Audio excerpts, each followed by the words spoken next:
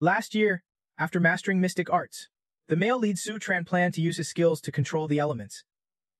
Unexpectedly, while experimenting with the soul-sealing charm, he accidentally lost 2 of his souls, turning into an idiot. In a panic, Su Tran ran outside, only to be hit by a car driven by Song Nan, the 3rd daughter of the Song family in Thean City, who took him home for treatment. Even more coincidentally, the Daoist Zhang Yun-gu, loyal strategist to Song Tadong, saw that Su Tran had good fortune. Seizing the chance, he arranged a marriage between Su Tran and Song Nahan. Thanks to this, the Song family managed to recover from the brink of bankruptcy in just a few years. For 5 years, the whole city of Thean knew the story of the beautiful 3rd Miss Song marrying a fool, like a jasmine flower stuck in a pile of dung.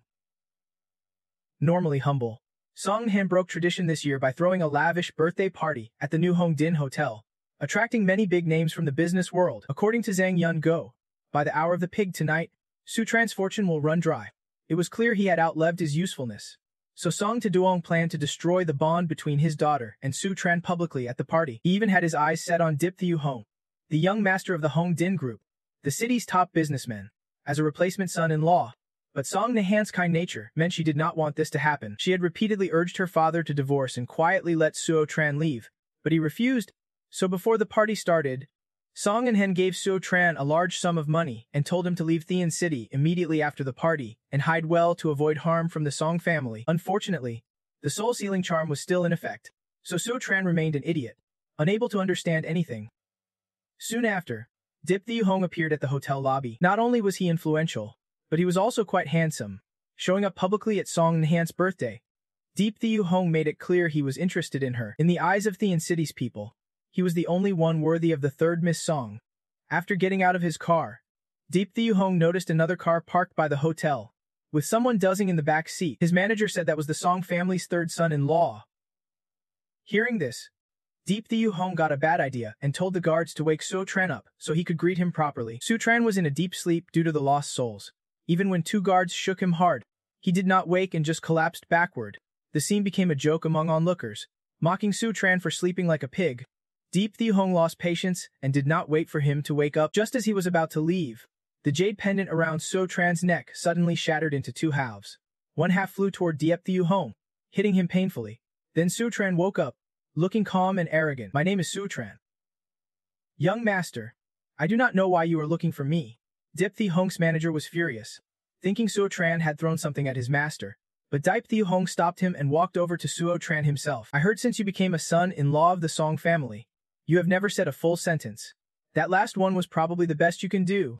"Huh, feeling sorry for you. I will explain what you do not understand. Tonight your identity as the Song family's son-in-law ends, and that fake wife of yours will become my woman. Got it? Idiot." Dip Thiu Hong's face was full of satisfaction. He was sure that after tonight, Song and Han would belong to him. As for Su Tran, after breaking free from the soul lock, his mind was completely clear, and he remembered all the past year's memories. It was ridiculous after being an idiot for 5 years and exploited. Tonight Song Taduong planned to make him a laughingstock for the entire city. But while everyone else wanted to throw him out, it seemed Song Anan was the only one who never hated Suo Tran. She quietly protected him for 5 years. Now it was Su Tran's turn to protect Song Nahan. As he entered the hotel lobby, he immediately ran into Song Kan Bang, Song Nan's cousin. Just seeing this face made Su Tran angry. Over the years, no one in the Song family ever respected him. Song Kan Bang was probably the worst, often using violence against Suo Tran. He still saw Suo Tran as a fool and openly bullied him in front of everyone. Song Kan Bang spat into the wine glass in his hand, then pushed it towards Suo Tran, demanding he drink it all to show his worth. If he finished it, Song Kan Bang promised he would not hit him anymore. So Tran enthusiastically played the fool, grabbing the glass of red wine and then carefully asked, "Are you really giving this to me to drink?" "Ridiculous. You are not serious, right?" Song Kan Bang replied, and from the other side came mocking laughter aimed at Suo Tran. Everyone was waiting for him to chug that disgusting wine, but just when Song Kan Bang was off guard, Suo Tran suddenly grabbed his face, forced his mouth open, and poured the entire glass down him. He wanted to drink, but was acting all high and mighty. "Now drink up." This shocked everyone around. Their mouths agape. Then they started whispering nonstop. Song Kan Bang's mom joked, "You really think I would let him drink that? And does this idiot really think it is for real?" The fool's understanding has limits, but his strength is terrifying. Song Bang, coughing and gagging from the wine, was humiliated in front of everyone. Without thinking twice, he drew a hidden knife and lunged at Suo Tran. But before Suo Tran could react, an older man stepped in to stop Song Kan Bang. "Stop! What do you think you are doing in front of all these city guests? You planning to ruin the Tong family's reputation? This man was the loyal butler of the Tong household. Tong Kanbang was stopped but stubborn. He felt So Tran had insulted him publicly and had to retaliate. Butler Tong No Hai leaned in and whispered, "Enough. Fighting here will only cause trouble. The master wants to see So Tran now. I will find you a chance to settle this later." Hearing this, Tong Kanbang backed down, passing So. He jabbed hard into his shoulder on purpose. Then the butler invited So Tran to follow him. Inside the hotel's luxurious room, the Tong family members had already gathered. Tong Taduong asked So Tran to sit in the empty seat among the sons-in-law. It was a clear insult since So Tran remembered last year he was only allowed to stand quietly in the corner during family meetings. Yet today, he was even given a seat, quite the upgrade. "Alright, now that everyone's here, let us get straight to the point," Tong Taduong said. "For the past 5 years, our family has risen thanks to So Tran's fortune, but before he left, Dao Sichuang said his luck would only last until tonight, so we must hurry to get Hanan and So Tran divorced, or his influence will bring harm to our clan." Then Lam Tinbin, the eldest son-in-law, pushed a divorce paper toward So Tran with a smirk. "Hey, sign here. You know how to write, right?" Before So Tran could answer, Cha Kiem, the second son-in-law, added, "I am not even sure he can hold a pen right now." So Tran looked at the divorce agreement, his fists clenched tight. Sure enough, Tong Taduong still wanted to dump him. Even now, everyone here still thought he was a fool, but he did not care what these trash thought and was too lazy to explain. There would be plenty of chances to prove himself later. The only thing So Tran cared about was Tong Han. After all, she was the only one who had treated him well in the past 5 years. No matter what harsh words were said, So Tran's eyes stayed fixed on Tong Han sitting across from him. The girl seemed to have had enough and finally exploded. "Enough. So Tran is a normal guy, healthy and whole. Chi Khan has some issues, so please respect him." After she spoke, the two sons-in-law fell silent. Her stance proved once again that So Tran had not misjudged her. "You have decided. If Tong Nan won't sign, then neither will I, but if she does, then you won't stay here another second." But their signing was interrupted. The Tong family butler suddenly ran in to tell Tong Taduong that the third young master of the Ha family from Duong City had arrived to discuss cooperation, and he requested to meet the most famous son-in-law of the Tong family during negotiations. Hearing this, both Lam Tin Bun and Cha Kim thought it was about themselves. But since Lam Tin Bun was the eldest son-in-law, he and Tong Taduong went out to receive the guest, leaving the room quieter and the divorce talk paused. "Mom, which family is this?" a clan dad mentioned. "I have never heard of them in Thean City." Tong, though, the only son of the Tong family, asked. "That is a clan from Duong City, even stronger than Dep Thiu Hong's family, Tong Gainan." The matriarch explained to her son. She also believes that this time the Ha family comes to Thean City, there will definitely be many people eager to collaborate, because with this clan backing them, rising to become a phoenix is a once-in-a-thousand-years opportunity. Saying this, Taningai Han turned to her third daughter. "Tong Nan, your eldest brother-in-law has secured such great resources. Now the Yip family has to rely on you." So Tran could clearly see the stiff expression on Tong Nahan's face. He thought Tong Taduong and his wife were truly cruel, selling their daughter like a commodity and still speaking so innocently. At that moment, noise erupted outside. It was Tong Taduong arguing tensely with a young man. "We really do not have any son-in-law who would hit someone in front of everyone." "Impossible. I saw everything myself." Then with a loud bang, the door was pushed open, and a young man stepped in, drawing shocked looks from everyone. Taningai Han quickly stood, eyes shining like she would found gold. Then had all her children stand and greet him, for the newcomer was young Master Ha. Seeing he was not looking for Lam Tin Bin, Taningai and guessed young Master Ha sought Cha Kim. But the young man coldly pushed Cha Kim aside and quickly walked towards So Tran seated in the corner. Confirming he was the one he wanted, the young man burst out laughing. "Haha! I saw your fight in the main hall just now. I am Bat. I really like you. Can I invite you for a private talk tomorrow?" Habak reached out, wanting to shake So Tran's hand. Everyone present was even more astonished. They truly did not understand what young Master Ha saw in their foolish son-in-law. "Fine. I am free tomorrow anyway." "I am so. See you tomorrow." So Tran stood and shook Habak's hand politely. So the deal was set. They would meet the next day to discuss cooperation. After Habak left, everyone from the Tong family turned their eyes to So Tran. They still could not digest that young Master Ha was only interested in this fool, because he saw So Tran fight Tong Kan Bang in the hall. At the same time, they started worrying So Tran would offend Habak tomorrow, ruining the Tong family's years of good fortune in an instant. Tong Taduong refused to let that happen, so he pressured Tong Han to sign a divorce quickly, cutting ties with So Tran to prevent the family from being dragged down. If So Tran failed to please Habak, Everyone chimed in, some gently advising, others pushing urgently, all demanding Tong Nahan sign the divorce papers immediately. Under the pressure, she trembled as she picked up the pen and placed it on the female signature line. Tong Nan felt deeply bitter inside. So Tran had contributed the family's luck for 5 years without conflict. Yet now they wanted to toss him aside so easily. She even saw Tong Nahan shed tears but could not tell why. Her pen slowly touched the paper, so Tran felt tense, thinking Tong Nahan might still choose her family in the end. But then, with a swish, Tong Nan drew a long line across the divorce agreement. She threw down the pen, slammed the table, and stood up. It has been So Tran helping the Tong family rise for 5 years. You all just want to use him and then kick him away. He has got flaws, how could he survive out there? Besides, I do not like that Yip Thieu Hong or whoever. I refuse to become a pawn in an arranged marriage. Everyone was shocked, not expecting such a reaction from Tong Han. Tong Tadong was furious. He slammed his hand on the table, called Tong Han a rebellious daughter, and forced her to sign the divorce papers. But at that moment, So Tran stood and tore the papers apart in front of everyone. His action only fueled Tong Tadong's anger. I know cooperating with the Ha family matters to you, but you just saw young Master Ha wants to discuss cooperation only with me. I hope you respect Tong Han's decision, or I can guarantee what I will say to young Master Ha tomorrow. If anything happens, I will take full responsibility. The Tong family won't be involved. Deal. Tong Tadong was so scared he stepped back 2 paces, acting like he would seen a ghost.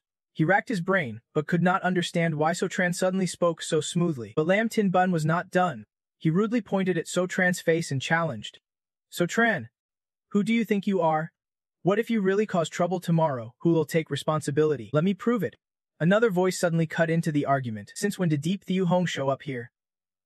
Rest assured, no matter what trouble So Tran causes in front of Mir Ha tomorrow, I can prove the Tong family has nothing to do with him. Although Diet Thieu Hong is not officially part of the family yet, most of the Tong clan are money grabbers who blindly follow him. 5 minutes later, after careful thought, Tong Tadong still agreed to let So Tran meet Ha back. Actually, he had no other choice, and that was also Deep Thieu Hong's plan. Earlier, he said the Diep family would complete the cooperation contract with the Ha family tomorrow, and what Abak said just now was nothing but drunken nonsense. Deep Thieu Hong wanted to give So Tran 1 more day for a fair competition to see who really earns the Ha family's approval. Even if Deep Thieu Hong thought So Tran was an idiot, he still wanted to beat him fair and square to win Tong Han's heart. Tong Tadong found that very reasonable. After all, Tong Han did not want a divorce, so he hoped she would see Deep Thieu Hong's strength and change her mind. Although So Tran probably could not win, just in case, Tong Tadong quietly whispered to the butler Tong No Hai to take care of So Tran on the way back. The party had ended, but Tong Nan kept watching So Tran the entire time. She did not underestimate him but always thought he was an idiot, so she did not understand why So Tran showed some anger on her behalf, and even spoke so cleverly and smoothly. So Tran, thanks for saving me back there. After a pause, Tong Han finally spoke. You should, So Tran politely replied. Before they could say more, Tong No Hai came over and said he would take So Tran home. Tong Nahan did not suspect anything and handed So Tran over to him before going to the restroom, but once inside, she overheard some girls gossiping that Tong Kon Bang had called a gang of thugs over, possibly to get revenge for being embarrassed by So Tran earlier. Tong Han's heart burned with worry, fearing So Tran was in danger, so she immediately called Tong No Hai unaware he was in on it. At that moment, Tong No Hai was leading So Tran through an escape route when he got the call from his mistress. He answered calmly as if nothing was wrong. Hello? Third miss. We are at the parking lot. Why are you calling? I heard you stop Tong Kan Bang from attacking So Tran, but I am worried he will seek revenge. Tong Han was very worried. Haha. Third miss. You are worrying too much. So Tran's fine. I will take him home safe, it is my duty after all. Though he said that on the phone, Tong No Hai had actually led So Tran right to Tong Kan Bang and his hired thugs. Tong Nan Ning Tho on the other end had no idea and hung up feeling reassured. Tong No Hai was truly a man of his word. He promised to find a chance for Tong Kan Bang's revenge, and he delivered. After dumping So Tran among the wolves, he left the escape route, not forgetting to close the door and muffle the noise. This was because Tong Tadong had ordered Tong No Hai to make sure So Tran could not meet Ha back tomorrow. So he took him to that bastard, killing 2 birds with 1 stone. Inside the escape route, So Tran was alone facing a group of extremely aggressive thugs armed with weapons. It seemed Tong Kan Bang would not be satisfied unless So Tran was crippled. Outside, Tong No Hai heard the crashes and screams coming from inside and grew impatient. He poked his head in and loudly said, "Hey, remember to only break his legs. Do not hit his face." He was not showing mercy but thinking So Tran might still be useful to his boss later. But no one answered inside the escape route. Growing anxious, he went deeper inside to check. He found Tong Can Bang's gang knocked out cold, covered in blood. So Tran was nowhere to be seen while Tong No Hai stood there stunned. So Tran had already returned to the hotel lobby. He had not expected his first use of the Ku Huyen Man after leaving the mountain would be to deal with these thugs, but the feeling was definitely real. Just then, So Tran heard mocking laughter echoing. Ha! Butler Bang. The real show has not even started yet. I heard. Deep said there'd be a good show tonight. That is why we came, right? Right? I heard the Tong family's going to ditch that idiot son-in-law tonight and put third Miss Tong in Messer. Deep is sped, the flirty Butler Bang replied, while the muscular guy joking around was Vin Dong, son of the Vin family conglomerate. Everyone knows the third son-in-law of the Tong family is an idiot, so Miss Tonghan must still be quite fresh. Tonight's going to be tough for Deep. They openly spat filthy words in front of a crowd. How could So Tran hold back his anger? So he aggressively stepped forward to block the group. Do you idiots even know what you just barked? Better apologize to my wife now. Vin Dong stared at him, then laughed because just as he mentioned Cao Cao showed up. He did not realize how terrifying So Tran's strength was. He only saw a fool trying to protect his wife who was about to run off with another man. So he laughed even louder. So Tran could endure insults, but not filthy talk. They were talking about Tong Nan, so that Vin Dong guy became the first in the group to get punched into a daze by So Tran. So Tran's punch was so strong it not only knocked him backward, but sent a door flying. Everyone there was stunned. What? This idiot just knocked out Vin Dong. It seemed like the first time Vin Dong had been beaten like that. His eyes were full of hatred, blood dripping nonstop from his nose and mouth. Vin Dong propped himself up with one hand, struggled to stand, and gritted his teeth, glaring at So Tran. You idiot! You must be crazy. Vin Dong's fierce face scared everyone around, especially the Butler Bang. When So Tran fought Tong Can Bang before, it was just some internal mess. But now he had hit the boss of the Vin Family S Corporation, one of the most untouchable powers. Not to mention Vin Dong also owned a boxing club. Most people thought So Tran was done for this time, but when Vin Dong threw a punch, So Tran stayed calm and then kicked him straight in the groin. That might shut him up for good. Vin Dong's men froze at the sight, until he roared, "Are you all idiots? Get up and attack now." Vin Dong's men snapped out of it and charged with weapons. Meanwhile, Tong No Hai was still in the escape route, trying to wake Tong Can. It took a while before that bastard regained consciousness. When he realized So Tran had beaten him so badly, Tong No Hai found it hard to believe. He only remembered yelling that they were all rushing So Tran, but somehow So Tran used some dark magic to turn them against each other. Tong Can Bang was not wrong, because in the main hall, So Tran was doing the same thing. Vin Dong's men had treated him like a punching bag. But after So Tran's trick, they started attacking their own boss. Vin Dong got attacked by several men at once, trembling in pain before collapsing to the floor. You worthless trash. Why are you attacking me? I am the one who should be taking you out. He was too pained to speak clearly. Meanwhile, Vin Dong's men looked shocked. They could not understand how they went from targeting So Tran to fighting their own people. So Tran was not about to let Vin Dong off, while the others were still confused. He stepped forward and aggressively stomped on him, threatening, "Nobody crosses this line, or I do not know how many bones I will break." His face was fierce enough to keep them from acting up. Vin Dong had already taken many hits and looked miserable now. They all feared So Tran might seriously endanger their boss's life. Vin Dong, the proud master of the Vin family, was just beaten and stomped on in front of a crowd. He was in pain and humiliated.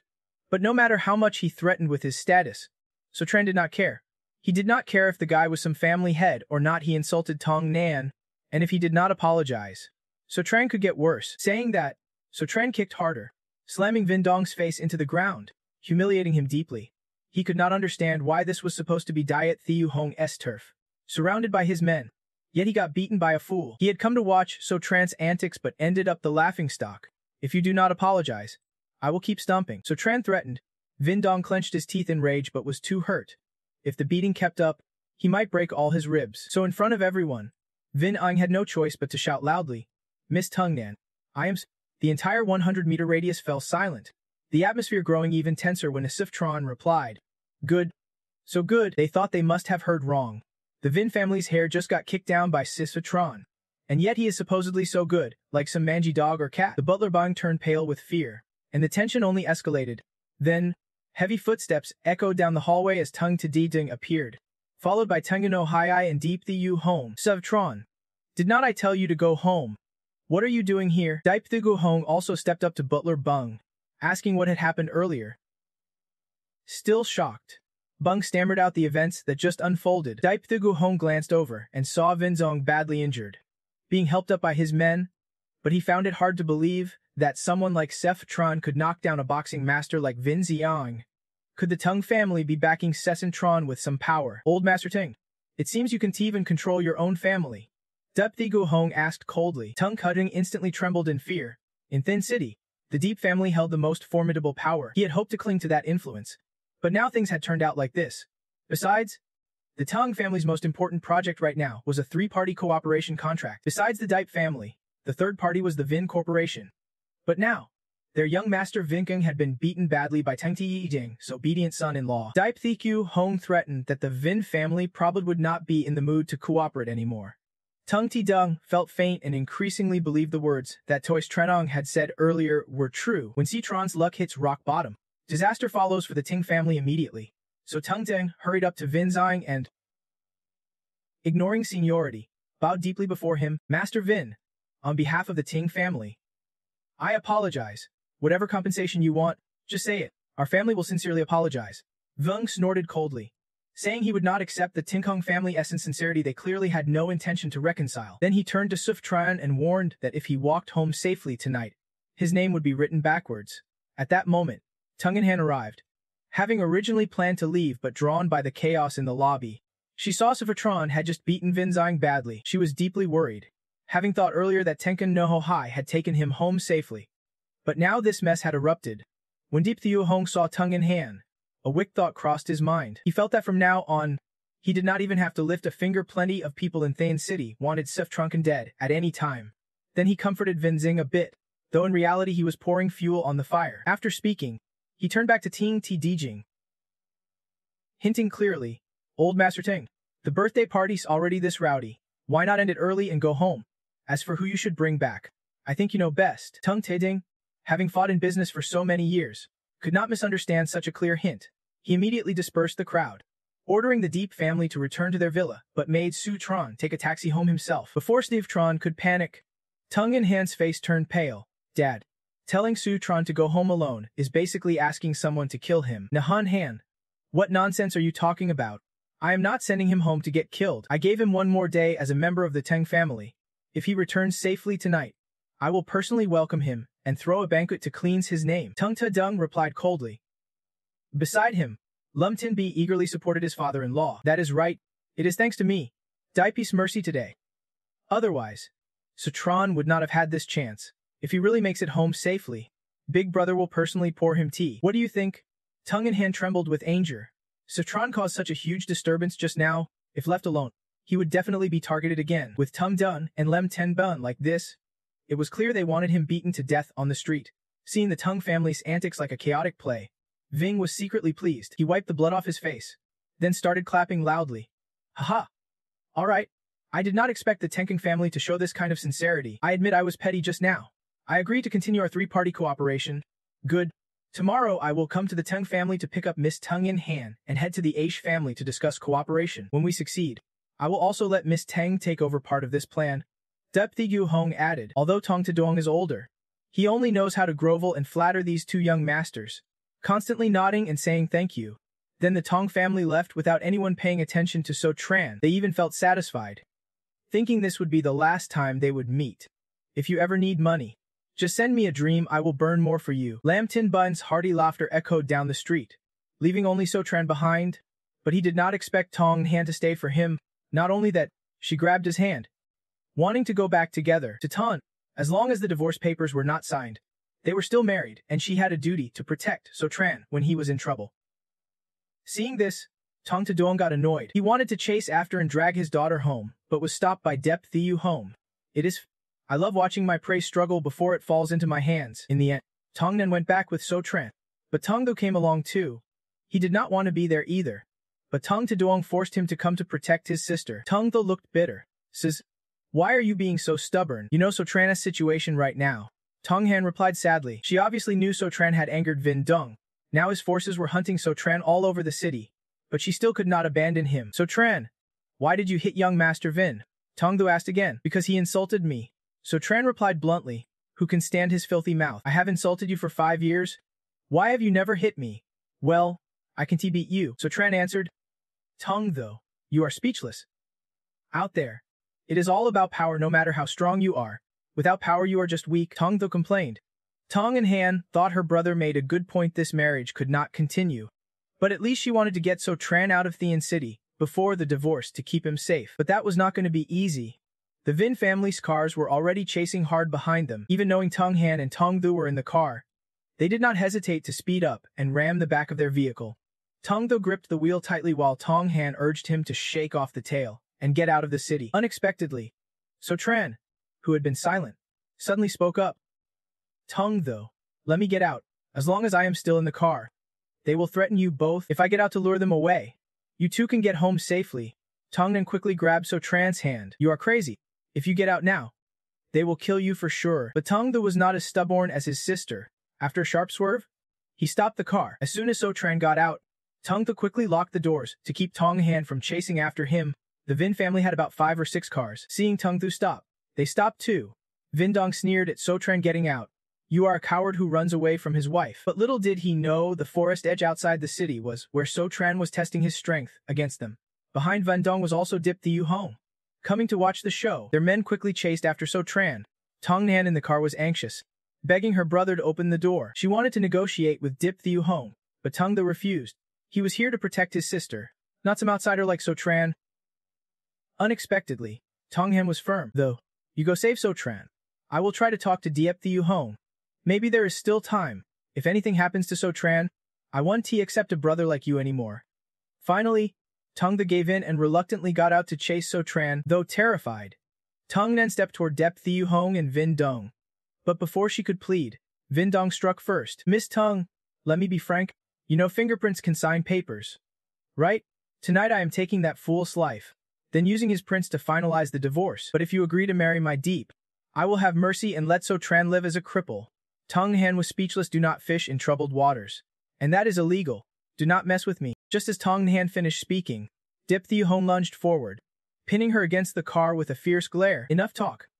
Tong Han, I have been lenient with you, giving the Tong family chance after chance. Don't refuse the drink and then want to pay a drinking penalty. I have run out of patience. Not only do I want you to be mine tonight, but I also want that So Tran to never leave here alive. Nearby, Tong Thu was silently watching. Seeing 2 men turn around to bully his sister made him furious. But he did not dare step forward. His legs went weak. Though he wanted to protect her, his body would not obey. Then suddenly Tong Thu heard So Tran's voice. Tong Thu, are you just going to stand there and watch your sister get bullied? So Tran, are not you being chased by those guys? Why are you coming back? Tong Thu was shocked. He must have lost his way. But what about you? You said you could take down more than a dozen Vin Dong guys. So why are you hiding here instead of stepping up? Tong Thu looked conflicted. He really wanted to charge in, but that meant going against the 2 Diep Bing groups. Just thinking about it made his legs weak again. So Tran laughed loudly, calling him useless, then casually walked toward Tong Nan. Hey So, bored of living. Tong Thu tried to call him back, but So Tran silenced him with a shout. Little Tho, remember this from your brother-in-law. If anyone hurts the one you love, you must stand up bravely. That is what makes a real man. As he spoke, So Tran rolled up his sleeves, ready for a fight to the finish. The 3 men over there all reacted differently when they saw him turn around. Tong Han looked shocked and worried. Vin Dong was thrilled to finally beat him up, and Dip Thiu Hong was ready for some entertainment. Although Vin Dong did not understand how So Tran escaped his men, he recklessly rushed forward, swinging his iron club. So Tran did not hesitate, clenched his fist, and punched straight into Vin Dong's stomach. So Tran's speed overwhelmed Vin Dong, who immediately coughed up a mouthful of blood. Dip Thiu Hong and the 2 Tong sisters were all stunned. They had not witnessed So Tran fight Vin Dong before, but now they saw it firsthand. So Tran actually knocked the big guy flat on his back, unable to move. Then he shot a fierce glare at Dip Thiu Hong. Now it is your turn. But So Tran's threat did not intimidate Dip Thiu Hong. Instead, it made him laugh. So Tran, you are crazy. You really think this makes you look good? The Tong family barely calmed Vin Dong down. And now you are determined to wreck a 3-way alliance they treat like their lifeline. Dip Thiu Hong seemed very confident the Tongs could only thrive by sticking to the Diep family. Even Tong Han did not dare argue that. So Tran's recent actions had completely angered the Vin family. Now the Tong family has no choice but to beg Thiu Hong's clan for help. If you keep fighting him, it is Dip Thiu Hong will force So Tran to kneel and apologize, and agree to divorce Tong. Only then will he spare So Tran's life and save the Tong family. But no one expected Dip Thiu Hong's threats to have no effect. Instead, So Tran landed a punch that knocked out 2 front teeth. Trash like you talks too much. You belong in the trash bin, but looks like you do not know which trash bin you belong in. Let me take you home. Saying that, So Tran walked to the forest edge near the highway, grabbed a large trash bun, and headed back to Diep Thieu home. Now this guy was scared, but no matter how much he begged or threatened, he could not stop So Tran. So Tran smashed the trash bin hard onto Diep Thieu Hong's head. The guy was trapped inside the dirty bin and immediately passed out. So Tran, what are you doing? Didn't I tell you not to fight? Now you have completely angered 2 big clans. You are finished. Tong Han rushed over. Worried, no way. I was not the one who started the fight. I was just beating them one-sidedly. So Tran rummaged through Diep Thieu Honung's pockets and pulled out a thick stack of cash. Then he handed it to Tingen, saying it was to cover the repair costs after those crashed into their bike. Tung Han was at a loss for words and grabbed Tran's hand, pulling him away. But Tung Tho was still spying from the other side. Driver Tho, come out here now. Chun shouted loudly. Tung Tho, hiding in the bushes, finally dared to come out. The 3 of them got into the car and left the edge of the forest. On the way, Tran busied himself counting the money he would just taken from Diep Thieu Hong's pockets. Meanwhile, Tung An kept urging him to leave Thane City and live quietly, so no one would ever find out, but Tran just brushed her off. No need. I am not going anywhere. I am going home. Tung Tho was the first to react. He said the Teng family can't even protect Tran anymore. Besides, when tonight's incident gets out, even if the Deep family does not come after him, Tung Ti Deng will handle him himself. Tong Ninhan shared her brother's thoughts and kept urging the Tran to leave the city quickly. After all, she just wants him to be safe. Think it over carefully. Counting money calmly, Tran said, say you got beaten and some idiot even knocked out your tooth. Would you spread that around? His words left both Tengen Han and Ting Thu stunned, as it made perfect sense. That kind of embarrassment is better kept quiet. Not just those 2 rich kids. Even their subordinates probably would not dare talk about it. Plus, tomorrow Tran has a meeting with He Bex. No matter how stubborn those 2 sisters are about making him leave the city, he will have to come back because Delcy wants to meet him here. I am not one to miss appointments. Tran emphasized this. Tung Han and Ting Thu exchanged pale looks, struggling to respond smoothly. His logic was sharp and different from how he used to be. After thinking it over, Tung Tho started driving toward home. Forget it, sis, he said. No matter if we send him away, he will come back on his own. Since he is going back anyway, Chi Bang might as well come back too. At worst, I will protect him later. Tran chuckled quietly. Of course you do not need that kid's protection. But after what just happened, Tung Tho seems to see me differently now. Meanwhile, chaos still reigned at the Tingen household because Tung Yin Han's grandfather had just summoned Ding over. The reason was that his younger brother, the second uncle of the Teng siblings, had reported to their grandfather about Tran, causing a scene at the party. Tung Ta Deng was deeply troubled. For 5 years, he had relied on the luck Tran, brought to peacefully hold the position of family head. But now, Tung Yin Han's grandfather felt that her father had caused a major problem at the party and wanted him to hand over the family head position to his younger brother, the second uncle. What the hell? If the second uncle takes over, we're doomed. Exactly. His estate is thriving right now. Once he gains power, we will be crushed. The 2 eldest daughters of Ting Ta Deng, Tung Venan and Tin, protested loudly. The eldest son-in-law, Lum Tumbo, also could not hide his anger, fearing that if the family head was ousted, a son-in-law like him would suffer the worst. Enough. Stop causing a scene. Luckily, with Daipi's help, we convinced them to drop Tran to appease Su Vin. Thanks to the 3-party cooperation plan, we can still suppress the second uncle for now. Grandpa will still agree to let Dad remain the family head. Tung Ti Deng comforted his children, but just then, his phone rang. It was Tung Tho calling, and the news from Sijing's son was so shocking that Teng Ti Di dropped his phone in surprise, because Tran came back with them, safe and sound. Soon after, Tung Tho's car arrived at the mansion's gate, but after calling his father, he still felt a chill down his spine. Once home, Tung Tho remembered something. Earlier at the hotel, Tung Ta Deng had said if Tran returned safely tonight, he would personally welcome him and throw a cleansing party for him. Seeing Tran's smug face, Tung Tho realized he would been set up. No wonder Tran insisted he call and report to his father, basically telling Tung Tho to announce to Tung Ti Deng that his dear son-in-law was on his way back. But by the time he realized this, it was already too late. Tung Tho felt like he was truly doomed. Tongnan asked quietly, turning his head to ask. Little Tho, what is wrong? He squatted down, pale and trembling. Mumbling, I am due. The door was opened, and someone's footsteps quietly stepped out. The entire Tong family appeared in the yard with grim faces. stammering as they spoke. So Tran. Welcome back. Tadong's face was drained of color, forcing a stiff smile. Tong though had gasped in fear, thinking, I am due, judging by Dad's unwilling face. I am about to get beaten. Tong Han suddenly yelled, I remember now. So Tran, you dare again. So Tran smiled completely relaxed, calmly asking back, what about me? Why are you two looking at me like that? She snapped angrily. You can argue back. Tong Han thought to himself, definitely on purpose. This guy's doing it on purpose. Tong though stood in the middle, terrified to the point of melting. So Tran smiled and asked, Big bro, you are here. Have you finished preparing that cup of tea for me? Tin froze. Tong Nan cursed silently. Damn, are you aiming to fly to the sky now? Tong though was just as shocked, thinking to himself that it was fine if his father greeted So Tran himself, but for Big bro to pour tea. But Big bro had said before that if So Tran returned, he would personally pour the tea. But usually Big bro despised So Tran. How could he? The unexpected finally happened. Tinbine poured a cup of hot tea and quietly said, Here, brother-in-law, please have some tea. He awkwardly held out the tea with both hands. So Tran said excitedly, Whoa, thanks Big bro. Tong though turned pale and cried a river. He actually poured tea. Tong Han was no better, wondering if there were any rules left in this world. This is madness. Tinbine cursed bitterly in his heart. Dad personally greeted So Tran. How could I not pour tea? Chuthu they sat sipping tea. Sighing, Big bro, you are really too kind. Tadong ground his teeth angrily, spun around, and snapped, Little though, did not I tell you to protect Nan Han? Weren't you the one who saved So Tran? He panicked, his face turning dark. Tinbine pointed angrily at Tong Thu and asked, That is right, Tong Thu. If not, then who saved him? Cha Kim threw in more fuel. Don't you think So Tran causing trouble for our family is enough?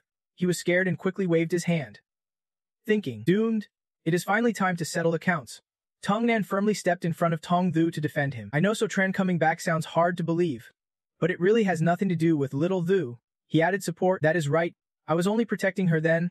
She continued to explain that So Tran had lost those from the venue authority, and then returned to them. Tadong slammed the table angrily and shouted, Nonsense. Tell me, do you really think I would believe that nonsense? The entire city's venue authority acted together, and could not catch one fool. I think you deserve punishment. Come on, bring the cane. Tong Thu knelt down, breathing a sigh of relief, thinking that Dad really did not know about the beating of Deep. And it was not just about a simple beating like this. Nohai slowly brought out the cane, and So, who was enjoying tea, was drawn to look over. Tadong lightly took the cane from the steward, coldly saying, Little though. Tadong raised the cane, looking at his son with deadly intent, loudly warning, Remember tonight well. So Tran suddenly appeared, grabbed his hand, and said, Wait, causing Tadong to look stunned. He frowned seriously and advised, Dad, the tiger does not eat its cubs. Little Thu is still young. How could you bear to beat him to death? Tadong immediately growled angrily, gritting his teeth with veins bulging, asking back, Beat to death? Gaiden fumed and retorted, So Tran, this is just a normal beating.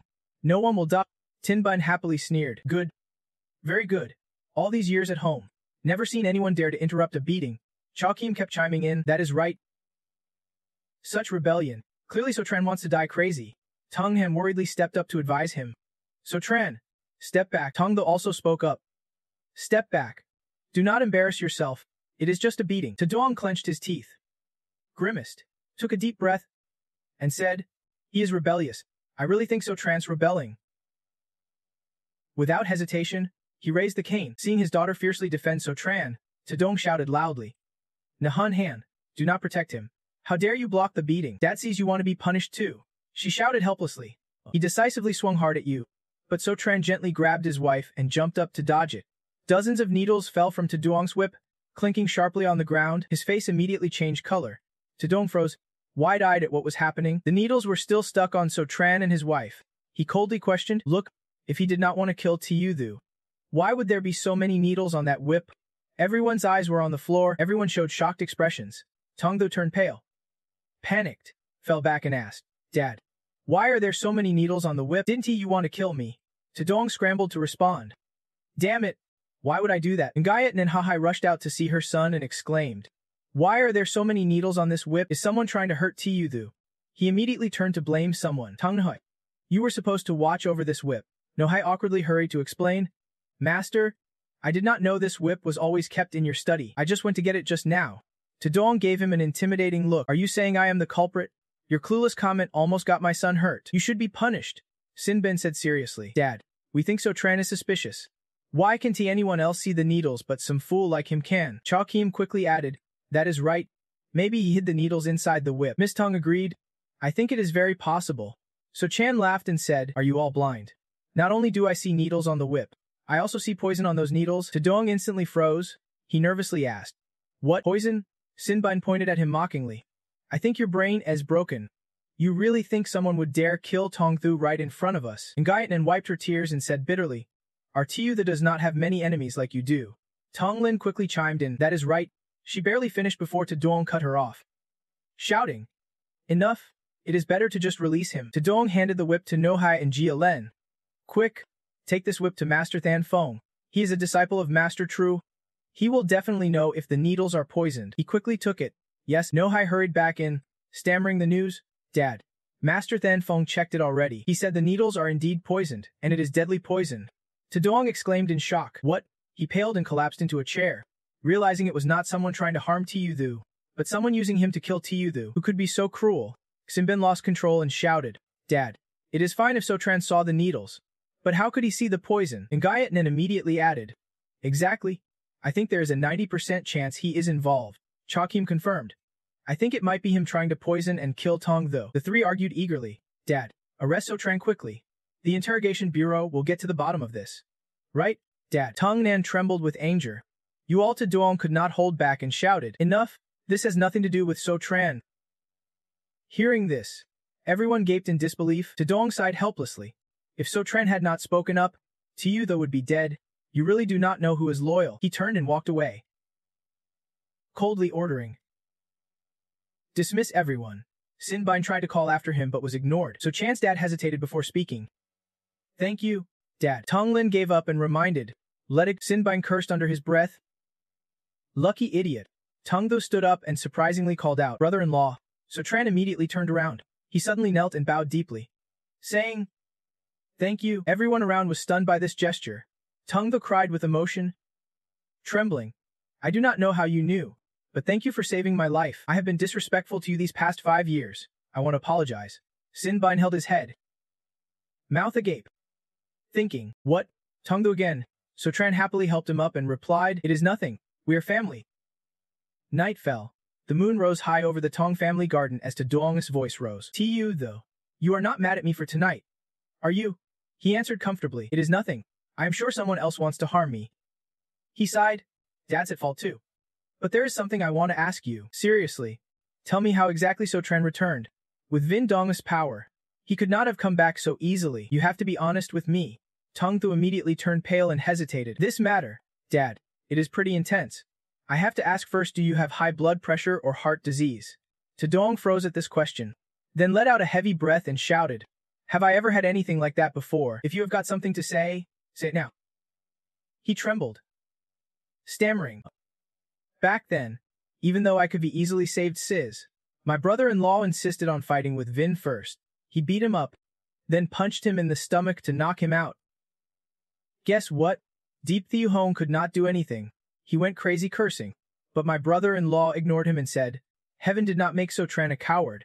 Then he grabbed a trash bin by the road, dumped all the trash out, and shoved Dipe inside. Dipe fainted on the spot. So cool. Tudong got mad thinking about beating Diep Thiu Hong. Back then, not only did he get scared into high blood pressure and heart attacks, but even arterial thrombosis. At the Tong mansion, a loud scream pierced the air. What? Nahan Han, your dad said you all beat up Deep. And Gayatnan cried, sobbing and blaming. Oh mutt, what a disaster. You have really angered the Diep family. If they cancel the tripartite contract, your dad will have to step aside. Tong An lowered her head silently. Feeling guilty, she suddenly demanded firmly, I will prepare the divorce papers tonight. Tomorrow. Just sign in front of Diep and kick Sotran out. Maybe it can still be saved. She helplessly blurted out. Sotran's mom suddenly opened the door, peeked in, cheerfully reassured, wife, do not worry. It is only a tripartite cooperation. Tomorrow, he will get a deal with the Ha family. That is better than this broken deal with the Vin family. The Dipe family is big, and he will give them a proper explanation. Tong Han anxiously asked Sotran, tell me the truth. Are you recovered now? She guessed Sotran's behavior tonight was no different from normal. He must be better. He quickly replied, yeah, 5 years already. I am well now. Tong Han was overjoyed, thinking, that is exactly right. She immediately asked Sotran, Do you remember where your home is? He frowned, thinking. Yeah, my home's been away for 5 years. Now you ask. It is a bit vague. Tongnan smiled and advised. Don't rush. Take your time to remember. She thought if she knew where So Tran's home was, she could take him there. That way, no one would have to worry about caring for him anymore. So Tran suddenly blurted out, I remember now. Tongnan looked at him in surprise. So Tran enthusiastically said, my home is in the capital, the So family, the top clan in Hoha. Plus, I have 9 masters, all very skilled. He proudly bragged.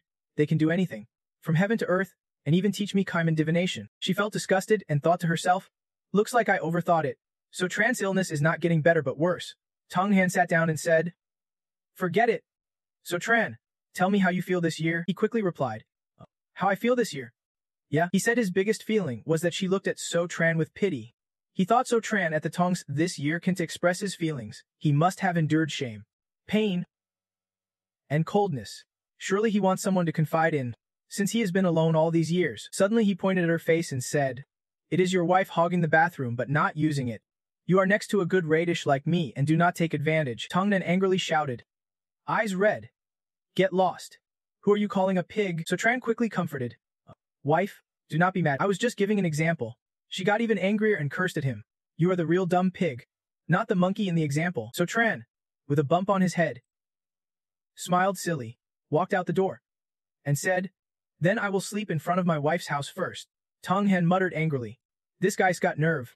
Talking nonsense right in front of me. Scene shift to the Tong pool.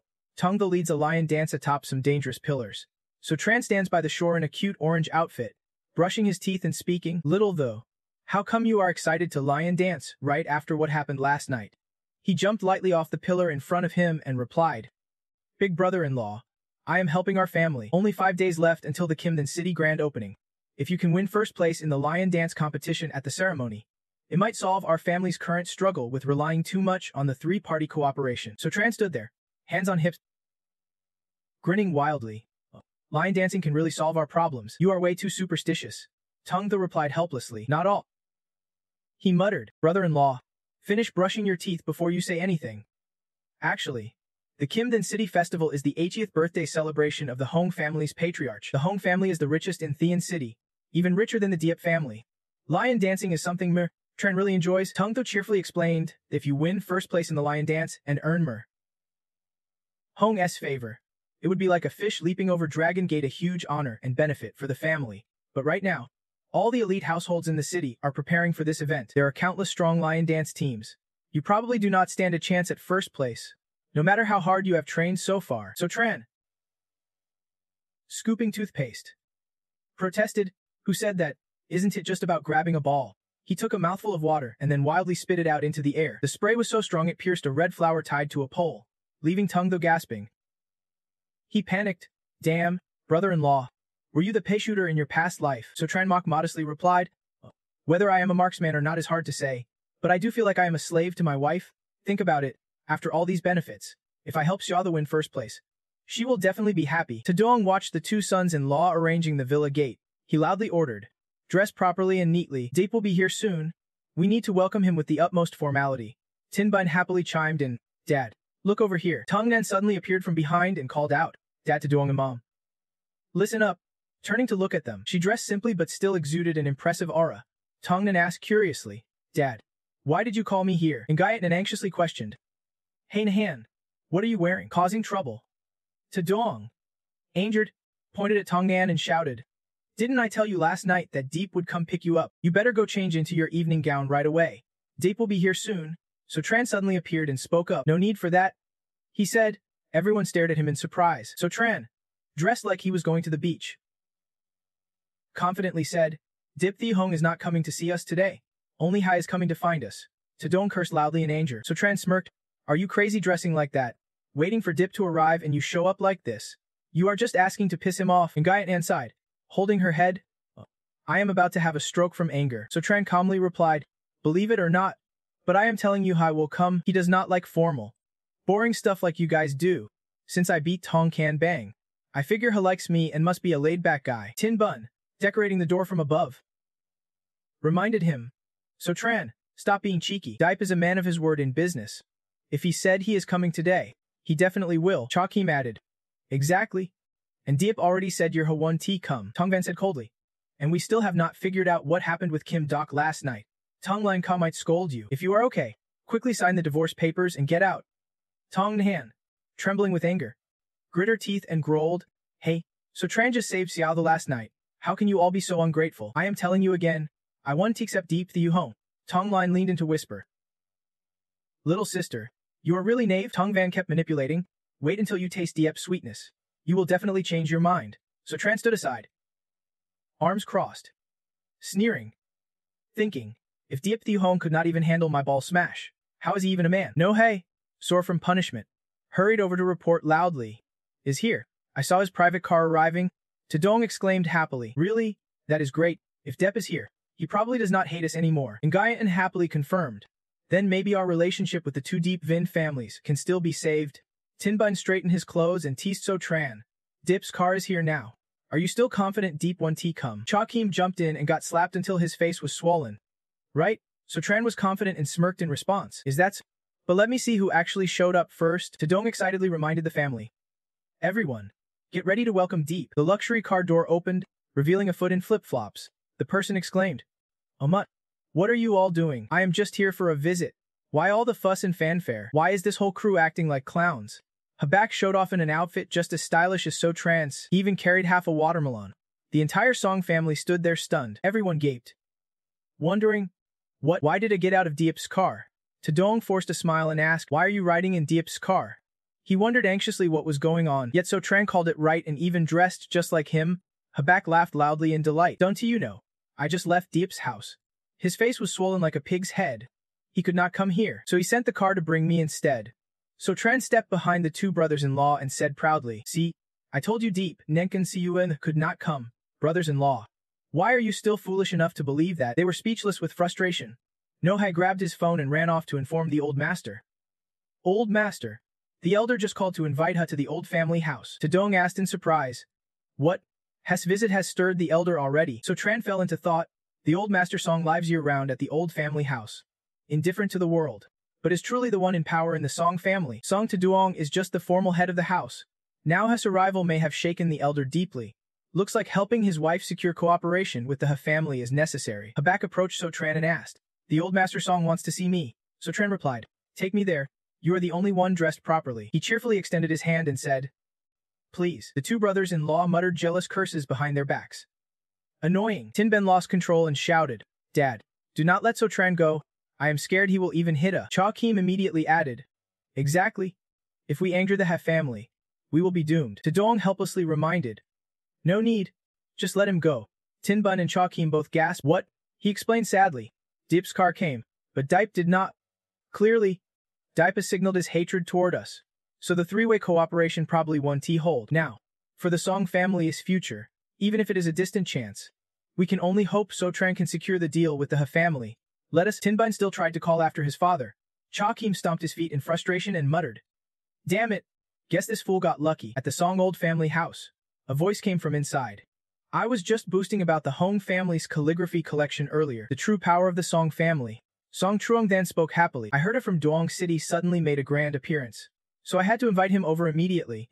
Habak happily stepped in, looking around and responding. Old Master Song was being modest. The royal longevity celebration was truly lively. Wherever you go, someone is preparing for it. On Truong Than's table was a calligraphy scroll reading eternal longevity and strength. He asked, does Ha often practice calligraphy? Could you give me your opinion on this piece? Habak agreed with ease and called for it. After all, I am known as the brush god in Duong City.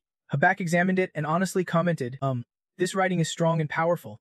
With an auspicious spirit, it is very good. Truong then suddenly pulled out a character and said, you flatter me. He observed the character thoughtfully, then suddenly tore the paper decisively with a ripping sound. Habak was stunned. Wide-eyed, the old man's voice rang out. Not worthy. Truong then sadly crumpled the paper and explained. Currently, Old Master Hong is collecting calligraphy all over Thean City. To earn a towering reputation like the Hong family, countless calligraphy talents have offered their heartfelt works. At my level, competing with those monsters is far beyond reach. He was stunned, thinking, if such beautiful writing is not good enough, then what is? Old Voda pondered and spoke. You said you are called the brush god in Duong City. So what about the Hong family's calligraphy collection this time? Truong then suddenly knelt and bowed again. Old man, May I boldly ask you for a set of calligraphy, because it might save the current situation of the Tong family? Habak had high exclaimed. No need for that, sir. Please stand up quickly. I can't accept this, the old man cried out in despair, pleading like a river. You are the brush god. If the brush god does not agree, this old skeleton won't get up. If I am not selected in this calligraphy search, I won't live in peace. He hesitated. Habak cursed silently. Damn, I was just bluffing. Does this old man really believe that? Helpless. He spoke up. Fine. I agree. I agree. Okay. Trong then immediately stood up, stroked his beard happily, and spoke. You agree? Good. A big shot like you surely won't go back on your word. Right? He really is a good guy.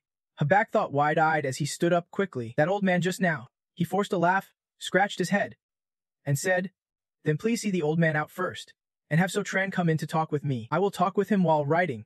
Habak cursed silently. Damn, this sudden flip.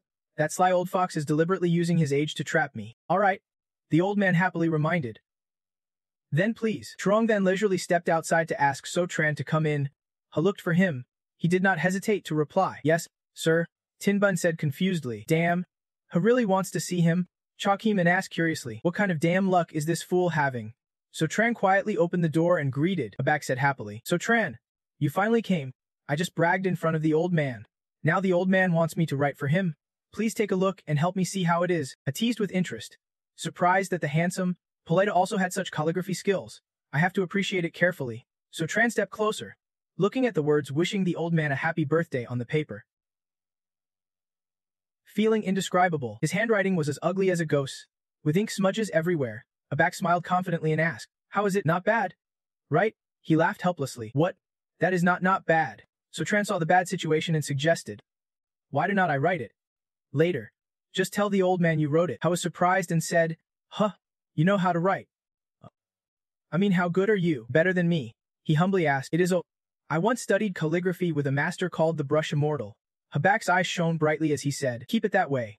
Then I will rely on you, brother. So Tran eagerly picked up the brush and replied, All right. So Tran started feeling proud of himself, though Habak was a bit lacking in other areas. His appearance was on point. Habak was satisfied, thinking that he had noticed So Tran yesterday because he was not really an idiot, but more like a hidden tiger with the aura of a great general, a rare presence, always talented beyond others. Even if So Tran suddenly said he could write, it did not seem too strange because he was someone Habak valued. So Tran stopped writing with a satisfied look and said, Done. Then he smiled. All right, let me see.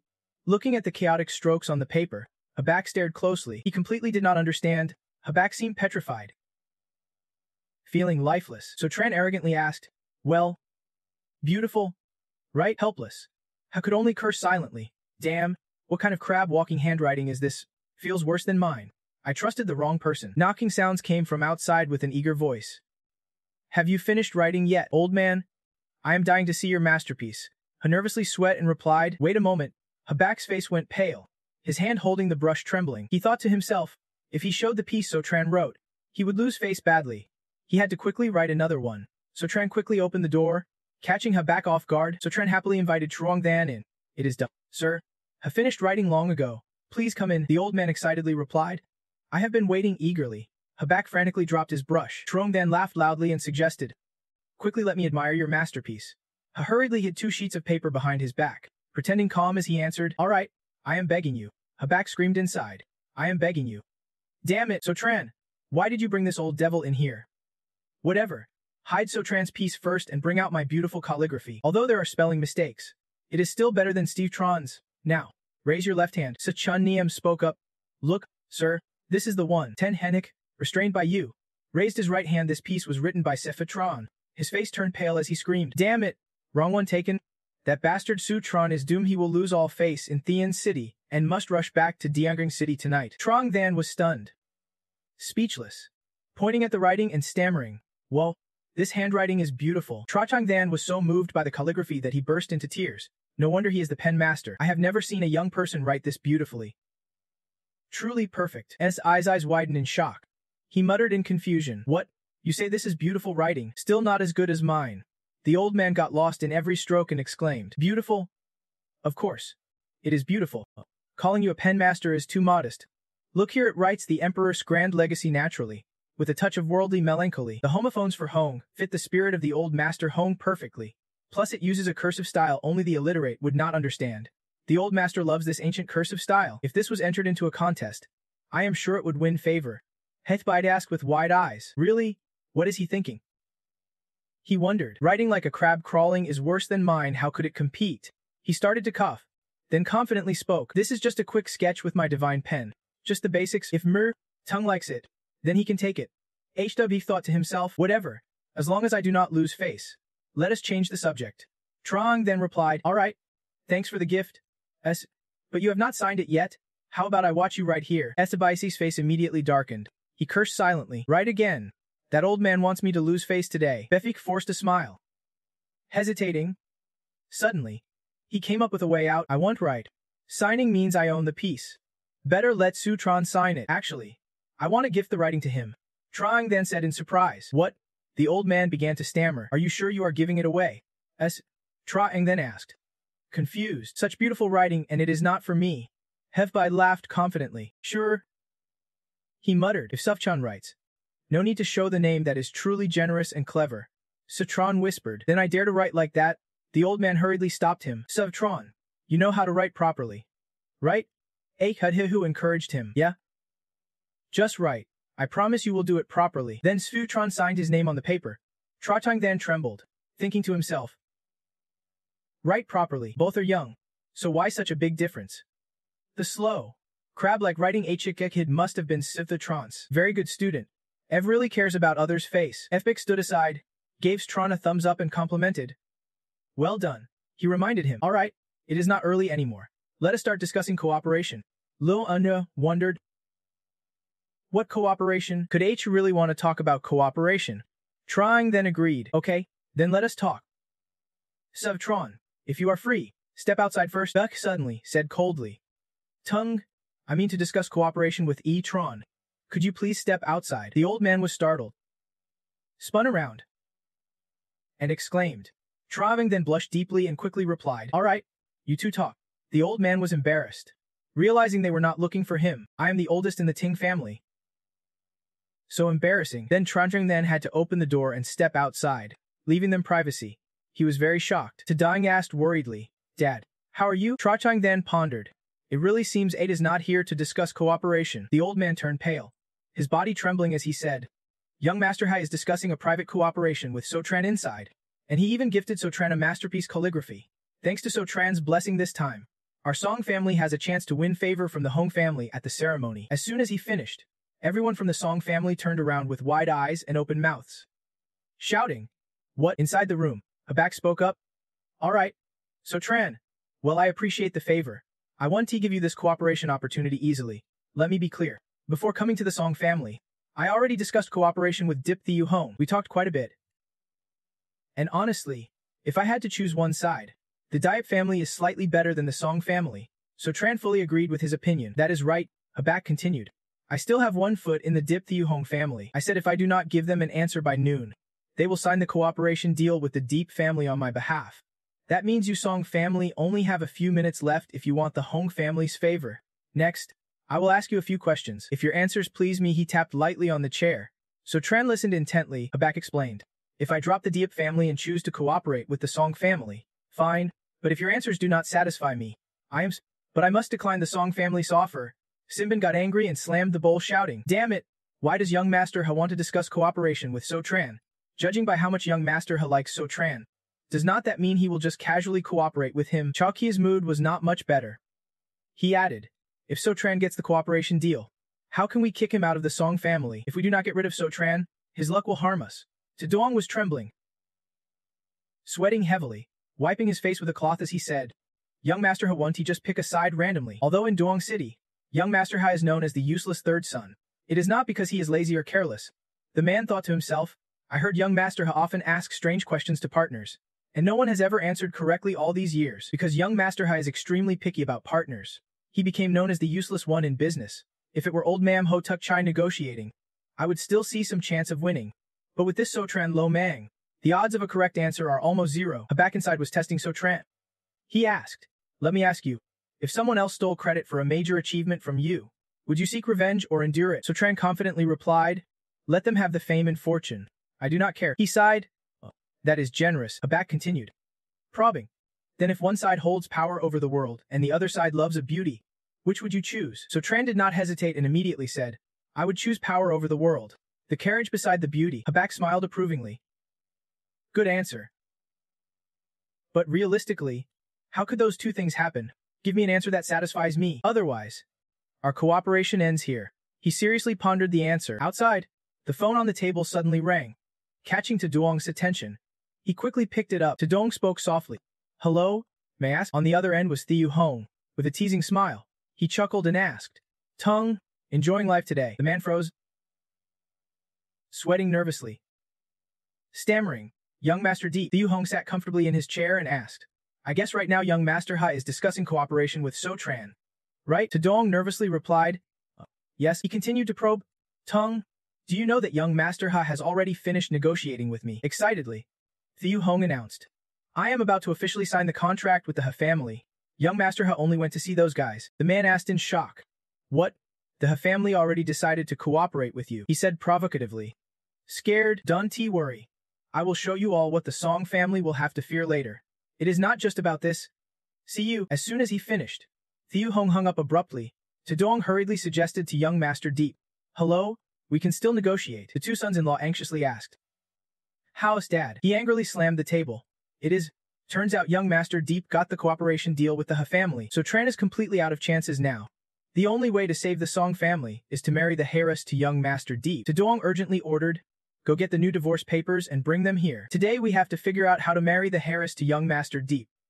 Hurry up. No Hai hurried away to respond. Yes, sir. Taedong could not sit still, pacing back and forth.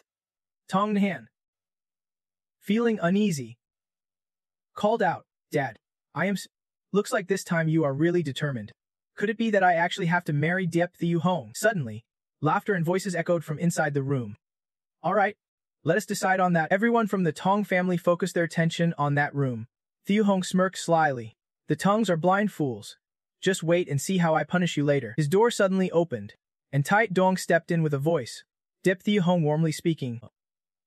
Director Ha, is it ready to sign the contract? I have prepared everything, he coldly informed him. We have decided not to sign. Ha suddenly changed his mind. He said that, since you could not answer the question but S. Trenton could and answered it perfectly, so from now on, the Aish family will entrust all their cooperation in Then City to the Song family. Have smiled satisfied and slapped of Tron on the shoulder, praising him. Well said.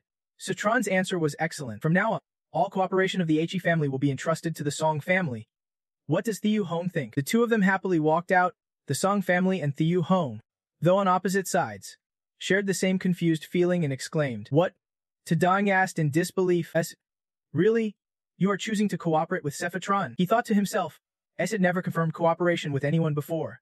Now he is choosing the Song family. He also confirmed with Sutron. I am not dreaming. Right? Echbai laughed loudly and affirmed again with absolute certainty. Sutron's answer pleased me perfectly. It was exactly the best choice in my heart. Remembering back to that room, he challenged Sutron. You said you want to dominate the world and lie with beauties. Give me a satisfying answer, or our cooperation ends here. He answered very cleverly. According to most people's view, fish and bear's paw are used to describe all things, to awaken the world. When faced with something good, you have to know when to give up and choose. But I think of the world if you can't have both. Then what is the point of playing? Citron hit Vike's weak spot. In Ding City, is not your nickname third brother. The useless. He turned pale and admitted it. That is right. He pointed to the word the world on the wall and started inviting me to cooperate. I can not only help you achieve great success in business, but also help you become the top young master of Southern Heaven, truly worthy of the title. In others' dictionaries, you can have both fish and bear's paw, but in mine, you can have both whale and bear's paw. Befik forced a smile. He curiously asked why it was just these two things. Citron then pointed to the word illegal and explained, because buying and selling it is against the law. Apai laughed heartily. To have the ambition to dominate the world, but still be rational enough not to break the law, that has never been answered so well. What do you all think? Taedong's face went pale as he stammered. Go. The top young master of Southern Heaven. Tin Bean. Angrily questioned. Citron dares to speak so arrogantly. Abikthong shakes his head in disbelief and waves his hand as he says, Since the cooperation is settled, I am leaving. Citron cheerfully offered. I will see you out. Helplessly thinking, Hbati's taste is special, so I have to handle it accordingly. Tummin suddenly raised his voice. Dad, The divorce agreement is done. You need to get Citron to sign it quickly. Both sons-in-law jumped in to persuade. Dad, you have to understand that just because a Sephiftron did not anger Ave today does not mean it won't happen later. Very true. Really very true. Sinbin smiled smugly, thinking. Oh. Dad agreed. Once Sotran gets kicked out, let us see if he can still be smug. Suddenly, Tudong tore the papers in half without mercy and scolded. I think Sotran was right calling those two blind before. Now the three-way partnership between us and the two Diepvin families is ruined. Now we can only rely on Sotran's cooperation with the Ha family and the contract young master Ha wrote. If we kick him out now, what do we have to fight the second son? What do we have to attend the Kim-then ceremony? Such shallow fools. What are you bringing to join the Kim-then ceremony? Such a shallow bunch. You two should go back and think things over. Saying that, he threw the pile of papers into the air. Tinbine did not give up and kept trying to call out, but their father was confused, wondering what was going on. Dad spoke up to help Sotran.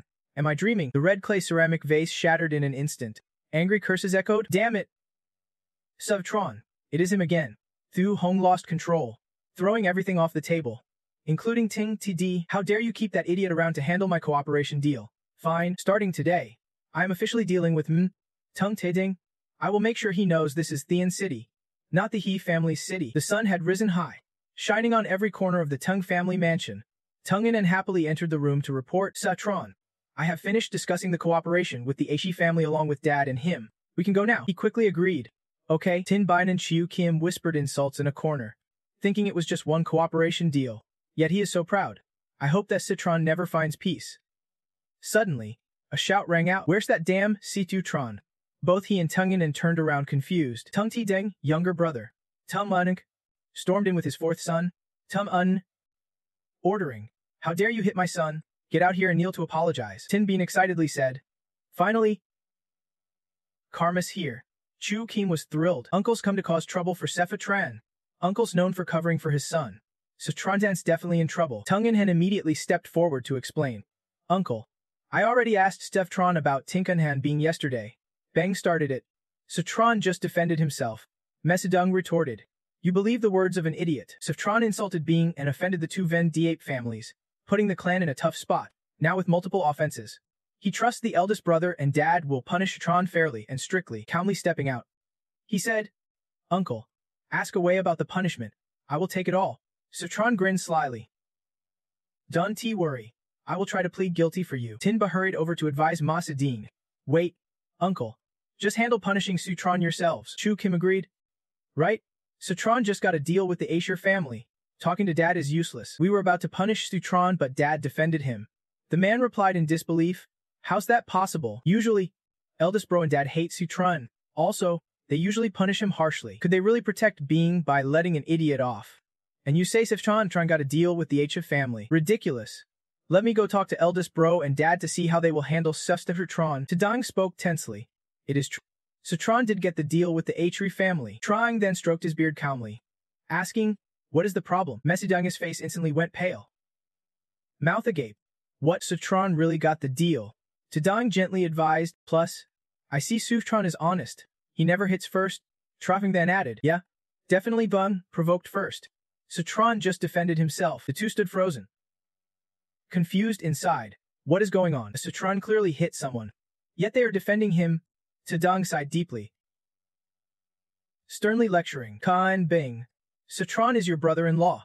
If he is that honest, why bully him? You are seriously wicked. Trying then agreed. Yeah? And then you are a bad father if you can teach your son. I am punishing you both to copy the family rules 10 times. Go home. They listened, stunned, and collapsed. The door slammed shut. Father and son fled the house terrified. Tin Bin held his head, exclaiming, I saw this coming. Why won't you listen? Tung in Han and his wife were leisurely enjoying the drama when Stron's face suddenly tensed. He called out, Unnie, I need to ask you something about Tinkum Menacey Dong. Sachan suddenly grabbed her hand. Tung Yan startled, blushing, stammering, what is it? She fidgeted, thinking, why is he suddenly holding my hand? We are just married in name only. He, playing his usual sly game, asked. Think carefully. Has Uncle or Dad had any conflicts recently? Tun Han, shy from the first time holding a man's hand, was surprised. Conflicts?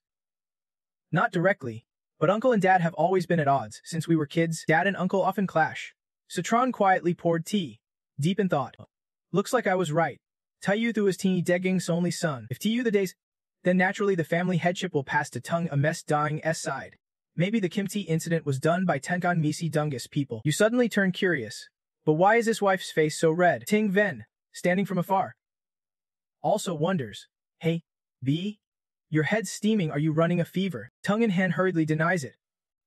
I know. She shyly wonders why this guy still has not let go. At the Tungan Being mansion, screams echo from inside. Mom, I want revenge on Sutron. I absolutely must get revenge on Svifatron. Ka-un cries miserably, scrambling to do extra punishments for his dad, when a voice behind speaks up. Little sis, do not worry. He immediately stops crying and turns around. It is Tungun, Hex, the third son of Ting Masi Ding. He smirks and says, I know about you and Dad's situation. Big Bro plans to get revenge for you. Kanbing excitedly crawls over, asking, Big Bro, you are finally back. Have you finished learning that thing yet? Kine Enseksif confidently replies that he has become a disciple of Master Vu. Though he only learned a little, it is enough to handle ordinary people. Before, with Master Trong around, he dared not act, but now that Master Troning is gone, that idiot Sutron dares to be reckless in front of him. He will definitely make Sutron taste real suffering. He pulls out a green snake. Grinning wickedly, a voice came from inside the Song family mansion. So Tran, you suddenly received a big business deal from the Ha family. Tongnan Kitch sighed, resting his head on a mountain of paperwork, and complained. But after accepting it, he handed all the authority to me. Don't you think that is too much? So Tran cheerfully wiped the room with a brush and said, Honey, I said I would handle the cooperation deal for you. But I am lazy when it comes to business. You plow the fields while I weave the cloth. You boil the water while I water the plants. So I am leaving all these matters to my wife. The boss. I will just do my part. She sighed in frustration, tearing at her hair. He spends all day either mending clothes or cleaning, but never tries to improve himself. Can you do something a little more practical? Suddenly, a strange noise caught his attention. Tongnan looked at Sotran with a puzzled expression. She asked, Sotran, what is wrong with you? Tongnan guessed. Could it be that he is finally sobered up from my scolding and wants to act properly? She watched closely, waiting for his answer. Sotran held his head and said, I already told you I am going to the bathroom. Sotran left with a tense face like a stretched bowstring, leaving Tongnahan to helplessly bang her head on the table. She watched him go, thinking, acting like that just to go to the bathroom. He is getting more and more unhinged. Outside, hanging from the chandelier, the green pit viper can Hack brought out earlier was coiled there. Sotran sighed, thinking he knew it all along. Standing aside and watching with growing contempt, Sotran thought, just a common spirit snake trying to challenge someone like me, the successor of Ku Hoyan. Then he unleashed a special technique, Yin Yang reversal, the feather duster technique. Instantly, the snake was subdued by the move, mouth agape and unable to struggle. Sotran grabbed it and guessed it probably belonged to the Black View sect. But lately, he would made quite a few enemies who dared attack his wife's room. Suddenly, a voice called outside the door, Miss, Master Diep is here to visit. The boss wants you both to come out quickly. Sotran thought, could it be Diep the Yuhong, with his power? It is very possible he sent someone to do this. Fine. Let him keep hurting himself. Sotran happily announced, Unnie, let us go meet our honored guest. Outside in the garden, Thieu Hong sat arrogantly and said, All right. The three-party cooperation is about to be handed over to you. Mukduong laughed heartily in satisfaction and replied, Great. Thank you. Deep. Tudong and his wife stood nearby with worried looks. Tongnan asked curiously, Mom, Dad, what is wrong with you? He sighed heavily and replied, Deep deliberately handed the three-party cooperation to Tung Mukduong right in front of us. Looks like Dip Thieu Hong decided to support the second brother to strike against us. She exclaimed in surprise for the second brother. Thieu Hong smirked inwardly. Tong Tudong, I purposely gave you the cooperation deal right in front of you. You must be regretting it a lot, right? Sotran suddenly stepped up from behind and called out, Master Dip. Good evening. He immediately caught his attention. He tapped the nearby pillar a few times and smiled, asking, Did you sleep well that night? Didn't he catch a cold? Right? Thieu Hong's memories rushed back the time he got electrocuted and could not fight back. He suddenly felt short of breath and fearfully said, Forget it. Let us go inside to talk. Mukduong was puzzled. Huh, isn't he Master Diepbal planning to discuss things here so my eldest brother can see? Does Thieu Hong need an excuse? Inside, it was quieter. Sotran leisurely stood with arms crossed, watching his trembling attitude and secretly smiling at little Dep's startled expression. But since you are here, Tadpole, go find your mother. The spirit snake crawled out from inside his pants. Sotran smirked with a satisfied look. The green pit viper at his feet began to leave. Meanwhile, Chakim looked pale and said, Looks like Master Diep really is supporting the second brother. Miss Tung added, the second brother's business was already doing well, and now with this cooperation deal, Tinbine worriedly said. Looks like Dad will lose his position as head of the family. When that happens, we will all be targets for revenge. So Tran stepped forward to reassure them. Don't worry. I already secured the He family's contract. The cooperation between the He family and the Dip family is not on the same level. Tinbun angrily shouted at him, Fool! You think landing the He family deal means you are set for life? The He family just arrived, how could they beat a local snake like Deep? So Tran chuckled slyly, and he spoke up. Really? Why is that? Just make them stop laughing. So Tran's hands were behind his back, silently directing on a cool night. A blood-curdling scream grabbed everyone's attention. Kanbang spoke with satisfaction. That is so Tran Trung Chiu for you. The third bro handles things fast. Kanhak grinned proudly. Be humble. He comes from a prestigious family after all. He relished the pitiful scream. Kanbang quickly pulled out his phone to record. Excitedly said, I have to show everyone so Tran's dog like bark myself. Suddenly, the two cousins' faces drained of color, frozen like statues. Emerging from the bushes were Thieu Hong and their father. Thieu Hong cried out in pain. Snake, a snake bit my butt. Mu Doong behind him panicked, asking, Call Deep. Call Deep. Ganbang had live-streamed all this chaos. Comments flooded in non-stop. Is that really called Deep? Isn't that so Tran? Called Deep struggling like that? The two cousins gaped, faces pale as if struck by lightning. Kanbang was confused. Why call? Tadong rushed over. What is going on? Why is called Deep like this? Mudong answered quickly. Looking pale. Don't know either. Looks like he got bitten by a snake. Tadong immediately ordered. Then call an ambulance now, Kanbang whispered. Trembling. This is bad. Third bro might be bitten the wrong guy. Can you detoxify him? Kanhak nervously scolded, almost wetting his pants. Get lost. Detox now. That is a death wish. The two strange expressions caught So Tran's attention. He wondered why that guy carried the aura of Vu Thuit. I remember he is Kanbang's third brother, and his aura matches a venomous snake. Could I have misunderstood Kadeep? Mudong shouted frantically. It is, Kadeep won't last until the ambulance arrives. Anyone know first aid? So Tran calmly scooped water from the pool with a rag and said, Don't worry. I know what to do. Thieu Hong's foot was now pierced by dozens of strange things. Tadong anxiously demanded, So Tran, why are you taking called Deep's shoe? He held up the water-soaked shoe in front of them and asked, Don't you get it? I am saving him. Without hesitation, So Tran splashed the water into Thieu Hong's face, making Tadong and Mudong jump. Tongnan came over, loudly scolding. So Tran, you are bold. What are you doing? He replied calmly. Didn't you ask for first aid? She sighed in frustration. So Tran, Tinbun angrily shouted. Is this your idea of first aid? Mudong pointed at him, accusing. Looks like you want revenge on Kadeep. Where's the guy? Catch him and punish him by family law. So Tran just smirked slightly. Thieu Hong started coughing violently, stomach contents spilling out. Mudong rushed over worriedly. Wait. Kadeep's waking up. He looked disheveled. Coughing. Ooh, who saved me? Why do I smell like soap? Tadong quickly answered. Call Deep. It was So Tran. Mudong interrupted. So Tran used Kadeep's shoe to scoop water and splash it on his face. That woke him up. Thieu Hong gasped. What? So Tran saved me. He frowned at So Tran, wondering why he saved him but had to use his shoe. Suddenly, he yelled, I have foot odor. You know. He immediately vomited foam and spit. The wailing ambulance arrived at the Tong residence. They quickly helped Thieu Hong up. Damn. Kadeep's foaming at the mouth again. The ambulance is here. Get Kodipe onto the stretcher. Tongnan held her nose, scolding So Tran. Even though he saved Diep Thieu Hong, his method guaranteed a grudge. Remember to stay home now. If you go out, you could die any time. Got it. He dialed someone and replied to her. Okay, I got it. So Tran left Tong a hand standing there and walked off leisurely, speaking on the phone. Kaha, you are at Bathian Hao, right? I am coming to find you now. Tongnan anxiously asked. So Tran, what are you doing? You are not going out. Are you? He calmly admitted. Exactly. Kaha's waiting for you in the city.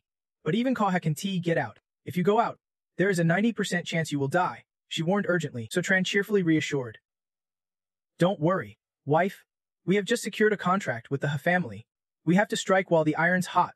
I have called Tiyuthu to take me there, and I will definitely be back tonight. Tongdafai arrived by car and said, It is says, with me guarding my brother-in-law. Nothing will happen. Tonghan sighed helplessly, thinking So Tran needed a bodyguard. But she felt the opposite, and wanted to stop him from hurting others. From inside the car, Tongda called out. Anyway, we are heading off first. Bye-bye. Says Tongna stared blankly at the car as it sped away. Tu though.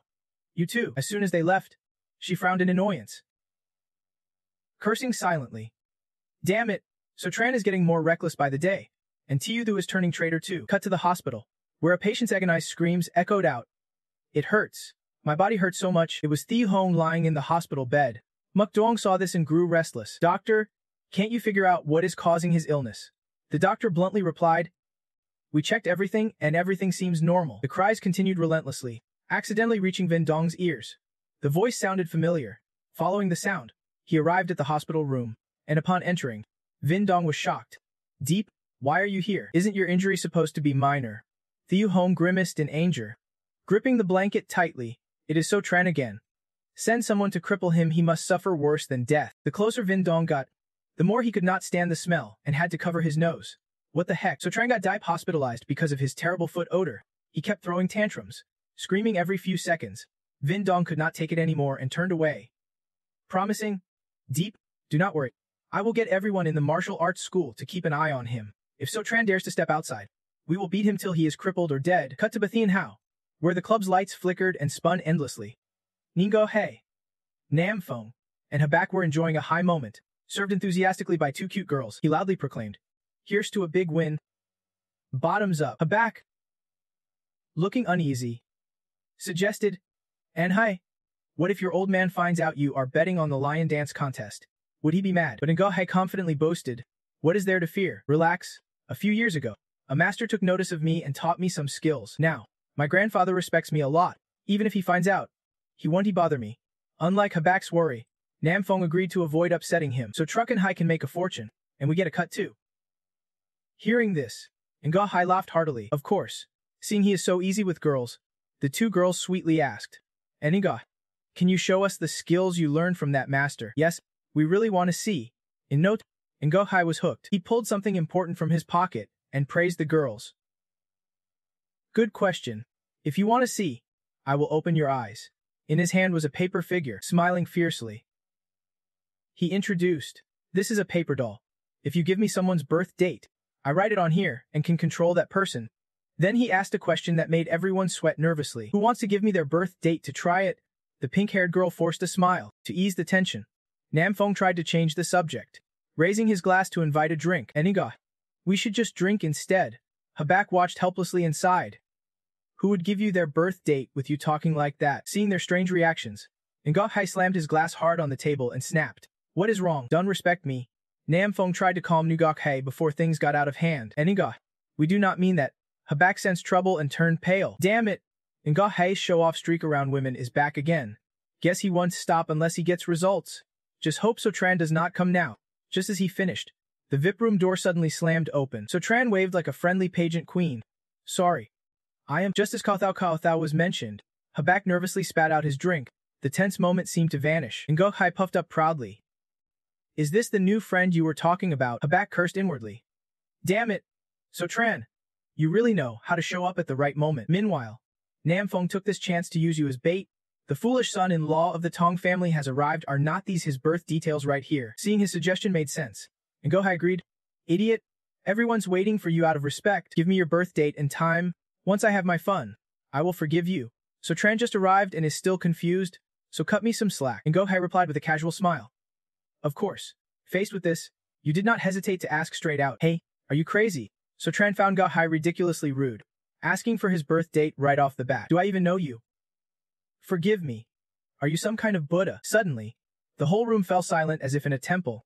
Habak gritted his teeth, holding his head. Hey so, who are you insulting?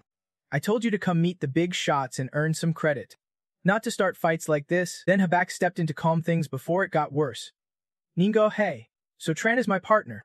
He just arrived and does not know the ropes yet. How about I give you his birth date? Don't mess with him. Ngo Hai gritted his teeth and endured it for Xiao Baka's sake. I am letting him off this time. He forced a smile and revealed. Calculating. My birth date is... Meanwhile, Habak thought quietly. Though the Ha family is not weaker than the Hong family, this is Hong territory.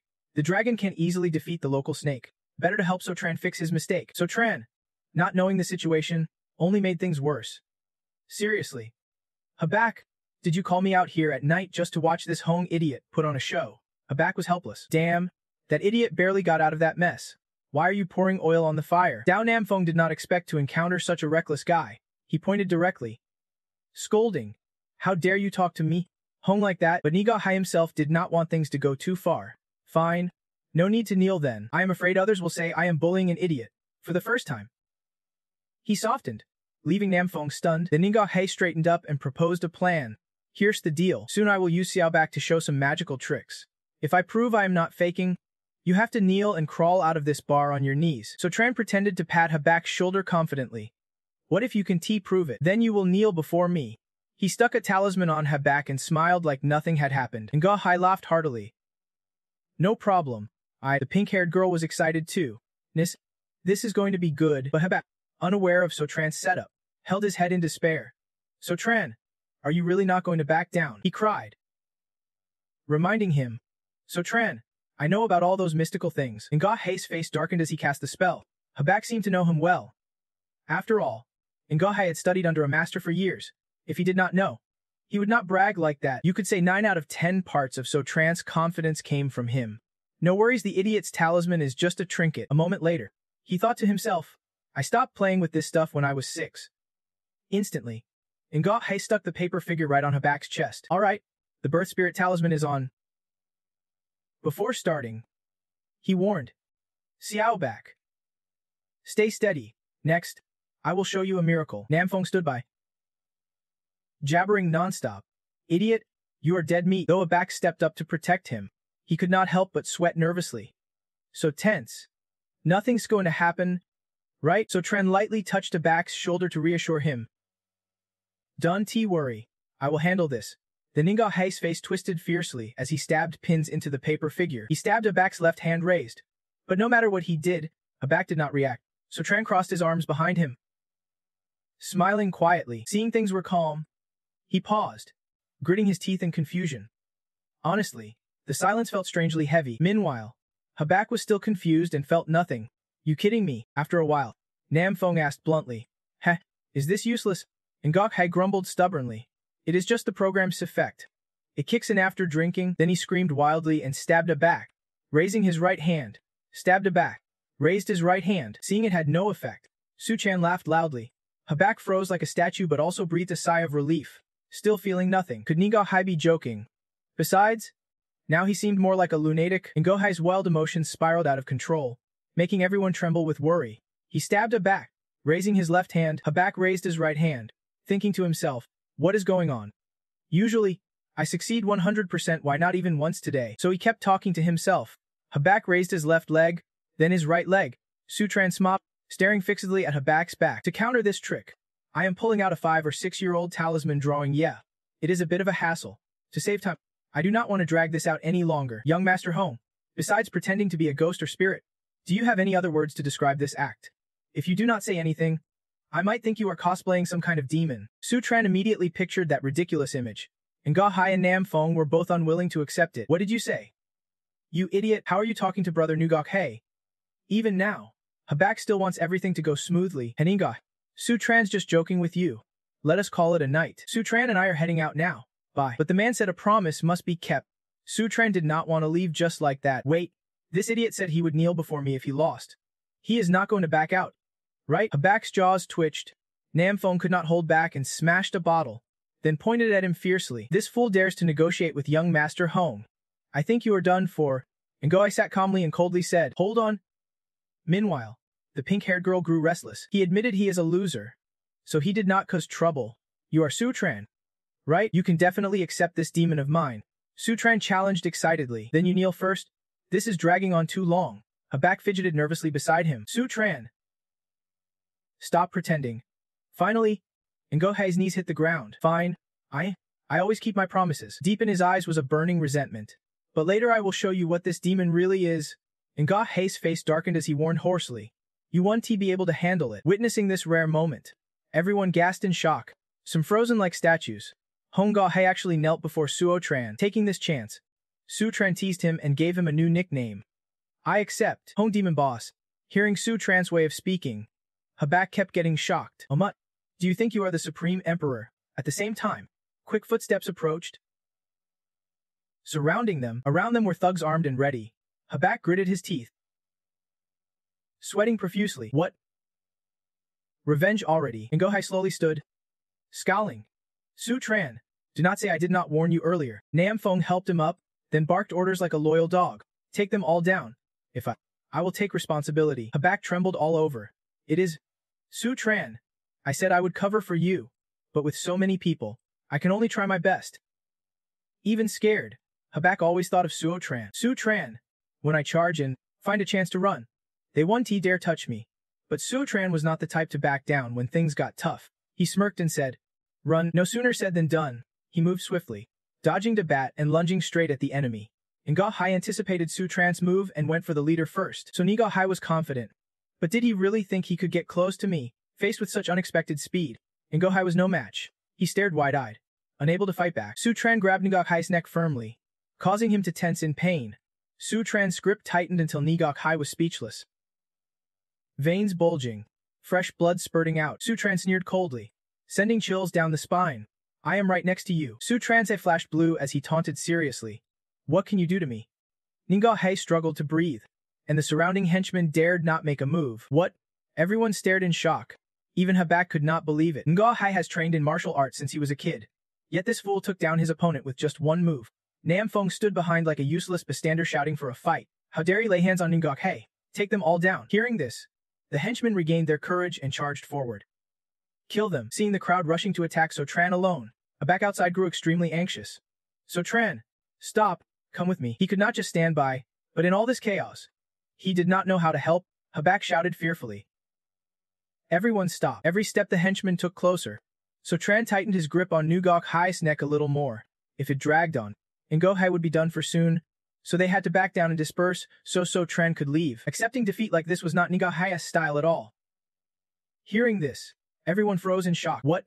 Upon hearing those words, So Tran finally released his grip. Even the demon knew when to be reasonable. Brother back. Let us. So Tran stepped out calmly, without a hint of fear, all eyes fixed on him. Did I hear that right? Ngo Hai actually let So Tran go? Normally, he would have gone berserk. Why let So Tran go? As the two left, Nam Fong immediately questioned. Brother, Ngo Hai, do you really want to release him? Ngo Hai looked drained, barely standing, then shouted, "Shut up.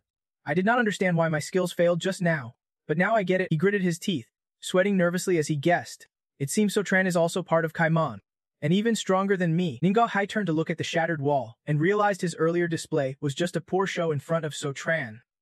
Suddenly, Nam Fong's phone rang. He quickly answered, panicked, and exclaimed, "Really?" Hanging up, Nam Fong excitedly reported, "Good news. Ngo Hai, a group of martial artists from Vindong, just arrived at the Demon Club, supposedly sent by young Master Dip to find So Tran. So Tran's dead tonight for sure." But for Ngo Hai, it did not help at all. He rubbed his shoulder and said, "It is useless." Nam Fong watched his back leave, confused. "Huh, why useless?" Ngo Hai said tensely. "Watch yourself. I studied Kaimon arts and know that true masters can command the elements, change the world."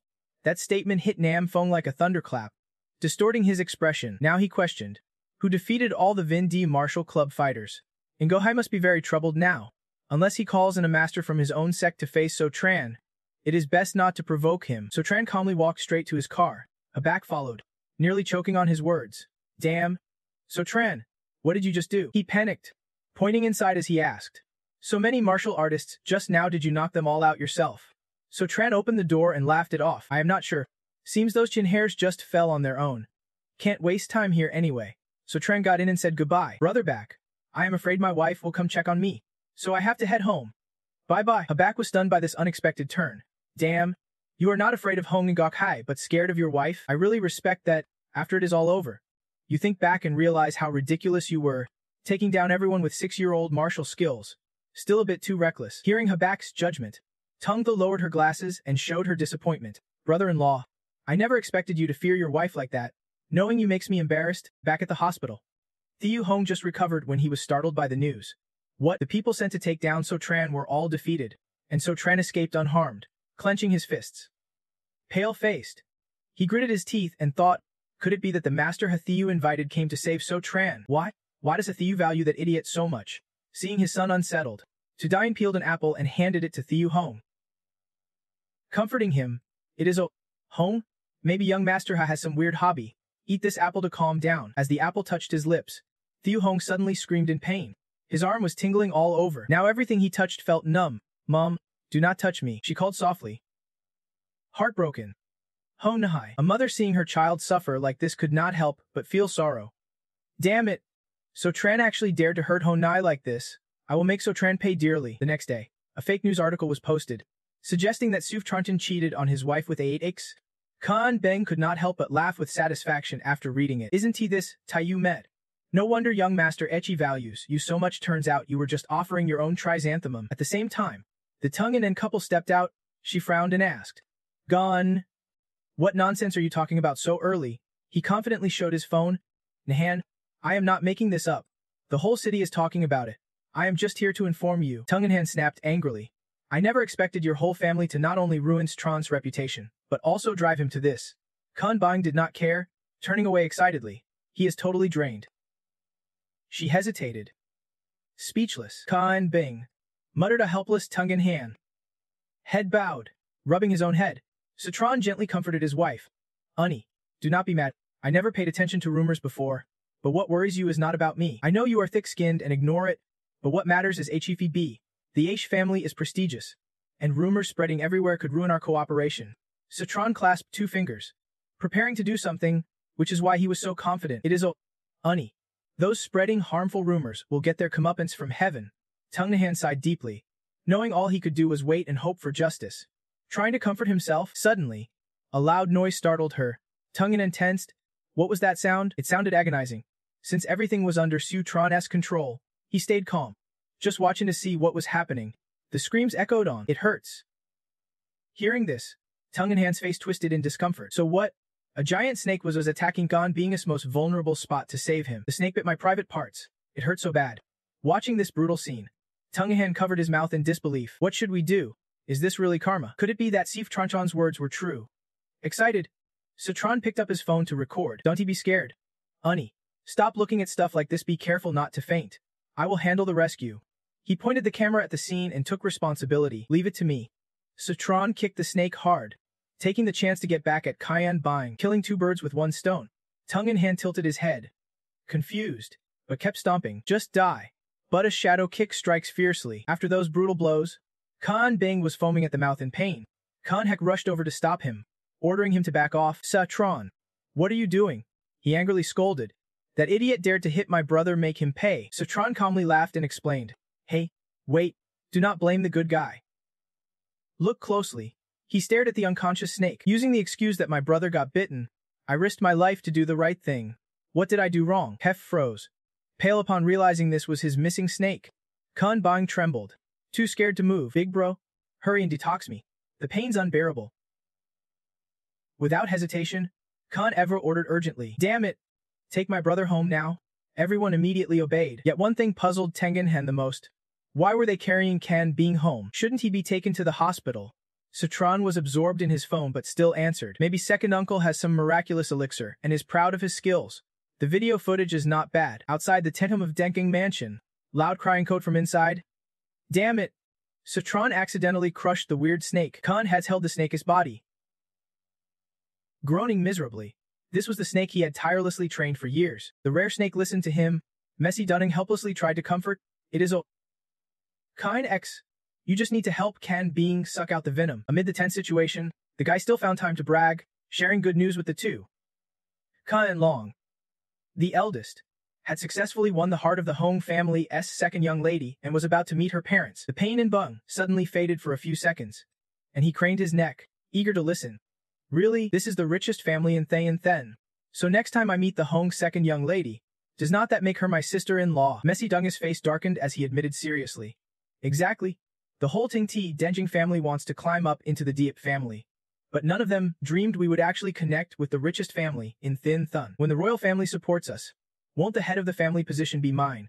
At the royal court, Jiang Hong Tajua, the top elder of Hiamun in Then, praised quietly beside him. Oh my. Little Hai, did you really write this? Ensahai replied calmly. Yes, Grandpa. Jiang Hong admired without looking away. Very good. No one in Thin Then can match your handwriting. We will use your writing for this Than collection. I smiled modestly inside. Grandpa was overpraising. He was still far from good. Turns out, it was all thanks to someone working behind Grandpa's back. This writing was done by inviting a senior from the sect to write it. So getting the Than collection was not easy. Right? The more Jiang Hong looked, the more he was captivated by the characters his grandson personally wrote. All right, help me throw away the other writings. I really do not want to look at others' handwriting anymore. Ensai agreed and went to check. He glanced at the pile of papers beside him and froze. There were many sheets with different content. But what caught Inghe Haizai's eye were the two characters.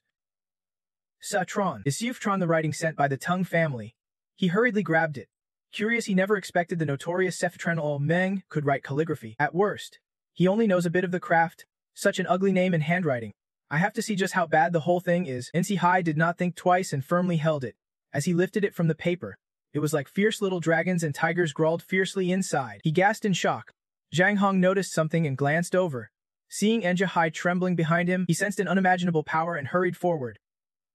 Ensai Hai, whose writing is this? Zhang Hong, acting like an old friend, tossed the scroll in Ensai Hai's face, then stared closely at the Seoftron characters. The content and spirit of this writing matched his intentions perfectly. This is exactly the calligraphy painting I have been looking for. The Than collection will use this. Hai sadly put on a pitiful face. Grandpa, you are not going to use my writing anymore. He flatly refused. No need. This writing already expresses everything I want. Your writing is far worse than his. Ensai Hai bitterly tried to expose Seoftron. But Grandpa, I know the owner of this writing. He's the infamous idiot of Thin Then. If you do not believe me, look at the signature below.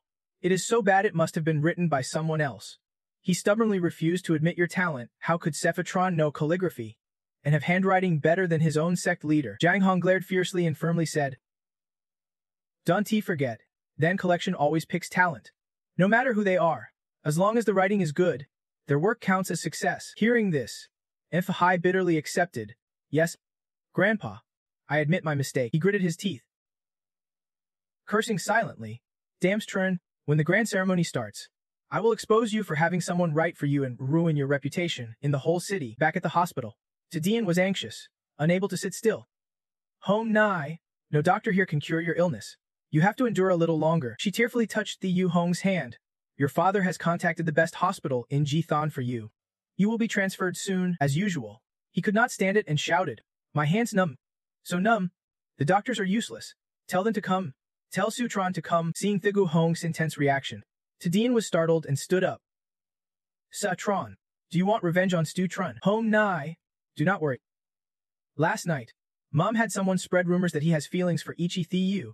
Now just wait for the H family to get angry and ruin his chances of cooperation. His hand trembled weakly. Mom, forget all that. It hurts. It hurts so much. Maybe Seoftron knows how to wake me up. Maybe he knows how to save me. Hearing this, she froze in surprise. Is that true? All right. I will find someone to contact him now. Soon. The call reached Seoftron. He arrogantly asked, Hello? Who is this? I am in a meeting with my wife. Speak quickly. The Gu Hong forced himself to ask. Seoftron, I am Daipi Thiu Hong. I want to ask if you know how to cure snake venom. Seoftron bitterly recounted the recent events. Daip Thiu, last night your men trapped me at the Thane Hio bar. Do you think now is a good time to ask me that? I'm hanging up now. Thigu Hong hurriedly stopped him and promised. Seoftron, if you can cure me, I promise to erase everything from before. Vinang and I won't bother you anymore. Taking advantage of this, Seoftron pushed forward. This part is negotiable, but I still want to add one more condition. Right now, my father-in-law is constantly upset over losing the three-way partnership. For now, Thu Hong will accept any condition. Fine. I will restore the three-way partnership with Ting Ti Ding. And I swear, if I do not, Dep Thigu Ho, I am nothing but a dog. He kept pressing. Now hurry up and tell me how to cure the poison. Sichun smiled coldly, easily luring the fish into the net. All right. But when it comes to curing the poison, honestly, I do not know how to do it either. Thiu Hong realized he was being tricked and shouted loudly, You are messing with me. Don't you think I do not see through you? Seoftron, as Gai Heulum and then Tron quickly explained. Don't rush. I do not know how to cure the poison, but I do know who can. I just sent you a video. It shows Khan being bitten in a vital spot by the snake. Just by looking, he immediately recognized it was the same snake that bit him. So Tung Khan Being was bitten by that snake too. You keep provoking Thiu Hong's fragile mind. That is right. Today Tung Khan Being was also bitten. At first, he was in pain and discomfort just like you, but Tunga's family did not take him to the hospital. They took him straight home. Not long after, Tung Khan Beng was jumping around wildly. Doesn't that sound strange? Seoftron did not want to reveal more, and looked for a way to leave early. If you do not believe me, you can call Tin Bing and ask. I am out of here. Thiu Hong gritted his teeth, trying to hold on. Wait, hold on a second. Putting the pieces together only made him more anxious. Damn it. Does Sutron mean that Tintungamepsidungus people can cure snake venom? But when I was bitten, Tunga Messi was clearly there. Why did not he cure me? Thigu Home grumbled angrily. Mom, call Tinkan Bang here. I want to see if what Stutron said is true. Tidian also wanted to know the truth and answered without hesitation. Sutron sat comfortably on the sofa, imagining the scene, eagerly awaiting the moment when Diep Thigu Home would question Tung Kun Ban Bang. After a while, the door decisively clicked open. No one was seen yet, but lively voices were heard clearly as they stepped out. Ingen Hone, Tung Han, and Akut all radiated with energy. I was not confident about the partnership before, but seeing Tunga's plan made me much more confident. He confidently said that in just 1 year, our Tron pharmaceutical company could break into the Thean Then market. Tungahan was overjoyed. Thank you, S, for your trust. We will definitely do our best. As Akive arrived, he excitedly clapped Sutron on the shoulder. Sutron has a wife. Our Tron pharmaceutical company will take a big leap forward. His expression showed how proud he was of his woman. Of course. Just look who my wife is. From a distance, Tunganan saw them and forced a smile. Don't these two know how to be humble. Things are going well, when suddenly an unexpected call came in. He answered with excitement. Why is the old man calling me? The person on the other end shouted. Look at what you have done. Bad news about that Citron spread everywhere.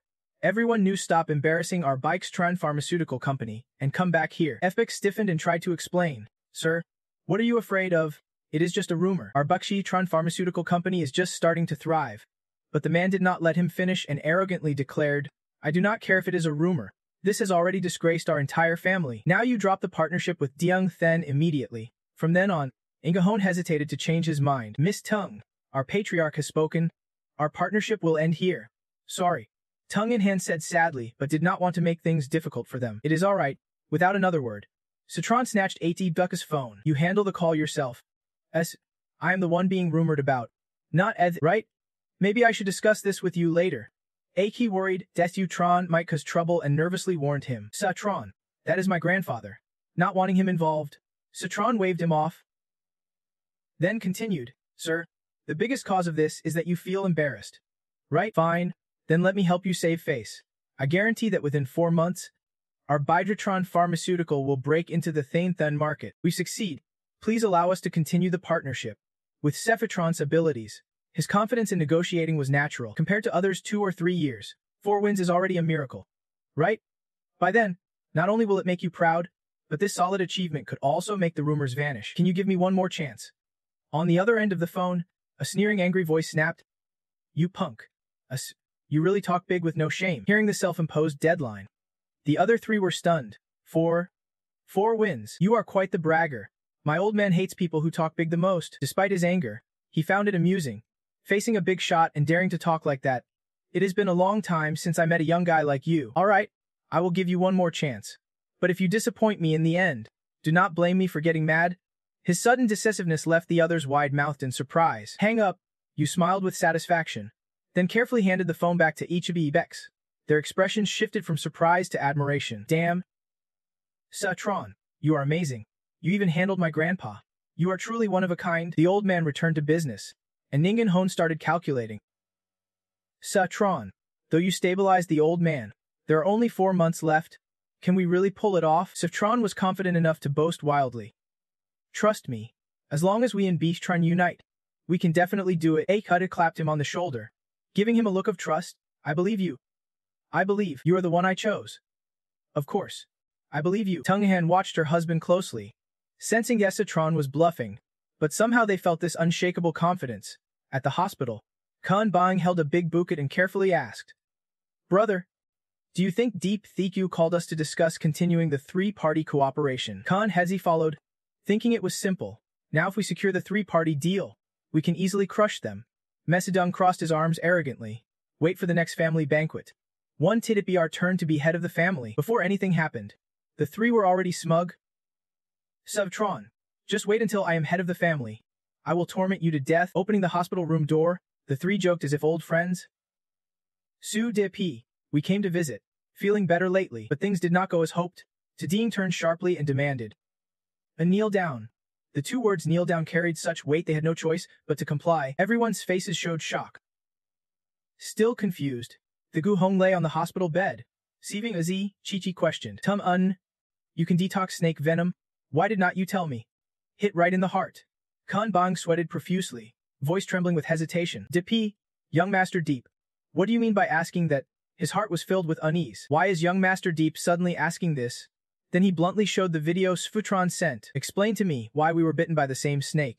I suffered for days while you went home and got better. Once they realized their cover was blown, the three started sweating bullets. This is it. This is the photo Sfutron took. Right? How can we even deny this? Their whole bodies trembled as they took turns making weak excuses. Young Master Deep, we can detox. But we originally planned to teach Sfutron a lesson. But he bit you instead. Yes, young Master Deep, now we can detox you. But the three-party cooperation comes after that. Tidian angrily knocked over a water bottle and shouted. Damn it! You will harm my son but still want benefits. Learning they betrayed him, Thigu Hong had his own plans. I have decided to give the three-party cooperation to the Teng Ti Dang family. From now on, my Dive family won't cooperate with your Tinkov and his extra Deng anymore. But the main issue still needs solving, he ordered loudly. Hurry up and detox him. Kambang fell face down but quickly agreed. Only Menzixi could not believe this was real. What? No more cooperation in the future. Leaving. All three bore wounds and bitterness in their hearts. Brooding endlessly, this is over. Dep Thigu has abandoned our whole family. Damn it! All because of Sutron stirring up trouble. If I get the chance, I will kill him for sure. Things were at their worst when suddenly Masadang looked at his phone and got unusually excited.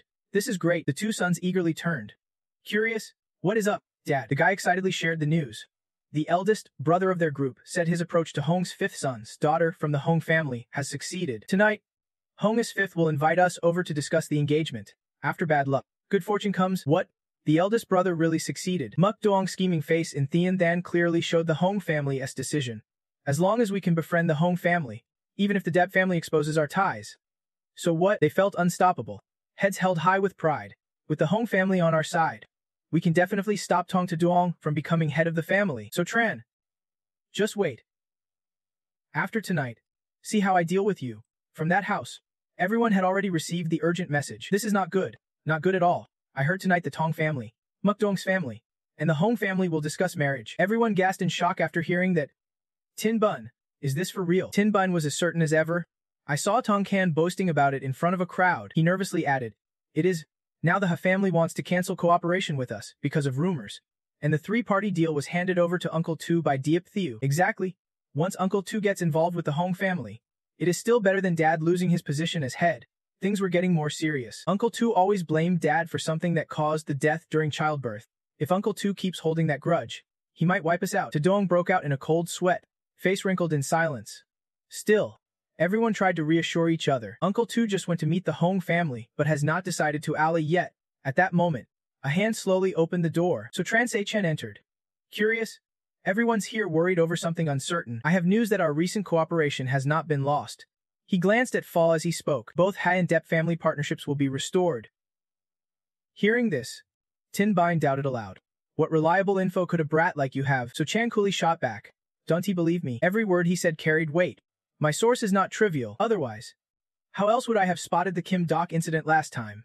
Tadong stammered, hinting a question. So, quickly tell us where you got your info from. His gaze was deeply probing. Since you could figure out Kim Dok last time, maybe you really have some info. He put his hands in his pockets and pulled out a phone. Yes, Dad. Everyone. Look closely. So Trang Hoitree presented it. My source is the magical sea snail. Ask it anything you want to know. Its avatar was cheerful. Always smiling, the all-powerful sea snail would surely grant our wishes. Everyone fell silent, judging his actions. Childish nonsense. Despite their contemptuous looks, So Chan still eagerly said, I already shared the sea snail info in the chat.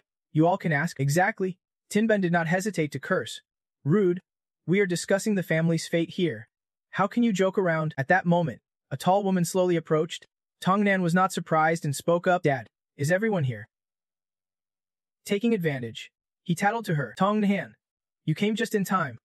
Tin Bun, annoyed, loudly demanded, take this idiot away. This guy is crazy. Still saying the family deal is lost.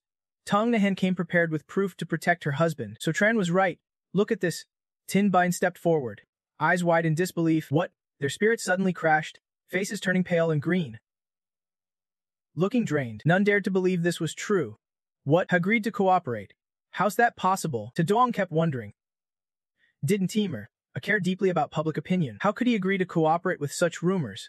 Tin Bun kept pointing at So Tran and blaming him. So Tran was probably just lucky to be right, but claiming the three-party deal will return is impossible.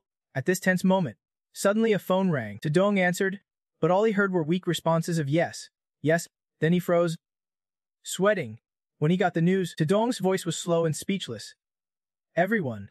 Just now Dip Thiu called me. Deep Thi said he has given up on the Song Muyong family and wants to restart a three-way partnership with us. Even though it is confirmed by the boss himself. They still thought they were dreaming. How could this be? The three rushed to confront Luan Fian. So, how on earth did you pull this off? That sea snail of yours is not some shady forbidden item. Is it? So Tran stood silently and calmly invited. Just share it with us and you will see. Seeing you use it so well. Tin Bun wants to change his life too. Alright. Add me on WeChat quickly. Cha Kim shyly asked as well. Add me. Tudong scratched his head, forcing a smile. So Tran, right now you are basically a celebrity. Don't rush. Everyone will get their share. Immediately, the system reminded brother-in-law Hai Cha Kim that even Song Van and Tudong's father-in-law had shared So Tran's personal page. Brother-in-law Lam Tin Bun was even more extravagant. He shared So Tran's page and spent 5,000 yuan to become the top fan of the Sea Snail ranking. That night, the game So Tran bragged about was shared by the Song family, and So Tran even earned a few thousand. The next day, the young couple, So Tran and Song, went for a walk to discuss matters. Song Nan still had worries unresolved. So Tran, our cooperation with the Ha family officially starts now. She frowned and expressed, but the Ha family decided the company would be based in the Kim Then building. So Tran did not quite understand and wondered if there was a problem. Then Song Han cut straight to the point. The Kim Then building belongs to the Hong family. Once you get close with the Hong family, if you give the word, they want to let us into the Kim Then building. Her face grew increasingly gloomy. Thean then only had the Kim Then building with the most resources and opportunities. Only by getting there could he fulfill his promise of 4 wins. From his wife's useful explanation, So Tran slowly understood the problem. Seconds later, he hurriedly hugged Song Han tightly. Her eyes brightened wide with a hint of shyness. They embraced warmly. And So Tran felt moved, never expecting his wife to worry so much for him. Not wanting her to worry too much, he made a firm decision. Leave getting into the Kim Then building to me. Just as the moment grew intimate, So Tran rushed to carry out his mission. He turned and called, hello? Tu though. Take me out for a trip. Song Han worriedly could not sit still. So Tran, what are you up to? Not going out to fight again. Are you? His face darkened. Replying, wifey, how could I? Still, she felt a little uneasy, then turned to smile with squinted eyes. You are a law-abiding guy. Very obedient. Time passed until nightfall. Before them stood the desolate, eerie Kim Then building. The two shadows of Song Thu and So Tran strode in boldly as he slammed the door open. Though following his lead, Song Thu still could not shake his doubts. Brother-in-law, I am not scared coming here. But why do you insist on coming to such a place? He crept behind So Tran, nervously looking around. Are you sure this is where the Duong people stay? So Tran was bold enough to touch the skulls himself. Seeing Song Thu breathing heavily and worried, he coldly said, if you are scared, you can wait outside. But when he said this, Song Thu denied it nervously. Who is scared? Though sweating profusely, Song Thu kept a stiff mouth. I am your personal bodyguard. How could I leave you? As he stepped cautiously, suddenly he heard a voice calling from behind, summoning his courage. Song Thu glanced back slightly. A ghostly woman with glaring eyes touched his shoulder and chased him away. Get out of here. Witnessing this scene, Song Thu froze. His legs felt like rockets as he ran off, making excuses to escape. Ghost brother-in-law. I just remembered an online class. I am leaving first. So Tran shook his head helplessly watching this. Despite Song Thu's rumors about ghosts here, So Tran calmly asked, shop owner, how much for this vermilion brush? Actually, it was all because Vo Wu was wearing a disgusting doll to scare people. The girl showed obvious annoyance. Hey, do not you see our shop is closed? Wu frowned, sternly shooing him away without mercy. Please leave. Seeing the girl holding a talisman, he easily recognized it. The young girl asks, are you looking at the spirit talisman? Seeing this talisman, you must be from Tin La Men, right? Seeing Sututron has some power. She is less harsh than before. You recognize this as a Tin La Men talisman. He covers his mouth and chuckles. Of course, I am very familiar with Tin La Men, he casually boasts. After all, I am the senior brother of Dio Tin La Ven, the head of Tin La sect. By rank, I am basically your master. Then Sutron gently places his hand on VQU's head, realizing the huge rank gap. She freezes, but VQU is not willing. She grits her teeth and shouts rudely she does not trust strangers and attacks. Where are the thieves? How dare you insult my Tin La master? She rips a piece of fabric off his sleeve. Sechun is shocked, and the girl threatens.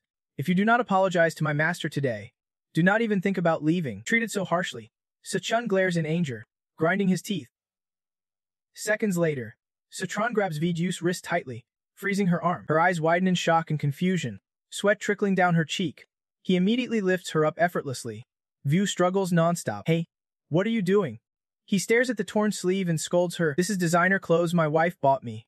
You tore it up, she will think I got into a fight. When she calms down, View senses something strange. Wait, he can catch me. His strength keeps my body frozen. After a moment of anger, Citron reluctantly lets go. If I had not promised La Vue to take care of 10 La N members, she would definitely owe me. Vue freezes upon hearing this. Then he does not hesitate and snatches the talisman from her hand. Citron carefully examines it, then says, "All right, I will write my phone number on it for you." His sudden, casual move makes Viku jump. He casually grabs a pen and writes right on the talisman, generously adding, "If you ever get into trouble, call my master." Before leaving, Citron sticks the talisman on Vu's forehead, bidding goodbye to the rude girl. Without her permission, he already has 2 favorite items ready, a brush pen and chusa. View is too angry to speak. Damn it! Not only did he insult my master, he vandalized my talisman. A moment later, her whole body trembles with relief. She can finally move again. View quickly removes the talisman and feels bitter. This guy not only insulted my master but also scribbled all over the talisman I was studying. I will remember this enemy. She frowns, then stares at the talisman without blinking. Suddenly freezing, Vyu seems to have noticed something unusual. This is not right. I have studied this talisman for months without breaking it. She holds up the talisman. Puzzled, did his phone number break it? Thinking carefully, Vyu shouts, "Grandpa, I have cracked the little spirit talisman." Every word, Citron heard clearly. As he walked, he thought to himself, although this girl is a bit rude, as the founder, he should at least give her a meeting gift. From inside, Elder Mac gently lifted the curtain and said, "Vo-Wu, just a few months and Vo-Wu has already solved it." Leaning on his weak cane, he guessed that with this talent, she might have the potential to enter the 9 Mysteries sect. Vo-Wu bluntly asked, "Why does our Tinla sect have to go to the 9 Mysteries sect?" Elder Mac softly explained, "Kid, all the world's ultimate skills come from the 9 Mysteries. The 9 Mysteries sect is the top mystical sanctuary in the world. Beyond any ordinary sect, it has 9 branches of ultimate skills, and many spend their whole lives mastering just one. Our Tinla sect master was lucky to learn a new branch to establish our sect." Old Mac's face was full of emotion as he said, "In the last 50 years, fewer than 5 disciples from Tunla sect have made it into the 9 Mysteries." Only then did Vo realize nothing was easy. She pulled out the talisman again and marveled. "But I can see through this spirit charm. It is the same one that strange man drew earlier." He only glanced at it once. Is he really from the 9 Mysteries? Hearing this, the old man froze and asked anxiously again, "What? That guy broke it with just one look. If he is that strong, why did not you keep him as a senior?" Seeing old Mac so respectful so Tran, Vo frowned and turned away. "That guy is not really a senior. He looks barely over 20 and bragged about being his junior brother. But I chased him off." The old man seemed intrigued, wanting to know his identity, so the cocky young man with real power made Vo's determination grow stronger. In short, she would keep pushing until one day she surpassed him. The scene shifted to a tall building filled with lively laughter. The hospitality was not very thorough. "Uncle Hong, thank you for taking the time to join us for dinner." Kan Long raised his glass, showing his feelings. "Our whole family truly feels honored." Kai Duk replied cheerfully, "That is too formal." Kan Long, "As long as you take good care of my tutu, I am satisfied," he said with a forced smile. "After all, my tutu really needs someone to lean on." Moments later, Tutu snuggled into Kai Duk's arms. "Dad." Kan Long showed no mercy. He grabbed her wrist firmly. "Tutu, your dad is right." His sweet words poured out like gold.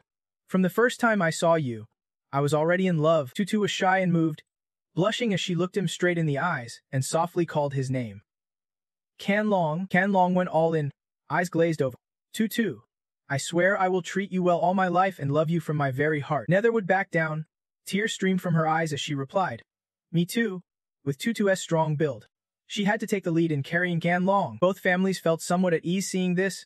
"Then let us decide on the marriage like this." Seizing the chance to connect, Mukdong sighed and asked Wujia for help. "Lately, our family's been having some troubles. Can you lend a hand?" Kai Duk was unhesitant. "We are family now. Just tell me what is going on." Mukdong's face showed deep cunning. "Family-in-law, do you know I have a brother named Tong Tudong? I am honest and have no ambition, but my brother did everything to sabotage me for the family head position. He threw tantrums, stole a triple party deal that belonged to my family, and bullied my son. I did not know what to do and could only suffer in silence." Kai Duk listened. Stunned like lightning struck his ear. "What? There is even this." Kan Long was bullied too? He started lying without blinking. Kanlong wanted to enter the Kim, then building to develop his business. But my brother's daughter wanted in too. They ordered Kanlong not to enter. Kanlong was not good at arguing. So he gave way and let my brother's daughter have the chance. Kai-duk could not hold back and slammed the table. He shouted angrily. Damn it! Tong Tadong, how dare you bully my son-in-law? Kai-duk said firmly. But Kim then belongs to the royal family. With me here. They one step and even 1 foot. Seeing Wu Jae's determination, Mukdong smoothed his tone. All right. Thank you, family-in-law. While secretly smiling to himself, Tong Tadong can enter Kim then. Let us see how you will get into the Thuyen Than market. Skipping the tense moment, both families returned to cheerful conversation. Come on, everyone. Drink up. But little did they know. So Tran was watching everything through the glass door, leaning against the wall outside. He smirked slightly.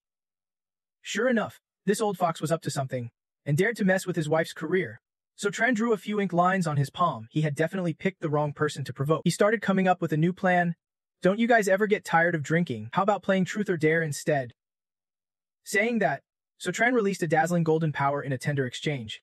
When suddenly Kanlong jumped up and stood at attention, he was frozen. Instantly realizing he would been hit with something the 9 mystic illusion technique. Kanlong grit his teeth in anger. Hateful. Tudu shyly covered her mouth.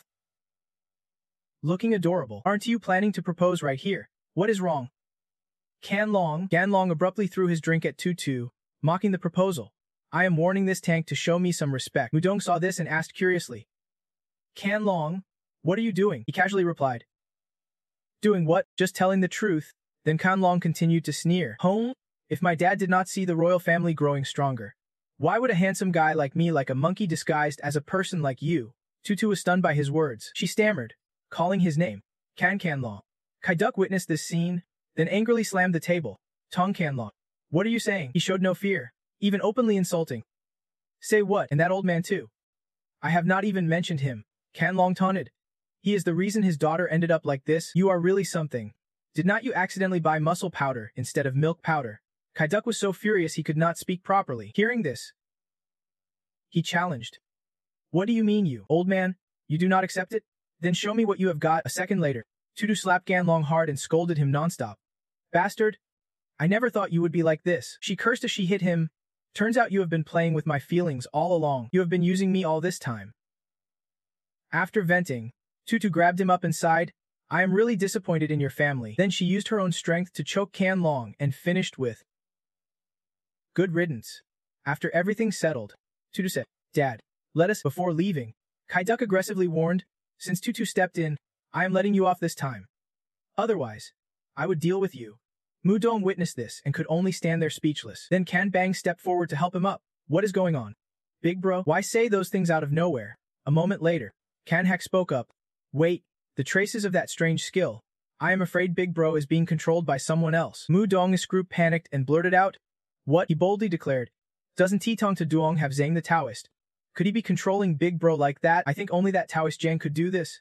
After hearing this, someone asked. Tong Tadong, what about them? Then Mudong quickly asked. But how would they know we met with the royal family? Did anyone leak the info? Less than 3 seconds later, someone nervously raised their hand to admit fault. It was none other than Kan Bang. He humbly said, Today, in front of others, I bragged about our alliance. Before he could finish, he got punched in the face. Mudong struck and scolded angrily. No success. Only failure. Now it is exposed. Damn it. Tong Tadong, are you trying to wipe us out? Fine. Do not let me find a chance later. In another scene, So Tran cheerfully said, I just told Tong Kanlong to be honest a little. Did not expect honesty would trigger this much. Then he saw someone punching a utility pole. Cursing. Wrong way. Totally wrong. So frustrating. Seriously frustrating. Watching this, So Tran suddenly felt something was off. On the other side, Triyu-sun was unaware his actions were all caught by So Tran's eyes and cursed angrily. Damn it! Damn it! How did this godforsaken place get so messed up? After speaking, he delivered a finishing blow that cracked the utility pole. Just then, So Tran appeared and stopped him. Hey buddy, damaging public property is not right. Triyu-sun explained. Look, I came to this meditation city to challenge, but now my phone's navigation is all messed up. I do not know where to go. So Tran suggested, if you are lost, just take a cab. He gave the address and told the driver to take him there. But Tribu-sen replied, Oh man, I am breaking down. Even the bikes breaking down. Sechun nodded and asked, "Is that so?" Then he said, "If you want to get to the martial arts gym, I know we can be friends, and I can show you the way." Tridesen happily responded. "Really?" he kept saying. "Thanks, I got your back. I got your back." "Hey guy, what is your name?" he replied casually. "Nothing much. Call me Ivan." "Alright then, later." Sutron thought to himself, watching this brother's fighting style. His skills must be decent. I remember last time Vinzig led people to block me at the bar entrance, so this time scene changes with overlapping voices. Sutron. Yesterday I did not expect the alliance between Uncle Tu's family and the Hong family to fall apart. Tongue in hand spoke coldly. "You really can't believe Uncle Tu's troubles were not caused by you, right?" Sutron denied it. "How could that be?" She looked up at the building and sighed, feeling a bit pleased at someone else's pain. Then Tongue in and added, "But without Uncle Tu, we can finally settle on the Kim then building for our company." Sutron. "We need to choose carefully today," he agreed. "Alright, elsewhere." An irritated voice suddenly rang out. "Hey, where are the sales staff?" "So that is Ifton," he whispered, hearing rumors that the sales team at Kimden Building is very picky. "Looks like we got unlucky." Then he complained, "It has been 2 hours and no one has come to greet us." Tongue in Hen could not help but remind him, "Sutron, put your foot down. It looks bad." After a while, someone finally appeared. "Sorry to keep you waiting," Fijiao introduced coldly. "I am Director Hong, in charge of the building is business. Have you two already chosen the 21st floor?" A second later, Tongue in Hand politely replied, "Yes, may I ask the price?" But he disdainfully interrupted, "Don't bother asking the price. You probably can't afford it. Besides, even if you buy it, you want to last here long." This made her wonder. Why? Fijiao sat down leisurely and explained, "Because on the 21st floor is me, DIP's company. I heard you have conflicts. Below is Tintha Pharmaceutical, your competitor, plus financial troubles, and Dip Thiu is a close friend. So if you dare buy this floor, you will be fighting on 2 fronts and probably go bankrupt soon." Sutron asked confused, "Unny, what is Tin the Pharmaceutical?" Tongue in answered, "It is the Tin family business. One of the 5 major clans in Thain Thun." He repeated in surprise, "One of the 5 major clans." She quietly explained, "Back then Hothen had 5 big clans. Hone, Tribe, Un, Tin, and Ting. Thin Thun is now ruled by the Hong family, but the Tin family's power can be underestimated. Our Temung family was one of the big 5 but has declined now." Then Tung Nen told Director Hong, "I believe we can hold on. Please let us try." She thought to herself, with the Tung family in decline, this director looks down on others like that. Just then, a hearty voice sounded, "My good colleague is here." Fijiao immediately turned to look. Tung Nen also looked curiously toward the newcomer. Then he introduced himself. "Hello, Mies. Tongue in hand. I am Tin Be Thi Du from Tin the Pharmaceutical." She politely greeted. "Hello, Tin." Fijiao bowed and invited him in. "Please, have a seat, young Master Tin." Later, Tung in spoke up. "Young Master Tin is a senior in pharmaceuticals. We look forward to your guidance." Bastidu coldly asked, "Guidance for what?" He arrogantly said, "You are just a newbie. How dare you come to Kimden Building to pick a spot? Surely Dipthiu Hong is secretly protecting you." She paused, confused. "What do you mean by that?" Baziu said mysteriously. "I will be direct with you. Depthiku Hong and I are close friends. If you are with him, I won't cause trouble, but if not, I won't hold back." Tung Nan immediately denied this. "You misunderstood. Tin, Depthiku Hong and I have no relation. This is my husband, Suvtron." Then he laughed triumphantly and said, "Right, I forgot you and Depthiu Hong are not engaged yet. But who would have thought he would be into someone else's wife? Yeah? Thinking about stirring up trouble like that is pretty thrilling." While he and Fijiao were babbling nonsense, Sutron stepped forward. Without a word, he boldly asked about Bvitha Du in a way that could not be friendlier. Then Svutrahan spoke up. "We are here to pick an address for the company." Right after arriving, he kept dropping these inappropriate comments. "Are you crazy?" Tung in Hen was shocked, not expecting him to act like that. Sutron and Fijiao were also stunned to see their boss get slapped. Then Biha trembled and finally spoke up. "I came here to show you who is boss, but you actually dare to talk back. That foolish son-in-law who once hit Vinang in front of everyone really lived up to his reputation." He shouted in anger. "Anyone wanting to enter the pharmaceutical industry in Thien Thun has to beg me on their knees. For rookies like you, if I want to crush you, it would be like swatting an ant." After finishing, Bazaithu grabbed his shirt, provoking him. "Heard you are pretty tough. Huh, if you are tough, then hit me. As long as you are not afraid to die or to see your wife and the Aishe family's efforts vanish in a flash, go ahead and hit me." Sutron replied coldly, "Let us fight then." Then he really struck. leaving him no chance to react. After handling B. Thieu, he casually said, "I am no kid anymore," as he hit the ground. Citron added, "Never heard of someone with such strange demands. This is your request?" Rich kid, caught off guard. He was slammed hard and thrown aside. Then B. Thieu yelled furiously, "Director Hong, call for help. Call someone now. He dares do this to me. I will cripple him." Fujiao responded, "Yes, where are the guards?" He called out, "Guards, where are you?" A dozen guards immediately appeared. Seeing this, Tang and Hen stepped in front of Citron and shouted, "You can call the police. But you can't do this." Then he quietly reassured her, "It is Honey. I just messaged Ake. Once he contacts Hong Yanjaseo, Ensahai will handle this place." Meanwhile, Bazithu sneered foolishly. "You think Hong Yi-Hai will listen to you?" He coldly declared, "Today, not only will you not get into the Kimden building, but I will make sure you never stand up again." Finishing his words, Vithu ordered, "Attack!" Some female staff immediately grabbed her arms and said, "Miss, do not make this hard for us." Tunginen sensed danger and shouted a warning. "Suvtron, they are going to beat you. Can you get away? Run." But he calmly replied, "It is Honey, let them catch me. They will apologize to us soon enough." Hearing this, he mocked, "I should be the one apologizing to you." Fujiao joined in. "Idiot." Still dreaming, limping forward, Bazithu threatened, "Watch how I break you." Just then, his phone rang. Fujiao snapped irritably as he answered. "Damn it! Who calls at a time like this?" Enfi Hai's deep voice questioned. "Hello? Director Hong, who is this?" Realizing his slip, the man panicked. Inju Si Hai. Young master. Bathu on the other end still sounded very smug. Citron said, "It took a lot of effort for the Tintung family to cooperate with the Aishi family. Tin Kun entered the Kimden building. But your recklessness ruined everything at the start." He stepped closer, his words full of malice. "And now I want the rest of your life." Bathu excitedly raised his weapon. Then said, "Confined to a wheelchair." Witnessing this, Tung and Hen could not help but shout, "Citron!" At that moment, Fujiao's sharp voice rang out, "Stop!" He charged at Bithidu and warned him not to touch young master Sisutron. Once again, Basidu was knocked down hard, this time unfortunately falling onto some cacti. Cactus thorns pierced Bothiu's face, causing him to scream in pain. My face on the other side of Fu Dao stammered to speak. "Sorry. Young Master Sotran? Are you okay?" Sotran asked calmly. "Weren't you hoping something would happen to me just now?" He immediately answered, "That was all a misunderstanding. I was wrong. I was wrong." Right after, Tonghan became urgent. "Sotran, let us go quickly," she thought silently, though she did not understand why Director Hong saved Sotran.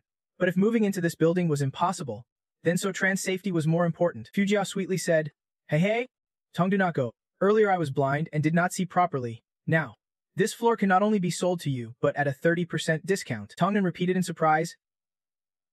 30%. Bothiu was furious upon hearing this. "Director Hong, are you crazy?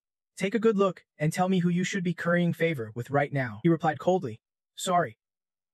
Young master, Ningao He just said if anyone dares to trouble Sotran inside Kimden building, they become the royal family's enemy." Bothiu blurted out in shock. "Girl, what?" At that moment, Sotran smugly thought, "I know Xiao Hong both loves and hates me. Anyway, he understands the consequences of offending someone from Kaimun." Then Fujiao acted polite again. "All right. Then Tong, let us quickly go sign the contract for the 21st floor." Tongna quickly agreed. Seeing that, he cursed. "Annoying." Then both you shouted angrily, "Sotran, do not celebrate just yet. Ningao Hai only said no one within the Kimden building should touch you. But what happens if you step outside this building later?" He threatened. "You know Vin Dong from the Voquan Vin Diu, right? He is my brother.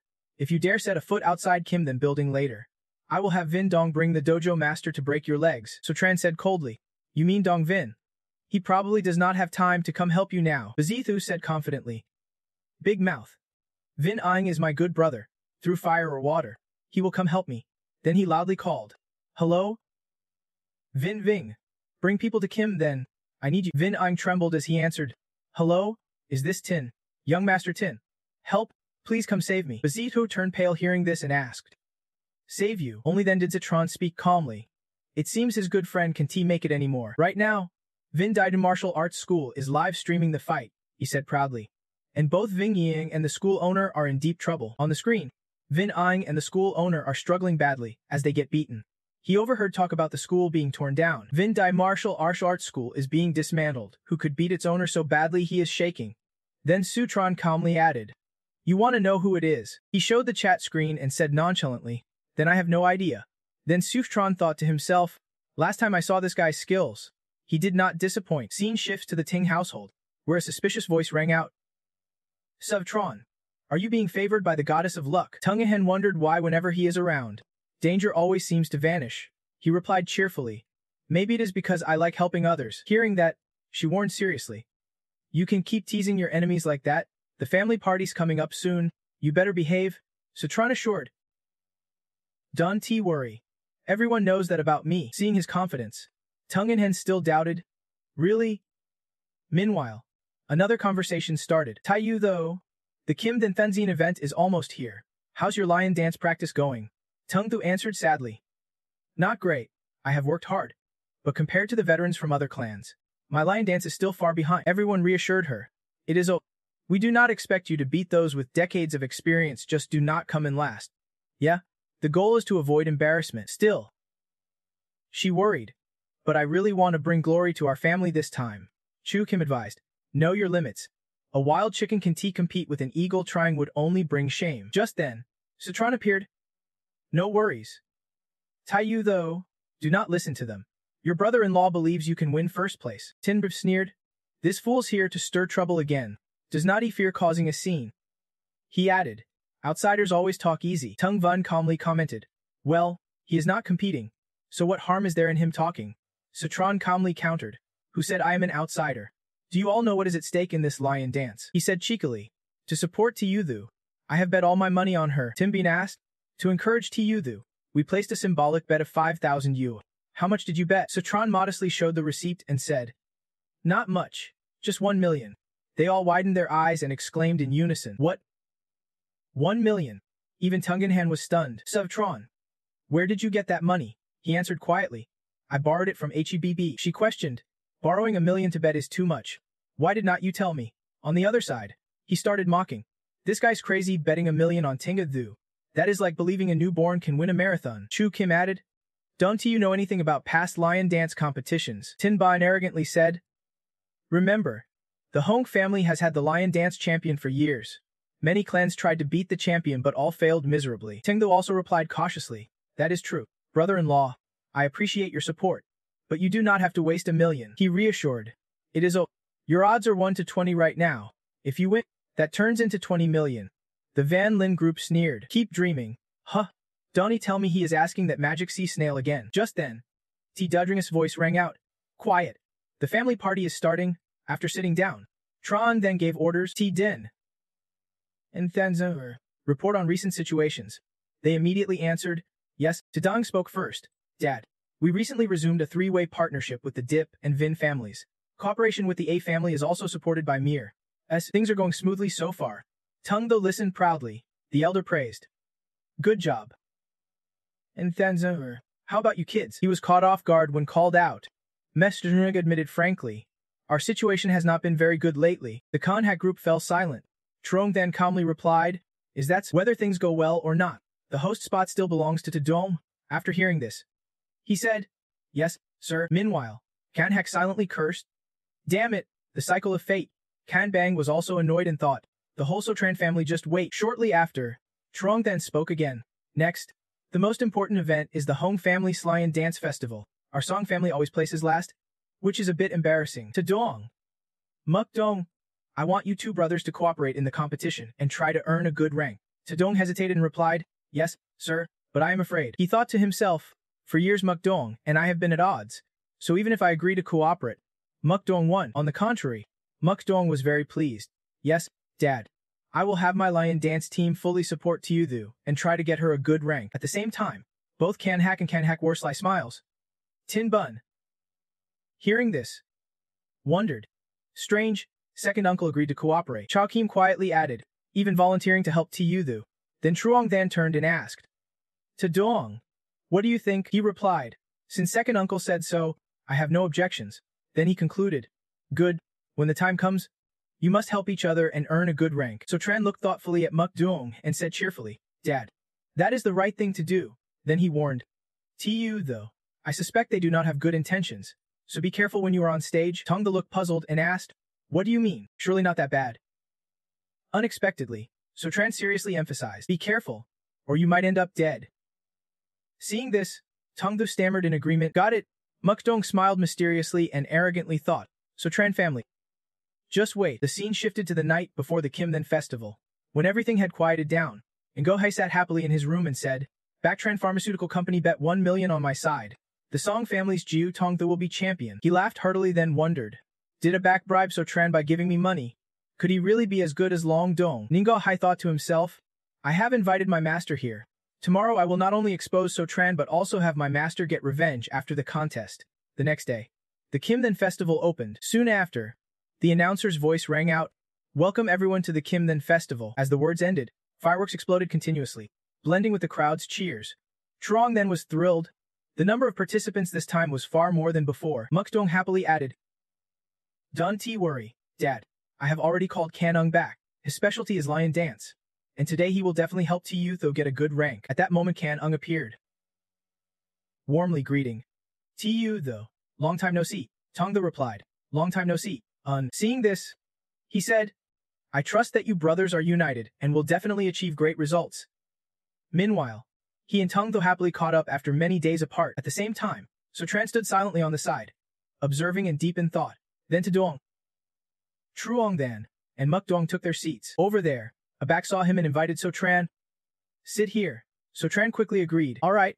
Then Kanhak started to taunt. "Hathiu said he heard you bet 1 million on Tongthu to win over So Tran.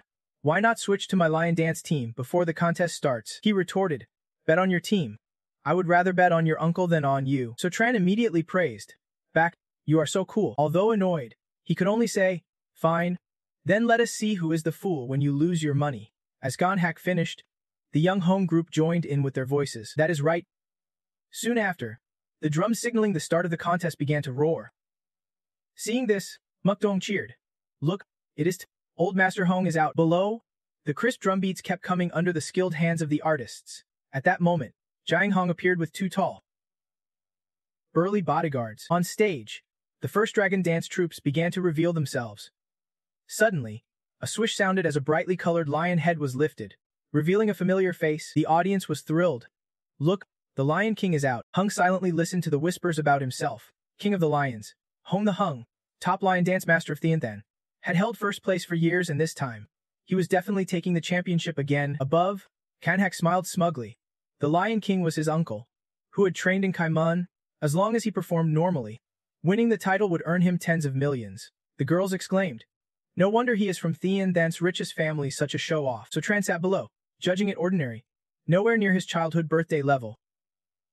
Thinking this, he spoke up, "Too bad I have not stepped up yet, or this Lion King would be my defeated rival." Habak helplessly advised, "So Tran, you have already donated 1 million.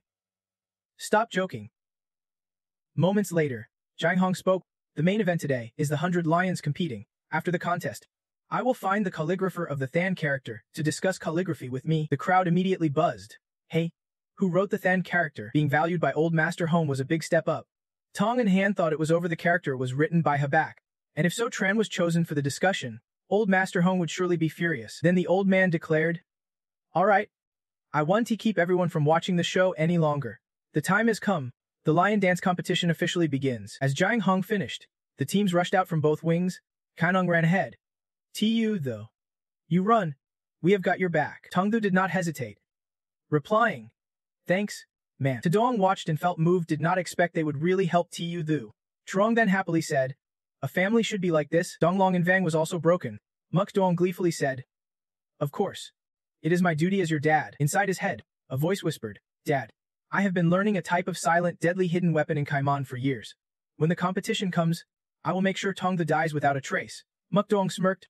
"First, I will put on a show for them, then we will see." The colorful lion dance troupe charged forward, all fired up, but within 5 seconds, most had to stop. They could not clear the second obstacle. Tongthu saw this and thought it was doomed. The gap to the second obstacle was too wide, almost impossible to jump.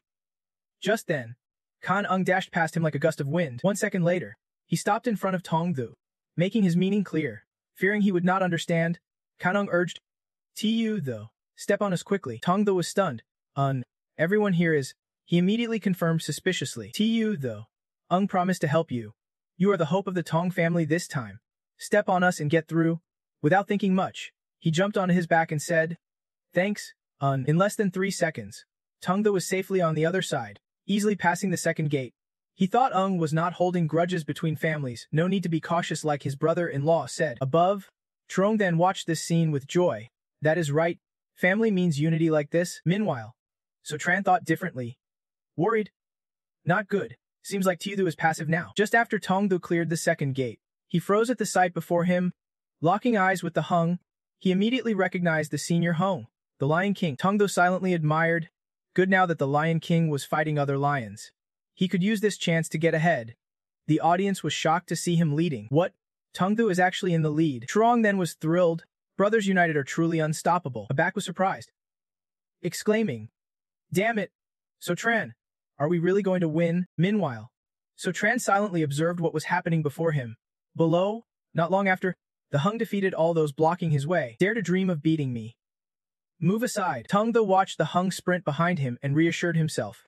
It is the third gate is coming up, just jump and I will make it. Thinking this, he ran with fierce determination but quickly slammed on the brakes. Tongdo hesitated, thinking it was too high. Just like the second gate easy to fall. While he hesitated, Kainung appeared. Tu though. I stopped the Lion King to help you. Seeing Tongdu still hesitant, he shouted to urge him. Jump now. Hearing this, Tongdu took a running start and leaped. Damn it! Ung helped me this much. Gotta risk it.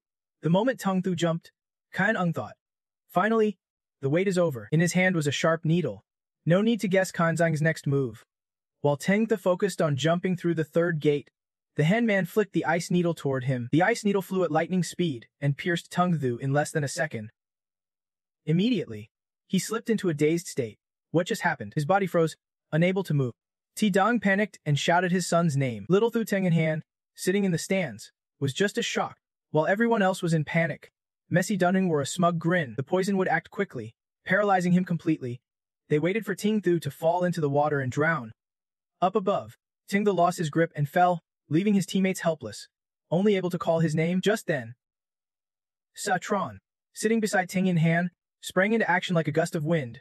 As Tungtho fell at an incredible speed, he dashed forward like lightning. Luckily, Satron caught him before he plunged into the freezing water. A second later, he used his strength to leap high into the air. With just 2 jumps, he and Tungtho reached the shore.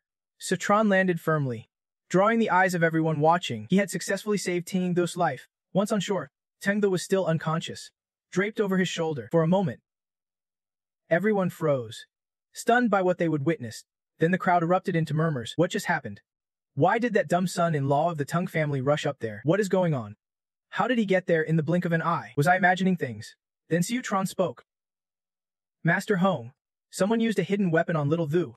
You should send someone to check it out. Jiang Hung was so shocked he could not believe his ears, and asked again. What? A hidden weapon? Then he angrily shouted. Daring to use tricks like that in the Hong family's house. You do not respect our rules at all. Later, his men reported. Old Master. The cameras caught Ting Thu with an injury. Jiang Hung asked, who operated the cameras? They regretfully replied no one. Kang smirked, thinking his ice needle was a numbing poison that would wear off soon. Plus, all the cameras had been focused on Ting Thu. No one noticed his attack.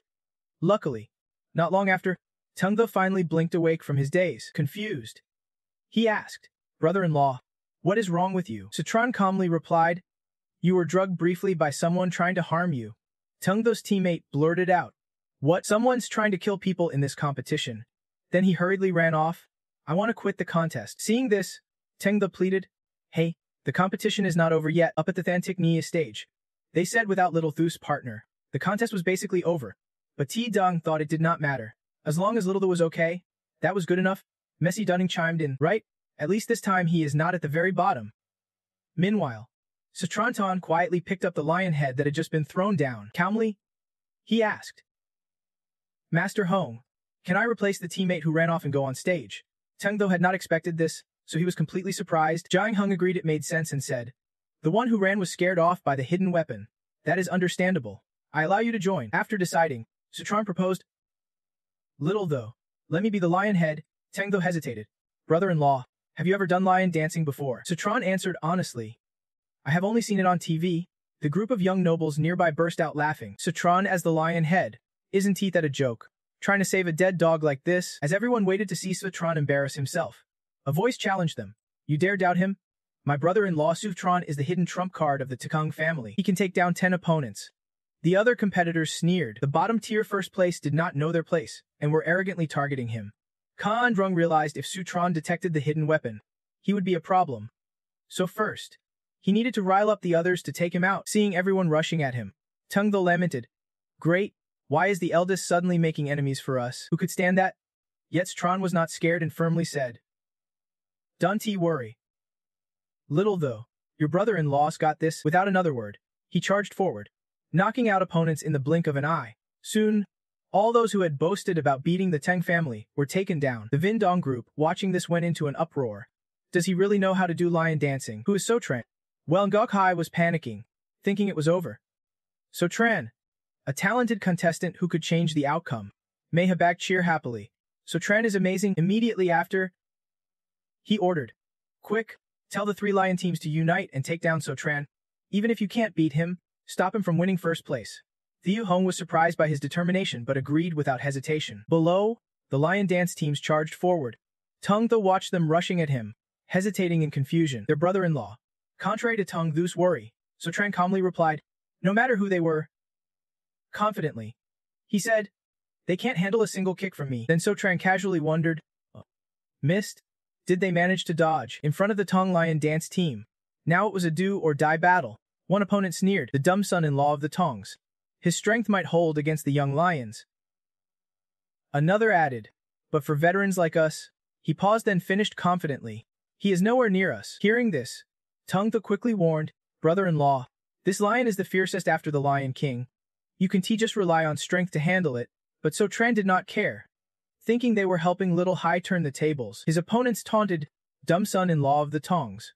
The Lion King is already on stage waiting for his challenger.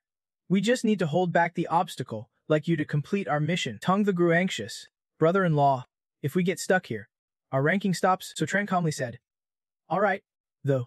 Lend me to the field for a moment. Make the most of it." He asked curiously, "Lend me?" Without answering, So Tran turned to the others and asked if all 3 thought he could only fight up close. Then he said casually, "Well, I will show you a move." Tung Tho still did not understand what he planned, but So Tran acted decisively while defeating his opponent. He said, "The lion's tail sweep reaches far." Other lion teams were unprepared and quickly fell into the water. The Vin Dong crowd in the stands gaped in shock. Over at Tin Bin, they were equally amazed. "What? So Tran can do this too?" Habak happily exclaimed. "Well, So Tran, you are incredible." Tung Tho regained his composure. "Brother-in-law, are you really that strong? The 3 great heavenly kings have all been defeated. Maybe there is a chance to win first place." So Tran replied, "You still only think it is just a chance." Kan Ung whispered behind, "So what if we beat the regular guys?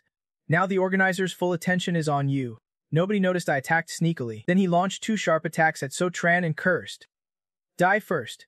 They sped toward him as if about to pierce his body. But So Tran just slapped them away and said, bored, "Annoying. Why does this fight captain have mosquitoes?" The 2 hidden weapons immediately changed course toward Dam Tung Thu, who exclaimed, "Why did you hit yourself?" Muk Dong jumped up shouting, "The hidden weapon is So Tran's, aimed at my son." The camera focused on Tong Thu's poisoned hand, confirming the hidden weapon came from So Tran. Tin Bun's side buzzed with whispers. "What? Hidden weapons for real? I knew So Tran was not a good guy." "What?" Then Muk Dong added fuel to the fire. "Old Master Hong, everyone So Tran disrespect the Hong family's rules. Cheating in the competition. Today, Tung will sacrifice family for justice. Please investigate So Tran." Jiang Hong immediately exploded. "Damn it! How dare you use such dirty tricks in my arena?" "Someone," he ordered deeply, "stop So Tran for me." At once, countless bodyguards sprang into action. Tung the panicked, asking, "Is it true? Brother-in-law actually used hidden weapons?" So Tran reassured, "Don't worry. It is just thieves catching thieves. The culprit will confess without a fight soon." Meanwhile, Kainong was equally panicked, thinking, "I had to double my meds earlier. If I collapse now unable to move, I will definitely drown."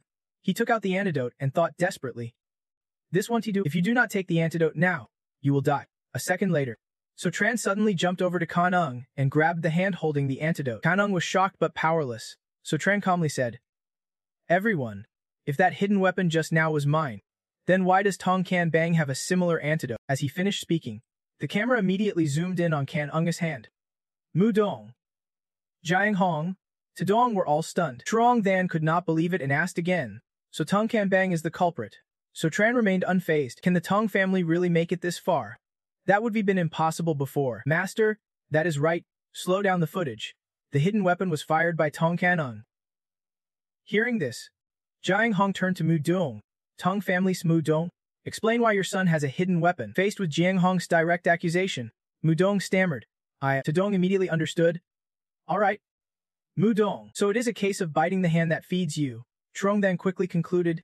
So Kanbang tried to hurt Tiyudu earlier, and now you are harming your own family. He never expected his perfect plan to be exposed and did not know how to react. Jiang Hong then ordered the whole Tong Mu Dong family to be taken away for investigation. If you dare use dirty tricks in a royal event, I will punish you severely. Mu Dong was dragged away while the audience scolded him. A scheming woman, playing dirty and crying fool. Disgusting. Tong though, witnessing everything, sighed.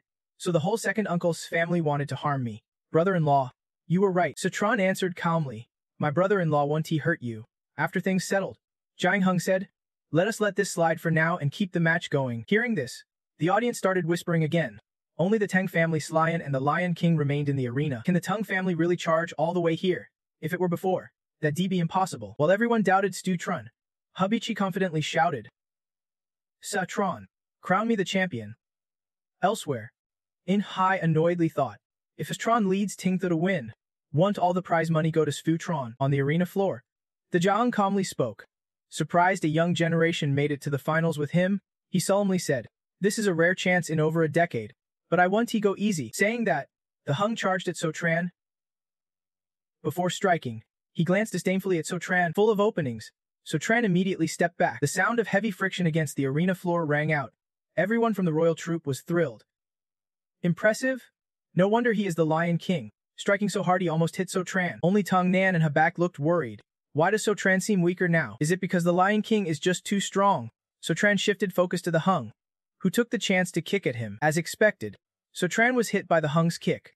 The Hung pressed forward and delivered another kick. So-tran could not react in time and got pushed back again. Seeing this, Ngokai began assessing. Unexpectedly, So-tran is a prodigy but still can't beat his uncle. Looks like So-tran's skill is not that high. Soon after, Jiang Hong spoke. Though the Hong family's lion is the Lion King, able to face my Lion King, you have proven your place in lion dancing. I advise, instead of exhausting yourself and getting knocked off by the Lion King, surrender to save face. After hearing this, the Hung did not respond or taunt as before. A moment later, So-tran calmly spoke.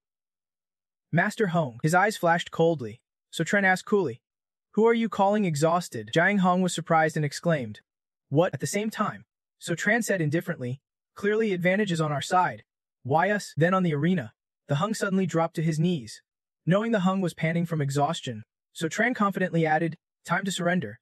Right? Everyone was stunned. Gasping. What? Looking at the scene, the young man gaped in shock. What is going on? Wasn't So-tran always the one getting beaten? How did the Lion King end up falling? Over here, the Aang was panting, unable to believe how someone who always loses could win. Your behavior only shows the surface. He recalled the fight. Quietly analyzing, at first glance, it seemed like I was the one hitting them. Pausing, the Aang's eyes flickered, but in truth, he had not landed a single hit. The fight played like slow motion in his mind. He could not hold back and exposed it. You baited me by showing an opening just to drain my energy. With an unbeatable smirk, he cheerfully admitted. Got caught? Then So-tran stopped pretending and spoke to the young man behind him. Little though, listen to So-tran. Immediately, tongue the lip forward and kicked the Hang square in the face, sending him sprawling. Just like that, the Hind Lion King was kicked straight into the water. The splash sounded like the Hang's spirit shattering. Witnessing such a shocking fight, Habak jumped up. Thrilled. Amazing. The So family won. And Gohai was stunned, refusing to believe what he saw. How could Tong the defeat the Lion King? Meanwhile, the Muyang group was captured, but even they were shocked. What? So-tran's group was just as surprised. Even Lao Trong-dan could not hide his bewilderment. Our Tong family won. Saying this, tears welled in his deeply lined eyes. Habak cheered like a child. So-tran and Tong-du were ecstatic. The crowd echoed their cheers loudly. That day, everywhere rang with cheers for the two. Gazing at the blue sky and white clouds, So-tran said to Tong-du, let us open the plaque. Following his lead, Tong-du quickly took stance. So-tran stepped on Tong-du's foot as a springboard and shot upward, leading the lion dance. So-tran gracefully flew toward the plaque ahead and grabbed it. He decisively yanked it down, causing a red banner to slip free. Standing before the red banner, So Tran and Tung looked like a masterpiece, both full of spirit. Reading the characters, everyone was impressed. The writing was truly majestic. Whoever wrote this must be outstanding. Someone asked, "Who is the author?" Jang Hong smiled and said, "This calligraphy was done by So Tran of the Tong family. Later, I will discuss calligraphy with So Tran." The crowd stirred again. What? So Tran, that foolish son-in-law, he can barely do the lion dance. Now he is writing beautiful characters. No way. At the same time, Ngokai suddenly stood up and shouted, "Everyone, this calligraphy was not written by So Tran." He sneered slyly. "Look at the header. So Tran's writing should be ugly like that." Pausing, Ngokai yelled hysterically, clearly accusing someone else of forging it. The girl below scoffed. Such beautiful writing with a lousy signature, definitely not the original. The youth beside her sneered too. Fools are fools. Even their signature is stupid. Abak was furious and scornful. Ngokai lost the bet and was trying to pin the blame on So Tran. Seeing the situation, Tongnan worried silently. This was bad. The worst had come. Jang Hong seemed to lean toward So Tran, reassuring the crowd it was fine. Then asked, "So Tran, did you write this?" Then, "This represents the honor of our Hoin family." Suddenly Jang Hong's face darkened. Frowning, he continued coldly, "But I do not care who owns this writing. Just tell us the truth." Faced with this, So Tran remained calm and replied, "It is." Jang Hong grew doubtful but wanted fairness, so he pressed on. "But this signature does not look like yours." So Tran's brother added, "But I did write it. Why would I lie?" Jang Hong slammed his cane on the ground, gritting his teeth. "So Tran, I said just admit it. If you refuse the toast and want to drink penalty shots, do not blame me for being rude. Don't you think I will side with the hero here? Old men can flip like pancakes." Someone, "Arrest So." The group from Thieu Hong laughed mockingly again, still foolish enough to sign his own name. Quickly, guards from the stands rushed to surround him. So Tran sighed, "What a pain." Then he leapt high into the air. The three men collided loudly below. So Tran had already flown high. His agility was now incredibly fast. "Judging by your expression, everyone was shocked."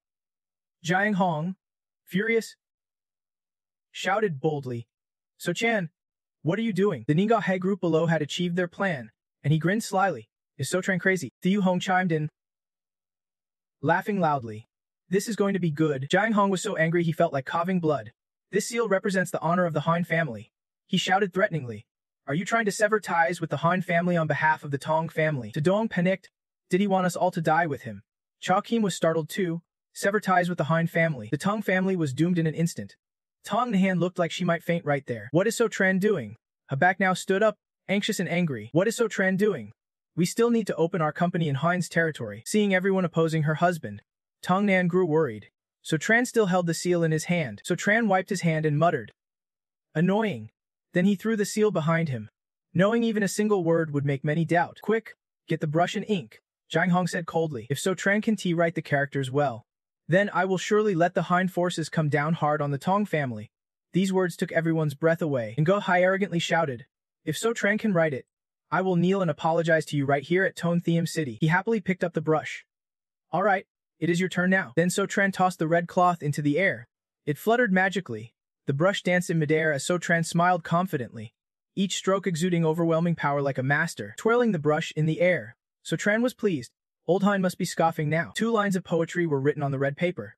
"Hong du bei dam tiu trung. Bathang and nat truong tai." Then he casually said to Jiang Hong, "This time, I signed it too." The firm signature was written small below the 2 lines of poetry.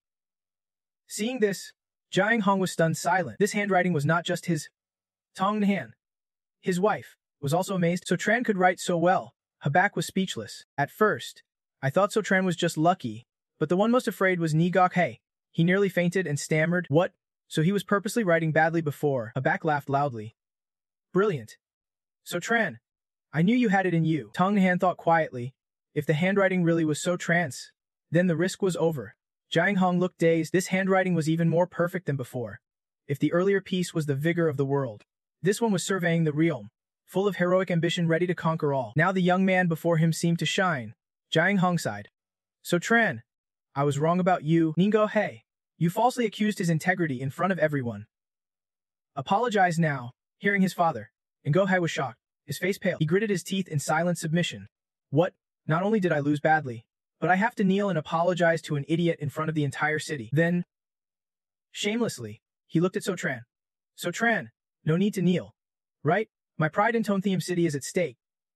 Forgive me, and I will help you from now on." So Tran glared and asked, Forgive you. Did you think about forgiving me earlier? So Tran's words carried a sharp edge. Indeed, So Tran was right, and Gohai had no argument. Clenching his teeth, he had no choice but to kneel before him. Sorry. Seeing this, the Thieu home group turned pale, unable to believe it. Brother Ngohei, Jiang Hong stepped forward warmly. So Tran, to show our apology, I sincerely invite you to attend the Hein family's dinner to make up for today. Habak was delighted to hear at dinner with old Hein. This was a high-level chance to get close to the big boss. So Tran was not happy but calmly accepted. All right, I will definitely come. Habak cheered. Wait, so Chan led Tong to win the championship. So he wagered 1 million before, and now it is suddenly 20 million. So Tran is amazing. Dang Truongdan stepped forward with his cane. So Tran, thank you for averting this crisis for the Tong family. He sighed in relief. He did not expect the entire Muk Duong family to want to harm Tong Thu. I will kick them out of the Tong family later. Then he turned to look at his relatives. He replied calmly. Bathroom. Thieu Hong glanced at Ngokhai smugly. Though his face looked pale, they watched Ngokhai approach So Tran, eagerly waiting for drama. Ngokhai definitely wanted to pick a fight. This was going to be good. Nearing So Tran's table, Ngokhai shouted blindly. So Tran. When he turned around, Ngokhai raised his glass and shouted, a toast to you. Also, I sincerely apologize for today's trouble. Please forgive me. Hearing this, the Thieu home group went silent. No one expected this. But So Tran still cheerfully raised his glass. All right, who has not made mistakes as a kid? I forgive you. So Tran guessed silently that this brat wanted his forgiveness to curry favor with his master. Ngokhai was overjoyed. Bowing repeatedly as Truongdan finished, a staff member approached. Someone wants to see you. Please follow me. Then the waiter quickly led him into a dark room and stopped right there. So Tran looked around quietly, dimly lit. Who'd come to this hellhole looking for me? Suddenly, the girl leading him collapsed unconscious, startling So Chan. He became alert, knocking someone out right away. This is a soul-trapping formation.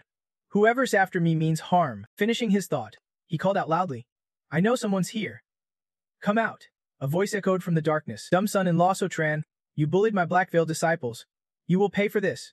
You are trapped in my soul maze and can't resist anymore. Right? So Tran stayed calm. Smiling brightly. Black Veil sect?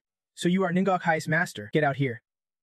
He shouted, stomping the ground hard. Suddenly, a figure lunged from the shadows. He was kicked relentlessly by So Tran, coughing up blood. Beaten flat, startled. He gasped. Kan style. You broke my formation with a low-level Kan step. Who are you? So Tran coldly stomped him again. Who I am does not matter. Then he leaned down. Voice icy. If you are Ngokhai's master, I will reveal your birth chart. You will find out who I am.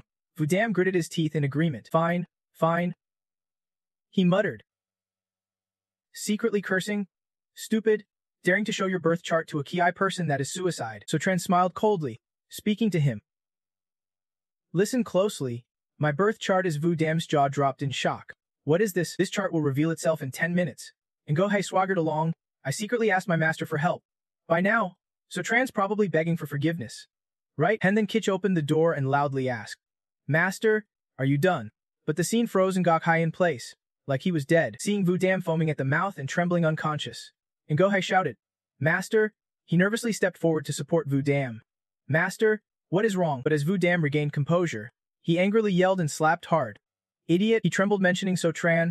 Do you know what rank you just provoked?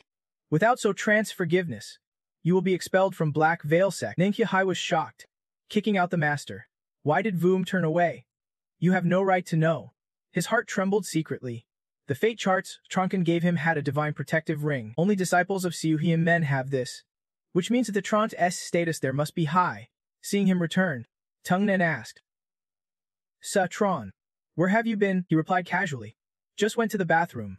Thieu Hong glanced at Ninja Hai smugly, though his face looked a bit pale. They all watched Inche Hai heading towards the Tron, eager for drama. Inche Hai was definitely looking for trouble this time. Nearing his table, Ensa Hai closed his eyes and shouted, Suv Tron. When he turned, Ensa Hai raised his glass and shouted, I toast you and sincerely apologize for today. Please forgive me. Hearing this, the young hairs fell silent. No one expected this turn, but Seftron cheerfully raised his glass. All right. Whose kid does not mess up? I forgive you. Satron thought. This kid's probably trying to get my forgiveness to smooth things with his master. Nensa Hai was overjoyed, bowing repeatedly. Thank you. Brothers. Thank you. Brothers. The young Thiku home group was about to faint. What the hell is this? Ens Hai begged Sutron for mercy, but still bowed and nodded to him. Now Ens Hai respectfully scratched his head, his voice cautious. That is right. Brothers, sir, I invite you over there. Sutron happily led the way. Everyone sitting here on this side was an elder. Sutron did not hesitate and walked straight over. As Hu and Old Master saw him, Jiang Hung stammered. Sutron, after seeing your outstanding performance today, I have decided to promise you one condition, anything you ask. Hearing this, the young Thu Hong clenched their teeth in anger. What? One condition? This could be a shortcut to the top. What kind of luck has Sutron hit? Sutron spoke. Hu, Old Master, you do not look well. Is something wrong? Jiang Hung sweated. An old illness. As long as he does not drink. It is just endure it a bit longer. Then Sutron casually said, all right, then I know my request. I want Hu and Old Master to drink medicine wine on time every day. Everyone was shocked by this request. Old Master Tin stood up and pointed at him, shouting, is the foolish son-in-law of the Ting family crazy? Everyone knew Hu and Old Master could not drink because of his illness. What does he mean? Sutron looked at him indifferently and replied, I plan to have Hu and Old Master drink my special medicinal wine. 7 days of this, and he will definitely be cured. Old Master Tin snorted. Even my medicine can cure that disease. You think you can fix it in 7 days? He aggressively pointed at him, and when making medicine, Tron Baita chose the location. You were the one who attacked my grandson. Right? Tin Ratethi said you can open a traditional medicine shop in Thien Thun. Sutron pretended to be surprised and said, what if I cure old man Hu and then open the medicine shop? Tuzin frowned. If you can meet these 2 conditions within 3 months, I will apologize to you in front of everyone. If not, you leave the city forever.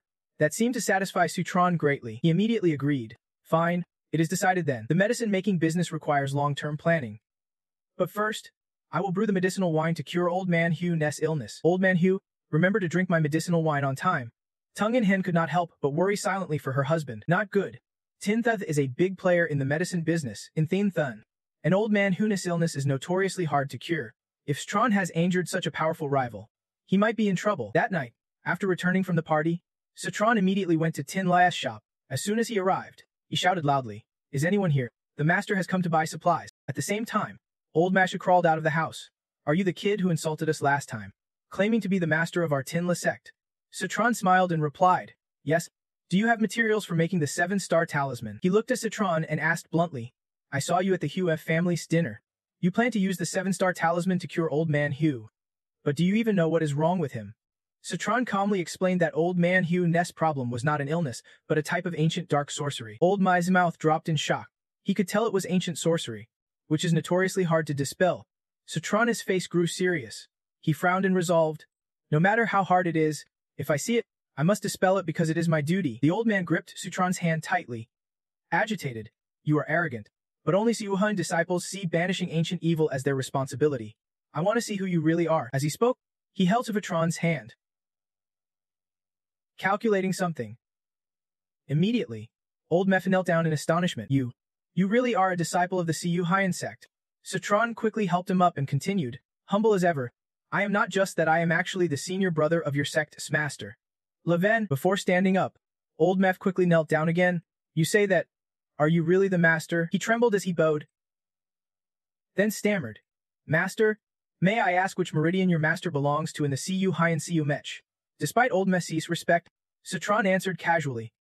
All 9, kneeling on the ground. He looked as if he would been struck by lightning. What? His mind was filled with silent terror. For an ordinary person to inherit a single lineage is a 3-lifetime blessing, but this founder has 9 lines. The two talked for a while, just as Vo woke up, her eyes gentle as she stepped out. Grandpa, what are you doing tonight? Selling goods takes that long. At the same time, Elder Macnello and shouted, Shooter founder Vo, what are you doing? The girl hurried to help her grandfather up. Why are you kneeling? Is your blood rushing to your head? Elder Mac trembled, not because he met a big figure, but now that boy had already left his house. The next morning at the Hein household, Sutron quickly made a call. Xiao Thu, come to the Hein family. He carefully instructed her to personally deliver the medicinal wine to Old Master Hein. Tong Thu replied quickly. Got it, I will handle it. Just after ending the call, 2 men in black blocked his way. One sneered at Tong Thu. Are you the one so sent to deliver the wine? Tong Thu cheerfully handed over the large wine jar. Smiling, that is right, I am here to deliver the wine. Please let me give it to Old Master Hein. Unexpectedly, Ngokvium slapped Tong Thu hard across the face. Then he snatched the wine jar from Tong Thu without any hesitation. Ngokvium clicked his tongue in contempt. Knowing the old man was ill and still dared to give him this fake wine, Tang Thu's face darkened as he shouted cautiously, "Hey, what do you want to do?" No sooner had he spoken than two bodyguards kicked him in the knees, in pain and off balance. He collapsed to the ground, grimacing in pain. Then the two guards pinned each of Tang Thu's hands down on either side, looking at him coldly. One sneered, "Who does your grandfather think he is to drink fake wine?" Then one guard forced Tang Thu's mouth open. Ngakviam opened the wine jar arrogantly and asked, "You deserve this," without another word. He poured the entire jar of medicinal wine straight into Tang Thu's mouth, after forcing Ka to pour the wine. He turned away without forgetting to order, "Fine. Just beat him until he does not die." The two bodyguards responded quickly, "Yes, sir." Then the punches and kicks from the two guards came down hard. Tang Thu was beaten until he spat blood, his screams echoing in the air. Eventually, he was beaten unconscious. Several hours later at the Tang residence, he lay on the bed, his face swollen and purple. Unable to open his eyes, Tang Na looked at her family with distress. How could Hongok Wiem have the nerve to beat Xiao Tho like that? Xiao Tho was just delivering the wine. Gaitan shouted, "We have to seek justice for Xiao Tho." Tin Bin urged anxiously, "Mom, that is the Hein family. Even if they beat us, we have to leave." Tongyan added, "Do you really think the Hein family would just bully us for no reason?" At that moment, So Tran angrily walked over. "Mom, I was the one who told Xiao Tho to go to the Hein house. If they dare hurt him." "Wait a bit." His eyes now looked like the king of hell demanding a soul. "I am going to the Hein house to demand justice for Xiao Tho." Hearing this, Tong Van shouted angrily, "If you dare touch the Hein family, the Tong family will suffer their revenge." Cha Kim added, "So Tran, do you want to go to the Hein house to die?" Seeing him silent and about to leave, Tin Bin hurried forward to stop him. "Hey, did you hear that? If you go, you will get us killed." Immediately, So Tran slapped him hard across the face, then stormed off clutching his stinging cheek. Tin Bin trembled. "So Tran, you. Amidst the tense atmosphere, Tong Yan spoke up. "Go ahead." So Tran, her words supported her husband. With a determined look, Tong Nan told him to come back early, feeling encouraged by his wife. So Tran replied confidently, "Of course." That night thunder and rain raged. At the Hein residence, a commotion broke out. "Hey, who are you? How dare you barge in?" Ngakviam stepped out into the rain, gritting his teeth. "Who is there? How dare you cause trouble at the Hein house?" At the main gate, his men were already beaten and battered. So Tran strode in confidently through the rain, unbuttoning a few shirt buttons, coldly staring at him. "You must be Hein Ngakviam." Seeing the man before him, he momentarily felt terrified. "So Tran of the Tong family. What do you want?" Denying nothing, but hearing So Tran's name, he knew it was Ngakviam. Seconds later, a hard slap landed squarely on his face. Just one slap and Ngakviam's face swelled up like a steamed bun, not stopping there. So Tran kicked his legs hard, decisively. So Tran grabbed a running water hose in hand and aimed it straight at Ngakviam. Terrified, tears streamed down his face as So Tran grabbed his mouth. Fear overwhelmed Ngakviam as he stammered, "So Tran, what are you doing?" Before he could finish, the hose was shoved into his mouth. Under the rain, So Tran's voice rang out like a demon's. "Payback." Seeing the scene, the subordinates rushed out in panic. "Damn it! Quickly release young Master Gviam. Break through their siege around him." Engi Viam looked pleased, mocking them to wait for their doom. He bragged, "This is the Black Wine sect, martial artists trained by the mysterious Kaiman." Finishing his words, Eng Phim shouted orders, "Crush his legs." Amid the stormy night, the Black Wine sect shouted in unison and charged forward. Outside the main gate, Hoon appeared as several cars rushed over. Tudung shouted in fear, "Satron, turn back. He is in deep trouble." Then Tudung ran forward at full speed, surprised that while he was away, Satron had come to Hu Nest to defend. In the rain, he hurried anxiously. "I know Satron has some strength, but Hu Nest place houses the Black Daya sect, an ancient martial force passed down through generations. Trained by terrifying masters, anyone facing them rarely survives. But Siftron has done so much for my Tung family. Since Tzu is in danger, even if he gets crippled, I have to make sure he comes back." Breathing heavily, Tudong silently vowed, "At worst, I will support him for life." Pushing open the main gate, Tudong shouted, "Suvtron, I..." But seeing the situation, his eyes seemed ready to pop out in disbelief. Alone, Satron had taken down all the Black Wine sect members. This was beyond T. Dening's endurance. Looking over them, all were bruised with battered faces. Tudong stammered, staring at him. "Suvtron, did you do this?" There was still a fierce look on his face. Satron turned to him, "Dad, you want to join in?" Tudong was still stunned, grabbed his hand and shouted, "What are you thinking? Run!" He hurriedly dragged his reckless son into the car to sped away. Worried sick, Satron had knocked out Hu N's Black Wine sect next. Hunes reinforcements would surely come. Seeing TD's expression, Suchun lowered his voice. Dad, maybe I was rough, but they bullied TU though like that I could not hold back. Suddenly, he stopped talking. Still tense, but T-Dung praised him. Well done. Today, you really made me proud. Seeing his reaction, Suchun was briefly stunned, a bit embarrassed. Suchun glanced away, silently thankful to his dad. T-Dung replied, What are you thanking me for? I should be the one thanking you on behalf of TU though. At this moment, a surprised voice echoed from the Tung family. What? Everyone in the house was stunned. Suchun really went to Hunes and beat them up, even knocked down all Hunes men. T-Dung said coldly, Yes, that is why I say the whole family needs to prepare quickly for Hunes' next revenge. Meanwhile, Trong Than came out leaning on his cane impatiently. He looked grim, staring at the sky. Hunes had already announced to Thien Thun and Fong Tung families. After hearing this, everyone was speechless. What? Trong Than sat down dazed. But continuing, all the companies cooperating with us have rushed to cancel deals. We have suffered heavy losses all at once. Tin Bun glared at Sutron. Suvtron, are you happy now? Hunes blockade can ruin our entire Huana family empire. I suggest we quickly cut all ties with Suvtron. Chu Kim added, I think we should make Stuftron apologize to Hunes. Tung Van agreed. Right? Let Hunes handle it. Holding a teacup, Sutron calmly replied, No need to worry. I will lead the family through this crisis. Pausing, he added, Besides, I think this crisis will be a great chance for Ting to make a name in Thien Thun. Tin B shouted. Sutron, I really think you are dreaming. Chu Kim chimed in. Exactly.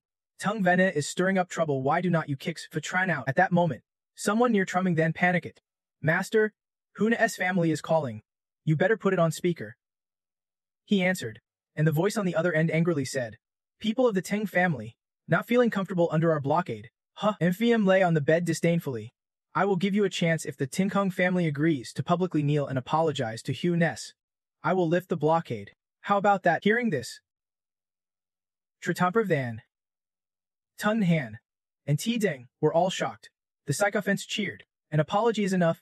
This is a golden opportunity. Then Sutron took the phone, said a word, then coldly said, You started the fight. I advise you to apologize to the Tung family quickly, or face the consequences. Without letting the brat reply, he hung up immediately. Tin Bine and the others shouted. Suvtron, what nonsense are you saying? I saw you leave already. Over here, Ingye Vim arrogantly ordered, still acting high and mighty. Keep pressuring the Tung family. I do not believe they won. Give up. His subordinate immediately replied yes. Soon the entire city knew the Tintung family was blockaded by the Huana family, causing a stir. What? The Hua family is fighting the Tinkong family now. The tiny Tung family won't back down but wants to fight an elephant. Everyone thought the Ting family was doomed. The arrogant young masters celebrated to provoke Suvtron. Let us see how he dies. Next toast under Hunes pressure. The Tung family started falling apart. The Tin Brew group fled first. Mom, Dad, we have to leave the country for a while. Chu Kim stammered. We are leaving first? Both T Deng and Ningguan watched the infilial ones go, knowing their thoughts, but did not stop them. Time passed. 3 days later, worry filled the Trotang Dan household. The patriarch was sweating, with pressure from all sides. News about the Ting family was frozen. At this rate, the Tung family would go bankrupt. The atmosphere at home grew heavy. At that moment, Death passed by, handing over a cheerful card to reassure. Old Master Ting, do not worry. I still have tens of millions to start a company and help you hold on for a while. Sutron asked, Sir, how many days can this money hold out? Trotang then replied sadly, About 3 days, if you are satisfied. All right, 3 days is enough. Secretly pleased, he thought if they could get through 3 more days, the Tung family could turn things around. 3 days later, inside the Jianghing mansion, he spoke up. Sutron said he wants to give it to me, so bring it here. He was secretly frustrated, unwilling to drink, but having promised that kid, he took 2 sips. Then, Jiang Hun drank the whole glass in 1 gulp. As the wine slid down, he was shocked. This wine already eased my stomach condition a lot. Meanwhile, Ngiem was still leisurely playing golf. Seeing Jiang Hung from afar, he called out, Why are you here already?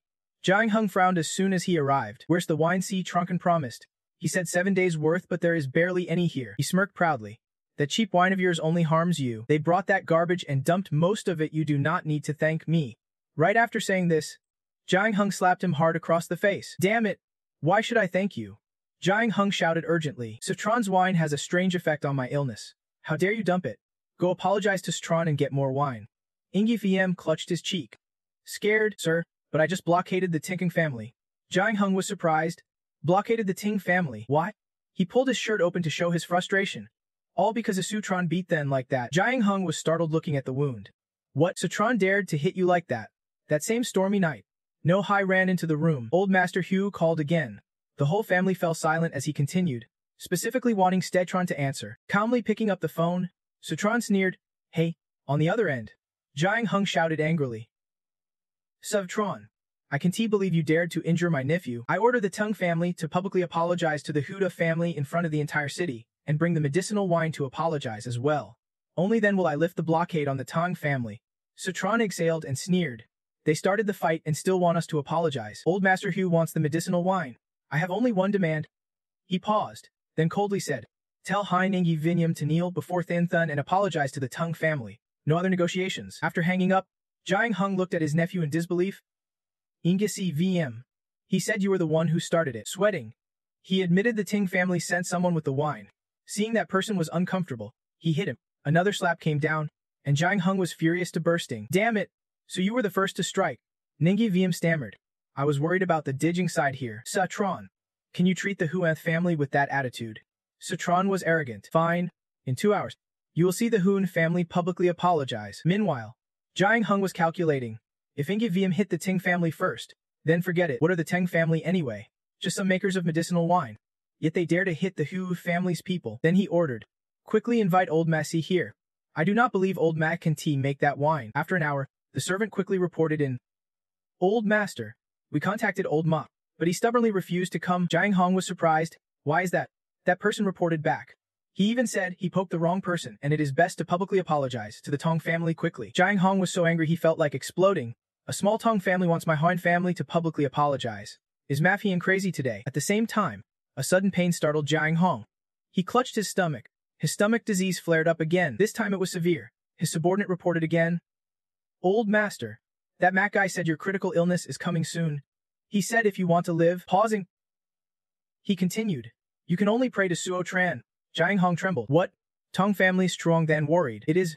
Hathias reserves are almost gone. 1 more hour. If the Hein family does not lift the blockade, our Tong family will be bankrupt." This statement stunned everyone into silence. Tong Nan anxiously asked her husband, "Su Tran, are you really sure we will win?" After sipping his tea, he calmly replied, "We will know soon enough." No sooner had he finished speaking than someone rushed in to report.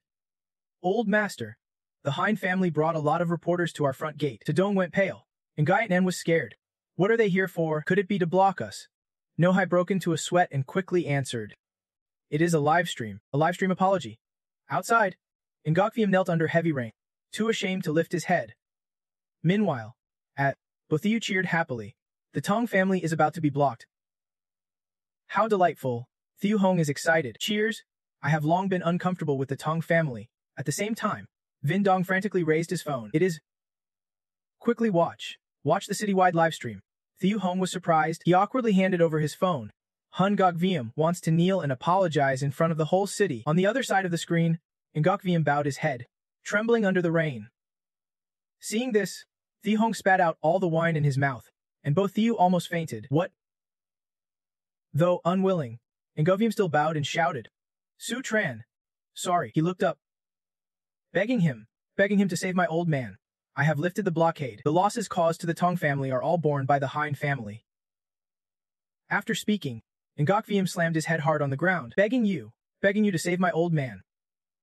Begging you." After a while, the big gate of the Tong family finally opened. Su Tran held a jar of wine. "All right, I reluctantly accept this apology." Ngokviam was overjoyed. Good. Thank you, sir." That rainy night, the news of the Hein family apologizing to Tong shook the whole Thean city. No one was not surprised by this result. The unfilial descendants of the Tong family were shocked. What? The Hein family really apologized and compensated all losses during the blockade. Tong Lin was dumbfounded. Impossible. All the cooperation the Tong family lost was recovered, and the partners even respect the Tong family. Thiu Hong respectfully said, "Su Tran, it is time for us to resume the tripartite cooperation." Meanwhile, old Master Han was cured in time thanks to Suo Tran. He was amazed his illness was gone. The cause was simply a jar of wine from Suo Tran triggering a chain reaction. Over here, Su Tran calmly sat reading a book. The tea was finished. Right after, hot tea was poured into his cup, and Gaitan smiled brightly. Su Tran sipped the tea. Tadong affectionately reminded him to be careful. It is. Su Tran happily reached out, took the cup, and thanked his parents. At the same time, those unfilial ones happily came in. Tin Bun stammered and bowed, Mom, Dad, we are back. Are you okay? We finished our errands outside. Tadong's face went cold. Just in time. Ngayat and Han's face darkened. You two really are my good sons-in-law. They immediately ran after them. Mom, Dad, please listen to our explanation. Time flew by. Suddenly a week had passed. Deep in the forest, Tongdo wiped sweat and muttered, "Damn it! So frustrating." Suchen walked by. Little though, what is wrong? Is your wound not healed yet? He frowned. Was not someone named Triyu Sun the one who defeated the entire Voquanthian city? Tongdo recounted. He said our male martial art is Jia, and she wants to challenge him to regain honor for our male martial art. Sutran approached and asked Tongdu. Excited. What style are you training? Nam 13 fists? Sutran covered his face and burst out laughing. Then it is truly Jia. Tongdu blushed deeply. Brother-in-law. What are you saying? Sutran happily answered. Brother-in-law will teach you a set of fist techniques. Tongdu was surprised. Brother-in-law even knows martial law. He pulled his hand out of his pocket. Of course. This is just a pause. He struck hard at the big rock in front of him with ancient martial arts. The wind brushed by, startling Tongdu, but the big rock in front of them remained intact. Tongdu pouted. Brother-in-law, your martial arts feel even weaker. He laughed happily and asked, Really? Come over here and see for yourself. Tongdu stepped forward to examine the big rock, his face full of doubt. The sound earlier was indeed quite loud. When he saw a whole bunch of rocks suddenly fall down, he gaped in amazement. Tongdu quickly turned to look at Su Chen, stammering, Well, brother-in-law, how did you do that? He shrugged and smirked. Like I said, this is ancient martial arts. Su Chen said, if you learn ancient martial arts from brother-in-law, just one move can defeat that guy Xiao Shan. Scene shifts to the next day. At some martial arts hall, cheers erupted from the stands. Not even worth a hit. Not even worth a hit. Zhou Shan stepped over his opponent, arrogantly declaring, Now even the strongest Han family master in Namquine has been defeated by me. Namquine really is weak. Who dares challenge me now? The audience was dumbfounded. One whispered, Terrifying, even the Hind Master lost, while another murmured, Looks like no one dares step up in Namquine now. Suddenly, a voice rang out, grabbing everyone's attention in the martial arts hall. Me too. Su Chen smiled and introduced himself as a representative from the Tong family martial arts hall. Tongdu shyly scratched his head and greeted. Hello everyone. Everyone in the stands turned to look at them, eyes full of confusion. Zhou Shan glanced at Tongdu, frowned, and waved his hand dismissively. No fight. No fight. I do not bully kids. Some spectators even muttered, Tong family master, please do not embarrass our Namquine anymore. At that moment, Su Chen stepped forward boldly. Big brother, do you remember me? Just this once, show some respect and fight my youngest brother. Zhou Shan smiled warmly upon seeing him. You are the guy who helped me find the way before. Finally, he accepted the challenge. All right, since you helped me before, I will show some respect. But fighting kids is not meaningful. Let us make it more interesting. Zhou Shan grinned arrogantly, raising his voice to the crowd. Place your bets, let us see if this kid ends up with broken arms, broken legs, or worse. As soon as he finished, many rushed to pull out money to bet. They started shouting, I bet he is crippled. I bet broken arms. I bet paralyzed. Su Chen's lips curled slightly as he calmly spoke. I am betting too. I say Zhou Shan will be knocked out. His bold declaration shocked the crowd, who immediately turned their gaze to Suo Chen. The next moment, they all burst out laughing.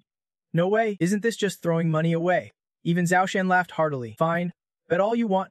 If you want to lose money, I want to stop you. Tongdo started to feel a bit nervous. Brother-in-law, are you sure? Su Chen reassured softly. Don't worry. Just use the move I taught you. That is enough. Soon after, Tongdo stepped onto the ring. He quickly got into a ready fighting stance. The referee's voice rang out. The match began. Tongdo felt tense though brother-in-law taught him ancient martial arts.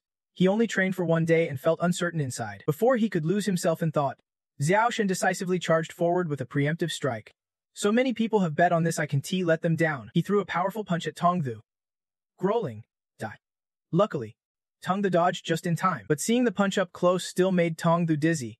What kind of crazy strength is that? Xiao Shan quickly turned and unleashed a barrage of punches. Kid, you want to dodge my fists? Tongdu panicked and hurriedly stepped back. Su Chen urged from the sidelines. Little though, do not be afraid. Dodging one T-work counterattacked decisively. In a blink, Zhou Shan lunged at Tongdu, fiercely raising his fist. This time he could not escape, might as well just face it head on. Seeing Zhou Shan's fist getting closer, Tongdu gritted his teeth, thinking, damn it, can't he dodge anymore? Then try defending with ancient martial arts. The crowd shut their eyes, unable to watch the impending disaster. He is definitely dead. Better call an ambulance for this kid first. Su Chen heard this and raised an eyebrow with a sneer. Right? Call it. Watching Tongdu knock back Zhou Shan, he calmly said one line. But the one who needs the ambulance is you. Only saw Xiao Sun's cheek swollen red, his eyes bloodshot white, and he directly spat out a mouthful of cloudy water. In Sutran's voice, there was even more certainty. I saw someone else.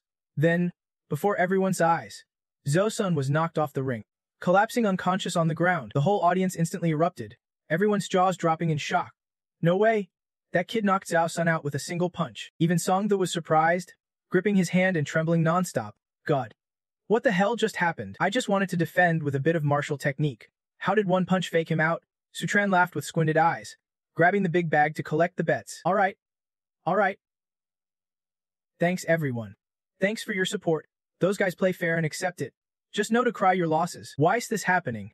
Big loss here. On the ring, Songdu quickly regained composure, raising his hand and laughing loudly. Who said my Southern Fist was just a bluff? I represent Southern Fist's victory. The crowd chanted in unison. Songdu. Just then, Xiao Sun, who was down, suddenly lunged from behind at him. He growled bitterly. Damn it!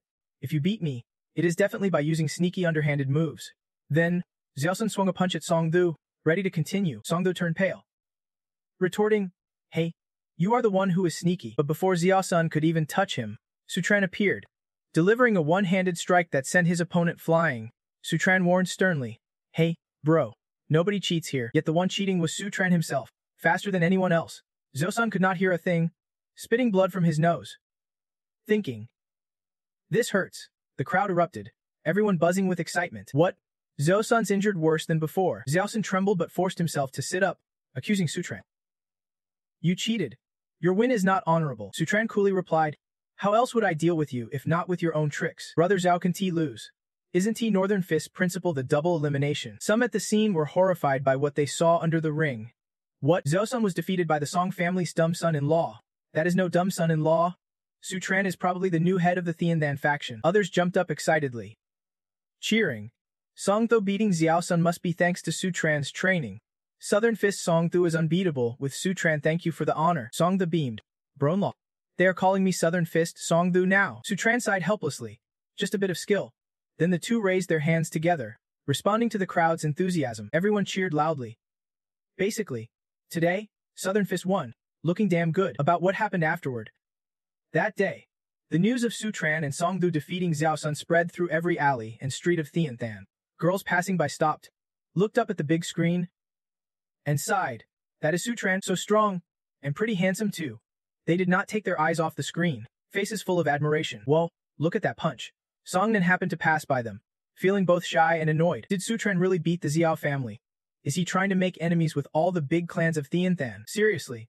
Scene shift to the Hein family, where a few men sit around a round table in the courtyard. Ngok Wiem clenched his teeth, muttering angrily. New generation of Tianthan. Is Sutran worthy? Jiang Hong added, saying calling Sutran the new generation of Tianthan was ridiculous. He squinted and spoke low. You are the new head of the Hein family. And Gohang should come home soon. Right? Shortly after, the big door was pushed open. Two people holding hands walked in happily. Greeting. Uncles, the speaker was the Hein family's youngest nephew, Han Gokhang. He smiled and introduced, and this is my girlfriend, Deep Yen. She is the eldest daughter of the Diep family. She politely greeted. Hello everyone. Deep Yen respectfully greeted Jiang Hong first. Hello, sir. My father is Deep Boy Choin. I have often heard him mention you. The others were surprised. Deep Boy Choin is the Diep Boy Choin of the Dep family in Duongthan. He silently calculated in his heart, the Diep family in Duongthan surpasses even the He family. If Ngokhang marries such a daughter-in-law, it will greatly benefit the Hein family later. And Gohang showed concern, asking, has uncle been feeling unwell lately? I will check for you. Jiang Hong immediately held out his hand for a pulse check. Who would have thought the outcome would shock Ninkenhen so much? This is not an ordinary illness. Someone strangled him. What happened while I was gone? Jiang Hong pulled back his hand and shook his head to calm her. Don't worry. Lunan recommended a master to me. I drank his medicinal wine, and now I am healed. He casually warned. Also, you should be careful with this master. He is Sfatron from the Tinkung family. Dai Pi Yen glanced at Nenka Hung, frowning suspiciously. A Citron of the Ting family. Isn't he that the original name? Not long after, a sleek black car stopped in front of a building. Dai Pi Yen looked around curiously. Ingyahie Heng's side showed concern as someone gently helped her out of the car and quietly explained that he suspected Citron and Medise Nun were working together to trap his uncle.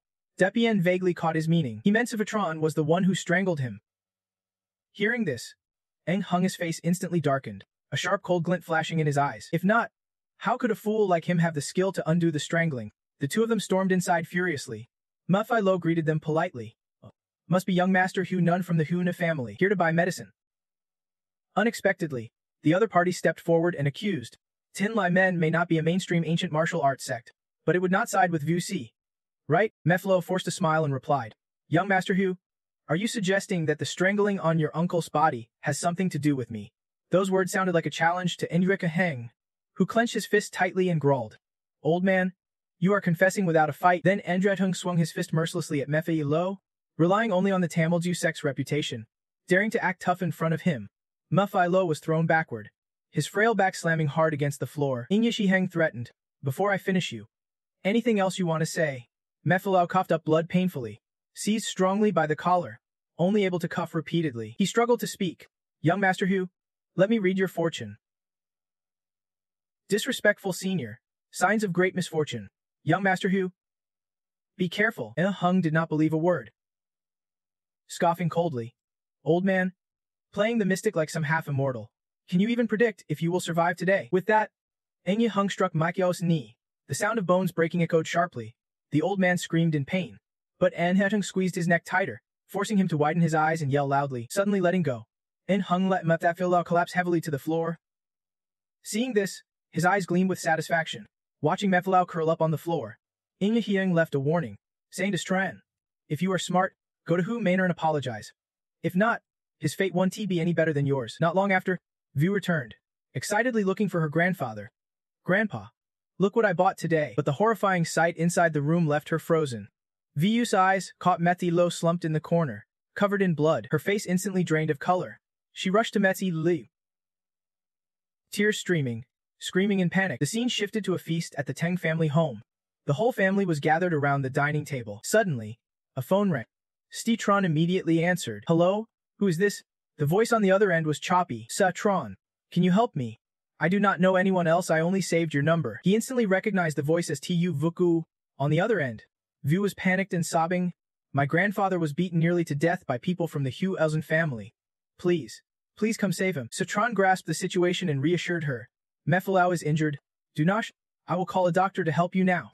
His reaction made Ting and worried. She quietly called out. Tron. Tin Bin paid little attention and continued enthusiastically toasting. Come on, brother-in-law. Let us celebrate our families coming together. I raise a glass to you. Unexpectedly, Tron stood up sternly. I have something to declare. Listen before you decide if you want to drink with me. His tone surprised Tin Bean. Chu Kim asked, puzzled. Tron. What do you mean? Tron gripped his glass tightly, emphasizing each word. I declare war on the Hu family in the name of the Tung family. Tin Bidher thought he was joking and laughed. Declare war on the Hudu family. Even the whole Ting family combined does not have that right. Sitting next to him, Tung Van agreed. Right, brother-in-law, do not joke around. Tron downed his glass. Cutting them off, I respect your wishes. But my decision is made. I am not just declaring war. His eyes showed absolute resolve as he declared. I will make the Ting family rise above the Hu Enan family. I say, I will do it. As soon as the words ended, the entire table fell silent. Everyone's eyes turned to Tran. Tin Bin was the first to react. He stood up abruptly in protest. This is absurd. Way too absurd. Cha Kim shook his head with a hidden sigh. Tran, you are playing with fire here. We can go down with the Tong family. Trong then stayed silent for a moment, then finally spoke. Tran, what exactly are you planning this time? Tran gritted his teeth and said, at 10 tomorrow morning, I officially declare war on the Han family. I will make the Han clan a third-rate family in Thean City. Cha Kim and the others immediately stood up and left. If that is the plan, the Cha family can only sever all business ties with the Tong family. Tinbin chimed in, and so did the Lam family. Tong Nahan could not help but worry seeing how things were unfolding. Tran, what is really going on? He asked gently to reassure. It is Tran has made up his mind. Han family, I won't let you rest. Cut to the Hein estate, where a security guard leisurely read a book, sipped his tea, and sighed. Afternoon tea is the life. Before he could enjoy it any longer, the front gate was suddenly kicked open from outside. The guard choked, spilling his tea. The security team quickly gathered, gripping their tools and readying themselves. Who dares cause trouble at the Hein estate? Tran calmly charged in, wordlessly sweeping away the group with force. After defeating them all, he put his hands in his pockets and calmly announced to Hein Nugok Hang. I tongue though. Close behind. Added, telling him to pack up and get ready to move. The guard panicked and ran off shouting. It is so. Where is everyone? So Tran's here again. The news quickly reached Jiang Hong, who slammed the table in anger. Damn it! Does So Tran really think the Han family has no defenders? Jiang Hong immediately ordered below. Where are you? Go catch So Tran for me, within an hour. I want to see So Tran begging for mercy here. Cut to the Han family garden. Two figures approached So Tran and Tong Tho. Ingohai anxiously advised, So Tran, just go home. Hung Gok Hang and his fiancée are disciples of the Than Duong sect. My grandfather is mobilizing members of the Black Dime Hall. Tutu kindly explained that Than Duong is a major orthodox martial sect no matter if you bring immortals today. You won't survive leaving the Han estate. So Tran basically ignored them, decisively brushing past. I appreciate your concern. Next time I meet your master, I will say a few words for you. His eyes showed clear determination. But today, no matter what, I am breaking into the Han estate. Watching So Tran's back as he left, Ngo Hei sighed helplessly. That So Tran within moments. The Han estate's main hall would erupt into chaos again. The guard rushed in breathlessly to report, Master, it is no good. Even dozens of Black Dime Hall members are not a match for So Tran. Jiang Hong frowned deeply and slammed the table. What? Then send all the Black Dime warriors here. I do not believe So Tran's fists can knock out the entire Black Dime Hall. Just as he finished, a sudden, earth-shaking crash rang out. The main hall's door was smashed, and So Tran's figure appeared through the dust and smoke. No need.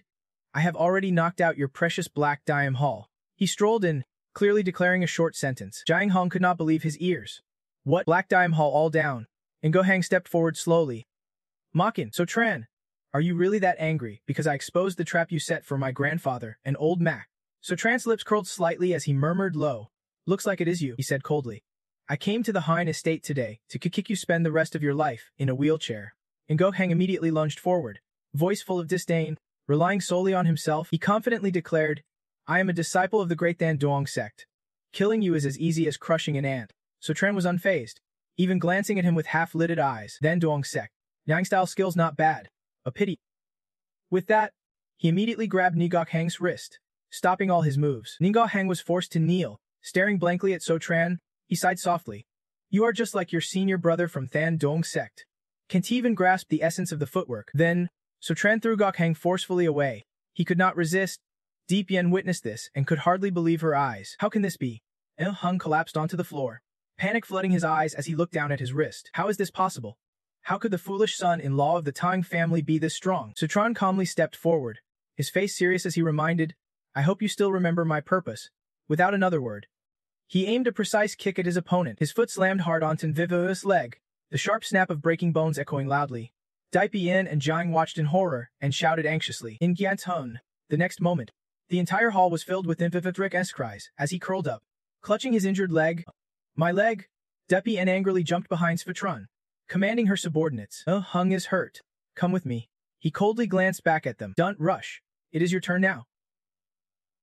Without hesitation, Svatran launched a series of attacks against enemies from all sides. He showed no mercy. Dai Yin quickly took a punch to the chin. Her subordinates fared no better. Each one was tossed away by Sutrana's strikes. Under his assault, Dai Yin was thrown backward, crashing hard into the wall with blood spilling from her mouth. Ing Hung shouted anxiously. Yin Hai. Jiang Hung could not stand watching anymore and stepped forward to negotiate. Sutran ignored Nintotun and declared the matter settled for the day. Hearing this, Sutran found it laughable and raised an eyebrow, repeating the words. Furious, he grabbed Engi Henting's collar as he lay crying on the ground. Gritting his teeth, he growled each word. Just one thing, can you let old Meph stand up? Sutran lifted Inja Chuching off the ground and spun him around to lock eyes with Jiang Hung, his precious grandson. If you attack old Mas, he will never stand again. If Yunan Huhun is not crippled today, I will erase this name from the clan records. Jiang Hung was stunned. Could it be In Heen who hurt old Mas? But he forced a smile and tried to calm Sutran. Releasing Neta Yi, the old man's wounds would be treated with full effort, and he personally apologized. Sutran scoffed coldly. Your apology means nothing, so why bother with the police? Then, he slammed Engi Chenting's collar hard against the wall. Today, I am taking Hyun Decking to bow and apologize to old Max. With all his strength, he struck the opponent's thigh with a fierce punch. Roaring, no one can stop me. The moment Dip Yin saw this, tears welled up instantly. She screamed, calling out to her beloved Injuki Hun. Jiang Hung panicked and switched to threats. Sutran's refusal to back down might not be a good thing. You have to think this will drag the Tang family into trouble.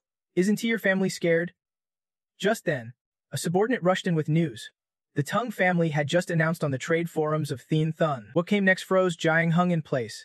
The Tung family declared war on the Huana family from now on. He anxiously looked at Tron. Has the Tung family gone mad? Ignoring Jiang Hung completely, Tron grabbed Injecto Chung by the collar and stormed off. Old Huan welcomed the fight. Without hesitation, he turned and signaled his companion. Let us tie you, though. Jiang Hung's yelling is useless. Outside, Tron and Hu were gone. Tung Na anxiously stared at her phone, wondering why they still had not come out. Just as she was about to call, a familiar voice echoed. Tron's wife held Dempfef Hung by the collar as she came out. Smiling gently, here to pick me up. Tung and Hen anxiously asked Han, what is going on? The two opened the car trunk and laughed. Don't worry. Unnie, Taiyuthu and I are fine. The other side, I know you are fine. But he is just a fool. Su casually tossed Inteng into the trunk. Their car sped off quickly. Jiang Hung chased to the gate, but it was too late. Frustrated, he yelled, useless? A bunch of useless people letting Tron take Intidech Eng away. At that moment, Depien's phone suddenly rang. She suspiciously checked it, then burst into tears of joy the next second. Senior brother from Than Ding sect is almost here. Grandpa, do not worry. Eng Heng has been saved. Scene shifts to hospital. In a room, Vu bowed her head beside old Mass's bed. The little girl, still dazed, heard someone call her name. Little Vidu looked up confused. Who is it? The hospital room door burst open as Sefsev Chen threw Enika Heng inside. Vu had not yet understood what was happening, only seeing Inheen collapse in pain. Groaning loudly, Tron calmly stepped in, softly explaining, I have brought the culprit who attacked old Mex. He urged the man sitting below. Young Master in Heng, Bowen apologized to old Mass. The man stubbornly refused. You want to get your way. Tran laughed. You wanted back down. Without your help, Vo angrily rushed over and slapped Ngok Hang. That bastard Tran did not stop him. He even ordered Tung Thu. Little though, Ngo Hang is losing face down there. Help him up quickly and keep moving. Of course. He agreed. Okay. Ngok Hang was grabbed tightly by Tong Thu's hand and immediately went pale. You. All of you. This dance was perfect for Vo'u's reach. The girl kept slapping Ngok Hang's face. This guy got his face hit, but could not fight back. Just groaning. At that moment, an angry voice suddenly rang out. Who dares lay a hand on Ngok Hang? The speaker was Lak Thuka, the senior disciple of the Than Duong sect. He stormed in with his gang, demanding fiercely, if you dare hurt a Than Duong disciple, you are asking for death. Seeing his side arriving, Ngok Hang immediately swaggered to intimidate. Tran, I advise you to cripple your legs and apologize to me now. He hurriedly grabbed Thuka's leg. Big senior brother is here today. Do not even think about leaving. Tran did not flinch at all. He even casually mocked. You did not dare call before. Now that someone's here, you dare to call. You really think you Than Duong disciples are something? Thuka, furious, raised his fist and charged at him. Watch your mouth, brat. Wanna die. Tran did not bother dodging. With one hand, he easily blocked the attack. Thuka did not expect this and his eyes flashed with fear. Before he could react, Tran twisted his wrist hard and slowly said, Senior brother of Than Duong sect, is this all the skill you have got? Then he slammed the man to the floor. Panicked, Thuka quickly looked back. What are you two standing there for? The other two quickly shouted and charged forward. Senior brother, we are here to help. Tong the rushed to Tran's side, trying to bully the weak. Huh, brother-in-law, I am here to back you up. Tran waved him off. Just watch from the side. This is nothing to me. With a single move, Tran kicked away the blockers. The Than Duong disciples were wiped out, their heavy bodies crashing hard against the walls, leaving big cracks. Deep Yen had gasped in shock. The three senior brothers combined were no match for Tran alone. Jiang Hong quickly covered Ngok Hang's mouth and instructed. Stop talking. Yen Hai and I will sneak the kid out. Before they could escape, Tung Thu spotted them. Brother-in-law, people from Hein family want to run. Tran remained calm, smiling as he replied, let them go for now, but sooner or later, they will come back begging you. Suddenly, he released the Ga, who fell hard to the ground. Coughing painfully, Tran glared, remember who I am yet? Get lost. Thuka immediately urged his companions to retreat. Go quickly. Now I remember. He was the 6-year-old kid who beat him senseless back then. Time passed. Scene shifts to the next day outside McNahan's hospital room. Tonghan was answering a call. You know already. She pushed the door open and entered the room to report. Dad just called. The Hein family is taking actions against the Tong family. In one short day, the Tong family suffered heavy losses. Wu felt guilty. Tran, because of you, I offended the Hein family. I have contacted the elders of Tin La sect. Though Tin La sect in Thien then is not very powerful, they can still offer some help to the Tong family. Tran smiled and handed her an apple. Don't bother little Vo Wu with this. Just take good care of him. Vo still worriedly hesitated in response, but before she could finish, the hospital room door was pushed open from outside. Mac, do your words represent Tin La sect? The arrival stunned both So Trans, the elder of Tin La sect, V Quang, led a group in aggressively entering because an elder blamed Tungt less for offending Than Duong sect. Do you want Tin La sect wiped out? Quang Thao shouted. I advise you to apologize to the Han family, or I will expel you from Tin La sect now. Vo's eyes welled with tears as she indignantly asked. On what grounds? It is obvious Han Gok Hang bullied others first. Why would Tin La sect protect him? So Tran stepped forward to block her, sneering. Right? Who are you? On what grounds do you override the sect leader's words? Then he glanced at the people behind her. Sect leader View. You no longer need to hide your identity as the leader of Tin La sect. Quang the glared and shouted wildly. How could the leader of Tin La sect be just a little girl? A faint smile appeared at So Tran's lips as he calmly replied. Why not? As far as I know, the one holding the Tin La token is the real sect leader. Vu, take the token out of your pocket and reveal your identity. Vu's face showed confusion, but she still rummaged through her pocket as he instructed.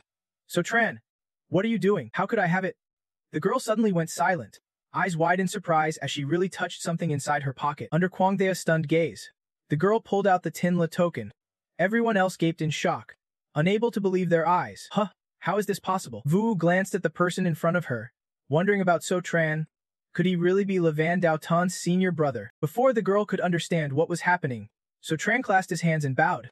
Sect leader View, you now hold the highest authority of Tin La sect. Then, he coldly glanced at the others, even without respect for the elders. His authority was absolute. Vu Quangdao hesitated, should not he pay respects to the sect leader? All three of them knelt and bowed. Vu Quangdao bowed to the sect leader, panic rising inside him. Could it really be the Tin token?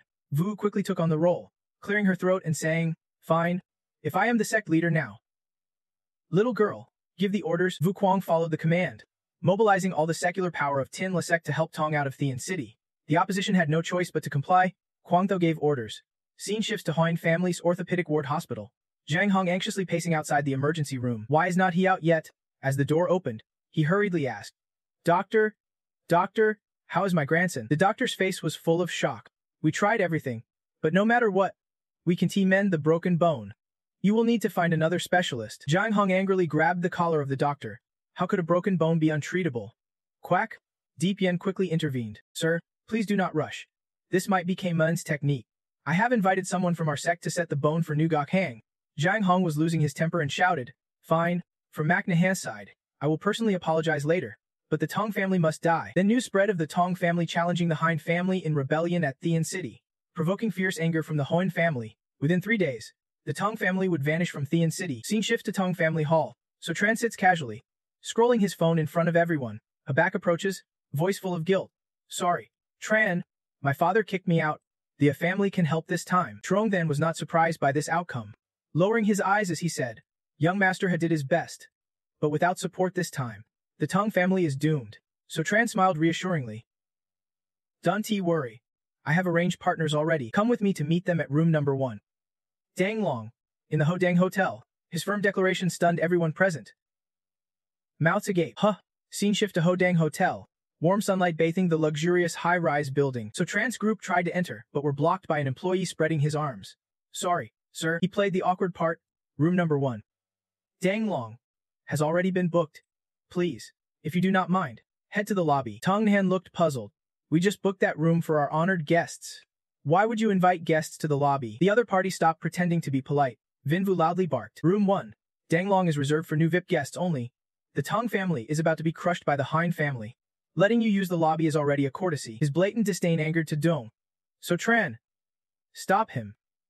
Forget it. The lobby will do. So Tran squinted at the employee, his tone threatening. But do you believe you will be begging us to let you into room 1? Dang Long later. The employee showed no fear and smirked provocatively. I am looking forward to it. The employees whispered loudly behind Truong Than's group. Tongra was devastated.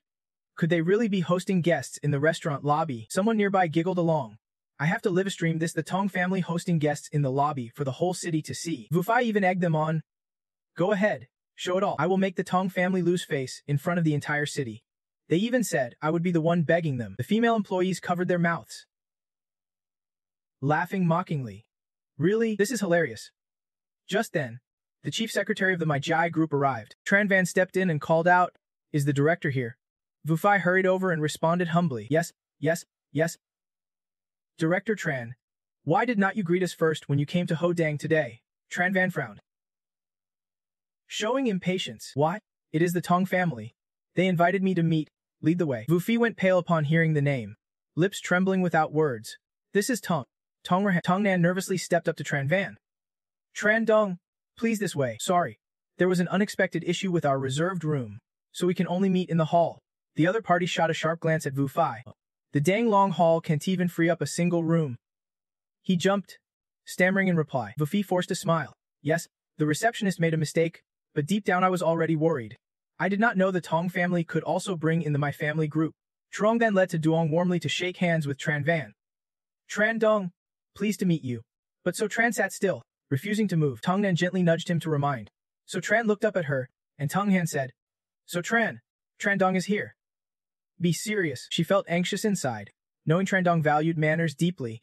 Hoping So Tran's rudeness did not offend him. Then, Tran Van suddenly stepped before So Tran and bowed respectfully. Hello, young Master So. His action stunned the Tong family members. They were shocked to notice something odd. Young Master So. Tong Han was confused. What was going on here? So Tran calmly ignored Tran Van's bow and smiled. Tran Dong, you are too polite. Scene shifts to another place. At Hein Du's study, Ngok Viem was on the phone, whispering to the person opposite. Uncle. Look, someone's live-streaming the Tong family. He eagerly spoke on the phone as the other watched. The headline read, My GI Group's director Tran Van appears at Hodang, sharing a table with the Tong family in the hall. Sitting in the middle of the study was Han Jiang Hong's second son. Han Du. He raised an eyebrow and sneered. If my GI Group dares to help the Tong family now, then they will crush the entire my GI Group too. Let us see who else dares to side with the Tong family later. Meanwhile, at Hodang Hotel, Vu Fa wiped sweat anxiously. Thinking, lucky the Tong family only invited one elder. If more showed up, this mess might be beyond control. He barely had time to rest before a subordinate rushed in to report. Director, another guest wants to enter Dang Long number 1. Vu Fi stammered. Confirming again Dang Long number 1. Who is coming to see Tong? The other nodded. Yes, it is the head of the Hung family. Thuan Then Hung Lak. The staff around started whispering. Hung family Thuan Then is another major clan. The female employee read from notes, mentioning also Dongjia Dongdan, Taejia and Then, Trong Lak Group, and Fong Then Group. The staff present covered their mouths in shock. Whoa, all big names showing up? One of them looked uneasy. Our hotel placed them all in the hall. Is that really okay? Someone immediately agreed. I think Director View is doomed. Vu Fi suddenly felt dizzy. So many clans coming to see the Tong family. Isn't the Tong family already broken? How can they still have such prestige? A major figure appeared at the hotel's main entrance. Tun family's Tun Loi Siu, deputy director of Hodang Hotel, who went straight to the point. Dang Long number 1. I am in a hurry. Vu Fi saw him and held his head in despair. What? Even the director is a target of the Tong family. It is all over. Tong Han reluctantly said. Sorry. Director Tun. Dang Long number 1 is temporarily reserved by someone else. Please step aside to the main hall. Loi Siu frowned and questioned Vu Fi, who is inside Dang Long number 1 now. He stammered for a long time. Right now, no one is there. Vu Fi panicked and knelt down trembling. Begging. Sorry. Director Tun. I just wanted to joke with Tong family's friends. Can I lead you to Dang Long number 1 now? Loi Siu scoffed coldly. You have made your mistake of underestimating others again. From this moment, you are fired. Vu Fi was dragged out by security, crying and begging desperately. Tun, I beg you to give me one more chance. After Tun finished handling things, Loi Siu gestured invitingly, apologizing to the staff for the oversight, inviting So Thiu to the Dragon Room number 1. Everything happened too fast. The Song family had not reacted yet, staring wide-eyed at So Tran. At the same time, passersby caught wind of what was happening at the Hodang Hotel, and were all stunned. What? The Song family was invited by Ga Tun to the Dragon Room number 1. Does the Song family have that much power? Another person exclaimed. Oh my. Could the Song family be rising again? In the Dragon Room number 1, Trong then stood up and said a few words. Thank you all for cooperating with the Song family at this time. Immediately someone responded, saying if our 9 families unite, we can at least match the Hein family. Another person interrupted. Unfortunately, Kim Thang City is still in the hands of the Hein family. Their assets are hard to move, so it is not easy to bring down the Hein family. So Tran calmly raised his glass. Smiling slyly, is that the corner of his mouth lifted slightly as he slowly asked, what if we add Ning? At that moment, one of the 10 young masters of Thien Nam pushed open the door. Ning Tuchao appeared. His arrival stunned those seated at the table. Ning Tuchao is the Ning family's so-called number 1 aristocrat of Thien Nam. So Tran casually waved in greeting. You are here. Xiaocha. Loi Siu forced a smile, gripping his glass tightly. Furious inside, Damn the hall director. Ning family is here. Lucky not to offend them. Just firing him is not enough. We have to make him pay. So Tran chatted cheerfully with Tu Cha, right? Xiao Cha. Just call me uncle so. Song and Han was startled and quickly tried to stop him. So Tran, what are you saying? If you say that, young Master Ning will get mad, Tu Cha frowned. Thinking. Right? After 3 days working on a project and finally getting a break. I am called here at night. Someone my age wants me to call him uncle. So Tran casually clapped him on the shoulder. Tu Cha dared not resist, holding back his anger. If not for So Tran being the Tai family's direct disciple, he would not call him that for anything. He gritted his teeth and forced out a reply. Hello? Uncle So. Hearing this, Songnan covered his mouth in surprise. What? So Tran patted his shoulder, praising. Good boy. Tu Cha turned away, muttering angrily. Damn it. Then So Tran seriously got down to business. Today we mainly discussed the Hein family's matters. Tu Cha slammed the table angrily, shouting. Then let the Hein family die. The fire of anger burned inside him. The Hein family deserves to die. So Tran can provoke them. But can the Hein family provoke us? If it were not for the Hein family, would I be like this now? I have to take some anger out on them. Those around whispered after seeing Tu Cha's fierce reaction. Young Master Ning, what is wrong? Such a hot temper. Luckily we did not provoke the Song family. Loisi broke into a cold sweat, silently thinking this is not good. Weird dude. I messed up. Could the hall director really have angered Ning Tu Cha? I have to kill that director. Meanwhile, elsewhere, Ingo Hang lay unconscious in bed. Someone was invited to Betmech Tran for a diagnosis. Jiang Hong anxiously asked the person opposite. Dr. Kiyu, can my child's leg be healed? Dipian softly reassured. Don't worry, sir. Elder Qiu of Dukhok is the head elder. No mysterious technique can fool him. Yet, Elder Qiu Thong Sin's response left them disappointed. Sorry. This wound can be healed. But I do not dare to treat it. I advise whoever injured him to beg for his forgiveness. Otherwise, no one will dare to heal him. Jiang Hong gasped in horror. What? Even Dipian could not believe her ears. He had to receive So Tran's forgiveness. Just then, Ngokvium rushed in to report. Sir, the Ning family and Tong family have joined forces. They have bought all the land around Kim Thang City. Are they planning to trap and kill us? The news hit them all like a bolt from the blue. Jiang Hong froze. What? Dipian covered her mouth in shock. The Ning family of Duongdan, the top clan in Thian Nam, would not help the Ning family like this. Another figure entered. The head of the Diep family in Duongdan. Deep Boichoin spoke. I also find it unbelievable that the top Thian Nam clan would support a Tong family. Dipian was surprised. Dad, why are you here? Boichoin quickly grabbed his daughter's hand, pulling her away. If I do not come, you won't even realize the disaster you are causing. Come with me. Dipian resisted. I am not going. Ngok Hang needs you now. Dad, let us join forces with Hein and leave. Boichoin immediately slapped her hard, angrily shouting. You idiot, that is Ning family of Thian. Don't you understand how big a disaster you are causing? He did not argue further and firmly ordered his men. Someone, take the lady away. Dipian was dragged away against her will. Struggling. I have to stay with Ngok Hang. I am already carrying Ngok Hon's child. Boichoin ignored her completely, turned, and left, leaving Jiang Hong with a warning. Elder, do not blame me for being heartless. Lord, this time you have truly crossed the wrong people. The commotion woke Ngok Hang, who weakly raised her hand and said, Yenai. Jiang Hong was stunned for a moment, then muttered softly, Is that? Unwilling to accept it, he immediately ordered an investigation. Find out why the Ning family is helping the Tong family. If not, the Hein family is truly doomed. Then news broke that the Tong family had allied with the powerful Ning family to besiege the Hein family, shocking the whole city. The land around Kim Thang City was bought overnight by the Ning family, effectively isolating the city and surrounding it like a siege. This move by the Ning family was like swallowing Kim Thang City whole. The Hein family plunged into crisis. Ngok Viam hurriedly brought Jiang Hong to the hospital. Doctor, my grandfather's heart condition has relapsed. Astonishingly, behind the Hein family's siege. So Tran, now the Tong family's son-in-law, was leading the charge and now regretted provoking him. A news report blurred his image while stating that Tam planned to seize Kim Thang City from Hein within half a month. He leaned back in his chair, yawning.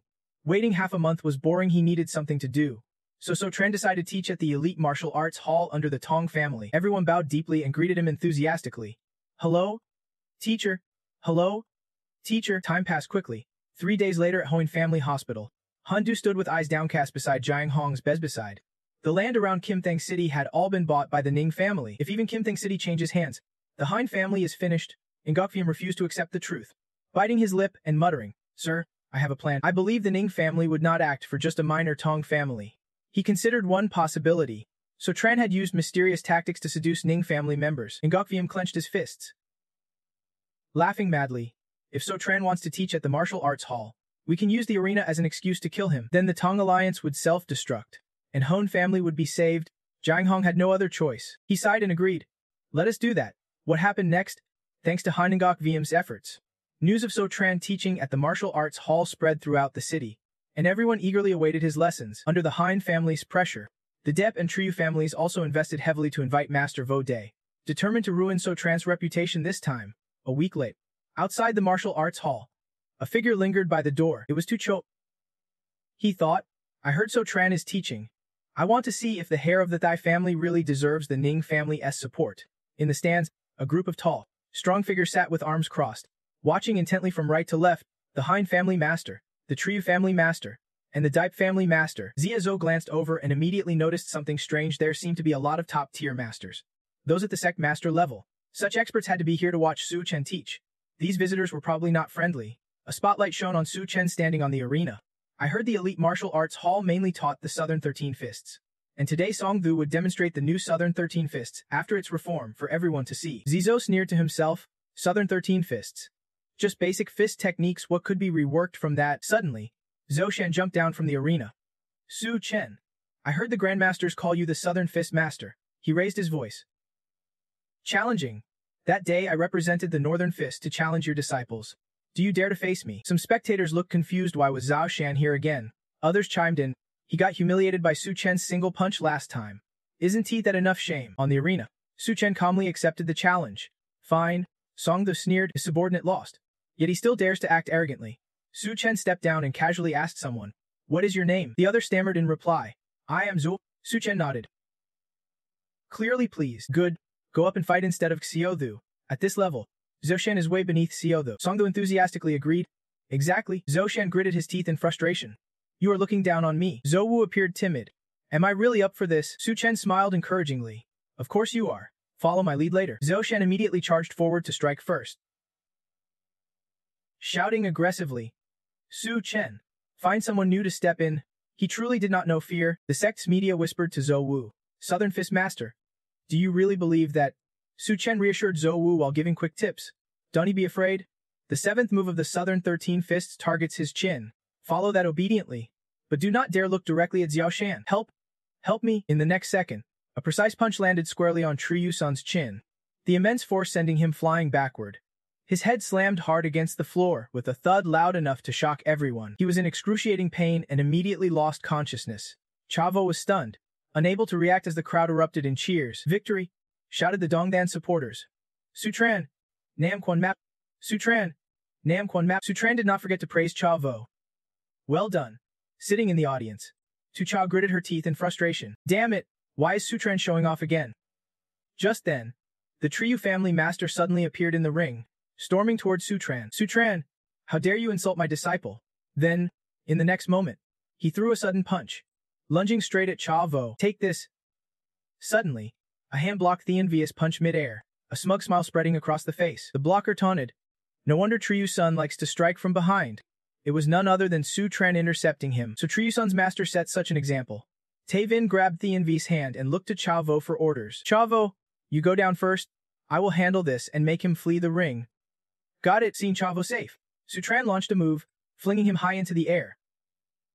Within seconds, Thien Vi quickly recovered, landing safely on his knees. If you can take one more punch from me, you have got some real skill.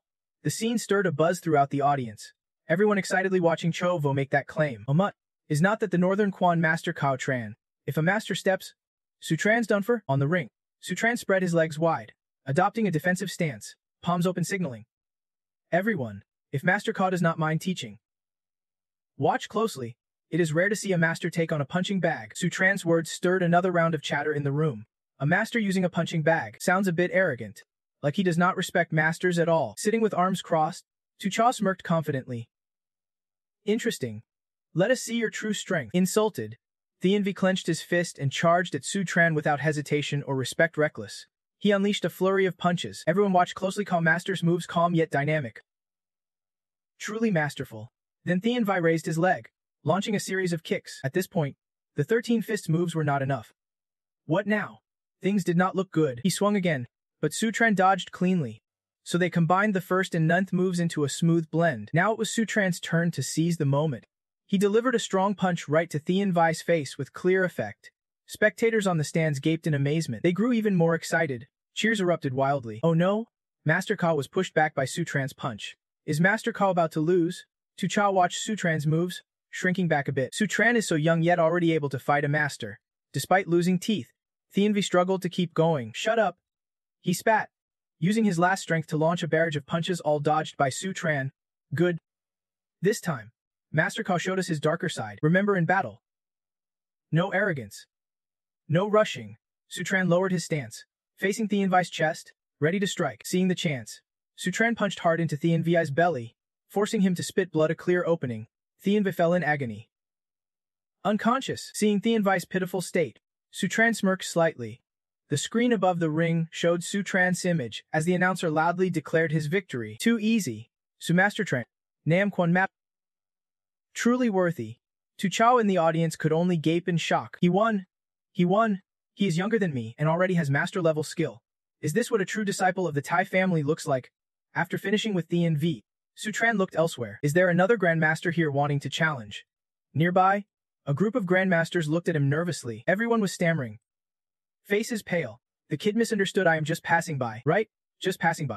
As soon as those words left his mouth, Sect Master Yi quickly turned and sped away. I have business to attend to first, leaving the young lord shouting hoarsely after him.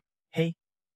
Sect Master, do not be so anxious. Jade Flame hurriedly asked the Z-Sect Elder standing nearby to keep watch. Elder, please observe this. The Z-Sect Elder bowed his head and confidently assured. No problem. Secular masters in the martial world usually see our ancient martial sect as nothing more than disciples, just entering the inner chamber, not worth their time. From the seat beside him, he used teleportation to vanish. Then the Z-Sect Elder landed on the arena floor opposite Suo Chen. The Elder of the Mei Lin sect from King Yang said, Kid, do not get cocky. Showing respect, he clasped his hands and bowed slightly in greeting. Another from King Yang sect. Looks like lately I've had some karmic ties with King Yang. Hearing the sect name, the spectators whispered among themselves. The Elder of King Yang sect is a sect master of the orthodox ancient martial sect. Oh my. Even an ancient martial sect master is stepping up to challenge Suo Chen. Zizo watched the situation, stroking his chin thoughtfully. He guessed this time it was an ancient martial sect master. Suo Chen would probably lose this round. Returning to the Z-Sect Elder, he bowed his head. Eyes cold, voice lowering several tones. Kid, when you broke Huang Yu Hang's leg, did you know he was a disciple of my King Yang sect? Hearing the question, Suo Chen answered calmly. Whether I knew or not, I treat people like that the same way. Your move only made him angrier. He clenched his fists and charged. Sure enough, he went wild. Suddenly, a familiar bell rang, making the Z-Sect Elder hesitant. He quickly pulled out his phone and gave Suo Chen an embarrassed smile. Wait a moment. I need to take this call. The Z-Sect Elder's action made Jade Flame smile knowingly in the audience. Taking the call openly in front of Suo Chen, the Grandmaster showed he did not respect Suo Chen at all. On the other side, Shuka looked panic-stricken. Elder. Stop fighting. Suo Chen? The Z-Sect Elder holding the phone stammered along. Shuha, what did you say? A voice rang out. Suo Chen is a disciple of the Nine Mysteries sect. Hearing this, the Elder collapsed to the ground. Facing Suo, the Z-Sect Elder curled up and quickly apologized. Young friend, I think there has been some misunderstanding about Huang Yu Hang between us. His action left Jade Flame confused about what was happening. Grandmaster, are you crazy? What are you doing? Not wanting to argue. Jade Flame gestured with his hand for the Z-Sect Elder to continue the fight. Elder Mai is not mistaken. Huang Yu Hang was indeed crippled by me. Let us continue. Cornered, he raised his hand to his mouth, sweat dripping down his face. Hong's injuries are all his fault. If the kid's still angry, tell him to crawl over here and apologize on that broken leg. Every word from the purple sect froze Ingafi VM in place. What? With an innocent look, Sutran Jiang excitedly waved his hands at him, suggesting, Elder Mai, you are being too polite. Since you are here, why not have a fight? The purple sect panicked. That is not necessary. He quickly turned and ordered Ninti VM nearby. If that useless Hu Nguteng can still stand, tell him to come back to Than Ding sect and apologize to me. His attitude stunned Indenti Vim. He would rarely seen him like this before. Seeing it was over, Sutran on the stage clasped his hands behind his back and loudly asked, Any other masters want to try the punching bag? No one answered, and the whole arena erupted with cheers. Sutran V. Master Ses, please take me as your disciple. Master Se really is a man's man. In the crowd below, Ho Mun clenched his teeth. Silently furious. No fun. Seeing Sutran's stance, he probably has not shown his full power yet. Definitely gotta watch closely. From behind the stands, Tongue in hand slowly walked over to Sutron. Sutron, how's the teaching going? Asked Bai. He smiled softly and replied, not bad, wife, let us go eat. After a few words, they held hands happily and left the stands. A moment later, at a nearby eatery, a man hid behind the bushes spying on them. The man wore a hat, his face darkening with a sly grin. Sutron, before you kicked none heck out of my sect, did not you enjoy your last meal? From his open palm, a purple aura emerged with venomous creature snakes and scorpions crawling out. They rushed quickly toward Tengen Nan, who was sitting nearby. Seeing this, Sutron immediately raised his hand to shield and protect her. Be careful, wife. His hands formed a seal in an instant. Destroy. As soon as he spoke, the venomous bugs were sliced apart one by one, blood splattering everywhere. The man behind the bushes was stunned watching him. My poisonous creatures got wiped out. No retreat allowed. Looking toward the window, Tongue in hand regained composure and looked at Siphatron. Puzzled, what was that just now? He stayed silent. Already suspecting the truth, this is the Black Veil sect's tactic. Could they be Tengen Hexie's people? Elsewhere, early next morning, Tongue in hand walked from outside to Dung to the table, where Sutron and his wife sat. Sutron, last night you told me to investigate the whereabouts of Tengen SSS family. I have new. The people close to Kine SS and his known locations have been reported. His whole family once appeared in the Kinnam area. Recently, Tung Khan Hef returned to Thianthun, renting a villa in the suburbs, accompanied by several unfamiliar faces. Looking at him, Tung Han, sweating with worry, hurriedly asked how to handle this. The whole third uncle's family settles scores. What should you do now? Sutron, he smiled softly, reassuring her. Don't worry, I have a plan. In his mind, he analyzed. This brat, Tung Khan, must be deliberately bringing people back for revenge. Right on time, after one day, news of the Sutron's victory over the master spread across the city. In the hospital room of Messy Nun, Elder Mech lay in bed, with VQ scrolling on her phone beside him. Seeing the news, the girl gasped and anxiously asked the elder, Sir, this Achan is so strong. Is he really our sect's founder? Elder Amixi nodded in agreement. Yes, he and Lai Vano Teen are sworn brothers. Vu raised her hand to her chin. Finally understanding. So he is Levino Tuktun's junior brother. No wonder he could pull out the command token. Before she finished, Elder Maisie interrupted her. Sutron is the senior brother. VQ was shocked he is the senior brother. From outside the door, Sutron opened it and stepped inside. Little Vu, I heard you have to leave Thianthun. Surprised to see him. The girl looked up. Sutron sat beside Elder Mas, looking at Vuvu with a serious expression. So that is how it is. Before, I let Kuyu lead the sect. Now others from Tin Lamen want to challenge her for the command token through duels. Seeing he understood, she sadly shared her next plan. That is right. Now I am basically wanted by the sect. Extremely dangerous. So I have decided to leave Thianthan. Vo took the token Sotran had given him. The girl lowered her head sadly. If I train for 5 more years, I believe I won T lose, but right now, Sotran fears I can T hold on to this token of his.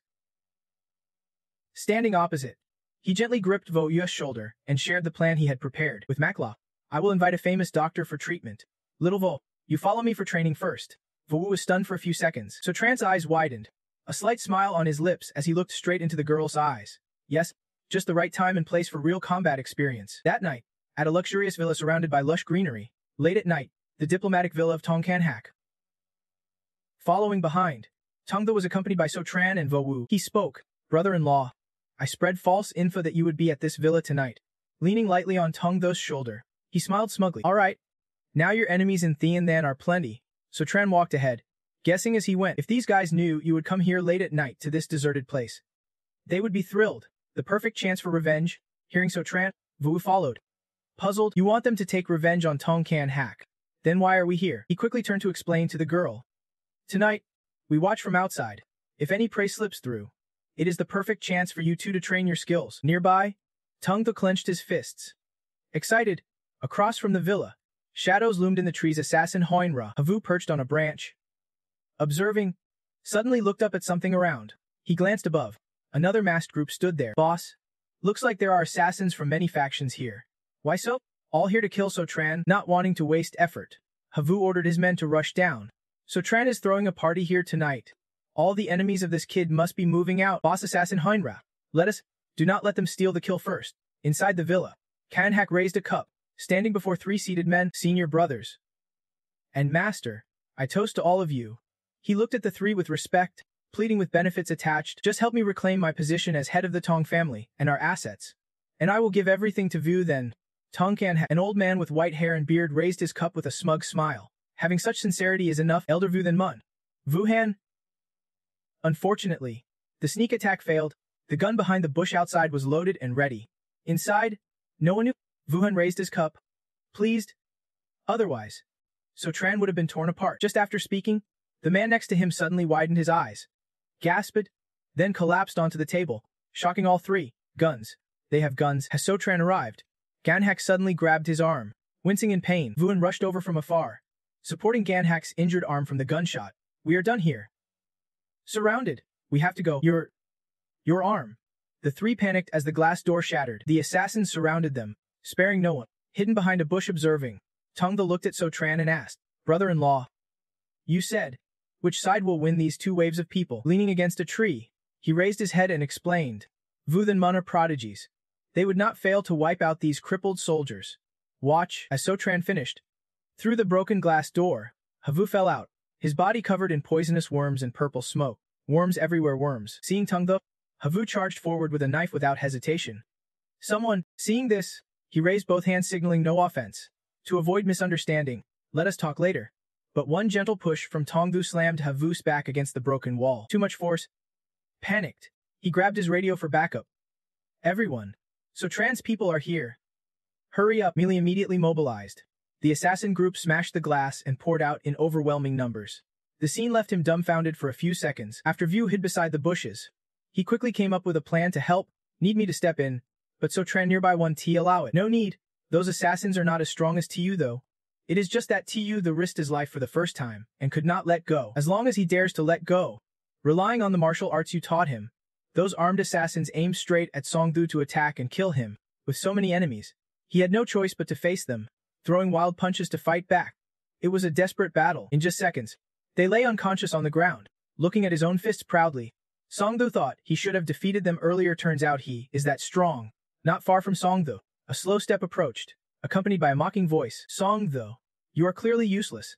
So how do you always turn danger into safety? Seeing the figure, he was slightly surprised. It was Song Ganhak.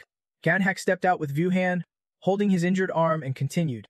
This time I invited the elder of Vu Than Mon to help. Your luck and So Trans are about to run out. Elder Vuhan of Vu Than Mon looked at them. Songda was drenched in sweat. He quickly asked, why are you guys here already? Where are those assassins? His question made Vuan laugh. He asked again, you are seriously asking if those ants came to their own demise? In that room earlier, the assassins were done for, lying on the ground inside a magic circle. They were just clowns seeking their own death. From afar So Tran stepped forward. Seeing him, Vuan guessed he must be So Tran. A blazing red light radiated around him, along with special symbols.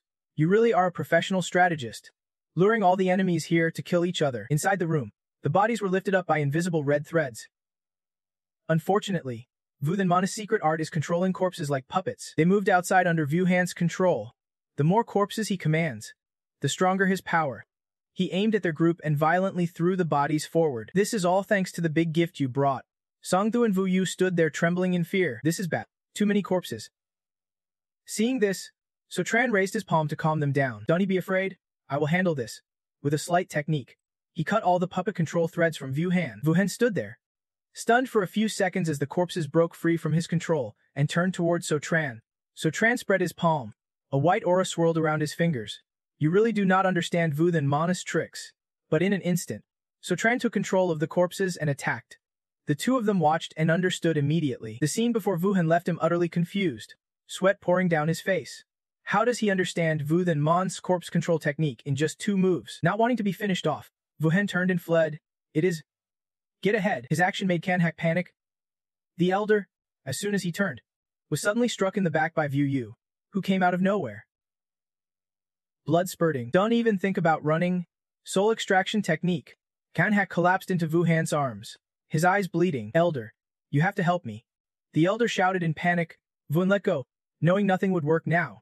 The assassins he controlled kept rushing closer to both of them. Without hesitation, he used Ganhak as a shield. After the deed, he left him screaming while grabbing his neck. Help me!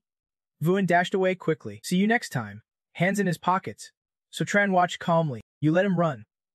Meanwhile, Vu Wu looked at Kan Hak writhing on the ground and shook his head in disappointment. Vu Than Mon even abandons his own disciples. After this, two bystanders holding phones received the news excitedly. What? So Tran single-handedly took down so many people. That's strong. After this incident, So Tran eliminated many assassins. The news spread through major families and martial forces, causing a stir.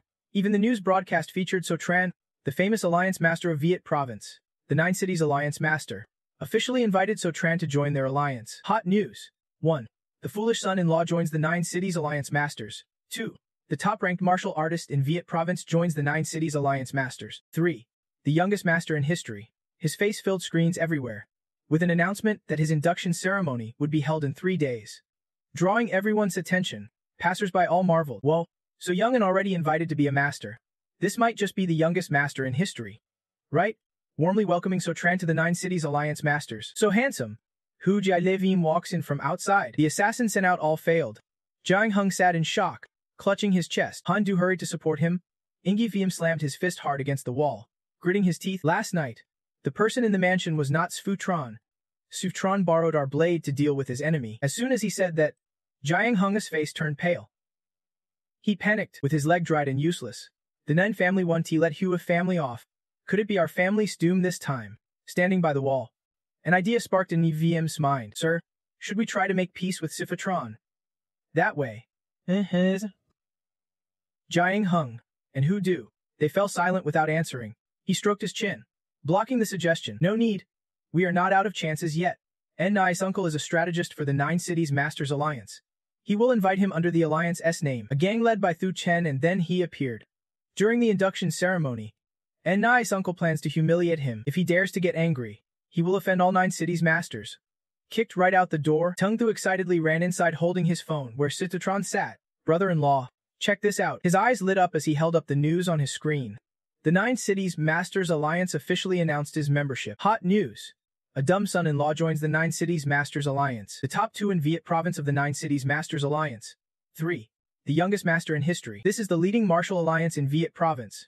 Even dreaming of joining would make me laugh awake. Sitting in the chair, Sif-Tran glanced at the phone, skimming the info. What is all this alliance nonsense? They announced without my consent. Did I agree to this? His words made Ting Thu uneasy. But this was the first martial alliance invitation in Viet Province. Sif-Tran said no more. Tossed the phone back to him. Uninterested.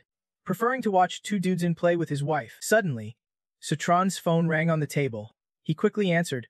The voice was his father gathering info. Hello? Who is this? On the other end, Thu Frizhen, embraced by Dai Pian, smiled softly and said, I am Thu, Guardian Master of the Nine Cities Masters Alliance. Sif-Tran, this Friday at 8 p.m., the Alliance will hold your induction ceremony. You must attend. Before he finished, Sif-Tran hung up with a curse that made Ting Thu turn pale. Idiot! The man on the other end was stunned for a few seconds, unable to believe it. Get lost. It is done. Sif-Tran stood up abruptly. You go ahead. What is this martial alliance anyway? What is so special about it? Tung Thu called from behind. No way, brother-in-law. You really refuse the Nine Cities Masters Alliance. That night, at a fancy music center in Dingthen, on the Haitemexa Theater stage, sitting in the audience, Tung Ina looked at Sif-Tran with some worry. Sif-Tran, the Nine Cities Masters Alliance induction ceremony is not going a big deal. Not going will offend them. He smiled softly, reassuring Teng Yiha beside him. Wife, do I have few enemies? That alliance is not as important as you. Let us enjoy the show. From afar in the front row, a man wearing black glasses watched their every move. He quickly reported back to Dipian. Hello, miss? We are tailing Siu Tran. He is now at Haitemexa Theater, watching Tu Long perform. Elsewhere, at the Nine Cities Alliance induction site. She answered, looking alarmed. What? Sitran is at Dagingthen watching a performance. Holding the phone, Dipian was surprised by his actions. Sitran still has time to enjoy a show. Does he want to offend the entire Nine Cities Masters Alliance? Looking inside, she suddenly smiled with satisfaction. Fine. If Sutron does not come, he will openly offend the entire Nine Cities Masters Alliance.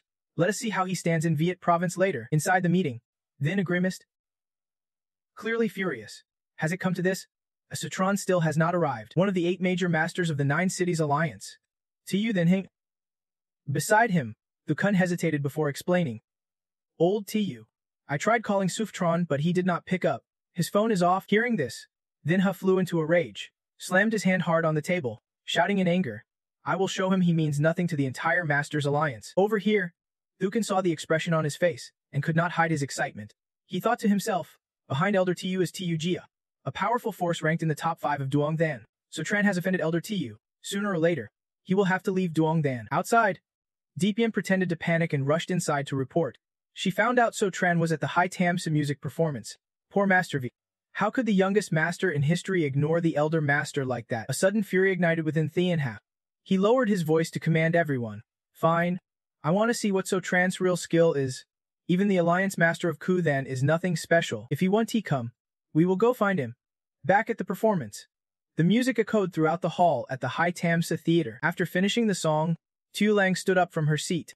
This piece is dedicated to everyone. Tu Lang, granddaughter of Tu Theanha. Below the seats, So Tran and Tonghen applauded. Beautiful playing. She looked at him with loving eyes. Lately, she had been busy with her herbal medicine work, barely paying attention to things like this. How does So Tran know I like Tu Lang? The host came on stage, holding the mech to announce the next news. Next, a lucky guest was invited on stage to play, even having the chance to perform with Tu Lang, sitting behind them. Thich Dung sneered arrogantly, full of confidence, saying, I do not get it. The music sounds the same to me. Why do people like this? Nearby, Tu can immediately warned him, if you do not want to listen, you can leave. Insulted, Thich Dung froze, his face full of anger. The woman said, what are you mumbling about? Thich Dung raised his hand to attack Tiyukin, who was blindfolded and could not see. Suddenly, a hand grabbed Thich Dung's wrist tightly and squeezed hard. No way! Brother! He screamed in pain. It hurts. It hurts. I want to do it again. So Tran immediately warned Thich Dung. Even a blind guy like me can act. Watch it. The lucky guest was loudly announced. Congratulations to the lucky audience member. So Tran, who now has the chance to perform on stage. Tongna looked at him excitedly. That is So Tran. So Tran quickly released Thich Dung's wrist. Could this luck be real? The guy sat below clutching his arm tightly, sneering and mocking So Tran on stage. Pretending. I do not think he even knows how to play. Upstairs. So Tran's fingers lightly glided over the piano keys unconsciously. A melody played by So Tran resonated throughout the entire hall. Everyone in the audience listened in stunned amazement. Amazing. So good. Tongneha, sitting in her seat, was astonished by his talent. It is the Wedding Dream Chorus. So Tran actually knows how to play piano. The music made Tiu can also marvel in admiration. The sound was beautiful. As for Thich Dung, he looked embarrassed by his earlier words and quickly tried to criticize So Tran again. This sounds awful. Hiding behind the curtain, Tiu Lang peeked out, amazed at his playing. Suddenly, a trusted servant bowed and reported something to her. Miss, the Alliance Master's people are waiting outside. Apparently, So Tran did not show up at the Alliance Master's banquet. The news made Tiu Lang uneasy. She glanced toward So Tran sitting by the piano. So Tran, what a coincidence. Back outside the concert center, a crowd mesmerized by his music blocked the walkway. From afar, Thean Hai and Thuken's men approached, ready to capture So Tran. Thuken blamed himself. It is my fault I could not get So Tran here, wasting everyone's time, but he let it slide. It is fine if So Tran shows up, with an expressionless face. Thean Ha lowered his voice several tones to order So Tran to kneel and admit guilt. It is only a 3-minute matter. The concert is over. So Tran took Tonghan's hand and left, attracting everyone's attention. It is so. So Tran finished watching the performance and left. There is good drama to see. Seeing him, Thuken lost his composure and shouted. So Tran, today you publicly insulted the Alliance Master and hurt the feelings of the elders. At least give us an explanation. Such vile behavior, showing no respect for anyone. We do not need your explanation here. Theanha orders you. So Tran, to kneel first, then speak. I am coming with you. Tongnan angrily argued with them to protect her husband. Do you elders really understand the truth? Has So Tran ever told anyone he wanted to join the Kuthan Alliance Master? Accused of scheming, Thuken held up the phone, his face showing clear cunning. You mean I framed Su Tran? I have the chat history right here. A series of messages between you and Thuken surfaced, showing you wanted to join Cu Than. Glancing at the messages, Su Tran put his hand in his pocket and mocked him. Photoshop Master. Huh. Not bad. Tungnahang jumped in, calling him shameless. Without stopping, Sutron scratched his head. You boldly declared one thing straight out. Your Cu Than Master Alliance is nothing but a joke to me. I never said I wanted to join, nor do I care to. Sutron slowly stepped toward the stone circle on the ground. Not far from the accused, you want me to kneel and apologize. Within half an hour. If anyone from the Cu Than Master Alliance can force me to step even half a step outside this circle, I will kneel and admit my fault. The strongest masters of 9 cities followed Thuken with smug smiles. Better you just kneel and admit it. Save yourself the beating, They say everyone in Xin City calls, so Tran the fool son-in-law truly well deserved. You are planning to take on all of us alone. Seeing his strong forces, he looked at So Tran and boldly declared within the half hour, if you do not step out of the circle, I will kneel and apologize to you. Two others behind him echoed Thukan. Then I will kneel too. Me as well. Thean has stroked his beard, thought for a moment, then agreed with Thukan's words, then me too. A voice rang out. Grandpa Tiu Lang appeared suddenly in front of So Tran and Tong Han. She shouted angrily, Grandpa, are you joining them to bully an ordinary person? His granddaughter's attitude drove him mad. Grimacing, he shouted orders. Tiu Lang, you do not need to get involved. Suddenly, a new group appeared, led by a back flanked by two henchmen. Tran, I heard you are here. I came to back you up. Seeing the third son of the Ha family, Thean nervously asked, Ha family dares to interfere with 9 cities alliance masters. No need for him to speak. A close henchman folded his arms and answered instead, we just do not like seeing 9 cities alliance masters bullying a young master. 9 cities alliance masters do not want So Tran. The gates of Thean Nam Quan Min are always open for So Tran. A masked female master behind him spoke up. Thean Nam Quan? Such country bumpkins dare even mention that? Sounds ridiculous. Thukan put his hands in his pockets and smirked. If Thean Nam Quan Min had national influence back then, maybe I would take you seriously. Now he turned to So Tran. Habak though they shared a few words with him, his face bright with joy. Don't worry, Tran. With this many of us here, even if you lose, you won't lose face like that. This is called absorbing humiliation. So Tran's phone started timing precisely. Counting down. Outside the circle, Thukan looked disdainfully, generously giving So Tran extra time. So Tran, want me give you 10 more minutes? Seeing more time. So Tran laughed with delight. He raised his phone and turned around the crowd. All right. Master V. How generous. Everyone, bet on this 10-minute window. I am all in at 100. Master V. You got this. I bet 1,000. Master V is unbeatable. Now I have got some spending money. The master raised his hand to his chest. Analyzing. This clever move shows exactly what is on So Tran's mind. He want to last 30 minutes. Thean has silently observed. Thukan gritted his teeth in anger. So Tran, you are really shameless. After 10 minutes, the time was up. Thean have firmly declared to the surrounding masters. 10 minutes are up. Everyone, teach So Tran a lesson. Thukan was the most eager. He clenched his fists and rushed forward. I am going first. So Tran, get out here for me.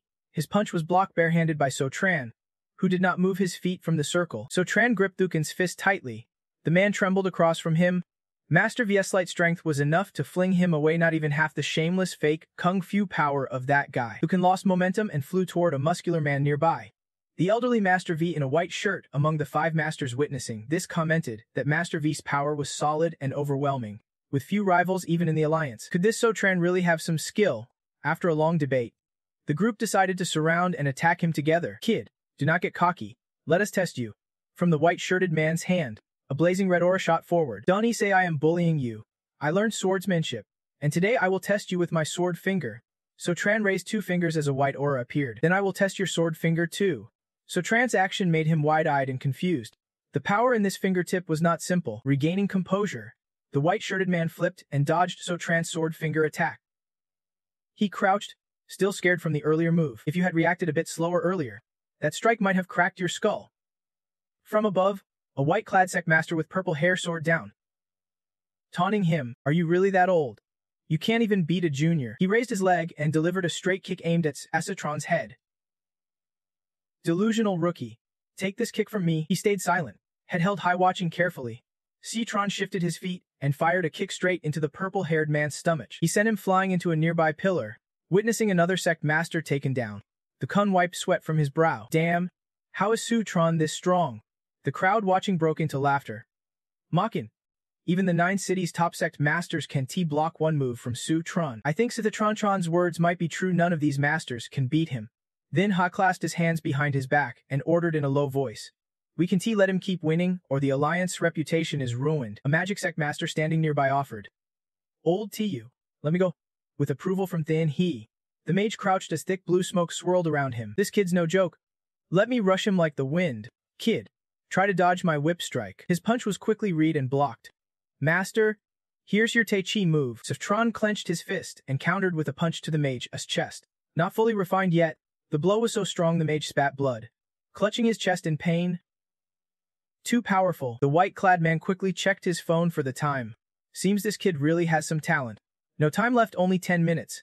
His announcement left the masked girl quite unsettled. To save the remaining time, a group of sect masters charged together towards Siphthatron.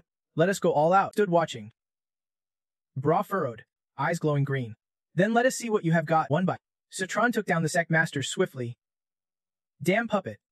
Get lost. After fighting them off, he slowly placed his foot back on the ground. Citron lifted his head, looking at the fallen sect masters around him. My salary. His action made to Yu Lang. Watching nearby, cover his mouth in shock.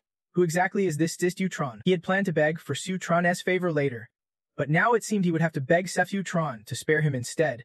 Standing in the circle, Citron looked at then he and taunted him. Old Tu. Still want to try? Befi reminded softly. 5 minutes left. Then Hase's face twisted. He furrowed his brows without answering, thinking that even 6 of them combined could not beat Citron. Looks like he would have to use that. He pulled back his sleeve, revealing a wrist bracelet. It was a bit shameless, but saving the Alliance's face was more important than wasting time. Staring straight at Situtron, then Ha opened his palm and purple smoke swirled around him. Citron, I admit you have some strength, but young man, he unleashed a powerful strike veiled in purple smoke toward him. You would better stay humble. Standing inside the circle, Citron began moving, slowly raising his arm, releasing a hidden strike. Surpassing ordinary sect masters, he spread his palm wide as white lights surrounded him. I want to be humble too, but my strength won't allow it. Without hesitation, Citron pressed his palm against Thien Hase, witnessing the force he unleashed. Then He's eyes widened in shock. How is this possible? This treasure was gifted to me by Hong Fief Min. It can temporarily boost power beyond a sect master. What rank is this kid? The force was so great it sent everything flying. My hat. The plan I stayed up 3 nights for, on the side. Thufine placed his hand behind his back, clutching 3 needles tightly. Absolutely can T let Citron win. The needles swiftly shot towards Citron. Citron, prepare to die. But Citron seemed to have a sixth sense and sensed the attack coming. He leaned back, raising his fist, making then he dodge quickly.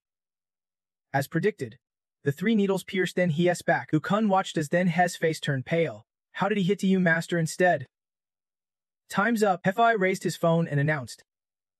Time's up. From the circle, Citron flew toward Thu Ten, grabbing his arm tightly.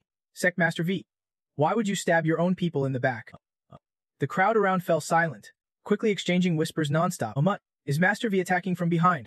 Isn't he this move basically admitting defeat without a fight? Unexpectedly, Master V is that kind of person. On this side, Thien angrily turned to face Thukan. Old V, you have confused me. Elder Tu, listen to my explanation. With a smug look, Sutran crossed his arms and looked at the people before him. Anyway, you lost. Come here and kneel to apologize. A group of 9 cities masters stood there, Thien clutching his chest. Hesitating, Sutran, do you really have to push people like this? I advise you to think twice. Seeing their attitude, he replied without holding back. If I were the loser, would you softly tell me to bow and let it go? The crowd around started cursing and insulting the 9 cities masters. Exactly. Is this the attitude of the 9 cities masters alliance? Dare to make threats but afraid to lose. Disgusting. Sutran is powerful but ruthless. Seeing their problem clearly, he continued. Looks like the 9 cities masters alliance is determined to dodge their debts. Huh, indeed. Even if you do not kneel, I can do anything to you. Sutran's eyes never left Thien. Tell them, tomorrow I will visit to challenge the 9 cities masters alliance. Don't tell me no one is strong enough to fight such a big alliance. Sutran's arrogant attitude made him furious. He quickly turned and left, looking down on everyone. He wants to challenge. Let us see what storm he can stir up. Passing Thukan, Thien spoke firmly, demanding an explanation. Old V, you attacked me from behind. You owe everyone an explanation. Elder Tu, it was unintentional. On the phone screen, lines of information about Thukan appeared clearly. After that day, the 9 cities masters alliance lost all face. Thukan was the scapegoat and was dismissed from Ningjia Company. Scrolling through information on the Ziazo device, he rested his hand on his face, thinking, V, isn't he from the Yun Yip family? On the TV screen, footage of Sutran confronting the masters played again. The combined 8 masters were no match for Sutran. Holding the phone, he pondered a moment, then decided to ask Sutran for help. Maybe Sutran could handle this. Elsewhere, at the Song family, Sutran sat in a chair, covering his nose from a recent sneeze, feeling like someone was scolding him. On this side, Tongyan shared some insights. You and Uncle Ha think the medicine-making industry in Thien City is saturated. It is hard for back-trans medicine to enter the market unless backed by strong capital or exclusive products. Supporting his chin, Sutran stared at her without looking away. So what is your plan? Tongnan lowered her face slightly and began analyzing the situation. planning to launch a functional product. Previously, it sold very well in City A, using functional products to open the Thean City market. Nungun Hone, sitting beside them, offered a guess. Also, if nothing goes wrong, I predict within 5 days the Han family will either give up Kim Thang City or be wiped out in this business battle. Hearing their words, Sutran bowed his head, smiling cunningly. There would be no unexpected events. From the moment Ning family acted, the Han family should be surrendered proactively to minimize losses. Sadly, they always gambled on luck. The next morning, in a high-rise building in the city, the Nine Cities building, headquarters of the Nine Cities Masters Alliance, below the entrance, a crowd gathered densely. Heard Sutran wants to challenge the Nine Cities Masters Alliance today. Where is he? Almost noon. Is not Sutran coming? Let us disperse. Go eat. In a room, Thean Ha and Thukan sat facing each other. He spoke.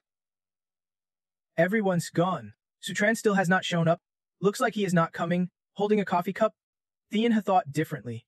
But I hope Sutran does come. Thukan nearby smiled lightly, adding, true, especially with Huang Puming here today. We can teach him a lesson. Just then, Sutran slowly entered, apologizing. Sorry. Stayed up late watching mother-in-law movies last night and woke up late. Seeing him, Thukan panicked. Sutran and Thean Ha stood stunned for a few seconds. You actually came, holding his phone. Sutran played a recording for them. Last night I said I would come ask for your advice. Do you still want to make threats today? If you win, consider the debt for kneeling to me before forgiven. Both looked shocked. Not understanding what was happening, both charged at each other again. Outside, watching their moves, Chiena suddenly shouted. Fourth resonance. Both are using fourth resonance. Is this the legendary power beyond Sect Master? Ignoring their attitude, Su Zhen put his hands in his pockets and asked, forget the hassle. I am afraid you will back out. Do you have someone to guarantee you? A foot slowly stepped forward, accompanied by a firm voice. I will guarantee them. None other than the leader of the 9 cities Sect Masters, the Alliance Sect Master Huang Pu Huanggok. Seeing Huang Go, everyone in the crowd was stunned, disbelief written all over their faces. Mut, Su Zhen really came.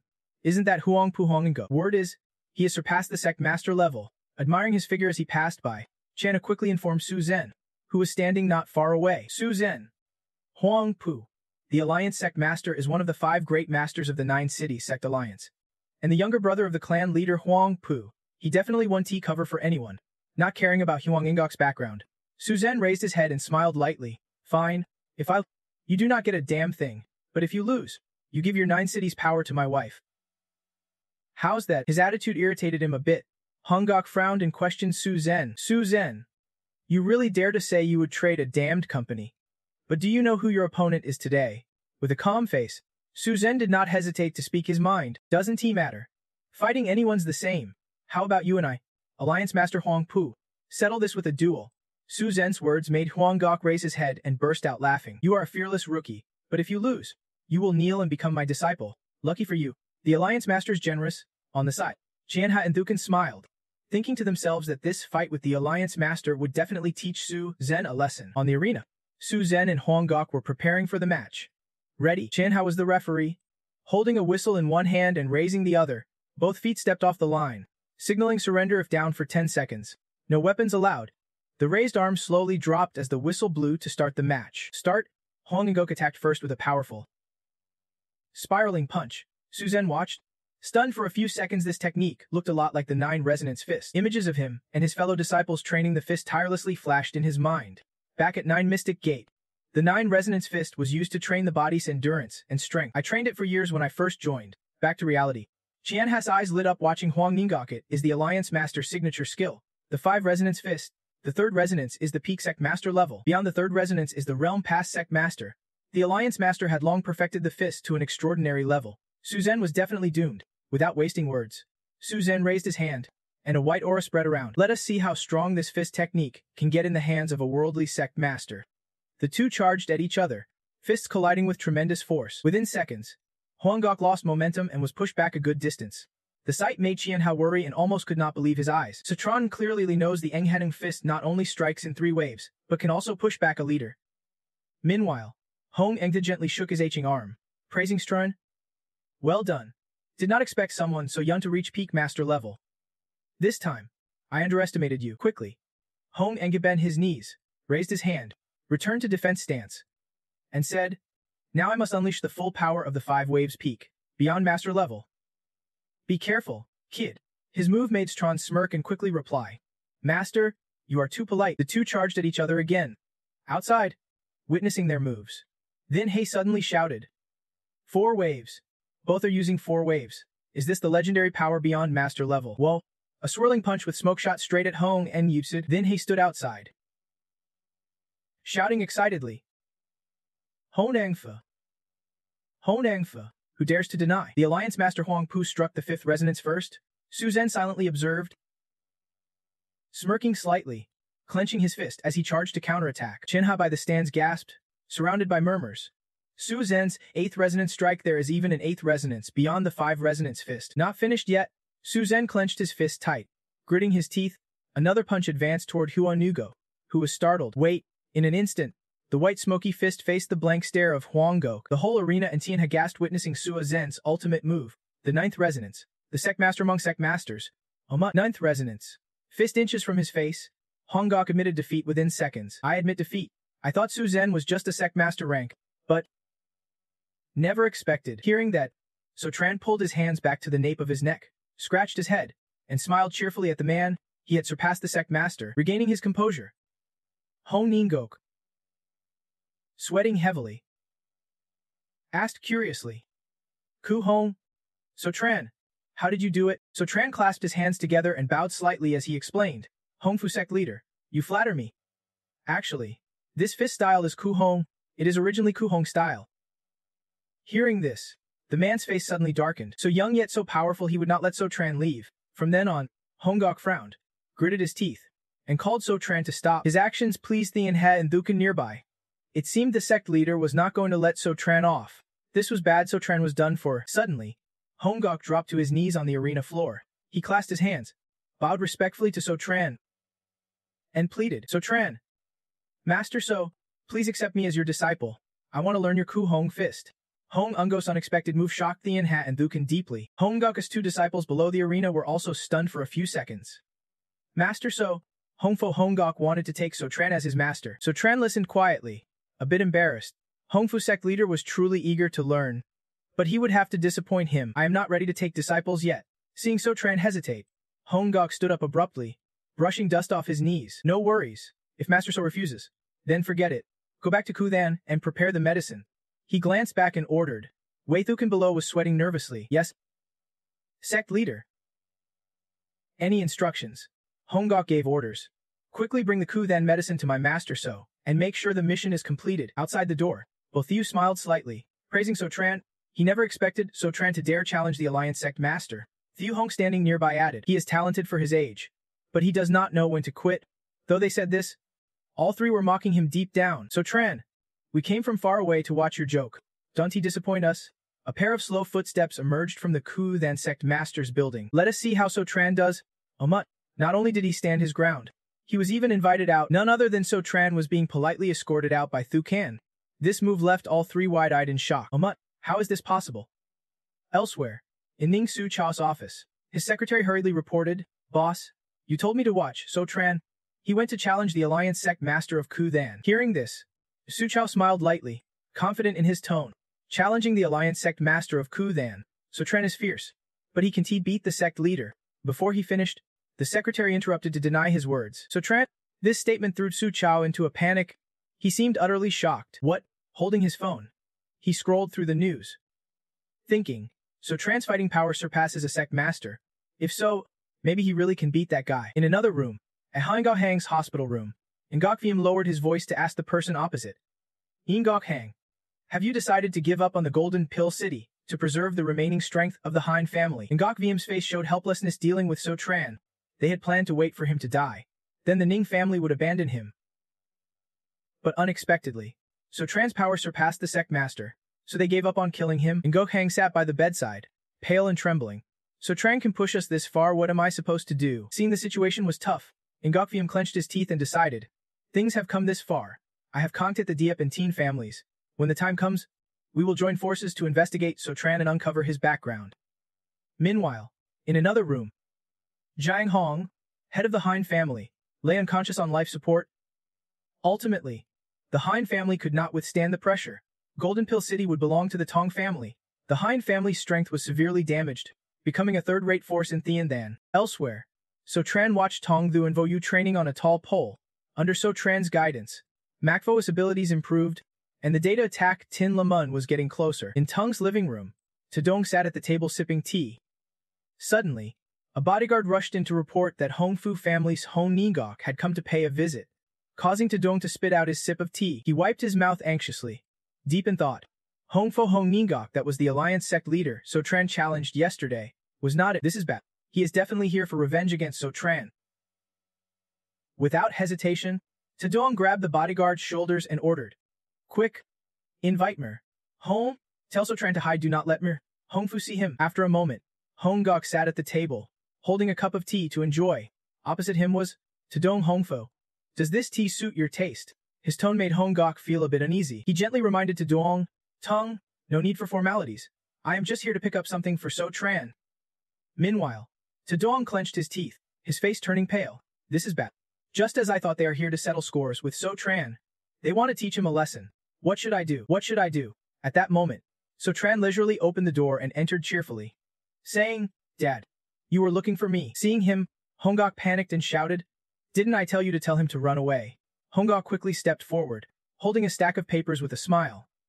"Master So, you have finally arrived. The transfer of shares for Ku Then Pharmaceuticals is settled. Please take a look." So Tran scratched his head awkwardly. Lord Hongfu is too polite. Hearing their way of addressing each other, Tudong was stunned, mouth agape in shock. Master So spoke and handed the papers back, then turned and left decisively, making Hong Gok want to stop him. "Master So, can we negotiate a bit about taking me as a disciple?" But So Tran politely declined. "I am not qualified to take disciples yet." Moments later, he leaned back in his chair and thought carefully. "But I can discuss the 9 benefits rights with you." Soon after, when the door was still open, Engan Hon from Hot Sea rushed over and asked, "So Tran, you are here just in time. Where's Tong Nan?" So Tran asked, confused. Tong Nan went out early. Why? This was serious. He stepped inside quietly, sat down, and hurriedly explained, "I have bad news. I heard that Q Long Pharmaceutical in Tianthan is about to launch a new functional product. Tianthan's Q Long Pharmaceuticals is unstoppable by Back Tran." After hearing this, So Tran calmly offered his opinion. "What if we add Chiduk Kuthan?" Engan Hon helplessly held his head and replied, "Chiduk Kuthan's medicine is unique and irreplaceable. There is a source in Tianthan. But unfortunately, Chiduk Kuthan is not ours." While speaking, So Tran handed over the papers and quietly asked, "Isn't he that right?" His face turned puzzled, his eyes full of disbelief as he stammered. Just then, Ningun Hon could not hide his shocked expression. Look, you got Chiduk Kuthan's pharmaceuticals." So Tran stood up and gently entrusted them to Hong Ngok. "All right, I have some matters to discuss with Lord Hongfu about handing this over to you." He stepped out quietly, standing right behind Ningun Hon. Startling him, "Lord Ho, why are you here?" Scene shift to Tai Tu Mountain. Vo lifted his head and pointed ahead. "Tinla Gate is on this mountain." So Tran, Tung Tho, and Vo calmly walked in together. The young girl's face was filled with determination. Now the sect leader representing Tinla Gate was Ning Gian Thai, who had met Vaquang Tho before his junior disciple. This time, the one challenging us was the top disciple under Ning Gian Thoi, Junlu, who joined the sect 5 years before me. But entering inside, Vo stood firmly facing Chuben, still full of confidence. "After So Tran's training, now I believe I can beat him."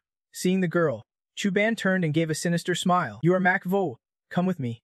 Lord Ning has been waiting a long time." Without more words, So Tran shot straight toward Chuban like a rocket. Vo was still confused, not understanding So Tran's meaning, so he delivered a precise kick with a sharp reprimand, daring to call the sect leader by name. Chuban fell hard, sprawled flat on the ground, the pain bringing tears to his eyes. Then he scolded fiercely, "What do you think you are doing?" The three stood proudly with imposing presence. Nearby, So Chan sternly lectured him. "Where's Lord Ning? Open your dog eyes and see clearly. This is the sect leader. Come here and bow." Apologized to Lord Mac. But Chuban refused to accept this and counterattacked. "She is the sect leader of Tin Legate. It can't possibly be this girl." This time, Tongda struck again, kicking him straight in the stomach and shouting, "You dog's foot dare lay a hand on my brother." The two brothers laughed heartily, exchanging knowing looks. "Looks like you have not seen your coffin yet." Huh. Then Vo produced a token and gave an ultimatum. "You have 2 choices. Apologize to my friend for what you did, or I will expel you from Tunla Gate. If you do not agree, even if Ningai comes, I will still beat you." Still lying face down, Chuban glanced up, secretly admitting it really was the Tinla token. Knowing their identity, he dared not resist anymore. "Sorry, Lord." Then the three turned and walked away without looking back. Let us go confront him head-on. Chuven was burning with rage inside. He turned his head, gritting his teeth and cursing silently. Just some outsider mutt today. We are here to clear them out of Tai Tu Sen. That said, it was Chu Bane who led them deeper inside. The sect leader representing Tin Len, Nungainthi, was already waiting, arrived already. He scrambled forward like a lapdog, rushing to cling to the sect leader's leg and whisper, "Sect leader, you have to take control for me." Nungainthi glanced at Chu Bane whining and said bluntly, "No reason for her to drag people here to attack me." And she said, "Even if the sect leader arrives, keep fighting as usual." The three froze at his slick excuses. Still, he was now as irrelevant as those side players. View was their true focus. The girl pointed straight at him and asked bluntly, "Enough nonsense. You want to fight? Say how you want it." Nungainthi smirked at him. "Best of 5 matches? I will send 3 disciples. If Mea Viku can beat 2 of them, I admit defeat." Citron replied. "Then we demand rest time for Viku between matches and our people act as referees. Fair and square." The man grinned. "Fine. Lutha, you go first?" "That guy. Jump in right after." "Yes. The fight is about to start. Tension is thick in the air." Chuben flattered. "Why sect leader? Let the senior brother go first to wear down Msutubju. Then the next 2 matches will be easy." Tung Thu acted as referee, raised his hand, shouted loudly, and after 10 seconds lay down without standing back up. "Lost?" He slammed his hand down and shouted, "Begin." As soon as he lunged, Vyukyu reached out to grab him. Lutha was smug. "Little sister Vyu, your extracted star fist has too many flaws. When senior brother began training that fist, you were not even born, right?" Seeing his hand nearly hit her forehead, the girl looked a bit stunned. Kwangtho coldly commented, "Messi-ku may be a prodigy, but she is like a flower in a glass room, not like Lovatha, with real battle experience." Yet, unusually, Vu smiled subtly at her tough opponent. Then she ducked low and struck at Lutha Gai's attacking arm, startling him. With one punch, Vukyu hit his stomach hard, making him spit blood. Not stopping there, she grabbed Lutha's collar and fiercely lifted her knee to strike both groin areas. Tungtho started counting down from 10. Lutha lay on the ground in pain, tears streaming. "You sneaky bastard. Did you purposely leave yourself open?" Vu wiped her hands. "Proud. Senior brother. Soldiers should not cheat." Kwangtho stroked his beard in surprise. "This young master is a bit overconfident." Meanwhile, Tungtho raised his hand, counting the last seconds before Lutha Jai's turn. Lutha frowned, glaring at the girl, enunciating each word, "Mikhud." Then he tried to stretch his body up and grab her ankle to pull her back. Surprised as he was thrown to the ground, Vu thought, "What?" He stood up. He gathered his inner strength and straightened up. Proud. Messi Kuju sensed her death was near. The girl was startled. Sweating, just by looking at Vu, he recognized the violent talisman. Nungainthi paled. "Messi Kuyu's strength was beyond my expectations. Luckily, I drew the violent talisman for Lutha earlier. Today, this Vuku won to leave alive." Seeing the yellow paper about to stick to her, Vu inwardly groaned. "I am done." Knowing that having it on her body would bring no good, Vu tightly closed her eyes, but the talisman suddenly burst into flames, blazing up. In moments, it turned to ashes. Nungainthi shouted in shock, "Where's my violent talisman?" Citron looked over at the crowd, their faces dark as night, thinking Jin's senior brother's virtue was not enough. Only the talisman in hand was not showing its power. Then, Nungainthi wildly charged over and slapped low this useless face. "You do not even know how to use a talisman." Holding his swollen cheek, he said, "It is not your fault. Master, I did exactly as you taught." Nungainthi growled, "So you are saying this is my fault?" He stammered, "That is not what I meant." Citron smirked, thinking, "This is quite the act. Good thing I still have 1 talisman left to break the barrier. That talisman's still on his back." Citron planned to quietly use the barrier-breaking talisman to cancel 1 violent talisman more than enough. Then Gaivinthi stepped forward. "Mikhud, you really surprised me." Next up, V. Kwangthi. "Your turn." Holding his aching cheek, Lutha spoke, "Let senior uncle V step up. Isn't he a senior uncle?" Gaivinthi slapped him hard again. "Idiot. This morning I already cut off brotherhood with Kwangthio. Now Kwangtho calls me master, so you are the junior disciple." Tungtho pointed at him, shouting, "This guy looks faker than you. You shameless jerk." Kwangtheo took off his shirt, showing his 6-pack. "Little bro, I am just more experienced. Actually, I am younger than senior brother Lutha by a year." He hid behind Citron, yelling in fear. "Who would believe that, you shameless bastard?" Lutha continued, "I recruited disciples based on skill. What is so shameless about that? If you do not want to fight, hand over the Latin family's token." Citron spoke up. "As I said earlier, Vu has the right to rest and recover. She needs to rest now. Please wait a moment." Watching him, Ngayanthe lifted a teacup to sip. How long do you plan to rest? Citron cheerfully held up 2 fingers. 2 years. Is not that too much? Hearing this, she spat out the tea she had just drunk. Tengde happily slapped his hand. No wonder you are the brother-in-law. Smart if they can quit the master-disciple game. Why can we take a little longer break? Vuju covered her mouth and laughed out loud. Ngayanthe wiped his mouth with a handkerchief. I advise you not to get carried away. Turning his back and walking away with 2 others, Citron said, Forget it. I do not want to clean up after traitors. We only need 2 hours before we head down the mountain for dinner. Ngayanthe rubbed his chin and ordered his 2 disciples. You 2 stay on guard below the mountain. If anything happens, report back immediately. Both answered in unison. Yes, at the mountain's base restaurant. Chu Bun watched them leave. Senior brother. Should not we follow and see? Lotha sipped his tea. Why be afraid? Mesiku wants to beat senior uncle only if she has a high-level talisman. But which spirit talisman is that easy to draw? He explained. High-level spirit talismans require bathing, burning the muntifing incense. At this, he hung his head dejectedly. Missing just 1 step could mean failure. They are just here to eat. Where would you have them go to find a high-level spirit talisman? Chu Bin's eyes sparkled. Senior brother, you are wise. Lutha is too proud to enjoy this. Inside Citron's room, he placed a large chicken leg before him, with one hand eating. The other carefully held a brush drawing talismans. Vu looked at him, amazed and impressed. That is fast. She was silently dazed. And besides, there was no incense burning or altar setup. I have never seen anyone pull off drawing something like that successfully. She glanced back at the talisman and, if I am not mistaken, this is the 5 Thunder Talisman. Vu broke into a sweat. The 5 Thunder Talisman is a high-level mid-tier talisman in Kaiman. As far as I know, even Ngayanthe can't draw it. Right after, he put the pen down. Alright, major success. Vu chimed in, sorry. Citron, the 5 Thunder Talisman is beyond my skill. Even if you draw it, I would not be able to use it. Citron replied immediately. This is not the genuine 5 Thunder Talisman. It is a simplified version. It is less powerful. It is also much easier to use. I call it the small 5 Thunder Talisman. Pausing, he continued to explain.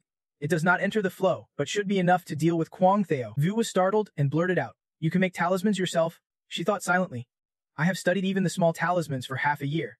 And only after Citron's guidance did I finally understand. Citron is just a few years older but can casually modify the 5 Thunder Talisman, making it many times more powerful. Citron smiled brightly and patted her shoulder. Alright. Eat up. Then get ready to smash that nun Nugain on the mountain. VQ sighed in frustration, feeling she would never surpass Citron in this life. Meanwhile, the 2 others had returned to the mountain. Chu Bin immediately reported. We saw them enter a restaurant. Then, Ngayanthe frowned and cut in. They really just ate. Did nothing. And left. Chu Ben was surprised, absolutely precise. Sect leader Ngayanthe was a bit annoyed. Forget it, as long as they do not run away. Kwang Theo, we have already lost 1 round. Now you do not just have to win, you need to make amends if you die. Kwang Theo bowed respectfully. Yes, sir. As soon as he saw him, Ju spoke up. Rest time's over. Citron quickly replied. Right? But we are afraid you will cheat again. Earlier, Jun Lotha used a talisman, but it clearly was not drawn by him. Right? Hearing this, Ngayanthe sneered at the cheating. Do you have proof it was not Jinalu the who drew it? If not, then it was him, he snapped coldly. No proof means you can just cheat. Ngayanthe replied calmly. Of course. Tengdu then resumed as referee. He raised his hand and stood between them shouting. Ready. Begin.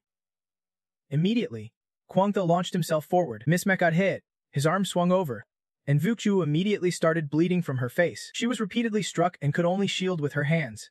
Vu was a bit scared. Not good. The gap is too big. Vu kept retreating, and the upper hand temporarily tilted toward Kwangtho. Riding the momentum, Kwangtho shouted loudly. Let us see where you can run. Vu flashed a faint smile. If I can run, then I won't run. Then she pulled the talisman from her chest, ready to take a hit. Instantly, Vuju launched the talisman straight into the sky. Kwangtho was startled seeing dark clouds gather. What the? Before he could recover, thunder crashed down.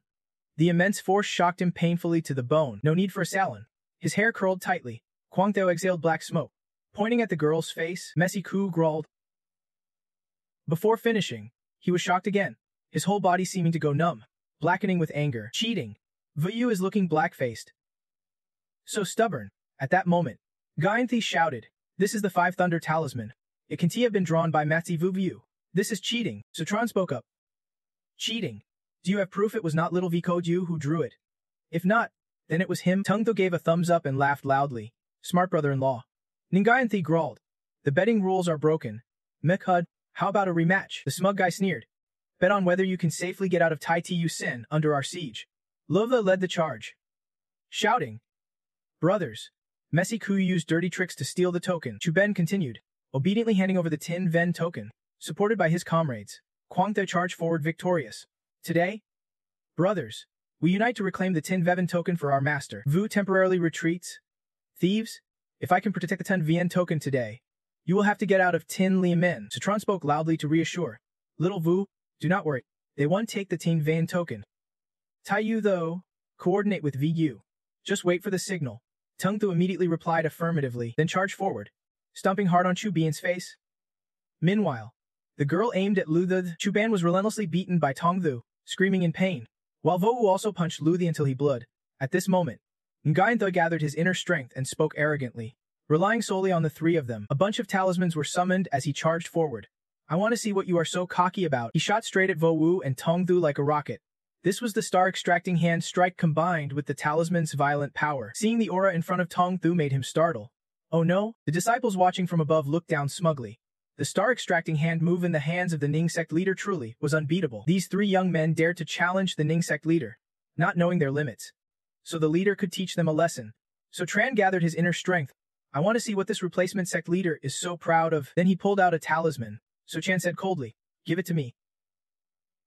Without hesitation, he threw the talisman to Nguyen Thai and shouted, "All his talismans are dispelled." So Tran stood there contemptuously and replied, "That is all you have got?" Nguyen Thai was shocked. "Dispel talismans? So you were secretly sabotaging me earlier." "Now." So Tran quickly leaped up, "Even if I am right, what can you do?" Then he kicked hard into his chest. Immediately, Nguyen Thai was kicked far from the tree trunk and quickly broken in two. The disciples turned pale and broke out in sweat. "Sect leader, we lost." Chuban ran over anxiously from afar, shouting, "Sect leader, are you okay?" He quickly supported Nguyen Thui, tears streaming uncontrollably. "Sect leader, are you alright?" So Tran stepped forward. "Alright. You lost. By our agreement, all of you must leave the Tin La sect forever, not allowed even half a step inside." Hearing this, the disciples shouted in shock. "What?" At that moment, Fu raised a token and shouted loudly as he said, "From this moment on, you are no longer part of the Tin La sect." Among them, some weak-willed disciples immediately knelt down crying, "Please, have mercy. I beg you for a chance. I do not want to leave the Tin La sect." The others were stunned. So Tran glanced coldly at them and said, "You must pay for your mistakes." Nguyen Tho yelled, "They want to cut off our retreat? If so, we might as well all go all in with them." As soon as she finished, the disciples darkened their faces and gathered their inner strength. Seeing this, Tong Tho could not help but scold. "Shameless, are not you?" he shouted fiercely. "I warn you, do not come any closer." Immediately, another talisman was launched. He formed hand seals with both hands, ordering the two to protect themselves. Nguyen Tho growled and shouted, "Charge!" They answered with a loud yes. Then they all rushed to attack So Tran.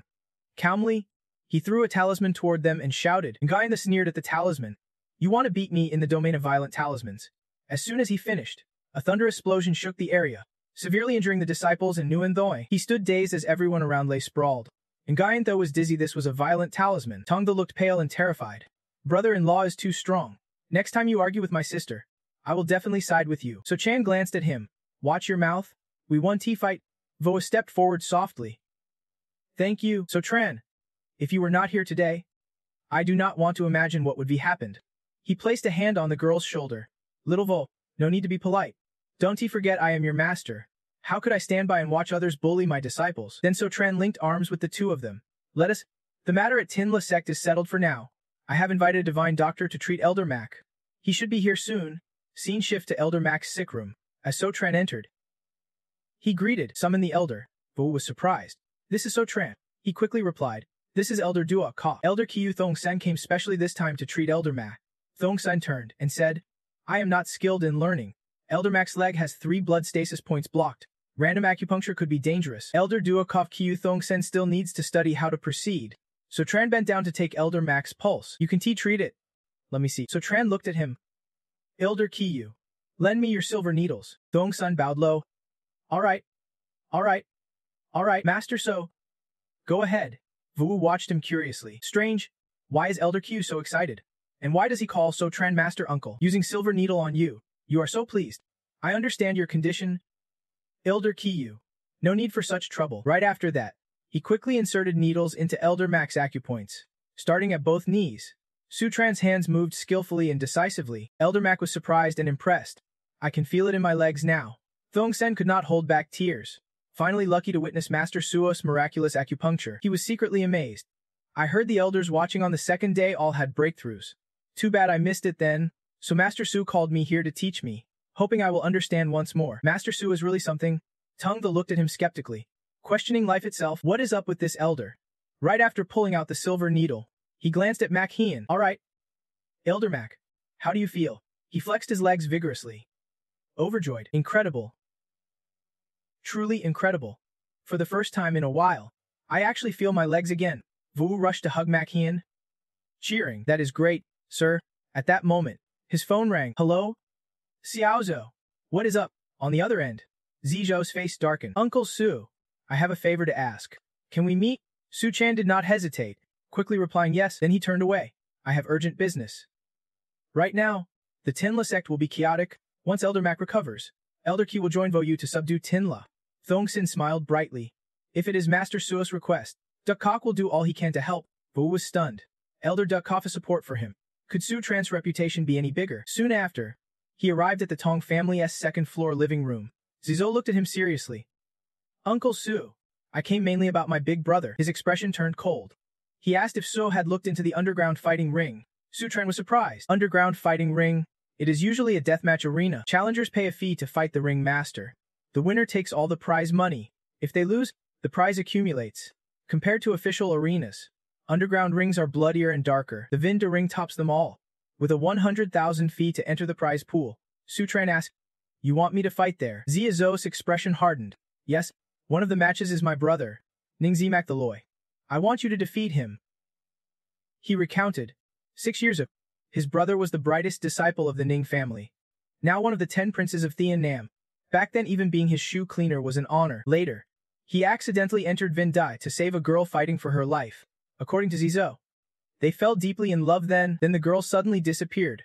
His brother thought his family disapproved of the match and drove her away. So he angrily stopped going home, staying in Vindai to bring him back. The Ning family and Vinda made an agreement. If anyone defeats him, Vinda 1T take him back. Zhou paused. I sad. Then added, but he has won 59 matches in a row now, with 15 million in accumulated prize money, and no one can beat him. Su Tran placed a hand on his shoulder. If this involves the Ning family, I will definitely help next time the prize pool opens. Contact me. Zizou was happy, thanking Uncle Su. Then he took Su Tran to see the Tong family's courtyard. Seeing him, Tongtho was cheerful. Brother-in-law, have you two finished talking? Su Tran asked. How have you two been training these past 2 days? Tongtho replied. Having a grandmaster guide me is great. Hong Gok was annoyed. Master Su, I am bored teaching this kid. Hurry and teach me instead. Then Su Tran soared up, perching on a pillar. All right, shall we train then? Hong Gok was delighted. Really? Then no holding back. He channeled inner strength into his 5-phase fist. Su Tran calmly reached out, daring him to attack. But with a single strike, Hong Gok was blasted far back, only able to shout in shock. Sitting up, he rubbed his head. Strange, we are both using 5-phase fist. Why is your power so much stronger? Su Tran explained. Because your Plum Blossom sect has not trained as much as I have. Hong Gok yelled. No way, the Plum Blossom sect almost crushed me. Let us go again. Su Tran smiled coldly, throwing a punch. Today I will definitely train with Master Hong Fu to my heart's content. Immediately their fists clashed, creating a fierce storm. Hong Ngok gritted his teeth.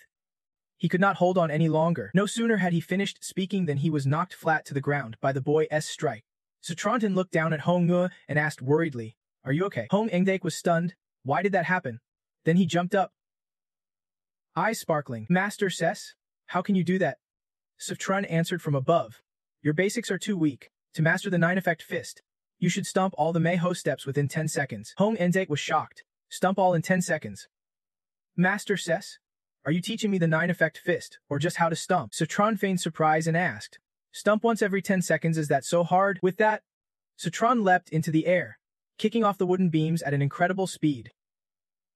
Watching this, Tongtho could not help but cheer like a child. My impressive brother-in-law. Seeing this, Hong En was truly shaken. Is this really something a human can do? Glancing over at his old disciple, Su-Chen instructed, You train the Kulin footwork with Tu though first until your basics are solid. Then I will teach you the 9-effect fist. Tengdu saluted.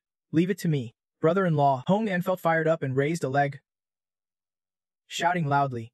Great, Kim V, she added quickly. Citron glanced over. How come your brother has not come home either? Moments later, he showed up at bar 21. Effie knelt before him, crying, Brother Tron, I was seduced by a beauty and trapped. Citron was disgusted. Don't wipe your tears and snot on me. Then Heb started his story.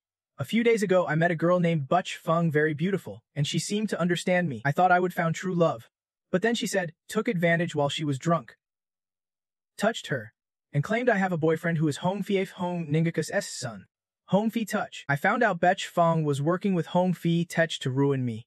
Thinking about it, Beffy cried at home, afraid of angering the Hong family. I had no choice but to ask big sister Jiang from the wealthy Dean and Then circle to step in. Her face carries weight. Maybe she could plead for me. The other side refused to speak, but demanded I bow down to them. I can to swallow that insult. Drink 2 shots with me. Saying that, he slung an arm over Citron's shoulder and tipped back a big gulp of liquor. Hearing this, Citron scowled and shot Habuka a questioning look. He set you up and now wants you to apologize. Etikri kept crying. What else could I do? Hong Fitich, nicknamed Mad Dog, is feared and dig thin. Citron grabbed his glass and scrolled through contacts. Then said, Is that so? Tell your dad to come talk. He quickly sent a brief message. Hong Fahoon, Inc., son waiting at bar 321 to talk. No sooner said than Betis' room was kicked open by a powerful foot. Kim V sneered mockingly. Touch Thigu. Look at his face, totally defeated. Different from what Sister Zio said. A clenched his teeth in anger at these words. Hong Fitich. Citron looked at him calmly. You are Hong Fitich. Kim V stepped closer, staring at Citron with suspicion. Is he the little brother He just got?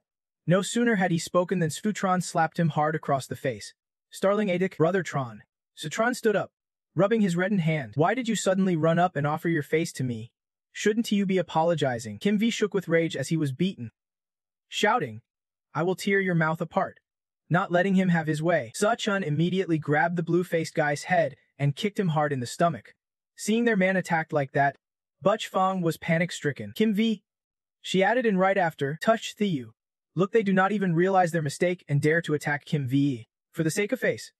Fitech said coldly, I give you one chance to call for backup, or no one will be left to clean up later. He replied, No need. Your father's here. Fitech angrily stepped forward, grabbing Sutron's collar. Voice low. You want to die? Before he could finish, Hong Eng the key sharp voice rang out from outside the door. Karma, just stepping in, he slapped his precious son hard, swelling his cheek. Hong Fitech, you sure are impressive. Seeing the scene, Batch Fung was startled. Tichu held his cheek and stammered, Dad, why are you here? Hong Gok growled, If I were not here, who knows what disaster you would cause? Get up and apologize to Master So. Yet he still did not grasp the situation. Fu Tich was defiant. He had just hit your friend. Hong Ingok looked like he was about to lose it, yanking his son's dyed blue and red hair hard. Master So agreed to teach you a lesson. It is your honor. Apologize first. Then speak. Fu Tich clutched his face and cried, Enough! Stop hitting him. So Tran stood calmly, waiting for him to speak, a smug smile on his face. Now Fu Tich had no choice but to bow his head and stammer. I am Hong Gok cut him off. Apologize. Master So, this ungrateful son has caused trouble. So Tran smiled smugly at him. No need to apologize to me. Apologize to Habak and Hong Fu Mingju. Let young Master Batch explain what really happened. Kim Vu was terrified. After catching Hong Gok's cold glare, he trembled. Soon, the elders were forced by Hong Nugok to kneel, bow their heads in guilt, and confess everything. Kim Vu was scared and worried. As soon as he finished, he seemed like a demon, repeatedly slapping his son's face. You even have the nerve to say Hathiu was driven crazy by a woman. Aren't you just admitting it yourself? Futich sobbed silently. Dad, stop hitting me. I was wrong. Then Hong Gok and his son stood up, and he pushed Futich's head down. Xiao back. I am really sorry. It is my fault for not disciplining Xiao Tich properly. Futich stammered. Back. Sorry. It is my fault. So Tran looked at the girl. And you, Hong Gago looked at her with contempt. Since when have the Batch family kids been this capable? Batch Feng knelt trembling on the ground. I know my mistake. Sorry. I was wrong. So Tran said coldly. You think a simple apology will wipe away Habak's disgrace? Prepare compensation, and we will see how sincere you are. Batch Fuck kowtowed repeatedly and immediately agreed. Okay, just do not tell the Batch elders. I really know I am wrong. Meanwhile, Manager Jiang was very curious. Who exactly is So Tran? First, the Ning family stepped in for him. Tonight, he got Hongfo Hong Gok to punish his son. Daoxing ordered. Manager Jiang, go investigate this So Tran. He replied immediately. Yes, I will go right after. After settling things, Hongok drove So Tran in a back. He respectfully said, Master So, just as we were leaving, Habak's phone rang. He quickly answered. Hello? Big bro? A voice on the other end yelled nonstop. You still have the nerve to call me big bro because of a woman. The family's face is ruined. You are about to lose all respect. Get home and face punishment. After hearing this call, Habak trembled uncontrollably. I am due. Big bro's gonna cause trouble when I get home. So Tran casually asked, what is wrong? Habak sighed and explained. Big bro always thinks I am lazy. Today he caught me being lured by a woman. I am sure he is going to make me do all the chores. At the same time, So Tran's phone rang. Hello? Xiaozhou, said Zizou on the line. Pleading. Uncle So, my brother's martial arts match starts this afternoon. I am coming to pick you up, So Tran answered happily. Got it. Then he put his arm around Habak and looked at Hong Nungo. Hong Fo Mingzhu. I have to get off here. You take Xiao back home, if it is convenient. He smiled cheerfully. Understood. No problem. The luxury car quickly drove her back home. Now outside the family mansion, from inside the mansion, Kasach came out disdainfully. The disgrace finally dares to come home. He thought, it has been a while since I had a chance to teach you a lesson. Today's the day. But the moment he saw him, Habak's usual cheerful face suddenly changed. Big bro looked at the scene in front of him. Surprised. Why is Hongfu Mingzhu here too? He is definitely here to cause trouble. If the Mingzhu is here to cause trouble, Habak's days are numbered. Kasach hurried up and bowed. Hongfu Mingzhu, Habak made a mistake. We will punish him strictly and give you an answer. Hongok frowned and coldly replied to Kasach firmly. Kasach was secretly pleased.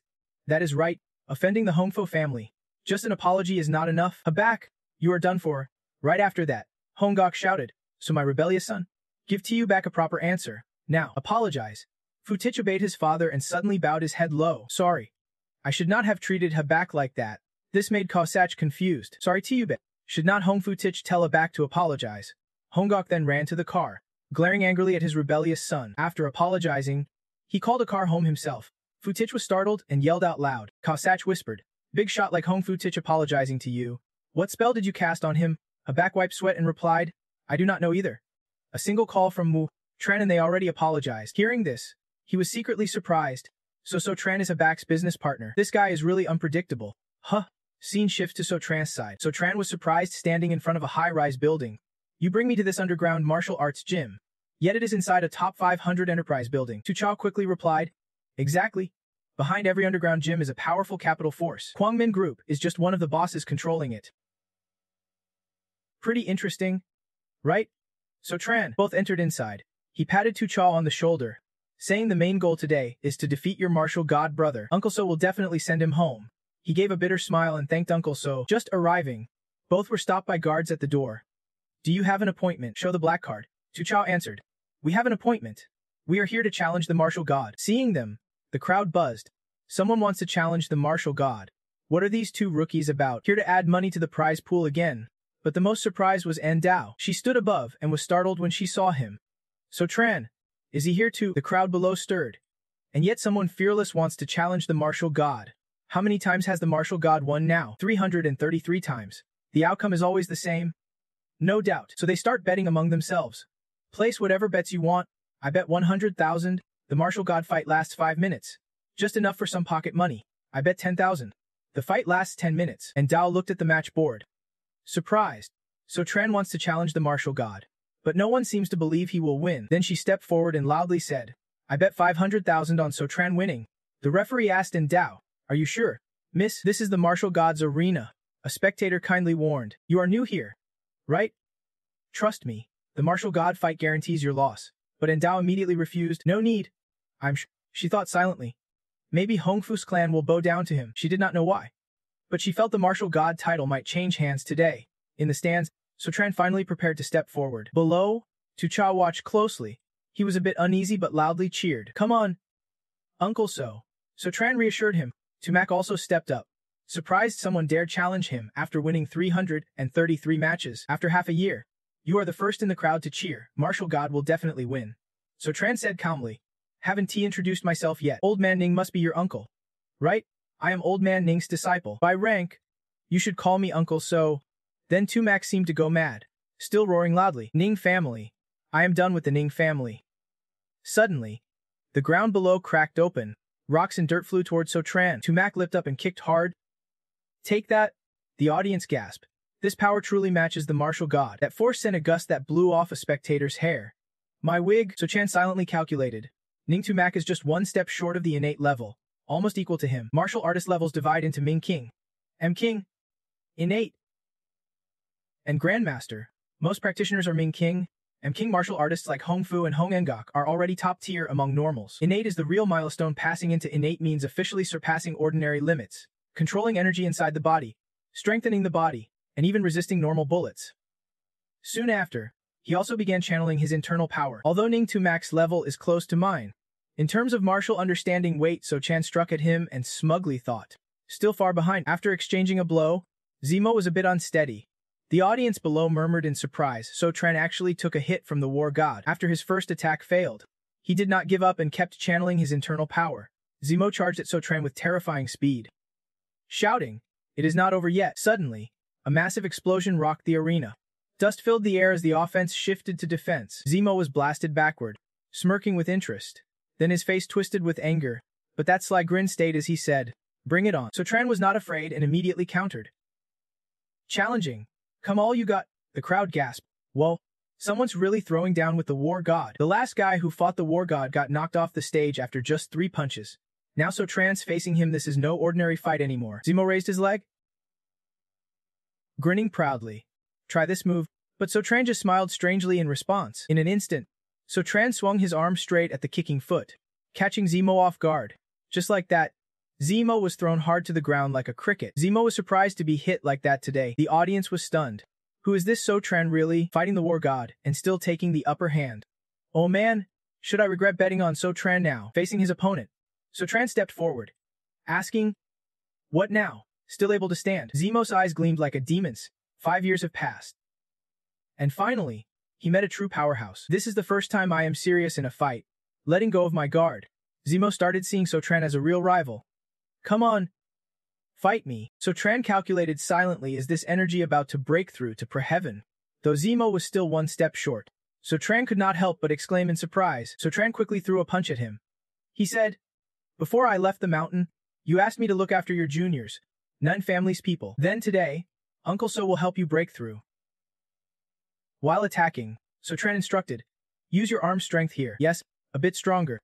He treated this kid like a junior from long ago. "Your technique relies on speed, power, and precision. Don't dodge so easily." Continuing his lesson, Sotran blocked the attack and said, "Hungry? Use more strength." Zemo was annoyed, thinking, damn it, this guy is coaching me now. Of course, he was not going to give up. Zemo punched hard again. "Take this." The arena was filled with dust as the crowd buzzed with excitement. Was the war god's power stronger than before? This was the arena spirit. After this attack, Zemo's entire body was suddenly enveloped in a powerful aura. He stared at himself in shock. This overwhelming power, was this a breakthrough? Zizo watched happily from the sidelines. Big bro just broke through. A young man seeing this immediately cheered. "No more spare money worries this time. The last 2 fights had me scared." Zemo turned to Sotran. "You helped me break through during the fight. I can deny. Your understanding of martial arts is terrifying. But of course, I am not done yet." Zemo challenged again. "Bring it on. I have broken through pre-heaven. Even if my technique is not as good as yours, my strength 1T lose to you." Sotran also gathered his energy calmly, saying, "All right, if you have broken through, Uncle So one to hold back." As soon as he finished, their fists collided. The power of their breakthroughs made the whole crowd nearly suffocate. After a moment, Zemo was thrown back, coughing up blood. This was the first time Zemo had been knocked off the stage. Lying flat on the ground, unable to believe it, looking at Sotran, Zemo was stunned by his power. Sotran looked at his junior and said, "All right, it is below." The better screamed, "I lost 1,000,000. The war god lost." And Dao could not help but look at him with pride. Sotran really won. She smiled happily. "Sotran, you really surprised me. Turning 25 million just like that, how am I supposed to spend this?" The person who advised An Dao to bet on Xiaomu was now tearing his hair out. "My 150,000. As he was walking down, he approached Tumac. "Nine's kid has some guts. If anything comes up later, just come ask Uncle So." Tucha happily ran over. "Big bro, you lost. Let us go home." Tumac looked at his younger brother with cold eyes. "So it turns out this guy was invited by you." Glancing past his brother, he said, "Little Chaw, do not waste your efforts. Even if I leave the boxing club, I am not coming home. So Tran ran over and put his arm around Tumak. Master? Young man, do not be so reckless. What can a barbecue night fix? Come on. Uncle So is treating you to some grilled meat, Tumak replied coldly. Meanwhile, Tucha was upset. If Big Bro does not want to go home, fine, but not even agreeing to share a meal with his own brother. Soon after, the three of them headed to a roadside eatery, so Tran started the conversation, hearing from Little Cha. You are here because of a girl from Vinda. Tumak angrily clenched the can in his hand. That is right. I am the pride of the Neen family. The family forbade me from associating with the boxing club's people. So I ran away. Tucha added, Big Bro? Although Dad did not approve of you two seeing each other, he would never hurt Little Can. There is definitely some misunderstanding here. Tumak asked again. Then why did Little Can disappear back then? The question made Tucha uneasy. That is something So Tran can hear now.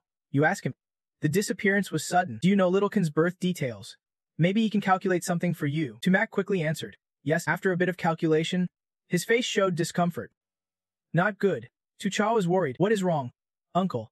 Did So figure something out? So Tran continued. I calculated that she is in danger right now. Do you have a photo of her? I will have someone find one. Tumak stood up urgently. What? Little Can's in danger. Hearing this, Tumak quickly pulled out his phone. Here's a photo. Me with her? Showing the picture. So Tran pointed at the phone. The person next to you is Little Can. Suddenly memories flooded back. Isn't he this the person I met at the concert in Doong City? So Tran quickly pulled out his phone and said to Tumak, I know someone who might be able to track Little Can's info. He happily exclaimed. Great. The phone quickly connected, and a girl answered on the other end. Hello? She is Tu Thian Has niece. Tu Lang. He spoke. Tu. I am So. We met before. Do you remember me? Tu Lang quickly replied. So Tran. What is up? So Tran asked. At the concert you held in Doong City before, can you check the ticket buyers? Seat 5. Row 3 had someone who looks just like my missing friend. Tu Lang suddenly became anxious. Seat 5. Row 3, that ticket was the one I gave to Little Can. He also knows Little Can. So do you know where she went? She's been out of contact for 3 days. So Tran was startled and turned to ask. What? Missing. Tumak anxiously cut him off. So she has been found. What is her condition? After the call ended. So Tran. My friend knew Little Can's previous address, but now for some unknown reason, she has disappeared. Let us check there first. Tucha quickly said. I will drive. Soon, the three arrived at the meeting spot. Tu Lang had been waiting there for a while. Upon arriving, So Tran introduced. Tu Lang. This is Little Can's ex-boyfriend. We are here to help find Little Can for you. Tu Lang looked surprised at the boyfriend. Then she said, this was Little Can's old place. I will lead you inside to check. So Tu Lang led the three young men into an abandoned house and said this is it. Looking around, So Tran asked if she was sure Little Can lived here before. Tu Lang recounted. This place looks like it has been empty for years. She lived here alone, and she is blind, so she could not clean up. Tumak trembled hearing this. Blind? Her eyes were injured. I did not know that. Tu Chao quickly went over to calm his brother. He is not blaming him. Meanwhile, So Tran seemed to have just discovered something. He pulled down the cloth, revealing a painting with a seal instantly appearing. So Tran, this is the illusion god formation of Vu Then Mun. The illusion spirit formation is often used with the ancient illusion spirit, implanting spirit worms into a person's body.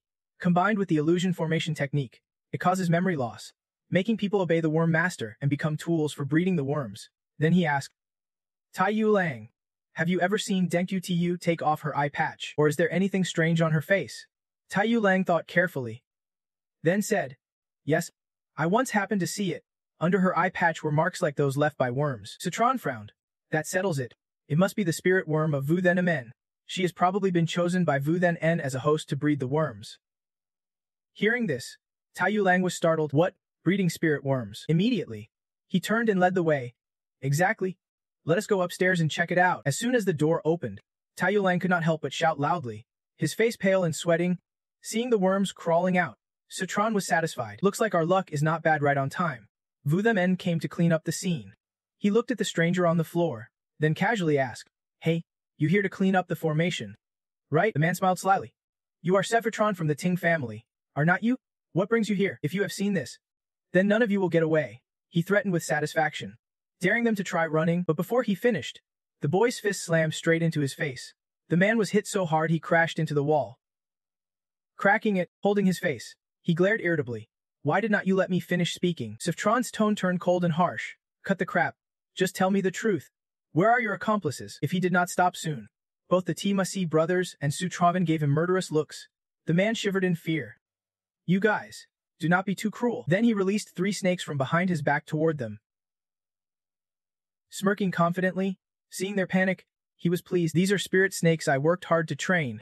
They are more than enough to handle you martial artists. Unlike the reaction of the 2 brothers, Saffron calmly pinched 2 fingers together and easily caught the 3 snakes. These small snakes were weak even for infusing wine. The man was so shocked at Saffron's calmness that his mouth dropped open. How was this possible? Soon the man's face was swollen like he would been stung by bees. Fearfully, he confessed. He forced Detayu Tu Teven to come to building Ku Min Tr. Room 601. Taiyu Lang was surprised. Kumain Tr. Taiyu Maf. Let us go check that address now. I will call Kiyu Liu to take a look at him. Stun sat calmly and replied, all right. Meanwhile, they quickly arrived at Building C of Ku Min Tr. Timai C came with them, and upon arrival was tense. This must be it. Then T-Mex quickly kicked the door open. Citron was a bit surprised, looking at the ruined mess inside. He guessed, they are all gone. Looks like the other side got the news early. Then Citron said to T-Mas, I see a lot of personal belongings left here.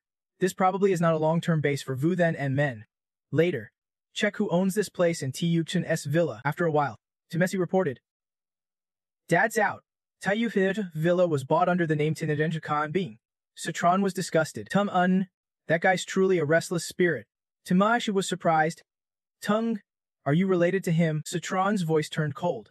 Very much so. I bet he dreams of killing me. But if it is Teen Can Bing, I want to let him live peacefully. Then he immediately took out his phone. Hello? Taiyu though? Do you know any of Tung Kada Bing's old friends? Try to arrange a meeting and find out his current location. Scene shifts to a residential building somewhere. Khan Bang stands with Vu En. Yawning repeatedly, he looks depressed and says, so bored. Want to go to the bar. The old man coldly says they can go out. Going out might reveal our location. We can be East Tran and he already found us at the last spot. We have to stay hidden. Adds. But I invited Elder Vu then from the sect. He will come tomorrow morning to deal with Suf Tran. That kid does not have many days left. Khan Bang lazily glanced at his phone. Yes, Elder, he muttered in annoyance. Damn it. Bored to death and looking for some fun. Suddenly Khan Bing's eyes froze, as if he saw something unusual. It was a guy from the bar he frequents sending sexy pictures. He said there is some new hot girls at the bar. Looking at the phone screen and those photos, Khan Bang could not resist drooling. He quickly replied, and right after, Khan Bing immediately got ready to head to that bar. Unable to stand the burning urge, Khan Bing said to Vu, I am stepping outside for a smoke. After a short while, Khan Bang finally arrived at the bar, ready for some fun. Standing at the door, he licked his lips, having held back for days, finally finding a place to let loose. Seeing him walk in, Citron happily grabbed his phone. He would got a bite. After 10 minutes, his phone rang. Tung Thu urgently asked, brother-in-law, has that brat and Ten Bean come out yet? You will be pleased. He is out. He smiled brightly. Now that the snake's out of its hole, we just wait for it to lead us to the nest. Scene shifts to Minyang area. Khan Bang sat in his car, satisfied finally some release. Unlike Dekking Tiyuchen, who could not even be touched. Soon after, he headed alone toward his hidden house. Unaware someone was following him, after the fun, fear and secrecy took over. At this hour, Elder Vuan must be practicing. I just need to sneak back. Suddenly, Vuan came down from above, startling him. Elder Vu. Vuan. Khan Bang quickly approached, scratching his head. Elder, I just went downstairs for a smoke. Aren't you the one who hates the smell of tobacco? Vuan suspiciously asked. Is that so? Then he slapped Bang hard across the face. You idiot. Do you think I am a fool? I reek of alcohol. Clearly just drank a lot. You must have already gone out. Khan Bing was shocked. Elder, I was wrong. Vuan kept kicking him. If Sutran's men followed you here, I will rip you apart and feed you to dogs. Khan Bing cried out. Have mercy. Elder. Vuan cursed nonstop, warning him to watch out for being followed and to pack up quickly. We have to leave now. Khan Bing hurriedly ran off. Yes, Khan Bang grumbled in frustration. Damn it. And I am supposed to run with someone alive like this. Such a hassle. Then he kicked the girl standing before him hard. Get up. Tiyuhin opened her eyes from the strong kick. Who is talking? At that moment, Sistitron burst in through the window and kicked Khan Bing hard in the face as he replied to her. The dead are talking. Khan Bang startled and stepped back, staring at him like a ghost. Sistitron, how did you get here? He lunged forward and punched him hard in the stomach, then said disdainfully, here to see me off for the last time. Quickly giving up the chase, he cried out, warning him. Suvtron, do not mess around. Khan Bang then shouted loudly, calling for Vu. Elder, help me. Tayukun was scared. Who are you? Sutron calmly sat beside her. I am a friend of Tiyu Lang. Here to rescue you. Tai Yufan stammered. Did Sister Lang send you to find me? He quickly replied. Yes. Meanwhile, Khan being hurried downstairs. Elvue, help with Strun? Inside the room. Vun was shocked. What are you freaking out about? At the same time, TMC kicked the door hard and shouted. Vuan, come out and face death. Khan Bing and Vun both turned pale with fear. Neither dared to say a word. Satron slowly stepped inside. Elvue, long time no see. Seeing him, Vuan immediately shouted. Nani my thing? Satron. Damn you. How did you find this place? Satron said casually. Still got some help from you. Did not? And Bing. Khan Bing was startled. You followed me. You pervert. Temekshi angrily rushed over. It is you who took Yu Qian from my side. I will kill you all. Then he pulled off his hood, revealing a golden snake lurking behind. Vuan flicked the snake aside and asked, You must be Dut's warrior boyfriend from before. Right? In front of the Kaiman disciples. You are just a worldly brute not worth a single blow. The golden snake lunged toward Timas, opening its huge mouth with sharp teeth. He angrily raised his fist.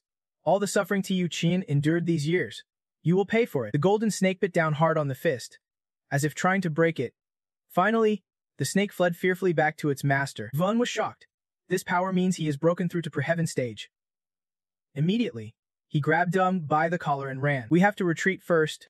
Satron calmly blocked Vuan's path. Trying to escape, Vun was startled. This was a break in the chase. Khan Bang almost pissed himself. Elder. You can leave me behind? Elder. Satron sneered and pulled out several talismans. Elvue, rushing off like this. Where are you headed? Meanwhile, Temefi looked at her excitedly. Xiao Ken. Xiao Ken, are you scared? Ooh, who are you? I? Xiao screamed and then pushed him away. Zemo. Who is Zia? Stay away from me. Zemo looked confused. Xiao Ken. Su Chen turned to explain. She is currently controlled by the illusion divine curse. Lost all her memories. Give me some time. I will definitely break this curse.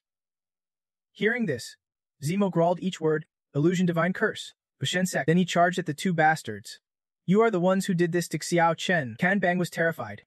Dunti, do not come here. Zemo kept punching and shouting, I want you all dead. He roared like a lion. Who ordered you to take Xiao Qin? Vuan asked fearfully. I do not know. I only know we had to take her to Vu Shensek. The elder trembled. I am just a minor elder. Have not even reached the immortal stage. I do not know anything. Zemo stomped forcefully. I do not care. If you do not give me the answers I want. Today you will pay with blood. Vuhan screamed in fear.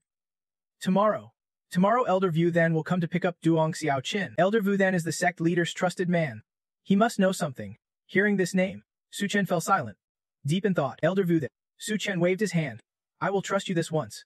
Relay the message to Vu Then. Dong Kaden, I will take you away now. If you are brave enough, I will wait for him tomorrow night at the old Lingla Street shop. Sao Keep fighting. Seeing the young man like a raging bull before him, Van was terrified. Why keep fighting? Hearing Su Chen say to continue, he lifted the elder up. Xiao Kun has suffered for years. I want you to pay double. Then he said to Xiao Qin, his name is Ning Zemo. You used to love each other. Remember, Xiao Kun was confused. The name Ning Zemo was completely unfamiliar. Yet suddenly she could not stop tears from welling in her eyes. She touched her eyes, confused why hearing that name made her cry involuntarily. Seeing her so moved, Su Chen put a hand on her shoulder. Reassuring. Take it slow. Do not. After that, the two others passed by Zemo. Uncle Su. What is next? He replied quickly. Next is to break the illusion divine curse on Duong Xiao Xin before dealing with Vu Shen sect. Don't worry. Eliminating evil ancient curses is the duty of our Zhu Xuan sect disciples. Then Su Chen turned toward the others. I will make those traitors pay for leaving Vu Shen sect. Cut to the backyard of Ling Li's shop. Su Chen sat on the ground drawing seals and arrays to break the curse. Standing inside the formation, Su Chen channeled his inner power and shouted loudly. Zemo looked on confused. Uncle Su, what are you doing? Wu Yu explained. Setting up a control formation. When the illusion divine curse breaks, the host might lose control, so the control formation suppresses it. He was surprised. Control formation is so powerful. Wu Yu replied. It is a low-grade formation, but having a master like Su Chen able to create even a low-grade formation is impressive. Meanwhile, Su Chen narrowed his eyes and, with a flowing aura, said, the formation Wu Yu just made is actually a top-grade control formation, upgraded by Su Chen himself. After finishing, he beckoned Xiao Qin over. Come here. Stand in the middle of the formation. As she stepped in, he immediately made a seal and raised his hand. Xiao Hun clutched her neck in pain and then collapsed. Zemo worriedly tried to rush forward, but Wu Yu quickly stopped him. Trust Su, she will be fine. Sai Hun was sweating from the pain, then suddenly vomited a black worm. Cut to Wushen sect base. Disciples shouted in unison. Greetings. Sect leader. The one sitting up there is the sect leader of Wushen sect. Suddenly, he narrowed his eyes, sensing someone tampering with his illusion divine curse. He looked down and asked, "Where's Wu Han?" The subordinates immediately replied, "Dunti no. Didn't Elder Vuan go to pick up the illusion divine curse? Seems like he has not returned yet." At the same time, a disciple rushed. Sect leader. Bad news. Something happened to Elder Vuhan? The disciple asked nervously. What is the emergency? Speak quickly. Then he knelt down urgently. Elder Vuan arranged for me to stay outside Thin Thun, keeping contact daily, but today suddenly no word from him. Just got info that finally told us to come to the old Tenla Street shop for reinforcements. At the same time, one disciple hurried forward. He was Elder Vuan. As soon as he arrived, he knelt. Sect leader. Vuan already promised me reinforcements at Thin Thun tomorrow, but my men can arrive there first now. Hearing this, the sect leader quickly stood. You come with me. The illusion spirit ancient should get a new master soon. The disciples were startled. Sect leader wants to personally go to Thin Thun. Vuan replied. Sect leader's presence will make Thin Thun ours tomorrow for sure. He quickly made a hand seal and smiled brightly. Prepare a big gift before we meet. Vu shouted happily. The worms are out, proving Suraz's magic works well. If nothing goes wrong. Over here, Teiyu Fen still clutches her neck, clearly in terrible pain. When you hit the ground, Teiyu Hen growled, and more worms kept surfacing. Timsi could not help sweating in fear. Vu was worried too. Why is this happening? Now. Suf Chen Kuang sent a talisman flying Tiyuga Lui Fi activated. As soon as the talisman touched the worm, it screamed painfully with a brutal cry. Then it quickly fell to the ground. Teiyu Fen watched in horror. Seeing how things stood, Timemsi Vin relaxed success. Immediately, Su Zhen clenched his fist and shouted. Before the first pain even ended, another wave hit, and Xiaojing dropped his head, screaming again. Finally, everything was over, and Su Zhen was satisfied. It is okay now. Let her rest inside the protective barrier. Meanwhile, Zemo hurried over. Xiaojing held his lover close, and he anxiously asked, Uncle Su. Xiaojing. What is wrong with her? Su Zhen explained. Someone from Wushen sect discovered we were tampering with the ancient relic, so they triggered the phantom divine bone. She is fine now. Tomorrow, we will let her rest inside the protective barrier, and she will recover quickly. He added, calculating that the phantom divine bone was Wushen sect's treasure, and since the bone was now sealed by them, Wushen sect definitely would not let it go. If they can control the phantom divine bone, it means they are close. We need to prepare a response in advance, just in case Lu Ru calls for reinforcements. Right after saying this, he immediately threw another talisman onto the central mound. At that moment, Songran walked by. Su Zhen, I have been looking for you for a long time. What are you doing now? The day after tomorrow is the official opening of the North Chen medicine shop. You have not forgotten to go home and prepare, right? Su Zhen chuckled and scratched his head. How could I forget such an important thing? Actually, Su Zhen had forgotten but just remembered. He stepped forward towards Songran. Wife, you arrived just in time to see how your husband defeats the evil propaganda group. Meanwhile, at the Wushen sect base, the sect leader was coughing violently, and Vu then looked worried. The sect leader wiped blood from his mouth, clenching his teeth.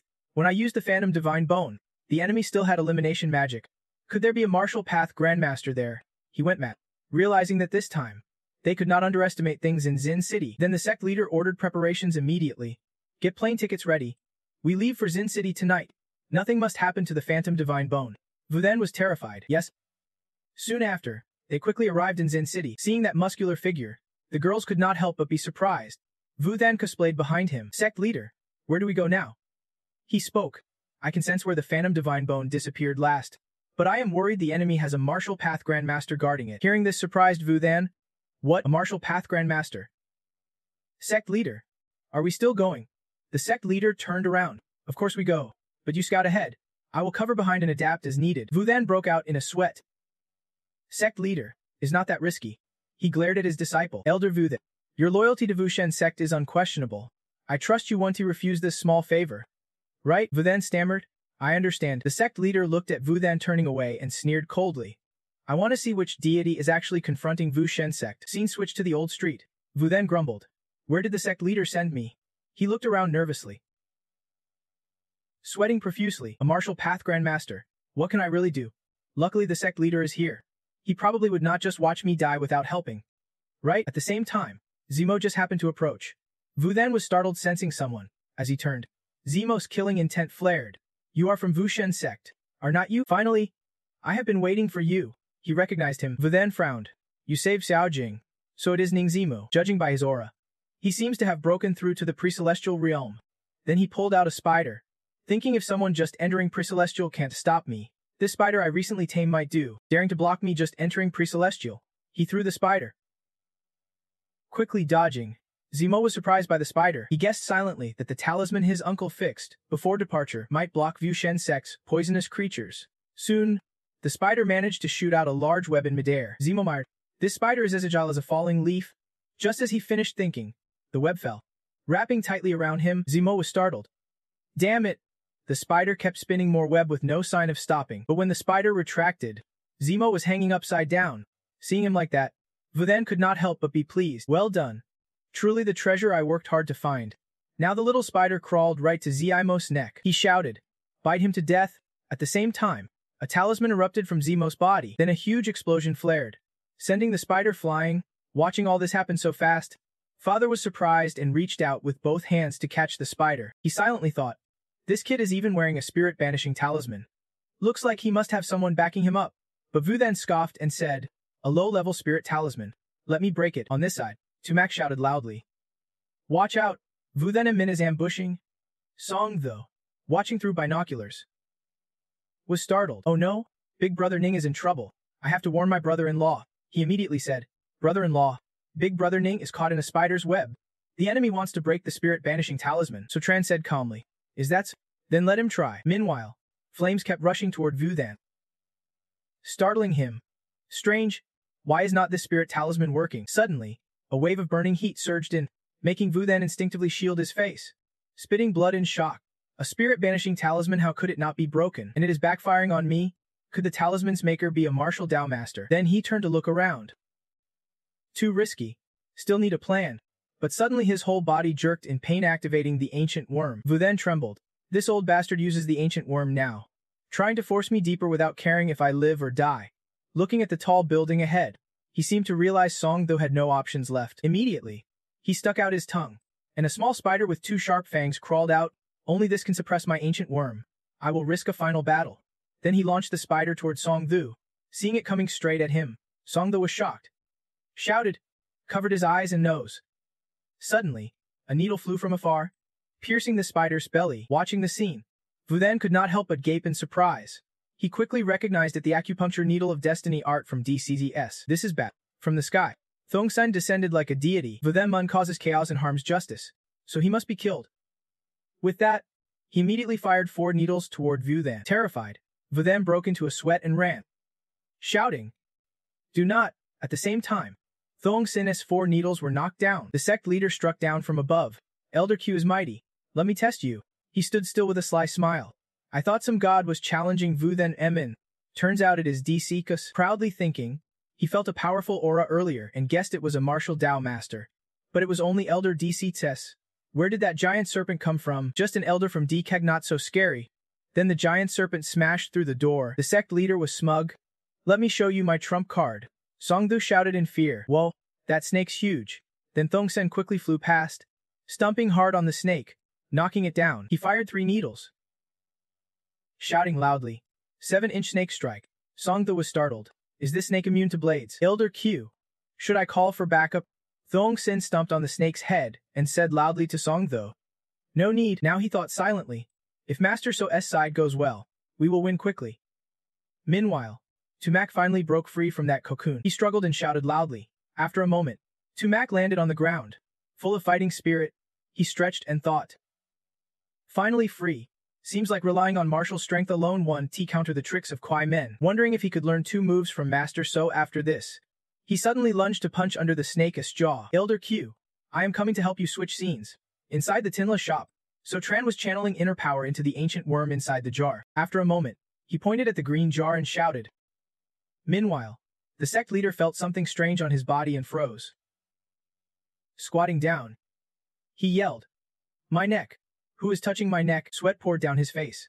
Gritting his teeth, he thought, the illusion spirit worm must not be harmed. Then he and the giant serpent charged forward. Dare to destroy the illusion spirit worm, and you will be cursed by Vu then. On this side, Song Han was startled by the shout. You will never be at peace for all eternity. Worried, She said to her husband. Could So Tran really be cursed by Vu Then, as he said? He still smiled smugly. If Vu Then dares to curse me. Then he threw the talisman toward the worm. So Tran Tang even cut through Vu Then. Immediately, the jar shattered and the worm was sliced in half. The sect leader was affected too. Coughing up fresh blood, that is all it took for Thong Sin and Tu Mac to press him down together. Be honest now. So Tran came out and said, "You have all worked hard tonight. My wife will treat you to dinner later." The sect leader shouted fearfully, "Who are you? If you mess with Vu Then sect, they won't let you off." At the same time, Tu Mac glared coldly and said, "You should worry about yourself first." So Tran quickly covered his wife's eyes. "Let us, wife, we are going home. These people are dangerous. Let us not get involved." Walking down the street, he told his wife that back then Ning Zimo was one of the 10 masters of Qin Nan, and Yang Xiaojing beside him was definitely someone to watch. Wu Shenmen dared to send people after them, so there must be backing behind it.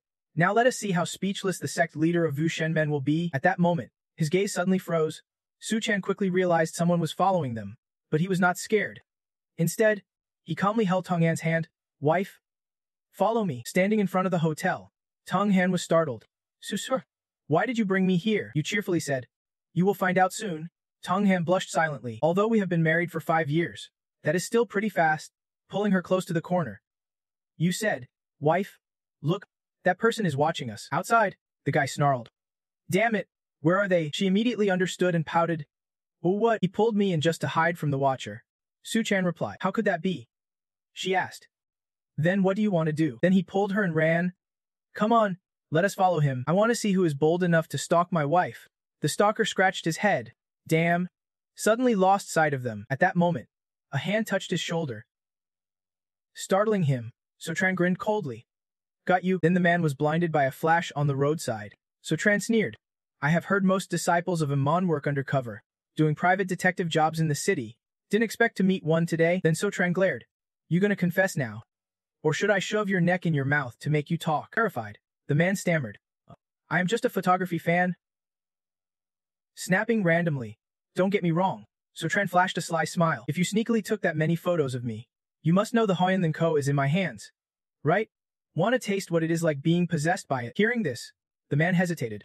Wait. When he still would not speak. So Tran threatened again. "Want to try this feeling?" Blind eyes. Ruined face. Trapped in a nightmare world controlled by Hoyan Co, finally driven mad by terror. He shouted. "It was Tianbo Thiu who told me to follow you. From the moment you started using hidden fist techniques, I have been watching you." The Seftron couple exchanged looks. The name Tianbi Thiu immediately came to mind. Citron bowed slightly and said, "Consider yourself warned. Stay here, and do not let me see you again." The man was startled and quickly replied. "Understood. We will never take this mission again after this failure." But he did not know Seftron secretly attached a talisman to his shoulder. Citron told his wife it was tough to open 100 pharmacies with Tin Lao. Then he must be disappointed. Tongue in hand looked worried, wondering if Tin Lao was worried he would not finish the bet, and so sent someone to watch over him. After Sutron's follower was dealt with, Tin Thiu called DP Thiu Hong and Vin Ziying early in the morning. Thiu said coldly, "Last night's surveillance failed, but he probably did not expose us. It is just that you lost everything to Sephatran last night." Thiu Hong remained calm. "No problem. Let us put the investigation on hold for now. Anyway, Citron's struggles with Tian Lo are enough for him." Ving added. "Right? Once if Tron Cece loses, he will be like a dog kicked out of Thien Then." Bazai Thu brightened up. "Tomorrow is the official opening of Box Tron's pharmacy. Should we prepare a little surprise?" The three could not hide their excitement, saying in unison, "Sounds good to me." Suddenly it was the next day. Outside Tinla, a terrified scream rang out. Citron told his wife, "Night MS must be interrogating the Vu Then N leader now. Wonder if he has gotten anything out of him." Tongue in hand turned away. "You handle things here. Tomorrow is BC Tron's pharmacy opening. I have to prepare. Do not forget," he replied quickly. "Don't worry, love." As he opened the door, TMC stepped on the leader's chest, making him spit blood, coldly gritting his teeth. He demanded, "I will ask again. Who told you to put the High Thanasi on Tivu Ken?" The leader panicked. "I already said. Years ago passing through Degang Then, I saw this girl was a good fit as the host for High Thanasi." This answer enraged TMC even more. He shouted and stomped on the chest again. "Damn it!" Tungda was scared. "Holy crap! All this blood and violence. I am still just a kid." Who replied, "I am Iktu. Do not hide behind me." Seeing him step out, So Tran quickly asked, "Well, did you get anything out of him?" Looking at the guy lying there, he was surprised there was nothing. So Tran thought silently, This guy does not look stubborn. Maybe there is something he is hiding. He immediately took his hand to check his pulse. Then said, "You have a bone inside you." The man sweated, unwilling to admit, "I am the Vuthan sect leader. Who can put a bone on me?" But Sotran smiled smugly and raised the token in his hand. "Think carefully. I can break the illusion spirit bone. Maybe I can break the bone inside you too." Seeing him, he recognized him as the young master of the world's top secret sect, the Kuhyuan sect. Sotran was the young master of Kuhyuan sect. No wonder he could break the illusion spirit bone. The sect leader thought, if that is the case, maybe I really can ask Sotran for help. Finally, he sighed and confessed, "Actually, I am not the Vuthan sect leader. My name is Latran, a direct disciple of the sect leader. When I was accepted as a disciple, I thought I would reach the peak of martial arts. But instead, I fell into an abyss. The sect leader put a bone on me to control me, making me his fake sect leader. Even my wife and children were controlled by bones to threaten me. 6 years ago, the sect leader ordered me to bring the illusion spirit bone to Doong City and implant the bone into Doong Tu Can. When I arrived, the one who received me was a director named Nin Ho Nam." Hearing that name, Sotran was startled. Nun Tumak could not help but shout, "Nun Ho Nam!" Sotran silently guessed there was internal strife in the Nine family. Tumak anxiously said, "Go on. Who else was involved in this?" Latran began recounting. At that time, Nine Ho Nam took me to the underground club to find Doong Tu Can, told me to implant the illusion spirit bone into her. Then Doong Tu Can was imprisoned. Hearing this, Tumak lost his composure and grabbed Latran by the collar, striking him repeatedly. Latran panicked and quickly said, "I know my sins are deep. Dying would not be a pity, but my wife and children are innocent. I hope Kuhyuan sect can save them." Immediately, Sotran cut them off. He cut to the core. "Where are your wife and children?" As soon as Sotran finished, Latran suddenly foamed at the mouth. His eyes darkened instantly. Seeing his expression, Sotran immediately realized something was wrong. The bone inside him was activating.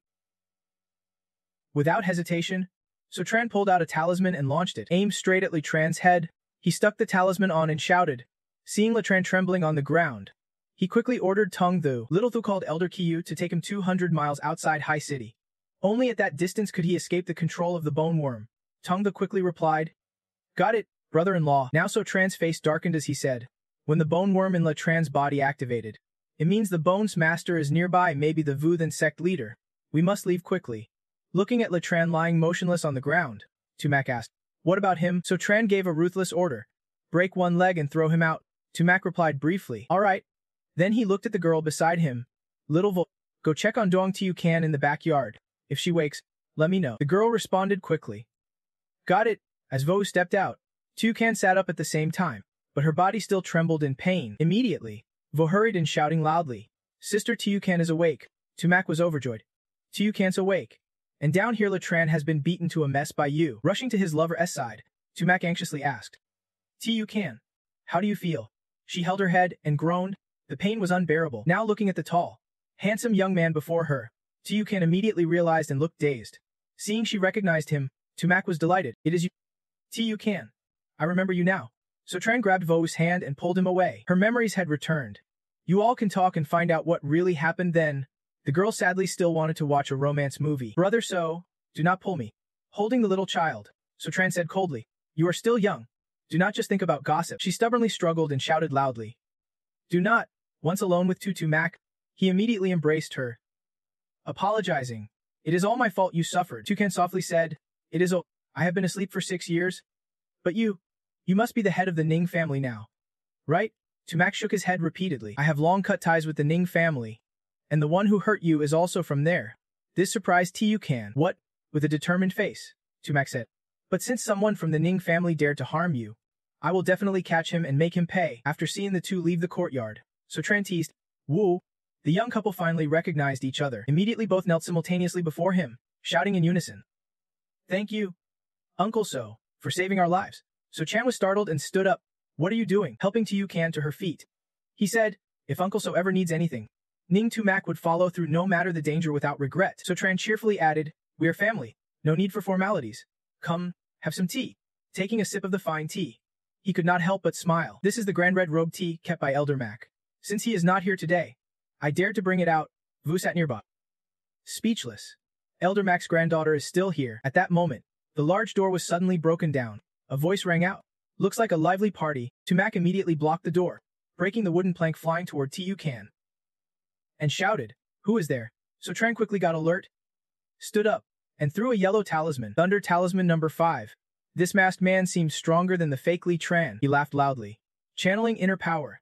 So Tran's attack was easily brushed off like dust. He was smug and confident, seeing his fists and kicks. So Chan calmly stepped forward. The martial arts masters were shocked speechless at this. What?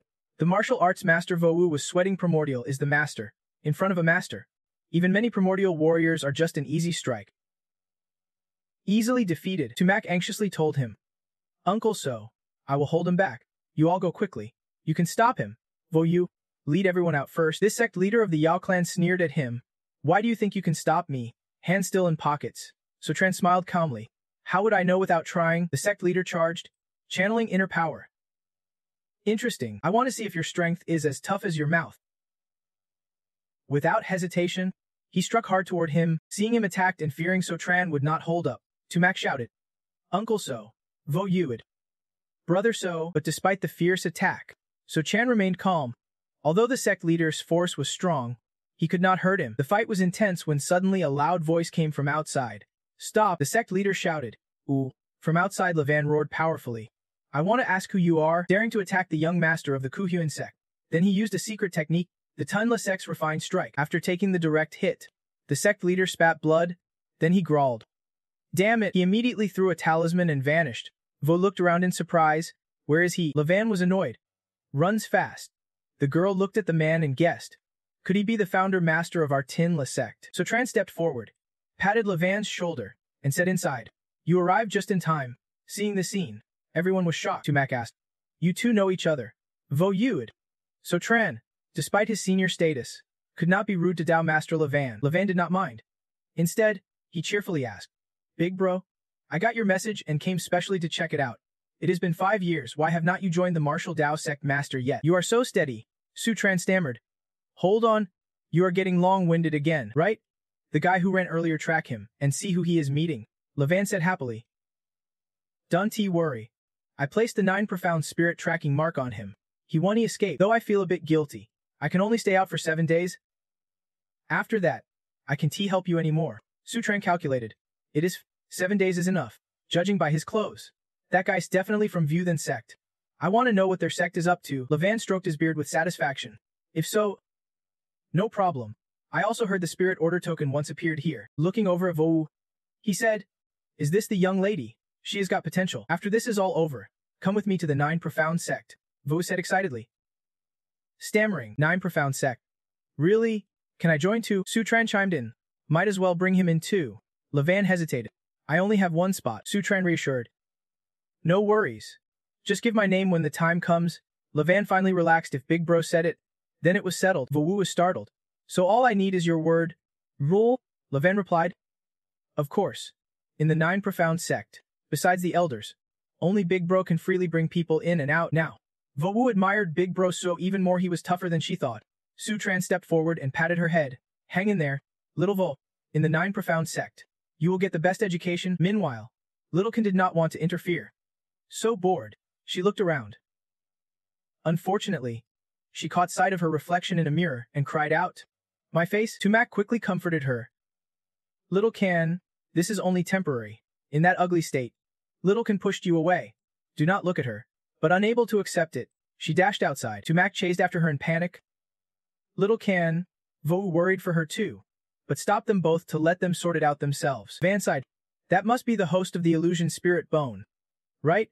Too bad the residue it left behind is hard to clean up. Su Tran sighed. This will bother me too. To cure the residue left by the illusion spirit bone, we will probably have to ask our master to handle it personally. Levan reassured. Don't worry. Big Bro. Late at night, Tumak came out to the living room and was surprised to see him still up. Uncle Su, are not you sleeping? He replied, checking in about Little Thu's situation. Tumak asked, what is the situation in Lai Town? Little Thu and Elder Kiyu are 200 kilometers away, far enough to be beyond Vuthan sect's control. La Town revealed the location of his wife and kids, adding that Vuthan sect was raising trouble. They caught quite a few ordinary people in the mountain village. This time, Vuthan sect broadcast a forbidden martial arts edict. Elder Kiyu will launch a 3-day campaign under the name of Nan Medicine Valley to purge that name from the martial world. Su Tran turned to Tumak. What about you and Dong Little Can? How's it going now? He shook his head. She is still very guarded. Tumak's face grew sad as he asked. Uncle Su, Can Little Kin's facial injury still be healed? Sutran held up 2 fingers. The illusion spirit bones wound can only be cured by 2 people on Earth. One is the Valley Master of Ling Nan Medicine Valley, the so-called Ling Nan Holy Doctor. The other is unknown, and you do not know him. Tumak immediately said, I will ask Elder Master from Ling Nan Medicine Valley. I will beg him.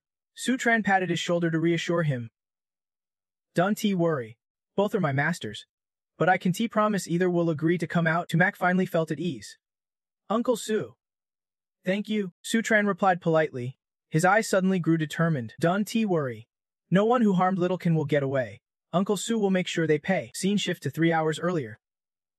Dongdan, a man feeding pigs, suddenly heard thunder and quickly looked up. It is about to rain. In the sky, the sect master suddenly fell through a black hole amid thunderclaps.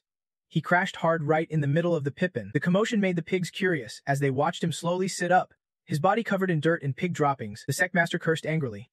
Damn it! Where the hell did this send me? So many rotten pigs. If it were not for saving my skin, I would not bother using this random teleport charm. The pigs around with bright eyes stared at him, and seconds later, the whole bunch charged at him, making the sect leader yell angrily. Don't come near. Damn stinking pigs. Get lost. After 10 minutes, the sect leader finally crawled out of the pippin, trembling and exhausted. Damn it! This random teleport charm was poorly designed by some idiot. Right after, he stood by the road waving down a taxi, secretly thinking he did not expect Levan Dao Tun to actually show up for backup. But he would heard the 9 Abyss sect was strict about entry and exit. Levan Dao Tun would not stay long, probably just circling Yang City a few times. Inside the car, the sect leader handed money to the driver and asked for 2 laps around Yang City, then to the West Gate house. The driver caught the scent of the man. Startled, holding his breath and silently cursing. Too stinky. From above, watching the car speed away, Levan stroked his beard, grinning smugly. Sure enough, someone was behind him. Senior brother was right. I want to see what face hides under that Than Lang mask. As he finished speaking, he jumped from the bridge right after the taxi. After driving a while, the car finally stopped in front of a remote villa. Once inside, the sect leader immediately reported to Quan Tiu. Big bro, Lizen fell and was captured. He paused, calmly sitting in the back seat after hearing the news. The sect leader sitting nearby recounted. I planned to take a risk and deal with those kids, but unexpectedly ran into Levan Dao Tun. I was defeated too. Quan Tiu asked in a low voice. Levan Dao Tun, why's he in Thean City? The sect leader sipped tea and replied. A while, Leling Bai Levan appeared in Thean City. I thought he came just for that. I happened to run into him and took a hit, then retreated here. He suddenly twitched, glancing at the man. Then how did you escape? Didn't he chase you? The sect leader calmly answered. I used the random teleport charm to make a break for it. He still did not grasp the seriousness. Smiling slightly.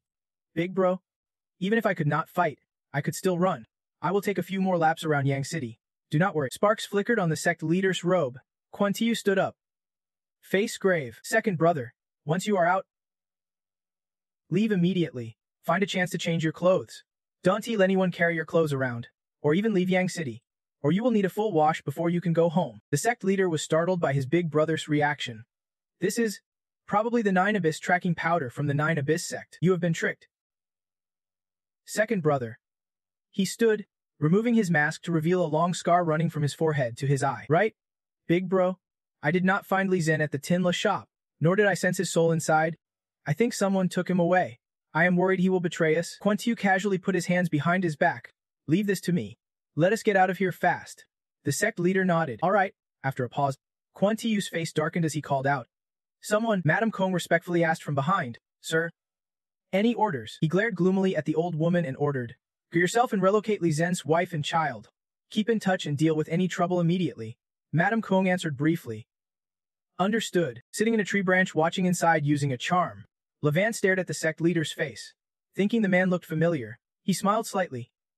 Whatever.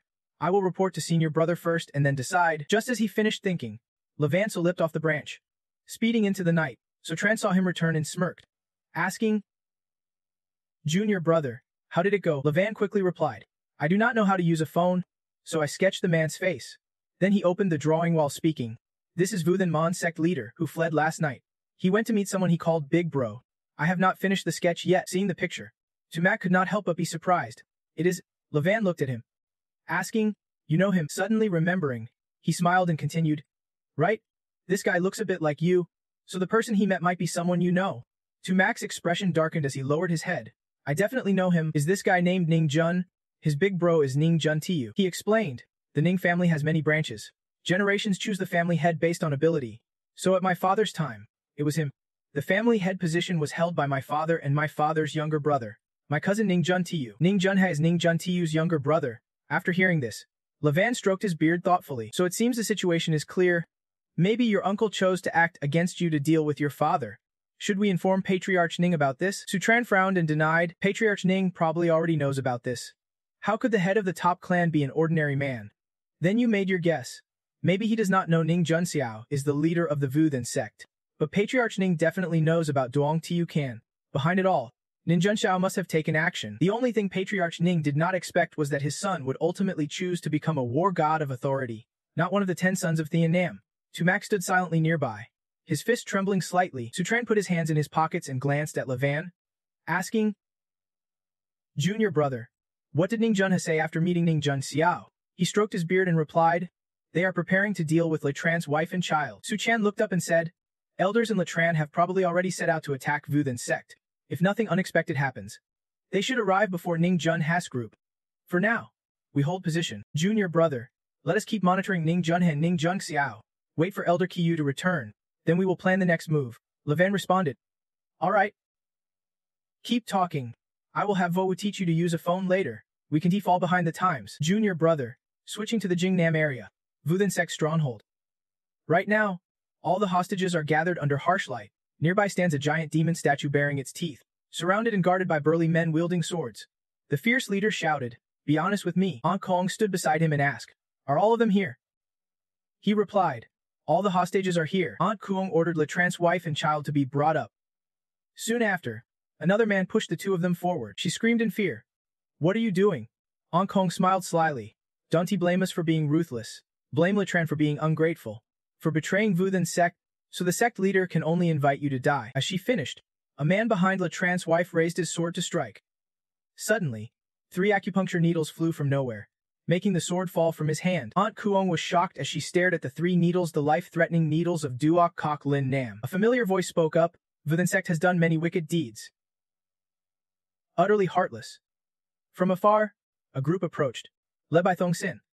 Tonight, many righteous martial artists united to attack Vuthan sect. Their spirits want rest. Those who stubbornly resist will be killed without mercy. Aunt Kuong's expression darkened. She clicked her tongue. The next moment, she raised her sharp iron claws and lunged forward. Sorry about this. Immediately, both sides charged at each other shouting, kill. Aunt Kuong rushed toward Letran's wife and child, ready to strike. The mother and child clung to each other, crying in fear. At the critical moment, Letran suddenly appeared and fiercely struck Aunt Kuong's stomach. He stood in front, protecting his wife and child. How dare you lay a hand on my family? Both mother and child cheered joyfully. Dad. 2 men stepped forward from behind to hold Aunt Kuong back. Aunt Kuong growled harshly. Giving orders, Vuthan disciples obeyed and killed everyone who dared insult Vuthan.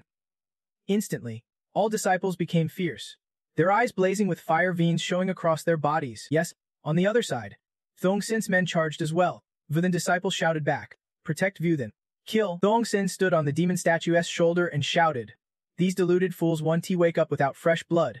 As he finished, he gathered inner strength into his palm. Instantly, the demon statue's head fell to the ground after one strike from Thong Sin. The people below turned pale at the sight. Thong Sin stumped on a rock, his aura blazing as he ordered, leave no one alive, destroy Vuthan sect. The disciples below responded immediately. Yes. Meanwhile, inside a small house, Muk Duong opened the door. Puzzled, why is it so noisy outside? Seeing the scene before them, Muk Duong and Kan Ung were shocked. He exclaimed in surprise, what is going on here? At that moment, Kan Long hurried over, saying large numbers of martial artists have arrived, intent on destroying Vuthan sect. Both of them gasped in shock. Destroy Vuthan sect. Kan Ung was sweating in fear and turned to his father. Dad, what should we do? Muk Duong was equally scared. Quick! Pack up, let us run behind the mountain. Hurry! Immediately, the 3 of them ran for their lives. Behind the noisy fighters, the 3 of them carefully and quietly climbed up a slope. Kan Long warned, Dad, be careful. Trot Edzisi Ying slipped. Immediately, he grabbed his son's arm quickly, making Kan Long cry out in pain. Help me! Help me! Dad, do not pull me. Kaung tried to save his brother. He immediately grabbed hold of Kaiyunzing's shirt. Within 3 seconds, all 3 lost balance and tumbled down. Their painful shouts echoed loudly as they fell on top of each other into the water. The father and sons grimaced, groaning, my old back, my knee. Hearing the noise, Vu Thun's disciples turned around with evil expressions, some moving aside, surrounded by a dozen sharp eyes glaring at them like predators. All three trembled in fear. Messi Dudin whispered, "What are you doing? Don't he come any closer." The dark night was pierced by desperate screams coming from deep in the forest. Cut to outside the ceremony hall where the Beefitron medicine shop's sign was being hung. Inside, Tungin linked arms with Fitron and said, "We need to hurry. Mom and Dad are probably about to cut the ribbon." He smiled softly and replied, "Okay." Looking at the crowded crowd, Tungin wondered, "Have Mom and Dad already started the ribbon cutting?" Citron added, "Let us go check it out." She looked up, surprised. Why are they here, standing next to her? He frowned in displeasure. Above, Tin beheld a microphone and said, "Thank you all for coming to support us today." Beside him was Chu Kim. A photographer spotted Stu Tren and shouted, "Look, it is Tron." Instantly, all microphones pointed at the couple. He frowned, irritated, and shielded her with his hand. Reporters immediately bombarded them with questions. "We heard Bifitron will expand cooperation with Lum and Chuo families. Is that true? We heard Lum and Chuo families strongly support Bixi Tran's founding. Is this true?" Sef and the other two approached. Tin spoke first. "Tron, you are here," Chu Kim added. "Lum and I have been waiting for you a long time." Seeing them, Tung in Hand frowned angrily. "Didn't you cut ties with the Tintung family? How dare you come to BTT Tiotrana's medicine shop from planning to founding? What is your connection with them?" At that moment, the three from Thieu Hong entered together. "Tung, you can say that Bixi Tran's medicine shop wants to expand the market in Thien Thun, and it can rely on Suvtron alone. That is why your two brothers-in-law smartly came to partner with us." T. Dudring supported Trotting Dance confusion. "What happened? Our car was ambushed halfway here, so we are late." The old man pointed angrily at the two, shouting, "Why are you two here?" Tin smiled slyly. "Boss, today is Bixi Trun's sign hanging ceremony looks embarrassing. A loss for Bixi Trun." Chu Kim sneered beside him, "Especially without Nin family's support. Who would listen to you, Ting?" He stared at them with disdain, as if even supporters would not show up. "Or should I invite some friends to back us?" Tung In Hen gritted his teeth. Growling, "With you and Tron here," he let out a cold laugh, then pulled her hand and said, "If it has come to this." Pausing, Citrona's face darkened as he continued, "Let us see if you can hold your ground here today." Both glared angrily at Citron. Tin Bin clenched his teeth and growled, "What is this kid so proud about, ignoring their anger?" Citron flirtatiously fed Teng in Hand some fruit. "Here, wife, have some fruit." Standing before the reporters, both smiled brightly and explained, "That was just a little family joke. We are all one family. Just some home matters. Don't be surprised. Once all guests arrive, we will officially start the ribbon cutting." At that moment, someone entered by the door and the receptionist cheerfully announced, "A guest arrived." Homek strode in confidently and slowly. Tin was stunned and asked in surprise, "Who is that?" He smiled warmly and asked, "Hello, sir. Are you Honin?" Then ignoring Tin Bean, he walked past coldly and asked, "Where's Tron?" The receptionist pointed, "At the VIP table. Sir just came here." Someone could not help but exclaim, "Omut, it is the supreme leader Hong of the Nine Cities Masters Alliance." Hoang Nivik stood behind Citrona's chair and said, "Tron, you really do not have enough friends. How could you not invite me this whole month?" The crowd around could not help but stir. Hongfu Minchu was the Hongfu family head from Duongdan, one of the 10 great clans of Thien Nam, a major figure. He tilted his head in greeting. "So this is Hongfu Minchu. Welcome. Welcome." The crowd standing on the bamboo at the entrance shouted that Miss Jiang from Kwang Min Group had arrived, while two people from Tin Bun stood apart watching. Cha Kim perked up his ears, surprised, and repeated the key phrase, "Kwang Min Group." Tumak grabbed his wrist tightly. The man asked, "What are you doing?" Caught red-handed, he startled in shock, and Tin Bun and Cha Kim were no exception. Both seemed struck by lightning, staring at the beauty with eyes shaped like hearts. He hurriedly greeted the young lady. Both glared at each other sharply. Cha Kim asked fiercely, "What do you mean? I am enough here." Tin Bin shot back immediately. "What? I said I am the host." In less than 3 seconds, the two lunged at each other. "Get lost. You go first." The beauty standing nearby witnessed this and was left speechless. She smiled and turned to ask the receptionist, "Where So Tran?" Tong Han approached warmly, saying, "Miss Jiang, this way please." At this moment, all three from Thieu Hong were stunned, mouths agape in shock. Since when did So Tran get acquainted with Thien Kim from Kwang Min Group? Both Thieu angrily clenched his teeth watching the two fight, cursing them silently. Two useless losers. Then he took out a lighter to light a match, thinking he would have to rely on himself. Just as the match caught fire and had not fallen yet, a fierce foot stomped and crushed it. Tumak grabbed his wrist tightly. Dad asked what he was doing, caught red-handed. He was startled and shocked. Nearby, a photographer noticed them and exclaimed, "Omut, Is not that the heavenly south 10 young masters who disappeared 6 years ago? Tumak? Bothi forced a smile. Stammering, I am smoke. Tumak did not release his grip, tightening it. Then turned to ask the staff, where's Uncle So? Is this person also a guest invited by Uncle So? The staff, sweating nervously, replied, isn't he invited by Uncle So? Then he handed both Thieu to 2 staff who dragged him out and clapped their hands. Then throw him out.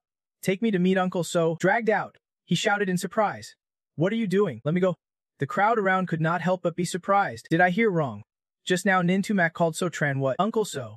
Seeing 3 major figures standing next to Sotran greeting him, this caused the crowd to be shocked and stirred. These 3 gathered was truly a major, once-in-a-century news. 3 top figures personally came to support Bactran Pharmaceutical. Standing on stage, Tong'an smiled sincerely. Thank you all for coming today. The founding of Bactran brings me more joy than anyone. Whether it is the cooperation of 3 parties or Hein Jia's fall causing land prices to drop, Bactran's path has not been smooth sailing. She looked intently at Sotran, smiling as she continued. But luckily, everything ended well. At this important moment, I want to invite someone very important to Bactran to the stage. Though this person always acts like they do not care. Then thunderous applause erupted. He smiled and stood up. Waving humbly, Tongnan continued on stage. Without Sotran, Bactran Pharmaceutical would not be where it is today. So today, I hope Sotran can cut the ribbon with me.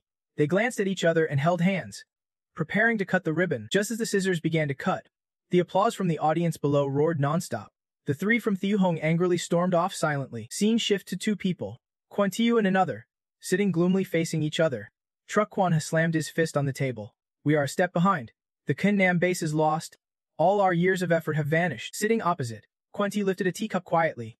Lai Tran, if he had not revealed Vu Than Mon's location, Vu Than Mon would not have been wiped out overnight.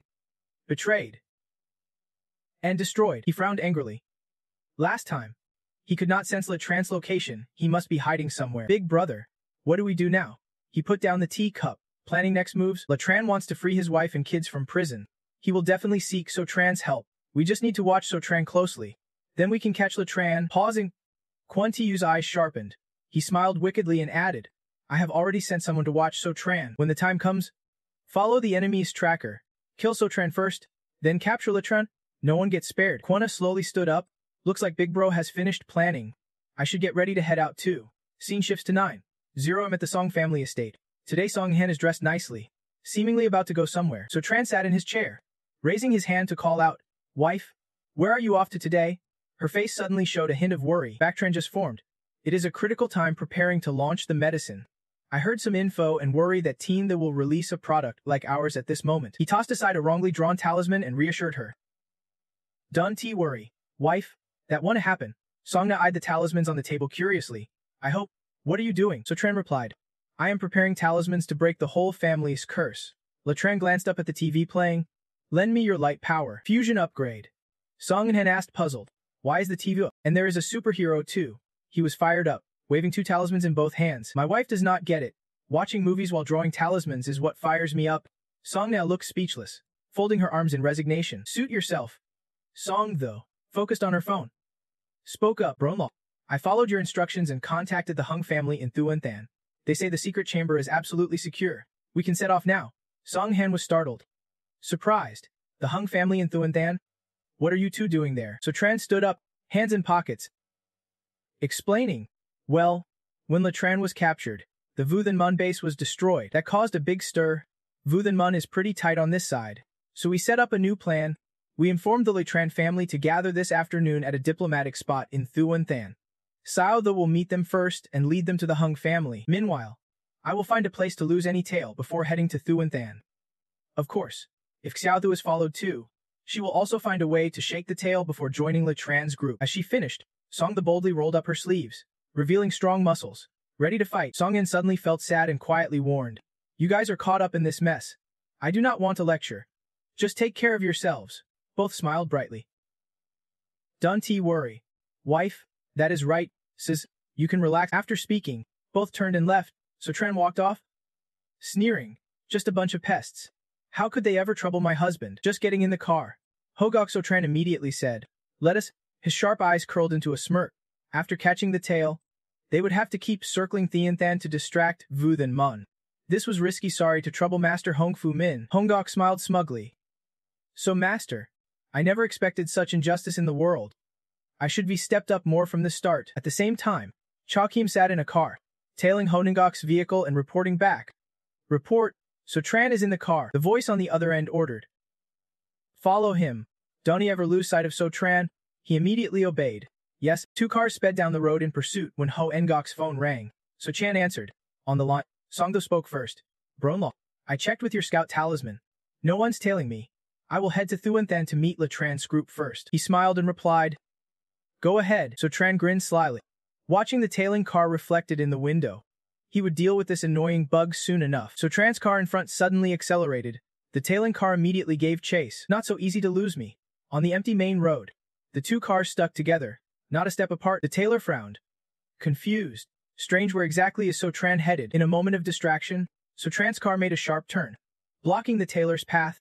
The tailor gaped. Why stop already? As his car braked hard, an orange car from behind rammed straight into it. The tailor was jolted, losing balance and smashing his face into the steering wheel. His car started smoking. The cars behind had to brake suddenly like falling dominoes. The tailor looked back, teeth clenched in anger. We fell for the trap. The car door suddenly swung open. He panicked, shouting, So, do not come over here. He laughed and asked, only now starting to fear. Too late. So Tran's eyes looked at him like a predator eyeing prey caught in his grasp. After 10 minutes, he returned to his car, phone in hand, happily reporting the job done, while the fate of the tail was sealed inside a sack. So Tran put the phone away and instructed, Brother Hongfo, as we discussed earlier, take this phone for a walk. He then closed the trunk where the tail was locked up. After finishing, So Tran dusted his hands off while the guy inside struggled in despair. Hongok lifted his glasses, smiled, and said, Don't worry, Master So, if anyone dares to follow me, I will make sure they never come back. With that, he sped off quickly. The tail inside the trunk trembled and screamed for help.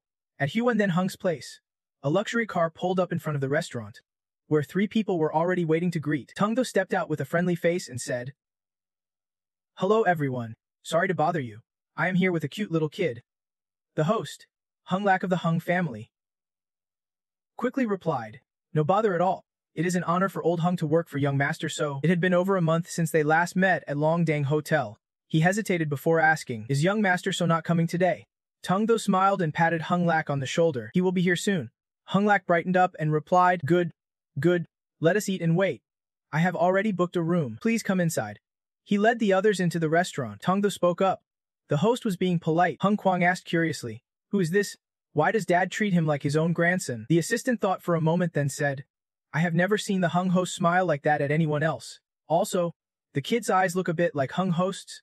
Could he be his illegitimate son? Those words instantly stunned Hung Kwang. Inside the Huan Then restaurant, the table was now quite full. Hung Lak announced, Young Master So has arrived in the outskirts. He quickly stood up, patted his son on the shoulder, and said, Kwang, you welcome young Master Tong first. You 2 are about the same age, so you will have something in common. I will go greet young Master So. Hung Kwang responded quickly. Don't worry, Dad. After saying that, Hung Lak turned and walked out to meet the honored guest. Hung Kwang stayed behind with a dangerous smile. He smirked, reached out his hand, and said, You must be young Master Tong. We at Huan Then love practicing boxing. Our punches might be a bit strong. Young Master Tong, do not take it personally. Hung Kwang seemed to have some grudge as he shook hands with unusual force, leaving Tungthu bewildered. Hung Kwang frowned and spoke in a provocative tone. I also like boxing. After we eat, maybe young Master can teach me a few moves. Oh really? I am a disciple of the fierce boxing master, the master of fierce legs.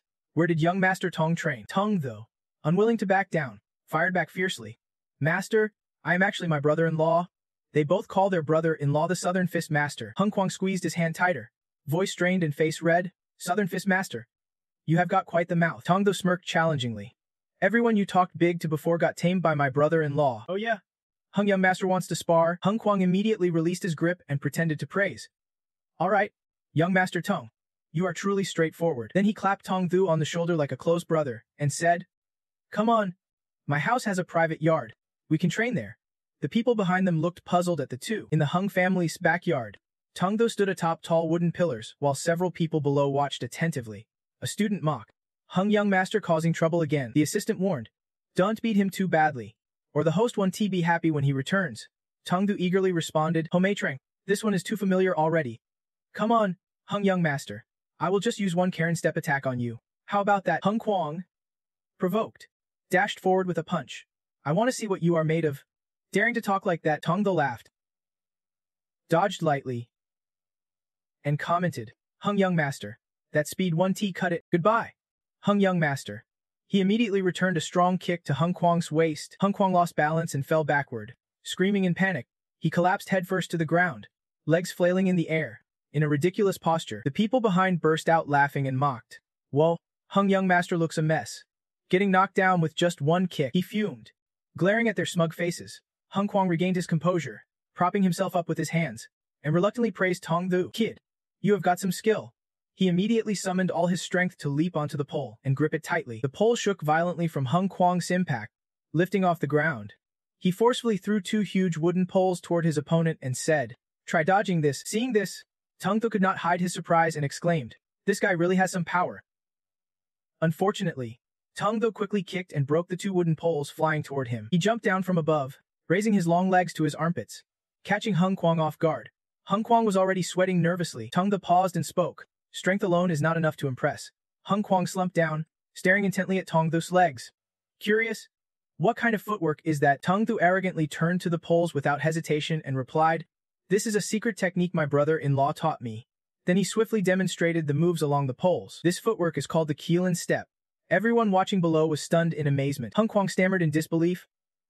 This speed. Tongdu returned to his spot and calmly said, Unfortunately, my skill is not fully developed yet. If my brother-in-law were here, he could take down the entire Homei sect in an instant. Hung Kwang seriously asked, Your brother-in-law is Sothiu So Tran, the one my father often mentions.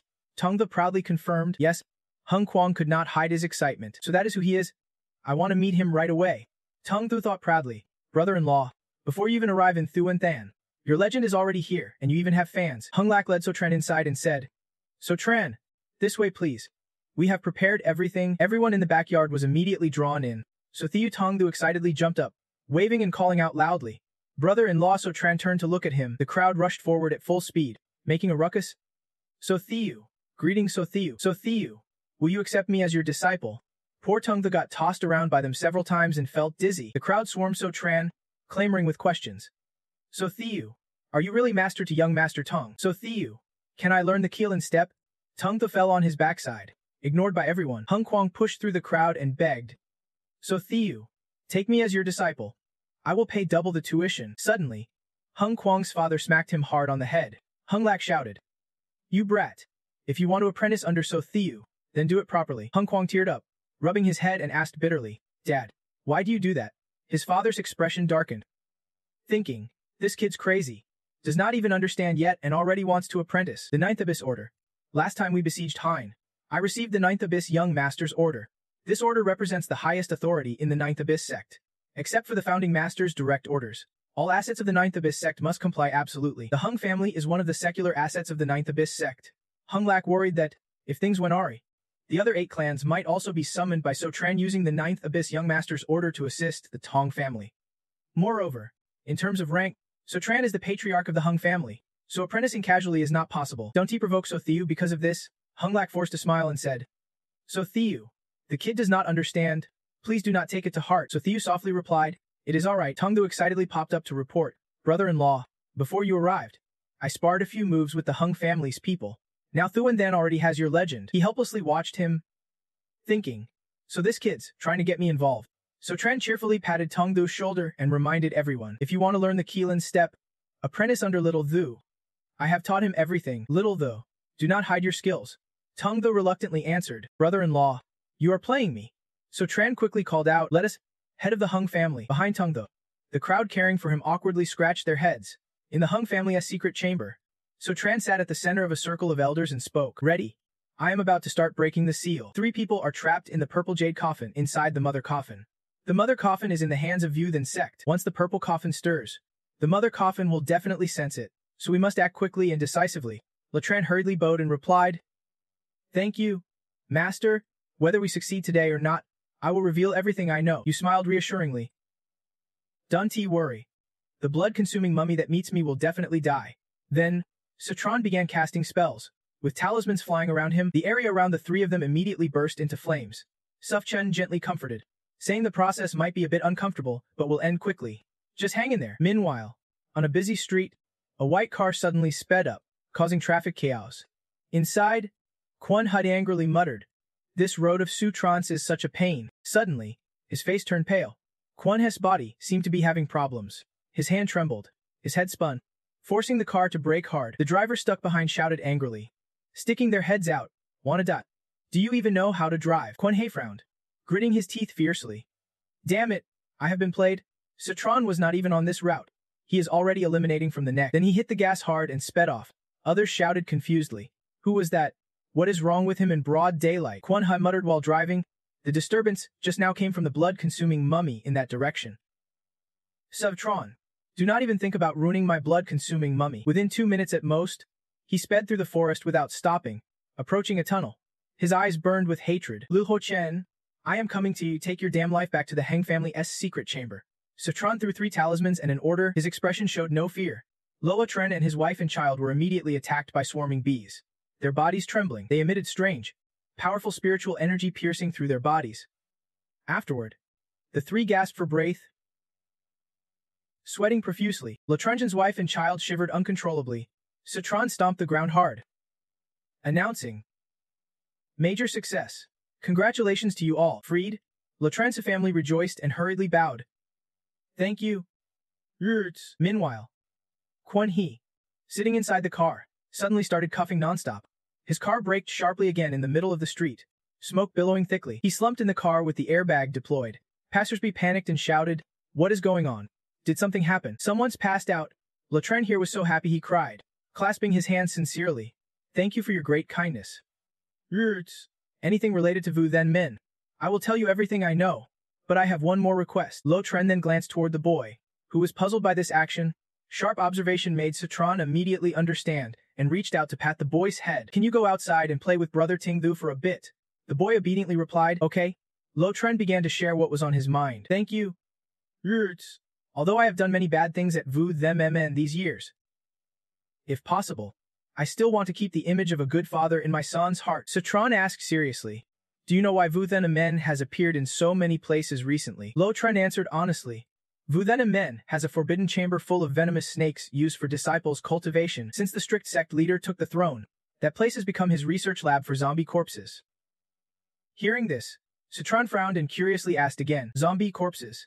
Using the blood essence of the living to create zombies, placing them into dead bodies to animate them, making the already dead into walking corpses with great power, immune to pain. These are zombie corpses, like some martial artists who may have had personal grudges while alive, but once turned into zombies, they become obedient undead soldiers, unafraid of death." Latron said, "As far as I know, the materials for zombie corpse research were all kidnapped by the sect leader."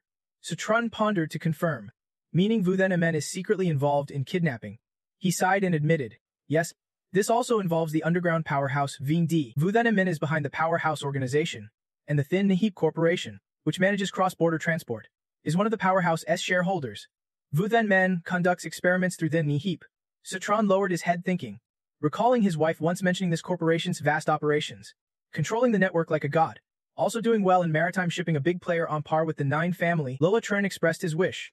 "Many have died because of zombie corpses these past years, many caught by my own hands. I have no regrets dying, but I beg you, punish Vu Then Men and bring peace to the world." Stutron stood up and said, "Vu Then Men was truly beyond my expectations. If it were not for you, I would not have known Vu Then Men is conducting such experiments with Thang Thin Hasi Elio." "But where do we start?" Lost in thought, his phone suddenly rang in his pocket. Sutran pulled out his phone and accepted the call. Curiously, he asked, "Sis Jiang, why are you calling me?" And Dao sat cross-legged, relaxed, and replied, "Sutran, I heard you are investigating Ning Zimu and Dong Tiu Kan from Vin Day." Meanwhile, Quanah groggily woke up, holding his head in anger. He muttered, "Damn it." Quanah took out his phone to report to the other end. "Big bro, I was one step late.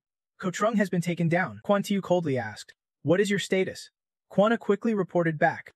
Ko Fan-pi was injured, but it is nothing serious. He calmly instructed, "Good, fall back for now." So Tran's involvement cost Vu Then Mun, but it did not affect the bigger picture. Next, we need to push forward our plan and deal with these obstacles. Ning Zimu is the top target at Qin Cheng Tea House, and Dao sat quietly with Du Tin and Niam Pham waiting. So Tran opened the door, greeted, "Sorry to keep you waiting, Sis Jiang," and Dao smiled without offense and said, "Not long now. Please sit. Let me introduce you first, This is Du Tin. Du Tin quickly stood, shook his hand and said, I have heard about you for a long time. So Tran, he replied cheerfully. Miss Tu, you are too polite. And Dao turned away and continued the introductions. Before I finish, Nam Pham interrupted. You are so Tran, looking pretty ordinary. He held out his hand. I am Lai Nem. I hope you won't drag us into trouble later. So Tran calmly ignored Nam Pham's handshake, took a tissue from the box on the table, held it up in front of him, and said bluntly, You have got snacks stuck in your nose. Better wipe it off. Nam Pham slammed the table, annoyed, and growled. What do you mean by that? And Dao quickly patted his shoulder to calm him. All right. Focus on the main matter. She pushed a stack of papers towards So Tran and said, These are documents on Duong Tiu Can you asked me to investigate. He picked them up and asked, Quang Min Jiang Corporation is one of the stakeholders in the Underground Fight Club, right? Sis Jiang, forgive me for being blunt, but if I say I want to harm the Fight Club, will you still help me? And Dao immediately answered So Tran. Don't worry. You can trust me completely. No matter what help you need, I will step in because honestly, we are on the same side. My work is a bit special, so I usually do not tell others. Now's a good chance to properly introduce myself. I am Jiang Dao, head of Squad 9. Special Operations Unit of the Southern Bureau's Reconnaissance Department. She continued, Now officially inviting you to help us investigate the cross-border human trafficking case of the Thean Corporation. After the surprising intro, he said in astonishment, Special Operations Unit, Niam Fong coolly explained. Yes, Special Operations Unit, Hoa has elite tactical team, responsible for major violent incidents, especially those involving special groups. Got it? So Tran asked curiously, I do. What is a special group? Du Tin replied kindly. You have ancient martial arts inheritance like them. So Tran shook hands with An Dao and exclaimed, You really exceed my expectations. Sis Jiang, does your family know about this? She chuckled helplessly.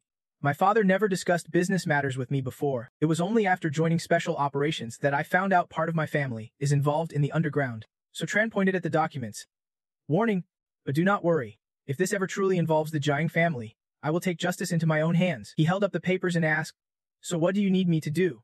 And Dao spoke up, Look through Dong Tiu Can's documents first.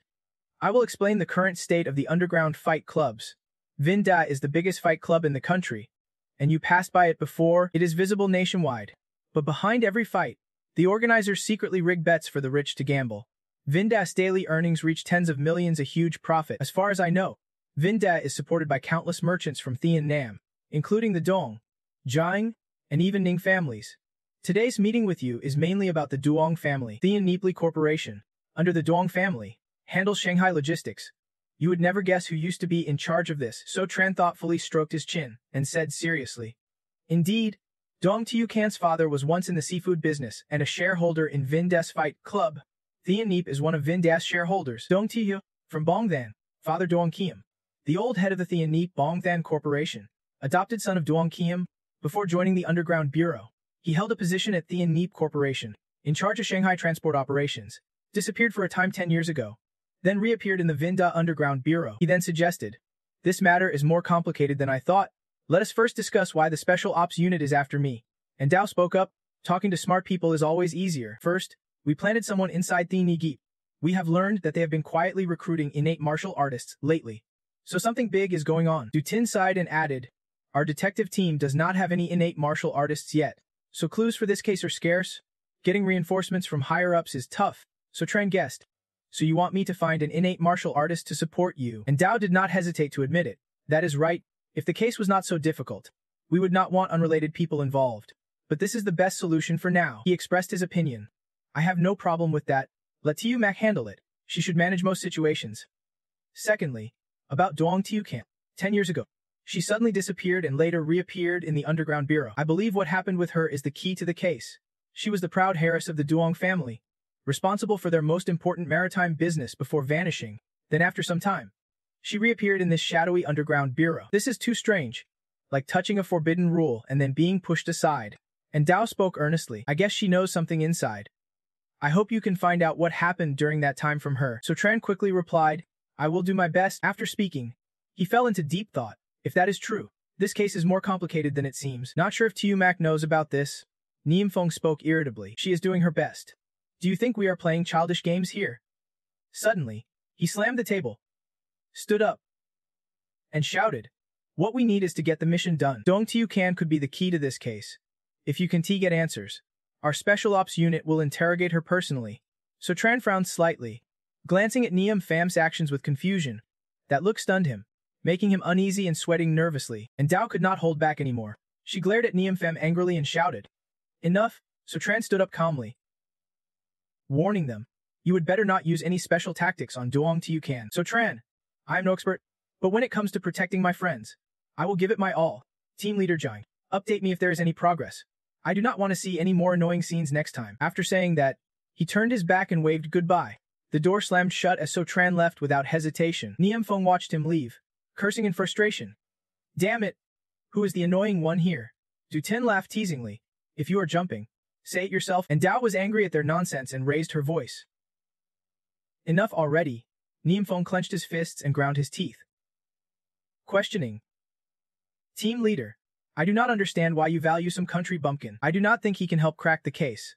Maybe he will just stir up trouble and make the anicap Corporation more alert." She smiled mysteriously and softly said, "Really? You think so?" Then she suddenly took out a pencil and a blank sheet of paper, and Dao wrote something and replied, "Want me to tell you why?" She slapped the paper onto his chest and explained, "This is a clue So Tran gave us earlier. Goods from the Anicap Corporation coming from abroad are all supplied to Vu Than Man, destined for Kinnam, which has been cleared out by Dua Kof. If you do not believe it, then go gather clues there yourself." Niam Pham stared blankly, looking at the paper, and Dao wrote on. Du Tin exclaimed in surprise, "Well, it has been 3 months, and we still have not figured out where Thien Neep's goods are going. If this is real, it is a breakthrough clue." And Dao immediately added, "Exactly. That is why I told Lai Niam Pham to check out other people's achievements." Du Tin teased Niam Pham. "Too much," Lin and Dao coldly announced. "Also, you have seriously hindered this operation. Year-end evaluations will include your performance today." After saying this, the two girls closed the door and left. Niam Pham stayed behind, head bowed in thought. He clenched his teeth angrily, thinking, "I want to see what kind of skills So Tran really has." 3 days later at Bung Then. Then he port. Timef stood alone on the phone. He reassured the voice on the other end. "Don't worry. Tu Tun. I only promised to help Uncle Sefa with one thing. After some time, I will be back. I am not that capable." "All right. I will hang up first. I will reach out if anything comes up." A voice suddenly called out behind Timensa, "Hey, the boss over there is calling you. He needs you for something. Come with me." He quietly followed the employee's directions. Timothy was asked, "How long have you been here? Are you getting used to the work?" He replied politely, saying he had gotten the hang of it, mainly handling cargo transport. The employee patted Timsa's shoulder as a reminder. "Do your best, kid. You have got good skills. The boss will definitely value you." The door opened, and he softly asked, "Second uncle, you called for me?" Kwon sat inside, leaning on his hand with a cheerful smile. "Tayu Maise's here. Come sit down. Have some tea." He asked, "How have you adjusted these last 2 weeks?" Tim MC took the tea, tense but replied, "I am. If you have something to say, just get to it." Kwon seemed pleased with his response. He gave a cunning smile. Kwon got straight to the point. "You have probably understood the work here is about securing cargo at the port. Now there is a very important shipment. After thinking it over, I decided it is best to trust family." TMC obediently answered, "I have no problem. I will follow whatever you arrange." "Uncle," he pondered silently. Just as Uncle Sif said, they gave him an important mission right after arrival. Tim MC recalled Stranta's sincere advice. "Tayu Mathis, this mission can only rely on you. My junior brother has an even more important task." Kwani spoke warmly. "All right. With you helping, I can rest easy about this shipment. You can trust me too. After this mission ends, tell them you want to manage the Nin family business. I will make sure second uncle gives you all the support. Also, I am sure you remember the DDUTU can matter from back then. Right now, we have some leads connected to that year. You can take a look." Staring at the laptop screen, Tim's eyes widened in surprise. Here it is." Inside was a video of Tu-10 being kidnapped, her body and mouth tightly bound. She could only send a pleading look to the camera. The kidnapper, dressed head to toe, smirked and said, "Young Master Nin, this clip was made just for you. You used to be so respected. No one in Dezing Then was as prestigious as you. Now you are fighting the Nine family fiercely for Dang Tu Chin, wasting 6 years in underground power plays. But do you know who she really is? Did she ever tell you her true identity?" The Nine Hair probably never guessed he was foolishly working for Stavtron, unaware he was being tricked by both Deng Tu Chen and Stavtron together. Timothy asked confused, "Uncle Sidin Tu Xian?" The kidnapper threatened her to speak. "Tell us. Why did you appear at Kukuyan Underground back then?"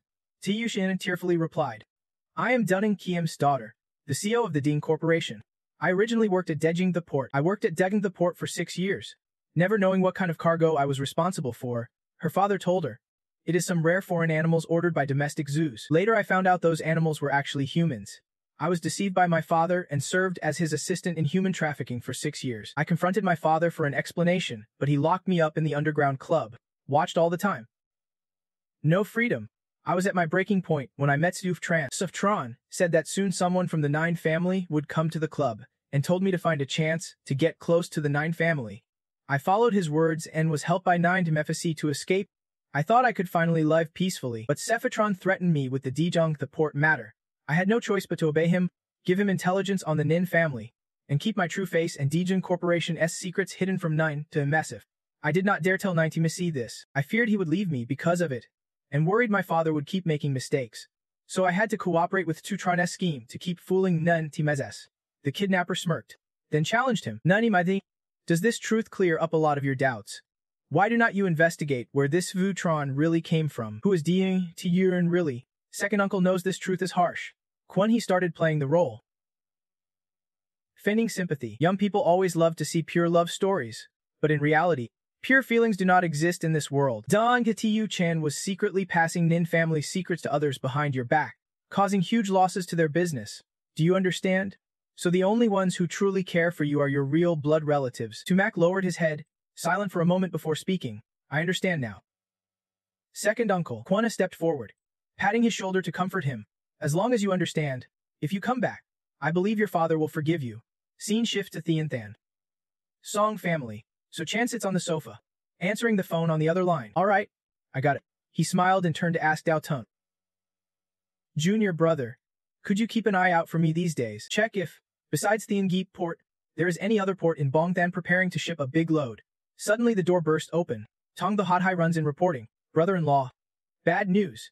Dong Tiu-kan has disappeared. He jumped up in shock. Stunned. What? Dong Tiu-kan is missing? Tong though. Sweating. Recounted.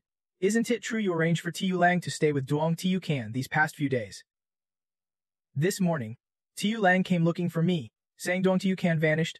This is what I found after searching through all her mailboxes. So Tran's mood was a mess now. He frowned deeply, staring thoughtfully at his phone. Tung the Hong spoke up. Brother-in-law. What do you make of this? Could Dong Tiu-kan have been kidnapped? He calmly analyzed. This clip is obviously fake. Dong Tiu-kan probably found someone to disguise her.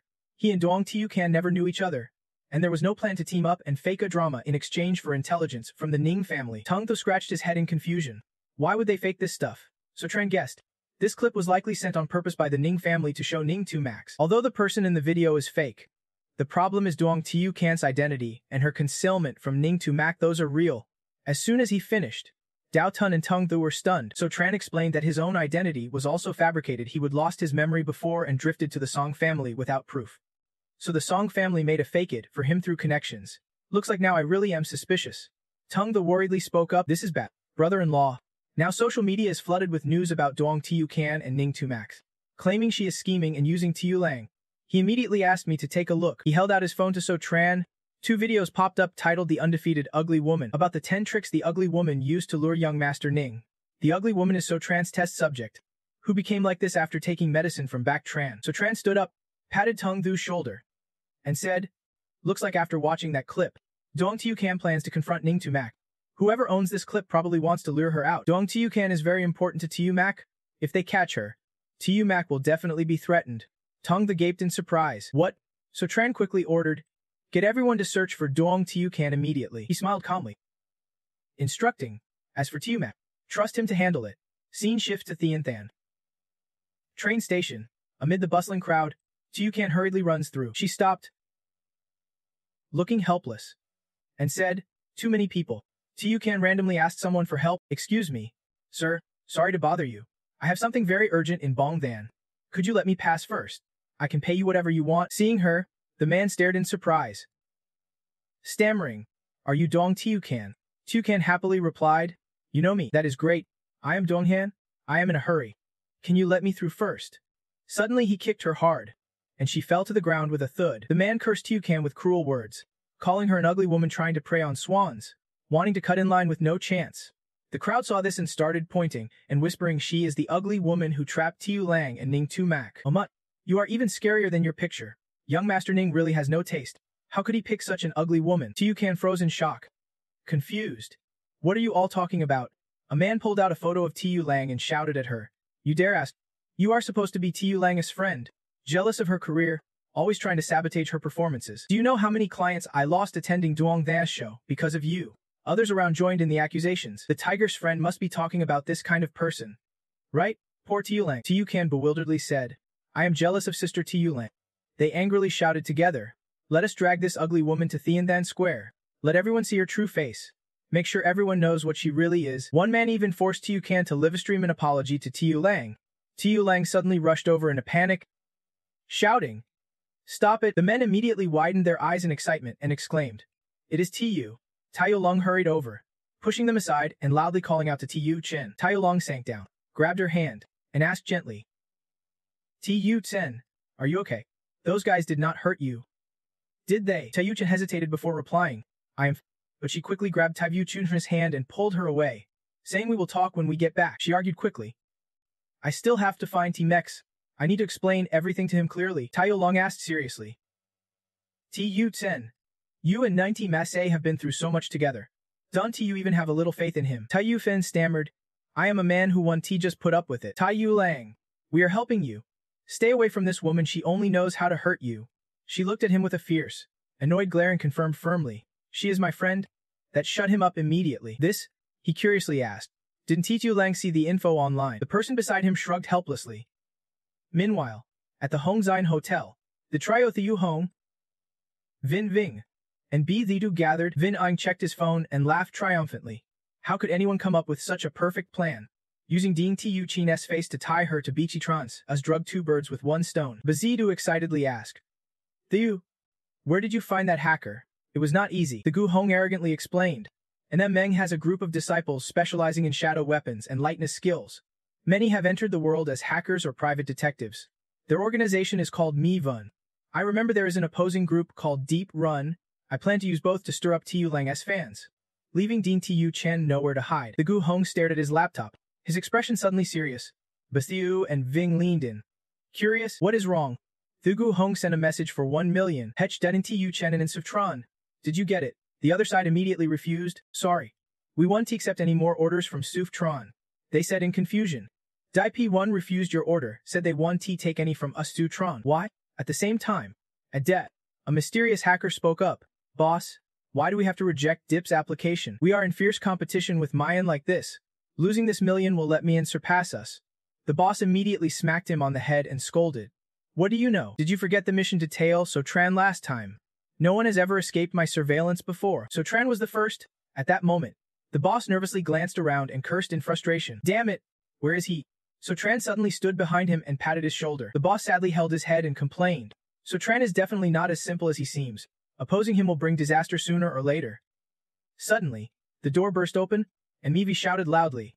Are you sure you want Dippin to lose 100 million? Or maybe even more? She angrily slammed the table and questioned. I spend so much money supporting you every month.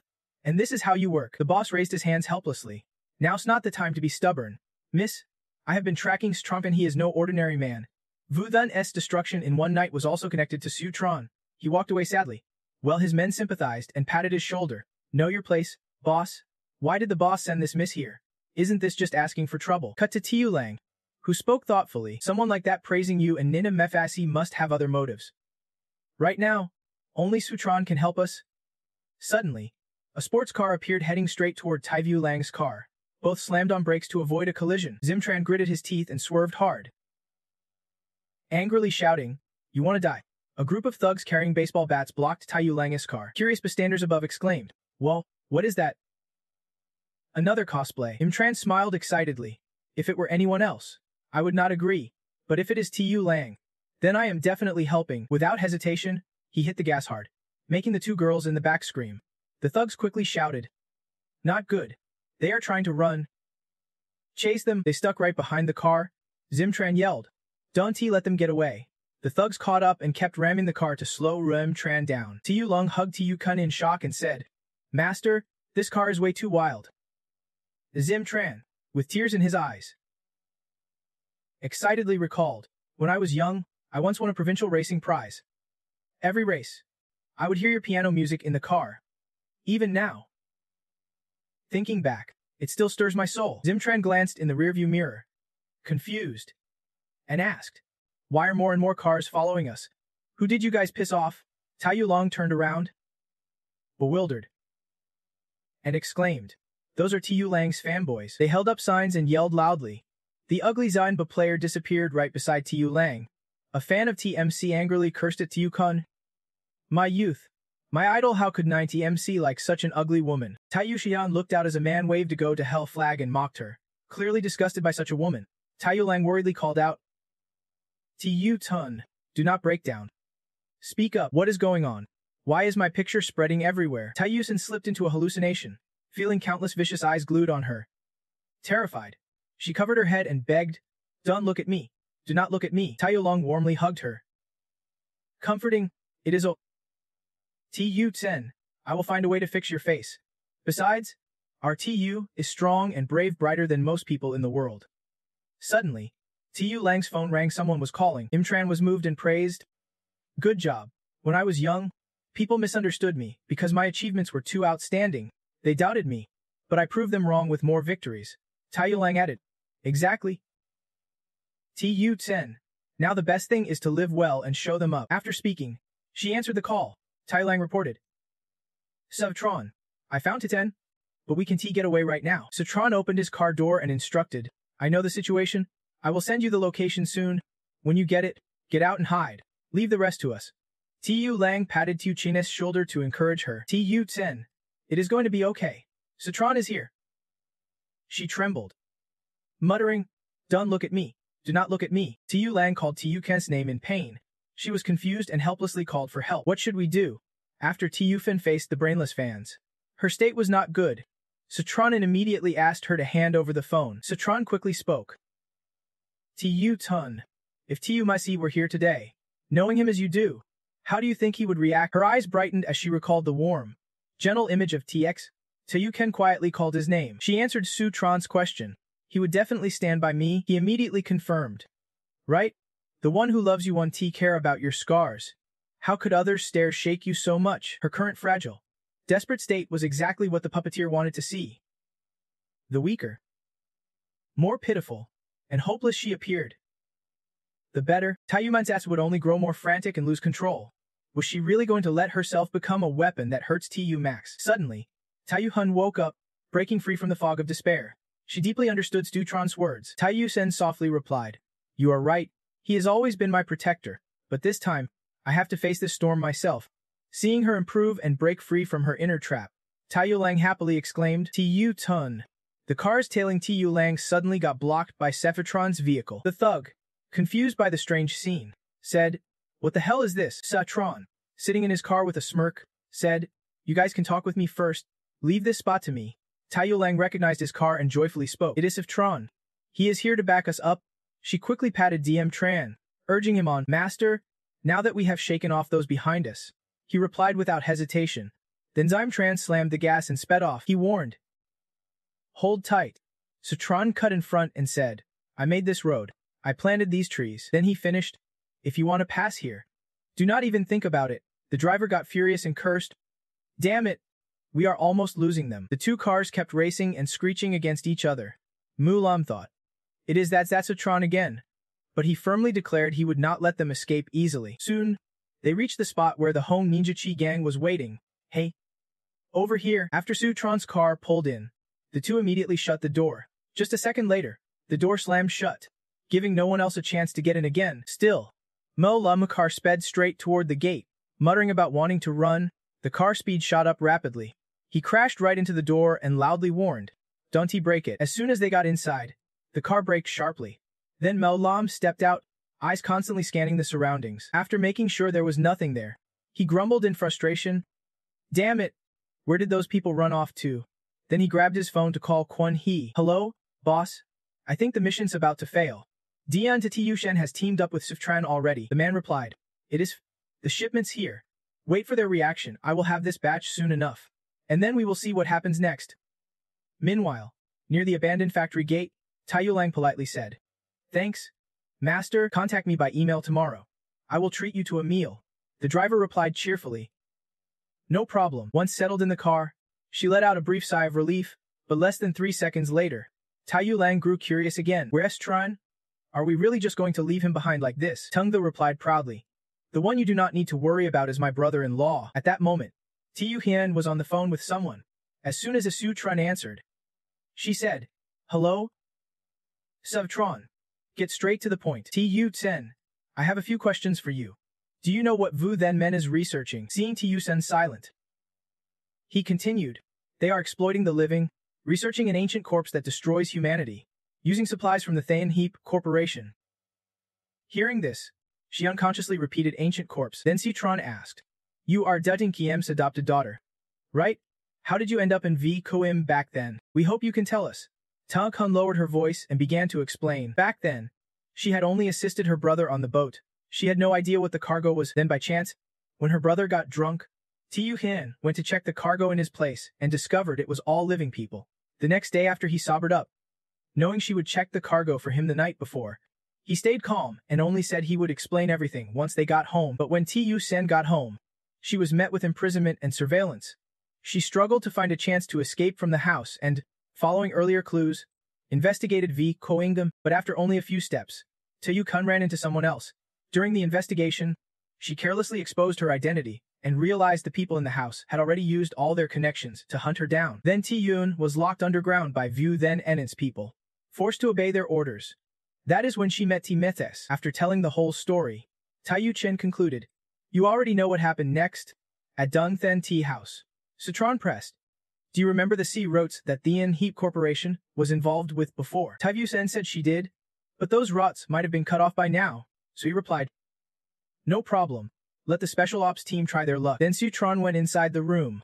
It was time to meet Shizio again. As soon as a T10 saw him, she immediately reported, the main cause of the recent online uproar was a private detective company called ME Run. This company has 3 branches in Thin Thun. The red arrow marks its location. Hearing this, Sutron sighed.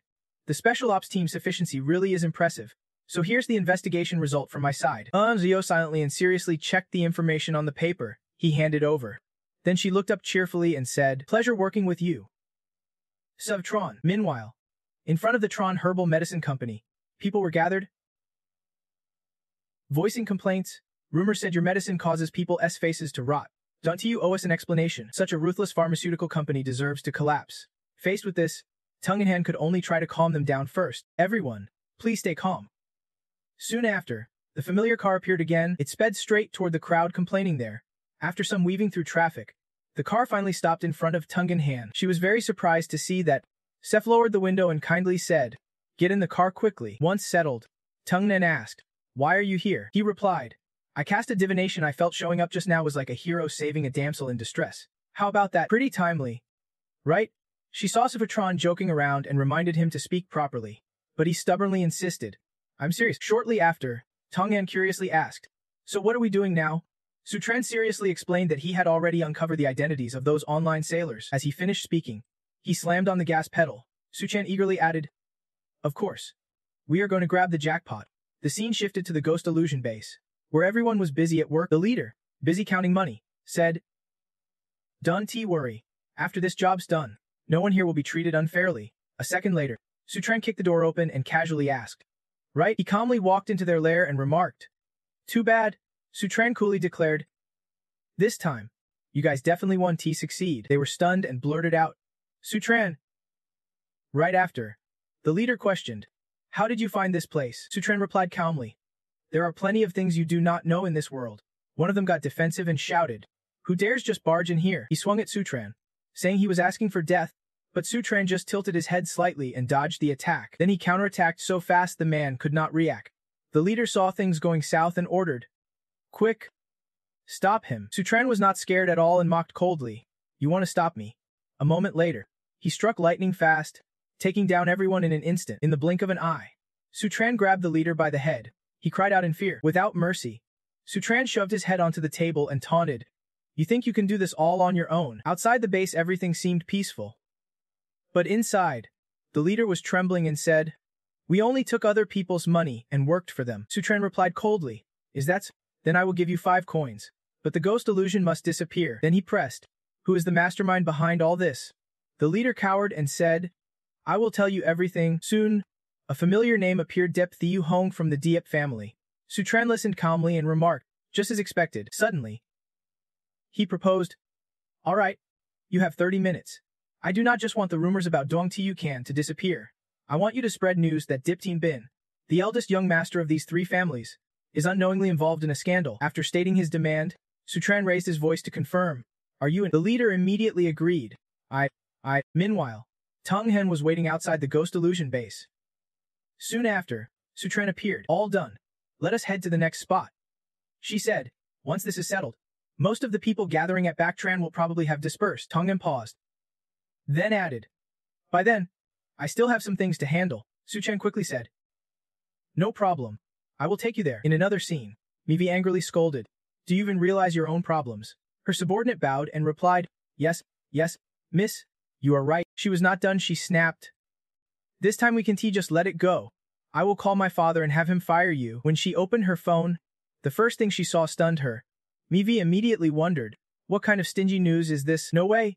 Why is this posted by the Mayan account? She stammered. Guessing. Why is Mayan suddenly leaking so much gossip about the Dip Teen Vin family? And all of it was from Mayan's side. Mayan was getting backlash. Her followers were gathering to watch the drama. Luckily not confronting Sutran, then he even bragged happily. Miss, when it comes to judging people, you still have to rely on an old fox like me, Miva coldly asked. What are you so pleased about? Defeating Sutran's henchmen after seeing the message about the Ghost Illusion base in Thean, then being taken care of by Sutran. She stopped fuming and pondered deeply. Her subordinate excitedly said, This time it is great. The power of the Ghost Illusion in Thean then is finished. From now on, Thean then belongs to our Dip N. Mivi's mood shifted completely and confidently replied, Isn't it that thanks to me, I am truly lucky.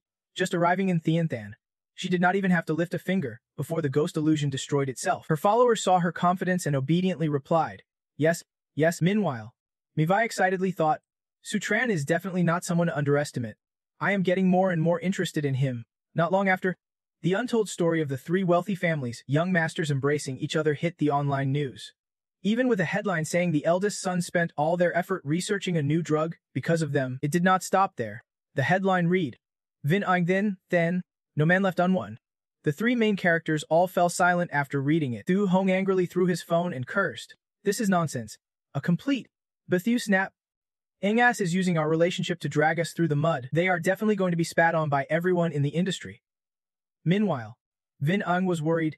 Now we are the ones being slandered. Think about what to do first. My dad already called and said he will break my legs when I get home. They wondered who the bastard was that leaked their location. Now there is a bunch of crazies blocking the lobby downstairs. After a moment, Thu Hong suddenly thought of a name and had to be Sutran. Then he confidently said, Nothing to fear. We will walk out with our heads held high. I do not believe these people can turn black into white. Vin Ang and Thu immediately agreed. Right? Let us walk out proudly. As soon as Ving stepped out, he accidentally bumped into someone who instantly snapped.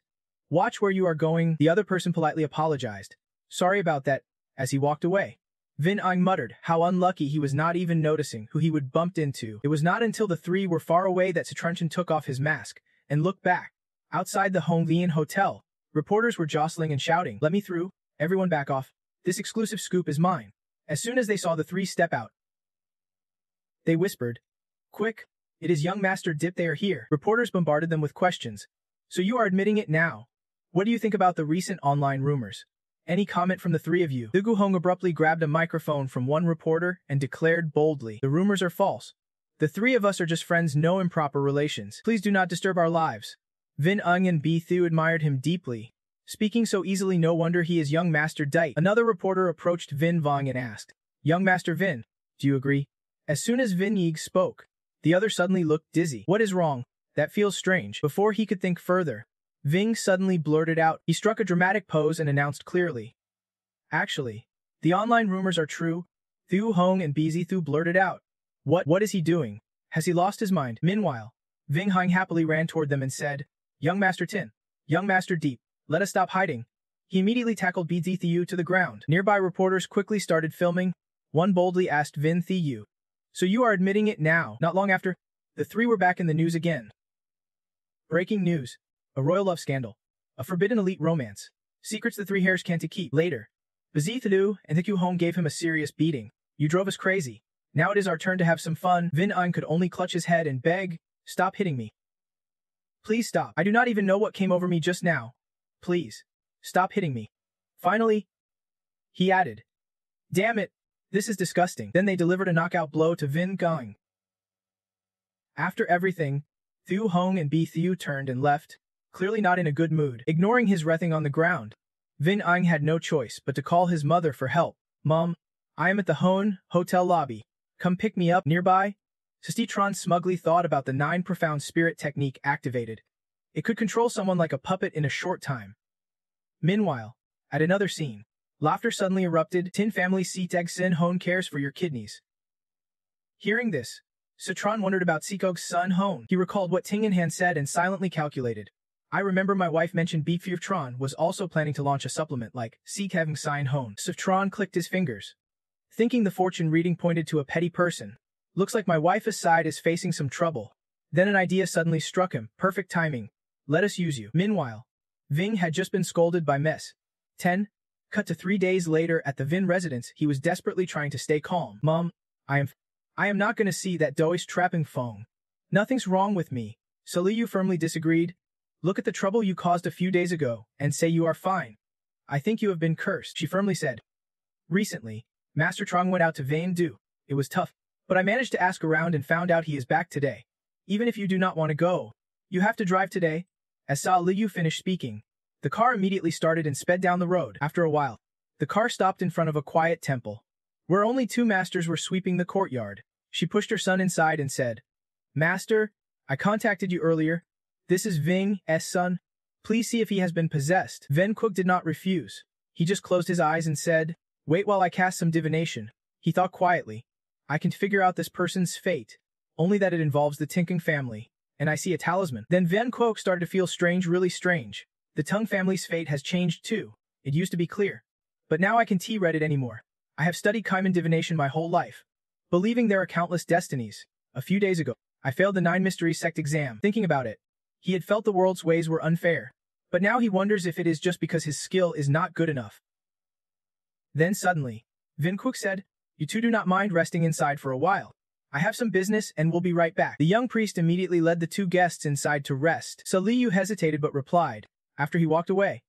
Vin Ig whispered, This master is not a fraud, is he? Trunter added.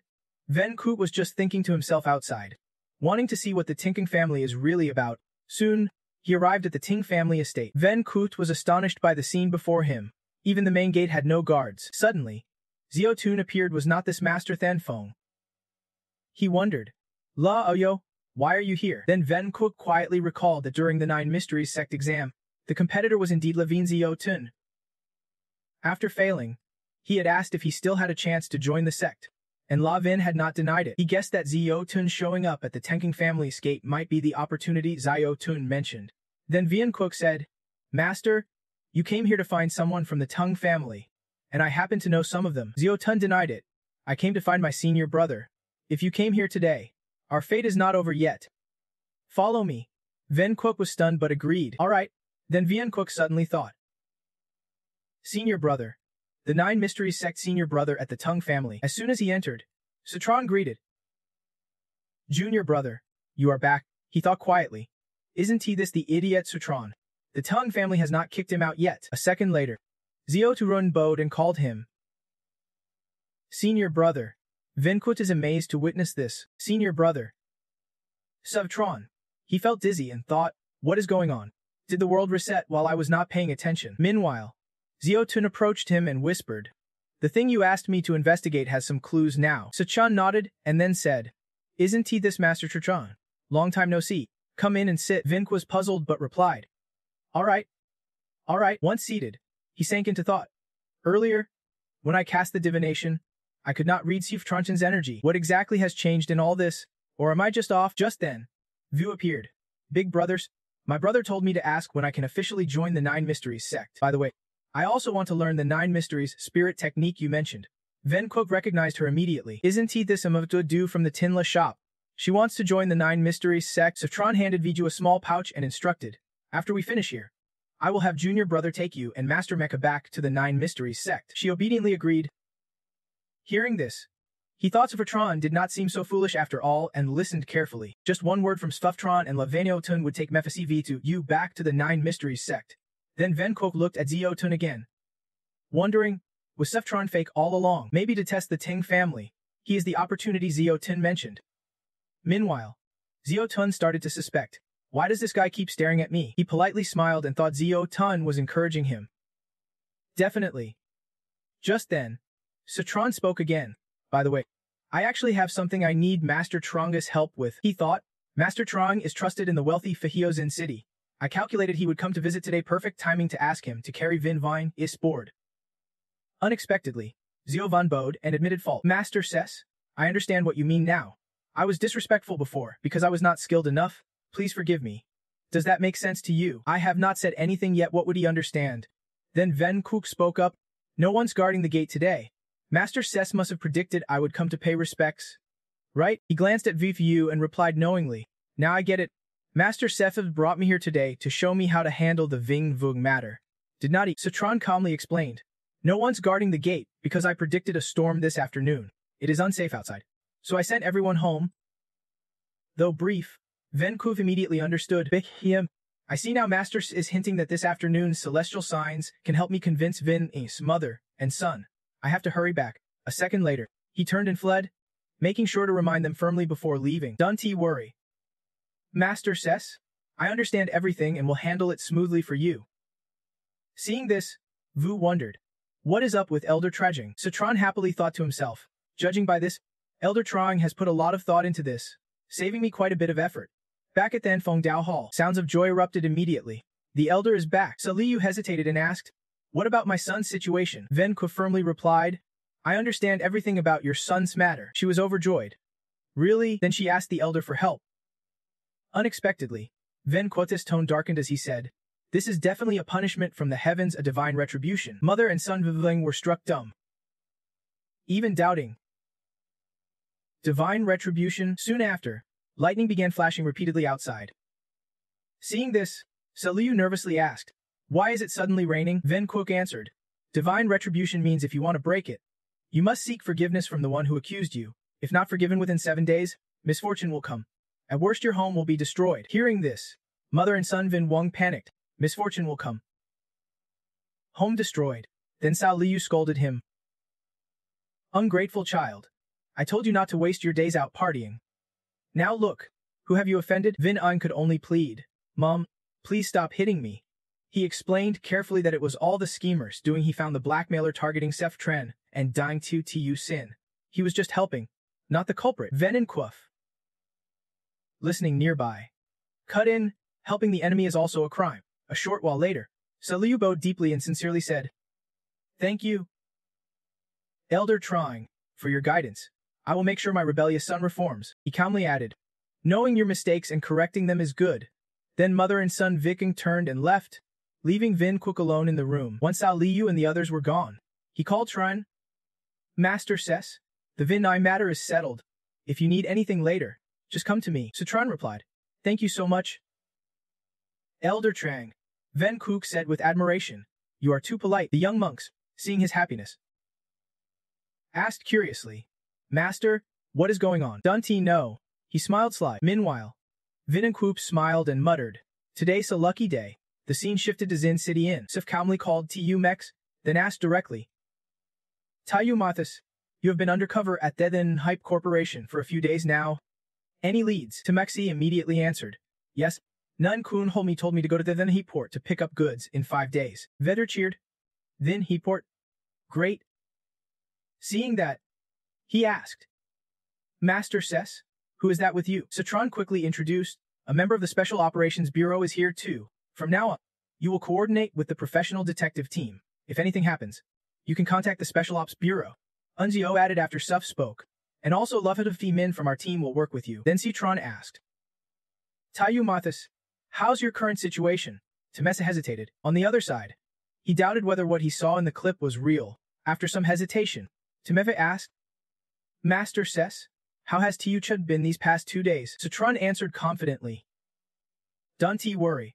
Tayu Hanen has been staying with Tiu Lang and never out of our sight. If Nine Kwon he tells you anything, it is definitely false. Only then did he obediently respond. Inside, Temesi told himself the clip must be fake. He had been digging into Uncle Sef and Chu Chun's backgrounds these past few days, and everything matched Nine Kun Hie's story. After a moment of silence, Citron asked, Tayu Maf, Do you have any questions for me? Tameshi replied bluntly. Never mind. Nothing's wrong. If I get new intel, I will contact you. On the other end, Citron quickly warned. All right then. Make sure you stay safe. At that moment, Tamekshize was drowning in guilt. Uncle Siv, how could I have doubted him? On the other end. After blinking, someone said, Did you both hear that? Taiyu Mansisi Intel revealed a deal would happen at Thin Port in 5 days. Taiyu Hian added that Thin Hype Port was the busiest trading hub. Zio gratefully thanked him for the crucial tip. Citron, we have alerted the strike team. They will carry out the arrest then. Later, he turned curious and said, Is that Tarn? The witch with the wart on her head. Hearing that, Zio called her name, Taeyeon then introduced herself as team leader of the 7th Squad in the Tron Trong Special Recon Unit. And Zio explained with frustration, This case involves my family. Team leader Tron Chien is here to supervise me, sitting nearby.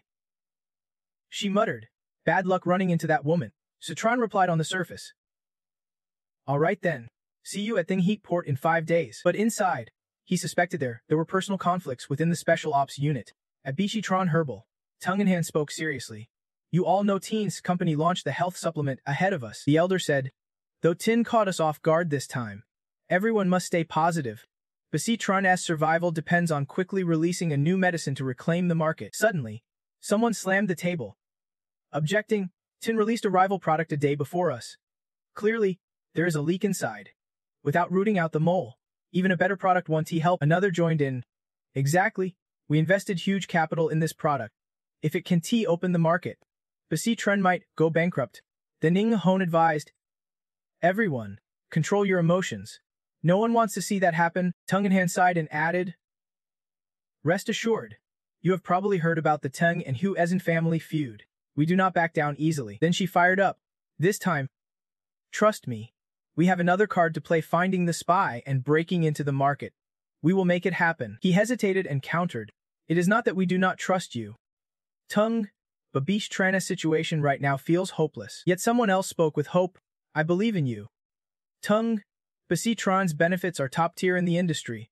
If you trust our abilities, we are ready to face the challenge with you. Another staff member agreed. If Mies, Teng says so, let us give Bitron one more chance. In the end, I'm sure. Tongue 1T let us down. Right? Others began to come around, so they trusted Biki Tren once more. Repaying Mims.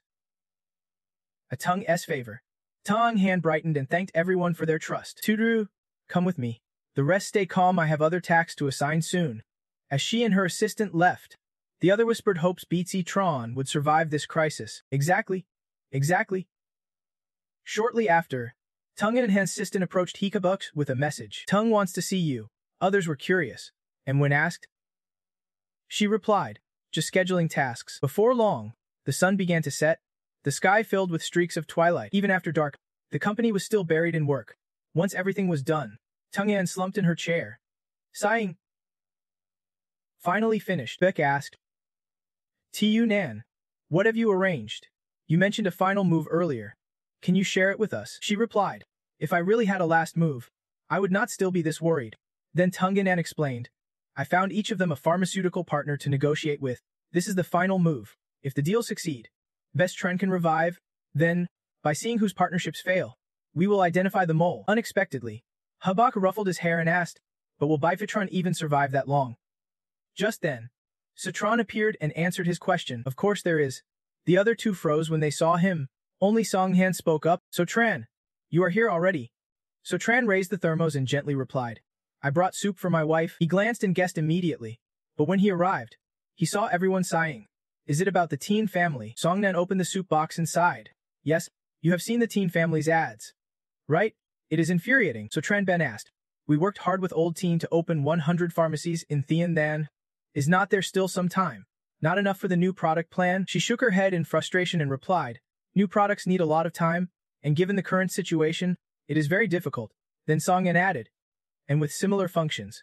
No company would abandon the well-funded Teen family to choose Back Tran. Abak also said disappointedly, even if the new product development goes well, just one word from the Teen family can easily stop all Thien Than pharmacies from stocking Back Tran's products.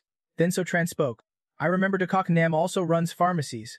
Something like Lin Bao Dong. I think Lin Bao Dong is the largest pharmacy in Thien Than. Right? Can't we contact them? Ning Hong calmly replied, Lin Baodong is a special retail business of the Tian family. Many descendants of the Tian clan intern there. They are practically one family. Listening to him as he searched, it seemed any Tian pharmacy could cooperate with Bactran except Lin Baodong. Absolutely not. Moments later, Sotran suddenly asserted confidently, how will we know if we do not try? I guarantee if you dare call, the result will satisfy you. Everyone stared at the caller puzzled. Qiu Langvan, is not she the CEO of Lin Baodong? Sotran, you know CEO Qiu of Lin Dong? Suddenly Song then shouted fiercely, if it can save Bactran, there is no call I would not dare make. Let me. With that, she picked up the phone under the doubtful eyes of Habak and Ning Hon, while Sotran calmly sipped his tea. A second later, she thought silently. She answered, then politely greeted, CEO Qiu. Hello, this is Song Nihan from Bactran Pharmaceuticals. Langvan immediately replied, hello, Song, I have been waiting for this call a long time. If you want to meet, you decide when. Song Hen made up her mind, then let us meet at 9:00 tonight at Hodang restaurant. After hanging up, she cheered. It is. The other side even said they had been waiting a long time. Ning Hon's group sighed in relief. Great, Tran Van. A second later, Song Nan threw herself into his arms with emotion. This is really great. Habak and the others understood and left. We will head out first. Tran, 9:00 it is. Realizing what she had just done, she blushed in embarrassment. So Tran noticed and grabbed Song Nan's hand. Then she stammered. Wait, just as the atmosphere heated up, her face flushed and speechless. Habak suddenly showed up, said he forgot the documents. So awkward. A second later, he dashed out, saying, you two go on. They let go of each other. So Tran thought irritably. Habak, and you are shy as always. To ease the awkwardness, he said, wife, remember to drink your soup. Seeing So Tran about to leave, Song Nan called out again, wait. Then she quickly stepped forward and grabbed his hand. Before he could react, Song Nan gave So Tran a sweet kiss. Then she pushed him out the door and said, go home. Everything happened so fast. So Tran was still dazed, touching where he would just been kissed. After reacting, he hesitated to speak. This is really, So Tran happily thought, bringing good soup. Giving good soup what flavor to give next time. At Ho Dang Dang Long Restaurant No. 1, So Tran solemnly said, let me officially introduce. He shook hands warmly. CEO Qiu. Qiu Lan, CEO of Lin Bao Group and the 9th generation heir of Lang Bao Dong. Van said, you do not have to be so formal calling me CEO Qiu. Just call me Lang Van. My family knows I want to meet So young master, so they insisted on coming along. Then So Tran continued, in 2 days, if I have time, I will visit old master Qiu. Hearing this, he happily replied, then the old master will surely be very pleased. After finishing, Lang Van added, rest assured, with just one word from you, all 149 Lingbao halls of Thean then will cooperate with Bactran, placing Bactran's name on their pharmacy shelves. Habak muttered beside him. Following Mar, Tran for so long, I am used to this kind of thing, Tongnan politely said. Director Qiu, on behalf of Bactran, I thank you, but with Lingbao Hall putting Bactran's products so boldly on their shelves, does not the Teen family cause you any trouble? Langvan quickly reassured her. Don't worry. Lingbao Hall and the Teen family only have a partnership. Teen family has no say over what Lingbao Hall does. After that, both sides clinked glasses and said in unison, happy cooperation. Director Qiu. Happy cooperation. After a smooth negotiation, So Chan politely said goodbye and leisurely left, bidding Director Qiu farewell. Langvan responded, no need to see me off. Once he left, Habak immediately threw himself into his arms. Tran, I do not want to try anymore. This is Lingbao Hall. So Tran dodged and complained, what is the big deal? Getting physical with me in front of my wife. What if she gets jealous? But Tong Nen only wondered. So Tran, does Director Qiu have any relation to Senior Qiu? He quickly explained. They are cousins. The Qiu family is a crucial branch of Dua Kok Line Nam. Lingbao Hall is the Qiu family's business, so it counts as part of Dua Kok Lin Nam's empire. He has a master who just happens to be the head of Dua Kok's. Hearing this, she started to think deeply. The head of Dua Kok Thean Nam, Master Nin, had heard So Tran say he had 9 masters with extraordinary skills, and thought it was a joke. Turns out 2 of them are legendary. Meanwhile, So Tran happily said, come on, Unnie. Let us go home before Tong Han starts suspecting what kind of background this guy has. Did we just pick up some rare animal or something? Soon after, the scene shifted to the Tong family late at night. While So Tran was sound asleep, his phone suddenly rang repeatedly. Groggy, he had no choice but to answer, his eyes barely open. Hello? And Dao urgently said, So Tran. Something's happened. The detective we sent to work with Nin Tu Mak Li Hok Min has gone missing. Nuntumak wanted to search, but now we have lost contact with him too. Hearing this, he immediately woke up fully. Nuntumak is natural born, but when it comes to professional detective skills, he is no match for the detectives under her command. If he is not brought back, what if he stirs up trouble? She answered anxiously. He insisted on going. I could not stop him. Since arriving at the Neat port, that detective has been facing off with Nin Tumak. They are probably the most familiar with each other. So Ched, keep an eye out. Contact me if anything happens. I am on my way. Tung, though, seeing him leave, asked, brother-in-law, why are you heading out in the middle of the night instead of sleeping? He honestly replied, something happened to Xiao Ma. I have to go to Bongdan now. Hearing this, he made a decision. What? Then I am coming too. Is Uncle Hongfu going? Hong Gok answered, I am going too.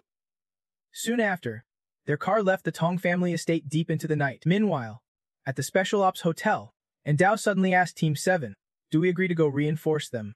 Du Tin replied, they keep saying the same thing, no assault until intelligence is confirmed. She was furious hearing this. I went to find Tran Truong Dian's room, but suddenly someone kicked the door open. Next, Truong De coldly said, Jiang Dao, you really disappoint me. After so long, you still act on impulse like that? And Dao, burning with fury, retorted, yes, I acted on impulse. She angrily said, the top fighters of Thean Ningit Port can't even match the natural-born ones. Reinforcements can easily conceal their aura. Right now, only ensuring the scouts' safety can guarantee the intelligence is reliable. But then Truong Di countered, even if the situation is as you say, I am leading this operation. How can you guarantee your appearance won't stir things up?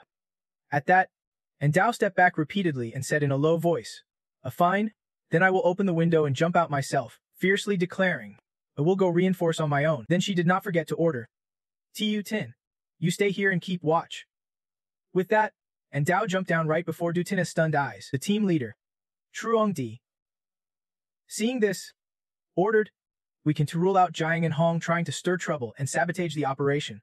Triyu too, go bring Jiang and Hong back. He obediently replied, yes, madam, but then Du Tin stopped him, saying, wait, when it comes to ambush and scouting skills, even a natural-born fighter can compare to the team leader. If you do not agree to send the regiment for support, then letting the team leader go is the best choice. Zhang Yan was brought out by Jiang Yingong and works based on her feelings. If she intends to sabotage this operation, can you take responsibility for it? After Xiaosai rushed outside, Du Ting shouted, I really can't stand this witch anymore. She snapped back sharply. What did you say? Meanwhile, he dashed down the road, thinking that if he could capture Zhang Yingdo, he would volunteer to be team leader. Suddenly, 5 knives appeared, flying towards Xiaoxi at lightning speed. He was immediately pinned to the wall by the knives, frozen in place. Only then did Yindao speak calmly. Team 9's investigation. You have no right to criticize. If you are unhappy, go file a complaint. Then she coldly warned that if they kept following her, it would not be so easy to talk next time. Yindao dropped the remark lightly. Take care of yourself. After saying that, she left. On the other side, Xiaosai regained his composure and called to report. Hello, boss. I am following Lu now. Zhang Di angrily scolded. Trash. In contrast, Du Ting happily praised. Team leader did a great job. Du Ting then said, don't he celebrate too soon? Zhang Yingdao acted on her own, once back in the team leader role. She definitely wants to keep it. She would better pray that after this mess, the other teams still want to keep her. With that, Zhang Di stormed off, ignoring Du Ting calling her a witch. Meanwhile, Su Chan worriedly wondered why Xiao Mo was not answering and did not know the situation. Then he said, Junior brother, follow the plan. Yun Dao replied confidently. Don't worry. Senior brother, I have got it. Meanwhile, at Yangqing Hotel, dawn was breaking. Inside the room were Yang Qian, his bodyguard, and another stranger. Yang Qin raised his glass and said, here's to big brother. Finally making progress on the ancient coin research.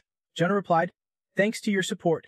Without Chinese group constantly supplying materials, the coin research would not be going so smoothly. By then, he was tipsy and said, I really admire big brother Ning's strategy. Yang Qian started recounting his tricks, revealing fake info to special ops spies to spread false news. Then he added, even if special ops do not come to rescue, they will focus all attention on Tiny Port. Yang Kan grew more pleased as he spoke. No one suspected the real trading spot was Bongqing Port. Junna calmly took a sip and said, we have 2 hours left to receive the goods. Suddenly, the phone rang. He answered irritably. Hello? The voice on the other end urgently reported, boss. Something's wrong. Suddenly all surveillance cameras went offline. Hearing this, Yang Kan ordered, just as Big Brother predicted, if special ops want to interfere, they will sabotage the surveillance first. Sister Yao, Go catch the fish biting the bait for Big Brother. He nodded in reply. Yes, not long after Sister Yo left, Junna spoke again. Wait, he smiled mysteriously and said, tell Ning Zimyu we caught a spy. Ask him to handle it. The subordinate obediently answered. Yes, after he left, Yang Khan wondered. Big Brother, what is your plan? Junna replied darkly. If this kid Ning Zimyu obeys, we can keep him for now and control Ning Junyan. If he dies without repentance, I will make him suffer. Meanwhile, a tiny port. Darkness still lingered. Zimyu suddenly appeared, seemingly planning a secret infiltration. He thought about Li Huming, sent by Special Ops to meet him, who said he found an important clue tonight but then lost contact. As Zimyu opened the door, he recalled Ning Junha saying they caught a spy and told him to handle it. As he stepped in, he silently cursed the darkness and saw no path, but he thought he heard dripping water. Unable to see, Zimyu fumbled toward the bridge to turn on the lights. When the light came on, he was stunned by the sight before him. It was Zimyu looking at the beaten and suspended Li Huming and gasping. Li Huming panicked and said, Li Huming, are you okay? Hold on a little longer. I will get you down right away. Suddenly a voice rang out, Ning Zimyu, do not forget why you came here. Sister Yao coldly reminded him, Ning Zimyu, you had better think carefully. Su Chan and Yang Xiaojing are tricking you. What is their purpose in approaching you? Now that you have invested so much for them, they might just turn around and sell you out in a heartbeat. Is it worth it? After hearing this, Times was furious. His hands clenched into tight fists. Then the guy suggested, instead of trusting a stranger with no background, why not join us? Seeing him hesitate, Chidu added, think carefully.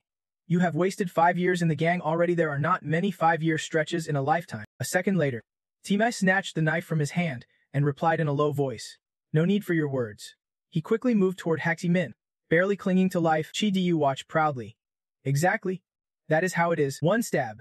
And you are still the most famous descendant of the Nin family. But no one expected TMC to suddenly drop Hefitz Min, leaving him defenseless. What? Chi Du looked at him carrying the body and could not help but say, Nai-en, you better think twice. Citron and Denching Tu Chen have been hiding things from you to face off against the Nine family. Right? Timsi turned to Chi Li and said, whether they hid it or not, at least they never asked me to kill anyone. As he walked away, Chi Du called to report, boss, 9 to MC has betrayed us. Quan He was not surprised at all, even calm to the point of being chilling as he ordered, then let him die. He should be died last year anyway. The guy immediately prepared his weapons and replied fiercely. Understood, sir. Chi Du charged straight at him, thinking, but if you refuse the toast, you will have to pay the price. Timetsu quickly noticed him rushing forward. Just as Chi Du was about to reach him, he jumped up to dodge the strike. Impressed, the guy praised, dodging my punch like that? Not bad. But then Chi Du taunted fiercely, challenging him to see if he could dodge a few more moves. TMC figured this guy must be at the innate realm, probably entered it earlier than him, so he needed to be careful. Then he marveled. His punches are too fast. That last one must be been from the right. Chi Du unleashed a powerful strike that caught MC off guard. What? The guy kept attacking non-stop but sneered. You really think you can figure out my moves by just watching me? A second later, Chi Du mocked. Maybe you are just overestimating yourself. MC kept retreating to dodge the blows. Still, he believed the guy's punch speed was fast but predictable. As Chi Du lunged, he admired that under full power, he could change his stance at will without being limited by momentum, a feat only possible by mastering every muscle to the extreme. Turning around again, the guy charged to provoke. Feeling comfortable, bring it on. As T-Miss set Hacky Min down, he thought to himself, facing this guy requires full focus, while blocking Chi Du's attacks. He realized fighting like this wasted too much time and energy. Finally, Timothy decided to end it quickly. Without hesitation, he threw a powerful punch at Chi Du, but the guy was unharmed and even joked, that weak punch. Did you skip meals, or what? This was beyond T-M's imagination. He was stunned, thinking, how is this possible? Then Chi Du gathered strength to attack. Makin, you really think you can break through my diamond hard body just by relying on you? How naive. But before he could act, Enzio appeared, throwing 3 knives as a greeting along with a taunt. Let us see how strong your diamond hard body really is. Chi Du was unharmed and even kindly warned him. Useless? Do not waste your energy. Eno exclaimed. No sword or blade can penetrate. No wonder he is an innate realm fighter. Then she pulled out a special agent's gun and slyly spoke. Meanwhile, Chi Du was still smug. Even a spear is useless. No one can break through my protective energy. Enzio calmly challenged. Right? Even a special agent weapon designed for innate realm fighters 1T work.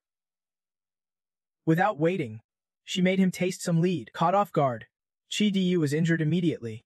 Only then did he realize he was at a disadvantage. Suddenly, the silence of the night was shattered by gunfire, leaving Kwon Hee and Gankian stunned. He rushed to the window, observing and wondering, is that gunfire just now? Kwon Hee shook his head. Not ordinary shots.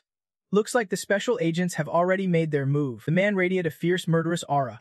Deploy the entire Black Lotus mercenary squad. I want them to go in and never come back. Du Tin on the other side quickly realized it was gunfire.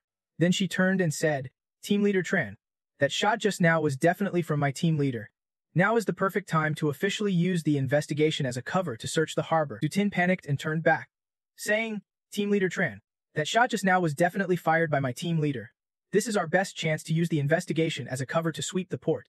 Trongdai frowned irritably, staring at his phone. No rush. Let us see how things unfold. Suddenly her phone rang. Trongdai picked it up and spoke, hello? On the other end, a badly injured subordinate was hiding, crouched on the ground. He whispered his report. Team leader, tonight me and Lee Hawk Min from Squad 9 heard that a deal at the Ningia port will happen at 2 a. about an hour from now. Hearing this, Trongdai smiled and pointed at the phone, saying to Du Tin, we have got intel. Check it out. Our Squad 7 scout is the real sharp one. Hearing that, she pouted in frustration. The voice on the other end continued. The target's a live human trafficking boat. It will dock in less than half an hour, Trongdai said with satisfaction. This time, you have really made a big contribution. On the other end, the subordinate rubbed his head tiredly. Lee Hawk Min from Squad 9 was already discovered, because he was covering for me. Trongdai's sharp voice rang out immediately. Sacrificing oneself for special ops is an honor. After that, she hung up. Trongdai ordered his subordinate to immediately notify the commando troops. After half an hour of surrounding Thienigiap port, he obeyed. Yes, sir, the subordinate shouted excitedly. Finally the net is closing. Trongdai smirked proudly. The only variable in the plan was Jiang and Dao. She really did not deserve to be in this position. Du Tin turned her back to them, grinding her teeth in silent frustration. Even now, she still had to call the team leader unkind. Those three hateful witches. She looked out the window, unable to hide her worry as she silently prayed. Team leader Lee Hawk Min. You too. Do not let anything happen. Cut to So Tran's side. They were sitting in a car, all three staring out the window. Visibly shaken, Tongda asked in surprise. What was that sound just now? Could it be gunfire? So Tran suddenly grew very serious and ordered the car to stop. You two, follow me closely. Inside the Eni port. And Dao dropped to one knee, aiming her gun at Hawk Min, who was lying motionless on the ground. And Dao, holding her gun, instructed to Mac. No matter who you meet on the way, Dong Luyan Chin must immediately take Lee Hawk Min and leave. He silently helped Hawk Min up. Suddenly, Hawk Min slowly opened his eyes and coughed once. Tumak was delighted. You are awake. And Dao stepped forward to check on him. How do you feel now? He struggled to answer. I am. Now that Hawk Min could clearly see in Dao's face. He was startled and panicked. Aren't you? And Dao. She gave him a sharp, mocking glance. Is this the first day you met the team leader? Sweating, Hawk Min gasped twice before saying, Team leader, are you joking? He climbed onto Tumak's back. Coughing violently, Tumak carried him while saying to Dao, I will carry him. We will get out first. And Dao held her gun, cautiously moving step by step. Glancing around, Tumak followed behind, carrying Hawk Min. Suddenly, a laser aimed at her feet appeared, and Dao looked surprised and shouted. But before she could react, she quickly jumped aside, yelling, Careful! At this moment, Hawk Min, carried on Tumak's back, gave a sinister smile. His eyes flashed with cruelty like a demon. He raised his hand to strangle Tumak, while the laser targeted Tumak's chest. Tumak reacted just in time, dodging to the side. The bullet whizzed past and hit the wall. Furious at Hawk Min's betrayal, Tumak immediately threw him to the ground. Tumak touched his neck, realizing he would almost been strangled. He stared at Hawk Min, thinking that if he had reacted just a bit slower, he would be dead right now. Hawk Min stood up from the ground in a twisted, demonic posture, tilting his head and glaring at Tumak. You are quick to react. Little brat, so you dodged? And Dao immediately aimed her gun at him. Frowning, who are you? Hawk Min stuck out his tongue, eyes wide and bloodshot. I never expected the Jiang family's daughter to be a special ops agent. Does your father know about this? She did not say more and immediately pulled the trigger, shooting at him. Cut the nonsense. The bullet hit Heffy Min's leg, but he did not even care and laughed loudly, with a dark and terrifying face. Heff Min smiled, baring his teeth. You should have aimed for my heart or head when you fired, but even then, you would not kill me. In the end, Heffy Min was just a puppet in Kwon Hee's hands, the man calmly pulling the strings behind him. But your Ellie Hetty Min will never come back. Yo's face darkened. She ground her teeth angrily and growled. What is going on? TMC turned to Unzio and asked, what is this about? Isn't he one of your men? She frowned and answered in a low voice. He was ambushed. Earlier investigations had uncovered this. Nine Kwon, he seemed to be experimenting with controlling people through the ancient method of body possession. Then, the two charged forward together. While running, Timef said, right now, we are too exposed. We need to find backup first. Let us retreat to the warehouse. Hasmin grinned wickedly, saliva dripping from the corner of his mouth. Makin, trying to run now. No sooner said than done. A group of men in black suddenly rushed in from all sides. In less than 3 seconds, the two were surrounded at gunpoint. Hasmin shouted triumphantly. Too late. Just as things seemed desperate, a familiar figure holding a talisman smiled softly and asked, is that right? He immediately threw the talisman up. The talisman hovered, surrounded by a glowing sphere crackling with lightning, confusing the men in black who looked up. Suddenly, a magical circle with a blue glow appeared beneath their feet. One of them could not help but ask, what is this? The next moment, an electric current surged through their bodies, causing them to scream in pain. Citron calmly stepped forward and asked, what if I said I am taking them with me today? Both to MC and Zio, seeing their rescuer was none other than our hero. Sevtron shouted in surprise. Uncle Seth. Sevtron. Huff the Min, furious at being interrupted, turned and muttered angrily. Damn it! Why is that Sutron here? This body's power is not even at the innate level yet. He is no match for Sutron. Citron raised a finger, channeling spiritual energy to draw a talisman with a smirk of satisfaction. Trying to run now. Instantly, a wave of spiritual force struck Heximin, who felt something was wrong. Not good. Hasmun collapsed to the ground as a seal suddenly appeared on his back. He clenched his teeth, realizing it was the Kaiman Dun technique called Earth Formation Prison. Strange black patterns appeared on Min's face, and he grinned slyly. Then consider this half-finished product a gift to you. But in less than 3 seconds, the patterns emitted a dense black aura, causing Min to clutch his head in agony and scream. Witnessing this strange scene, NGO and MC were both shocked. He could not hold back and spoke up. At this moment, Citron's eyes sharpened. He silently observed the scene below. Hafsmine writhed on the ground, pain making him thrash and scream. Zio pointed her gun at him with a serious expression and spoke. Though we have worked together for 5 years. If I could avoid this, I would, but instead of being a puppet for criminals, it is better if I set you free. Suddenly, Citron stepped in front of Zio to stop her. Wait.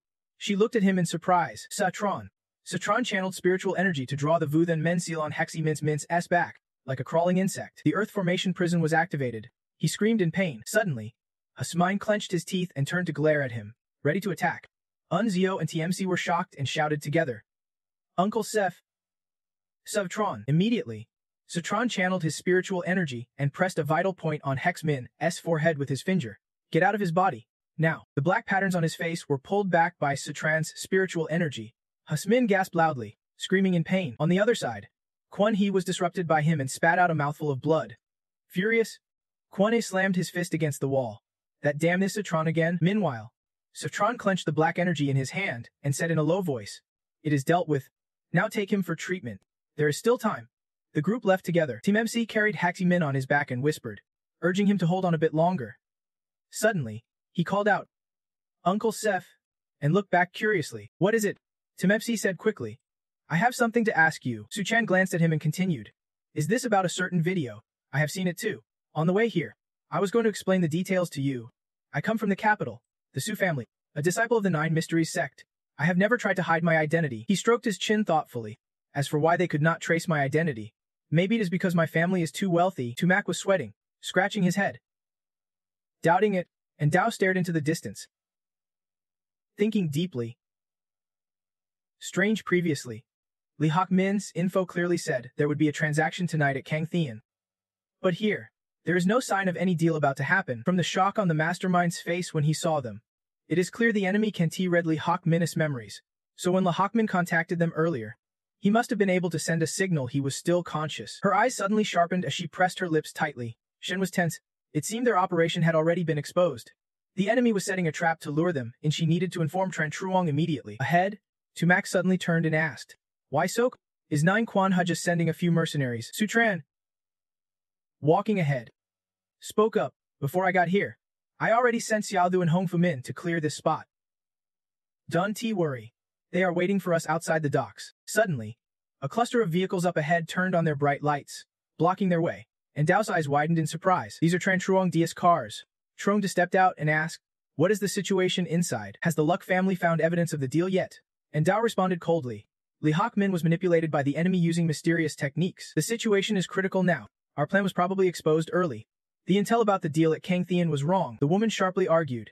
Is the intel really wrong? Or do you want us to believe it is wrong? Annoyed, and Dao pointed at her and shouted accusations. Now's not the time for arguments. Both Su Tran and Nin Tumak had seen what happened earlier. They could both testify. Tronde crossed her arms and snorted coldly, then raised her hand to order the soldiers. All three of you are suspected of colluding with a criminal organization.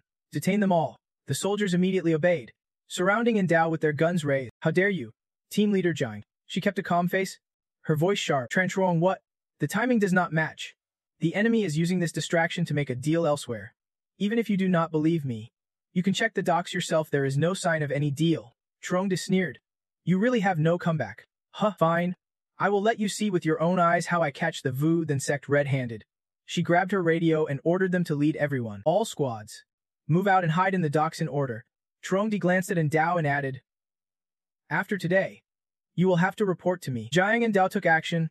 Su Chen glanced at her, impressed. That woman really is blindly confident. And Dao turned to him and asked, what do we do now? Are we just going to let Vu then sect run circles around us? Su Tran calmly looked at his phone and reassured her. Don't worry. The ship will head straight once it reaches the pier. The phone screen showed a message from Levan with ongoing surveillance updates. Meanwhile, at sea, ships of all sizes were noisily moving. What is on the boats? Check everything thoroughly. Soldiers following Truong Di reported seriously. Report. A large ship approaching Kangthean is surrounded by our naval strike team, reporting that they found old boss of the Thean Yip group. Dong Qian. She smiled with satisfaction. Very good. Looking at the situation before her, Truong Di could not help but feel proud all was going according to plan. Truong Di and Su Tran slowly climbed the stairs to board the ship. On board, Dong Qian was bored and exhausted. Suddenly seeing Truong Di, he loudly asked, Police. Do you know how much this cargo is worth? Dong Qian angrily pointed at her, accusing. You think just because you are special forces you can interfere with our normal deal. I want to sue and expose you. She snatched a gun from a nearby soldier and fired back. Cut the show in front of me? Caught red-handed tonight, what do you have to say? Send your lawyers to talk. I shot the lock on the cargo container. Truong opened the container. Secretly excited. Today, I am making a big score. But when she saw inside, she broke out in a cold sweat. How can this be? Inside was empty, nothing but a board. She was stunned, unable to believe her eyes. Written on the board was, pure air from the Malayan highlands. Duong Qian was so angry he was trembling all over. What do you mean by fake? Do you know how much manpower and resources it takes to collect the purest air from the snowy plateau? Do you know how much one barrel of this can sell for? Our clients are all high-level elites. Do you understand how rare genuine customers like these are? All losses tonight, including morale damage to your special ops unit, must be compensated. Zhang Di turned angrily, grinding his teeth as he glared at him. Su Chen, standing not far away, watched the show and could not help but laugh. You fool. Do you know pure air is not easy to buy? Zhang Di shouted at the soldiers. Have the other stocks been checked yet? One soldier answered. Not yet. All right. I am ordering you to open all the barrels and inspect them immediately. I do not believe this entire shipment is like that. Peering inside the barrels, they found only signs inside. Pure air from the Daluan grassland, humid wild air from the Amazon rainforest, salty sea air from Mandiver. Seeing this, Zhang Di could do nothing but hold his head in despair. It was all just air. Furious, I grabbed a soldier's collar and shouted, haven't checked all the barrels yet. Open them all. We need proof even if we dismantle this shipment. He whispered fearfully. Squad leader Tran. Ang Dao stepped forward and spoke. Enough already. Does Tran Zhang Di want to keep causing trouble without reason? Isn't one failure enough for you to be sensible? She frowned deeply, turning to glare at her. Are you purposely provoking them? You want this operation to fail? Do not. Su Chen shook his head while holding his phone. You are doomed. Sister Jiang. They are setting you up to take the fall for something serious. He smiled as a notification popped up on his phone. The savior is here. The phone screen showed a message. Senior brother confirmed. Bongdanport's deal is coming fast. Su Chen patted Ang Dao's shoulder and said, Sister Jiang, Bongdanport's deal is underway. Interested in checking it out? She blinked in surprise and asked again. Are you sure? He nodded confidently. Of course. Ang Dao agreed happily. All right. I trust you. Now I will convince the strike team to go to Bongdanport. Zhang Di shouted angrily. Zhang Yang, what are you doing? You are colluding with criminals. Come with me for investigation immediately. Ang Dao pointed coldly at her in response. Tran Zhang, you better not get in my way. If I find evidence today, maybe you will get off lightly. If not, you will face the court's judgment. Zhang Di frowned, grinding his teeth as he growled. Ang Dao, show your info to the nearby soldier. Sorry for the slip-up tonight, but we got the latest intel. The deal's at Bongthan Port. Please come with us again, the soldier responded. No problem. Zhang grabbed Ang Dao's arm, asking about Bongthan Port. You did this on purpose, did not you? She was shocked and stunned, furious. I shook my head and decided not to let it go. You deliberately had Li Hawkmin give false clues to lure us here, trying to embarrass me and get rid of me. Right? She angrily pushed her down to the ground. Stop messing around. Ang Dao looked toward Su Chen and urged, no delays. We have to move fast. At that moment, Dong Qin stood in front of Jiang Rong, blocking her with both hands. What is this about? You special ops are falsely accusing a good person and now want to leave. No explanations. No one leaves today. Ang Dao smiled gently and pointed at Jiang Di. Of course. There will be explanations. That woman over there is the commander of this operation. If you want compensation or an explanation, remember to talk to her. Do not get the wrong person. She instantly got furious and vowed not to let this go. Damn it! Zhang Yang, you dare let me suffer like this? I will never forgive you. Ang Dao smiled and said, as for you, General Dong, earlier you tried to hire Black Spirit at your port to ambush us on shore. I saw it all with my own eyes. He was not afraid and challenged. You need proof to talk. Miss Jiang. Otherwise, is not this openly slandering a good citizen? Her face suddenly turned serious. You will have proof? I will show you right now. After speaking, she pushed Dong Qin away. He gritted his teeth in anger. His veins bulged as he lunged at her, shouting, You want to leave? The next moment, Tumak launched a punch at Dong Qin. The blow was so strong it knocked off his glasses. Dong Qin clutched his face in pain, his body trembling uncontrollably. He angrily swung another punch. This hits for Xiao Jing, and Dao shouted joyfully. Let us. Sutran smiled and said, Xiao Mac. Calm down. Isn't this just a little family feud? No need to hit so hard. The soldiers replied in unison. Yes, sir. And Dao smiled brightly, turning to them. Thanks. We will invite you to dinner another time. Sutran placed one foot on the railing, holding a talisman, then turned to Zimac. Xiao Mac. Finish this and come over. I am taking a shortcut to deal with Ning Junha first. He immediately replied. Got it. Meanwhile, at the Ning Junha dock, a group of people were dragged off a boat with their hands tied under the watch of Vu, thence disciples. One grinning disciple gave Junhai a thumbs up. The sect leader really knows how to strategize. Using diversion to keep those dumb special ops spinning was impressive. Even if it made us Lolifs feel defeated, he smirked smugly. The special ops really were brainless fools. Suddenly, a girl stumbled and fell. Catching Junhai's confused gaze, Kulo burst into sobs, tears streaming endlessly. A fierce-faced disciple pulled out a knife. Sect leader. Should I take care of her? Junha squinted. She is just a test subject. Your call. The disciple lifted Kulo, pressing the knife to her face. What do you want me to do with you? Easier to eat fish. Right? Seeing his fierce look, the girl whimpered in fear. Dunty? She pleaded. The disciple laughed wickedly. He widened his eyes, raising the knife to stab down. Kulo screamed in terror, squeezing her eyes shut as tears poured. Suddenly, a rock was thrown, stopping his hand. It hit him precisely, causing a painful yell. Immediately, Sutran appeared with sharp eyes, landing a punch to his face. Bastard! Sutran pinned him to the ground. The man's eyes widened in shock. Who are you? Suchan reached for the knife that just fell nearby. Sutran's face reddened with anger. Gritting his teeth, Sutran pressed the knife to the man's neck. Tell me how many pieces should I chop you into to match this sky? Just barely escaping death? Kulo trembled. Stunned, the girl watched his back intently. Sutran grabbed the man's shirt, lifting him with a smile toward Kulo. Little sister, find a safe place to hide. I am about to fight a monster. Don't he get hurt? The girl immediately ran off, not forgetting to reply.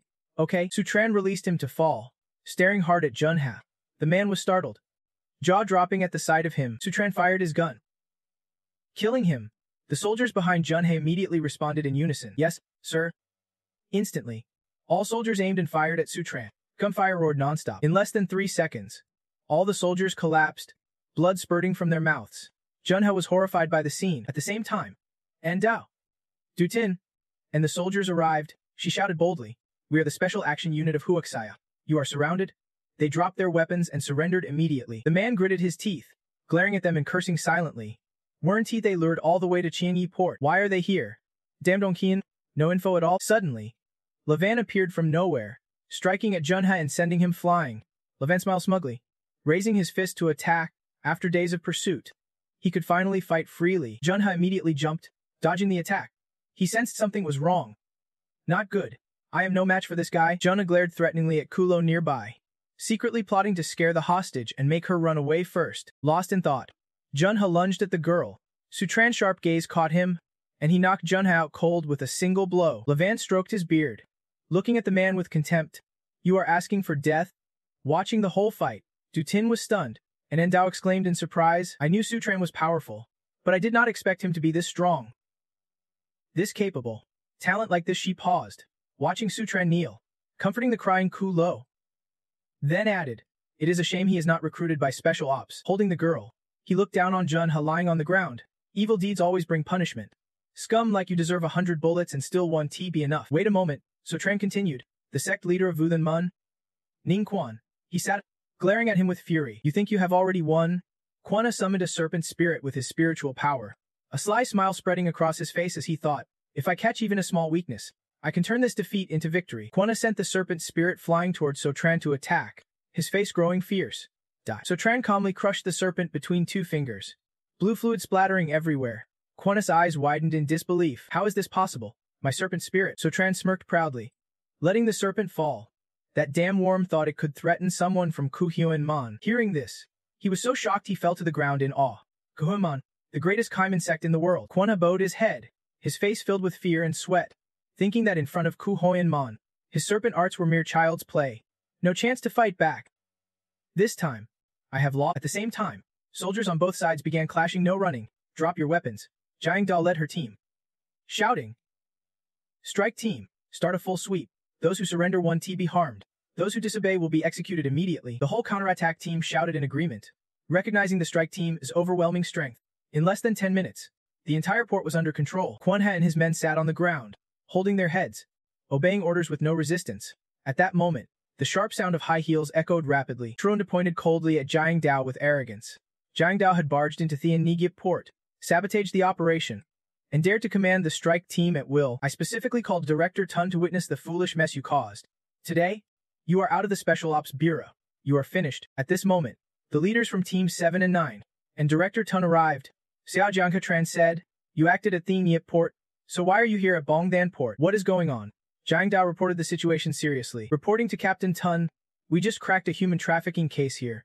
Killed over 23 criminals. Captured more than 30 alive, with over 100 victims estimated. The smuggling ring's leader is Ning Quanha. Caught on the spot, Dutin next to her also reported what she knew. I even got a call from team member Lai Niam Fame. He found a large number of corpses in a canyon in Kin Nam, likely victims of this trafficking ring over the years. Hearing this, Director Tun and Chuang Di both gasped in shock. What? I do not accept this. He shouted, Jiang Dao, are you playing me? You never mentioned these clues before. Tonight's whole operation was clearly your plan. I want to report you. Suddenly, Director Tun's angry voice cut through the argument. Enough, he turned to Truong Di with a scolding tone. Xiao Tran, you went way too far. Tonight, you commanded wrongly and got spun around by the criminals. The Bureau's reputation was almost destroyed, but luckily Jiang acted decisively and caught the criminals. Her contribution is undeniable. As for you, Xiao Tran, you messed up the operation and still want to advance your career by blaming me. Now all I can do is listen quietly. Yes, sir. Director Tun did not forget to praise Jiang Dao. Xiao Jiang, you made a huge contribution this time. I will report to the higher-ups and recommend a commendation and reward. She smiled warmly and politely replied, Director Tun is too kind, but actually the biggest credit today should go to someone else. Then Jiang Dao looked toward where So Tran had been standing, but it was empty. Director Tun glanced at her curiously. Xiao Jiang, what is wrong? Jiang Dao smiled and said, the credit for this operation belongs to the entire Team 7. Not just me. He laughed heartily. Pleased? Well said. This time, all of Team 7 deserves praise. She smiled softly, looking into the distance, thinking to herself that after this she would quietly slip away, letting So Tran keep the credit, hoping they might work together again. Meanwhile, So Tran was leisurely walking down the street. At dawn, shocking news thundered across Dongdan. Voices buzzed nonstop. The Thian Hiep Corporation was implicated in smuggling and human trafficking. Su Dongqin was detained by police, and the company's assets frozen. Ning Quanha of the Ning family was involved. Suspected as the mastermind behind the smuggling ring, is the Ning family trying to distance itself from Ning Quan. Inside the Nin family's conference room, a deep voice echoed. Nin Quan has committed many crimes. This time smuggling and human trafficking, serious violations of national law. His fate is certain. Execution. I propose removing Ning Quan He from the family registry and inheritance under his name, as the clan will investigate to avoid dragging the Nin family down.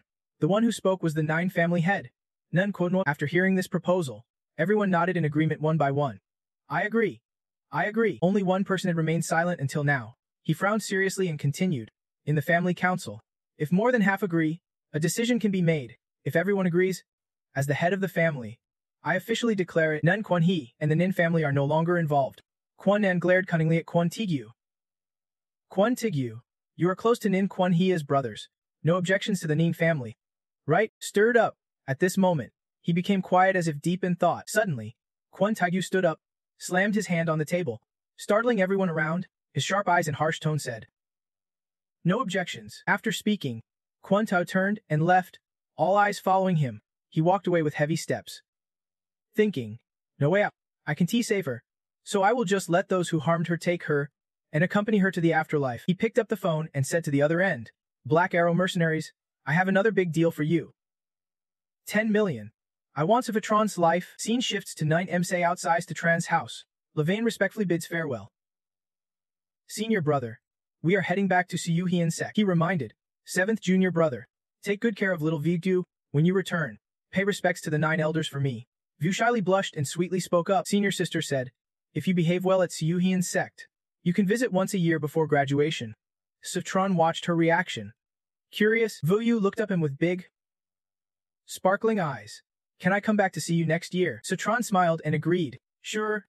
Then you have to do your best. Little Vu happily exclaimed, that is great. Immediately, Vu threw herself into his arms, hugging him tightly. Brother Strun, I will try my best. Don't forget me. Old Mess witnessed the scene and sighed quietly. Vu should have a carefree life, but unfortunately she is caught up in love. This little romance of Vitu Juyus will definitely lead nowhere. Satron put his hands in his pockets. Seeing the three off, Brother Strun, goodbye senior brother. We are leaving now. Just then, the phone in his pocket rang. Safchan answered. Hello? Little Maxa, what is up? TMC reported the current situation of the Nin family from the other end. Uncle Seth, just now little Chiju said she knows the Nine family called a clan meeting to expel Nine Quan He. None Quan Tigu agreed too. And throughout the whole meeting, everyone was eerily calm. From what I know about this family, his silence means he has a deadlier move. Satron repeated in disbelief. None Quan Tigu wants revenge.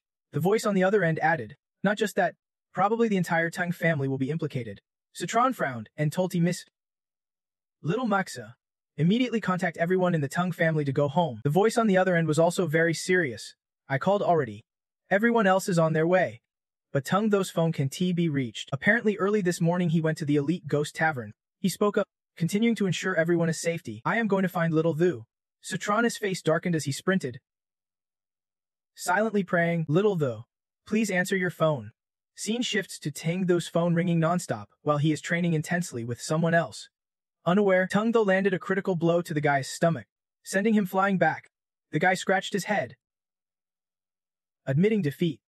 Alright, your moves are too strong, Master Tung. Show me 2 more moves. Tung Tho could not help but laugh out loud. That is enough for today. He wiped sweat and said, I still have to go home to practice the 9 resonance fists my brother-in-law taught me. We will continue tomorrow. The other replied. Alright. Tung Tho looked at his phone. Puzzled, why did his brother-in-law call more than 10 times? What is so urgent? A gun suddenly pointed at his head. Wide-eyed, Tung Tho turned in shock to look at Su. Traki looked at Ting Thu slyly. Tung Tho, dying at the hands of Black Arrow mercenaries would be your honor. Just as he fired a bullet, Tung Tho quickly and smoothly dodged it. Su Trak was stunned, mouth wide open in shock. Tung Tho dropped to the ground, clutching his phone in horror, shouting to the sky. Then the attacker kept firing at him nonstop, standing his ground. As a result, Tung Tho easily dodged all attacks. Saw Truck clenched his teeth in frustration and quickly chased after the direction Tung Tho had fled. Silently furious. I have not made a single mistake these past few years. Now I am losing to a Hoa teenager. Good. Now I am not just taking his life, I want him to suffer while dying. Saw Truck entered, aiming his gun. But Tung Tho was nowhere to be seen. Suddenly, he let out a sly laugh. This room is so big, let us see where you are hiding, kid. Then he kicked open the door to a changing room. Tung Tho startled. Hiding in the next room.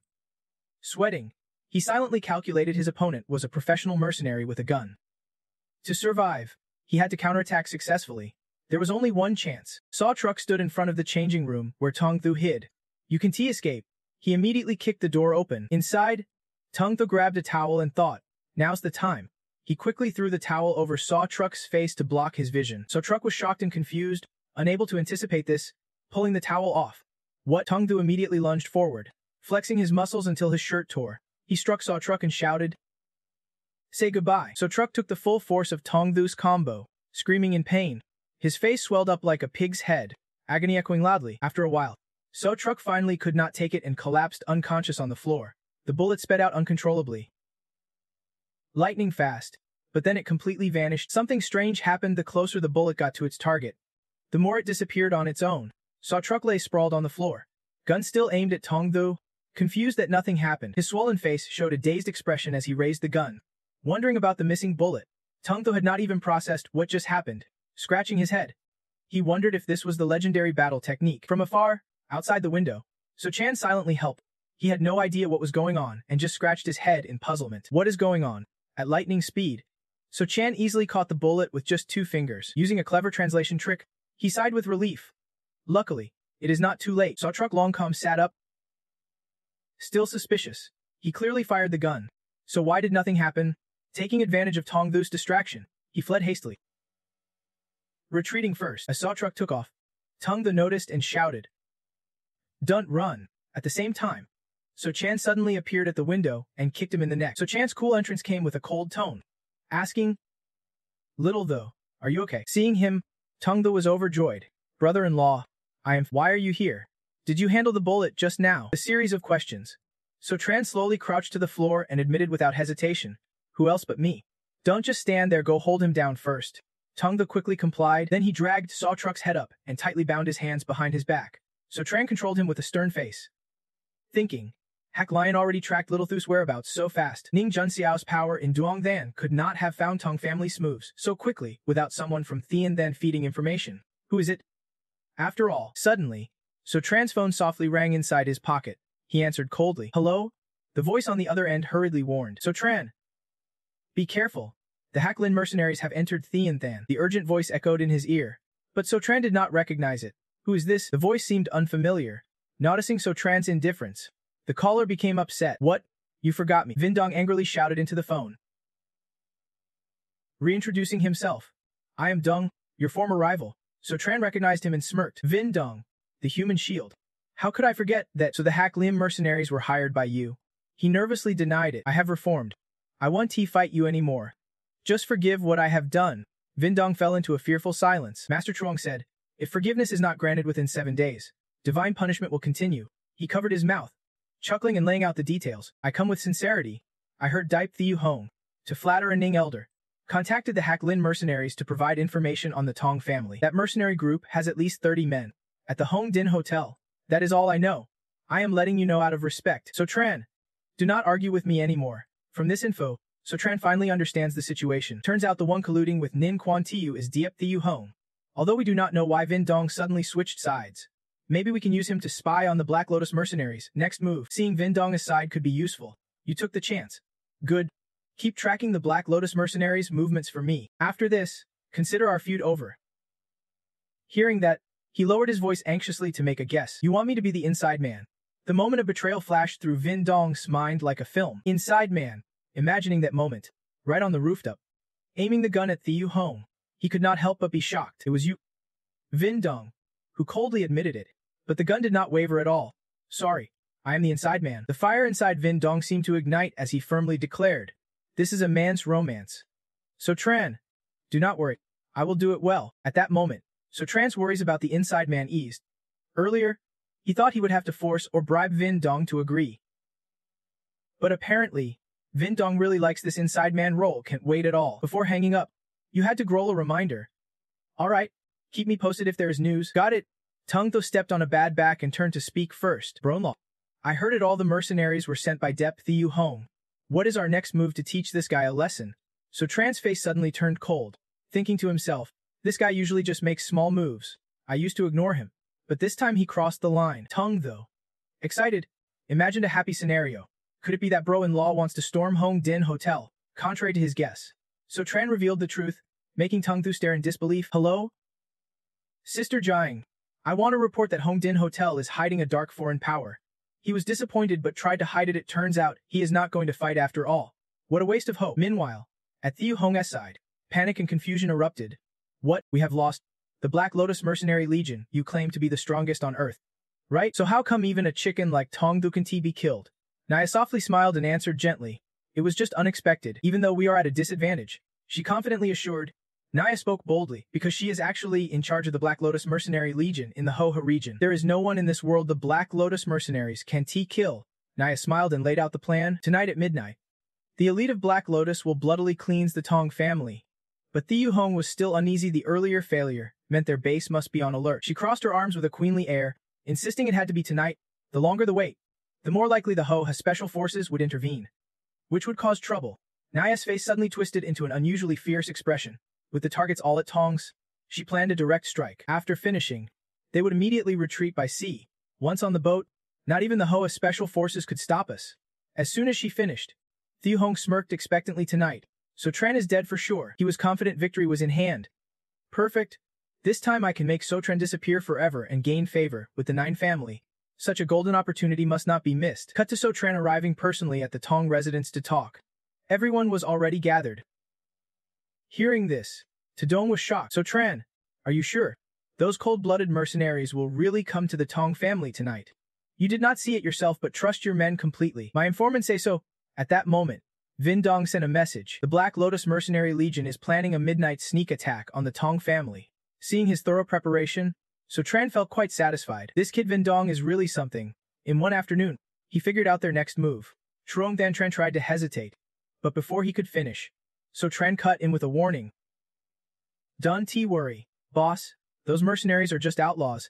Even Xiao Duxian can take down a few of them. Praised in front of everyone, Tung the proudly thumped his chest and said, Exactly.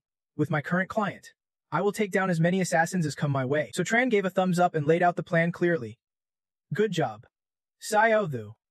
Tonight, you will get to show off your skills big time. My men say there will be at least 30 mercenaries armed tonight. All elite ex-Liam fighters. Hearing the terrifying number and their deadly weapons, everyone turned pale. 30 armed bandits.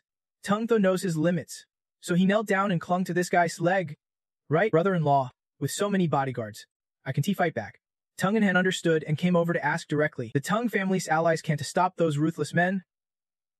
Tron, if you have any other moves, just say it. To calm everyone's nerves, she turned and smiled reassuringly. Don't worry. Honey, I already contacted the Special Ops unit and arranged everything. They were on the mission that night. So Tron trusted his people's hidden skills. The strike team lay in ambush near the Tung family. No movement would escape their watch. Then he said sternly, From now on, everyone in the Ting family stays in their rooms. Don't open windows or roam around. No danger if you stay put. Trong then heard this and bolted out. No more talking. Everyone, hurry up, shower and go to bed. Tadong also rushed after. Clever move. Their obedience suddenly sped up, surprising the other three. Seeing Tron sigh in frustration, Tungin hesitated and spoke up. Tron, so you are taking this chance to rekindle feelings? Honey, are you worried about me? Or maybe you are planning to come sleep in my room tonight? She jumped and blushed. Speechless. Then Tungin Han gently calmed her heart, but her cheeks only grew redder. She shyly kept her head down and softly accepted his offer. Tungin Han quietly reminded her about tonight, but Tron turned his back and walked away. Honey, rest easy and go to sleep. Tonight, Taiyu and I are on night watch. Spun around like that, Tungin Han turned away furious. Whether you sleep is none of my business. So embarrassing. However, Citron was not without regret. It is rare for his wife to invite him to bed, but now is not the right time. He turned to order Tiu Mansi to come to the pavilion by the lake. Teng Thu curiously asked, Brother-in-law, what is going on? His face was full of excitement, like the real show was about to start. That night, Tron, TMS, and Tengum Thu gathered around the planning table. On the call, the other end was surprised. Tron, really no need for the strike team to set up inside the Tung family beforehand. Without hesitation, he firmly refused. No need. Unzio pressed further. Then how will you handle those mercenaries? Tron laid out the plan. I will capture them first. The strike team just needs to escort them away. Hearing this, she smiled proudly. The strike team never had a simpler mission, but if anyone could single-handedly subdue ex-Levin mercenaries, it was him. Unzio observed and agreed. All right, I will have them guard outside. If any Hedekium mercenaries sneak into the Tung estate, we will move in together to the Home Wine Hotel to catch the leader. Tron, stay safe. Just after making the call, Tron quickly hung up. Teng Thu trembled, sweating, anxiety written all over him. Brother-in-law, do you really have a way to handle so many mercenaries? Tron nodded confidently. Of course. This time I am setting a more powerful. upgraded formation, he was not too tense, letting things flow naturally. The real test would be when the Liam mercenaries arrive. Suddenly, a loud noise came from deep inside. Then, a huge, forceful foot stomped down with a quake, putting the strange events together. It seemed the Liam mercenaries were gathering. As soon as he arrived, Hadley quickly reported. The other end asked softly, "Hadley, what is going on?" He said they successfully snuck into the Tung estate. "This is the most unguarded mansion I have ever seen. Tonight, we can definitely catch them off guard. But 30 mercenaries hiding among a few ordinary Tung family members really lack honor." Nai was oddly satisfied hearing that. "But so what? Very good. The matter is not over yet." But Thiku Hong was already so happy he was close to tears. Finally, the day has come. Since Tungan Han's 23rd birthday, he has been crushed by Su Tron. Before, Thiu Hong was full of pride. But every time he met you, he failed again and again, like he would never see the light. His face was twisted with rage and resentment. The only way to fix this is to make Su Tron vanish from this world forever. This time, Su Tron won to escape his fate. Thiu Hong shouted recklessly like a madman.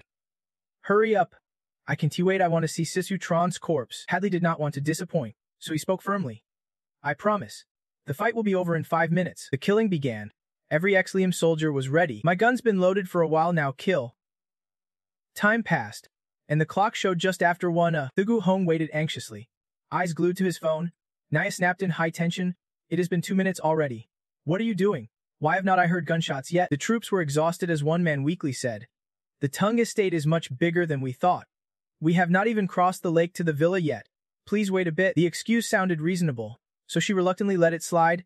Fine. They kept watching the clock every second. 1 hour had passed. Thiu Hong was restless. No sign of movement. Could they be lost? Hearing those insults, Naya defended. "We Liam mercenaries are not small fry, we do not make rookie mistakes." 5 minutes passed with no results. Naya grew angrier. "Hadley, you are still not near the Tinkung villa," he bluntly replied. "Right? We have been running full speed for 5 minutes. Then Hadley cursed under his breath. "Damn it! This Tung estate is huge, why are we still not at the villa?" Suddenly he froze, eyes wide as if realizing something. Seeing the situation was grim, he ordered the troops to stop. "Wait," a subordinate asked nervously. "What is wrong?" "Captain," Hadley, sensing something familiar, asked, "have we been here before?" Then they looked at the scattered leaves. "Looks like it, I remember now. We definitely came here earlier. I even tripped over this rock a moment ago. Why are we just circling around? Could it be haunted? Hoei, she is terrifying, I want to go home." Their nerves started to unravel. The man spun around shouting, "What the hell is going on? Everyone get out now." But suddenly, thick smoke poured into the area. "We can get out, I can see a thing. What dark magic is Hoei using? I can see anything at all now. Damn it, Sister Tron does not need to show up to handle them all single-handedly." He focuses his power on the wooden figures. This is the Siu Hein K Thut V Ha Thenlo, a top-tier technique. Tung Thu and T Mex stared wide-eyed at the overwhelming power. "Brother-in-law, this is truly a mystical art. Tonight has been an eye-opener." They stood frozen watching the troops' movements. But time and again, the soldiers just slipped past as if nothing happened, clearly stuck just across the lake. These mercenaries kept circling the fence as if they did not notice us. They grew frustrated, ready to give up. "Can T get out? I want to go home." Receiving praise, Citron smiled humbly despite the compliment. "Honestly, the technique is not that amazing, it is just that these mercenaries do not know anything about it. Time to let the strike team move." Then he asked Ting Thu. "Little though, go notify the strike team to get into position where I pointed." He did not question and followed orders immediately. Then Suchan unleashed a surge of blue energy. "I created an opening to lure these fools toward the exit." Hadley immediately stopped. A quick glance showed him the escape route. That was considered the last ray of hope. "There is a path now. Everyone follow me." The man recklessly dove into the lake without hesitation. His subordinates were shocked at first glance. Captain Hadley seemed to have pinned all his hopes on this decision. "The lake water is freezing but real. We can definitely swim across. Follow me into the water." After a long time, Nai waited in vain, and Thiku Hong lost all enthusiasm. "What is going on?" Her expression suddenly darkened, her eyes drooping. "First, the failed mission. Then tonight's ambush went badly. I've had a bad feeling all along. Knowing the outcome won't be good either. Now I've decided to leave. Let us retreat first." Thiu Hong anxiously stood up shouting, "Wait, where are you going?" Just as she reached the door, someone outside kicked it open, barged in. It was clear they were reinforcements called by Sutron to surround them. Their men hurriedly raised their guns in defense and shouted loudly. Anyone acting cocky like that got hit immediately. Hearing their painful screams, Naya panicked and looked back. Seconds later, a gun was pointed straight at her head, no movement allowed. Enzio appeared like a fierce warrior and declared, Special Operations Unit of Ho. You are under arrest. She sounded deeply disappointed. The Ho A Special Ops Unit. Thu Hong's face turned pale, grinding his teeth in confusion. We are done for. All of us. Meanwhile, Hadley's team refused to give up and swam vigorously across the lake. Soon, their subordinates sensed something was wrong. Captain, why are there gunshots over the radio? He did not care much, focusing on the main task. Let them go ashore and kill the Tung family. We are retreating now. But he did not expect Sitran's men were waiting on shore. As Hadley arrived, they reached out to help. Come on, get to shore safely. He was so moved he expressed it before even seeing their faces. Thanks, man. After a moment, Hadley broke into a sweat and suddenly snapped awake. Wait, the others are behind. Who dragged me here? Without a word, he was cuffed tightly with handcuffs. Looking up at Hadley, his face froze. The Hoei Special Ops, the Black Lotus mercenaries. You are under arrest. Meanwhile, the subordinates were still swimming desperately in the lake when the special agent leader raised his hand to order. Round them all up. Roger, after being captured, they sat quietly, gloomily wondering, how did this happen? Soon after, Sitran stepped forward with a bright smile. Thanks for the hard work. Everyone, the Hoei side is no less courteous. No need to thank me. It was your cooperation that let us catch these notorious mercenaries. Seeing them chat so friendly, Hadley's eyes lit up. Seconds later, he started whining and throwing a tantrum. Sitran, you called the cops and brought so many people to hunt us down. You do not have martial virtue. You do not care about the rumors. It is all just noise. I do not have martial virtue. So what? Seeing Sitran so calm was maddening. Hadley's face turned stiff like a statue. Suddenly, he collapsed motionless on the floor, worrying his men. The captain just held his head, letting them handle the situation. Sitran went to a corner to make a call. Hello? Sister Jiang, we have caught them. How's your side? Everything went smoothly on both sides. The operation concluded, capturing the leader of the Black Lotus mercenaries. Also, the Hong Han Hotel linked to espionage is sealed off. The person in charge, Dep Thigu Ho, was caught on site. This operation was a complete success. Suddenly, Dep's cheerful face turned sour. But thanks to your technical setup, the Special Ops could easily capture this dark force base. Sitran, with your skills, it is a shame you are not in Special Ops. Sitran smiled honestly. Special Ops is not for me, plus, it is full of talents. You know, with my tricks, they probably do not like me much. Hearing this, Io's eyes widened. There were rumors inside. The Special Ops always had a secret division, each member an elite reporting directly to the chief, handling top-level cases. If it were Sitran, he would fully qualify for that secret division. Putting the pieces together, she finally breathed a sigh of relief. Of course, that depends on Sitran agreeing to join Special Ops. Before hanging up, Enzio reminded, Sitran, I have taken the Black Lotus mercenaries away. Be careful. Though they were captured, their backers 1T let it go easily. But everyone knows you are confident. Don't worry. Sister Jiang, that person does not have what it takes to mess with me. No more talking. I have to get home and sleep with my wife. Hanging up, Enzio could only smile awkwardly. That's Sitran. The Satundran quietly added for her. Really strange. Enzio did not quite get it and asked again. Strange how? Vun smiled and said plainly. Sitran hence clearly powerful but acts like he does not care about anything. Undio's face darkened as memories surfaced. That is right, but after being around him for a while, I do not know why he always reminds me of someone. In her eye, she always thought of the silhouette of a young boy, but then Anzio awakened herself. Maybe it is just my imagination. Scene change. Quan Tigyu, furious, can't hold back the fire inside, slams the table hard. His face was darkened, eyes nearly popping out. Mercenaries are truly useless trash. Even Sitran could not kill them. His frustration? Strange wrigglers suddenly appeared, clinging to Quan Tigyu's hand. He picked one up, raising an eyebrow in satisfaction. Luckily, my ancient spirit is almost fully trained. When that happens, even if Sitran is stronger, he won't withstand the zombies controlled by my spirit. Quan Tigyu's expression grew more sinister, his laughter echoing with glee. Tonight is far from peaceful. News of DP Thieu Hong's arrest quickly spread across Thien Thun. Bazang reporters relentlessly questioned him, asking why the Hong Vien Hotel was sealed off. Thieu Hong dared not raise his head, even wearing a hat to shield from prying eyes. I kept hearing the grilling questions non-stop. Rumor has it you colluded with foreign forces to commit crimes in Thien Thun and were caught red-handed. Right? Now that Ane is out, the once proud Dipe family is about to fall apart. How do you feel about this? Tung Tho watched silently, smiling with great amusement. Moments later, he turned to show Sitran on his phone. Bronlo. Look quickly. Dipe Thigu Hong is surrounded by reporters, practically stripped bare. Truly, good and evil get their due. The heavens revolve. Yet Tron barely paid attention. You dragged me here just to watch this. I am not interested in Depi Thieu Hong. Trying to avoid misunderstanding, Tung Tho quickly explained, Bronlo, I am not interested in him either. Just watching for fun. I brought you here because I want to practice lion dancing after all. The Lion Master Banquet is in 2 days. Curious? Sechen asked. Lion Master Banquet. What is that? He eagerly explained every detail. It is a national championship for lion dance masters.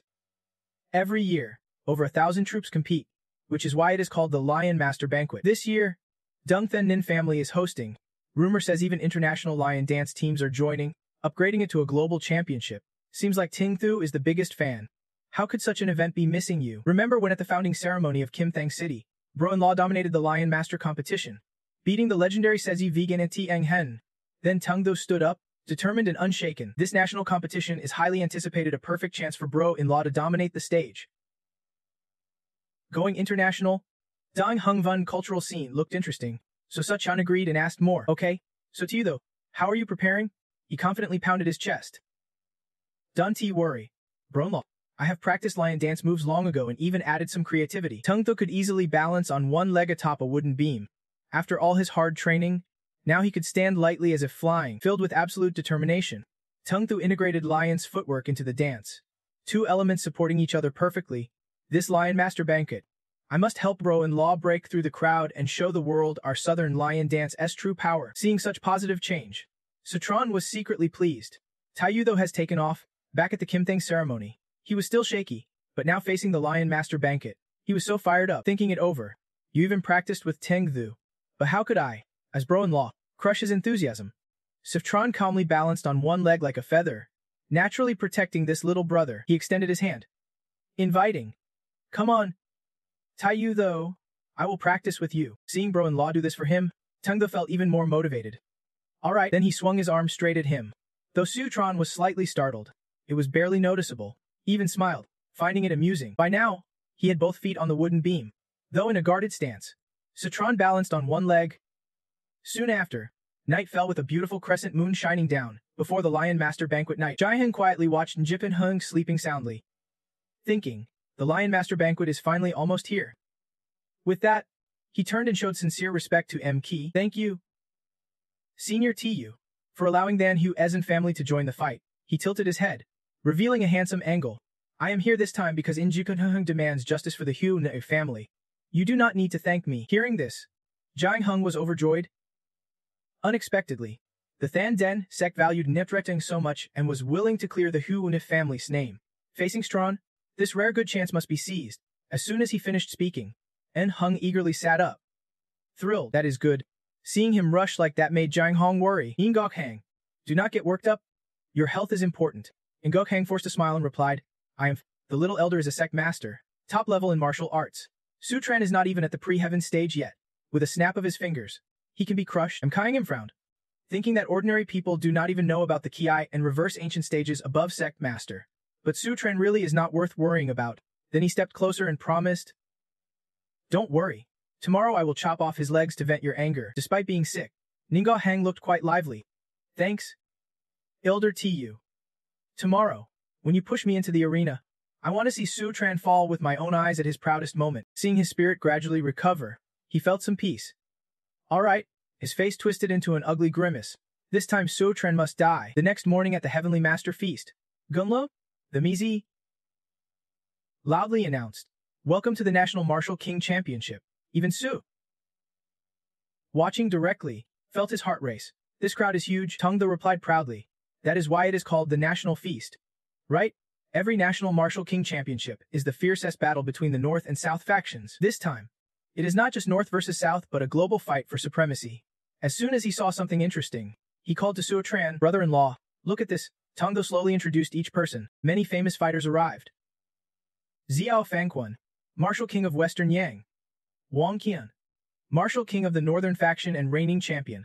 And before him, Chen Bai, martial arts sect leader Tuum Kai. These are all top contenders for the championship this time. This contest is packed with powerful fighters. But in his heart, there was only one person, Sutran. But deep down, the strongest is still us. Brother-in-law, let us wear our battle gear and kill them without mercy. The strange words made him confused, so he asked again. Battle gear. Sutran's heart was boiling with excitement. Talking about that, I am fired up. Su Tran happily led Tong Thu with enthusiasm. Following brother-in-law leads us to kill them without armor left. Tong Thu felt overjoyed hearing that brother-in-law is mighty. Moments later, Hemyo loudly declared, "Next, let us warmly welcome the representative of Heavenly Master with a big round of applause." The crowd in the stands shouted non-stop, "Goshen Baiguang! Marshal King Zhao! Su Tran! Show them the power of Southern Fist!" Not backing down. The Tong and the families, along with Su Tran's wife, all joined in, "Xiao Thu! Su Tran! Brothers! Charge forward, I will load you up with my best treasures." Nearby, someone even waved a flag that read, "Western Yang Fist King, Zhao Family's Fangquan," terrorizing all 8 directions. Marshal King Zhao Fangquan, Western Yang's general, go Zhao Fangquan. He turned, raised his hand to hide it, and thanked the supporters. Seeing his fierce aura blazing, Su Tran's eyes narrowed. "Xiao Thu, who is this guy?" Tong Thu tilted his head and said, "Zhao Fangquan, I heard his family has been fist masters since his grandfather's generation. Later, he settled in Mexico and established a fist school. In recent years, he is famous and undefeated in all martial king competitions he joined." After hearing that, his face tightened like a drawn bowstring. Probably they even forgot where their roots are. Seeing Su Tran's attitude, a dark-skinned man spoke up angrily. "Kid, you dare judge Marshal King Zhao? Watch your mouth." It was his first time here, and he did not know many backgrounds. "Who are you?" With thick lips, the man proudly said, "I am from the same hometown as Marshal King Zhao." He was Wei Jinduk, an overseas Chinese with Mexican nationality. Jinduk thumbs up and said, "Though we live in Hoa District, we have long renounced Chinese and Mexican citizenship." As he finished, Su Tran covered his mouth and chuckled. "Mexico, if you did not say. I would think you came from the equator. That little face is pitch black." Hearing this, the man was so angry he was speechless. "You all." Jinduk's face turned fierce, eyes wide as he challenged, "You humiliated Marshal King Zhou earlier and now insult me. Today, I will make you both kneel and beg for mercy." Tong Thu crossed his arms and taunted, "Afraid of you? Haven't you heard what my master is in Xin City?" He had not done anything yet, just passed by and glanced at him. Warning, let us see if you can still talk back later. From today's meeting, does Su Tran see something different in him? Before even stepping into the arena, he already provoked an opponent. "Little though, you are awesome," Tong Thu boasted fiercely. "On the battlefield, everyone's an enemy. What is there to fear? Testing the fist for real or fake." Moments later, he said something that made Ting Thu turn pale. "Hang in there, I am counting on you." That guy's a teen then martial artist, a level above you. Now frozen like a statue realizing this, he lost his arrogance and stuck close to Seth Tron without leaving his side. "Big bro, wait for me. Do not leave me behind." Soon after, the battle drum began to thunder with a heroic spirit. M continued announcing that once everyone was on the field, it was divided into 3 zones from a Taguk. She explained the competition types and the first round. Contestants must clear obstacles to reach the arena. The top 30 teams to step onto the arena advanced directly to round 2. The more they heard, the angrier everyone's faces became. The remaining 30 teams were automatically eliminated. Only Mmeu was bursting with energy like Master Then Yun. The moment those 4 words were spoken, everyone moved to attack. Starting officially, the Suftron brothers wore lion dance heads. Tong Thu stuck her head out confidently saying, "Big bro, I do not see any difficulty in round 1. We can get on the arena right away." He smirked and replied, "There are 1,000 teams. Over 900 are knocked out in round 1. The real challenge is not here. It is where I guess it is." Immediately, 2 lion dancers blocked their path, not just in front but even behind. Enemies surrounded them. South side. "Suftron, you can T-run anymore," Tong Thu anxiously reported. "Big bro, the rear path is cut off too. They are lions from the North faction." Then, the whole Xing team and group teamed up targeting Suftron alone. The brothers fought to clear the North faction's dancers from the South faction's S side. Facing this, he confidently entrusted things to Ting Thu. "Little though, it is on you," Tong Thu decisively answered. "Got it. I can T-beat a teen then martial artist." Every strike was met with quick dodges from both sides. Tong Thu boldly declared, "Under Tin Then, I am starting to put all my strength into my legs with sky-high confidence." A sure assessment and overwhelming kicks showed she still did not know fear. Seeing China's flashy moves, Tadung visibly cheered. "Good." Even He praised her non-stop. "Little though fights beautifully." Tong Thu smiled disdainfully at the enemy. "Facing you guys does not show my true strength." From inside the lion's head, the opponent's gleaming eyes suddenly appeared, startling him stiff. "Why do not we spar a bit so I can test your real power?" Seeing this, Citron turned his head and asked, "Little though, what do you think?" Tong Thu's voice trembled. "Of course." Both hurriedly curled up and escaped onto the ship, running already. Seeing them flee, Kim Viki angrily shouted, "Cowards! If you have got guts, Stop and face my challenge. Citron smirked mockingly. Only fool stop. Yet Kimchi relentlessly pursued. Don't run. From afar, Hefba watched carefully through binoculars, puzzled by the scene. Strange. Why is Sutron just dodging and not attacking? Is the opponent really that strong? Tim MC did not say much but frowned calmly. Already understanding, then he coldly stated, Asav is using the enemy's strength against them. TMC observed everything from start to finish. He looked like he was avoiding attacks. Actually, he was baiting the opponent to chase him, wearing down their stamina. Kim Hav was already panting and drenched in sweat. If you have got the guts, stop dodging, Tim C continued, while also using others to deal with the remaining lion dance team. Other teams yelled at Kim Z, who was acting crazy. Damn it, are you a mad dog? In the end, Ho leg hong hong ho to escape. The Suftron brothers calmly moved forward. Let us. He stared at the arena, deep in thought. Hu kept exclaiming, Whoa, 29 lion dance teams are already on the arena. Who will be the last to fall? Despite the critical moment, Citron kept his cool. No need to rush up too early. A hidden gun always surprises. After careful preparation, he signaled. Little though, without thinking much. She agreed. Suddenly, Kim Yuki's arm shot out from nowhere, shoving Tingthu back. Seeing this, Citron shouted. Little though, and then her lion dancer fell hard to the ground. Damn. Before the opponent could settle, he lunged angrily like a tiger. Dodging was a nightmare, might as well give up in this tough spot. Citron removed his lion head.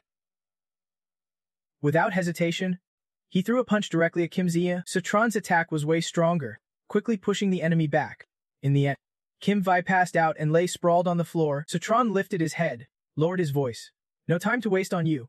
He stared at him, then smirked. Thought I could not beat you. No second guessing. Both of us back in stance. Moving forward. Taiyu though, he stammered. The duo charged up, then sprung forward like they had springs in their legs. Soon, the results were announced. Here they come, the final team stepping onto the stage to fight for the crown from the Tungkung family of Thin, Thun, Satron. Tungen then looked pretty proud of her husband. Well done, Satron. Kung Thenthen, head of the Hoishian Dance Association, watched the match with obvious fascination. This lion dance contest blew past all my expectations, definitely historic. Especially Stone, so young yet incredibly skilled. Then he glanced at Skybune, captain of the Special Ops team. What does your team think? He seemed especially impressed. The name Strun? Definitely worth my attention. Soon after, Miu raised his hand seriously and announced, Round 2 begins. 30 lion teams take the stage to fight for the climb to the top. The deeper it goes, the fiercer the matches get. No more regional divisions now. Whoever grabs the ball at the top first wins this lion dance. Eshi Bikesif silently admired it. No wonder this is the ultimate contest. Round 1 already knocked out so many teams. Even Taiminsi was not spared. Surviving this round means true strength. The real battles start now. Just by glancing, he could guess the strategies. If things went as expected, teams would hold back, probing others' strength before making their next move. Uncle Suff probably uses this kind of strategy. Effie tensed and made a few sharp sounds. Then suddenly both of them saw something shocking. Both gasped, mouths dropping open from the shock. Stitron and Tengthu were casually twisting and turning, like wealthy kids out for a stroll. They leisurely walked to the singing area and greeted everyone. Everyone quickly scrambled away. Damn, Sachun's here. Move out of the way. Seconds later, he changed direction to another area, leaving them confused. Why is he heading to area? I thought Suvatron would step up. T. Dudring and Gwite and Nun laughed so hard they did not even acknowledge familiar faces. Why is Utron fluttering around like a butterfly? What is this move? Seeing this, Tungenhen laughed awkwardly, defending her husband. He would not act without reason. Then she fell silent, tinged with jealousy. Could it be someone on the stage he does not want to face is approaching? At the same time, a huge, powerful foot stomped down on the floor. Then the lion's head showed a fierce expression. Tungthu could not help but look back. Martial arts grandmaster Tiyun, her brother-in-law. Looks like he is chasing us. But Suftron already knew this, asking a question that embarrassed him. You just noticed? He has been chasing us across half the arena. Tungthu started to panic. What should we do now? They worked together smoothly. Citron reassured. Don't panic. Just dodge. But he himself stayed cautious. Thinking carefully, the Grandmaster was tricky. They had to be smart. Around them, a crowd gathered. Tai Yu though pushed a little harder to keep up with her brother-in-law, but others stayed far away, scared by Jimihi and Sotran's insane speed. Damn, these two teams are crazy, no way to provoke them. In the stands, Inge Hen clapped excitedly. Finally Senior Tu made his move. That made others glance over with irritation. Things were not settled yet, but Jiang Hung was already smug. Today, The Huan family's shame would finally be wiped clean. Sa-tron, you are done for. Hearing the mocking voice in his ear, Sa-tron realized Hu Ndefeng had invited Tu Dramemke. Moments later, Ameke's lion leapt over Sephatron's head like a god. In an instant, he appeared right in front, blocking the way. MK smirked arrogantly. This arena's huge. Where do you think you are running to? Tengdo was anxious, not daring to meet his gaze. Brother-in-law, what do we do now? This happened too fast. For a moment, Sutran could not come up with a plan, but seconds later he calmly calculated only the 36 stratagems could work. A move to counter a move. Tengdo's mouth dropped open in surprise. 36 stratagems. What stratagem?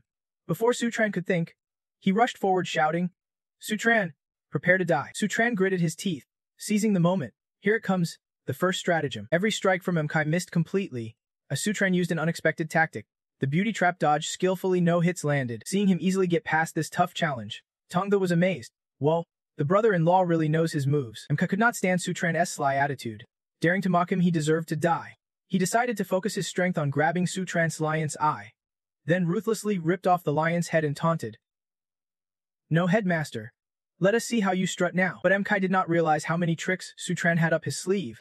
Sutran smirked slightly and moved to his next stratagem. The second stratagem, called Golden Lotus Shed Shell, was when he realized he would grab the wrong lion head. Other teams were furious and kept complaining. What kind of martial arts master does not spare us, but steals our lion heads? So shameless. Mki ignored them and tossed the lion head behind him. Golden Lotus Shed Shell. Sutran's moves are clearly just tricks. Inside the lion costume, Tengdo gave a big thumbs up. Brother-in-law so cool. The martial arts master spun around confused. What is the next stratagem? Sutran put the lion head on and declared seriously. Running away is always the best strategy. Then both turned their backs. Mkai called out in confusion. Don't run. You are enjoying teasing me. Sayothu. Take a lap around the arena with your brother-in-law to stretch. He quickly put on the lion head too, cursing Sutran shamelessly. But Mkai could not leave, because other lion teams challenged him. The martial arts master was amazing. Blocking a strike from him, he stood firm, barely moving, then reached out to block confidently, making the attacker tremble in fear. Mkai's face darkened, gritting his teeth in frustration. So troublesome. Looks like I have to clear the arena before catching Sutran. Seconds later, he kicked the opponent, sending him flying and bleeding. The man flew straight into the other lions, causing confused looks all around. What the hell? What just flew by? A projectile. Everyone shivered as they calmed down. Oh no! At that moment, a fierce killing intent spread through Mkai's body like burning oil. He moved forward at rocket speed, striking down all opponents. In a flash, Mka cleared the area smoothly. Moments later, everyone stood frozen. Then most fell back stunned. Hemu trembled, amazed. Unexpectedly, the Hein family Azin lion suddenly launched a fierce attack. In just a minute, half the arena was cleared by him. Spectators in the stands were restless. Whoa! So strong. The martial arts master's moves are terrifying. Habak also started feeling nervous. It is. Mkai really latched onto Sutran now. Sutran is strong but can T beat the master? Right? But Tumak was confident. Not necessarily. Mkai chased Sutran for so long but never even touched his clothes. Instead, he accidentally hurt many lion teams. The second round started, and fewer than 10 lion teams remained on stage. Sutran began to wonder, was this really just luck? Run fast. Now he looked sharp and said, Sutran is intentional. He is using Mkai to clear the arena and pave the way for himself. Soon, Mkai was hot on his heels. Tengdo panicked and shouted, Brother-in-law, that villain is chasing after you. Still, Sutran remained calmer than anyone. It is if he pushes a little harder, we will be in the top 3. But it was not that easy. Another lion appeared ahead. The two lions fought fiercely, shaking the ground. Tumak in the stands grew worried. It is. Sutran's being blocked. Nearby, Abak felt a strange familiarity. That red mane lion looked so familiar. Tumak's expression suddenly tensed. Recalling something, I remember now. Looking closely at the opponent's expression, he immediately confirmed that the lion team was the Western Yang Lion King. Xiao Fangquan, a Western Yang Lion King, impressed by Su Chen's quick move. Fangquan praised. You actually caught my kick, kid. You have got some skill. Add to that a martial master's level, and sooner or later, you will have enemies surrounding you. Let us see where you will run. His teammates watched anxiously, thinking Su Chen might be done for this time, yet he remained calm. Calculating, really? There is a wolf ahead and a tiger behind. Yin slightly raised his head to ask Su Chen quietly how to negotiate. Su Chen turned, curious, and asked back. Negotiate what? With a haughty tone, he lifted his chin and replied, First, let Han Gokon stand up again. Second, Hand over the Keyman Dunjia technique you learned to me. If you agree, I will spare you. A moment later, his face darkened with a threatening aura. If not today, you definitely won't leave the arena alive. As a disciple of the Nine Mysteries sect, Su Chen knew well that a martial master's words were never a joke, but he remained cool, treating it like a taunt. You know I am a Nine Mysteries disciple, yet you dare eye our techniques. Now Enki took a moment to think carefully. Unless the Heavenly Mechanism sect was really still clashing with Nine Mysteries in the martial world, Kungyang sect would not dare touch Su Chen. Capturing Su Chen now would be the best opening move to offer Heavenly Mechanism sect. Then he excitedly added, "We want the Nine Mysteries techniques." Su Chen, do you agree to these two conditions? Su Chen sneered in contempt. I said before that if Hai Ningok Hon ends up in a wheelchair for life, fine, he can stand up next life. As for the Nine Mysteries techniques you want, without more words. He decisively swung a fist right in front of his opponent, no longer wasting time talking. Yin Qi sensed it immediately and quickly countered with an elbow. His face grew fiercer. Deadly intent obvious seemed only death would silence him. Their strikes were so fast they barely registered. Fang Quan did not rush to act, instead observing quietly, grinding his teeth in thought. Master Tu said, so this is aiming at Suo Chen the Emperor, not counting as a Lion King. If I move against Suo Chen now, I can eliminate a rival and maybe even make a martial master ally. What a good deal. Then Fang Quan hurriedly flattered him, Master, I am here to help. For Su Chen, this was a perfect opportunity, and he felt very satisfied it came just in time. Seconds later, he focused his power into his hand just as Yin Kai charged. Su Chen unleashed the Kaiyan Kunniai move boldly, making Song Thu's eyes widen in surprise at its brilliance. Even Song, Zemo, and Habak were stunned, mouths agape. Then suddenly, a punch came out of nowhere, hitting Fang Quan's face without hesitation. Instantly, he was blasted far back, skidding across the concrete.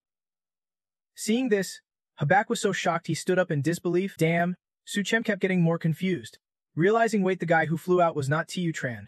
That punch was deflected by Tu Yinkai. Su Chen smirked teasingly. Senior Tu, why hit your own guy? The Western Yang Lion King came sincerely to help you. Furious, Yinkai lunged like a tiger and shouted, Shut up, you dare use forbidden moves. Suddenly Fang Quan appeared, blocking the blow for Suo Chen. Fang Quan spat blood while Yinkai was left stunned.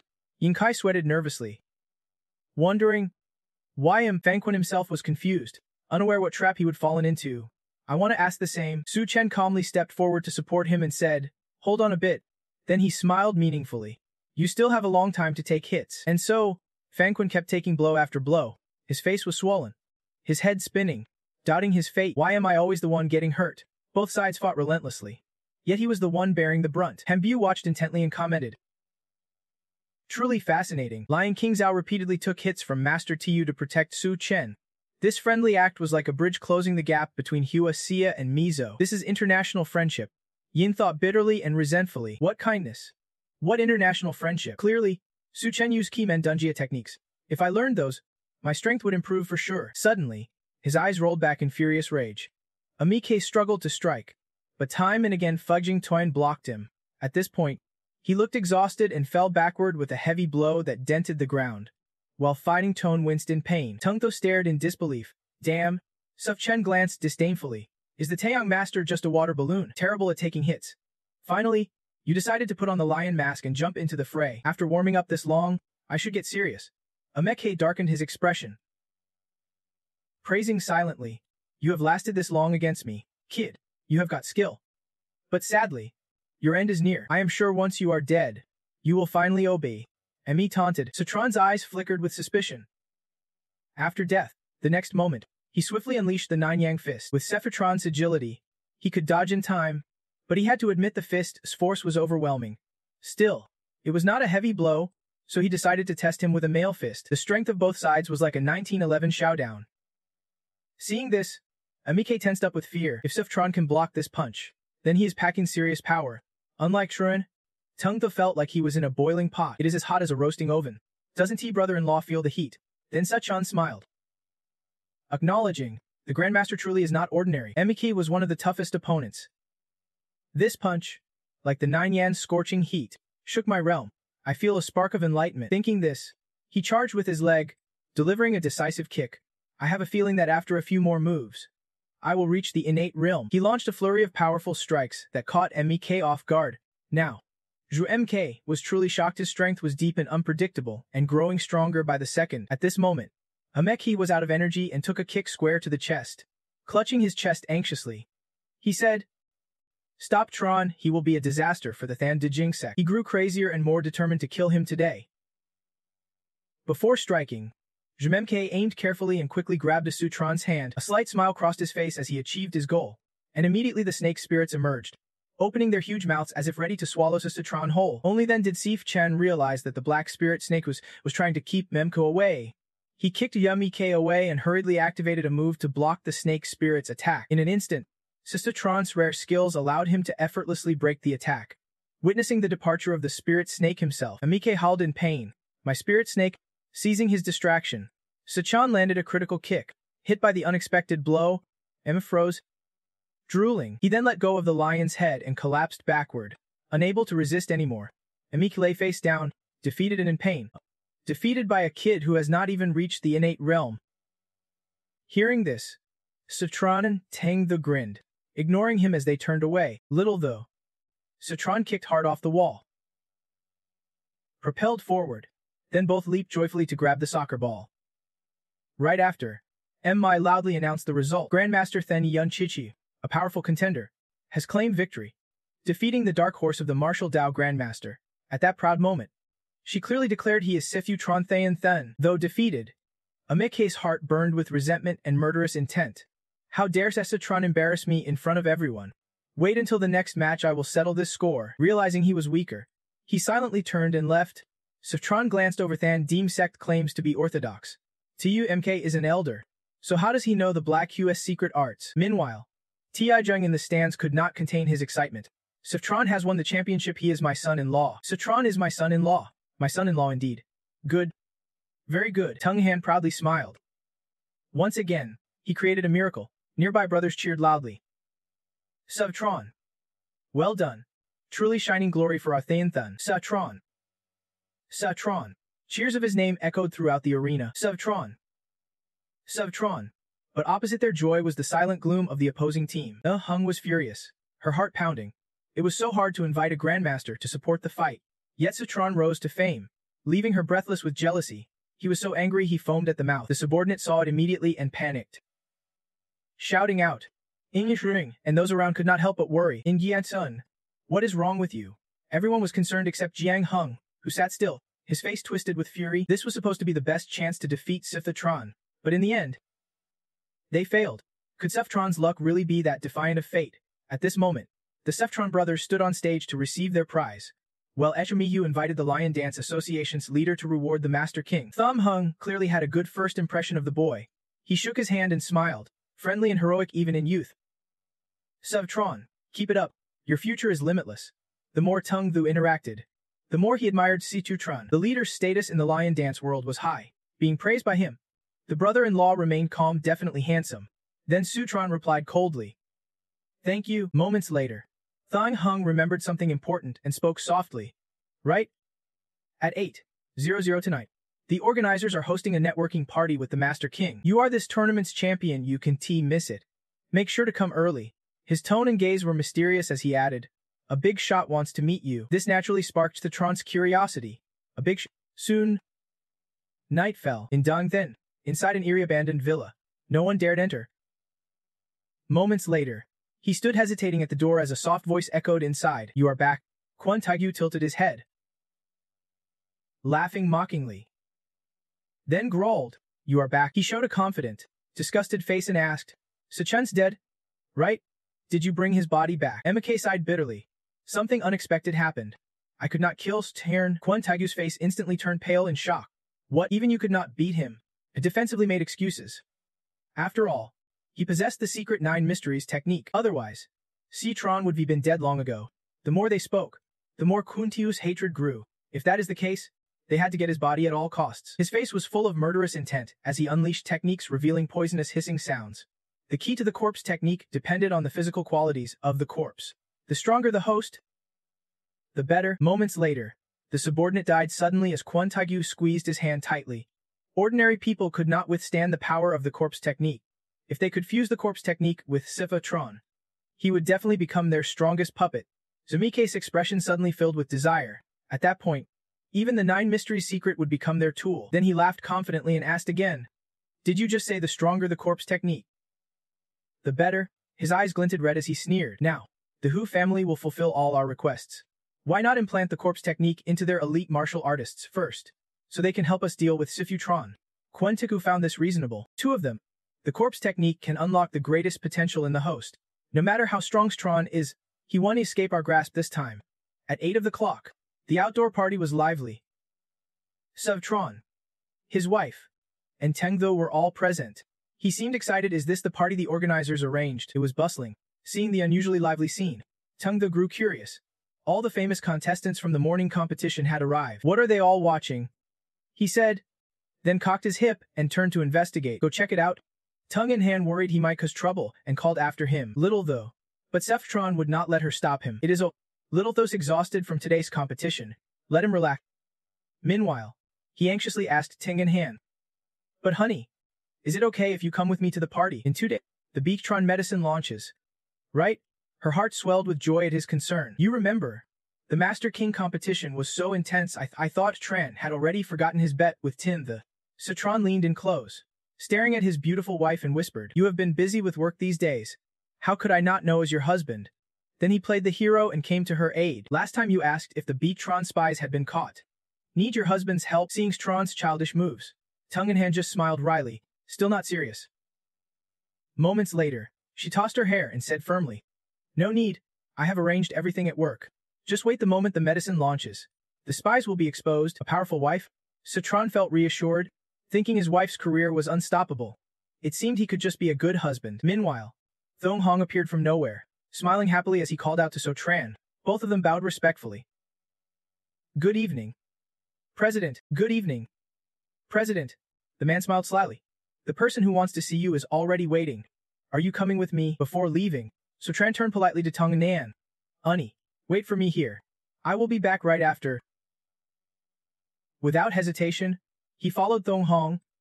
This way. Thong Hong gestured and said, he is up ahead. Go on, I won't disturb your conversation. So Tran smiled gratefully. Thanks for guiding me. President.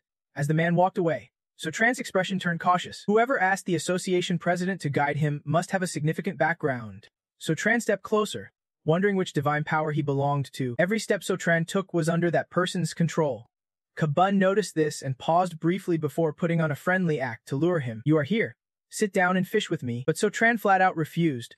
Didn't he like it? He stared at So Tran suspiciously. Is that so? But I feel like you kind of enjoy it. That casual remark froze So Tran in place, as in hair of Ku Huan Mun and the hidden So family's young master. Not saying a word or fishing for 5 years, what else could he be doing? Seeing how much the other knew about him, So Tran frowned uneasily. Being in hair of Ku Huan Mun was not a secret. But the hidden So family's young master identity was something ordinary people definitely did not know. Kabin struck once as he introduced himself. I am your uncle. So Tran quickly resisted. You are trying to take advantage of me. Let us see if you really have the skill. The force was strong. This man's power was deep and unfathomable. Seconds later, he easily grabbed So Tran's wrist, the other hand ready to deliver a fatal blow. As the fist neared his face, So Tran's eyes widened with tension. This was it. But Kai Bin did not hit him with that punch. Instead, he lightly tapped So Tran's head, not just once, but multiple times, leaving So Tran confused and overwhelmed. Damn, holding his head. So Tran suddenly recalled the past. The force and speed felt familiar. Just like her punch, he began to feel a strange shock. Are you really my uncle? Kabin chuckled. You rotten kid. Then he turned serious and suggested calling him second uncle. So Tran scratched his head and smiled sheepishly. Then agreed. Second uncle. It is true that big waves roll into the Dragon King's temple. He did not want to embarrass him, so he let it slide. Growing up in Ku Huan Mon, only meeting his father, not recognizing me was normal. I only realized who you were today at the master contest. Finally, they got serious. Sitting down to talk it over. Why did you run to Thean then to be a live-in son-in-law for 5 years? At this, So Tran gritted his teeth, lowering his head. It was a long story. Kabin glanced and stroked his chin. Guessing. Let me guess you are on a mission for the sect. So Tran nodded. 5 years ago, Ku Huan Mon sent word that I had to seal myself away for 5 years. Thanks to that guesswork, I learned the truth. The sect's message was clear. The masters knew I was trapped by a soul-sealing curse. Piecing these clues together, he gradually understood. No wonder my parents did not come looking for me these past 5 years. They thought I was sealed away. Kabin did not hesitate to ask directly, bombarded with questions about the curse. So Tran broke into a sweat and admitted it. Yes, when I studied that curse, I accidentally sealed myself. Then Kabin teased him a bit. But your father's passed in Thean then. I heard you regained consciousness a few months ago and have not gone home. Kabun nudged his shoulder and quietly praised his taste. He was fishing for Miss Tong Tam. Today, he would keep an eye out. Miss Tong then really was beautiful like a fairy. So that fishing earlier was about this. So Tran especially treasured this marriage. Over the past 5 years, second uncle was the only one who never mocked him and even protected him. I want to wait until she agrees willingly before bringing her home. His eyes sparkled with earnest pleading. Second uncle, please keep this secret from me. If my parents find out, they will rush here. It was tough enough just finding a wife. I can have her scared away. Seeing this, Kabin laughed heartily and asked, what exactly is love in this world? Don't worry. Second uncle's been around. Just promise me one thing, and I will keep your secret. When So Tran finally brought Miss Tong Tam home, he immediately asked seriously, what is going on? The atmosphere suddenly turned quiet. Since then, Kai Bun coldly suggested joining the Special Ops Unit of the Tactical Bureau. The Heavenly Net Division. I have an important mission, and only you can handle it. After the conversation, Citron left feeling displeased. Didn't he expect second uncle to be with the Tactical Bureau? And it sounds like his status in Heavenly Net Division is pretty high. He frowned, recalling what he heard when he asked about the mission. There is a big fish biting the hook. Kid, head back first. Once the mission's confirmed, I will let you know. Citron started to get interested. Changing to such a serious topic meant this was a crucial matter, definitely something to be curious about. To now, Citron strode calmly, thinking firmly. But no matter how big the matter was, nothing was more important than his wife.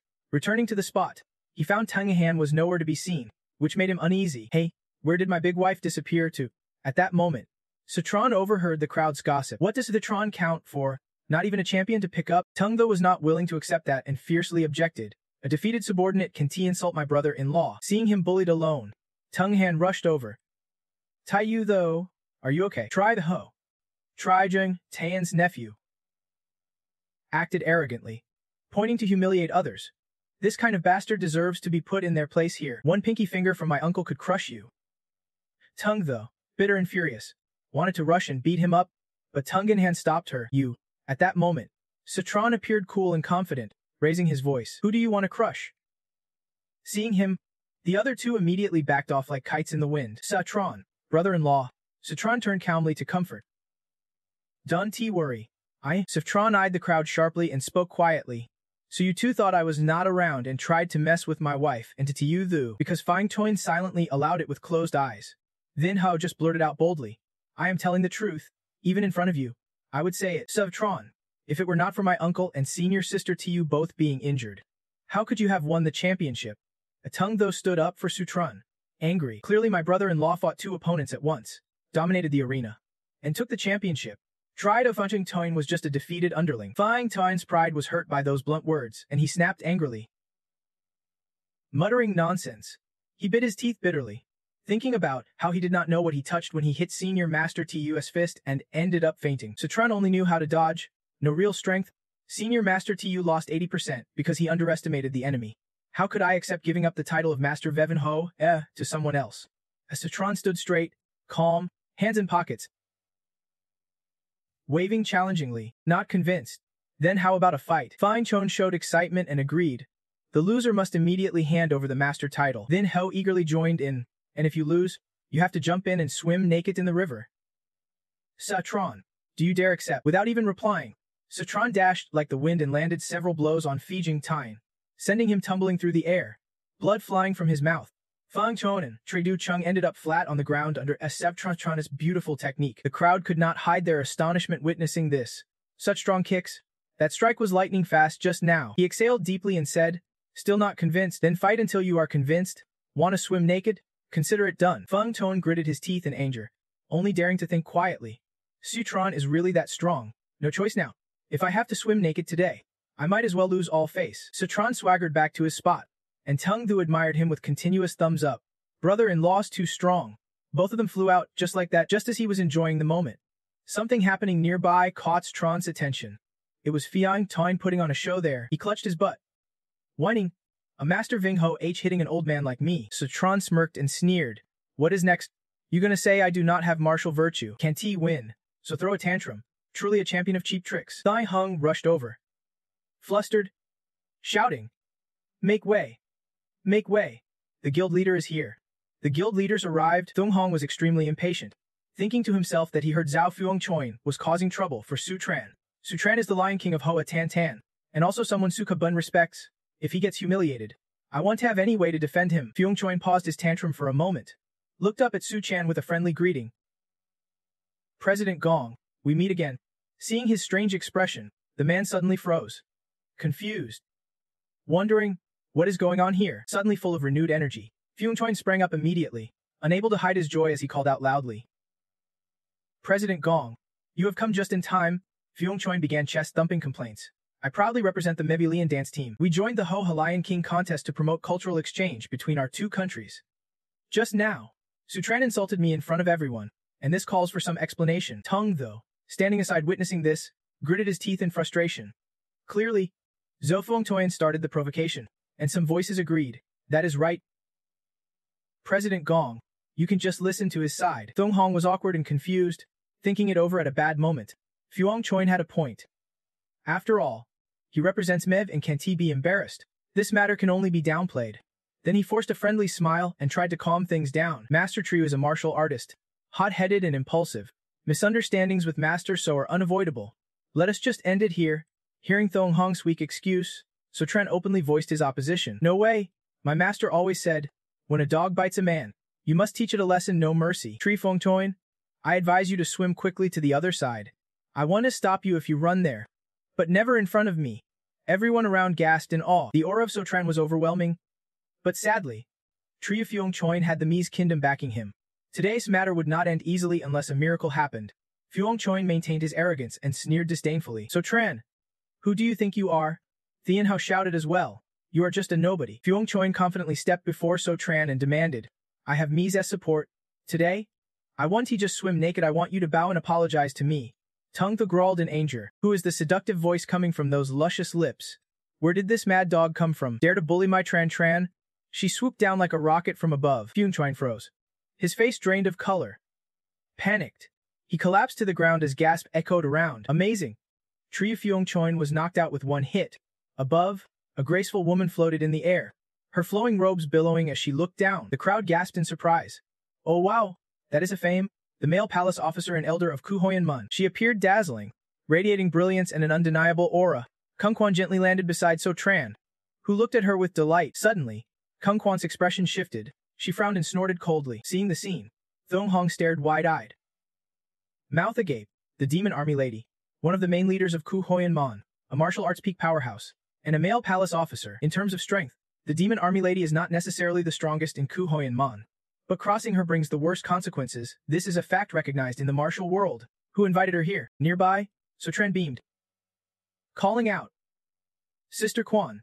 Kung Quan smiled brightly and squeezed his cheek. Tran's gotten chubby. Tongdu exclaimed in surprise. Tran immediately turned pale, overthinking the familiar address. Could his brother-in-law have wronged his third sister? What is your relationship? Sotran shyly brushed Kung Quan's hand away and said, Sister Quan, I am not a kid. Stop squishing my face. Then he frowned and pointed directly at Fyung Choin. Tattling. This old villain bullied me. Her face flushed red with anger. Kung Quan shouted sternly, Get over here and apologize to my Tran. Fyung Choin lay sprawled on the ground, looking up in shock, his voice stammering. Guild leader Kung, not spotting Thong Hong, he angrily shouted, Where is he? A man in the distance chuckled smugly. Guild leader Kung slipped away long ago. So Tran's expression turned serious again as he warned, So Master Trio, you swim over yourself. We will accompany you part of the way. The man looked struck by lightning, panicking until his eyes reddened. Screaming, Kung Quan did not want to argue and immediately took action. Wasting no time, she grabbed Fyung Choin's shirt, tightening it around his body so he could not struggle.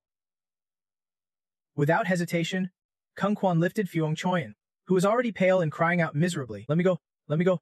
In the middle of the cold lake, she dropped Fyung Choin down. But worse, she took off his outer clothes. Fyung Choin flailed like a beached fish, while others at the party turned to gossip nearby. Oh no, the Western Sun Master really is swimming naked this time. Tongda laughed with satisfaction. Mocking, no matter what kind of master he was, now he was just a soaking wet chicken. The crowd laughed and pulled out their phones, capturing this rare scene. Master Triu's swimming to the opposite shore now. Do not. Master Triu, someone suddenly suggested following along, but few were interested. Sotran's group quietly stood by, watching the show. Curiously, Sotran leaned close to Kung Quan's ear and whispered, Sis Quan, why are you here already? She replied without hesitation. Since Tran was sealed by the soul-binding spell, I had to come see her. He laughed helplessly. You all really know I am trapped by the spell and still treat it like a joke. Behind them, Tung Han watched every move with fiery eyes. Kung Kwon spoke softly. Since she is broken free from the soul-binding spell, it proves she is truly a rare genius of the mysterious arts. By the way, I heard you got married. Sutron quickly approached, took Tung Han's hand, and excitedly introduced, Sis Kwon, this is my wife. Tung Han froze, stunned, and stammered. Hello, sis. He immediately explained to Ting Han, wife, this is my master. Kung Kwon looked at them with gentle warmth. Tung the blinked in surprise. Master, thinking to herself. Tung Han covered her mouth in disbelief. This mysterious female disciple was Sutron's master. She curiously turned to him and whispered, then why did you call her sis? Sutron smiled awkwardly. Sis Kwon said just call her sis since she looks old. So I'd. Kung politely told Ting Han. For you and Tron, just call me Sis Kwon. She shyly bowed her head and softly agreed. Okay. Sis Kwon. Kung Kwon warmly stepped closer to start a conversation. Nahan Han. You are really beautiful. Tron's lucky to have married you. Huh, quickly. She took out a pretty bracelet and said, meeting you for the first time. I did not bring anything nice. This bracelet is for you. Tung Han looked back as Tron confused. Here, he smiled and reminded gently, put it on. Do not disappoint Sis Kwon's kindness. She took it and tried it on. It emitted a soft yet elegant glow. Delighted, Tung Han said. So beautiful. Thank you, Sis Kwon. Sutron smiled mysteriously. He thought to himself, this bracelet is not just pretty. Inside is a secret Kaiman charm strong enough to absorb the full force of a martial arts grandmaster's strike. As long as she does not take it off, not even a grandmaster can harm her. The fact that Kwon gave such a powerful gift meant she truly trusted Nan. Kung Kwon leaned in warmly and told Teng and Han, we are family here. No need for formalities. Suddenly remembering something, Sutron asked, right? Sis Kwon, did the martial arts grandmaster Stess Jr. brother tell you about Du Sin's situation when he went back to the mountain? Kung Kwon did not hesitate. You mean the girl once possessed by the ancient illusion spirit? Don't worry. A minor injury from Vu Then Men could not faze my Sis Kwon. Take me to see her. Satisfied, Sutron briskly walked away. All right, Sis Kwon. She is at the Ting family's. Tung though stood awkwardly in a corner, hurriedly calling out, brother-in-law, you have not introduced me yet. He shamelessly followed behind, smiling as he introduced himself. Hello? Divine Sis. I am Tung though. Sutron is my brother-in-law. Meanwhile, Fang Toin was still struggling in the vast deep lake. People on the bridge kept filming and snapping photos of Feng Tan, causing a commotion.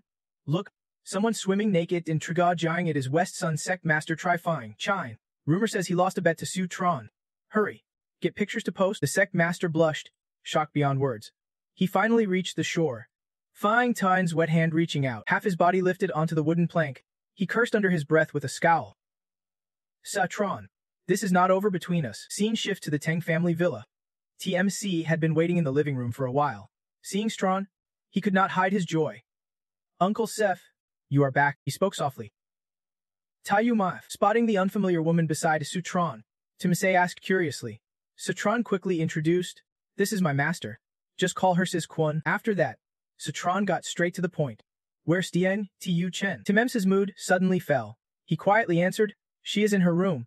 Sutron pressed further, still avoiding him, refusing to meet. Sweet memories of TMC and Tu surfaced. She sadly explained. TMC. I am Duding Gian's daughter. But I never meant to hide it from you. I just did not know how to say it. He did not hesitate to open up. I understand. Back to reality. Timothy recounted with a rich tone. Luckily, Uncle Sif told me the truth, or I would not have cleared up the misunderstanding with Tu Chin. Vu Then and Men was destroyed. Nun Quan He was captured. I thought things would get better, but after living together a few days, Taiyu Shin kept worrying about her facial injury, even to the point of hiding from me, locking herself inside. At that moment, he anxiously knocked on the door. Tu Tun. What is wrong? Inside, she was devastated, covering her ears. Sorry. Tumac, I will leave you alone. Tumac's mind was in complete turmoil as he spoke honestly. I do not even know how to face Xiao Jing anymore, Sutran said calmly. Probing. You want to give up already?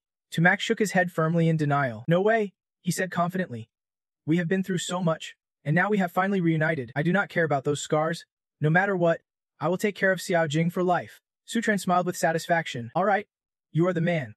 But whether you care or not is not the point. What matters is clearing the doubts in her heart. He quickly requested, take us to see Xiao Jing. Master, I can heal her wounds. Kung Kun nodded in agreement. Tumac could not hide the joy on his face. Great. All right. I will take you to her now. He stood outside anxiously and asked, Uncle Su, is your master really able to heal Xiao Jing? Su Tran confidently assured. Don't worry. With Sister Kun's help, Xiao Jing's facial scars will vanish without a trace. Suddenly, a loud slap came from inside the room.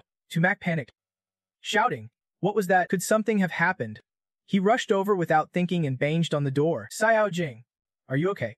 They entered to see Xiao Jing sitting on a chair, trembling slightly as she looked at the scattered fragments on the floor. Xiao Jing looked at Tumak with tear-filled eyes. Tumak, your face is healed. Su Tran smiled, his voice a bit awkward. You should rest for today. Kung Kung gave a skeptical glance. She pinched his ear hard, saying, no way I'm letting you kick me out. It has been so long since I saw Tran Tran. I need to check your skills. Su Tran blushed and shouted, ouch. That hurts. Tong Nan was also surprised by the scene. Kung Kung dragged Su Tran by the ear and said, Nan Nan, I am borrowing your husband for a bit. Tong Nan smiled in response. Okay, outside. Kung Kung and Su Tran stood on wooden pillars facing each other. Su Tran was amazed and impressed. Sister Kun, your aura now feels so profound and unfathomable. You have surpassed the martial Dao Grandmaster level. Has your realm advanced? He asked curiously. But is not Grandmaster the peak? What comes after Grandmaster? With a calm expression, Kung Kung openly explained to Su Tran. After finishing, she immediately demonstrated. Streams of spiritual energy enveloped Kung Kung, radiating immense power. Su Tran was startled by the display. Kung Kung's aura created a strong wind that blew Suo Tran's hair wildly. He silently marveled. So strong. It seems just a thought from Sister Kun could shred me apart with this aura. And it freely expanded and contracted. This is a higher realm in martial arts. Kung Kung slowly withdrew her move and spoke confidently. Feel that. This is the aura realm. Simply put, it is your fighting spirit, turning the energy in your danshin into substance. One glance can suppress your enemy. Su Tran stroked his chin, absorbing the info. Aura realm. Huh. No one ever mentioned this before. Kung Kung explained coldly.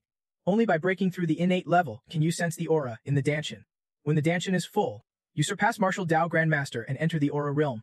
You have not reached innate yet, so it is useless to explain. They were focused on the conversation when suddenly a stick spun through the air. Su Tran quickly caught it, frowned, and asked, what is this? Looking closer, it was a green bamboo flute, elegant in appearance. Su Tran was puzzled. Kung Kung folded her arms happily and suggested playing a calming tune. Since you came down the mountain, it has been a while since we reviewed Majestic Wind. When I was your master, Tran Tran obeyed. Su Tran did not resist, raised the flute to his lips, and said, all right, I will start. As Su Tran began to play, flames suddenly burst from his body. Kung Kung watched him intently, pride shining in her eyes. Good, pure and melodious as always. She suddenly stared wide-eyed, amazement clear on her beautiful face. A strong wind blew around Su Tran, making his clothes flutter.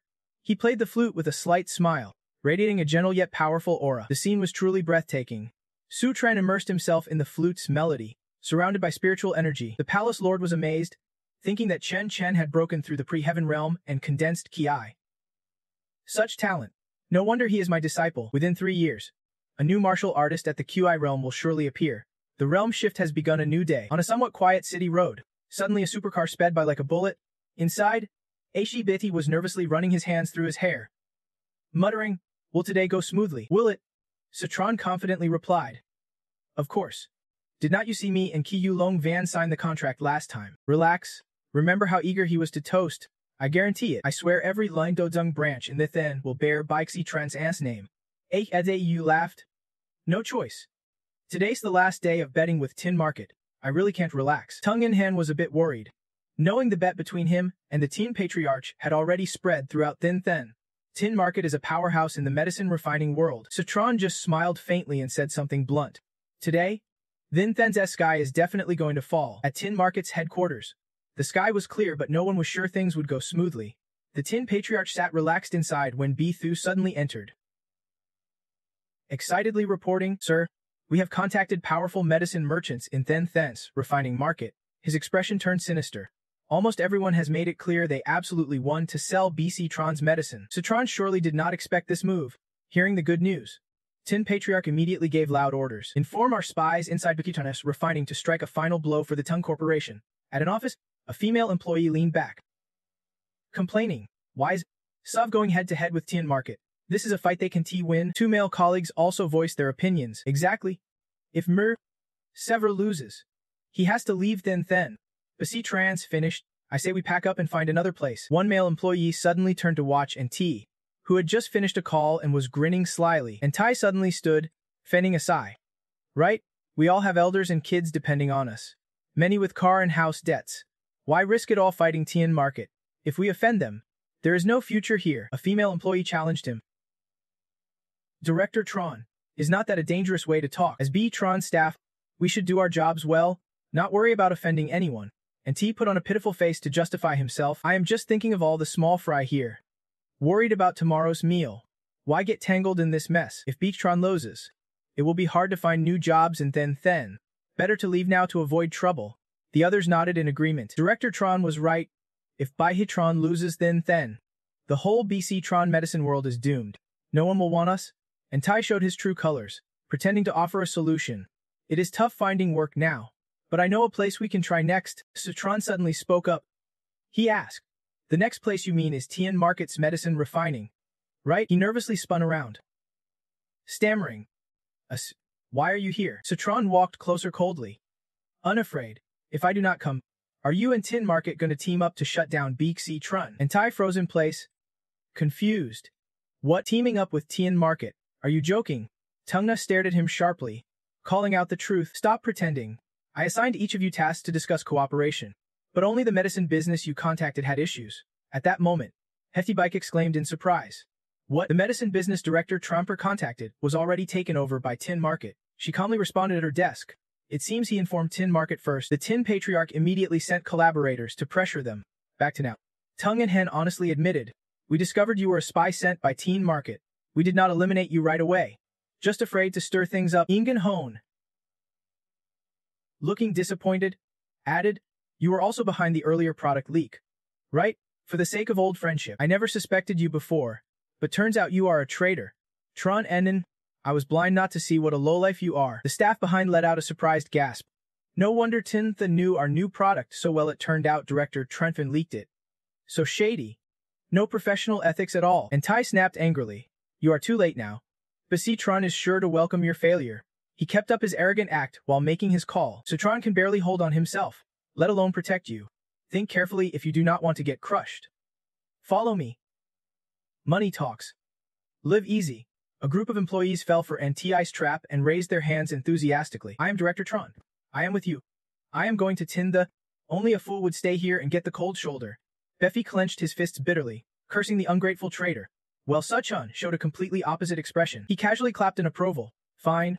If you are in such a rush, I will see you off for a bit. 3 burly bodyguards with deadly glares immediately appeared, blocking the rebels' path. They panicked. What do you people think you are doing? The bodyguards said no more, each grabbing a rebel and dragging them out of the office. The strongest one even grabbed T. He struggled desperately, shouting, let go, and Tai tried his best to escape but was powerless, only able to scream in frustration. Let me go. Tung and Hao recalled earlier when Sfa-chen examined the bodyguards and said, you, come with me. She smiled, realizing why he would been recruiting students as security at the gym that morning. Then Suvatron stood before everyone and clearly announced, once the internal cleanup is done, I must say this first, I am happy you chose to stay. In the end, you chose Beefy Tron. From today on, you are the core of Bikesy Tron. Starting this month, everyone's salary doubles. The employees could not hide their joy and cheered loudly. Double? Basi Tron's benefits were already great. Now doubled. Omut. I would never dare dream of benefits like this. Director says, we will work hard to repay the company. Vestron cheered. The crowd's cheers for Stutron rang out nonstop. Goftrin, Goftrin, he murmured with satisfaction. Benefits are settled. Now it is time for real action. Citron walked to the window, pointed down, and asked, see the fleet below. He quickly introduced it as Beaksy Turntronis fleet carrying the new medicine, ready to drive from Kim Thung building in all directions across the city. With a confident smile, Citron order. Now it is time to strike back at Tin The Super Team. Head out to Lin, Blayo Dipul, and Tai led 3 like-minded colleagues, warmly greeting everyone. Old Master Tin, Young Master Tin. Bazidu responded excitedly. Welcome our hero's victorious return. Leaving Bixi Tron will be the wisest choice you ever make. Starting tomorrow, all of you report to Tin This medicine department. They lit up with joy as if struck gold. Thank you, Young Master Tin. Thank you. And Tai bowed before Beathy but still sneered. Joining Tintha means 9 meals a day. Basi Tron's medicine. Forget it. When we left, that Kissifatron was even organizing a fleet, probably planning to deliver medicine to the pharmacy front lines. Bazitu smiled wickedly. Clearly pleased. The tear-stained history of Bixi Tron's medicine sales. This will definitely be recorded in Thine Thun's pharmaceutical history. Citron truly is the little survivor no one can beat. Old Master Teen added with lethal tone that it is just a feudal struggle. Anyone opposing Tintha is courting death. Suddenly, the secretary rushed in. Bad news. Tin. Reports say all Bixi Tron's fleet is heading to Linbo Zipeng. All Linbo, Vaipu branches across the city are stocking Bixi Tron's medicine. Old Master Tin looked stunned. Eyes wide. What? Impossible. Bazithio's expression was no different. The secretary held up his phone to confirm. It is true. The news just aired. From the phone. The broadcast said Buxu's medicine has powerfully entered Lun Bo Blong today. The broadcast showed the celebratory ceremony welcoming Tramping Sen Hon Basitron into Lin Bi Hero Grutet. Lung Venin shook Tran's hand warmly, congratulating him on joining Lin Belozi Dezen. He smiled respectfully, saying he would long-awaited cooperation with Sefa Thigu and was glad to finally have the chance. Citron happily patted Lung Vien's shoulder, praising. Director Kiyu, you are truly a man of your word. We have many opportunities ahead. Congratulations on our successful cooperation. He immediately replied, let us cooperate happily. Tung and Nem behind added that although they had agreed early on, they did not expect all 149 pharmacies of Line Bloong to carry Becky Tron's medicines. Hefe bragged excitedly. As everyone knows, in Thin Then, if just 50 pharmacies stock a product, the medicine company is considered officially launched. That is the rule in the medicine industry. Best Trun has 149 pharmacies. He suddenly switched the topic to betting with Elder Tin. This time, Citron won, and Elder Tin lost badly. On the other side, after watching the news clip, Elder Tin's face flushed with anger. He clenched both fists tightly. Elder Tin spun around furiously and shouted at Anti. This big cooperation between Sfatron and Lin Badin, do not you know anything about it? Or are you secretly working for Sutron? Trying to catch me off guard. He panicked, denying it. Elder Tin, I know. He pointed angrily, ordering the guards to beat these people and throw them out, never to be hired again. Everyone paled, as Antati waved his hands frantically, stammering. Please listen to my explanation. Meanwhile, HDBC phone in his suit pocket suddenly rang nonstop. He quickly pulled it out, eyes shining with joy. Amut. Zi Lisi Tisver Tron heard and T just got beaten and kicked out of Tin's place. Elder Tin suspects he is a double agent sent by us. Citron spoke with satisfaction. Usually, when Elder Tin loses such a big interest, he would definitely teach Tran and Ti a harsh lesson. But people like Tran and T who lack professional ethics deserve that punishment. Fbic stepped closer and asked curiously. Citron said, you won big this time in the bet. Elder Tin will have to serve T and admit guilt to you. When will you come? He calmly explained. If Elder Tin had not held on tight, I would not have wanted to pick on an old man.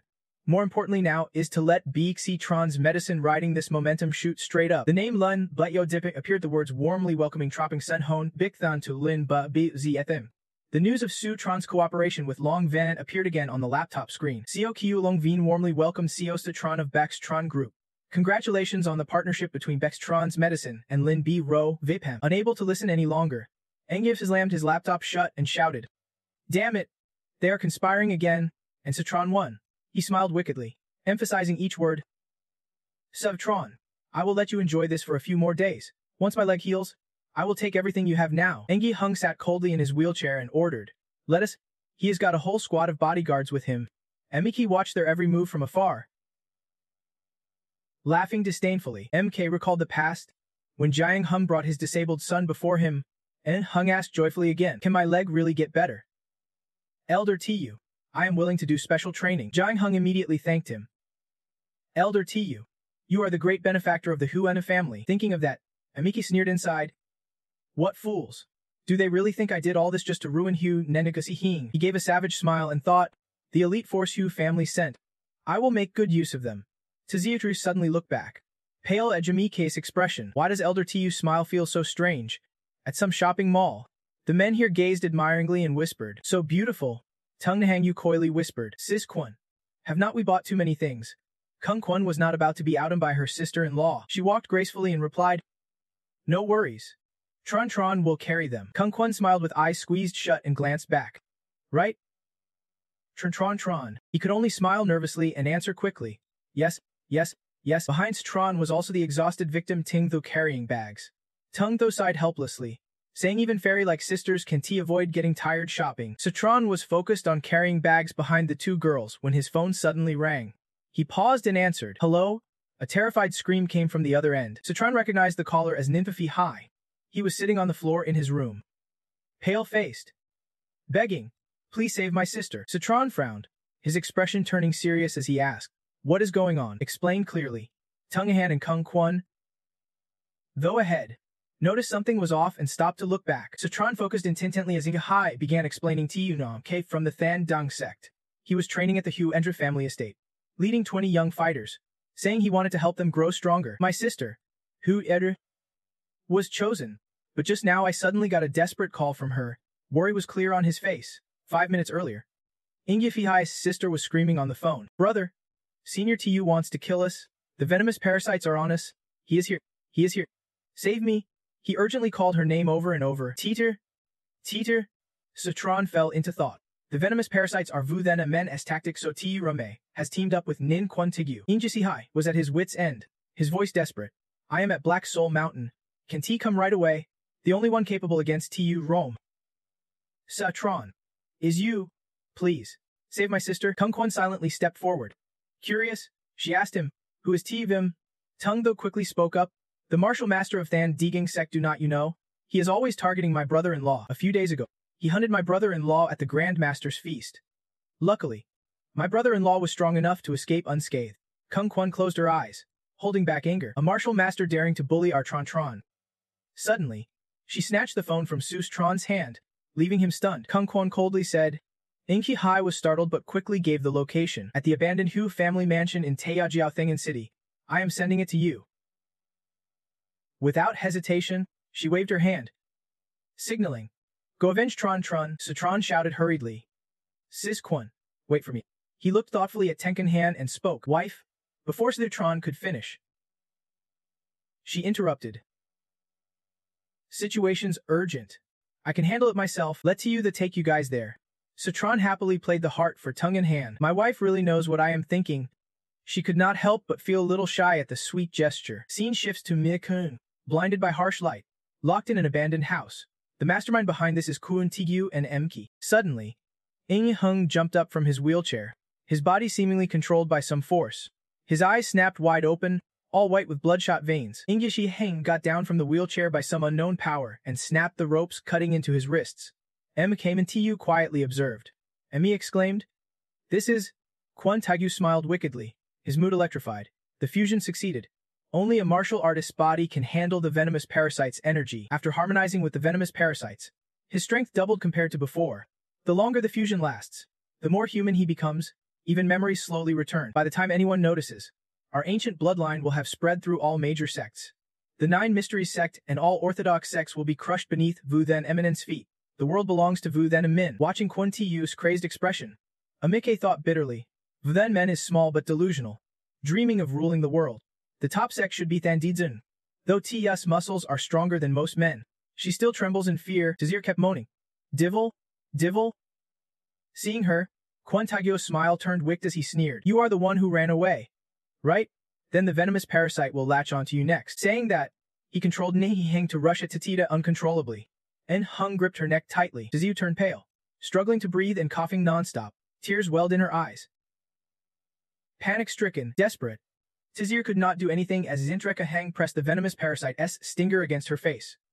Suddenly, a huge explosion rocked the abandoned house holding Ndekshi Kang and his guards, sending debris flying and smoke billowing. Everyone there stared wide-eyed at the door. Memki grimaced and said, "It is you." Citron walked in alone, calm and unwavering, smiling as he spoke. Mais arrived just in time. Citron faced them head-on. Suddenly, a sharp scream rang out. "Citron!" The voice came from T.T. Du. She was pale and screaming.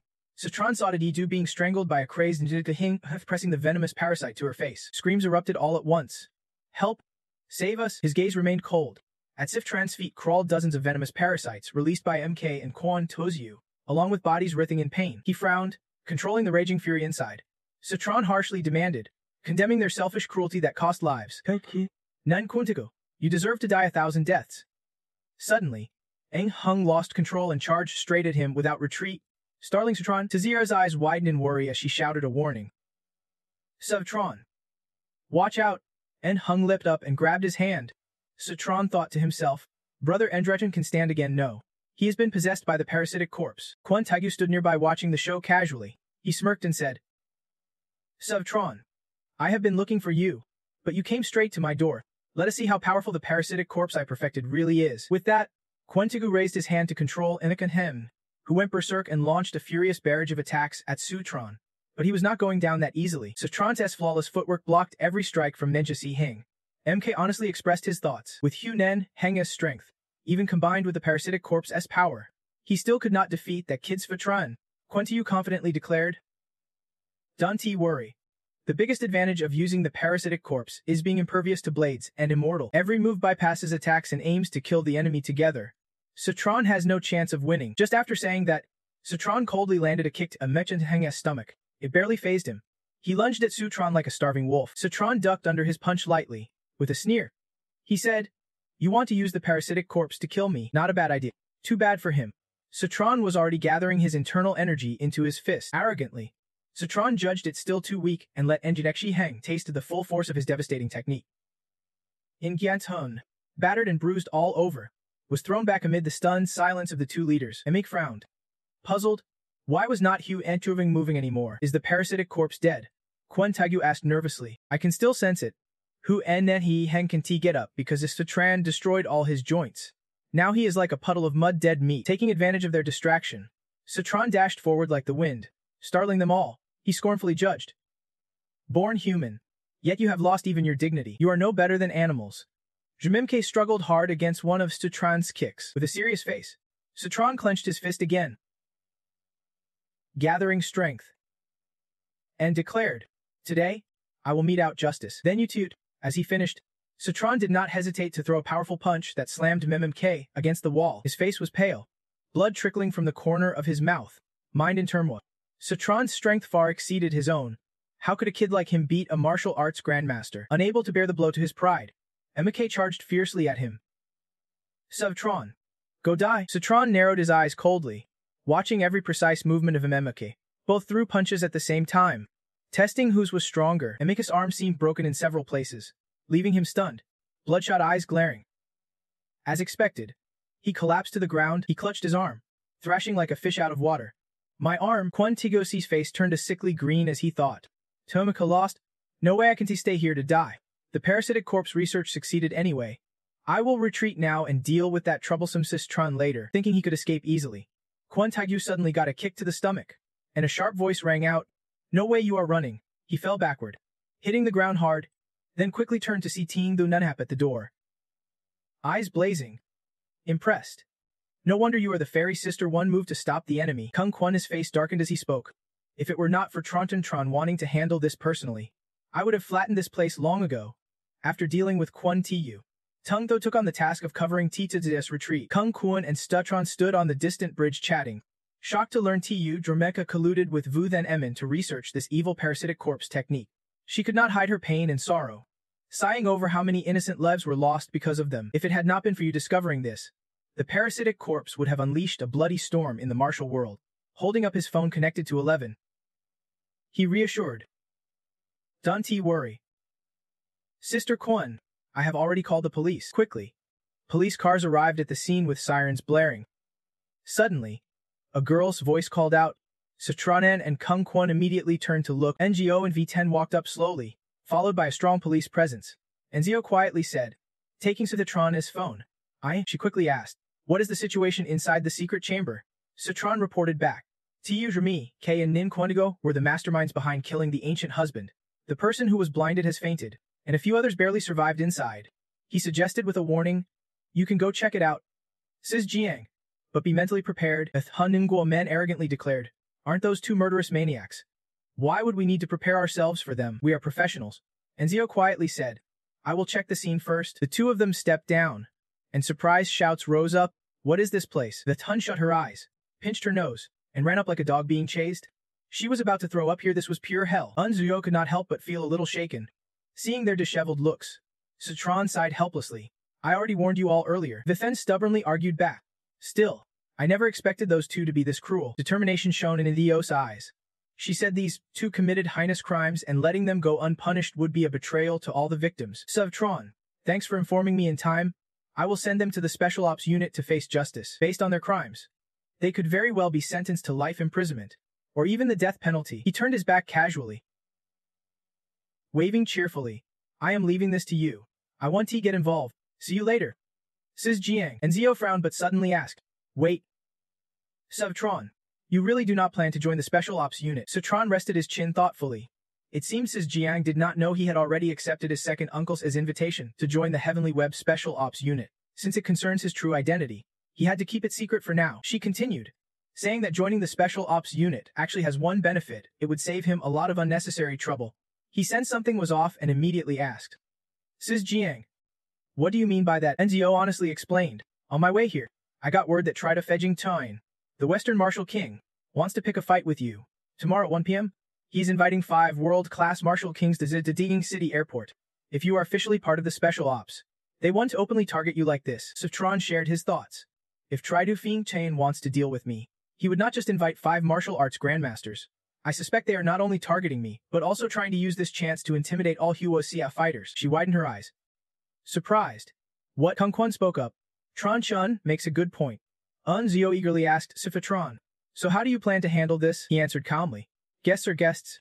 If they set foot in Huoxia land, I will treat them accordingly. Scene shifts to Vaidegang Airport. The Trido family uncle and nephew stand with serious expressions. La Hum is on assignment in front of them. Reporting live. The struggle for Martial King dominance is over. The Western delegation now challenges the rising Martial King. Suvtron. What secrets lie behind this? The TV reporter updates the audience. La Hum leans toward Feng Jingtoin and asks, Martial King Tri, why issue a challenge to Sutron? Disgust is clear on his face. Then Ho suddenly cuts in sharply. Because Sifitron Ziaki does not deserve the title, he is not fit to be Martial King. The night the contest ended, his uncle offered some congratulations to Sifitron, but was insulted by Sfutron on the spot. Everyone saw him humiliated at Trijiang, unable to tolerate the shame. Feng Tuin's face turned red with anger seeing his pathetic nephew. Fuming, Feng Tuin clenched his fists and declared, the Western delegation has suffered such humiliation, we will never let this go. Then Ho immediately appeared at his uncle's call, holding up a banner that read, Western Masters Challenge Haksha Kung Fu. Feng Tuin loudly announced, today, I am sending 5 top fighters from Zidang to challenge Sifitron at Triyu Family's Martial Hall. Let the world see which is stronger, Western fighting or Huoxia Kung Fu. I expect Tron to come forward within a day.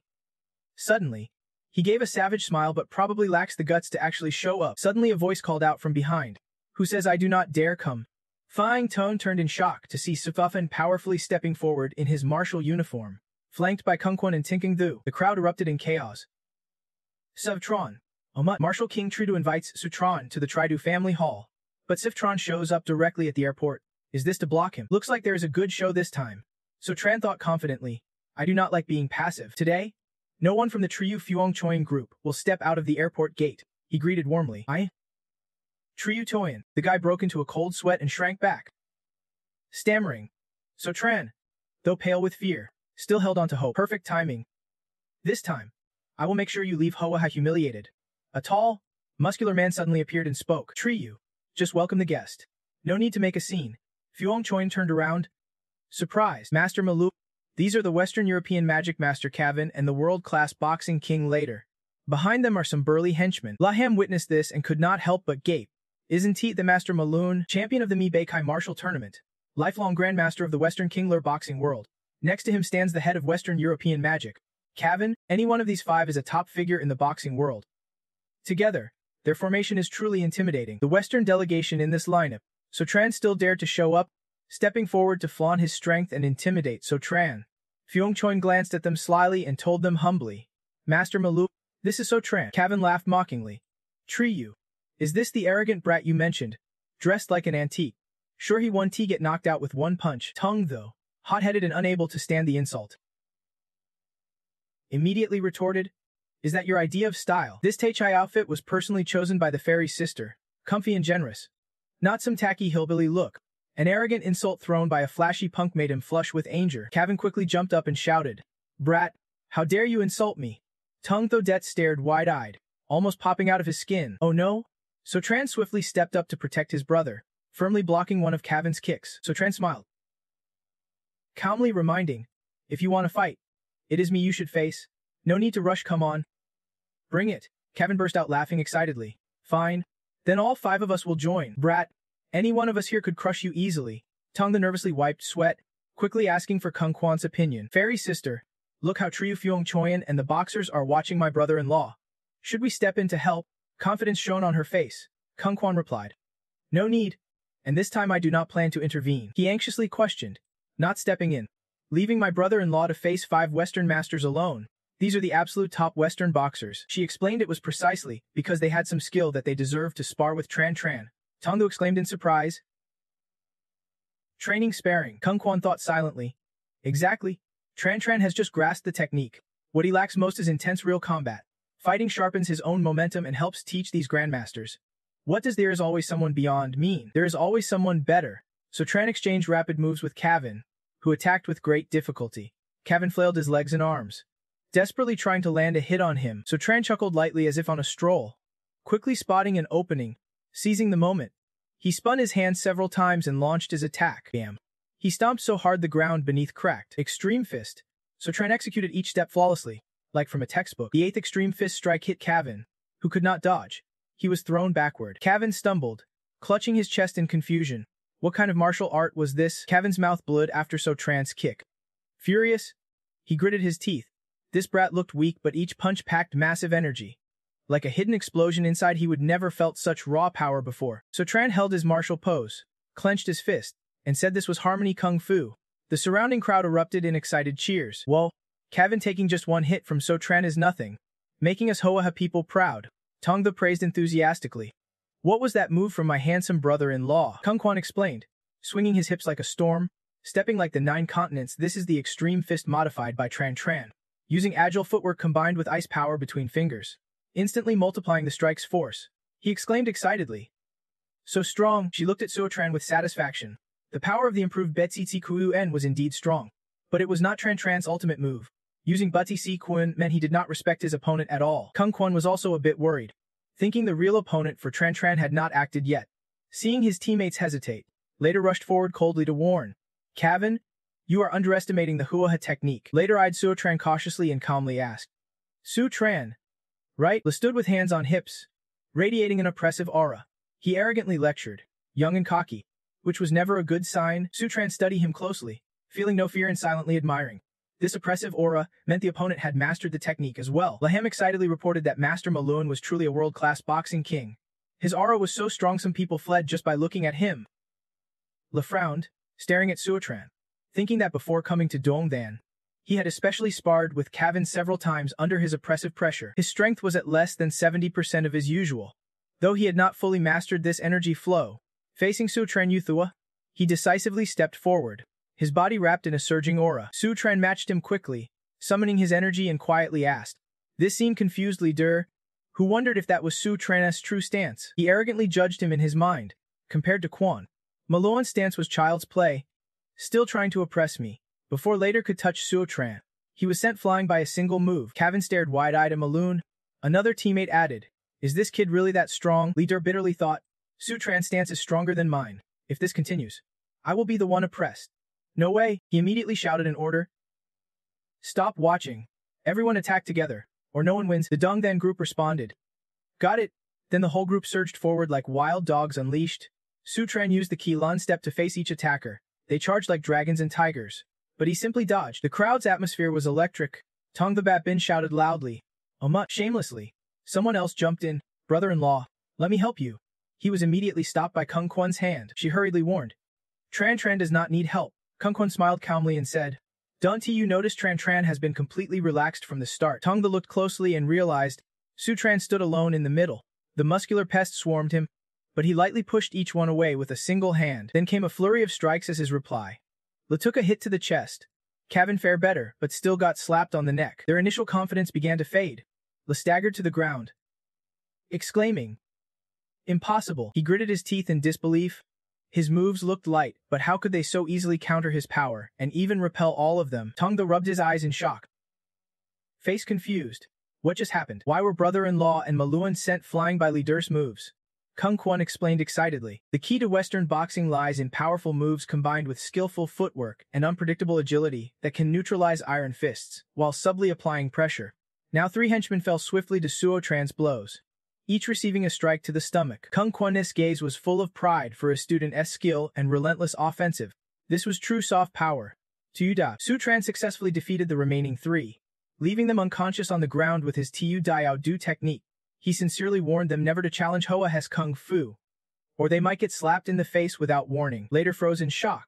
His face and Kevin's turned pale and sweat poured down. Kevin fearfully remarked that Hoa's kung fu was terrifying, even at full force. He could not resist it. Le still refused to accept and kept throwing punches, thinking if he lost today it would be a huge embarrassment. That kid Sutran just dodged quickly earlier. He did not believe he could really take one of his hits. Le charged fiercely with a roar, determined to kill. If he could beat him, he could turn defeat into victory. Sutran sneered helplessly and said, "Some people never listen to advice and just head for their own death." Calmly, he waited for Lee to get close, then struck him on the shoulder, forcing him to stop suddenly. Sooks flew out, spinning and slapping Lee's face repeatedly. He fell flat on his back, later crashed to the ground, hitting his butt hard. The crowd watching gasped in shock.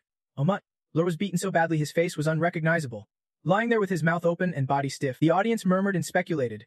No one could handle a single Western-style move. Sutran was just too strong, truly defeating Master Mulud, one of the top 5 Western martial arts experts. They had not even left the airport before all the top fighters had fallen. Sutran was indeed powerful. Master Su was the true heir of authentic Huaxia Kung Fu, not just a martial god of Huaxia. Sutran stood tall, accepting all the praise people gave him.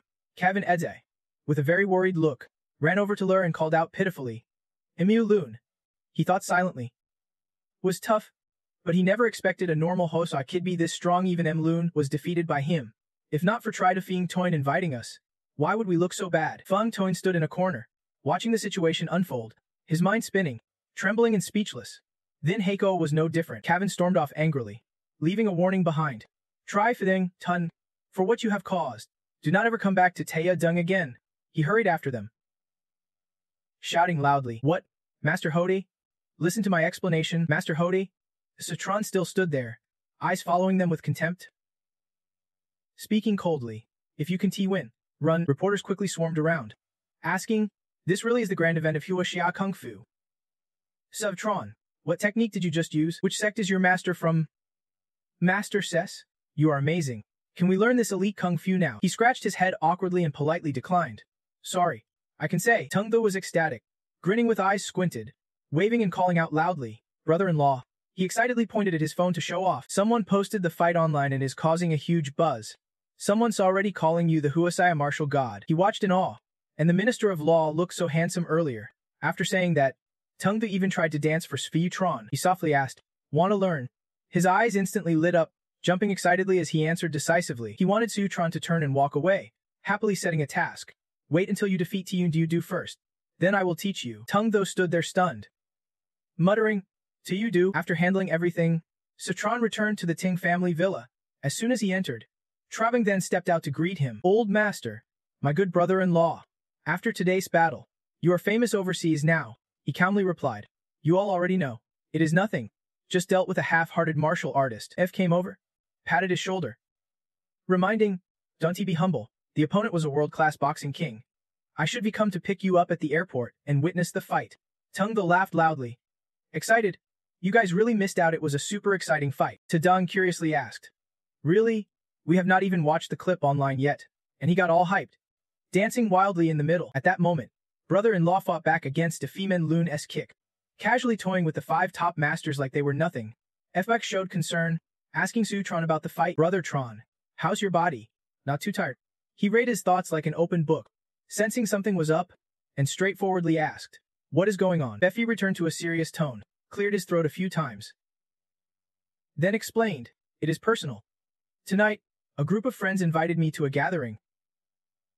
Brother Tron, are you free to come with me?" Sutran teased A-Bike excitedly. "You are the legitimate 3rd young master of the H family. The boss of BC Trun. You are scared of one party?" He acted pitifully, explaining, "This is not an ordinary gathering. It is organized by the top entrepreneurs in Dzundring Then." Befik scratched his head awkwardly. "I have never been before." "Brother Tron, if you are free, come with me. Think of it as giving me courage." Sutran pondered deeply. If it made Batron this nervous, this gathering was not ordinary. Since he was free anyway, going to check it out was a good idea. He happily agreed. "All right, when is it?" HKB could not hide his excitement as he announced, 8:00 p.m. "I will come find you then." He rushed over to massage Tron and flatter him. "Thank you. Brother Tron, I have long seen you are no ordinary guy," he helplessly ordered. "Cut it out."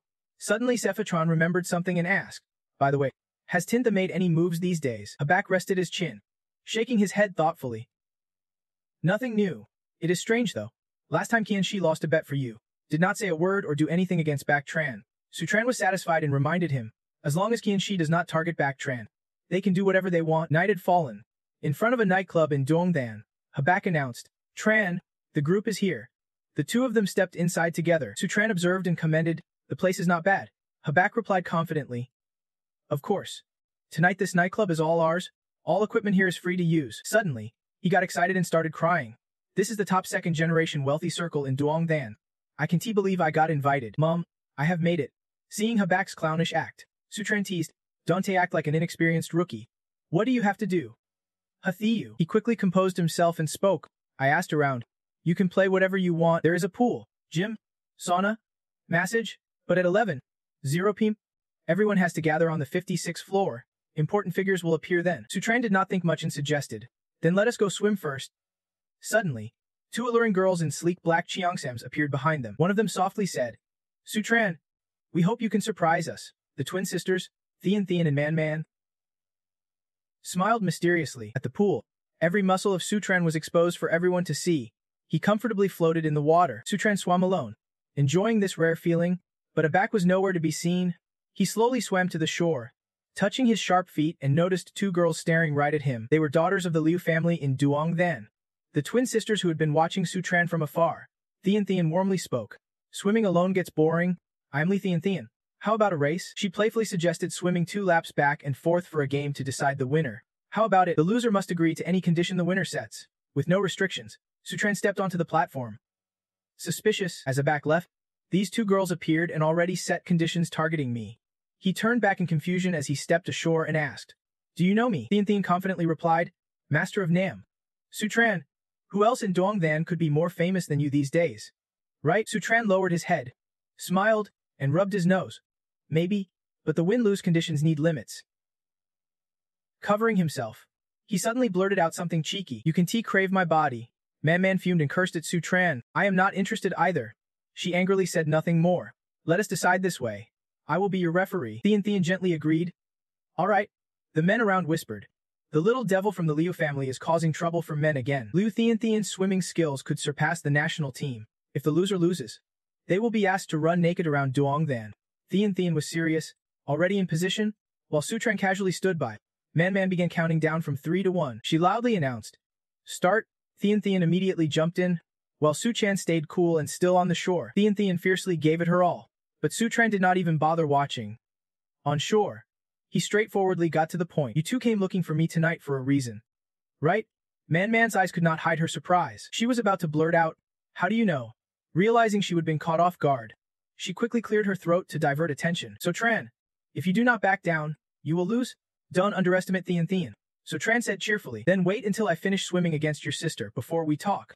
Without another word, he dove into the pond, continuing the swimming race that Thian was leading. Man stood on the shore, startled by Sutran's sudden move. Confident, Thian thought to herself that Sutran's strength would not help much in the water. When it came to swimming, few in Dongdan could match him. Let him learn a lesson. Suddenly, she stopped in surprise, exclaiming as Sutran focused solely on swimming with all his might, ignoring everything else. Sutran turned back on his return leg, waving playfully. Hey, Thian snapped back, offended. Just wait.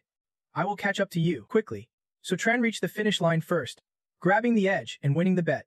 He did not even wait for Thian to finish before asking eagerly, Spill it. What is going on?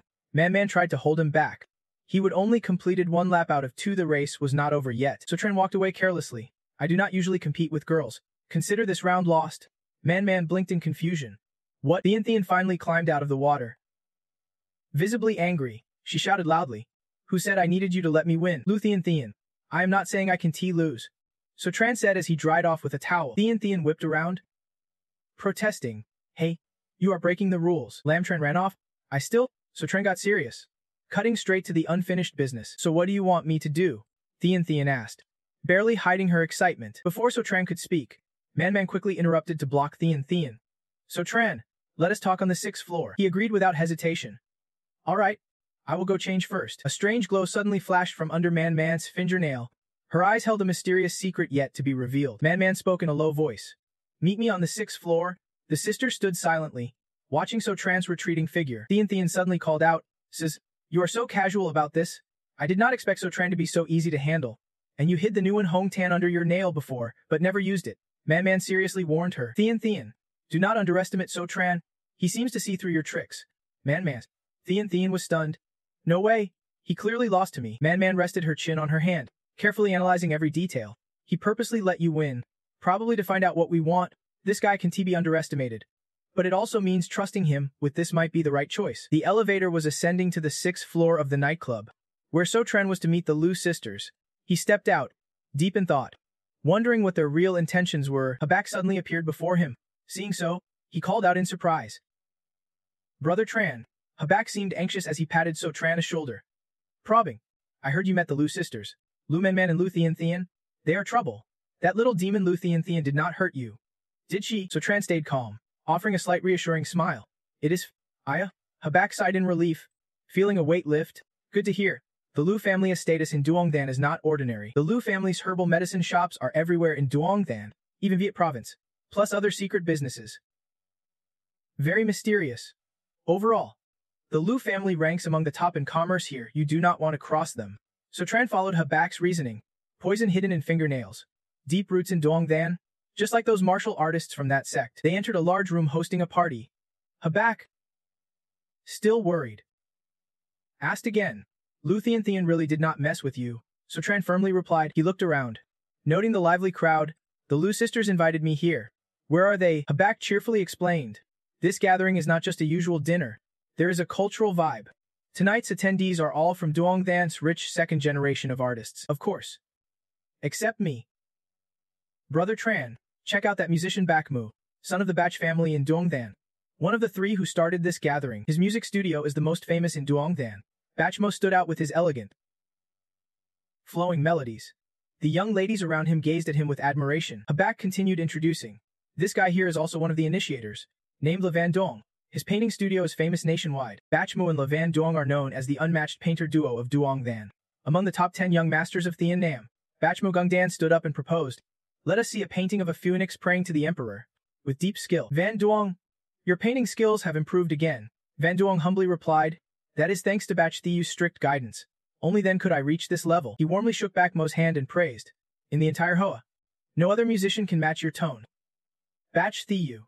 Bachmo returned a few words, talking about ink-wash paintings, saying Van Duong could be called a contemporary painting saint. So Tran stood aside with a sneer, thinking, these 2 skills are good, but not enough to be called the #1 young masters of Ho. There is no shortage of flatterers at the top. Suddenly, a voice called out, "The Liu sisters have arrived." And the whole party turned their attention to the door. Wearing elegant black dresses, they hugged Tang Kong happily and spoke, "Sorry, we are late." Habak started imagining that Liu Mammon invited me tonight. "Brother Tran, do you think she ever looks at us?" Suzanne laughed helplessly and bluntly said, "Stop thinking. It is impossible." Bachmo quickly stepped forward and asked, "Mammon, how was the music just now?" Van Duong continued, "Mammon, look at my newest painting." Her eyes glinted with hard-to-hide surprise as she glanced aside. Mammon immediately excitedly turned away, calling Su Tran's name. Thean followed behind, leaving the other 2 standing awkwardly. Mammon stepped in front of Su Tran and spoke first. They met again. He disliked entanglements, so he replied, "Right, now you can speak frankly." Bachmo forced a smile and expressed curiosity. "Mammon, who is he?" "Never seen him before." She happily introduced, "This is Su Tran, a guest I invited." Van Duong gasped. "Recently fought with Triu Fuong Choyan, the famous male boxer online." Su Tran, he suddenly snapped angrily. "Mammon, no matter what, we are the artistic circle of Kunyi in Yang City. Why did you invite such a rough fighter? How could he possibly understand?" Su Tran calmly argued. "According to you, fighters should be simple-minded.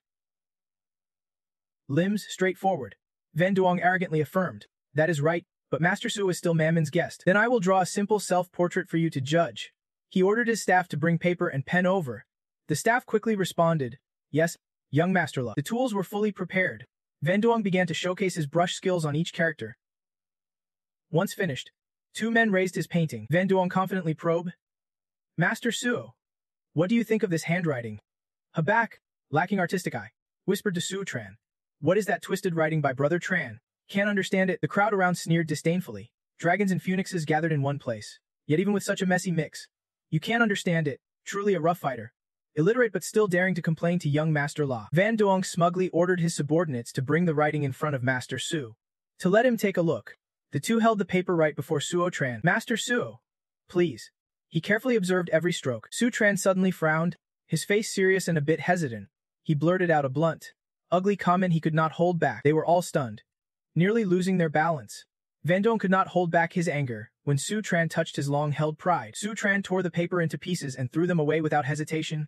You are young Master La, right? The handwriting matches the person. You are ugly too. He pointed at Su Tran's face accusingly. On what basis do you say I am ugly? You say my writing is ugly? I am the national calligraphy and painting champion, he calmly replied. Only me?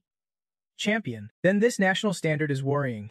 Your drawing skill is obvious from the painting behind. Instead of saying Phoenix seeks emperor, better to say Phoenix dazzles emperor. Dazzling in captivity, Phoenix follows Phoenix. Emperor follows emperor. Lacking spirit and soul. Can only be called a mere painting. Bachmo was stunned, turned around and exclaimed, What? Mammon stared blankly in disbelief. Phoenix follows Phoenix.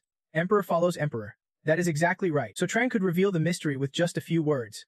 She watched him with interest, thinking that given Le Van Duong's level, the painting was not that bad. Van Duong was furious. His face flushed red. He warned. So Tran, stop acting cocky here. Do you really think you can paint a better Phoenix begging the emperor than me? So Tran proposed, You apologize to me in front of everyone for underestimating a martial artist. Van Duong heard that and immediately agreed. All right. As long as you can draw it, I will live stream an apology to you. Then he added, but if you can't, you have to eat your own painting and stay away from Dong then no more pestering Man. Man objected. That is not fair. But So Tran said it is fine. He is in on the bet. Seeing that, she thought So Tran was not arrogant. He genuinely believed he could beat Le Van Duong. Then he quickly moved forward and suggested. Draw here. So Tran prepared the ink and asked. Sio B. Help me spread the rice paper. He agreed immediately. Got it. Van Duong mocked again. So Tran, we do not have much time to waste on you drawing a painting for 2 hours. Enough? Right? The crowd sighed at that. 2 hours. La Thigu is not generous. This would be the hardest 2 hours of So Tran's life. He calmly retorted.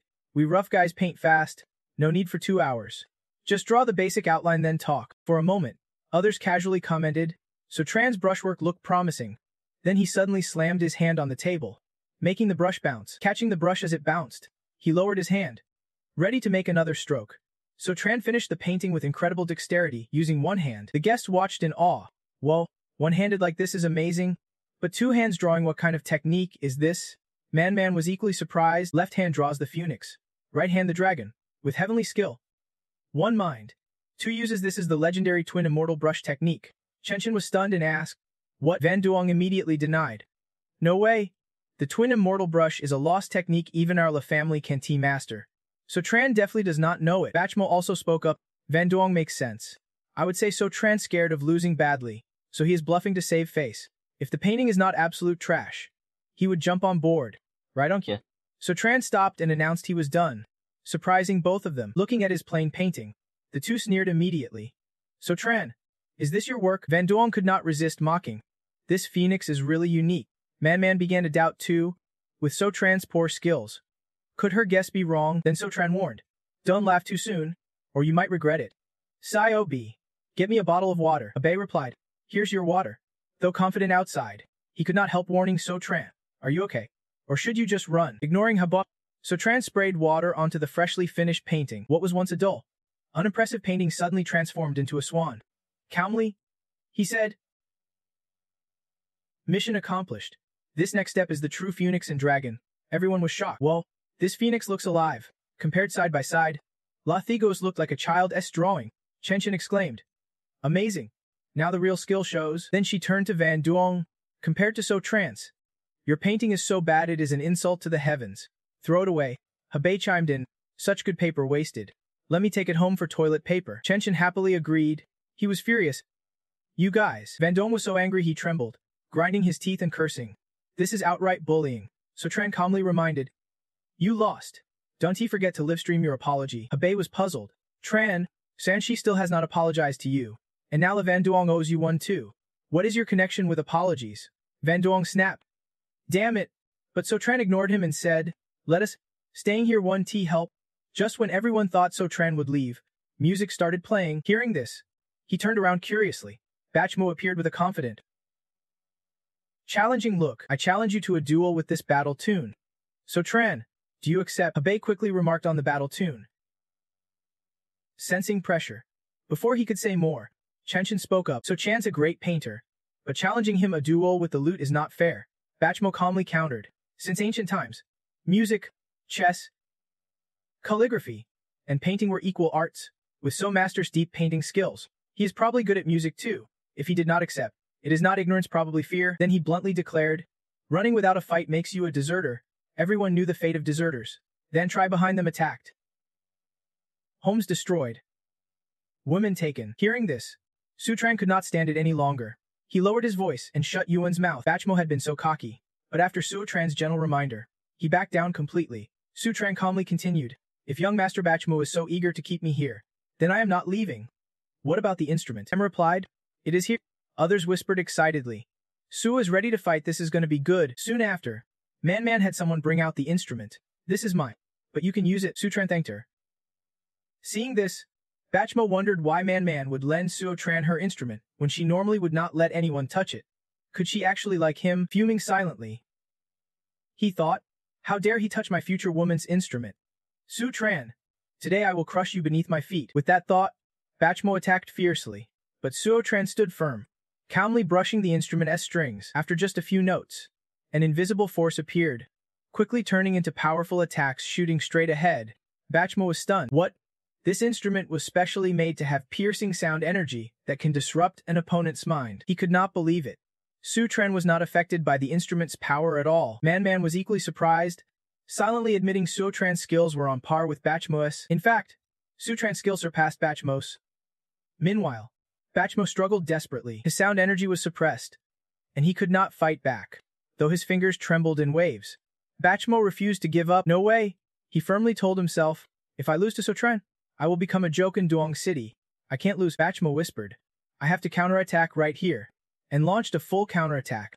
But before he could do anything, his string snapped right then and hit Bachmo in the face.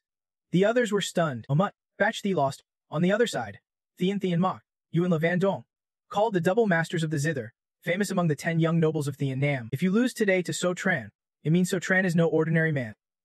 Meanwhile, Sotran calmly commented, why humiliate yourself? Bachmo held his face, wanting to retort but could only stammer. Suddenly, Man stepped forward and said, Sotran, looks like you are the man I need, which even surprised Sotran. What? She did not answer but said, don't ask yet, find somewhere private. We will talk tonight. A backside, she is in such a hurry.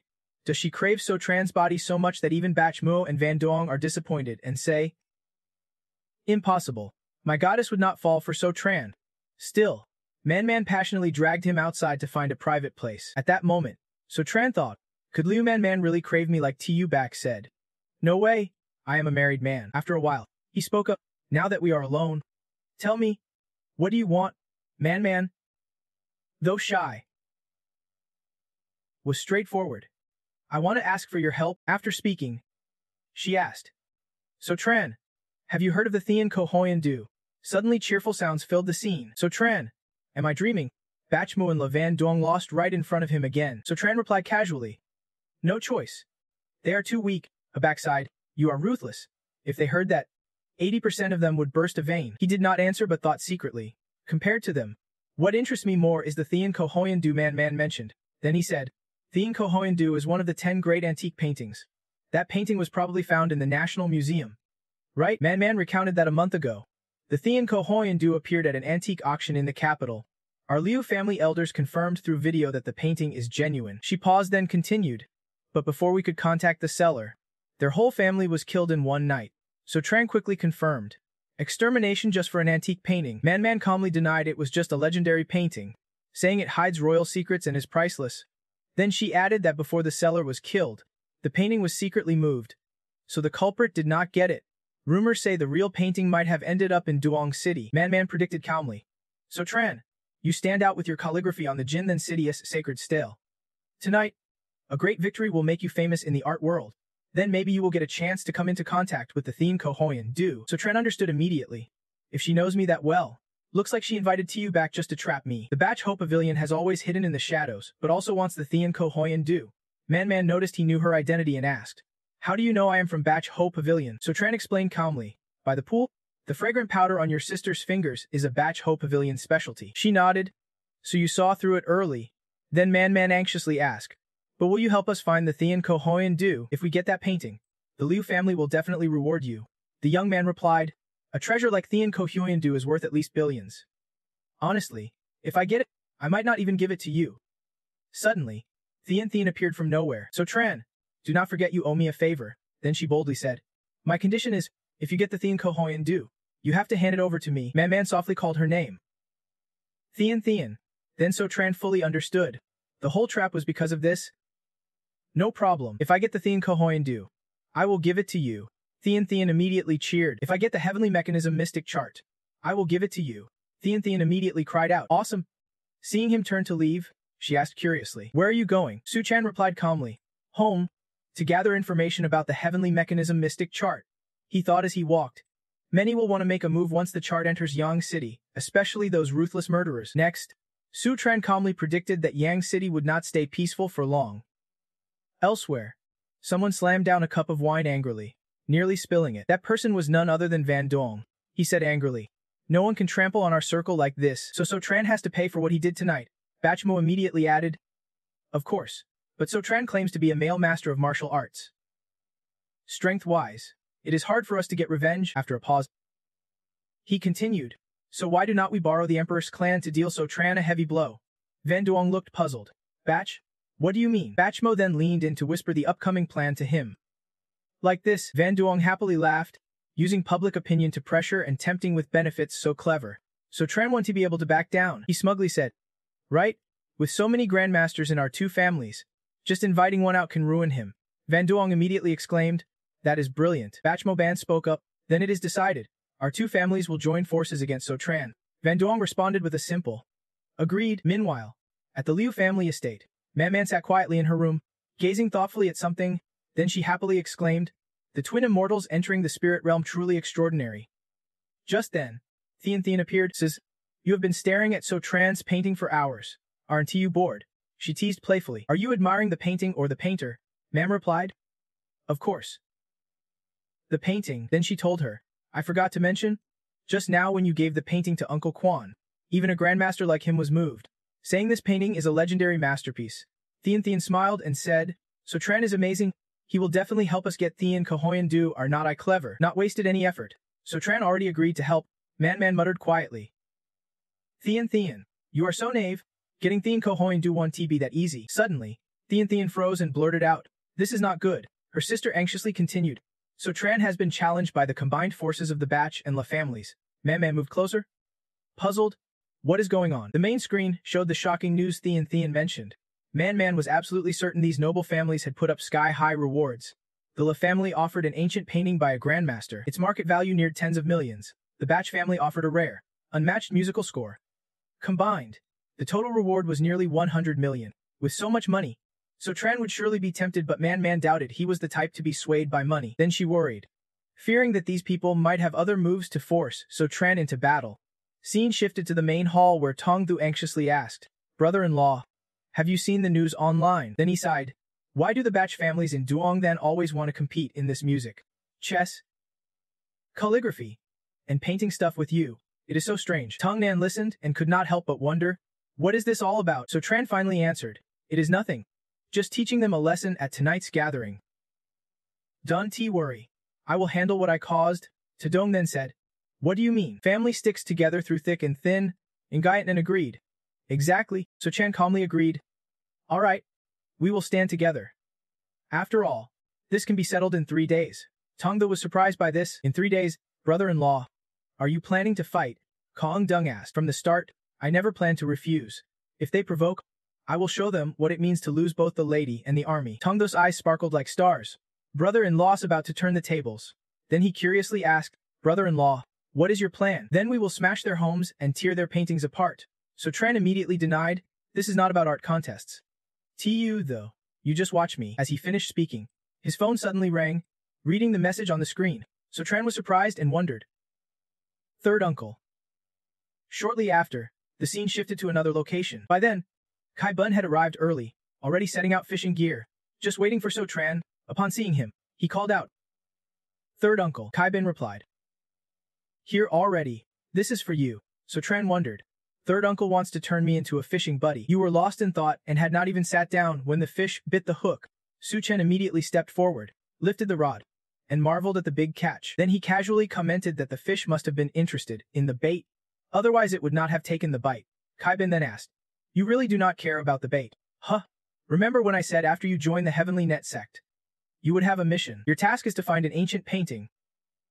Hearing this, Su Chen blurted out, Another ancient painting. The heavenly secret artifact again. Kai Bin sat down and replied, You know about it. You probably heard that after it triggered a bloody case. It ended up in Yang City.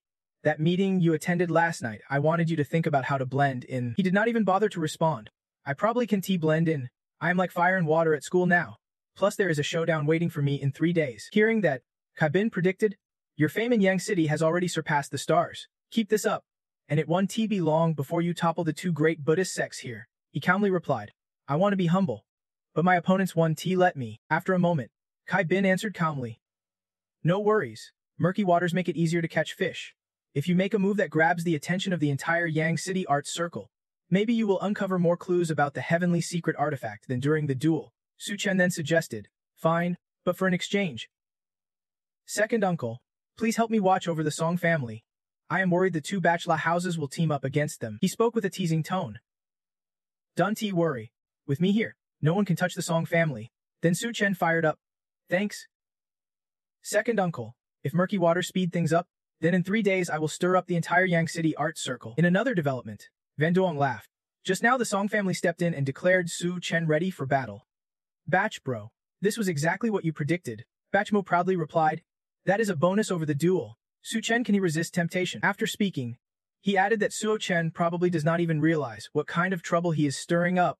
Then Van Duong curiously asked what reaction Su Chen would have after hearing that they caused some trouble for the Song family. Batchmo cheerfully guessed. He has probably already got a headache. Just then, both their phones rang simultaneously. They both answered at once, saying, Hello? Hello? On Van Duong's end, someone shouted angrily. You idiot! Stop all oppression and release Song immediately. Meanwhile, Batchmo got scolded harshly too. Don't touch the Song family, or the Batch clan is finished. Finally, both callers ended with the same warning. If the people behind the Song family get angry, the 2 bachelor houses won't survive. After hanging up, Batchmo wondered, how can one Song family make the heads of our 2 clans so scared? Batchmo continued, looks like whoever's protecting the Song family has power way beyond our clans. Luckily, they only defend the Song family and have not targeted Su Chen. He immediately decided, then let us focus all our strength on dealing with Su Chen. Van Duong agreed right away. Alright, cut to the Song family. Su Chen suddenly spoke up. Second uncle was quick to send the heavenly secret artifact documents. Su Chen looked at the materials Kai Bin sent him and was amazed. After opening it, Su Chen guessed immediately. When second uncle gave me that nickname, there is an 80% chance he was fishing. Forget it. Forget it. Anyway, I do not know anyone in the Special Operations Unit, so I am not afraid of being seen. He thought to himself that the team led by Sister Jiang was the 9th Reconnaissance Unit, and he had not expected to have to team up with her to investigate the heavenly secret artifact this time. He figured Sister Jiang did not know his identity, so she might speak freely. Then, on the other side, Du Tin suddenly announced, Team leader, Senior Fishing Master sent a public email, and Dao confirmed that the sender was the one in charge of this operation, a senior from the Heavenly Net sect. She immediately stated, Yes, it is an honor that our actions are recognized by the Heavenly Net sect's commander. Then she reminded, Alright, pull yourself together. Suddenly, the senior messaged saying they might have traced the heavenly secret artifact's whereabouts. Hearing this, Du Tin exclaimed, That fast? We have been everywhere these past few days with no results. No wonder the screen suddenly showed keep it up, making her hesitate and suspect. Keep it up. Senior, you are encouraging us. Is the Heavenly Net sect really that friendly? But Endao did not think so. If you can get into the Heavenly Net sect, the senior fishing master must be a powerhouse in some field. His words definitely have another meaning. Then she asked, What is the progress on our investigation? Du Tin immediately reported, These past days we have been recording and analyzing data from Duongdan's antique market. After checking, there are 7 remaining routes, and the secret heavenly map mostly leads through one of these routes into Duongdan. After finishing, she added that they are seriously short on personnel now, and have not had time to verify these 7 routes, so their guesses could be completely wrong. And Dao replied, Got it. Senior means we need to move fast to avoid more trouble. Then she ordered sharply to notify the others to speed up tracking these 7 routes and investigate thoroughly. Dutin sighed. No wonder the senior of Thien Vong Dian is so sharp. Every move is so clever. After organizing, she happily said, we still have a lot to learn. Meanwhile, So Tran, unaware of Squad 9's situation, yawned lazily. Tongda got excited when he saw him. Brother-in-law, you came just in time. So Tran asked curiously. Little though. When Truck Kang was training, did you have to go to the lake to practice boxing? After seeing the scene clearly, he was very surprised and exclaimed. Meanwhile, Tongda enthusiastically introduced, brother-in-law, this is Master Liu Quan of the Liu family. He is the most famous national-level master painter in Duongdan, and this is his granddaughter, Miss Li Manman. Then Li Quan warmly greeted, you must be So Tran? Master So used the twin heavenly spirit technique to paint the phoenix prayer. It truly shows talent. I am Quan, a master painter from the Liu family. As he stepped in, he happily extended his hand to greet Master Liu. Looking at the girl before him, So Chan gave a teasing glance, and I have met this one before, Miss Liu Thien Thien. Your words startled her for a moment. Tongda looked at Thien Thien, who stared blankly and said, what is going on? Hearing this, Thien Thien stood up curiously. How do you know I am not Man? So Tran pointed at her chest. Do I even need to ask? Thien Thien snapped. What do you mean? She crossed her arms over her chest. So Tran. You pervert. I actually thought you were a gentleman. So Tran acted innocent. Huh, how am I a pervert? Aren't you younger than me? Thien Thien. Lu Quan cuff a few times. Enough joking. We came to see Master So for serious business. Then with a curious look, he asked, may I boldly ask which sect Master So's incredible twin heavenly spirit technique comes from? So Tran ran his hand through his hair and replied, honestly, I do not know which sect. It was casually taught by one of my masters, just some basic skills. Hearing this, Li Quan was shocked. Basic skill, he silently thought. This technique is coveted by many national-level painters. So Tran just calls it basic skill. Such a genius must be befriended. Then he smiled, placed a hand on So Tran's shoulder. Master So, no need to be modest. That illusion painting of yours is truly divine. Man has been obsessed with it these past days. And I was curious about who actually painted it, so I dared to visit. With a friendly attitude, Lu Quan handed over a check and casually asked for Man. Would you be willing to sell that painting? This is the price Man set. Seeing the number, Tongda was stunned. 5 million. Brother-in-law, one of your paintings can earn over 5 million. Lu Quan smiled brightly and said, not much. Master So's paintings are totally worth it. I heard in 2 days there will be a contest on the antique street, and the Liu family is willing to pay 10 million to buy the painting Master So paints then. So Tran put the check into his shirt. Alright, I am not interested in money, but I want to use this chance to make friends with Master Liu. Lu Quan was honored and extended his hand. Pleasure to cooperate. So Tran also replied. Pleasure to cooperate. Tongdo's eyes gleamed with the gold of money, just with one word. Brother-in-law earned 10 million. As the door closed, he was blinded by greed, drooling and bowing to grab So Tran's leg. Brother-in-law, is it still possible for us to learn painting? Tongdo took the chance to add, a painting that can sell for that much. You really are too talented. So Tran cut it. Alright. Little though, you just left the Liu family, and you have already said that over 10 times. Let me say again, I only paint as a hobby. I can really teach you. Tongdo scratched his head and smiled helplessly. I am just joking. I can practice boxing. Forget about the artsy stuff. Then he looked at So Tran again. Brother-in-law, where do you want to go now? So Tran replied calmly. Looking for Uncle Hongfu. Tongda asked in surprise. Didn't he just come to the capital recently? Suddenly, So Tran's face darkened. He had just returned to Duongdan last night. At the same time, a phone call came through. On the other end, someone said immediately, Master So, I just heard about the duel in the antique alley 3 days from now. I did not expect you to be not only a skilled fighter, but also well-versed in calligraphy and painting. He quickly replied. Well-versed? I just dabble. The other side responded. Earlier, my family sent me to the capital to collect a batch of ancient paintings. I heard there is some kind of mysterious secret in them. If I would known you were interested, I would have invited you along. His gaze suddenly froze as he thought to himself. The capital's paintings have secrets. Could it be related to the celestial secret diagram? The self-portrait that Uncle Hongfu brought back from the capital might hold clues about the celestial secret diagram. At that moment, a luxury car quickly pulled up in front of Hongfu's house. So Tran got out and waved. Long time no see. Uncle Hongfu, Hongok replied. Master So, it is great that you came. Our master has been waiting since early morning. Then he looked at the other man and said, Master, this is So Tran. That man was Hongfu Gian Kan, Hongfu Hong Nigok's father. Seeing So, he immediately said, So Tran, the Southern Fist Master, I have long heard of your deeds in Duongdan. Gian Kan recounted, not long ago at the airport, you drove off the 4 Western Masters. Well done. The Huaxia martial arts still rely on you young ones to carry it forward. So Tran stood, respectfully clasping his hands. You flatter me. It is just what I should do. Nguyen Can smiled brightly and heard Hong Gok say, You are quite interested in calligraphy and painting. Recently, he bought several paintings from my study. Wanna go take a look? So Tran could not refuse. Tung, though, who was behind, suggested, My brother-in-law is busy. I have not seen Uncle Hongfu in a while. Let us go this afternoon. Soon after, So Tran went with Nguyen Can to the study, looking around in amazement. The self-portrait Uncle Hongfu brought back was truly a treasure. Pausing briefly, he thought further. But all these are ordinary paintings, unrelated to the celestial secret diagram. Seeing his expression, Nguyen Can felt a bit disappointed. He would spend the whole morning patiently examining paintings with the old man. So Tran was truly a talent. Pausing again, he continued, But the reason you came today must be about the celestial secret diagram, right? Hearing this, So Tran was startled. He had not expected his thoughts to be read so quickly, but he did not deny it and admitted, Yes, I heard the celestial secret diagram has reappeared. I am very curious what the rumored ancient painting looks like. At this, So Tran silently evaluated the other man. Though old, the man was no fool. His mind as clear as glass. He recalled that earlier this morning, Du Tin had wanted to rush in. Sir, please cooperate. We only want to examine the painting. But Nguyen Can had already refused then. My collection has never been lent to anyone. Hong Gok saw them off. Now he recounted, This morning a few young men came, also about the celestial secret diagram. I thought they were too reckless and sent them away. But I like you very much. As he spoke, Nguyen Can pulled a painting from the bookshelf and did not hesitate to hand it to So Tran.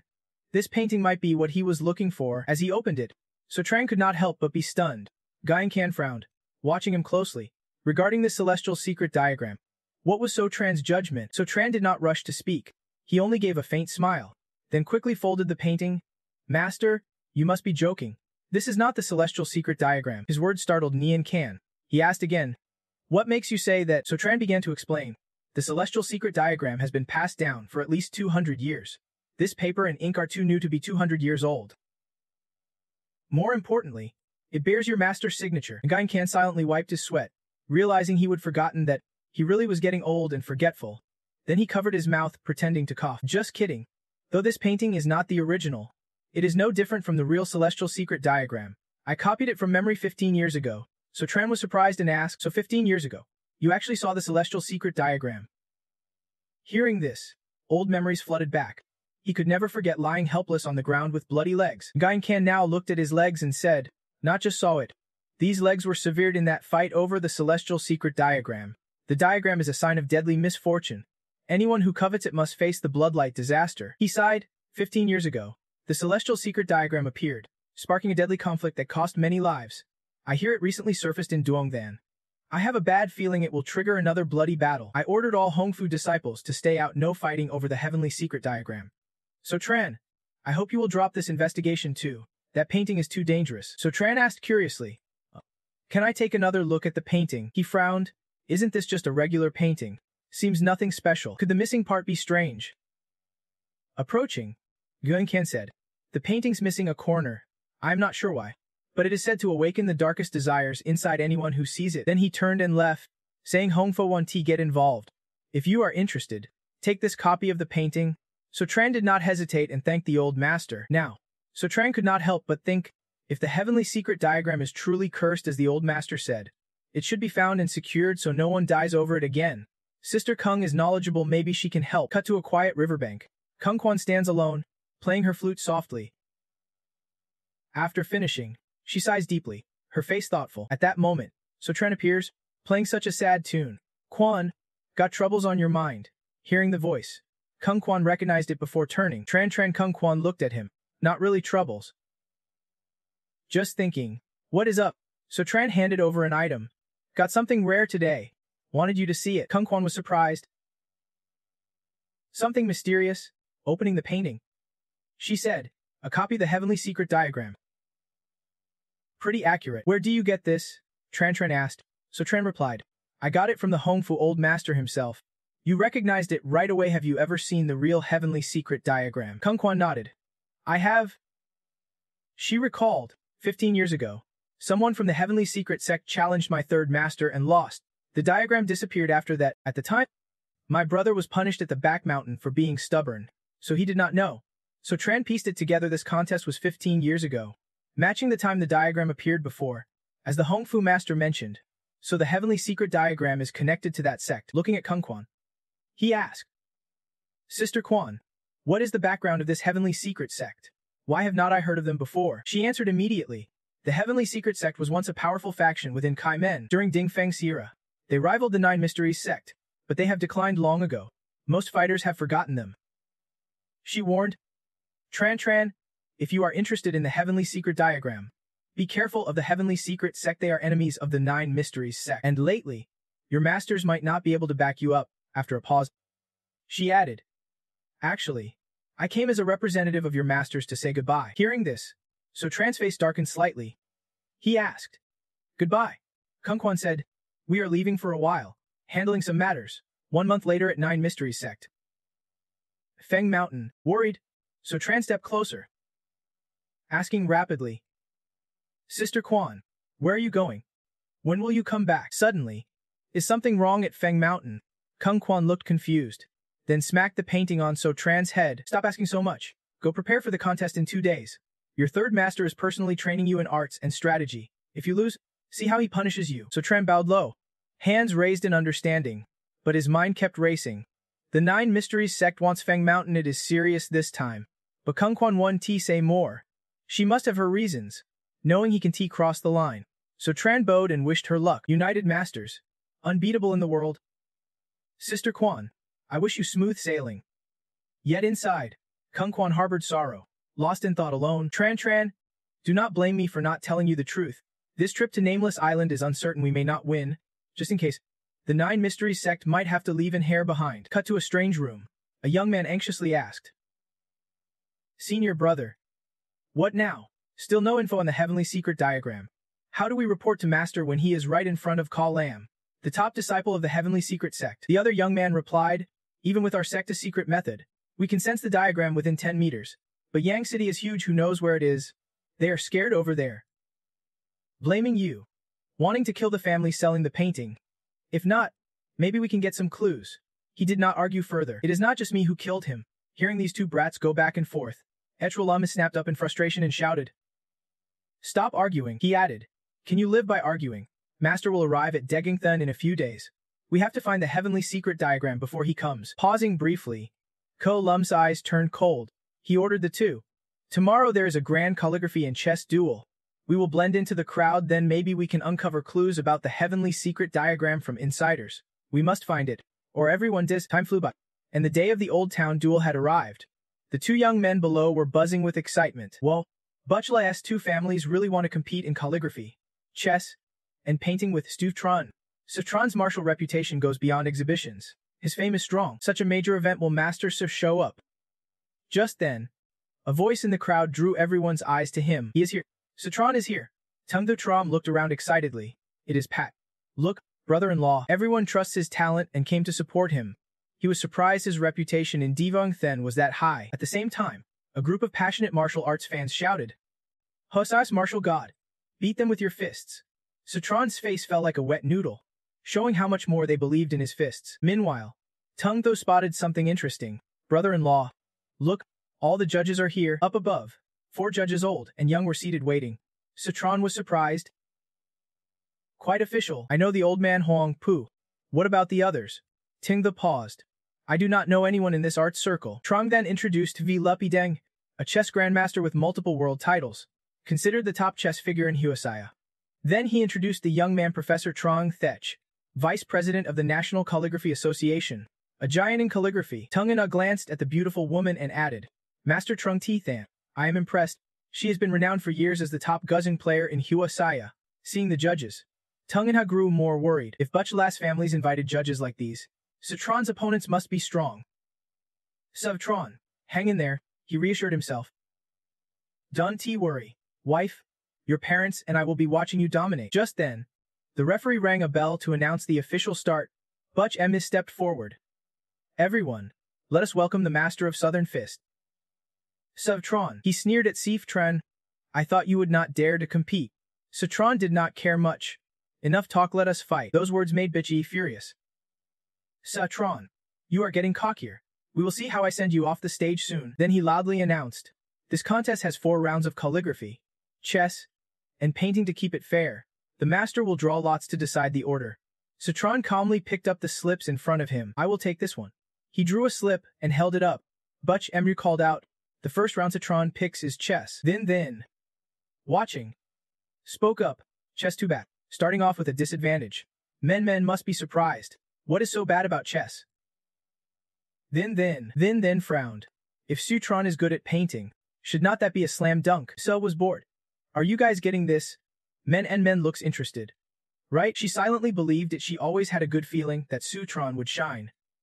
Meanwhile, Butch Meh had his own thoughts. Citron's opponents were all top-tier figures from Thai Sin BT Hugh, and he was unlucky to face the most famous chess king of Thin Nam right away. Then he announced loudly, though our master's opponent is not a professional, he has defeated countless world-class players in Thin Nam with great honor. Let us welcome the first challenger chess king from Thin Nam Island. See, from below, a scruffy man holding a paper scratched his head and stepped up to face him. Hurry up. I gotta get back to studying this game. But then Zio's eyes suddenly lifted. He looked surprised at his opponent. Zio then looked at Citron in shock.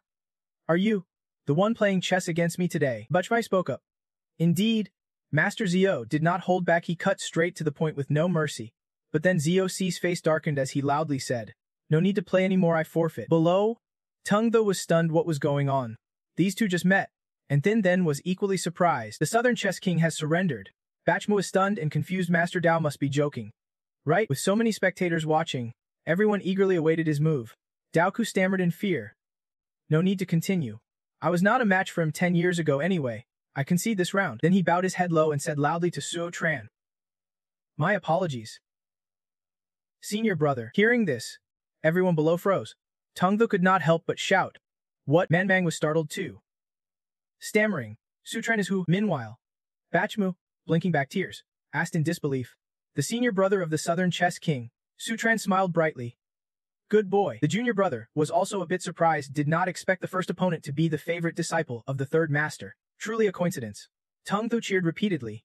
Dao Q, the Southern Chess King, is the brother-in-law's junior brother. The brother-in-law is formidable. Down below, everyone was outraged. The Southern Chess King conceded to Suo Tran. Are you kidding? Su Tran, are you going to fight or not? If not fighting, then get off the stage and stop pretending. Even Bachmu could not believe what he was hearing. But he had to calm the crowd. Silence fell, seeing Dao Ku bow deferentially beneath Suo Tran. He was inwardly furious. Didn't he expect the Southern Chess King and Suo Tran to be connected like this? Su Tran really is lucky. Both opponents in the 2 matches so far were from the 2 Bach Lotta families. Su Tran could not lose. Then Bachmo announced loudly that the next 3 rounds would definitely be trouble-free. Soon we will see just how skilled Master Suo really is. Now inviting Master Suo to draw lots. At that moment Suo Tran spoke again, making him pause. Wait a moment. Then he continued. 1 match takes an hour. Too slow. People do not have the patience. Why not play 2 matches at once? Hearing this, the 4 judges above were stunned. Simultaneous matches, Bachmo shouted. Su Tran, you talk big. Why not say 3 matches at once? Su Tran replied calmly. I am afraid if I sweep the whole stage today, you all will lose so badly you will just give up right there. Actually, Su Tran had his own plan. Winning 2 matches directly means victory. Cutting 1 match saves time to get home to his wife. Zhang Dach was sweating. Confidence is good, but Su Tran might be pushing it too far. Tu then added. Right? How can you play 2 matches at once? How can he draw and play music simultaneously? Gaiankin smiled brightly. If that is true, it is way more exciting than a normal match. If Suo Xiaoyu says so, let us see what surprises he brings us. Tu then hesitated. Zhang Dach chuckled. If Senior Huangpo says so, I am satisfied. All right then. Bachmo continued. Judges agree to 2 matches at once. No need for drawing lots anymore. Whoever wants to join next round just step on stage. At that moment, a voice rang out. Then the 2 of us will test Master Su. Bachmo cheered. 2 contestants on stage. One is the golden painter from the La Family's art tower. He loudly introduced. Master Lecap. His 8 trigrams painting is world famous. I heard inviting Master La to paint can take up to 2 years. It is a national treasure level art form. The crowd below buzzed excitedly. La Cac. Avenge me. Show that brat Suo Tran what is what. Bachmo continued introducing the second contestant. The chairman and zither master of the Bach family. Bach Kai. Bachmo whispered to Kai Thang. Uncle. Watch carefully. Kai Thang replied calmly. Leave it to me. Then Kai Thang stood, wearing a friendly expression, asking, Su Tran, tell me, Who do you want to face first? Sutran replied arrogantly, full of disdain. I said bring them all on. I can finish you all in an hour. Lecat coldly looked at him, young and arrogant. If you embarrass yourself later, do not blame me for being ruthless. Then he quickly took out paper, placed it on the table, ready to fight.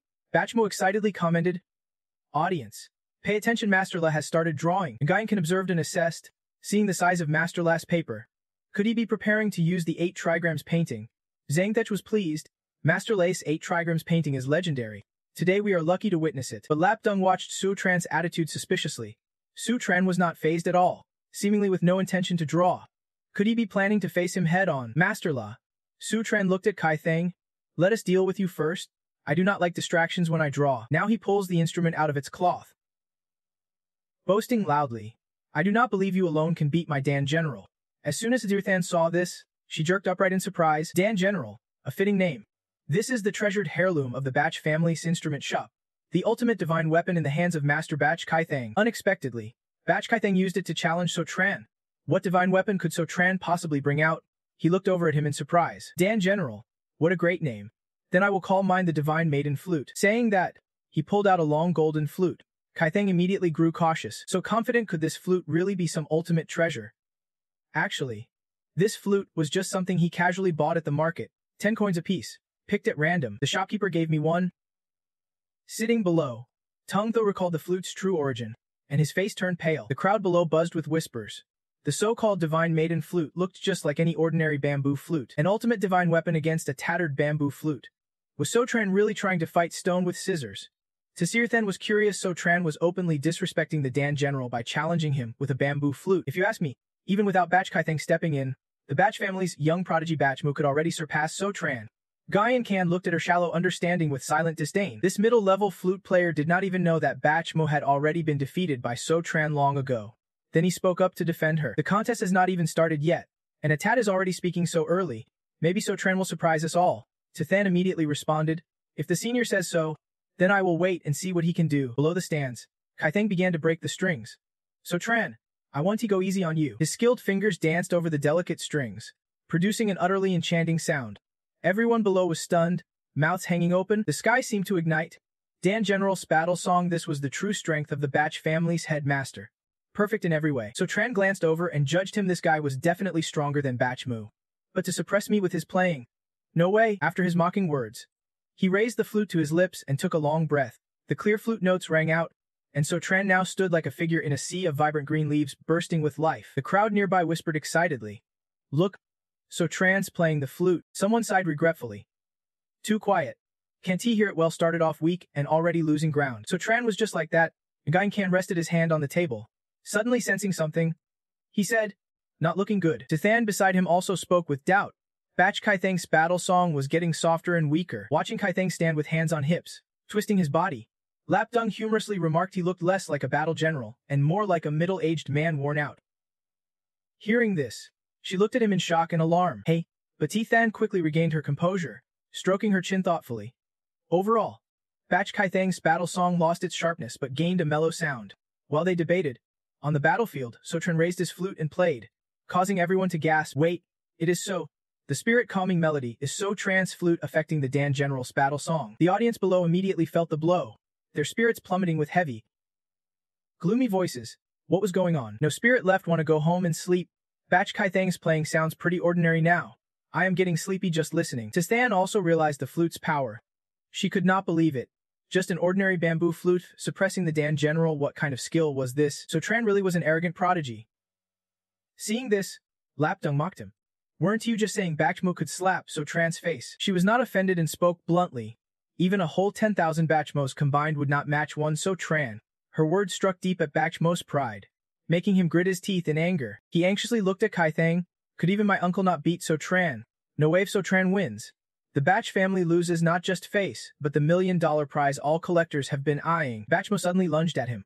Uncle, play quickly. We can let Sotran win. This sudden move shocked him, and he tried to stop him. Dunty wait, but it was too late. Bachmo's hand was already on Kaithang's shoulder, and then all his strings snapped. Whipping his hands repeatedly, Bachmo exclaimed in shock. Did the instrument just break? And there is Uncle too. Uncle Kaithang stared blankly at his heavily injured hand. Stammering, you He was burning with rage, immediately standing up and grabbing Bakmo by the collar, yelling, "This useless mess? This is supposed to be fighting spirit. Why did you charge in like that? Now look what you have done." The general's instrument is destroyed, the supreme divine weapon that the Batch family treasures. Kaitheng lost his cool, grabbed the instrument, and chased after him shouting, "Give me back my instrument." But he had to retreat hurriedly as Uncle calmed him down. The audience instantly grew excited, enthusiastically commenting, "Oh man, the Batch family just lost face, the General's instrument destroyed like this. If I were Batch Kaitheng, I would be embarrassed too." No need for the judges to announce the result now. After mocking Kaitheng and Batch Mu, they immediately turned to cheer for him. Sotran nailed it. Sotran is the winner. Sotran is cool. Lakhak's voice suddenly rang out, catching Sotran's attention. The 8-bow diagram was recorded in the 8-bow divine fate as the standard. A hand held a brush, slowly writing each stroke on paper. The man focused as he waved the brush, muttering profound things. The bow's shape must be spirited and lifelike. When finished, the staff raised the paper for the audience to admire. Lakhak stood confidently with his hands behind his back. Esteem 8-bow diagram masters, Gaienkan observed and praised. "This is Lakhak's 8-bow diagram, his brushwork truly precious." Trongdach guessed, "I heard Sotran knows the Twin Immortals' divine technique, but with Master Lakhak's power here, Sotran will lose 80% of the time." Lakhak was very proud hearing the judge's high praise. He chuckled silently. Under the pressure of the 8-bow diagram, let us see how much of his Twin Immortals' divine technique Sotran can really show. Sotran calmly asked, "Master La, are you done drawing?" He was not worried and even provoked. "Good, otherwise I would worry and take action. You would not dare reveal this painting." Lakhak mocked with full confidence. "Can you really produce a better painting than mine? Ridiculous. A fighter. What makes you think you can beat me?" Sotran raised his fist defiantly, seeing his arrogance. The man sighed helplessly. Before he could react, Sotran slammed his fist on the table, scattering ink and brushes everywhere. A spectator asked in confusion, "What is going on?" Someone nearby guessed Sotran is just angry because he can beat Master Lakhak. Could they really be about to fight? Tongnai excitedly exclaimed. "Look carefully." Sotran was drawing. Tongdu asked, "What?" Sotran remained calm, skillfully twirling the brush, swiftly painting on large paper, his figure flashing from one spot to another with intense focus. Dantu marveled. Twin Immortals' divine technique. And not only that, Sotran also uses Hoa fire skill. Gaienkan recognized the skill in his technique, using movement to keep the rice paper floating while coordinating brush tip and skill with the divine technique. It was truly miraculous. The audience below buzzed, amazed at such painting skill. Sotran finished his work, calmly holding one end of the painting. He raised it forward for announcement. "Finished." The crowd excitedly exclaimed. "Well, Sotran was painting or performing martial arts just now." Another added, "Genuinely impressed. Honestly, even if his painting was average, I would still vote for him." Another agreed enthusiastically. "Me too." Tongthu cheered passionately. "Brother-in-law's amazing." The crowd's encouragement growing louder. "Sotran! Sotran!" Sotran stood confidently amid the crowd's cheers. "Sotran! Sotran!" Witnessing this, Lakhak gritted his teeth in anger. He was extremely dissatisfied, unable to contain his feelings. Muttering angrily, "Just shameless showing off skills. The judges are peak masters in the arts they won to be fooled. Sotran is only fooling the ignorant crowd below." He immediately lunged forward, rudely snatching the paper from his hand. "Let us see what you can really draw." But when he clearly saw Sotran's work, Lakhak froze in shock, unable to believe it. Stammering, "How is this possible?" Trongdach gasped. "Well, Sotran is so bold. Because of the distance." Tistan could not help but look on with curiosity. "What is going on? Is Sotran not good at drawing?" Ninggai and Chin carefully observed his work and spoke with certainty. "He is actually drawing too well." The elder quickly explained. Sifchan also drew the 8 trigrams diagram, even more divine than Lakhak's. The referee immediately made a judgment. "The winner of this match is decided." Lakhai kept mumbling, "I lost." Sotran remained calm amid the crowd's commotion. "What is happening?" Master La admitted defeat on his own. Sachin is so strong, conquering not only the judges but also his opponent. The audience cheered excitedly. "Well, Sotran's painting is on the big screen, and the crowd is fired up. He is the real master." Cheers of Trun. "You are amazing." Echoed around. Veng exclaimed in surprise. "How is this possible?" Bushmi sat stunned beside him, still shaken from earlier. He held his head in despair. "This match just made us Trunken famous, cost us a huge cash prize, and lost the Betch family's top general." Ven Ung kept calculating. The 8 trigrams painting is a legendary masterpiece, and the zither is the La family's golden trademark. This defeat is a heavy blow to the Lai family. Buchmai brooded in regret, knowing he would be severely punished later. Ngai Nei immediately maneuvered his wheelchair forward. "Seth, little buddy, you have really opened our eyes. Since you have won 3 rounds straight, no need for a fourth. Suchen agreed. I was thinking the same. Remembering the earlier scene. Someone panicked and ran off. No more matches. I refuse to lose face on stage. Someone behind ran forward to announce the next contestant. The elder whispered to him, "Actually, I wanted to see your handwriting, but the master calligrapher Butch family hired was unreliable and fled." Stetron was indifferent. "It is. I will write a piece and bring it to them later." Seeing he was not paying attention, the elder nodded happily. "All right then." Lupdenging eagerly approached. That performance was captivating. "Master Sess, you are truly the hope of young artists," he politely replied. "You flatter me." Meanwhile, among the spectators, 3 figures cloaked in black silently watched Usutron. Trixun, a disciple of Thin Sea sect, immediately asked, "Senior brother, is Citron really a disciple of Siu Haimen?" Hearing this, Kichu Lom, disciple of Thin He sect, explained, "That is right. Thin Manvang Koc is a worldly disciple of Siu Haimen. Citron is Zosia's senior brother, so his rank in Siu Haimen must be high." He frowned in annoyance. Originally looking for clues about Denton Haimenze, but unexpectedly gained this info. Such a wicked hair of Siu Haimen must be eliminated quickly, or our Thinsutra sect will never reveal itself. Tungtho ran up excitedly to congratulate brother-in-law. "You won." Citron immediately turned and spread his arms wide to Sutujian. Littltho was so excited, but instead of rushing into his arms as expected, he dashed toward the ceramic vase prize worth over 1 billion, shouting he is struck rich. Citron sighed helplessly. "Kid, you care more about riches than your brother-in-law." Suddenly, the audience phones vibrated, and they all pulled out their devices. Confused, "What is going on?" Tengtho got drawn in too, pulling out his phone. Why did a clip suddenly pop up? In the video, a fully cloaked figure announced this was one of the 10 ancient disasters of Ho-A, then Hio into Z. Citron immediately caught the keyword. He fell silent. Thinking deeply, then Hein-E. Citron asked suspiciously, "Littltho, what is this about?" Tungtho held his phone in front of him.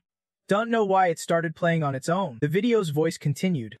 "I know many have been searching for it lately, but I only want to trade it for one person's life." The cloaked figure laughed proudly, declaring, "Whoever kills Stronton will own then Sigrahidiev." Citron was shocked.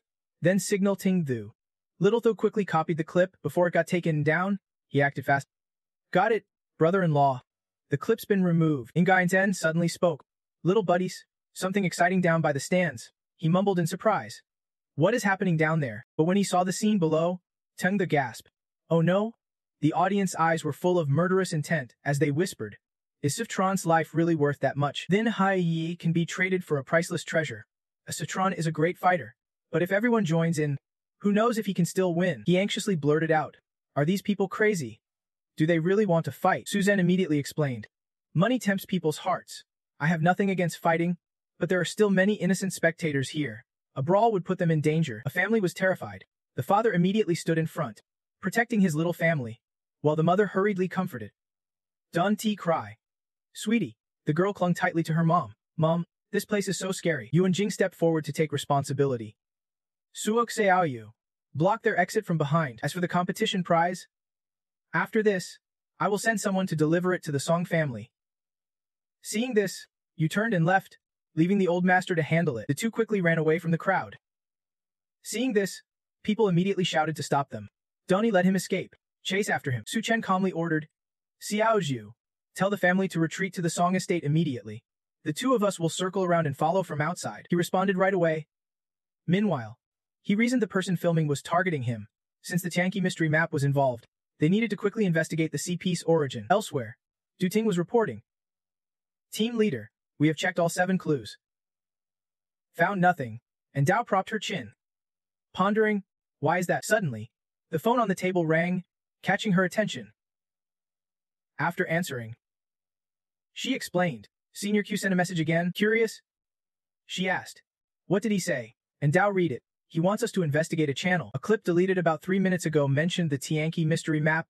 She immediately took Du Ting out of the room. This lead came just in time. "The channel's headquarters is in Yang City. We leave immediately." She respectfully replied, "Yes, sir." Scene shifts to another location. A car speeding down the road. Songju was driving.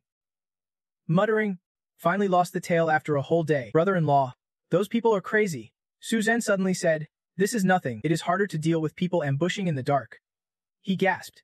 "They are more dangerous." Distracted, he suddenly crashed into something, slammed the brakes, and shouted, "Oh no?" Su Chen frowned at the unexpected event and immediately heightened his alertness. Song Ju struggled to control the wheel and said, "Where did such a huge rock come from?" The car stuck. He tried to get out. "Brother-in-law, I will," she said, but he quickly stopped her. "Donnie, open the door," Su Chen warned. "That rock appearing out of nowhere is not a coincidence." He panicked. "What? Someone's already chasing us that fast?" He looked intently through the rearview mirror and guessed. Probably. Two leaves surrounded by energy suddenly shot forward at high speed.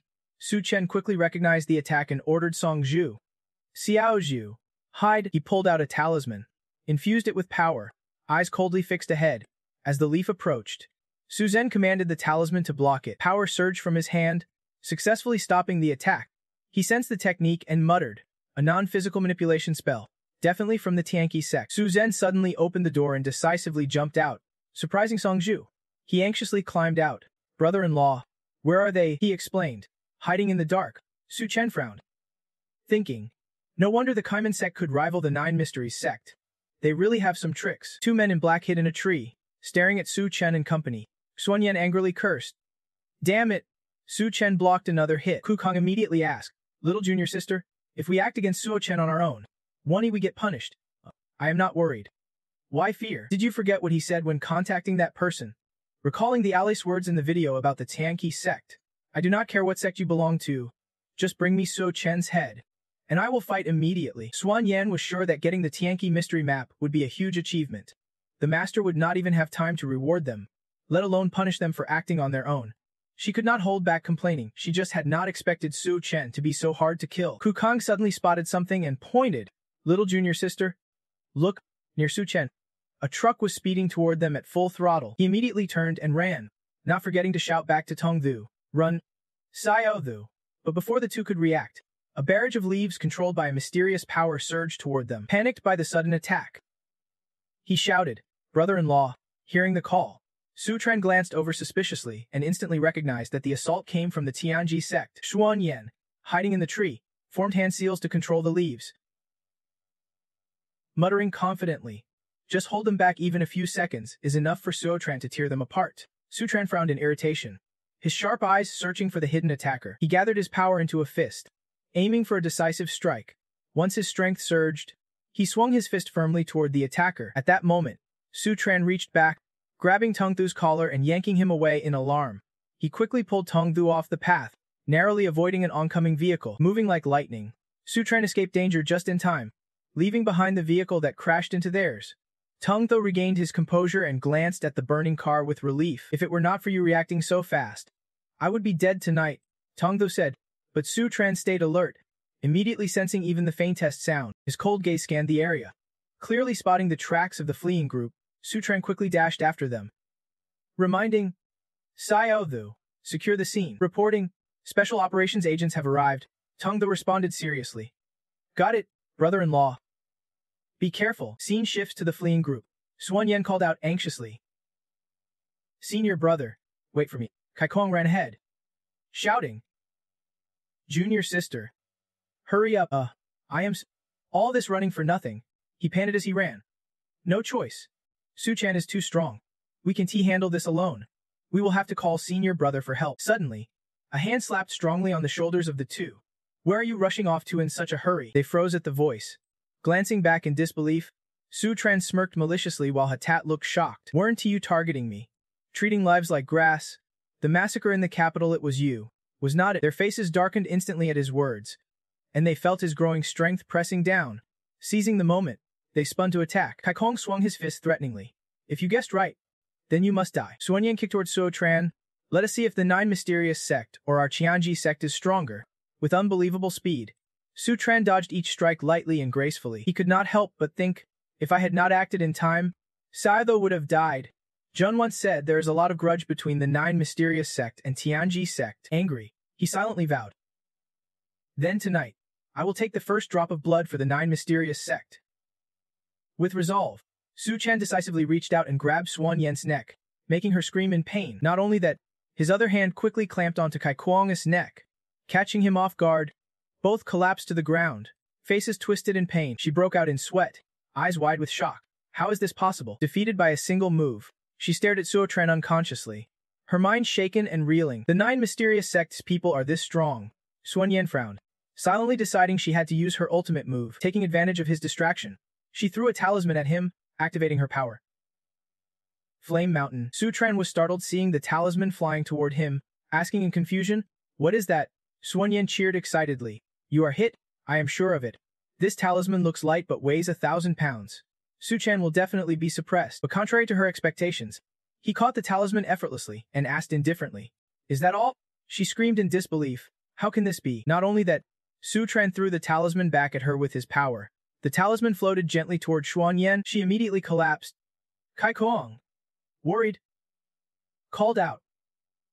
Junior sister. Xuan Yan lay sprawled on the ground, looking at Su Tran confused.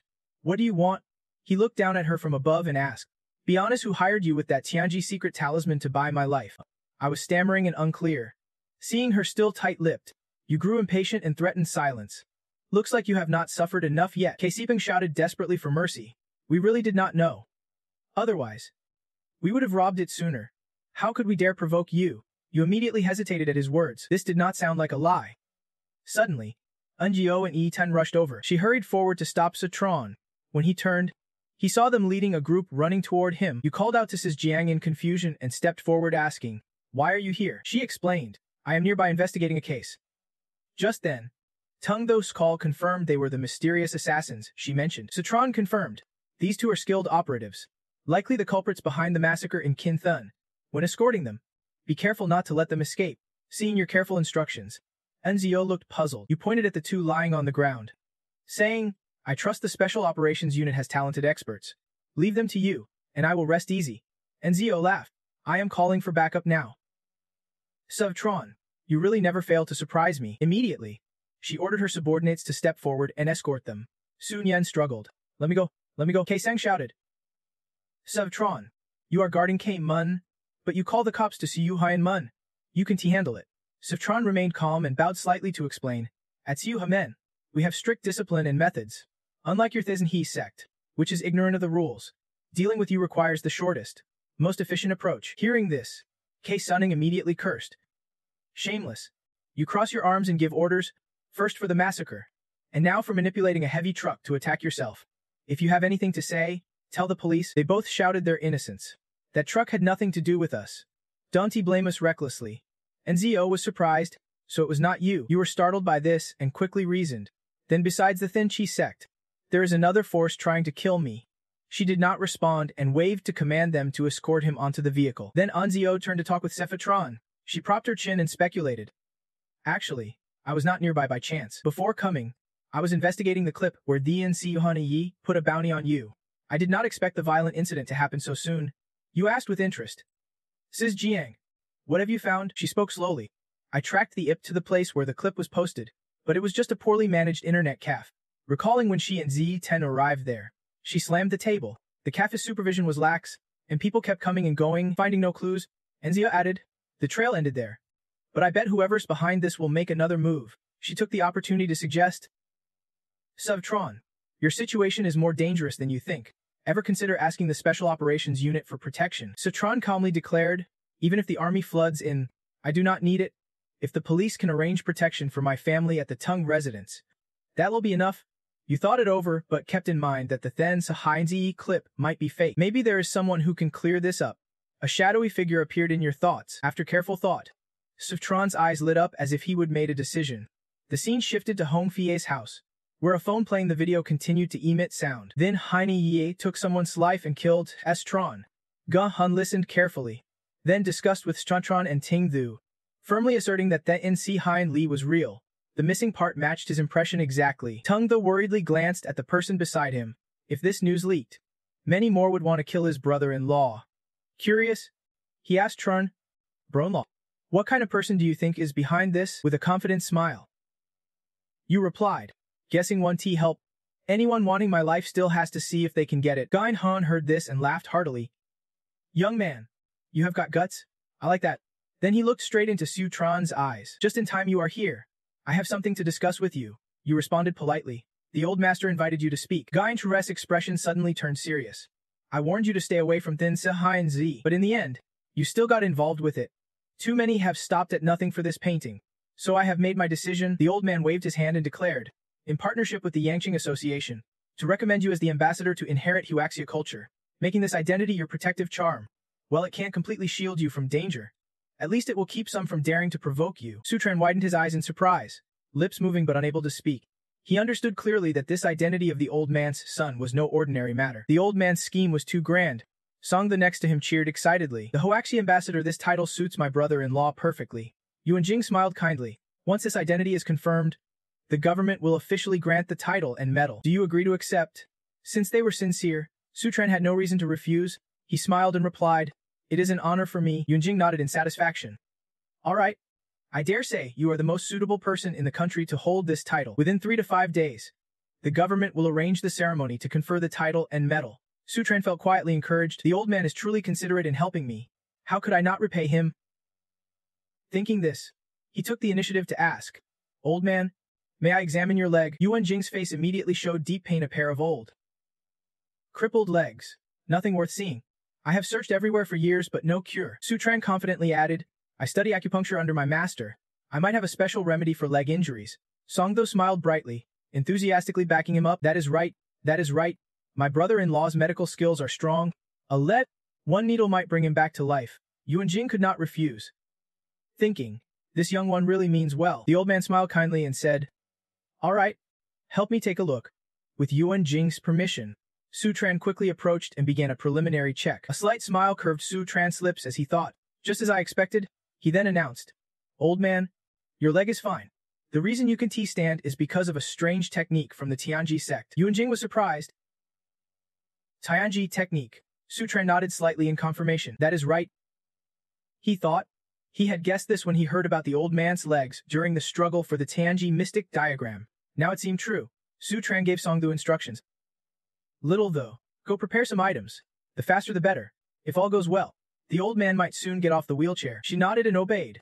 Yuan Jing stared wide-eyed in disbelief and anxiously asked, Sutran, can you really heal my leg? You are not just making an old man stay. Are you? Sutran smiled calmly. You will see soon enough whether I am joking. Shortly after, Hongok received the news and hurried here. He excitedly asked, Dad, I heard Master Su wants to heal your leg. How is it? As he opened the door, he saw his father lying flat on the wooden bed wearing only shorts. He shouted in shock. Oh mutt. Hongok froze. Mind spinning.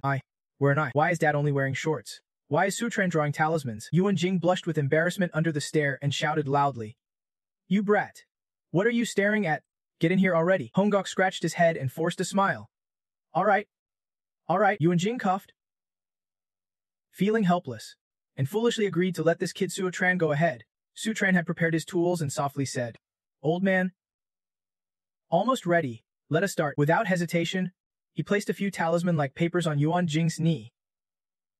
Within seconds, the old man quickly felt a change and opened his eyes wide in astonishment. Hongok eagerly asked, What is happening, Dad? Yuan Jing stared blankly at his leg, lips moving but silent. My leg seems to be reacting. Seeing their reactions, Sutran calmly reassured, a reaction is a good sign.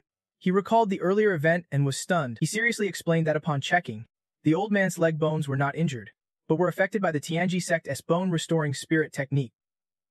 Hearing this, both Hongok and Yuan Jing widened their eyes in shock. The bone-restoring spirit technique. Sutran folded his arms and explained simply it is basically a little ghost gnawing on the bone. Whenever the old man tries to stand, the little ghost bites his bones. The pain is unbearable, making him think his legs are useless. Songdo turned pale, nervously looking around. Little ghost, brother-in-law. Will the ghost come out? Sutran patted his shoulder to reassure him, saying it was just an example, not a real ghost. After all, it is still sorcery. Even the old man is not afraid. What are you scared of? Upon hearing this, Tongdo relaxed and breathed a sigh of relief. I was just nervous. As long as it is not a real ghost, that is enough. According to Sutran's explanation, if the sorcery could be completely removed now, he could be reborn anew and be free from illness. Seeing this hope, Guyancan grew eager and urged him on. All right. Sutran. Keep going. Following the other's wish, Sutran quickly proceeded with the treatment. Guyancan's legs trembled slightly as dark energy slowly appeared, hovering around his legs. Sutran's eyes flashed sharply. He decisively pulled out his acupuncture needles. In the final step, Sutran performed the miraculous life-saving acupuncture technique, swiftly needling Guyancan's legs. Then, he suddenly waved his hand, collecting the needles and the pile of talismans. Guyancan looked puzzled. Why did So Tran stop needling? The other did not respond immediately, closing his eyes to take a deep breath and steady his inner strength. The next moment, he smiled confidently and declared, "All done. You can help the old man try standing." Hongguk was surprised at how fast it was. Even Guyan jumped up, exclaiming in disbelief, "What?" Hongguk quickly supported the old man and gently asked, "Dad, try walking." Can was still confused, lips moving but silent. After a moment of hesitation, he finally tried moving his legs. Tung Tha frowned slightly, wondering why the old man was not walking. So Tran raised his hand to stop him from stepping forward, his face serious as he cut off Xiaodu. His voice softened as he reminded him gently, "A martial artist confined to a wheelchair for 15 years, how could ordinary people understand that suffering? Give the old man some time." Tung Tha understood and awkwardly scratched his head, nodding, and Guyan tightly closed his eyes, silently determined he has endured 15 years. Even if he fails, it will only be one more pain. With that thought, he used all his strength to stand up. Hongguk screamed in panic, "Be careful," to his amazement, and Guyan stood steadily on his own legs, his whole body trembling with excitement. And Guyan could not believe it. "I am standing. My legs do not hurt at all. This can be a dream, right?" Hongguk hurried over to support him. "Dad." Before he could even touch Guyan, the old man swung his arm and slapped him hard across the face. At this moment, Guyan had no mind for anything else. Excited, he spun around throwing punches and kicks, shouting joyfully, "I really stood up. This feels amazing." Tung Tha's eyes sparkled as he stared without blinking, exclaiming, "The old man is so powerful. Your brother-in-law's medical skills are incredible." Guyan grabbed So Tran's hand tightly, voice full of gratitude. "Thanks to you, So Tran. This old man owes you a great debt." So Tran smiled and replied, "You flatter me. Old man, healing your wounds is just me returning a favor from before." Guyan happily clapped So Tran on the shoulder and left. All right. Hongguk went to set up the best banquet in Dongdan to invite So Tran. From now on, So Tran is the Hong family's great benefactor. Hongguk obediently covered his mouth. "I'm going right now." Scene shifts elsewhere. Hongbei stealthily pushed open a door, cautiously looking around. As he stepped inside, Ka Lam immediately asked, "Any luck?" The other hesitated before answering. "Searched everywhere, but no trace of the little junior sister or junior brother. But I heard someone tried to assassinate So Tran last night and failed. Could it be them?" Hearing this, Ka Lam furrowed his brows. "So Tran, again so..." He calculated silently, so many things have gone wrong lately. He can talk to the master unless he gets the heavenly secret diagram before the master arrives. With that thought, Ka Lam sternly ordered Hong Bi, "No need to look for anyone else. Watch So Tran closely for me. Out of the three, take this one to exchange for the heavenly secret diagram." He quickly nodded in agreement. Understood.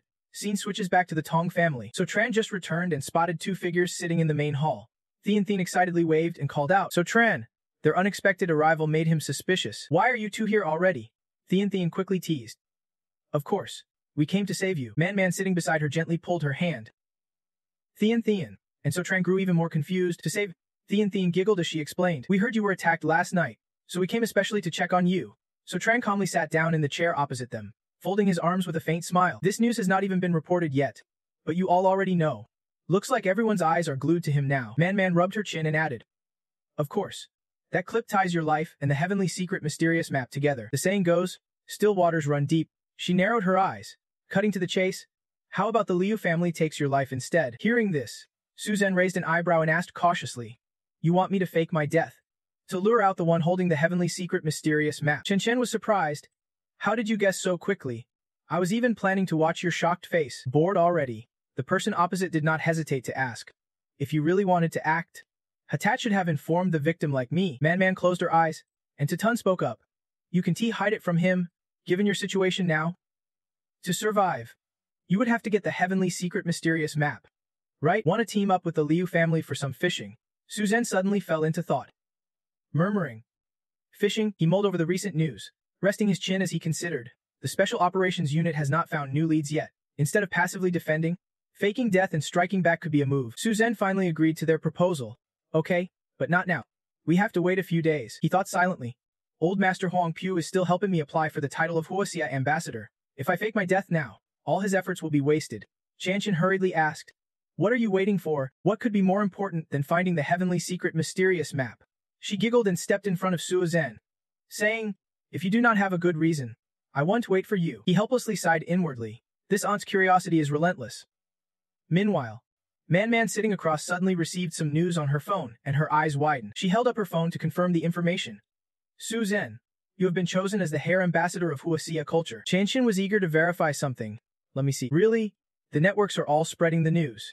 Suzanne was quite surprised. It is already online. Faster than I expected. Man finally understood his plan. So that is it. Once he becomes the Huaxia ambassador, his status will carry weight. If anything happens, more people will investigate the heavenly secret mysterious map. Suzanne nodded slightly.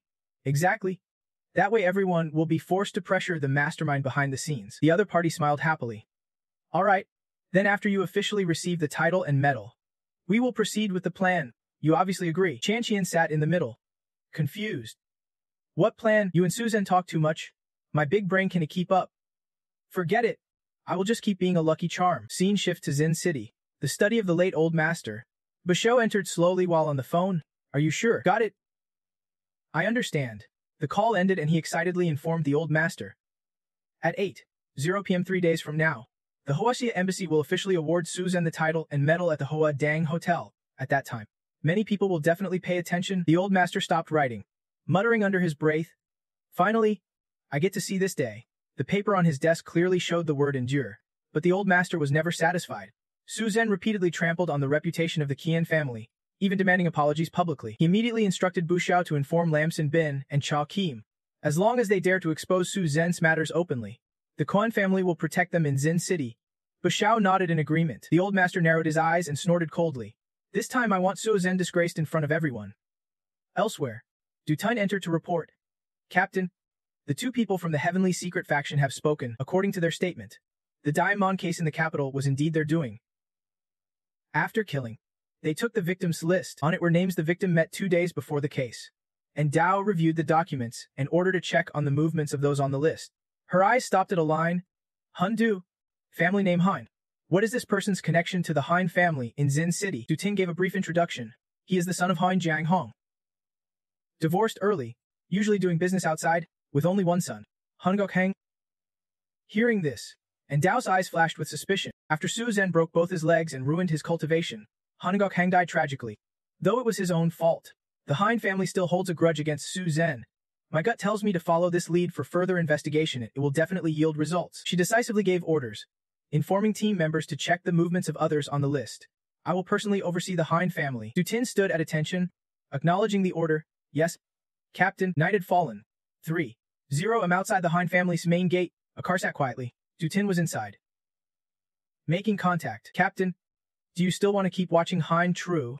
It has been all night with no results. And Dao lowered her voice, replying, no slip-up is the biggest slip-up. She silently kept watch outside a room, sure of what she saw. The Hein family is steward. So Tran acted strangely. He did not rejoice at someone's misfortune, but stayed silent instead. Something was off. There had to be something fishy.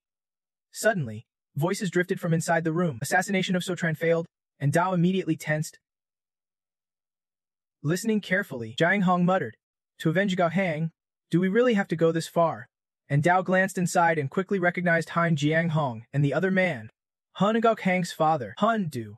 This was Hein Du now. Han Gok Hang's father pleaded earnestly, and Go Hang was my only son. My dearest, he died so cruelly.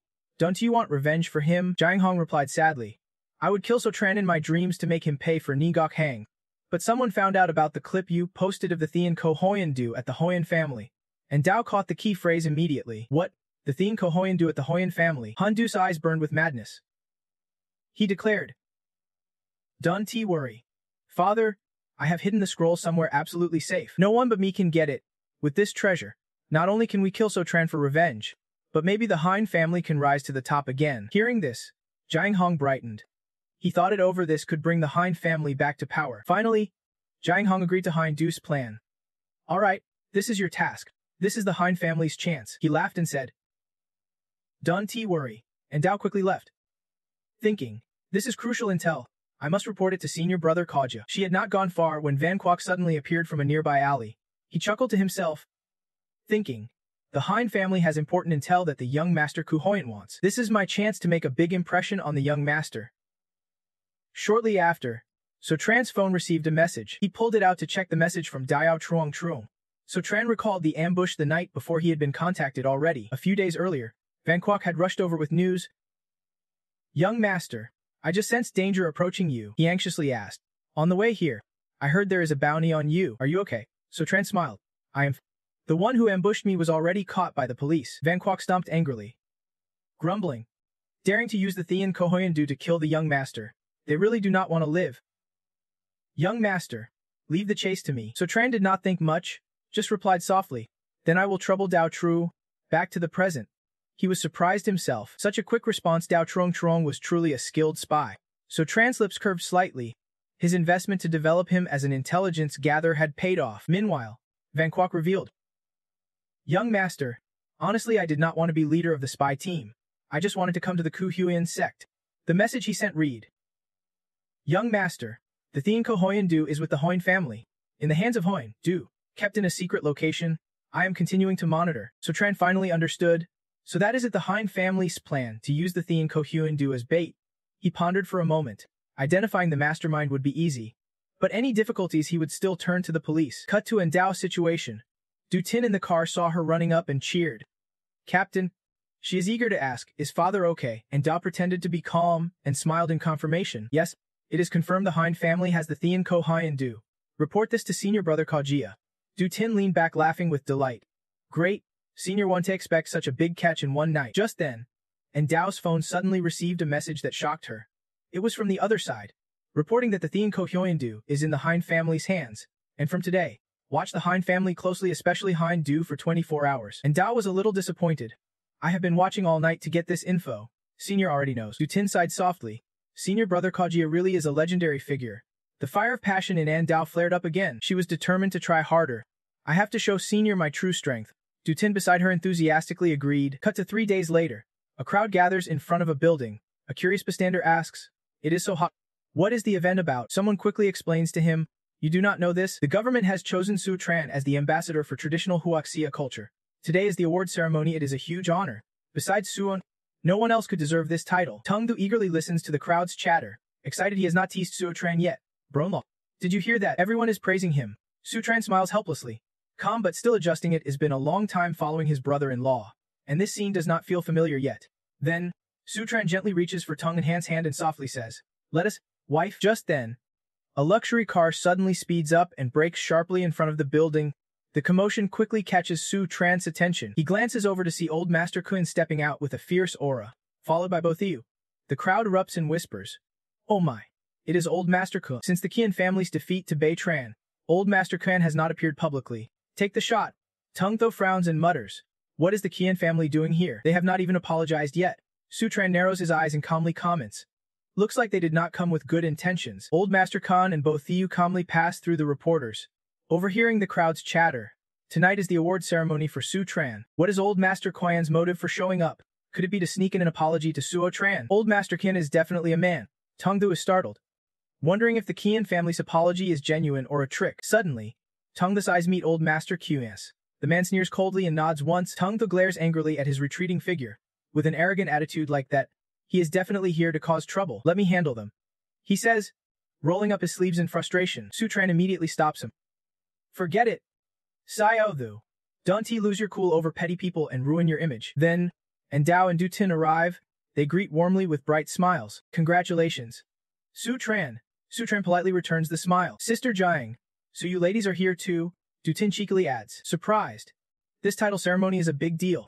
So security tonight is handled by the Special Operations Bureau. And Dao leans close to Suo Tran, speaking just loud enough for them to hear. I actually came to warn you the person discreetly using the celestial secret diagram to buy your life is from the Hein family. Su Tran feigns shock.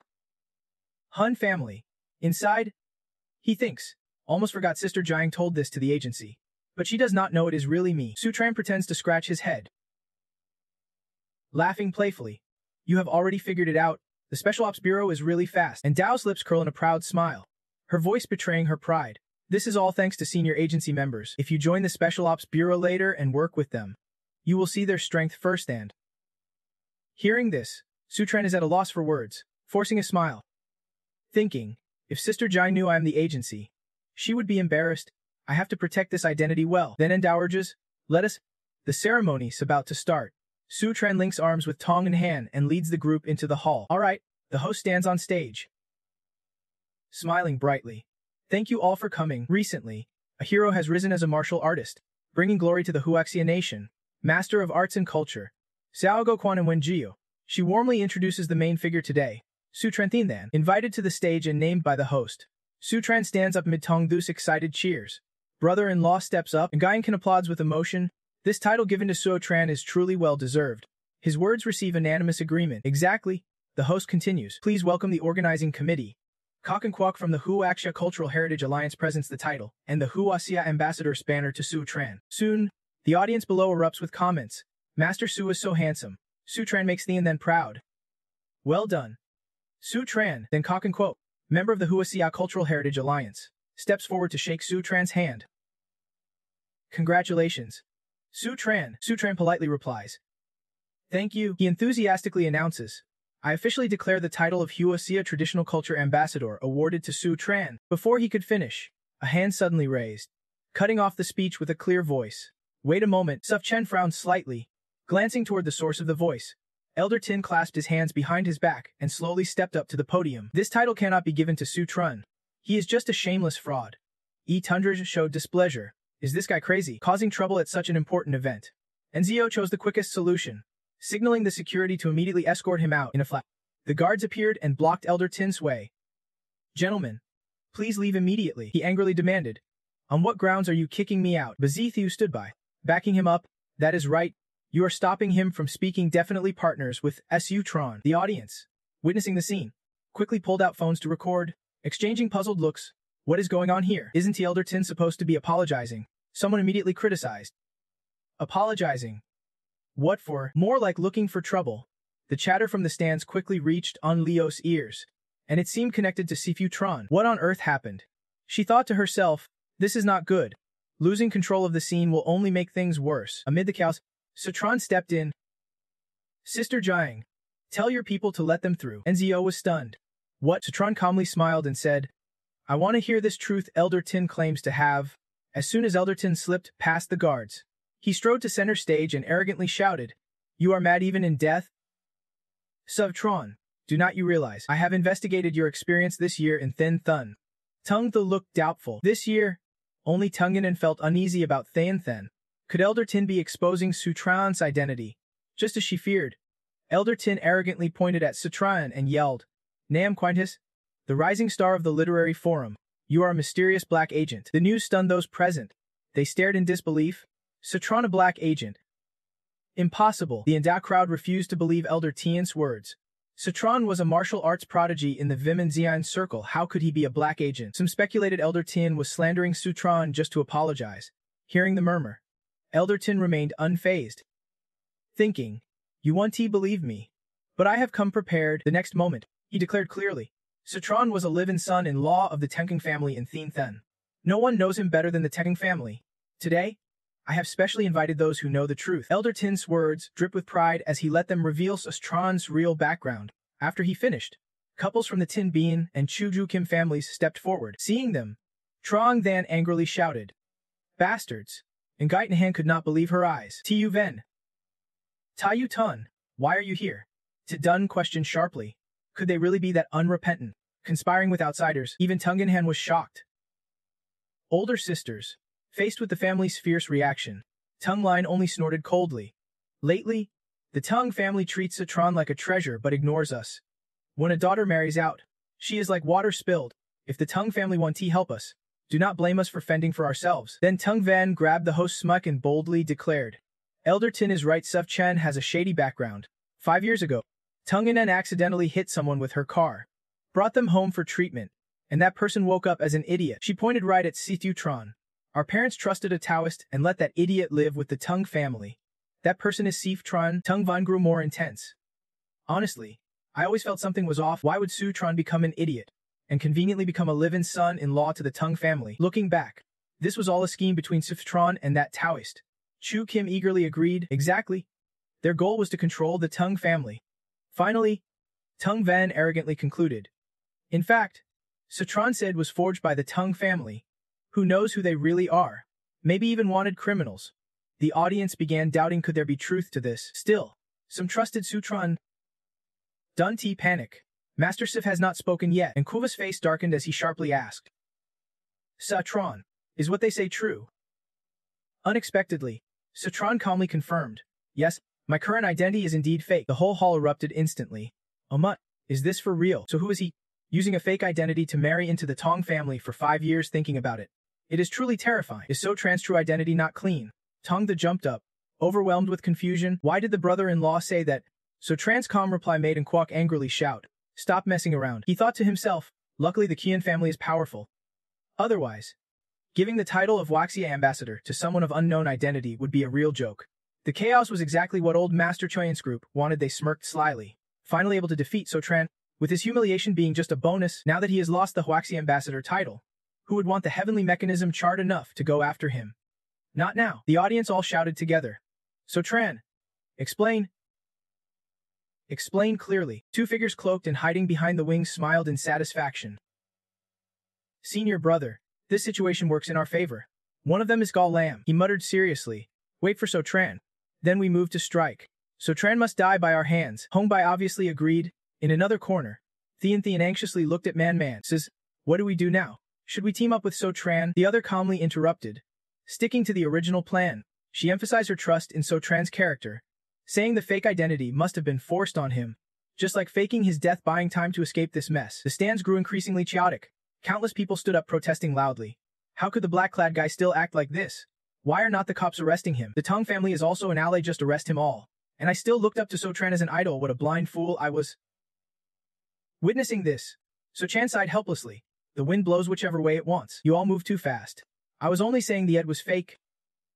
Right then, Tong Han suddenly spoke up, unrelated to So Tran. Nobody knew when she had rushed onto the stage, standing in front of So Tran and clearly explaining. He was unconscious when I bumped into him, unaware of anything. The fake ed was arranged by me. Tong Na gritted her teeth, speaking firmly.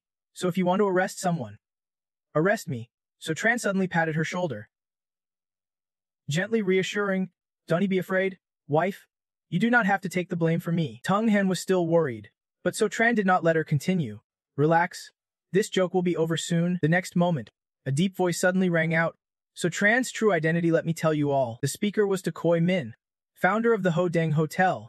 Among the audience, some quickly recognized him as the hotel's owner. Koi Min is a legend in the culinary world. Under his name, Ho Dang Hotel is a symbol of Waxia, with branches across the country. Seeing Koi Min pass through the audience seats, everyone was stunned.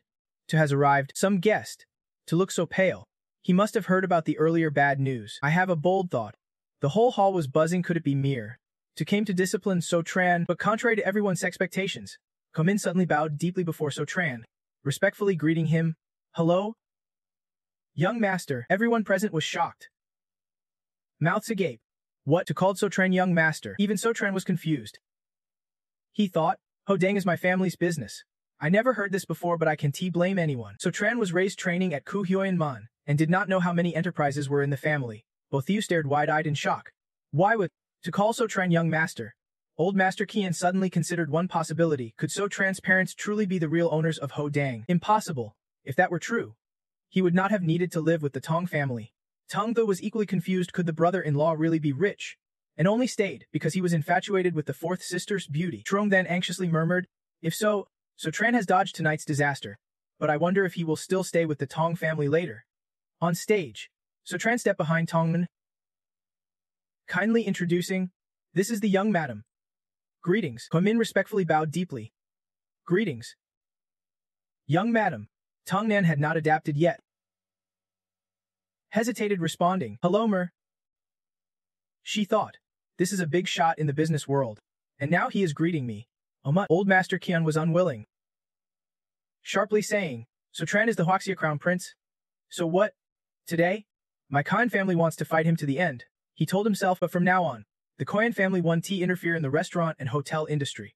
Ko Min threw him a look full of disdain. He said, young Master Su Tran is the crown prince of Hua Dang, which is unfair, because Hua Dang is just one of the Suo family's enterprises. Hearing this, old Master Khan and Bothiu immediately froze. What? The top restaurant in Huaxia is just part of the Su Tran family. What else does his family have? Ko Min sighed softly. Tonight the Suo family originally planned to congratulate the young master. But unexpectedly, something big happened. Young master, please look at the screen. The screen quickly turned on, and all eyes immediately focused on it. The projector finished starting up. Ready to play the footage, on the screen appeared an image of a woman, causing someone to shout in shock. Madam Kim. Madam Kim is showing herself to the public again. Some still wondered. Who is she? Someone immediately sat beside Pu Cap. You do not even know Madam Kim. She is the most outstanding female entrepreneur in all of Huaxia, a powerful woman with a legendary past. Her department store branches spread across the country. That is Madam Kim's empire. The entire audience suddenly buzzed with whispers. Could Madam Kim and Suo Tran be mother and son? That would mean Suo Tran's background is quite significant. Unexpectedly, Madam Kim spoke with a respectful tone. Congratulations to the young master for becoming the cultural heritage envoy of Huaxia. This honor belonged to the young master, and was also the pride of Kim Department Store. Kim Department Store proudly celebrated the young master. Everyone was so shocked their jaws dropped. Was this the terrifying young master Suo Tran had brought? Koi Min seemed amused by the crowd's reaction. Smiling slyly, that is not all. The screen continued showing a series of prominent faces. Hobo Company congratulated the young master. Huavi Group congratulated the young master. Hodu Tobacco Industry congratulated the young master. The hall immediately erupted, with continuous murmurs of admiration. These big players already controlled nearly half of Huaxia's commercial empire. Right? Anyone casually brought to Yang City had to tremble. They all shared the Su name. And behind Suo Tran was a powerful business empire. Everyone was terrified. So those opposing him were doomed. Were not they? The Chao Kim group immediately went silent. We wanted to destroy Suo Tran and the Tong family. But the clown turned out to be ourselves. Tong Lin hastily covered her face and ran away first. What are you still standing there for? Run. Chao Kim hurried after. Wife, wait for me.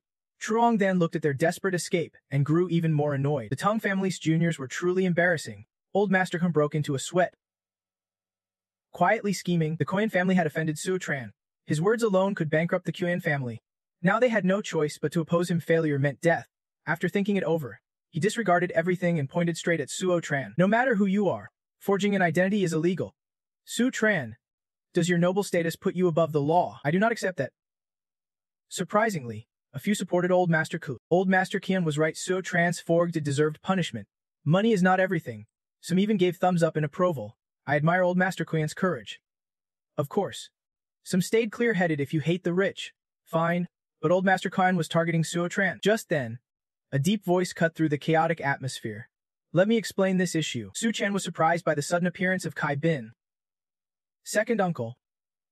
He thought, responding to the Koi Mince and the Suo family said congratulations, so promptly means second uncle has already made arrangements. Even An Dao was stunned speechless. Captain Su. Could it be that Captain Su and Su Tran are family? Doting on him like that, I can't believe it. Su Tran casually waved and greeted Kai Bin. Second uncle, your smooth interaction has left An Dao amazed. Indeed, Kai Bun looked sternly at Old Master Khan. If you stubbornly oppose Su Tran's fake identity, then let me clarify for you. He is still speechless. Who are you? Why should I listen to you? And Quok shouted. This man is the captain of Huaxia's Special Operations Task Force. Watch your words. Old Master Klein exclaimed in surprise. Kai Bin spoke slowly. Now can you hear me out? Su Tran's forged it was not created intentionally to break the law, but because he carried a mission. Su Tran is a member of our Huaxia Special Operations Task Force. His declaration silenced Old Master Kwan. He could not believe his ears. What? Even Tong Ham was surprised. So Tran is a member of the Special Ops Unit. And Dao froze standing there, finally understanding why he had refused my invitations so many times. Kai Bun reminded. Xiao Zhang, do not be so surprised. You two have worked together before, so Tran and I have collaborated. And Dao looked puzzled. He is from the Special Action Team. I have only met him briefly. She thought of one name, blushing as she covered her mouth tightly. Senior, it was a fake call. So Tran scratched his head awkwardly and admitted, that was me. Tongda was extremely excited to hear this news. Her brother-in-law was not just a successor of Hamun. He was a Huaxia Special Commando, undercover with a fabricated identity for this mission. So cool. He laughed without holding back. Tonight, the real joke will be the show put on by the brother-in-law. The Old Money Clan members fled in panic. Qianshan twitched her lips. Says, do we still go ahead with our plan? Man sighed. No need anymore. After tonight, the light around So Tran is not fading, it is getting stronger. She glanced at Old Master Tien and both Thieu being dragged away, then nodded firmly. Not only will the Tien family and Thien Than disappear without a trace, I doubt even the Yang family from Batch Jia dares to touch him. Ka Lam watched this unfold, eyes wide in surprise. So Tran really has such a prestigious identity. Hong Bai hesitated and asked, Senior brother, should we still kill him later? Ka Lam slapped him hard. Kill a monkey. You want to bring big trouble to the Thien Kosek. Afterwards, Hong Bai rubbed his sore cheek and could only stammer. Yes, sir. They quickly withdrew. So Tran's sharp eyes caught two shadows sneaking near the door. He leaned close to Kai Bin's ear, lowering his voice to report. Second uncle, I saw them earlier.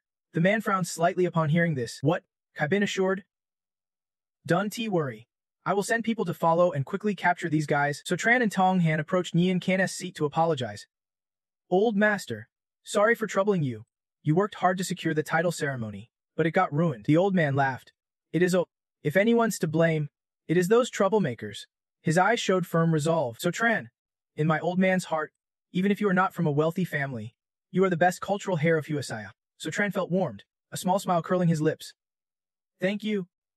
Old master. The Tong family members standing nearby stared at them, hesitating for a long moment.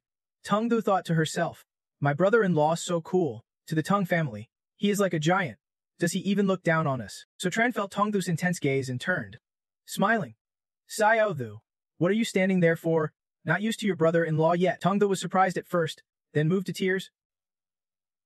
Shouting happily, brother-in-law, she rushed towards So Tran with tears in her eyes. I thought once you regained your identity, you would not hang out with me anymore.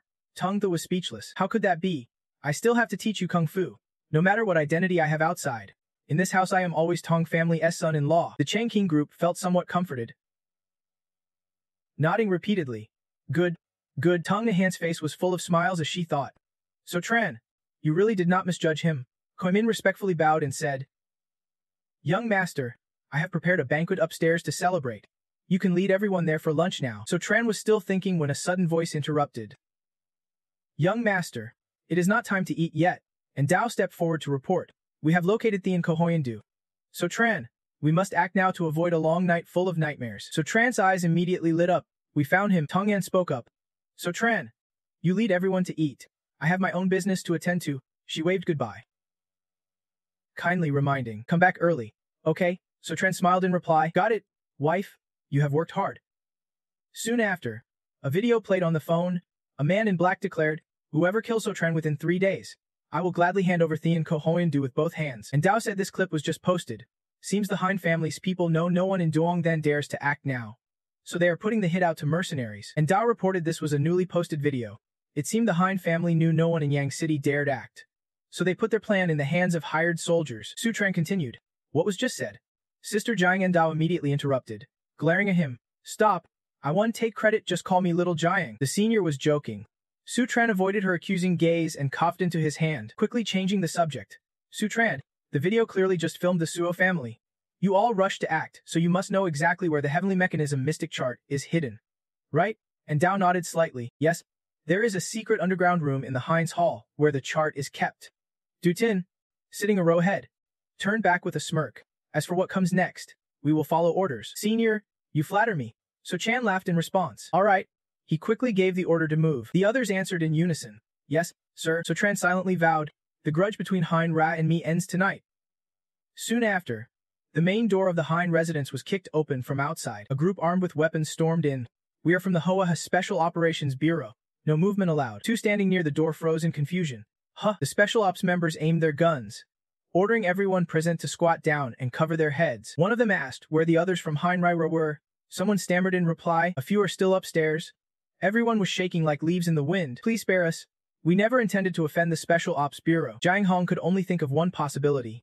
Could it be the Special Ops Bureau discovered our operation? Just as he anxiously looked up, 3 figures strolled in. So Tran, a faint smile curved So Tran's lips as he calmly greeted. Old Master Han, long time no see.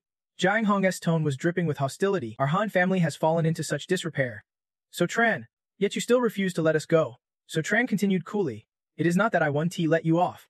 It is that you 1T let me. Jiang Hong pretended not to understand. What do you mean by that? Inside, he was growing anxious. Could he have uncovered that the reward clip was made by our Hein family? Impossible. Our operation was too discreet. So Tran could not possibly know. So Tran squinted at him for a long moment. It seemed old Master Hein had not cried before seeing his coffin. Amid Jiang Hong's stunned gaze, a special ops agent gently twisted a nearby vase, and a hidden door slid open. Panic immediately gripped him. Damn, how did they find the secret chamber? Recently, for some reason, Tu Du was obsessed with the heavenly secret diagram and was currently inside the secret chamber. So Chan led the team inside. Let us go get the evidence. Going deeper, and Dao reminded everyone. Be careful. Our people have subdued Heinra, but Hondu is nowhere to be seen. He might be hiding in here. So Chan turned back, smiling nonchalantly. Don't worry. I am still the best in a fight. Before he finished, Hondu suddenly burst out from somewhere, throwing a punch at him. You deserve to die for stealing the heavenly secret diagram. Go die. Everything happened so fast, and Dao and Du Tin panicked and shouted, Sotran! But before Han Du could even touch a strand of Sotran's hair, he was punched hard enough to break a tooth. One side of his cheek immediately swelled, and he collapsed unconscious. Sotran smiled faintly. I have never lost a fight, and Dao grabbed Hoin Du's collar and shook him hard, demanding, Where's the heavenly secret diagram? He stammered out the info. Please spare me. The painting is in the secret chamber behind me, with the info they needed, and Dao moved immediately. Let us check the secret chamber. Special ops agents stayed behind to restrain Hoin Du's hands. Come with us and cooperate. After a short walk, Sotran's group quickly found the heavenly secret diagram, and Dao marveled aloud. Whoa! She eagerly stepped closer to inspect, whispering in awe, It really is the heavenly secret diagram. The next moment, a strange energy radiated from the diagram, and Dao suddenly felt dizzy, dazed for a moment before murmuring about the painting. Dante just stand there frozen. She mumbled, It seems to have a strange pull. Du Tin noticed in Dao's odd reaction and patted her shoulder, calling, Captain, are you alright? Just a light touch, but Dao sharply pushed her away. Get lost. No one is allowed to steal my heavenly secret diagram. And Dao did not hold back. Du Tin was flung backward hard but was caught by Sotran in time. Careful, in a flash. Sotran suddenly darted forward. He appeared beside Dao, delivering a strong strike to the back of her neck, and Dao staggered and fell forward. Du Tin quickly caught her. Captain. Sotran, what is going on? Sotran gave a quick explanation. I heard old Master Hongfu say the heavenly mechanism mysterious map can be mesmerizing. Those not spiritually strong might lose their minds if they stare too long. Be careful not to look at it for too long. Du Tin nodded slightly. Got it. Sotran focused on casting the spell, a pale blue energy stream gathering at his fingertip. Then he quickly rolled up the heavenly mechanism mysterious map, enveloping it with his own energy. After finishing, he explained, I have temporarily suppressed the map's dark energy. Let us check the details back later. Shortly after, Sotran led the group out of the secret chamber. As Jiang Hong saw Hoin Du, he anxiously asked, Little Du, the heavenly mechanism mysterious map, those special ops guys held him down. He is kneeling and can move. Sotran raised an eyebrow with a smirk. The map's here. You guys secretly hid the antique painting and incited crimes online, he said bluntly. That charge alone is enough to bury the Hein family forever. Hearing this, both Jiang Hong and Hoin Du fell silent. It is the top family of Thean that is finished in our hands this time. The scene shifted to the next day. Dongdan, the secret headquarters of the Special Ops Bureau, where two figures stood at the door, one behind the other. This villa was specially prepared by the Special Ops Bureau to study the secret of the heavenly mechanism mysterious map. And Dao recalled the painting and felt embarrassed. Yesterday, I did not understand what was going on and almost lost my mind over the painting. Luckily, Sotran was here. Sotran shook his head slightly. That painting really has some dark energy. Fixing it won't be easy. Flashback 1 hour earlier. Kai Bun patted his shoulder and said, The heavenly mechanism mysterious map is related to Kwai Men. Since you know the mystical arts, help fix it. If your parents come looking, have second uncle stop them. Sotran had no reason to refuse. All right. My wife has not pursued this yet, so they can get involved. Thinking back on this, his head ached. Second uncle really gave him a tough task, and Dao smiled reassuringly. Don't worry. Captain So invited 2 experts to help fix the map. Let us. The experts are already waiting inside. Sotran nodded in response. Okay. As soon as he entered, he was warmly greeted by Ngay and Kan. Welcome, little friend So. Sotran was surprised. Old Master Hongfo. I did not expect the expert the Special Ops Bureau invited was you. How's your recovery lately? Guy and Kan laughed heartily. My leg muscles have basically recovered. Just a bit tired if I stay too long. I have some friendship with Captain So and know how to restore antique paintings. So I came to help fix the heavenly mechanism mysterious map. He pointed to the man beside him. Let me introduce. This is Kung Truongan. He is in charge of antiques at the National Museum. His restoration skills are excellent.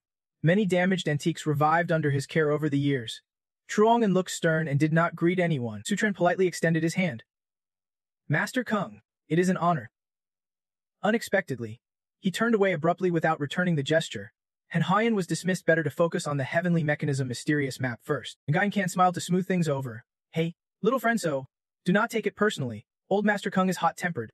Sotran only caught the familiar way Nguyen Kan addressed him. He pressed his lips together, thinking to himself that Master Kung seemed to have some bias against him. Soon after, the scene shifted to a sunlit hallway. In a nearby room, Truongan was already standing next to the heavenly mechanism mysterious map. He took out a pair of glasses and casually said, before starting repairs, everyone put these on first. Sotran and Dao took them. Curiously examining, Guy and Kan explained that old Master Kung was very interested in the map earlier, knowing it could disturb the mind. He specially prepared these protective glasses. And Dao was still a bit skeptical, could these really guard against the map's effects? But as soon as she put the glasses on, she immediately noticed a clear difference. She meant to wear them and see the painting without getting mesmerized. Truong looked even more satisfied and proudly said, "These glasses are made from the latest Chinese technology. Just gathering the materials took me 3 years." He thought to himself that being able to study the heavenly mechanism, mysterious map, made all the effort worthwhile. Truong admired the map passionately. It truly deserved to be one of China's top 10 antique paintings. Up close, it was even more extraordinary. Guyancan nodded in agreement. Exactly. Through the protective glasses, Su Tren could see the details on the painting more clearly. Suddenly, he noticed something, his eyes flashing with suspicion. Su Tren reached out with a smile and suggested, "Sirs, let us start the restoration." He had just touched it when Truong and his angry shout startled him. "This is reckless." He rushed to Jiang Rang and blocked the Enheim the Zubazi with his hands. "This painting is priceless. How can you just touch it like that?" Seeing the other's agitated reaction, Su Tren could not understand. What is wrong with touching it? Truong did not bother arguing with Tron. Snorted coldly. "I really do not want to deal with outsiders like you. The conditions for preserving ancient paintings are strict. Even a single mark can damage the artwork. That is the most basic appreciation." He frowned and muttered, "Like that rough touch you just made." But when Truong examined it closely through a magnifying glass, he was amazed. How is there no damage at all?" Truong suddenly felt deeply confused. This painting is at least 200 years old, yet such a rough touch left no trace. "Wait, I have never seen this kind of paper before." Su Tren shrugged and explained. "The material of the Senchai is different from normal paintings, so it is not easily damaged." Truong cleared his throat, feeling unsettled inside. "My mistake. I misjudged this time." Guyan Hun spoke to ease the awkward atmosphere. "Restoring ancient paintings is crucial. Let us get started immediately. If we can successfully restore the Hai and Zli, it will excite all lovers of Chinese artifacts." Truong nodded sharply. Right. Su Tren rubbed his chin thoughtfully, feeling there were unanswered questions. Clearly, some special technique suppressed most of Thin Centra Hai and NS dark energy. What was that faint eerie light earlier? It seems restoring this painting won't be that simple. Just then, his phone suddenly rang in his pocket. Su Tren checked his phone and muttered that his second uncle was calling. Unzio immediately lit up, asking for the team leader Su's phone. Su Chen confirmed, "Yeah, it is probably the person my second uncle asked me to investigate, who is making moves. I will go outside to take the call." The other hurriedly offered, "I will come with you." Guyan said meaningfully, "Restoring this HINVEE is a mission assigned from above. Later, we will all work together with Su Tren, putting effort into one place." Truong was basically resigned. What could a kid like him possibly help with? Guyan sighed softly. "Old master, I disagree with him. I have a bad feeling." Then he firmly stated that Sif Chun would be the key to restoring Thivin Sif Hyandui. This collaboration might teach us old folks quite a bit. Truong remained silent, thinking, "I have been mastering ancient painting restoration for years. Yet I am supposed to learn from Su Tren. I will show him what I am capable of later." Meanwhile, Su Tren was outside on the phone, responding seriously. "Got it. I understand." As soon as he hung up, Su Tren summarized the situation. His second uncle discovered several people with unclear backgrounds arrived in Thianthan and confronted the disciples of the Thian sect his uncle oversees. And Zio was shocked. When did team leaders discover the Thentra disciples? According to the info Su Tren received, during the previous Chinese ambassador ceremony, Thin Hud disciples appeared. The newcomers are likely senior elders of the Thentra sect. He murmured quietly, wondering what their next move would be. "Looks like we have to hurry to restore Thetan's Heim the Zez." And Zio quickly agreed, saying that is the only option now. Just as Su Tren returned to the room, Truong called his name. Su Tren was a little startled. "Master Kung, what is up?" The other handed Su Tren a stack of papers. "I have come up with a restoration plan for Then Sahai and Z. Take a look." Su Tren was surprised. "So fast? Let me see." Truong tossed his chin arrogantly, thinking the plan was a bit rushed, but with decades of restoration experience, he could easily impress Su Tren. However, after reading it, Su Tren crumpled the paper in front of him and kindly warned, "Master Kung, this is serious work. Don't treat the drawing carelessly." His action left Truong stunned and speechless. How dare he call his plan a doodle? Was that intentional? Guyan quickly stepped in to defend. "Su Tren, that restoration plan was seriously made by the old master. Yet you just threw it away and laughed coldly. Seriously, that plan clearly lacks even basic appreciation." That comment instantly infuriated Truong. Serving Su Tren right, "I have dominated the painting world for 30 years and never met anyone as arrogant as you. How dare you say I lack appreciation?" Su Tren calmly met his gaze. Like the questioning face of wind in a painting, "You do not even understand appreciation." "Master Kung, he delved deeper in analysis, saying if you look closely, you can tell the branches in Then Hai and Zay are stirred by a gentle southeast wind. So Tran spoke while pointing at the painting. Truong and watched carefully with each word, his eyes wide, lips moving silently for a long time, unable to speak. There, Incan suddenly exclaimed, "That is right. How did I forget this? I thought Thien Ko Huan Du was just a still painting." Truong and finally snapped out of it. Feeling awkward. He had not paid attention earlier. Just wanted to show him a little something. But this kid flipped the situation on him, so Tran did not mind much. Cao Sai firmly suggested, "Looks like we have to redo the restoration plan." "Master Kung, let us get started." The other party cleared his throat repeatedly and nodded slightly. "All right." So Tran's phone rang again, and An Dao looked puzzled. It was Captain So again. She wondered why he was calling so soon. Did something happen? So Tran quickly answered, "Hello? Second uncle." The voice on the other end got straight to the point. So Tran was told to guard Thien Ko Huan Du carefully. It might be moved at any moment. The man warned sternly that Thien Ko's people had left their subordinates behind and were heading toward them. So Tran was shocked. What? A rapid command came through. "I guess they used some special method to pinpoint the location of Thien Ko Huan Du. I am sending reinforcements now. Stay alert before we regroup." The other side responded immediately. "Got it." As soon as the call ended, and Dao immediately asked, "Thien Ko's people are almost here." So Chan sighed softly. "Looks like it." "Everyone, stay on high alert." At that moment, there was a sudden pounding on the main door of the villa. Everyone was on edge, and Dao coldly demanded, "Who is it?" An urgent voice called out, "Brother-in-law, are you there?" "It is." So Chan recognized immediately. "Saitho Tong just walked in, and you started questioning her. Why are you here already?" He blinked confused and asked back, "Didn't you tell someone to call me here?" So Tran was thrown into confusion and reported. He immediately sensed something was wrong. Eyes wide. Shouting. Not good. Tong Tho had not even understood what was happening when his arm suddenly moved on its own. A purple energy engulfed Tong Thu's arm, yanking him forward. The next moment, his arm lost control and threw a powerful punch at So Tran. Luckily, So Tran dodged just in time. Only seeing the floor crack where he had stood, Tong Tho was terrified. Sweating profusely, screaming in panic. What is going on? So Tran quickly stepped back, worried for him. Xiao Thu. Tong Thu's hand clenched into a fist again. Panic-stricken, "Brother-in-law, help me. I can control myself." And Dao frowned. Suspicious. What is happening? So Tran explained it was Thien Ko's telekinesis technique. Hearing this, Tong Thu grew even more terrified. Stammering, "I am being controlled. Help me, brother-in-law." According to So Tran's knowledge, after reaching a certain level, Thien Ko's telekinesis can control people with weak wills. Then So Tran smiled reassuringly. "Don't worry. Xiao Thu, brother-in-law won't let you get hurt." Tong Thu was so moved he teared up and cheered, "Brother-in-law."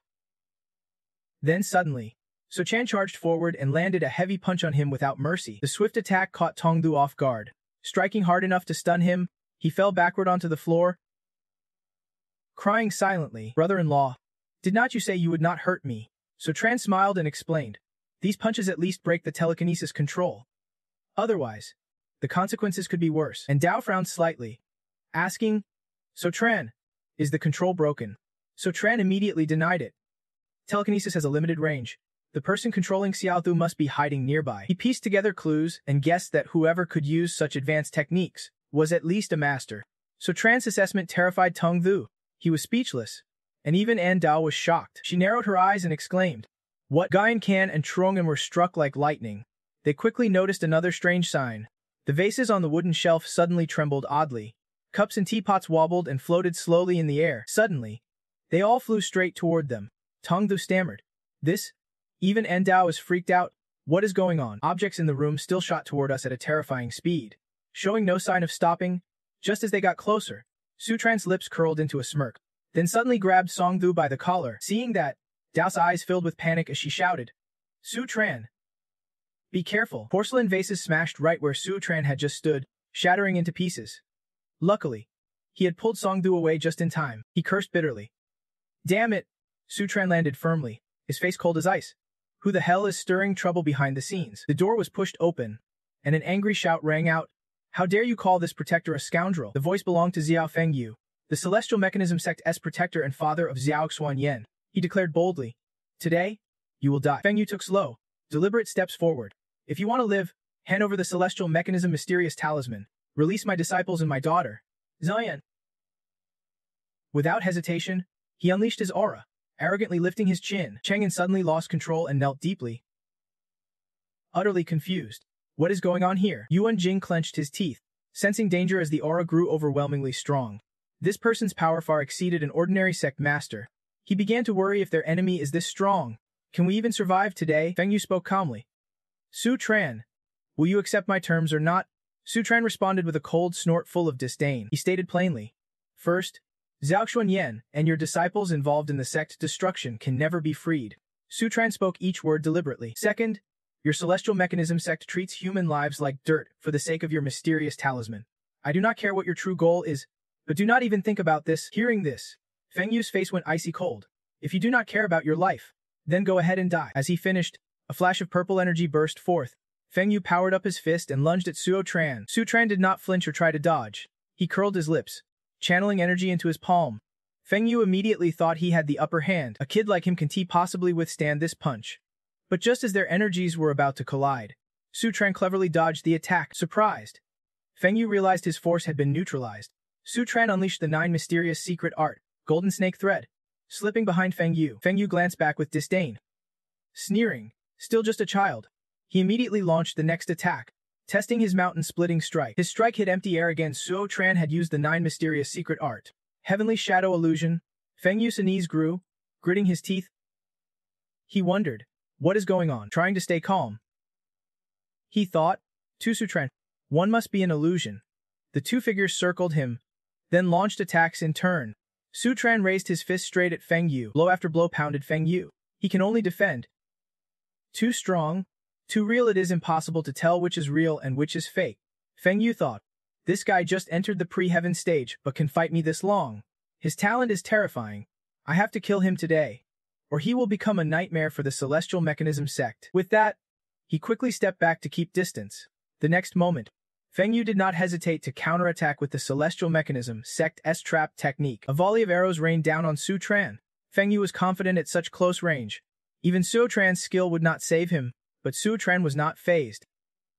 He smirked, unimpressed by the trap. Su Tran's figure flickered, moving skillfully to dodge the arrows. Countless arrows pierced the nearby wall, leaving a cluster of holes, but Su Tran remained unscathed. Feng Yu gawked in shock. He dodged them. Song the marveled. The hidden weapons went right through my brother-in-law's shadow. Before Feng Yu's stunned eyes, Su Tran casually announced the name of his technique, 9 mysterious secret art, wind-embracing willow steps. He sneered.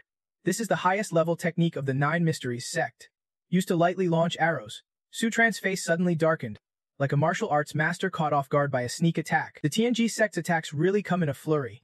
Next, I would better get serious. Feng Vu's eyes widened in shock. What? You mean he was not using full power before? No way. An immortal elder refused to accept this truth and immediately leaped forward. Feng Vu unleashed his most confident move. Charging fiercely at Su Tran, I will smash you with one punch. Su Tran did not dodge. He gathered inner strength to counterattack with an 8 extreme strike. 2 fierce forces clashed, sending invisible shockwaves rippling across the ground. The tremendous power forced Tong Vu to step back, murmuring in awe at the overwhelming strength, and Dao's heart burned with anxiety as she called out to Su Tran. Moments later, a figure was flung backward, flying past Tong. He swallowed nervously. Someone just got thrown out. Could it be my brother-in-law? The thick dust began to clear, revealing Feng Vu's battered face. Seeing this, Tong Vu clapped excitedly and cheered. Brother-in-law won. Brother-in-law is so powerful. Su Tran was also pleased with his performance. Good. After breaking through recently, my power has improved rapidly. Feng Vu was unwilling to accept defeat. I used the Divine Tiger Fist. Yet this kid from the 9 Mysteries sect still beat me. He silently thought, this is not good this time. Not only is killing or capturing impossible, even escaping will be tough. Feng Vu, desperate and trembling, raised his hand using the last of his internal energy. It seemed he could only give it his all one last time. Meanwhile, Tong Vu was busy flattering Su Tran, completely unaware of the energy swirling around him. Just now, that was too cool. He quickly sensed something was off, and his arm was manipulated once again. Tong Vu cried out in pain. My body seems to be out of control again. On the Yuan Jing side, something was also going wrong. The old man panicked and asked, Lao Keng, what are you doing? Chang'an removed the Qianjiexu and stammered in reply. My body won't obey me anymore either. Su Tran frowned in frustration. Clearly understanding the cause, it was the Qianji manipulation technique. Feng Vu spoke confidently, using blood as a conduit. The power of the Tianji manipulation technique would be multiplied many times. As long as they did not die, they would not stop acting. Immediately after, the old man pulled back and ran. Enjoy it while you can. I've got the TNG Xuan 2 now, Su Zhen shouted loudly. Don't run. Before he could chase, Tong Do swung a punch and screamed in panic. Su Tran's brother-in-law sighed, grabbed his arm tightly, and muttered, is there really no way to deal with your TNG sect's tricks? The next moment, he bit down hard on his fingertip, and fresh blood flowed out. Su Tran looked sternly into Tong Du's eyes, who was in utter panic. Without letting him say a word, Su Tran pressed his bleeding finger onto Tong Du's forehead. Tong Du froze, immediately feeling a change inside. His body suddenly felt much lighter. Feng Vu had not gotten far before coughing up blood and collapsing. Clutching his stomach in pain, Tong Du could not help but be curious. Brother-in-law, what is going on? Su Tran explained softly. It is just the backlash from an evil sect. Then, Su Zhen slowly took out a rope and infused some internal energy into it. He cautiously instructed, Sister Jiang, use this enchanted rope to bind him. He won't be able to escape. And Dao smiled in reply. Great. I was just worried about how to escort him back to the Special Ops unit. Feng Vu stubbornly struggled. How dare you treat me like this? The TNG sect won't let you off. Yuan Jing held the old man tightly, warning coldly. Be honest. Just as Feng Vu was tightly bound, a mocking voice suddenly rang out. What bird sect? We are not scared. Tong Do stepped forward, cracking his knuckles to get ready. Now's the time to pay back for what you did to me earlier. He said this, then aggressively pinned Feng Vu down, punching and kicking fiercely. Su Tran saw this and did not stop it. Sister Jiang let out the vent, and Dao did not intend to intervene either, only reminding to leave him with enough breath to survive. Just then, an anxious voice suddenly called out. It is. Yuan Jing hurriedly ran over and asked, what is wrong? Lao Keng. Chang sighed regretfully. The Qian Jiexuan got stained with blood. Truly await. Just as he said, a bright red bloodstain appeared on the Qian Jiexuan 2, standing out sharply. Then, before everyone's focused eyes, the bright red bloodstain suddenly faded and, in the blink of an eye, disappeared without a trace.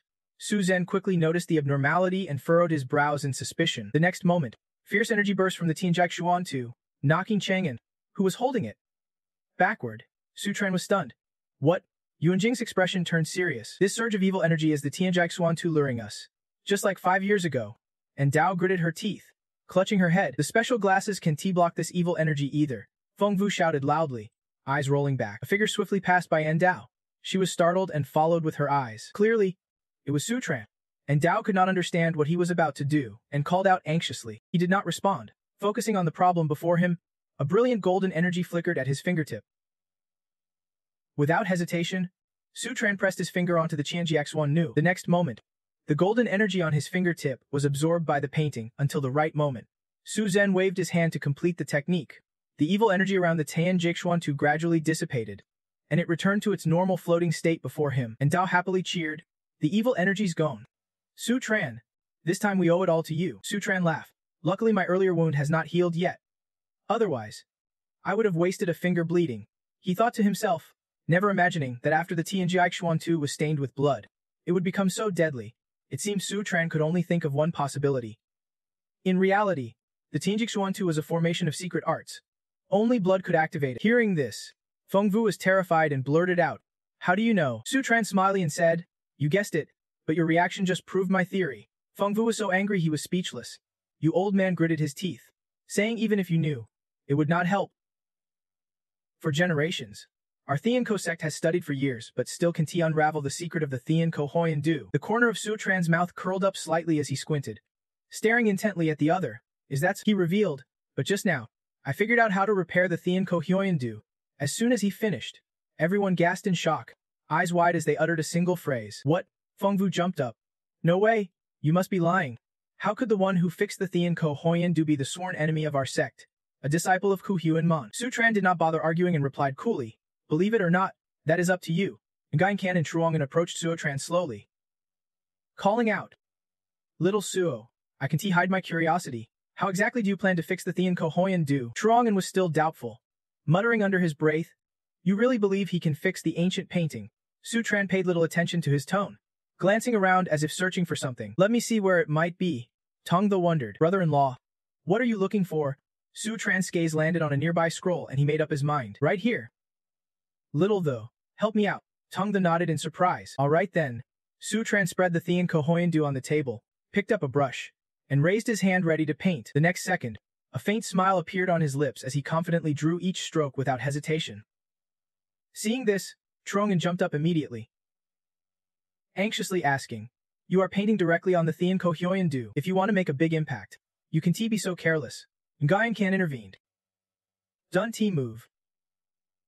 Watch carefully. Truongan gritted his teeth, ignoring him and replied grumpily, what is there to watch closely? Before he finished, the next scene stunned him into silence. Seeing every brushstroke of Suotran clearly, Truongan could not help but admire. Wait, his skill is incredibly profound. He clapped his hands. Impressed. This position is like it is naturally formed. Why did not I think of this? Nguyen chuckled, pride shining in his eyes. This is how the Thean Kohyoyan do is supposed to look. I told you. The key to unlocking it lies with Suotran. Suotran focused on working on the painting, barely paying attention to their comments. Not long after, he scrutinized it carefully and let out a soft breath. Seeing him stop, and Dao stepped forward to take a look. Too fast, Tong Do Hiu Kai asked, brother-in-law, is the painting fixed now? Unexpectedly, Suotran shook his head, eyes still fixed on the Thean Kohyoyan do. Truongan crossed his arms, muttering, I told you, ancient paintings are not that easy to fix. Nguyen smiled reassuringly. It is take your time. A faint smile appeared on Suotran's lips as he lifted the brush again. I mean, it is missing the final stroke. The moment the brush touched the painting, Suotran channeled his inner strength, performing the secret art of Kuhoan, and using the dragon spotting essence technique. A blinding golden light burst forth, causing everyone to shut their eyes tight. Truongan exclaimed, what is happening? Tung Tho was startled too by the golden light. Could it be brother-in-law summoned a divine dragon? While using the dragon spotting essence, Suotran suddenly noticed something. Eyes wide with shock. He stood dazed for a moment as the golden energy gradually faded. Tung Tho asked blankly, what happened? And Dao shook her head softly. Clueless. Suotran did not answer and suddenly collapsed, leaving everyone stunned. A series of panicked shouts rang out. Suotran, brother-in-law, and Dao caught him, trying to shake him awake. Suotran, wake up, Tung Tho anxiously said. Brother-in-law, did you faint from exhaustion? Nguyen disagreed. With Sua's strength, that is impossible. But just moments later, Suotran suddenly opened his eyes, and everyone cheered joyfully. He is awake. He is awake. And Dao anxiously asked, Suotran, are you alright? Nguyen quickly recapped the situation. Earlier, he suddenly collapsed, startling everyone. Suotran slowly responded to their concern. I am probably just tired. Why am I in Chijiang's arms? When he mentioned it, and Dao realized and instantly blushed. She hurriedly stood up but lost balance and fell flat on the floor, and Dao cleared her throat a few times while Ko Bun then acted like nothing happened. Suotran barely noticed and cheerfully announced, the Thean Kohyoyan is fixed. Old Master. Grandmaster Kung. Come take a look. Nguyen nodded repeatedly. Alright. Alright. Truongan's always just as passionate. Let us go check it out. The Heavenly Mechanism mysterious map was spread on the table, and after restoration, every detail was stunningly clear. Truongan was amazed. This line. These characters. This painting, it is practically perfect. Suotran, I am impressed. Nguyen nodded in agreement, and after the restoration, that aura had completely vanished. Truly miraculous, Dao exclaimed. Great. I will report the info on the restored ancient painting to the director, and request a reward for you all. Tung Tho ran over, slapping Suotran's shoulder excitedly. They actually restored one of the 10 ancient Huaxia paintings. Brother-in-law, this time you have made a name for yourself forever. Amid everyone's excitement, Suotran said nothing, lowering his eyes into deep thought. Soon after, the scene shifted to the Tong family's garden. Suotran Jiao was strolling, thinking to himself that the restoration of the Heavenly Mechanism mysterious map went smoothly. Suddenly, his gaze fixed sharply on his palm. He never expected Suotran himself to be amazed that he now possessed a treasure within the map. The whole story started about an hour before when Suotran suddenly fainted. After an unknown amount of time, he drowsily opened his eyes. Utterly shocked, Suotran woke up in an unfamiliar place. Greeted by majestic mountains, he stared blankly, wondering, where is this? I was restoring an ancient painting. So how did I end up here? The spiritual energy here is so abundant. Could this be the long-lost martial world? When he saw the ethereal yin-yang bagua in the sky, Suotran was stunned. This was the heavenly blessing land. He clearly remembered his third master saying that the Huaxia continent, the 100 mountains and heavenly rivers, had spots blessed by the heavens, rich in spiritual energy, the best places for cultivation called Heavenly Blessing Land. Thinking of this possibility, Suotran was thrilled, but places like this are extremely rare. Even martial artists across the world could not reach them. The Heavenly Mechanism sect surely never expected their ancestral Heavenly Blessing Land would actually benefit me in the end. Soon he spotted Tong Han, who smiled joyfully and asked, Suotran, you are back. Suotran grinned. Wife, a day without you feels like death. The next moment, somehow he pulled out a deep red rose. Suotran gently presented the flower to Tong Han. Smiling sweetly, a fresh rose for my beauty. Tong Han blushed, feeling shy and teasing. Unny, Why do not you do this every day? Reluctantly. She left. Got some work at the company. I will handle it quickly, and then keep you company. So Tran raised his hand making a heart shape in farewell. Got my wife? I am in bed not just waiting in the room for you. Scene shifted to Yang City. The Liu family. Sisters Thean and Man were sitting in the garden pavilion reading. Actually, only Man was focused on her book. Thean was resting her chin on her hand, lost in thought. She slumped over the table sighing. So boring, Auntie is so strict, making us return all the ancient books before we can go out. Just then, a clear voice suddenly rang out. Thean jumped in surprise and quickly sat up. The speaker was Liu Nan, the holy maiden of the 100 Flowers Palace. She walked slowly over, gently scolding. You are lazy again. Thean forced a smile and tried to defend herself. Auntie, I am not. I am reviewing. Seeing this, Man's lips curved slightly. In the Liu family, even the 100 Flowers Palace, only Auntie could control nature, and it made sense, since her strength put her at the top of the palace, even above the palace master. Nahan suddenly glanced at her and instructed. Man, you watch Thean finish this book. I am going out for a bit. Thean was curious. Auntie, where are you going? Nayan did not try to hide it. I heard someone named, so Tran successfully restored the heavenly mechanism mysterious map. I am going to gather some info. She had long planned this.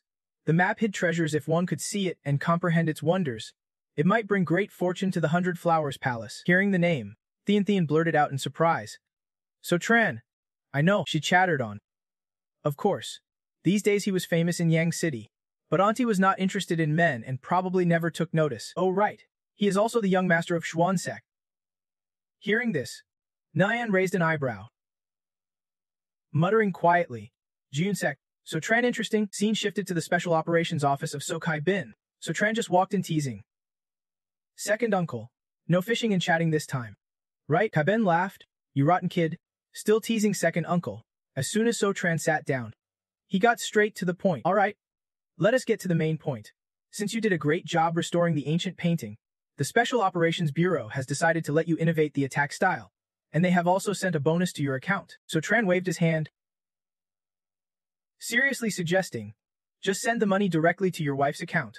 I am not interested in the money. Kai Bun laughed loudly. If word of that gets out, I bet a lot of people will be furious. Then his expression suddenly turned serious. Restoring the heavenly mechanism diagram is a good thing, but it also brings some trouble. Several international theft organizations are already in action. The Western Singing Gang and their insects have sneaked into Huasaya. Hearing this, So Chan frowned slightly. Looking suspicious, Kai Bin immediately provided more information. This notorious gang is infamous worldwide, with many members and secret bases in several countries, including Hua. Their insect's nickname is Heavenly Sun. Extremely arrogant and cunning, he has been involved in many international theft cases. After successful heists, he escaped. The more Kai Bin told it, the angrier he got, gnashing his teeth. Guessing that Heavenly Sun loves stealing Huaxia's cultural relics the most, and his target is likely the heavenly mechanism diagram. So Tran snorted coldly. What belongs to Huasa? No foreign criminal can steal it. If he dares to come, I want to let him leave. Kai Bin like that. He slapped So Tran's shoulder, laughing heartily. Well said. So the task to protect the heavenly mechanism diagram is entrusted to you young ones. Only then, So Tran realized the trick his second uncle had actually tricked him into coming for this job. Kai Bin reminded him seriously. Right? The singing gang is sly. Since you accepted this mission, have Song family's people increased security recently? So Tran nodded in agreement. That is true. I will call Nan Han and talk to her first. The phone on the other end quickly picked up. Hello? Husband? So Tran softened his voice, asking, Unnie, what are you doing? Song Han replied softly. The company is strong. I am working in the office. Feeling tired. I am enjoying the flowers you gave me this afternoon. So Tran immediately fussed. Don't he get too tired? Unnie, do you want me to bring you some soup? The other end refused helplessly. No need. So Chan teased his wife and kissed her. Song Nan shyly cleared her throat. Don't he tease me. There is someone next to me. Kai Bin sat nearby, listening to this couple's chat and getting goosebumps. Young people nowadays really have guts, daring to say anything without fear of upsetting old folks like him. Song Nahan took the initiative to end the call, saying no more. Bye. So Tran's hand holding the phone trembled in waves. His face darkened in an instant, clenching his teeth, unable to speak. He hurriedly stood up. Second uncle. Nahan Han. Something's wrong. The flower I gave her today. She never accepted it. Kai Bin was stunned. What? Cut to somewhere else. Under a pitch-black night sky, the light from a room shone brightly. At North Tran Pharmaceutical, Song Han's office, she gripped the phone tightly, lips pressed, staring at the gun pointed at her. Heavenly Sun sat cross-legged in a chair, smirking. No wonder Miss Song is so smart and timely. No wonder So Tran is willing to marry into the Song family for her. His face showed clear malice. Then he said, just lure So Tran to the spot we have already ambushed. Wait for him to obediently give up his life. Heavenly Sun ordered someone to tie Song Nahan's hands. Threatening. Miss Song, I advise you not to struggle, or everyone here will die with you. Song Nahan could not resist, biting her lip, silently praying that So Tran would understand her hint. Scene shifts elsewhere. A black car speeding down a main road. So Tran sat inside, updating the situation, his heart burning with anxiety. The enemy used Nahanan's phone to arrange a meeting at a villa in Thin Thunis diplomatic district. Kai Bun estimated it would take half an hour to get there. Impatient, So Tran urged, half an hour is too long. Second uncle, you continue on ahead. I will go first. The others furrowed their brows, staring at him blankly. How will you go? Without a word, So Tran immediately took action instead of answering, forming a hand seal. A burst of golden energy instantly appeared. He focused on casting his magic while replying, yeah, use magic to move faster. So Tran pressed his lips tight, his eyes flashing with determination. Nahan Han. Wait for me. Cut back to Ting Han's situation. She was tied tightly to a tree near the lake. She struggled. Let me go. Then Thong Dong leaned back in his chair, kindly offering advice. Don't waste your strength. My patience for women is thin. One more word, and I will let you drown in the lake. He toyed with a dagger in his hand. Smirking. You would never expect it was us waiting for him. Just as Thenti smugly relaxed, the lake's surface suddenly reflected a brilliant golden light. The next moment, So Tran appeared on the water. Speaking clearly, you guessed wrong. Your corner trap is not as clever as you think. He gritted his teeth, eyes burning with hostility, locking on Thenti. So Tran's sudden appearance shocked Then, so much his face went pale. Jaw-dropping. What? So Tran stepped toward his wife, worry in his voice. Wife, are you okay? Tungana quickly replied, I am. Seeing him, Thinda startled, sweating nervously. Sa Tran, how did you get here so fast? Provoked by his wife's danger, So Tran lost all patience and growled. I have come to take your life. Dogs, an ambush group. Huh, you crossed into Ho-8 territory many times, and now you want to corner my wife here. You are digging your own grave. As he finished speaking, So Tran leapt forward like a flash. The terrified man immediately ordered his men to attack. Stop Tran! They shouted, quickly responding, yes, sir. The man swiftly pulled out a small gun from his pocket, preparing to load it. Not done yet. The man's face darkened with a sly grin. Though he did not know how Su Tran arrived, he was sure So Tran would lose to him. No sooner had he spoken than the scene ahead made Thint unable to watch. Tran had already blasted the henchmen away with one strike. Each one fell hard. Watching those powerless men sprawled on the ground, So Tran smiled with satisfaction, unable to believe his own strength. Thinda trembled, barely able to hold up his dagger. What the hell? The man feared silently. His men were all retired special forces from Mevkuf, capable of fighting bears. Yet none could withstand a single punch from Sufaf Tran. Was he a superhuman? Realizing he was in trouble, Thinda calculated silently. Hoei has an old saying, leave the Green Mountain, and you won't run out of firewood. Retreat for now, and find a way to deal with him next time. Meanwhile, tied to the tree, Tungenhan suddenly called out a few words. Seeing how close Thenti was to his wife, So Tran panicked and shouted. Nahanhan saw the dagger thin to through aimed at her forehead. Helpless, she shut her eyes, bracing for impact. Instantly, So Tran flew up and stomped hard, knocking the dagger away. Then he untied her bonds. He reassured her. It is okay now. Wife, danger finally passed. Tungnan exhaled in relief and suddenly pointed across. Sub Tran, that one do not let him escape. He calmed her. Don't worry. He want to get away. At that moment, a loud shout rang out. So Tran was surprised. Second uncle got here so fast. Holding his wife's hand, he walked on, thinking to himself, from the highway. It should take at least half an hour by car. There is no way second uncle arrived so quickly. Then who is it? After a while, fresh blood stained the ground, the metallic smell sharp in the air. Terrified, Tungen could not help but scream out loud. At that moment, So Tran's eyes suddenly grew cold. Thien too is dead, and there is a large blood symbol painted on the wall. Kai Bin hurriedly led his troops over anxiously. So Tran, the organization has dealt with it. Is the daughter-in-law hurt? He quickly turned to reply. Second uncle. Nanhan. She is As for the organization, check it out yourself. Seeing the scene, Kai Bun's expression matched theirs. He stared blankly at the scene and the large blood symbol, quickly recognizing it as the Fire Swallow Guild. Hearing the name, he felt a bit surprised. The Fire Swallow Guild. Who are they? Kai Bin explained. An international guild, responsible for major crimes worldwide in recent years. Their thefts always target Chinese masterpieces, but unlike the Intu, She specializes in stealing Chinese masterpieces abroad, taken by illegal forces, and left behind 8 words at the theft scenes, referring to the original owner, the Chinese Fire Swallow. Over time, people started calling her by the Fire Swallow Guild's title. So Tran stroked his chin thoughtfully. It sounded like a guild with a strong presence. But why show up here? And even take out Thean too? Is there a conflict with the organization? Kai Bin continued. No matter why Fire Swallow acted, she is breaking the law in China. Despite her arrogance, she will cause unimaginable trouble later.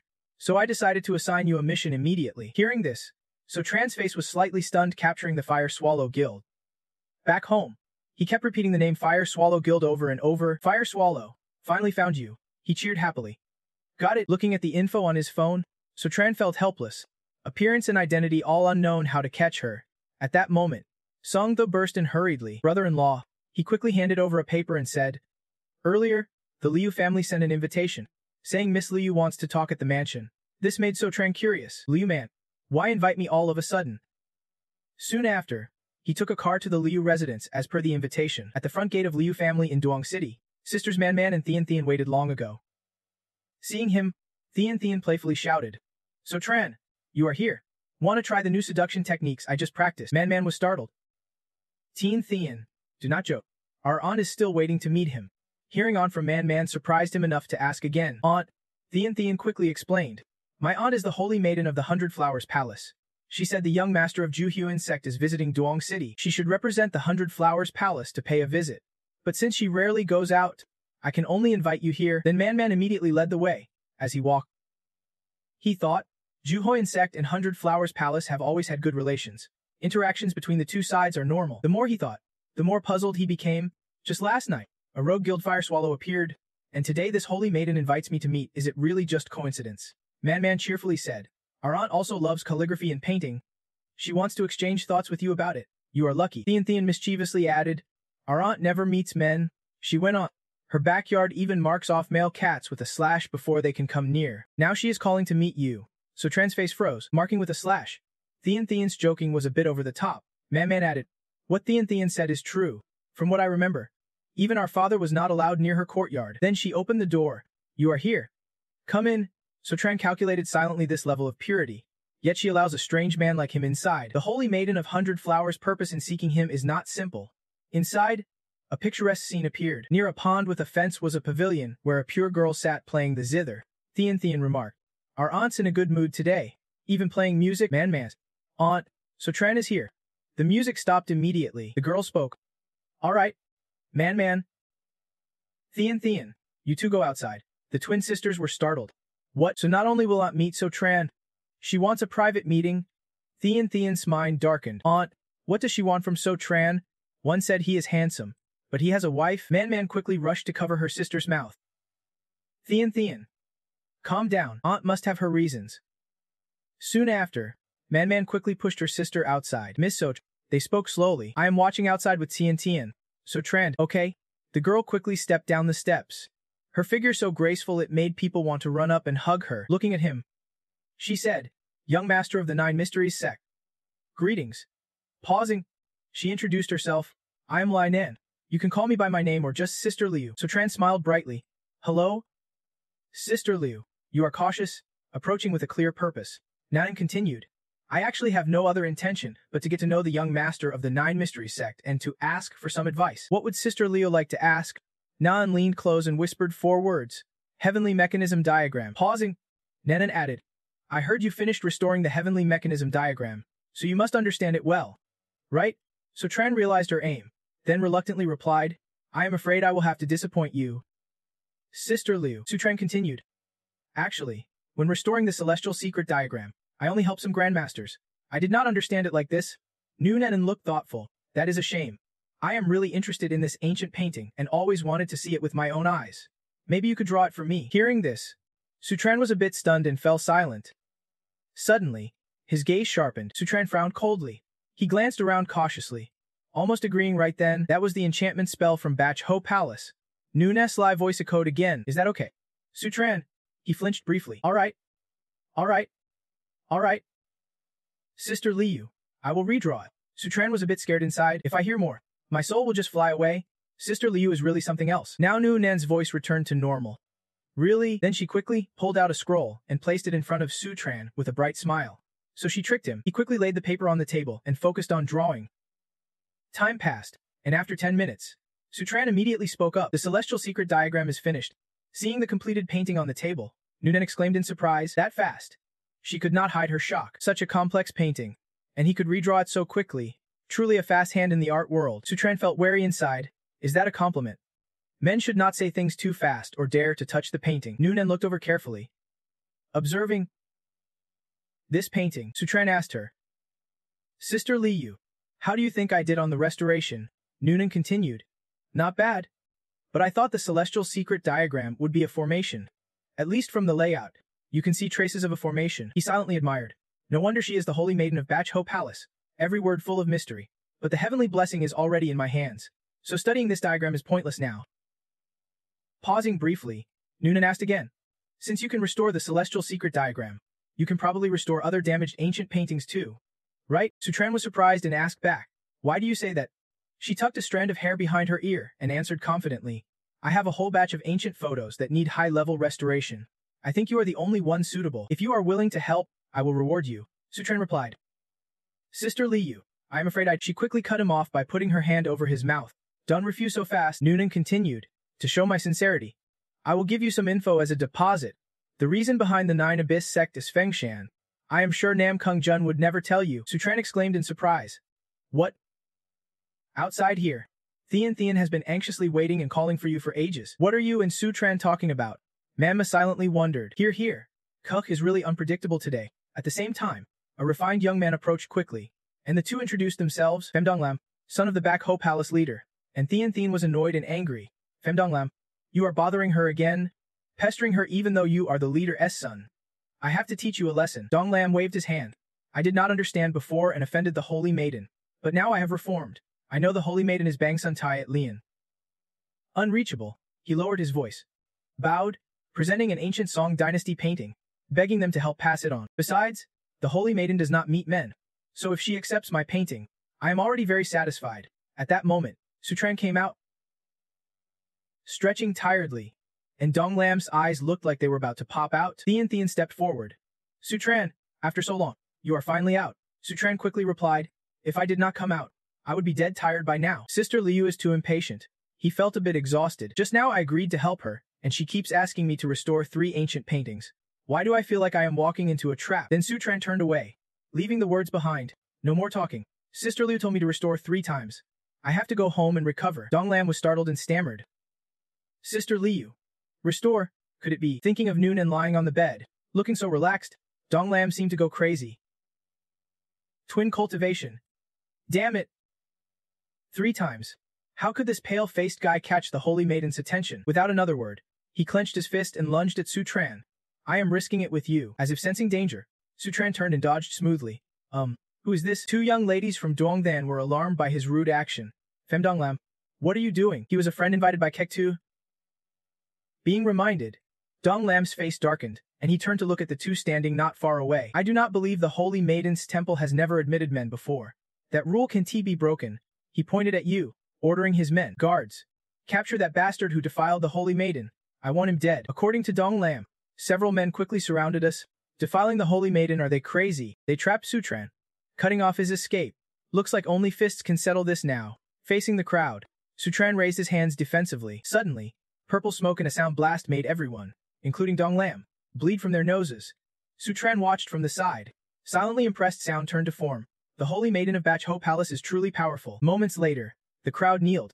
A clear voice rang out, Sutran is my friend. Show him respect. Donglam lowered his head, pleading for mercy. The Holy Maiden. Forgive him. Not forgetting his actions, she ordered Donglam to freeze. Famed Donglam spat insults and demanded punishment according to palace rules. His men knelt quickly and nodded in agreement. Yes. That evening, at Dongthian Phuk Palace beneath the old tree, Sutran entered meditation. He recalled a recent talk with Kung Quan. Quan had told him about Feng Sun before. Yeah. They left for a while to handle some things. In a month, it is the 9 Mysteries sect in Feng Sun. As Sutran pondered. Still meditating, his eyes suddenly opened, filled with deep thought. Unexpectedly, he learned the reason behind the Feng Sun masters from Liu's words. Nunhan's image flashed through Sutran's mind. Li, I promise to help. Now, Can you tell me why the 9 mysteries sect masters left? Looking at him, she explained, because the 9 top masters of the 9 mysteries sect, all your 9 masters have gone to sea. Hearing this, Sutran's eyes widened with endless questions. Gonna sea? Where to? For what? Seeing this, she raised a hand to her lips, signaling Sutran to face her. That answer was just a down payment. After you finish fixing the ancient painting, I will give you the rest of your payment. Back in reality, sitting by the old tree, Sutran analyzed what she said.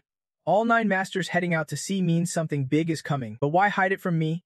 Looks like I will only know after finishing the ancient painting for Liu Sis. Suddenly, Sutran's phone by the tree rang. Hello? He quickly answered, listening to the voice on the other end. Hello? Sutran, we have got a lead on the Fire Swallow Guild. Kai Bun held the phone.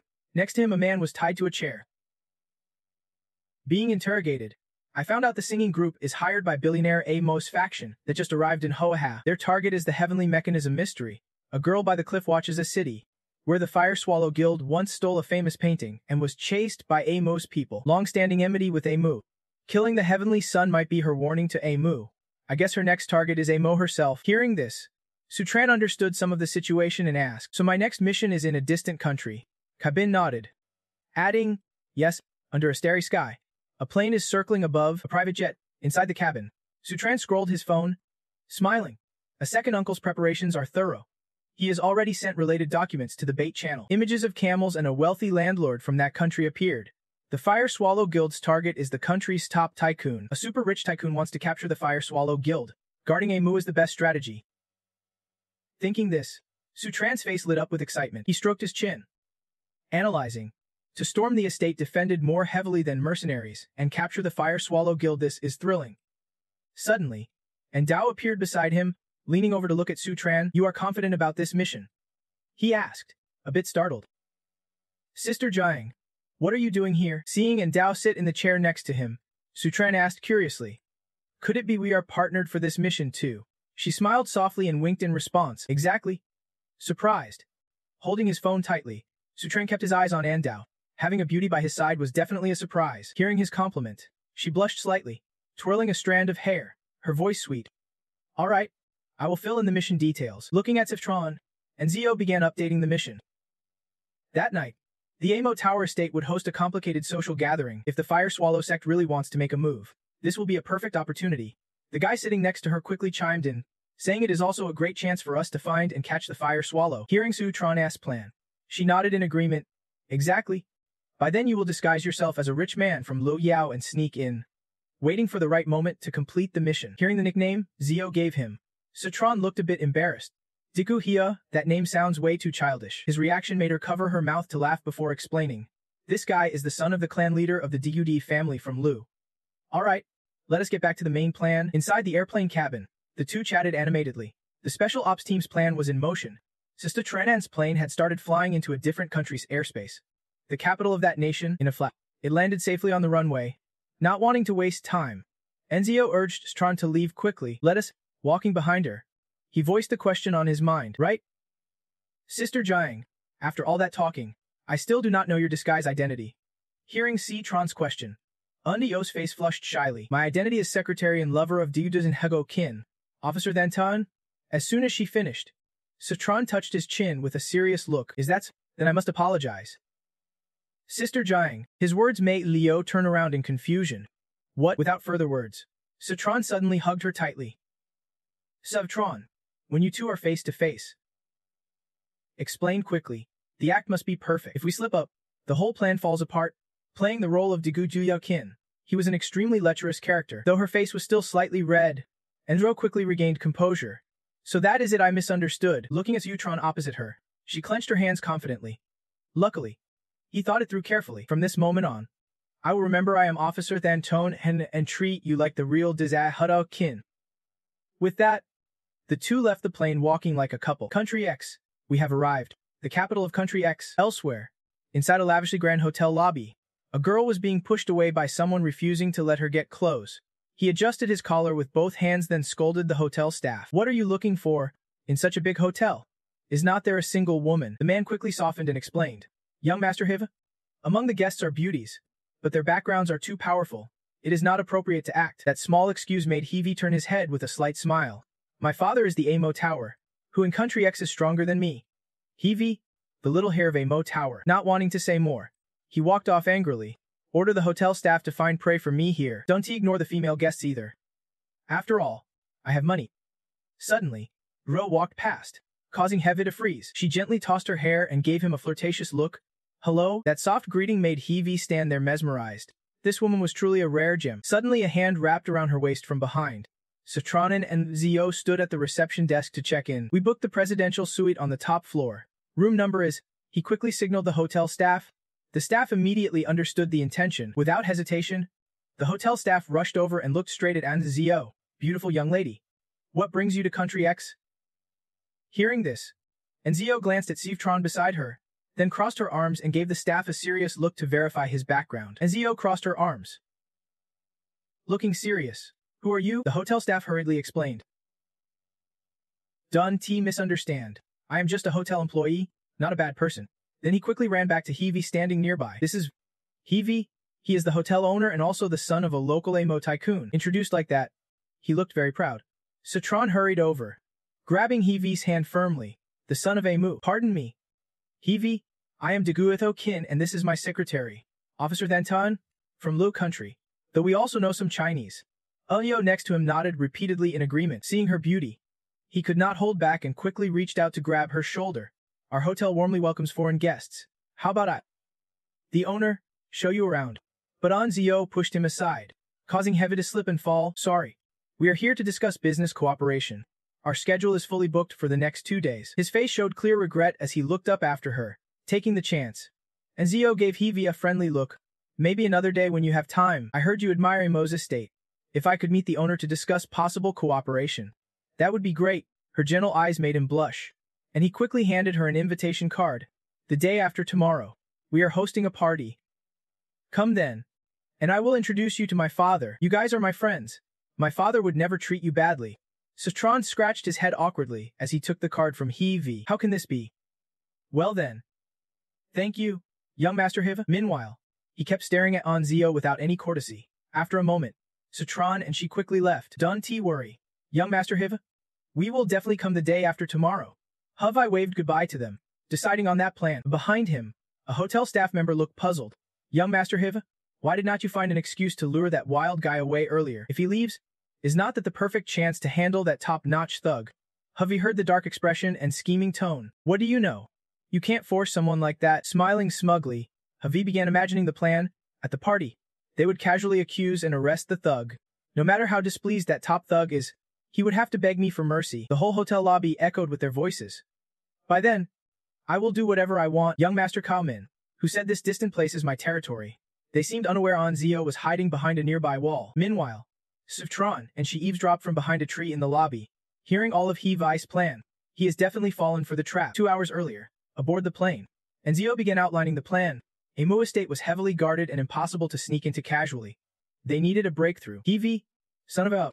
Looking at Sivtron, she gripped her phone tightly while talking about Ethavi. According to intelligence, Hevi was a useless, lustful wolf. Getting an invitation card from him was the easiest and least suspicious way in. Her plan left him wide-eyed in amazement. Dealing with the lust wolf, she trusted Sister Jiang had more experience than me. Zio confidently patted her chest. Don't worry. I got this back to present, holding the invitation. Sutron smiled proudly. Now with the card. Let us see if the top hacker Yen shows up at the party. The day before yesterday, in a grand hall crowded with guests, Sutranen and Li held hands and entered the party. Observing around, she glanced at him. With so many people at the party, if I were the top Hekkoen, I would not miss this perfect chance to blend in. Sutron wiped some sweat, pressed his lips. The problem is how to tell who Hekkoen is among so many. Hearing him and the info about Hekkien, and Zio sighed. Exactly. Suddenly, a voice called out, drawing their attention. Master, the party has started. Amu, coming down the stairs. He wore a luxurious outfit, judging by his looks. Zio was sure he was the target of Fien's admiration, hiding behind a wall. Sutron rubbed his chin, puzzled. Sister Jiang, I remember the files said Amo collected a lot of Chinese artifacts. She nodded, explaining, yes, he is famous for loving Chinese culture, to collect artifacts. He uses all means. If he can buy them, he hires thugs to steal and beat people. Asked an unrelated question, and Zio looked confused, but he suddenly asked why mention this. Looking at her, Citron smiled and shared his thought. Personally, I hope Agun can blend into the party, clearing Amos' collection from his hands. His words stunned Zio Citron. You do not want to waste much time. He lightly signaled with his hand. Of course. Just an eye. After all, our goal is still to catch the hero Hadian. And Zio put her hands on her hips, worriedly looking at Citron. You really scared me. I almost thought you wanted to let Hadian go. Seeing Yanzio's attitude, Citron gazed into the distance, thinking to himself, if Chijiang reacts this fiercely, and she knew I wanted to use this chance to steal A's treasured artifact back for Hosh, she would definitely be scared stiff. Forget it. Better not tell her yet. Citron lowered his head slightly, his brows furrowing as he pondered something. But if Agoen's target is the treasure in Yai Muzi's hands, then it is simple. Then he looked up at the bewildered Anzio in front of him. What was he really planning? Citron recalled when they first entered the hotel gate. Right when we stepped in, I noticed there is a formation set up by a master inside the estate, not far away. A formation symbol caught his eye. This is a surveillance formation for the estate. Remembering this, Citron folded his arms and analyzed. Someone like Gai Mizi usually hides their treasure in the strongest part of the formation, that is the formation's core. Give me some time to find the core. Then, looking at Ganzio beside him, he declared clearly, I will lead you to wait. That'll make you happy. Alright, with a serious expression, Citron gave EO some instructions to create a formation covering the entire estate. I must have not only mercenaries but also a Kaiman master. Be extra careful tonight. Don't act recklessly and risk stirring up trouble. Not wanting her to worry too much. Unzio nodded in agreement. Got it. Suddenly, a hand appeared on Andrazio's shoulder. It was none other than the lecherous He grabbed her shoulder. Miss Antone? Why are you standing all the way over here? I have been looking for you forever.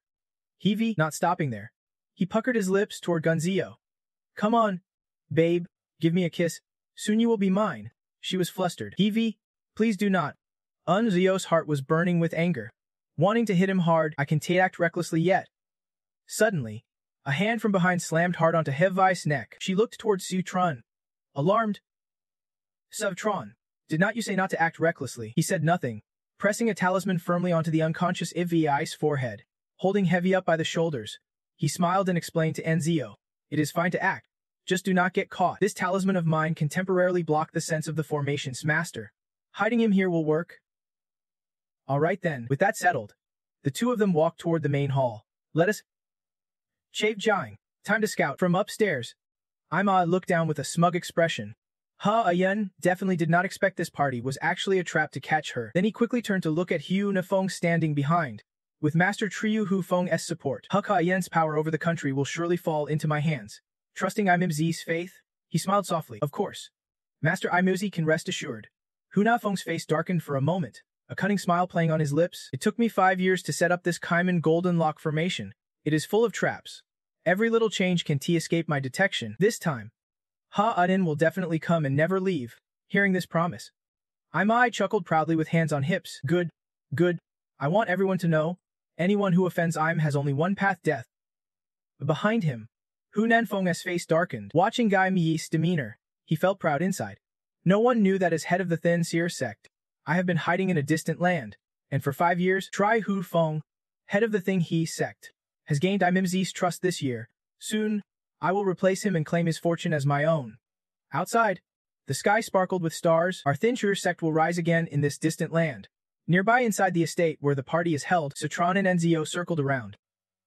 Citron, you are sure this is the formation's core? Walking ahead of her, he nodded confidently. Yes. The air here grows thicker with the formation's energy. As he finished speaking, Citron raised his right hand in front of his face and pressed hard against a stone in the courtyard. Facing the two of them, a secret passage opened in the rock. Seeing the hidden path, Unzio clenched her fists. Clearly excited, a secret tunnel. This must be where Imi hides the treasure. Let us wait inside for Hecarin to walk right into our trap. Suddenly, Citron blocked her path with his arm. Chave Jiang, wait. His face showed serious determination, his tone confirming this secret passage was no ordinary path.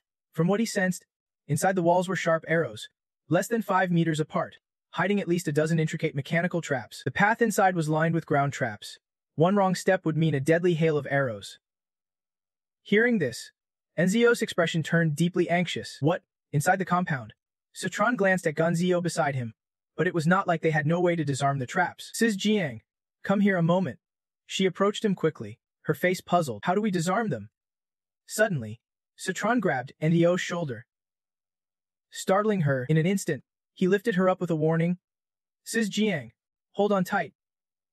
Hearing this, Ndo wrapped her arms around his neck, her cheeks flushing like a breeze. He carried her swiftly into the secret Kalon passage. Too fast. Ndo's hands never left his neck, her face filled with admiration. Though she had seen Citron's moves before, this was the first time she truly felt them. The two dashed forward in silence, moving like a grain of sand, unpredictable and lightning fast. It was so quick her eyes struggled to keep up. And now Zio's gaze never left Citron, her cheeks glowing with shyness. After a moment, his feet touched down. Citron gently put Zio down, then looked back at her. The trap had not reacted in time. They had cleared the challenge. We made it.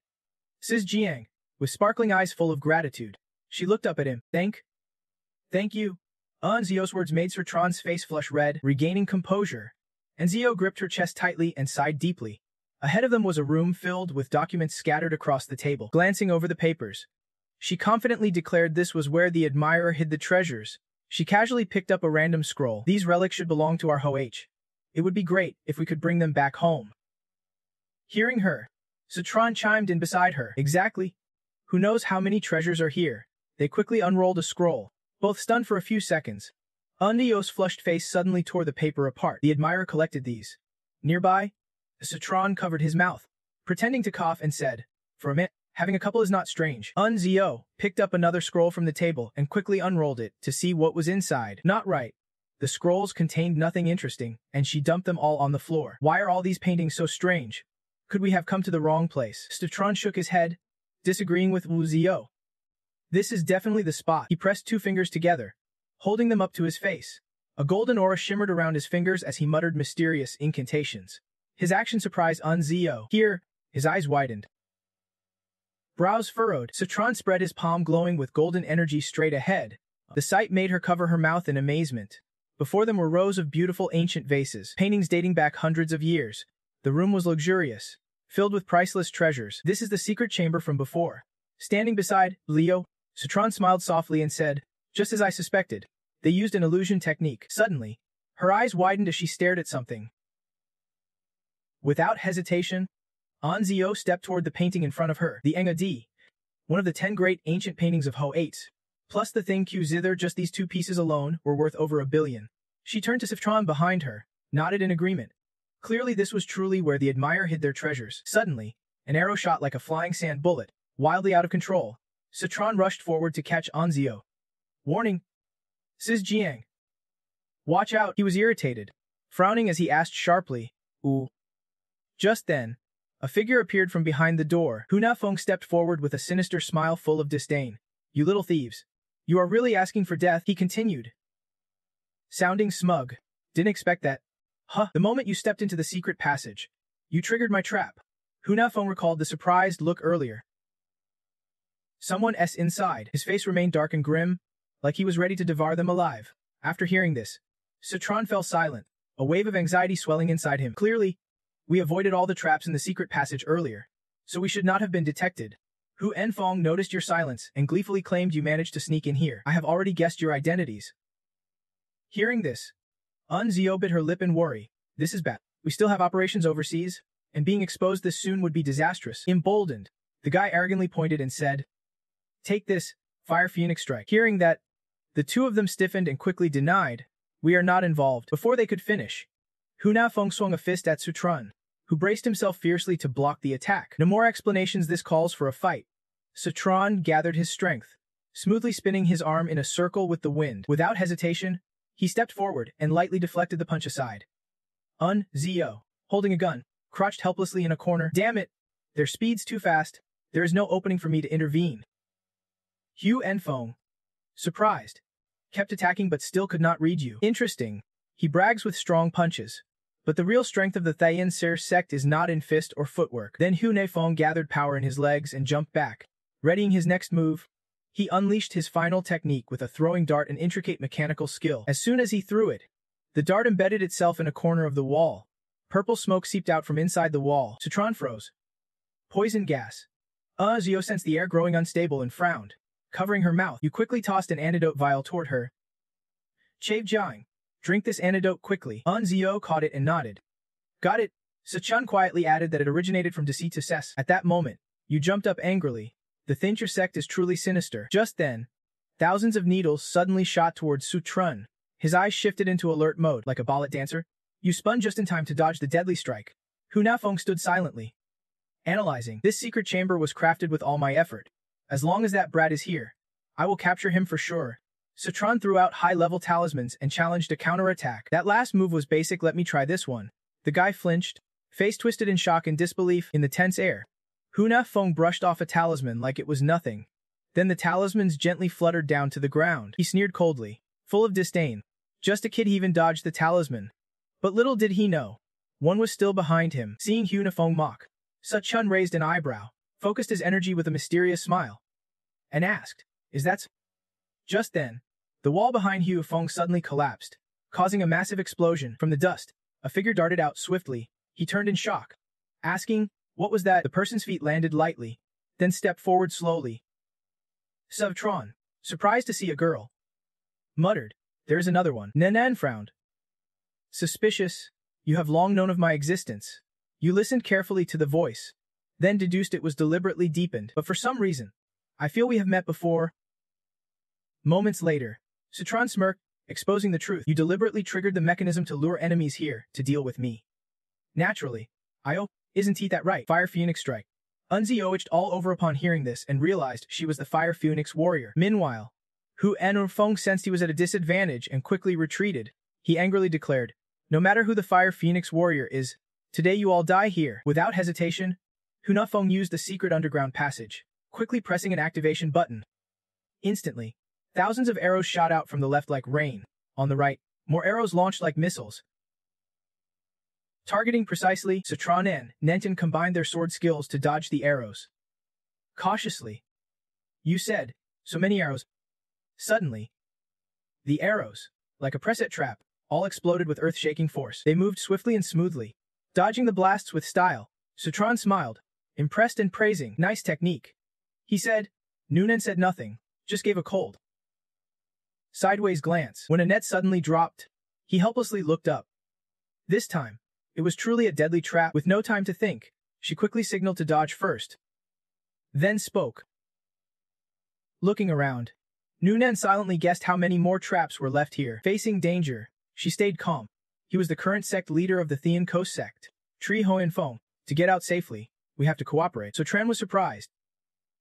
Seconds later, he laughed sarcastically. Never thought the Thean Coast sect leader would be a lapdog for the government. Is the Thean Coast sect that broke? Feeling insulted, Han Feng growled angrily. "You brat, how dare you?" So Tran pulled out his flute, performed some skilled moves, then spun 360 degrees. Putting the flute to his lips, he confidently replied, "But I do not need to cooperate to beat him." So Tran played a soothing melody using his mysterious energy. Surrounded by his power, the man nodded in a trance. Han Feng suddenly realized the technique. "Ju Hoyan and Han Melody, you are from Ju Hoyan sect." He gritted his teeth and charged like lightning. "So young and already able to handle my attacks freely. A prodigy of Ju Hoyan sect like this must be killed before he grows stronger." Furious, Han Feng shouted. "Die." A blue aura burst from his body. At the same time, his hand smashed the flute into pieces. The battle tension tightened like a drawn bowstring. Both exploded their power simultaneously. So Tran struggled to hold on too strong an attack. He retreated a step. Triu Hoyan Feng guessed the identity of the Ju Hoyan sect young master. No wonder he is so ferocious.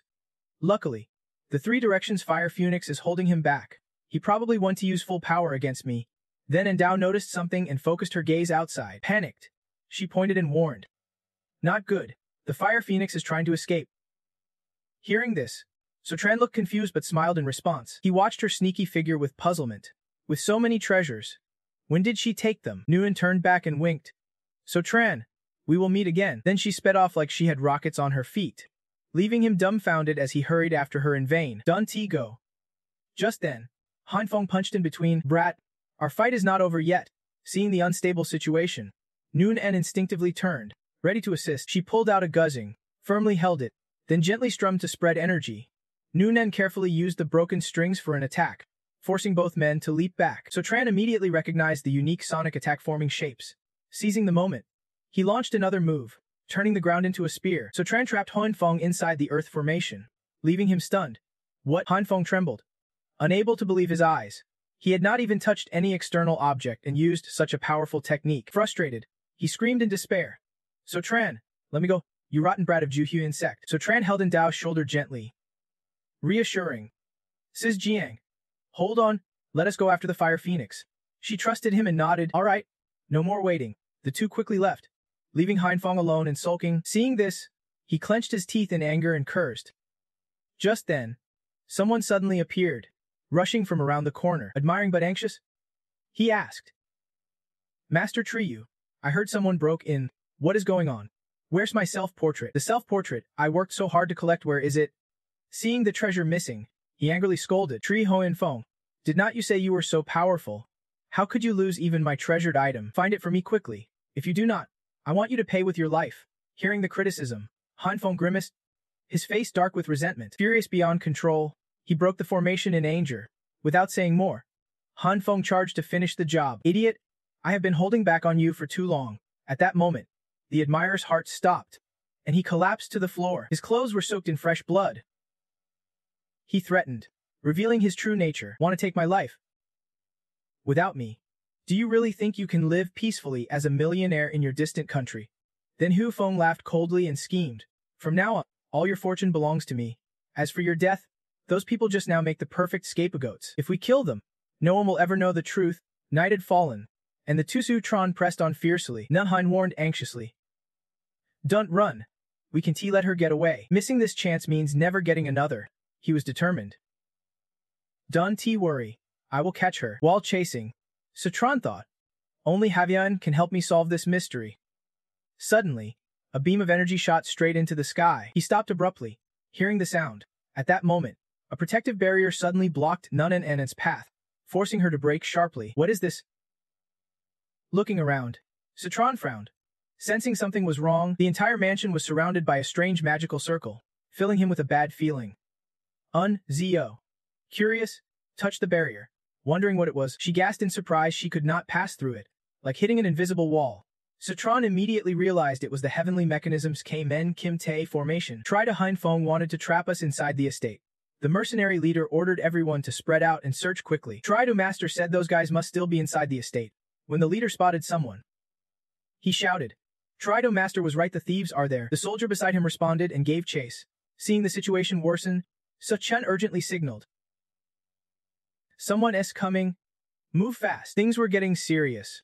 The mercenary's footsteps drew closer, while fleeing in haste. He quickly changed direction. There were people on that side. Suchun glanced cautiously at them. Busy searching, Tri to Master said. Search carefully nearby. Nen panted. Too many mercenaries. No way out. But how does Tredu Heinfeng know exactly where we are? He understood immediately and turned to explain. It is the effect of the Kim-Tao formation. Even the smallest movements inside can't escape the senses of the one who set the formation, let alone our whereabouts. Hearing this, she honestly admitted, formation magic is not my strong suit. Do you have a way to break it? Instantly, Citron proposed a possible plan but warned, I will need to focus intensely while breaking it. Basically, I need you and Sister Jiang to hold off Tri Heinfeng for me. Na nodded in agreement, feeling the tension and a hint of jealousy. Zio thought to herself, strange. Why are Hagrun and Citron suddenly working so well together? While they were strategizing, a soldier excitedly reported. Try to Master, we found them. He sneered with delight as he added, they arrived faster than I expected. Hu Enfeng bitterly declared that it was the heroic Agan and her accomplices who stormed the estate to kill and seize the treasure for Master Aimi. Hearing this absurd claim, Citron raised an eyebrow and retorted, Aimi is dead. His death has nothing to do with us. You are quick to pin the blame on us. It looks like you are the killer. Without hesitation, the man shouted and charged, stop talking nonsense. Kill them so no one can testify. Nun Hen swiftly threw aside her zither and prepared to fight back fiercely. She boldly declared with certainty, I will handle him. Hearing this, he slowly stepped back with a gentle smile, agreeing to the plan. All right. Nun drew her sword and challenged. Try to Heinfeng. Your opponent is me. She spun gracefully, tossing him aside before he could react. Hunafeng blocked the strike and turned away to order. Quick, capture that man. The mercenaries blinked, then responded. Yes, they lunged fiercely at him like sharks, trying to grab him. At that moment, Enzio was just as fierce, using her slender leg to kick them back. Enzio intervened with disdain just in time, while the kid dodged to the side. Grateful for her help, Citron deeply appreciated. Thank you, Sister Jiang. She took a serious stance to give instructions. Leave this to me. You focus on breaking the formation. Then he confidently chanted, Don't worry. I have got the secret of this formation's armor. A dazzling blue light then surrounded the leaf piles. Citron continued with determination. It is all clear in my sight now. Using his magic, he laid out the plan. All that is left is to break each seal one by one. Suddenly, his fiery red aura cracked the rock slab. Everyone around panicked and screamed in fear. What is happening? An earthquake. Hunafeng looked up in shock. Speechless, that disciple from Cu Hunamen actually touched the core of the Kim Tia formation. If this continues, the life-protecting formation I took 5 years to set up will be destroyed, and all efforts will be wasted. He gritted his teeth and decided to deal with this troublesome woman immediately. Then Hunafeng charged straight at Nana N, attacking fiercely. He gleefully tossed talismans from his sleeve and shouted, Not awakened yet. Then Haivan Trenshielded Nun, who frowned in panic. Sweating profusely, it is no time left. In this critical moment, a hand gently placed on Nivana's shoulder startled her. Then from Sutron's hand, countless sturdy stones were lightly thrown. Tron sarcastically commented on the timely help sneaky ambushes seemed to be a tradition of the Thinchers sect. The solid stones directly pushed away the talismans, dropping them to the ground. The stones repelled the talismans and then struck Hu Nufeng's chest. Caught off guard, he clutched his chest in panic and stumbled backward. Then Nen, confused, asked, Why are you here? Didn't I tell you to focus on breaking the formation? He confidently replied, Relax. Moments later, Citron devised a new plan. Smashing a stone with his foot, calmly looking at the opponent with a triumphant smirk, he confidently said, The formation is broken. As he announced this, the protective circle started to react. Gradually, cracks appeared. In an instant, the protective barrier shattered into pieces. Nun Hun was startled, eyes wide and speechless. Nearby, Anio stood frozen, mouth agape in shock. Meanwhile, Hunafeng was hit by the formation's backlash and coughed up blood in pain. He clutched his chest in disbelief. My Kimga formation. Broken? No way. Absolutely impossible. Refusing to admit defeat, Hu Enfeng gritted his teeth, blood still at the corner of his mouth. Stubbornly, he launched countless arrows from his sleeves in counterattack. Citron grabbed Enzlio, spun around signaling caution, while Nundren dodged on her own. He sneered challengingly. The formation's broken. Bring whatever tricks you have got. Hu Feng scrambled away in a panic. You little Si Wu Hein. Just wait. One day I will kill you. Citron laughed bitterly. Helpless. If you ran just a bit slower, I would believe that. He accepted his shame and fled. Siu Hai Men is definitely my nemesis. I will leave for now. There is still a chance for revenge later. Suddenly, Nun appeared right before him, blocking his path coldly. Want revenge? You want to get that chance. Seeing a person at midnight felt like seeing a ghost. Hunafeng winced, frozen in place, without waiting for his excuse. Nen Hen decisively ended it with a slash to his chest. He flew back and collapsed, yet his eyes remained wide open, dead but unclosed. The hired soldiers panicked and shouted, Master Triu is dead. Terrified, they scrambled to flee, pleading, Go quickly. Do not kill us. She said nothing, casting a cold glance. Seeing the sword stained with blood, Nun Hen flicked it back and forth, shaking the drops off onto the ground. Unzio witnessed everything in shock and remarked, One move and it is over. Too strong. After finishing, Nun tossed bags toward Unzio, who curiously asked, Aren't these the master's belongings? Receiving such valuable items from Nun, Citron looked puzzled and asked, What is this about? She calmly proposed, Take these and return them to the country. Let us pretend we never met today. After hearing this, he firmly refused. Our mission is to bring her back to Ho Aif. Nun Enin arrogantly declared.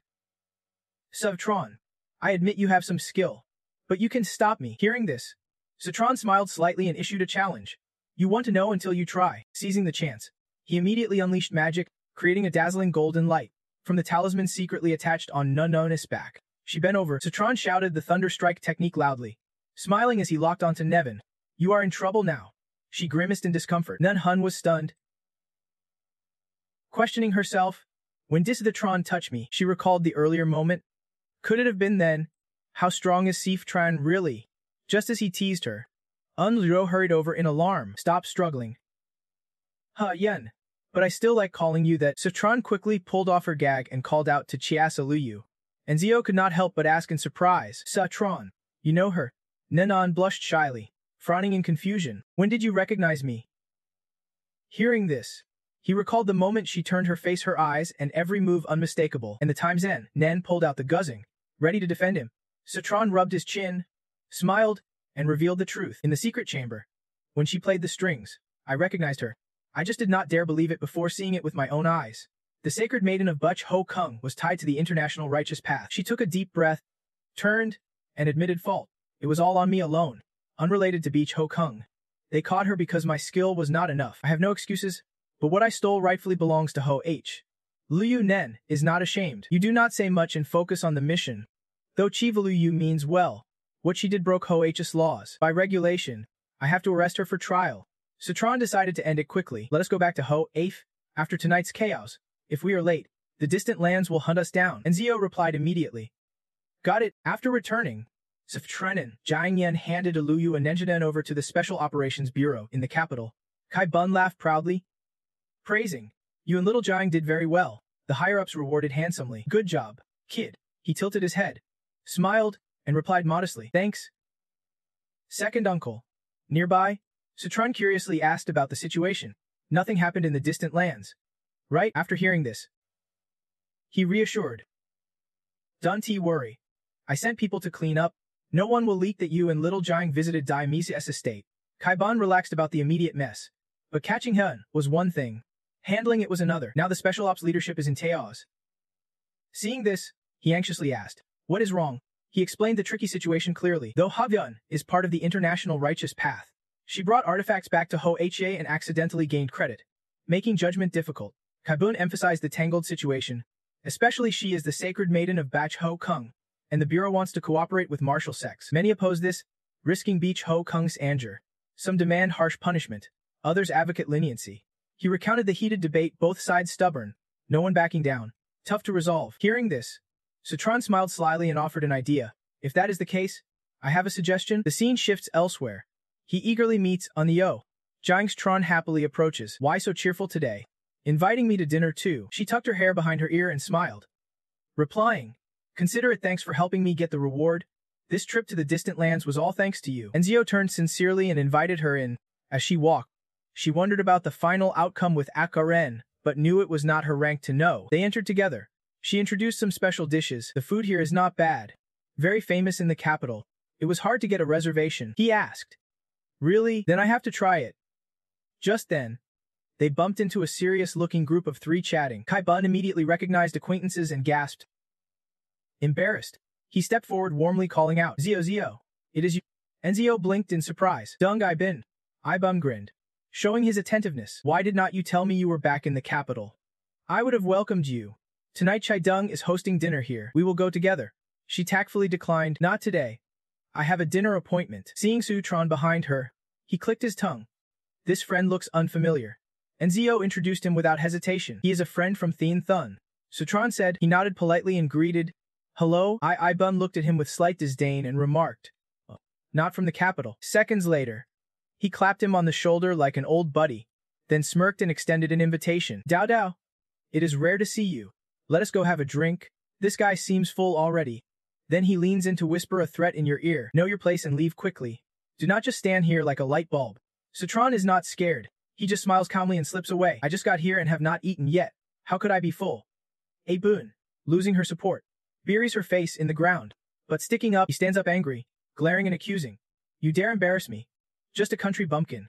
Seeing the tension rise, Ellen quickly calls out to Digang Abun, worried and reminding herself, deep inside, if he provokes Citron, the consequences would be unimaginable. At this moment, Taiyu Dung steps forward to calm things down. Boon, stop causing trouble. Then she tilts her head and smiles in greeting. Acting friendly. Dao, long time no see. Seeing a familiar face, NGO politely approaches, her eyes heavy as she calls. Sis Dung. Bun pushes forward eagerly to tattletale. Sis Dung is a country bumpkin from Thien Then, he says to avoid conflict. Enzio quickly reassures. Boon, you have all been old friends for years. Don't be sore the moment you meet. No need to keep score. Taiyu Dung quickly cuts in, making a sharp demand. Dao, have your friend apologize to a bean. Let this slide. Then let us go eat. Enzio is taken aback. What? Hearing that, Citron laughs scornfully and protests. I will apologize for his arrogant attitude, he says proudly. Telling you to apologize is already too much. The four great families of the capital, led by Tiu Jing Ding, Tu family ranks second, a snap of their fingers, and you would not be able to move. Enough? She steps forward with a fitting suggestion. Sis Dung, for my sake, let this go. She is just as determined to stand her ground. Dao Dao, you have had loyal friends for years, yet you favor outsiders. That is really disappointing. Seeing Anzio's firmness, Taiyu Dung shifts to a threatening tone. It is not about me. A B's family is hot-blooded Feng Sanan. If things get reckless, even I can control them. A bum can't hold back anymore and shouts provocatively. Sis Dung, no need for more words. He signals the other two, then charges in to teach this Sepha guy a lesson to show him the capital is not a place he can stay.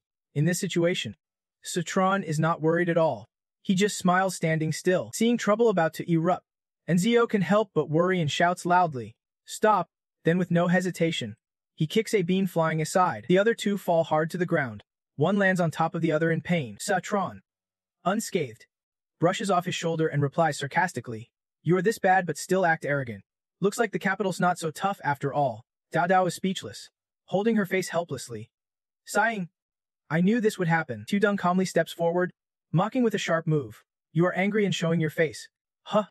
Dao Dao, you and your friend are here to stomp on Tu Dung's reputation." Taiyu Dung gets angry, pulls out her phone, and challenges, "If you want to play rough, then I will play too. The Peak Club's people are on their way. Tonight you will definitely have to leave here on your knees."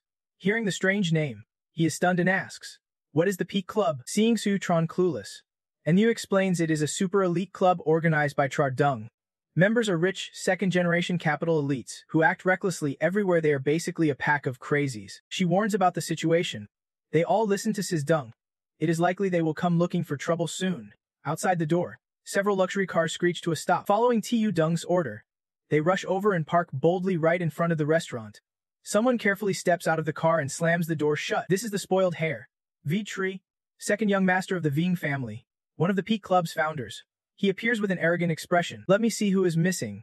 Daring to provoke our Sis Dung, he swaggeringly strides into the hall, not bothering to look at anyone around. Everyone nearby starts whispering, "Who is the unlucky fool that pissed off the Peak Club's crazies this time? I bet a spicy snack he won leave this place alive today." Ibun's eyes light up proudly.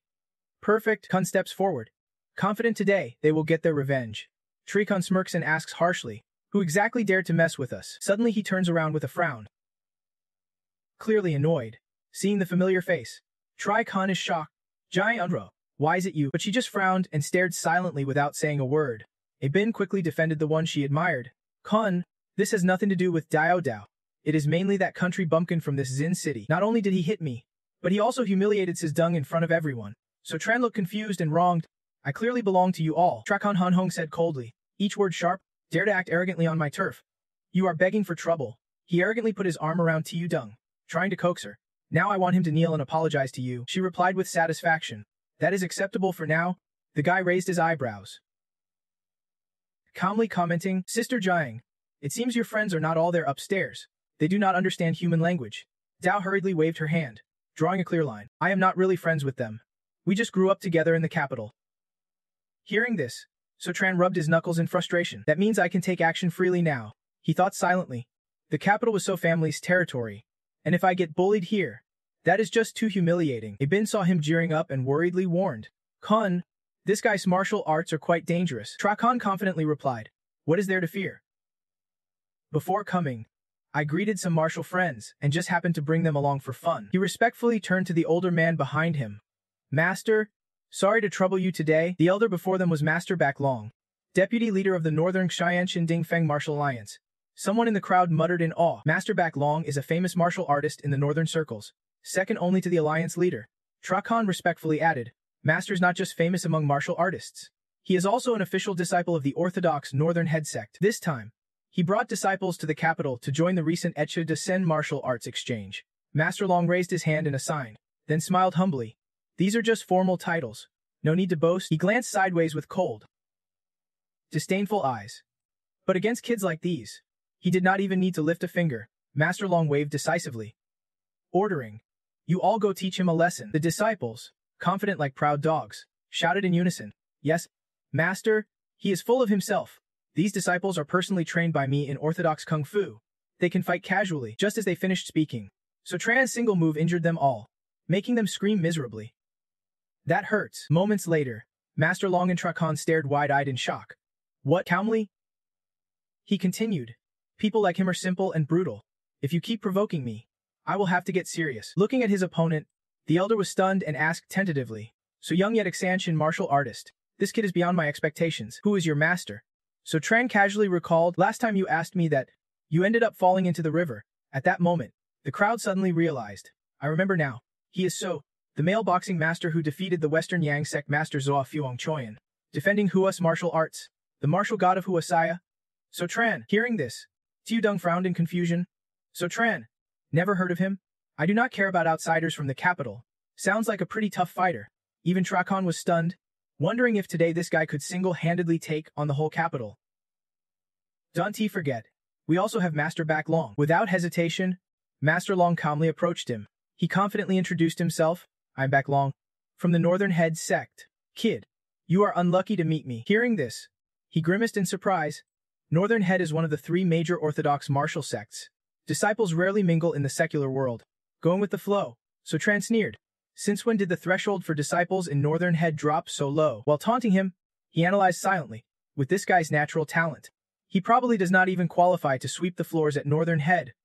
Offended, Master Long angrily yelled, "How dare you insult me to death?" He gritted his teeth, secretly admitting, "I am just a registered disciple of Northern Head. Not orthodox. But this punk has no right to insult me." Master Long viciously struck from behind, channeling energy to attack So Tran's back with a Northern Head 7-star strike. So Tran anticipated it and quickly turned to block the attack. He smirked, mocking his opponent. "Slow moves. Your punches still need work." Seeing their fierce fight, the crowd cheered excitedly. "Now this is true Xia Kung Fu," some admired loudly. "Incredible." So Tran fought Master Long without losing ground. "Nonsense. That is the martial god of Huaxia." The Kun camp gaped in disbelief. Could it be that even the master could not do anything against Tran? How is that possible? So Tran struck relentlessly, making Master Long sweat bullets. He warily wondered, "This kid is only a preternatural martial artist. But why am I losing to him when my strength clearly surpasses his?" The boy sneered provocatively. "The Northern sect's ultimate skills have at least 20 or 30 types. Are you telling me you only know one basic set of Tin He Quan?" Hearing this, Master Long blushed awkwardly and stammered, "How do you know that?" clutching his chest.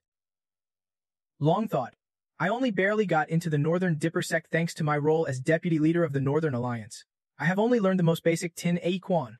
Gritting his teeth, he thought bitterly that this kid dared to expose his weak spot. Lost in thought, Master Long angrily lunged at the boy, determined to teach him a lesson.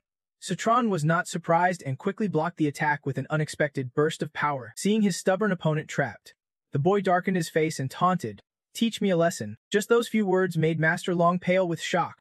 Then Tran casually struck his abdomen, saying, "You are not even worthy yet." At this point, Tran showed no mercy, using his strength to toss Master Long aside. Everyone gasped as Master Long slammed into the door, shouting in panic, "Master! Master!" The students rushed over anxiously to check on him. "Master, he just knocked you down with one move." The crowd gasped in astonishment. The master lost to a young man? This was not just any young man, it was Tran, the Southern Fist disciple. He stared down the Kun camp couple and taunted, "Your outer guard just fell. What is your next move?" The Kun camp sneered arrogantly, "With the peak strength of our club, it is easy to call someone stronger than Master Long. Next up, I am afraid you won't last long." Tiu Dung standing nearby also issued a challenge. "I want to see if you can wipe out the whole capital." Just then, someone outside shouted, "Move aside. Move aside. What are you all gathered here for?" Chen Nam stepped out of a luxury car. Dung Figu frowned in annoyance, thinking, "Why are these rich brats causing trouble again? I knew I should not have come to join this mess." Seeing their savior, Baim quickly tattled, "Captain Truong, you arrived just in time. I am reporting this guy for starting a fight." Hearing this false accusation, So Chan helplessly questioned, "I was gathering them. Surrounded all of you alone.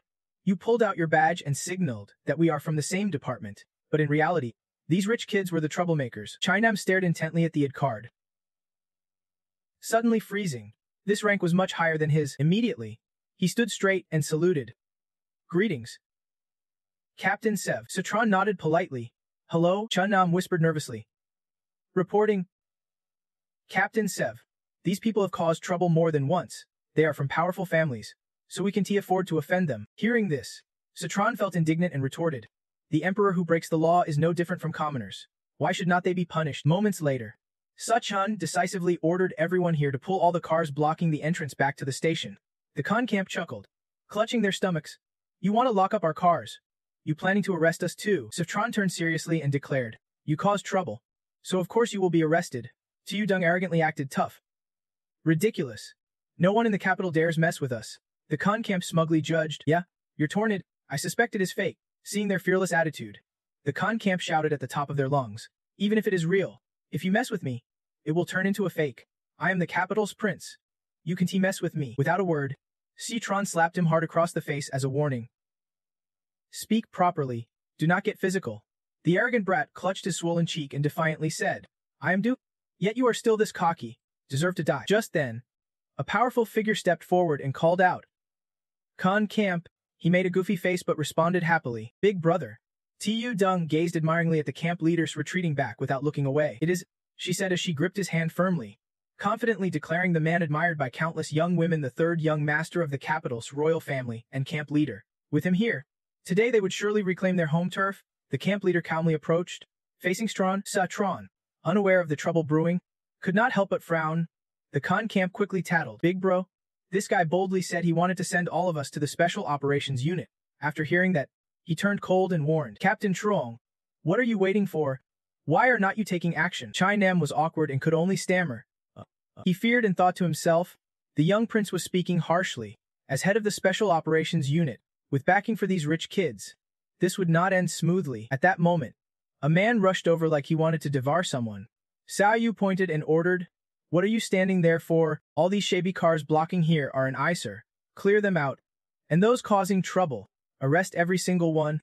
Kai Khan and Tiu Dung were stunned into silence. What? Cheng Yam could not believe it and asked anxiously, are you too serious? You really want to arrest people? Trey Khan stepped forward bewildered. Sir, you must be mistaken? Right?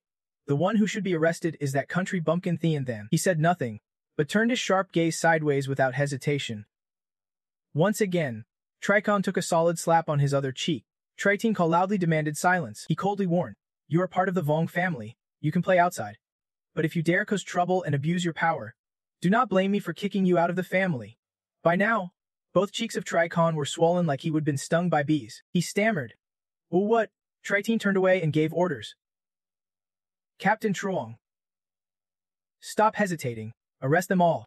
Then let the big clans come to claim their people. Chai Nam, when called, stuttered his response. Yes, sir. He ordered his henchmen to arrest everyone. No exceptions. Tricon was stunned and stammered. Big bro. Tiu Dung beside him screamed repeatedly. On what grounds are you arresting us? I do not accept this. The bystanders witnessing the terrifying scene all gasped.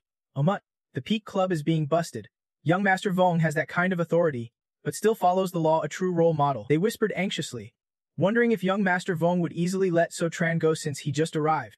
Would So Tran not get caught up in this? Tritin stepped up to So Tran, politely introduced himself. So Tran, nice to officially meet you. So Tran was confused and thought to himself, strange, this young Master Vong does not seem hostile to me. After a long struggle, the Tricon group was escorted to the Special Operations headquarters. At that moment, a luxurious car stopped right at the entrance. Seeing the presence of the couple Chi Kan and them Mei, everyone pointed and whispered, isn't he that the chief secretary of the Kim High Corporation? Why would he come to the Special Ops unit? And with the Vong family made him here too. Rumor has it the Peak Club was just raided. These big shots must be here to claim their people. Kids like them finally getting taught a lesson early. Seeing Chi, a handcuffed Tu Dung cried out for help. Dad, save me. He warmly called her Dung Dung, then he turned to scold. Captain Truong, what did my Dung Dung do? You just went and arrested her directly. Chai Nam responded clearly. Members of the Peak Club were fighting inside the shop, causing serious trouble. Arresting them is just enforcing the law. He frowned hearing this. Then probed. Do you know who we are? Chai Nem did not care and confidently stated, whoever you are does not matter. The order came from Captain Vong Tri Tien. He turned to look at his wife, then was shocked. Mouth agape. What? The Mai refused to accept it and argued. No way. How could Tri Tien order to arrest my own brother-in-law? Tricon earnestly replied, Mom, it is really true. Big Bro gave the order. So Tiugu beside him was also watching the commotion. Hearing the familiar name, she thought to herself, so Tiugu is usually close like brothers with Tritin, but he is part of the hidden So family, definitely not someone to mess with. The Mai anxiously asked, Son, were you arrested because you offended So Tiun Yu? Hearing this, he replied dreamily, I was just disciplining a martial artist. At that moment, he suddenly remembered the incident, but before I was taken away, I saw Big Bro and Sef Tung leading the martial master away.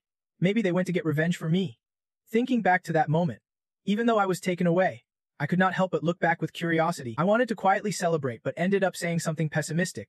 The Sef people are not easy to mess with. No matter who that martial master is, he is probably in worse shape than dead by now. Meanwhile, over at Citron's group, the three of them were enjoying the nightlife. They were deeply indulging in the party with glasses of fine wine. Citron, who was more about living it up than surviving, was throwing a drinking party. They happily clinked glasses.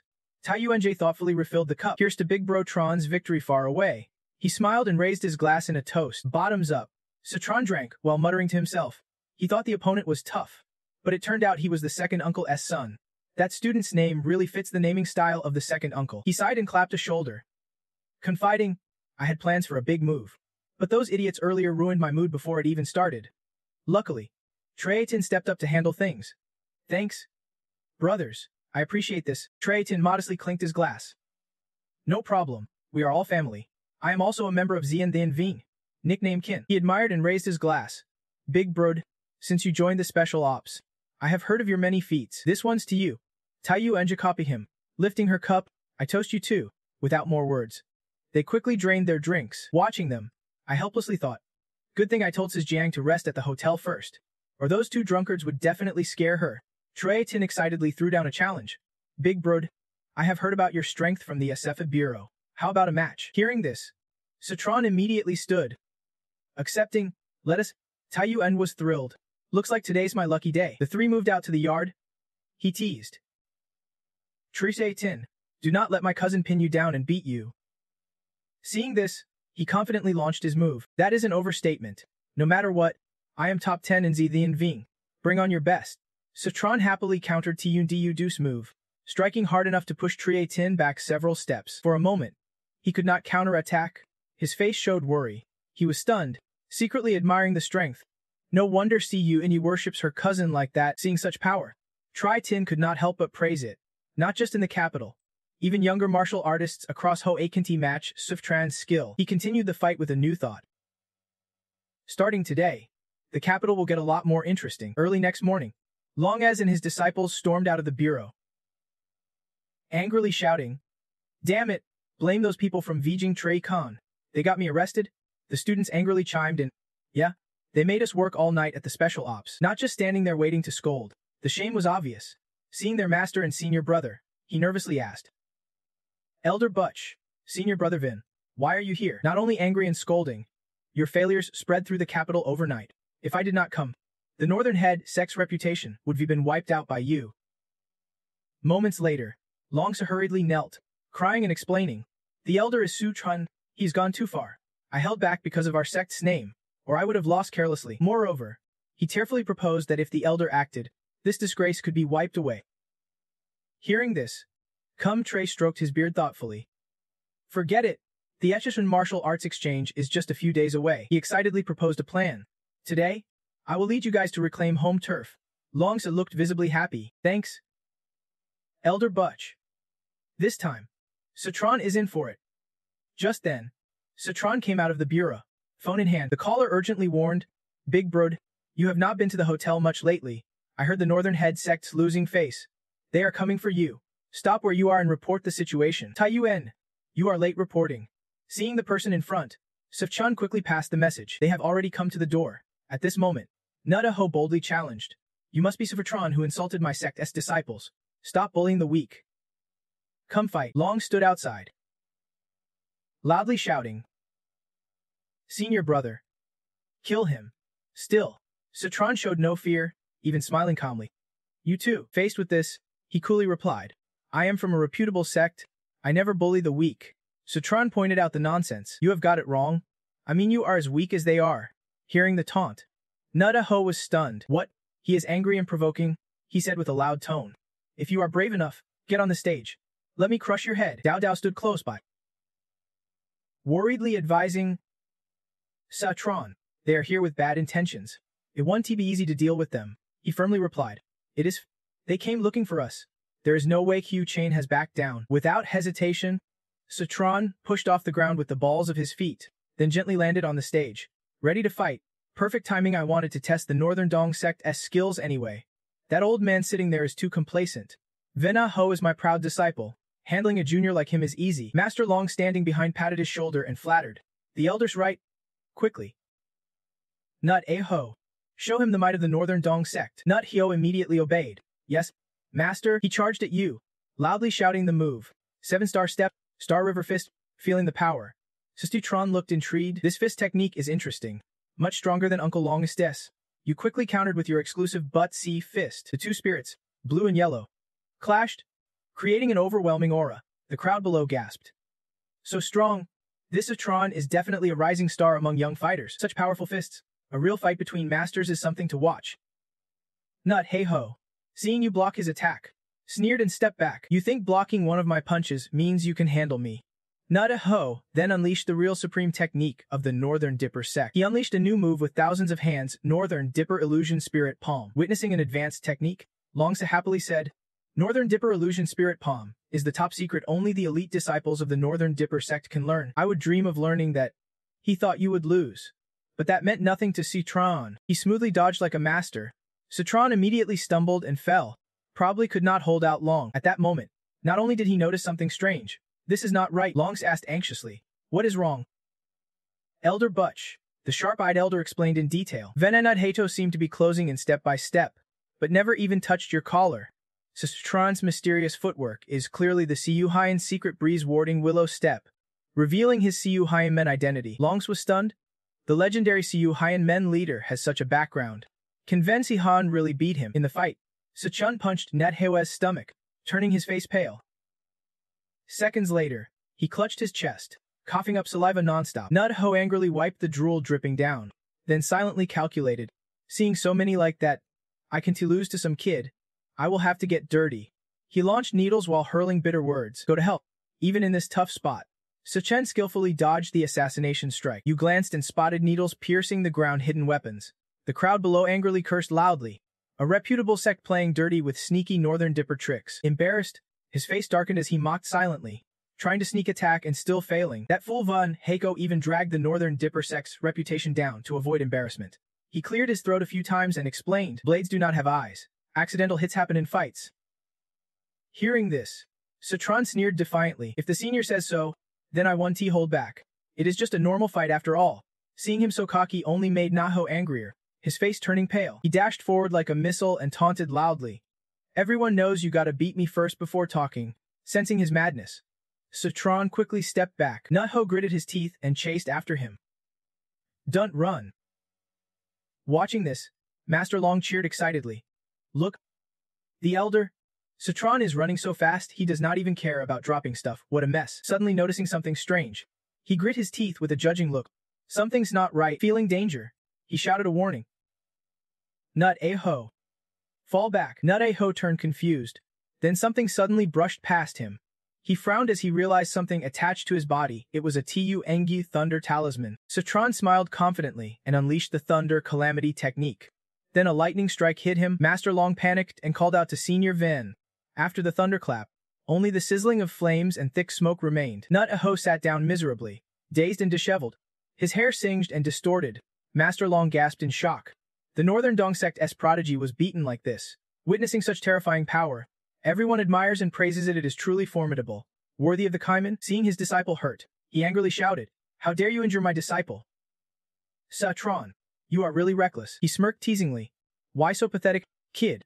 Want me to take his place? Immediately, netizens mocked in unison, calling it bullying by the elder. Butch Kong is a Northern Dong Sect master. He would not do something so disgraceful. Right? No way. Don't make excuses. The elder would not bully you. Before he could continue, the old man suddenly gathered his strength and leapt up, then lightly landed and casually made an excuse that he was just testing for weaknesses in the opponent's moves, trying to seize a chance to point out flaws. So Tran was stunned. Speechless. So this face is just a wall.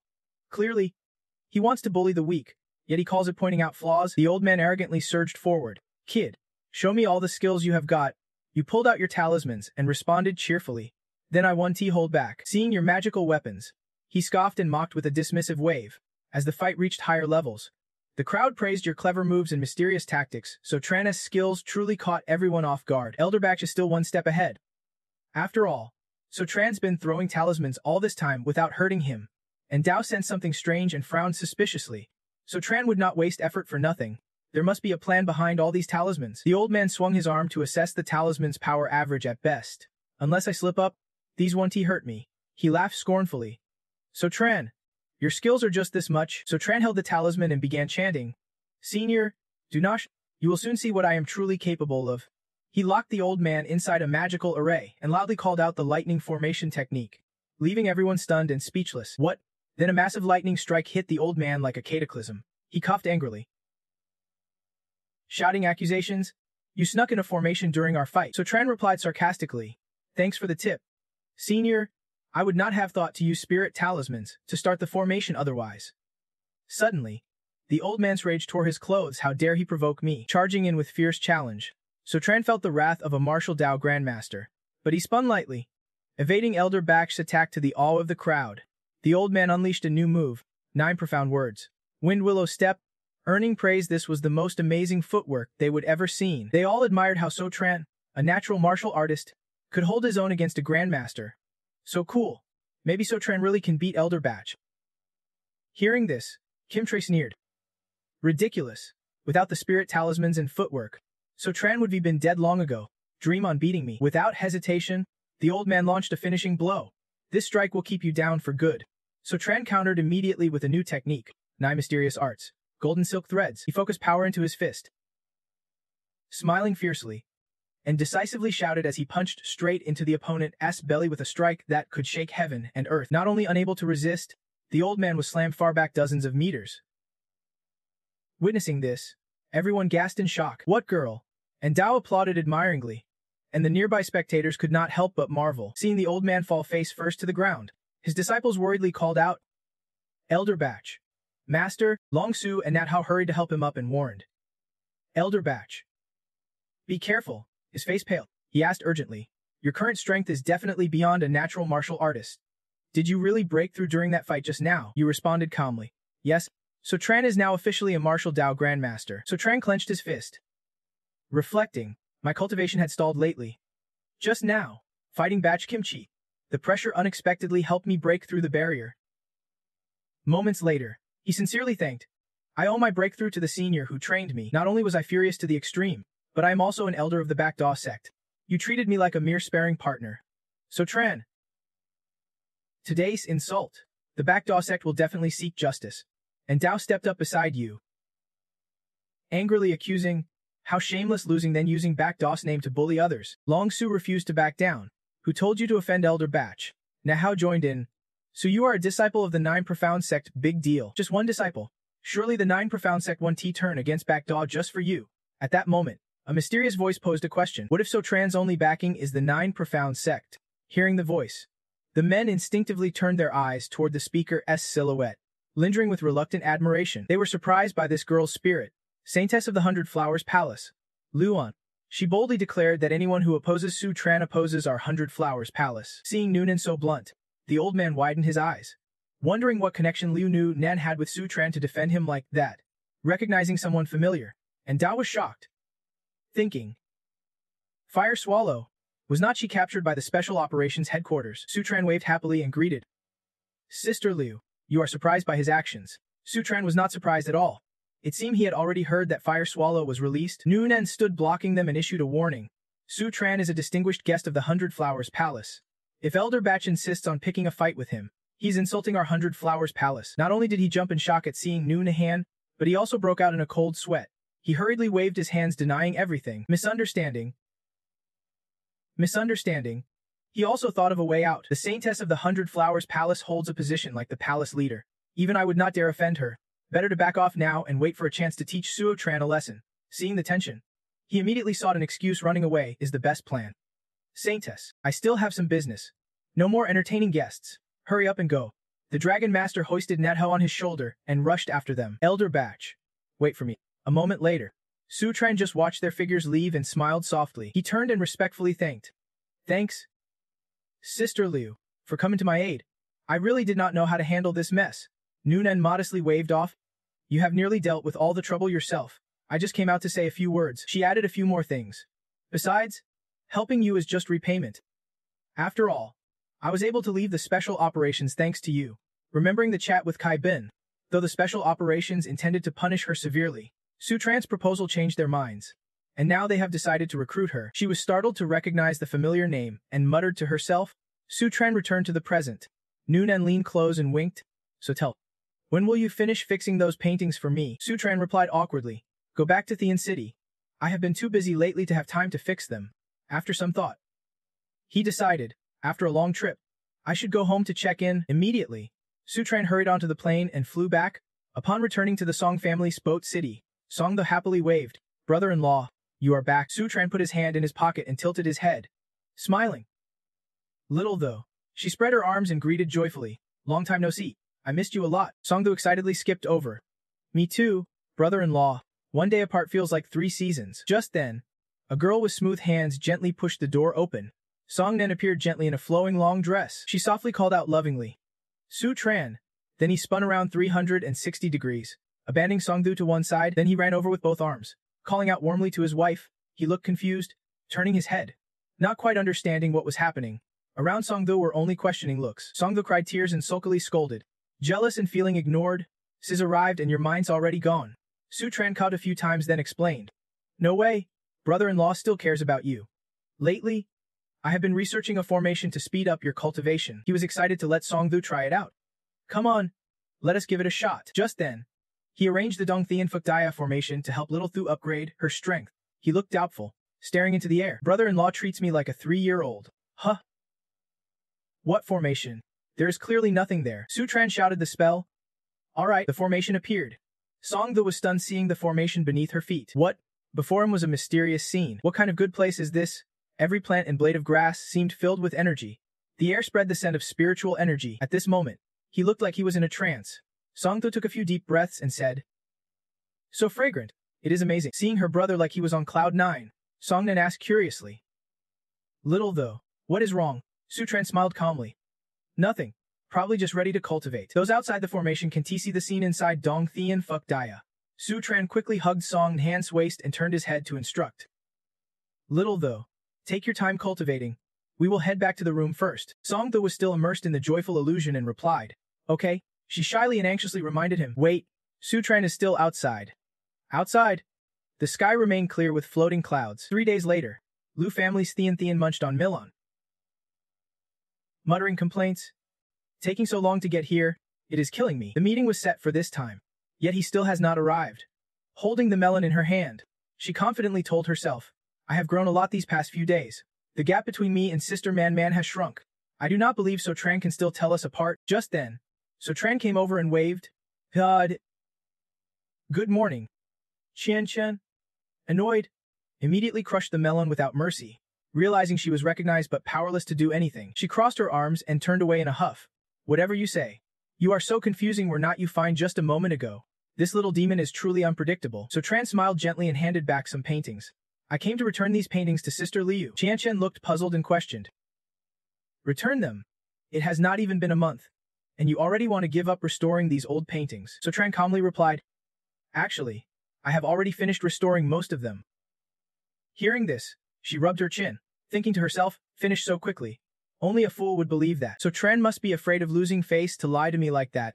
Men forget it. Just leave him some dignity. Then Chanshan tactfully reminded. Then you will have to wait. Auntie is soaking in the bath. It won't be done for at least half an hour. Suddenly, she had a good idea since she had nothing else to do. Want to come with me to check out the clinic up ahead? It is only for checkups today. But many people have heard of it. It is pretty lovely. Sotran saw no problem and agreed. Alright. I want to see this famous Liu family clinic in Yang City. Chanshan happily linked arms with him and led the way. Let us. I am the host. I will make sure you are well taken care of. Soon after, they stopped at a reception hall. Inside, patients sat neatly waiting their turn. Holding his hand, she excitedly introduced her sister's clinic. Moments later, Chanshan pointed and glanced at Sotran. Here she comes. Man was focused on taking the pulse of an elderly gentleman, so they quietly observed from outside. She kindly explained the illness. His pulse was much better than before. I improved the medicine for him, the elderly man said gently. Good. Chanshan was about to call her sister, but Sotran interrupted. Let her finish with the patient first. I am just looking around. Seeing this, her expression fell, and she reluctantly agreed. Fine then. Let us not bother man. They decided to take a walk and look around with his sharp eye. He commented. Nowadays, a large and orderly traditional medicine clinic like the Liu family's is quite rare. Hearing this, Chanshan excitedly explained. Of course, the Liu family is not just famous for show. The doctors here really know their stuff. Sotran thoughtfully stroked his chin and gave his opinion. The Liu family doctors are very dedicated diagnosticians, but they do take a lot of time. If they could improve efficiency, it would be better for patients. Just then, an elderly woman pushing a wheelchair spoke sadly. Young man is right. We have been waiting in line for 2 hours. If this place was not good, we would not still be waiting. The elderly man in the wheelchair responded sadly. That is true. Qianqian sincerely offered a proper explanation. The Liu family wants to fix this too. This month, they added 2 more doctors to increase efficiency. But traditional medicine requires care and precision. Rushing treatment means not taking responsibility for patients. So it really can't go faster. Suddenly, her eyes lit up with an idea. Qianqian's sparkling gaze hinted at a plan like a trap. So Tran, I heard you are skilled in medicine and even healed old man Huang Po's leg. You are free, right? Why do not you see some patients too? Realizing her plan, he thought to himself, this little demon wants to dig a hole for me again. But I do feel a bit itchy to practice. Facing her hopeful expression, So Tran agreed. All right then. Qianqian smiled brightly and got to work arranging things. I will set you up right away. After 3 minutes, she stood with arms crossed waiting. Done. So Tran, this is your temporary clinic. Without hesitation, So Tran sat down at the table. Then I will respectfully obey orders. Qianqian smiled slyly. If the treatment does not go well later, So Tran is in big trouble. Then she invited everyone. Everyone. No need to line up here. If you want a checkup, come try this. Seeing a stranger, the experienced patients looked at each other anxiously. So Tran, the new doctor at the Liu clinic, what is he like? Other patients also doubted. Commenting, I have never heard of this person in traditional medicine circles. Is his skill any good?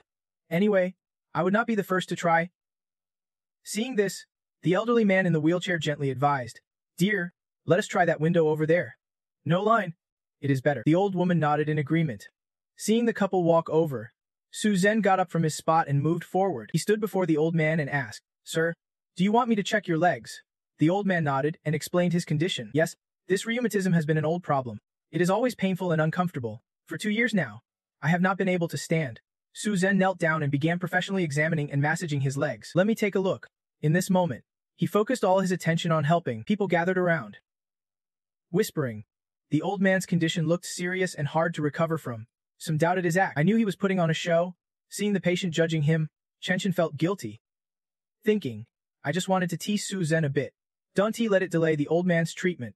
I will take him to my sister later to check. After a thorough check, Su Zhen stood up confidently and said, His symptoms are clear. It is a small matter.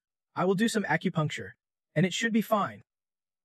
Hearing this, she asked skeptically, Su Zhen, his illness is complicated. Are you sure you can really cure him and not just pretending? The old man eagerly expressed hope. Yes, doctor, can you really ease my pain? He smiled and waved his hand to correct. Ease the pain. Su Zhen pulled out the acupuncture needles and declared firmly, It is not just easing pain. I guarantee that with this treatment, you will be able to stand up right away. Just then, an arrogant man interrupted. The old man's legs are like this, and 1 needle from you can make him stand. Why not say you can bring the dead back to life? The Liu family clinic loves this kind of stunt. Their reputation will soon be ruined. Qianqian angrily shouted, You are causing trouble at the clinic again. Whether Su Zhen's treatment works is none of your business. Stop talking nonsense or I will call the cops. He nervously asked, Who is this? She calmly explained.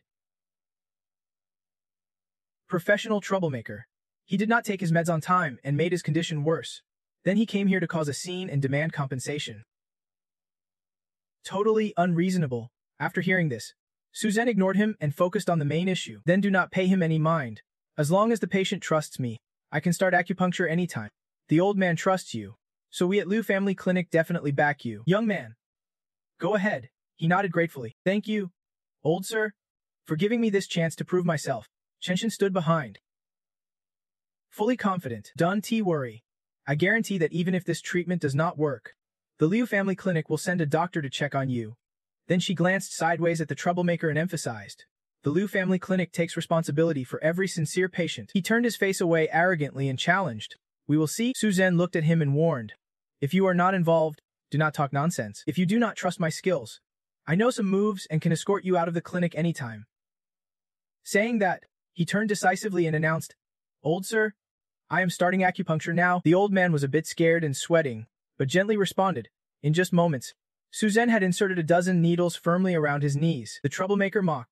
I thought he was skilled. But look, he can't even stick the needles properly. Not a real doctor. Qianqian could not hold back her anger and stomped, shouting, Shut up. Then Qianqian thought to herself, After following my sister all day, I have learned at least a little. Suzhen is clearly using a long-lost secret technique, hidden needle skill. With this power, the old man's illness might really get better. Just like he said, after acupuncture, the old man suddenly felt something miraculous and happily exclaimed, "My legs? The pain is actually disappearing." The old woman was surprised too. "What? That is great, old sir." Seeing this, Suzhen encouraged, "Looks like the acupuncture is working. Old sir, be brave and try standing up." Hearing this, he happily agreed right away. "Okay, I will." The old man was a bit nervous and shakily held onto the chair for support. He stood up and joyfully shouted, "I really can stand up easily. My legs do not hurt at all." Other patients witnessed the miracle and could not stop marveling in admiration. This is real. If the old man was not invited here, then this must be the work of a godlike acupuncturist. Someone else pushed forward and guessed that the miracle was not acupuncture, but this famous doctor. The old man beamed and cheered. I am now." While everyone kept praising, Man stepped out. "That is incredible. The Liu family clinic really did invite a top-notch doctor." She squeezed through the crowd. Still curious. "What doctor?" Man asked in disbelief, turning to Citron, the one everyone called the miracle healer. Before Citron could answer, then quickly ran over.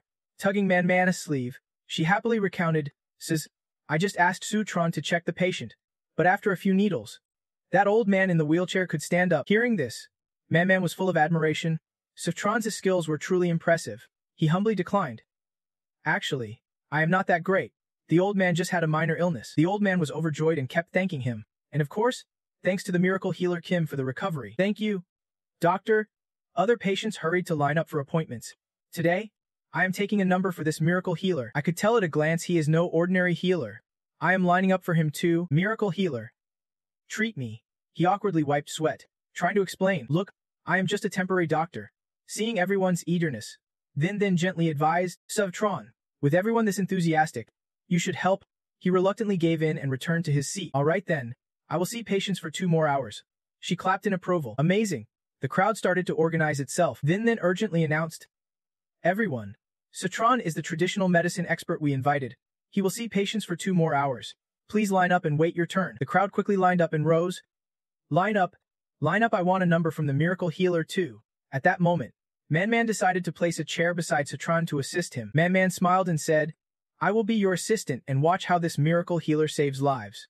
Then was stunned, just a sign for the Liu family clinic. Such top skills, and now volunteering as Citron's helper. Left Quan guessed that with these two teaming up, no illness could stand a chance. Patients took turns reporting symptoms. Miracle healer. "Lately I have been tired and sleepless." 2 hours later, everyone exclaimed together, "This miracle healer is amazing." "Absolutely. One needle from him cured my baby's non-stop crying and even helped with my embarrassing problem." "Truly miraculous." Man teased from nearby. "Citron, looks like you are about to become famous in the medical world." Then joined in the joke. "The patients you saw in 2 hours equal a whole day's work for the Liu clinic. Soon, we will all be unemployed." He stretched and reassured. "Don't worry. I am not here to steal Liu's business. Just to deliver some paintings to her. Speaking of which, she must be done bathing by now. Right, I will go find her." Some time passed inside the old-style room with papers on the desk. Nearby, a chess game between Ra Jiang and an opponent was still ongoing. Citron cheerfully handed over several rolled-up paintings. "Liu, I finished fixing your paintings." Nan took the paintings in surprise. "All fixed so quickly. I heard you even became famous at the Liu clinic today. No wonder you are the direct disciple of the 9 elders." He answered seriously. "I have finished restoring the ancient paintings. Now you can follow the appointment's instructions and ask, 'Do you know where the 9 masters have gone?'" After viewing the paintings, she revealed important information. "They have gone to the sea, along with the peak fighters from the northern Dachuo Damo mountain sect, and the 3 great martial dragon sects of Qin Long Island." Citron was stunned. Nanan rested her chin thoughtfully. "That is right. I stumbled upon this news. I heard Qin Long Island discovered an unnamed island hiding a secret." She described more details. "The island is covered by a spatial barrier that only peak fighters united can break through quickly. Qin Long Island allied with peak fighters from major sects." Citron, surprised and curious, asked, "An unnamed island attracting the top fighters of the martial world. What is on that island?" Nun Hen shook her head and explained, "No one knows. I can figure out what treasure could draw peak fighters from multiple sects to unite." You frowned in confusion, says, "The military family is in danger, but I am not even at the Ki realm yet. How could I possibly get to the island?" Moments later, Sutran quickly regained his composure. "But I have got the heavenly earth formation backing me up. I will break through the Ki realm soon. Then I can lend Master a hand." Suddenly, Noonan turned and walked away without a word. Then she grabbed a bunch of paintings and threw them in front of you. Su-tran, have you been free lately? Just so happens I have a bunch of damaged ancient paintings here. Fix them for me. You protested pitifully. Fix more. Sis Liu, are you serious? Do you really think I am just horse-sitting? At that moment, Su-tran opened a painting and was horrified. Wait, this ancient painting actually hides a set of extraordinary kung fu moves. Nuna winked as she explained the mystery. Many powerful martial artists like to hide ultimate techniques in paintings for future generations. I found quite a few lost martial arts secrets from various sects hidden inside them. After hearing this, you frowned thoughtfully. The hidden techniques were probably stolen when Master transformed into the martial hero Phoenix. Seeing Su-tran's grimace, she coldly asked, "What is with that face?" You turned your head, pretending nothing was wrong. Nothing at all. Seeing her still confused, Nintin casually continued, "Anyway, help me fix the paintings. Once done, you can decide what to do with the hidden techniques." Hearing the offer, you immediately agreed. Deal. With these techniques, I can break through sooner and find Master. After the chat, Su-tran returned to the Tong family when suddenly his phone rang. He picked it up. "Hello? Xiaoyu?" he cheerfully asked. "Brother Tran here. Do you still remember the TNG sect?" Recognizing the familiar name, Su-tran leaned back, recalling how after the TNG mysterious map appeared, many from the sect caused trouble. But later, the mysterious map was handed to the government. Their leader Zhuangfeng died far away, and the sect vanished. Why bring this up all of a sudden? Xiaoyu's tone turned serious as he shared secret info. Latest news. The TNG sect is planning revenge. You frowned. Puzzled, what is going on? You honestly asked. Yesterday, Elder Xuan Ming from Qinji appeared at the Mount Xiang martial gathering, claiming he took the TNG mysterious map from their sect.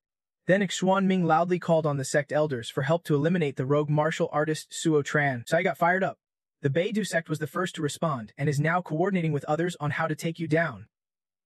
Brother Tran, you are about to be targeted by the council. Need backup. After hearing this, Su-tran confidently replied, "No need for any alliances. I will handle this myself."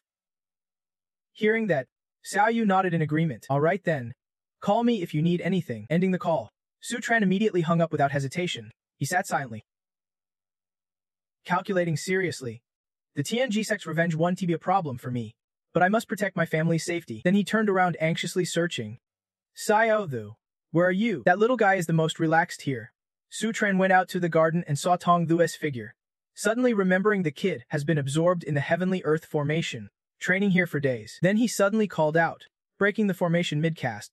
Xiaoyu snapped to attention, looking worried as he glanced around. "Brother-in-law, where's the formation?" Su-tran replied sternly, "I took it down.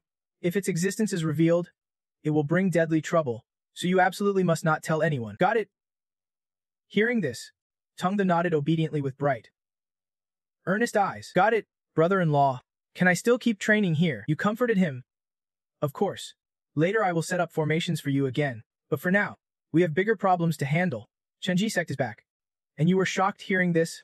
What? Su-tran pondered and analyzed. Everyone at home must stay alert. When mom and dad go out to work, I will ask sect leader Zhang to secretly protect them. He gave Tong Thu a task and carefully instructed. Usually, he rarely goes out. I will set some formations in your house. You watch over things there. Tong Thu confidently pounded his chest. Don't worry. With me here, no one will dare mess with the Tong family. Su-tran silently promised himself that with this new plan, he could protect Nanhan, but there are places he can go with her. Hiring a female bodyguard might keep her safer. Who would be a good choice? Just then, his phone suddenly rang from his pocket. Without delay, Su-tran answered with a smirk, saying little. "Hello?" Then on the other end urgently pleads. "Hello? Sa-tran, you need to come to Liu Jia immediately." You ask confused. Why? She explains the chaos. The title of Master Healer Seth has spread. Today, the Liu family clinic's door is about to be kicked down. Mostly because patients are all coming for you. Patients protest in unison. Where's Master Healer Steph today? We want Master Healer Seth.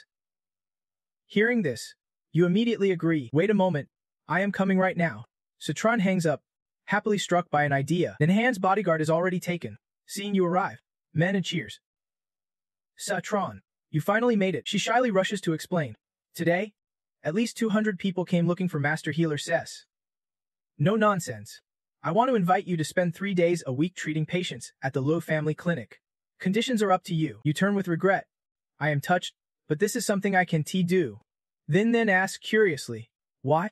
You answer sadly. I have something very important to handle recently. She presses on. wondering what is more important than healing. You say, "Tell me, I will help you." Men quickly cuts in. Then, do not ask. Maybe Sutran does not want to say. You wave it off and explain, nothing's off limits. Earlier, I helped the special ops get the celestial diagram, so the Thintree faction hates me. You sigh deeply. Thinj teamed up with BitBQU to go after me and my family. I must protect my wife Tengenhen until the danger passes. Men thoughtfully says, "That is shameless. Under these circumstances, we should not force you." Then sadly blames herself. If I had not suddenly gotten the urge yesterday, Sutran would not have refused to treat patients, and the Liu family clinic would not be so hard to handle now. It is all my fault. You rub your head in frustration. Honestly, I want to help Liu family clinic too. If there was a female bodyguard by my wife's side, I would not have to worry about her safety. Then excitedly blurts out, "A bodyguard." Her eyes light up as she eagerly volunteers. Then it is settled. I will protect your wife, and you come treat patients at the Liu family clinic. You sincerely hold her hand. All right, let us do that. You protect my wife. She agrees warmly without hesitation and reminds you, if you have time, come treat patients at the Liu family clinic. Men stands behind, covering her mouth to stifle laughter. Poor Thin Then just got trapped by Sutran. But at least everyone's happy. Meanwhile, at the Tung household, Tunghan rushes in holding a paper and says, "Sutran. Something's wrong," you ask puzzled. "What is wrong, wife?" She silently shows the paper and explains. Earlier, the servant went out, and suddenly this paper was pinned to the door with a sharp blade. You read the lines aloud. "They want me to come to Eching Sun within 3 days. It says clearly, Sutran must show up at Eching Sun Mountain in 3 days to confront the Thiv and CF faction, or they will take justice into their own hands." The Fu faction? You laugh and say, "So Bakuyu wants to challenge me?" Tunghan asks worriedly, "I do not know martial arts, but I have heard BQU is highly respected in the martial world." Sutran, what will you do? You calmly toss the paper aside to reassure her. Don't worry. These crazies won't stir up much trouble, but just in case, I will get you a bodyguard. Tunghan looks into your eyes. Curious, who is the female bodyguard? You gently answer. You have met her, the little demon girl from the Liu family clinic. Liu Thin Then, while the two of you are being sweet, Thin Then suddenly storms in. Annoyed. Demanding. Sutran, who is that little demon girl you called? You both immediately turn to look at her. You tease. Kaka's here. Her unpredictable magic style makes little demon girl sound fitting. What else would you call her? Little fairy. Thin Then is about to cry and yells. Tunghan helplessly advises. Sutran, tone it down a bit. Tunghan steps closer to Thin Then and says first. Thin Then, sorry to bother you, but a rich young lady like me needs protection. Thin Then responds warmly. No problem. I like beautiful big sisters the most. Then she adds, by the way, I told you, the Theandra faction is targeting F-Tron and the Tung family. My aunt even specially allowed me not to report in recently. That is a big deal. You look surprised and quickly ask, Aunt Liu already knows about my situation. Thin Then happily reminds you. Right? Don't forget. You have to come treat patients at the Liu family clinic today. Saying that, she walks out the door waving. All right. Can I go to the Liu family clinic now? Thin enthusiastically waved back. Don't worry. Your wife will be taken care of by me. She covered her mouth, mumbled. Hope Sotran comes to the clinic and does not get scared off by eager patients. Tong Nahan overheard this and looked at Thien with a puzzled expression. Scene shift to the Liu family clinic. Specialist room, where 3 patients compete to ask if my rheumatism could be cured with just 1 needle. So Shenyai's 1 needle treatment. If it does not work, it still counts as an attempt. Doctor, my chest hurts so much. Can you check it? Suddenly the scene got chaotic as a crowd pushed forward to squeeze in. It is so Shenyai. Doctor, treat me first. The staff hurriedly blocked the crowd, telling them to line up. So Shenyai's time is precious. He only sees 30 patients per session. So Tran looked pale seeing so many patients like this and wondered if his clinic was always this packed. Man stepped out warmly and explained that lately patients coming to the clinic only ask for him. So of course most got sent to his room. He smiled helplessly. Don't tease me. With this many people, I would be exhausted and still could not see them all. She quickly reassured. Don't worry. The Liu clinic will select the 30 most severe patients for you to treat. I am not trying to overwhelm you. They were all already seated, ready for the appointments. So Tran replied satisfied. That is good. I ready. Have the patients come in. 3 days later, at Homezone, Hyanmin sat on a chair radiating authority, surrounded by respectful subordinates, with one leading subordinate reporting first. Elder. So Tran ignored the northern sect's warning again. Hyanmin, elder of the Thianko sect, stroked his beard with a smug smile. This time we can finally legally capture So Tran. The Northern Sect sent 2 martial arts grandmasters to lead the team. We are heading out now to kill him in Thean City.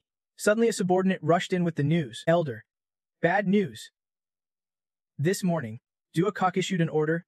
All sects involved in the punitive expedition are blacklisted and will never be healed. Hoyan Min exclaimed in shock. What? The subordinate nervously said. Duakok has never involved itself in any martial disputes. Why suddenly speak up now? Wandering fighters inevitably get hurt. They asked Duakok to treat the elders. So what now? Hoyan Min remained silent before speaking. Duakok stands with So Tran, but we and So Tran have long been sworn enemies. It is too late to back down now. Then he stood up decisively and gave orders. Following the original plan, all disciples of Thean Co are to stop at the Ho Dang Hotel in Thean City. Then go capture So Tran. The subordinates bowed respectfully. Yes, Elder. Scene switches to Tong's living room. So Tran answered the phone with a happy expression. You have already checked into Ho Dang Hotel. All right. I am on my way to greet the elders. He hung up, his mood soaring as he was close to achieving his goal. Tong though happened to overhear and quickly asked, which elders came? Why is brother-in-law so happy? He suddenly grinned, imagining the beautiful palace guard, and said, could it be the fairy sister is back? So Tran annoyedly stood up and smacked his brother's head, scolding, kid, what nonsense are you thinking? Not the palace guard. It is some elders from Duakok I know. I heard Thean Co sect is causing trouble, so I am helping them out. They are all old folks obsessed with medicine. Tung though rubbed his head, thinking, so those are brother-in-law's elders, but they look like kind old men. So Tran walked away coldly and suggested, Thean City is not peaceful. I have to warn those old guys not to cause trouble. Little though, come with me. He excitedly ran after him, answering yes. Scene shift to Ho Dang Hotel. Hoyan Min smiled with satisfaction and said, finally arrived at Thean City. He looked at So Tran's photo on his phone, sure of his target. So Tran, no matter how skilled you are, this time you will pay for stealing the Thean Co's secret. Hoyan Min suddenly grinned deviously. He jumped excitedly. I can't wait to storm the Tong family and catch you myself. As Hoyan Min walked leisurely, a large vehicle sped toward him. It did not dodge or stop, but barreled straight at him, forcing Hoyan Min to jump away frantically. The vehicle suddenly stopped right in front of him. Stopped. The car door slowly opened. Hoyan Min watched intently. Tong though stepped out, slammed the door, and shouted, Geez, old man, you are ugly. Suddenly jumping out like that, trying to scam money. Everywhere is full of cameras now. Do not even think you will get away with it. The old man stood up, took a deep breath, thinking to himself, common folk, I won't hold grudges against you. My only target on this trip is So. Hoyan Min immediately widened his eyes in shock as So Tran stepped down from the car. He softly asked, Sao Thu, are you okay?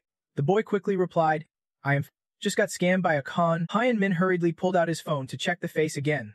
He remembered the disciples had sent him So Tran's picture. Then he exclaimed, so it really is you. So Tran, Tung the boldly stepped forward and challenged, you have hurt my brother-in-law's reputation, and you still dare to scam money. So Tran analyzed quietly. Not good.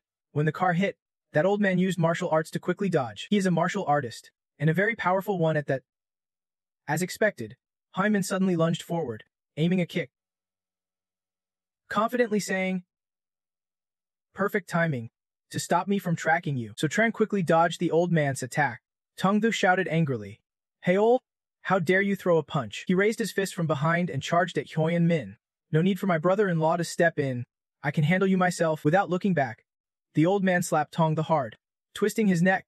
He spun around dizzy several times before collapsing in a daze. Tung Thu sat up like a lost soul, his head spinning, wondering how an old con could be this strong. Maybe he was just too weak. So Tran suddenly jumped down beside him, patted his shoulder and explained, don't be discouraged. The other guy is a Taoist Grandmaster Ding Feng. Today, just take this as a test of your strength. Aim to improve towards this level. He stared wide-eyed in amazement as Hoyan Min proudly stroked his beard and introduced himself. I am Elder Hoyan Min of the Thean Co sect. So Tran, you know where Thean Co is, yet you did not run. Brave indeed. The old man smirked. Respect for your guts. If you obediently return the Thean Co Huandu to me, we will call our old grudges even. Otherwise, the Thean Co sect is not easy to provoke. So Tran retorted without hesitation. I admire your guts too. You know Thean then is my territory, yet you dare stir trouble here. Hoyan Min waved a fist, sneering mockingly. Your territory? You are just a kid barely into being a grandmaster, daring to claim the throne in front of me. Tung Thu's car was effortlessly lifted and suspended midair by the old man. He watched, mouth agape. Woo! Superpowers. While they were not paying attention, Hoyan Min controlled the force to drop the car right where So Tran's brother stood. So Tran quickly caught a bad vibe and shouted, He is using telekinesis to manipulate objects. Hide yourself. Tungdo covered his head and ran off, replying, got it. So Tran could not just watch Hyoin-min run wild, so he rushed forward with the wind. He quickly summoned a lightning talisman, which crackled terrifyingly as it aimed straight at the old man. Hyoin-min still wore a confident smirk as he watched So Tran strike. He disdainfully said, still just a kid. Once again, Hyoin-min lifted the car and declared, as long as I control telekinesis, no matter how many moves you have, you can use them. Without hesitation, he threw the car straight at So Tran, who dodged and marveled. This old man's telekinesis is really good. No way to fight close combat. Before, I really struggled, but now So Tran had to act decisively. He sent a bolt of electricity to envelop a car behind him. So Tran controlled it to ram straight into Hyoin-min's stomach. The old man's face twisted in pain. Hyoin-min could not withstand the car's power and was thrown backward. He panicked, exclaiming, how is this possible? That last move was clearly telekinesis. So Tran was even controlling 2 more cars midair. He proudly reminded, I told you, this is my territory. Hyoin-min looked around, saw only, and nervously asked, what? So Tran confirmed once more, my territory is naturally under my control.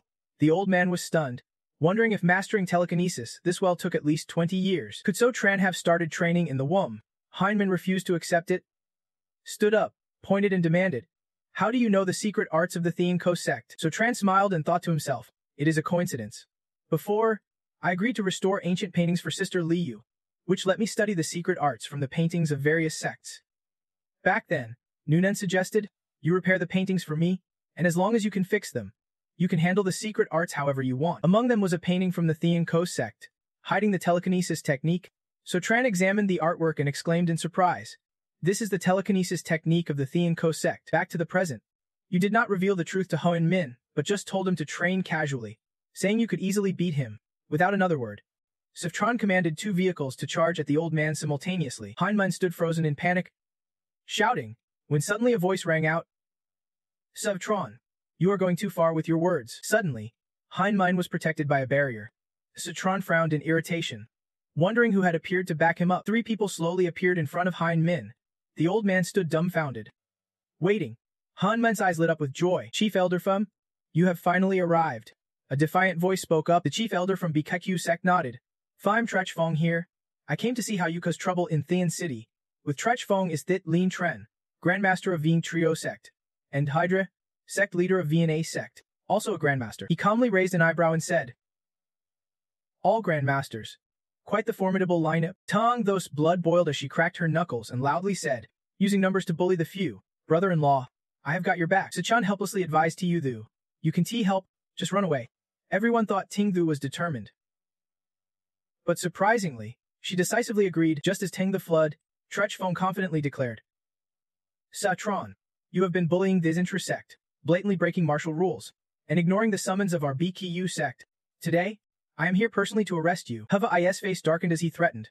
If you know what is good for you, surrender obediently. Otherwise, Dai Heve of Vienna Min will test your strength. Watching Trechfong's crew show off their influence, Tran just sneered and firmly ordered. Taiyu though, remember the name Nech? Tell Hozang Hotel that whatever they break later, they will repay the VA Min tenfold. Tung Tho quickly responded. Got it, brother-in-law. Hevi laughed scornfully, then charged at Tran. Warning. Repaying. You should worry about yourself first. Hwa gathered all his strength and threw a punch symbolizing the might of the tiger. Tran easily dodged and spoke calmly. The Vien Hamun's tiger pounce fist resembles the Buddhist dragon tiger stance. Legend says its founder once entered a Buddhist sect but was expelled over the 6 roots purity. Then founded Vini Egan. Seeing that his one-handed move was too easy for Tran, he switched to a new attack with dozens of arms. I controlled them to all strike directly at Tran, but none of these moves could trouble him. Tran remained calm and kept dodging. Hwa snarled in his mind. Tran knows too much about Viennahemen's past and the tiger pounce fist. My punches can't even touch him. He sped up his attacks, but he was too inexperienced to land a hit. Tran thought silently that Deeden Hwa probably did not know. The Siu Hun Men's secret library hides nearly 70% of all top martial arts in the community. For Siu Hamun, no sect has any real secrets. Seeing his comrades in trouble, Vintran rushed in. Duh, Enich. Let me lend you a hand. Tran leisurely instructed. Eng Churro. Taiyu though. Remember Ig Trio sect. Tung Tho nimbly obeyed, while Zintragan panted heavily attacking Sephatren, who kept dodging calmly while talking.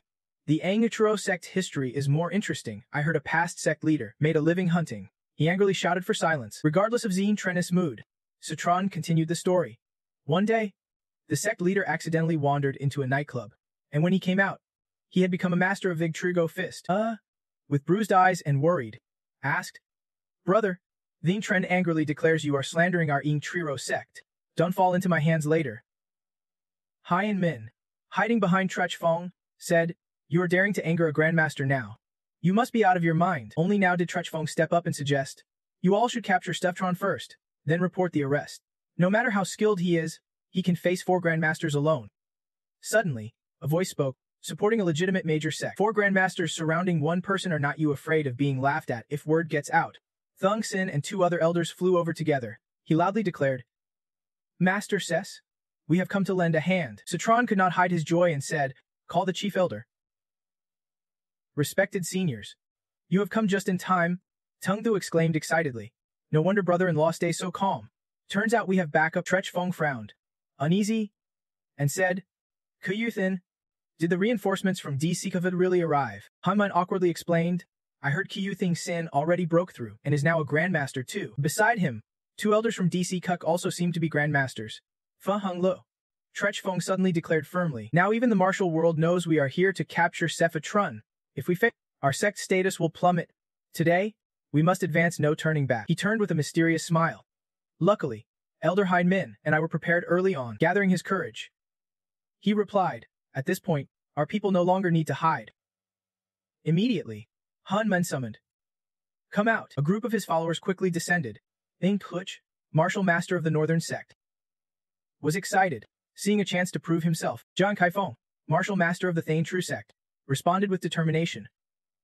"Sevtron, today you pay with your life for humiliating Then Si." Finally, Liu Nindi, another martial master of Thane Su, was not one for words but silently observed their opponent. Thung Sin was cautious, stroking his beard, impressed by the overwhelming presence of martial masters. Hien Min, smug, pointed and said, "Counting them, we have 7 martial masters. Sevtron, let us see how you handle this." 3 elders stepped forward to challenge, aiming to test us first before reaching us in DG Sikas. Upon hearing this, Tech Quan's men charged with fierce determination. "Fine, today we test the skills of Ditsi Ko's masters." They split into 3 pairs, exchanging fierce blows, creating a chaotic battlefield. Seeing Funthin leaning in his favor, Han Min charged excitedly.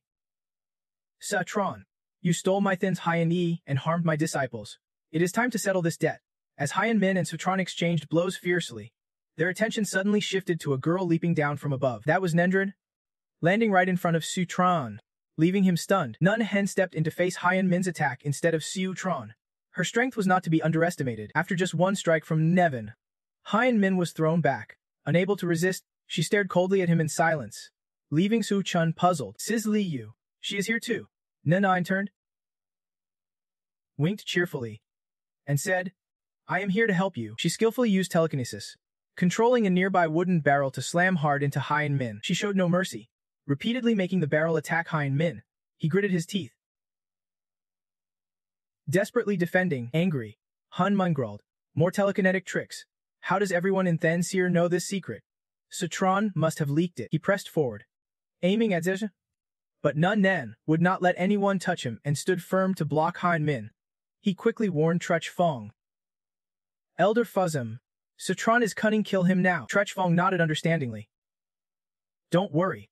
Then he immediately surged forward to execute the plan. Beside him, Zintren joined in, visibly excited. I also raged with determination, teaming up to defeat Situtron. The 3 launched strikes at him simultaneously. Safachan struggled to dodge one attack while countering another.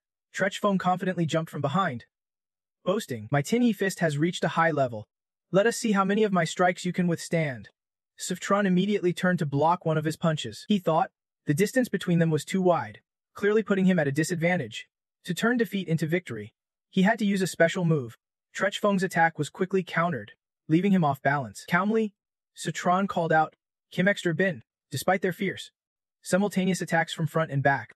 Sifutron quickly sidestepped and used the Tu Jiao Du technique, causing Trech Fong and Hezii to collide head-on. Exhausted and panting, none of them wanted to give up. Trech Fong shouted, "Come on, I do not believe he can dodge anymore." Without hesitation, the 3 charged forward together.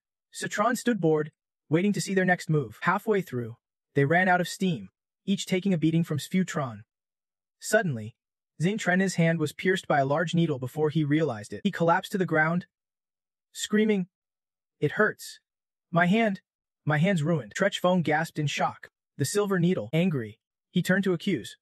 "Bung unta Zio, how dare you ambush us? Over here."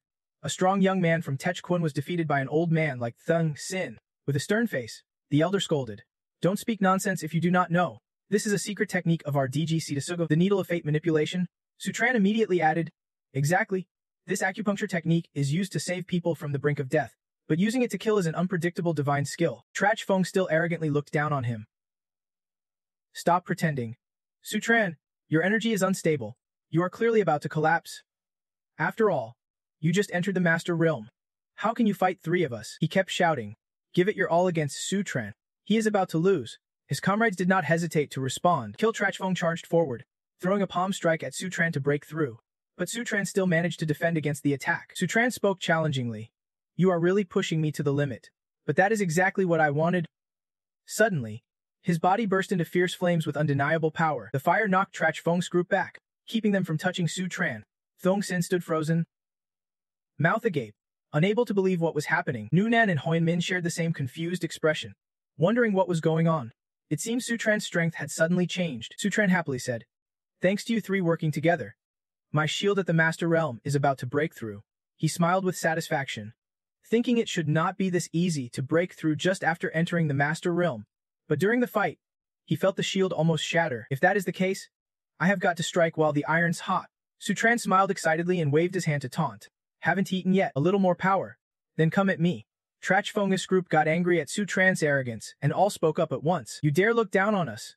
This punk is just showing off, trying to scare us off. Let us all attack and see how he handles a fatal strike from the 3 of us." With that, they all jumped up, unleashing Spirit Star Fist, Eagle Claw Strike, and Tiger Taming Fist, the best techniques they had. Sutran's body radiated a surge of energy. Confident, he challenged, "I am not insulting you, just stating the truth. Don't you believe me? Let us see whose fist is stronger." Sutran charged fiercely, channeling his power into an 8-form fist, who I barely had a chance to show off before he took a kick from Sutran that looked painful just to watch. Dun trying could not escape either and took a punch to the jaw from Sutran that looked like it might break his neck. Keeping up the speed and power, Sutran followed with a strike to Trachfeng's stomach, making him cough up blood. Sutran landed lightly and teased his trembling defeated foes. "That is all. You can't even get up." Tungtha watched excitedly from the sidelines, eagerly waving his hands. "Triple kill. Plus a master-level character on the other side, brother-in-law. You are too strong." Sutran's expression suddenly grew serious as he muttered, "My realm has not broken through yet. Looks like I need to fight even harder." While Thong Sin was practicing martial arts with Tichquan, Sutran suddenly stepped up and offered, "Chief Elder, let me help you." Tichquan became confused and sweaty, wondering, why did this killing god come over here? While he stood stunned, Sutran shouted quickly, "He is off balance, there is an opening." Instantly, Tichquan took a palm strike from Sutran like the wind. Sutran rapidly took out the remaining opponents with intense focus. Hohen Men fell and shouted, "How dare you?" Sutran was still excited, saying, "Not enough. Not enough. I want to keep fighting." Thong Sin and Nuhunan just watched with mouths agape. Sutran boredly mocked, "Already down so fast? Your predecessor's stamina really does not last." Trachfeng could not bear the shame and angrily slammed his hand, questioning, "Sutran, you are bullying too much. Aren't you afraid of what the martial world will say?" Thong Sen casually stroked his beard and stepped forward to refute. "Master Su, winning 1 against 7, who would dare argue? Instead, you are the ones bullying the weak and losing." This bad news would soon spread throughout the martial world. The reputations of the Thean Co and Back Daw sects were basically ruined by you. Trachfeng did not know how to respond and stammered, "You." Suddenly, he spat a mouthful of fresh blood. Hoyan Men and Quantich screamed in shock. Elder Pham, are you okay?" Tongdu exclaimed in surprise, unable to hold back his shock. The old man's broken his defense. Suchan patted his shoulder gently and advised, "The dog's lost its home. Nothing worth watching, let us go." Sutran looked around. Searching for Nunan, he wondered blankly, "Where's Sister Liu?" Tongda quickly ran over and put a hand on his shoulder, asking, "What is wrong, brother-in-law? What are you looking for?" Sutran replied, "Nothing. Let us." He thought quietly that since they would already seen the resolution, it was better to leave early and avoid having to explain her identity to others. Sutran warmly spoke, "I did not expect you seniors to come and help me with such a big task right away. Tonight, I am treating everyone to a meal." Trachfeng stomped his foot angrily from behind. "Damn it!" Hohen Men stepped closer, pressing, Chief Elder Fan, are we really just going to accept defeat against Sutran like this? He grimaced and growled, the winning days are still ahead. Even if Sutran is truly a prodigy, he absolutely can't handle our backdaw sect. Trachfeng stormed off, saying, I will report today's incident. I swear I will avenge this humiliation. Hyan Min and Trung Chai Hong responded. All right, I will go contact the others from the Thean Ko sect. Trachfeng had only taken a few steps when a man suddenly appeared, blocking his way and stopping him in his tracks. The man was Dan Trine, director of the Hodang Hotel. He spoke firmly. Sorry to trouble you. Young Master Su does not want to leave yet. Today, with Backdaw and Thean Ko failing to settle the compensation, no one leaves Hodang Hotel.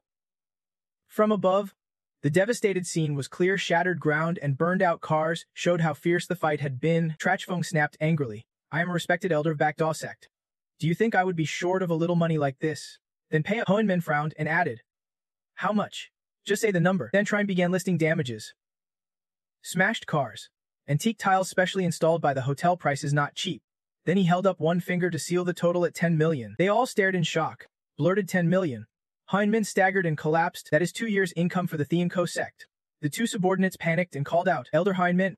Elder. He has fainted. Trachfeng's anger nearly exploded as he roared, blaming Sut. I will never forgive this guy. He calmed down and carefully read each item on the contract, then Trine handed over. Trachfeng had no choice but to stamp the agreement. Then Trine smirked quietly. Dared to mess with young Master Su. Now you are paying until you are broke. Scene shifts to the Liu family. Thean quickly reported. Says, it is settled. Thean Ko and Backdaw members were beaten badly by Sutran and ran off. Didn't expect my bodyguard life to end so fast. Though I could not help, Sutran said he would give me a thank you gift. I wonder what he will give me. Man asked curiously about the gift. Cheerfully, she guessed that Sutran's gift would be something impressive given his status. Just as they mentioned Sutran, he appeared and said, looking forward to my gift that much.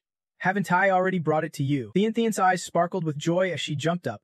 Sutran, you hold it up and say, Thean's worked hard protecting my wife these past few days. She will definitely like this gift. Excited, Thean smiled with eyes squeezed shut and took it. Let me see what it is. But as she opened it, her face turned pale and she spoke. An exam paper. Sutran asked casually, what is wrong? Like it? Thean struggled and shouted. I swear, you are crazy. Just walk away calmly. This is from me. Keep it safe. I am going to find Sister Liu. Back with Man. Thean slammed the gift on the table, muttering angrily. What kind of gift is this?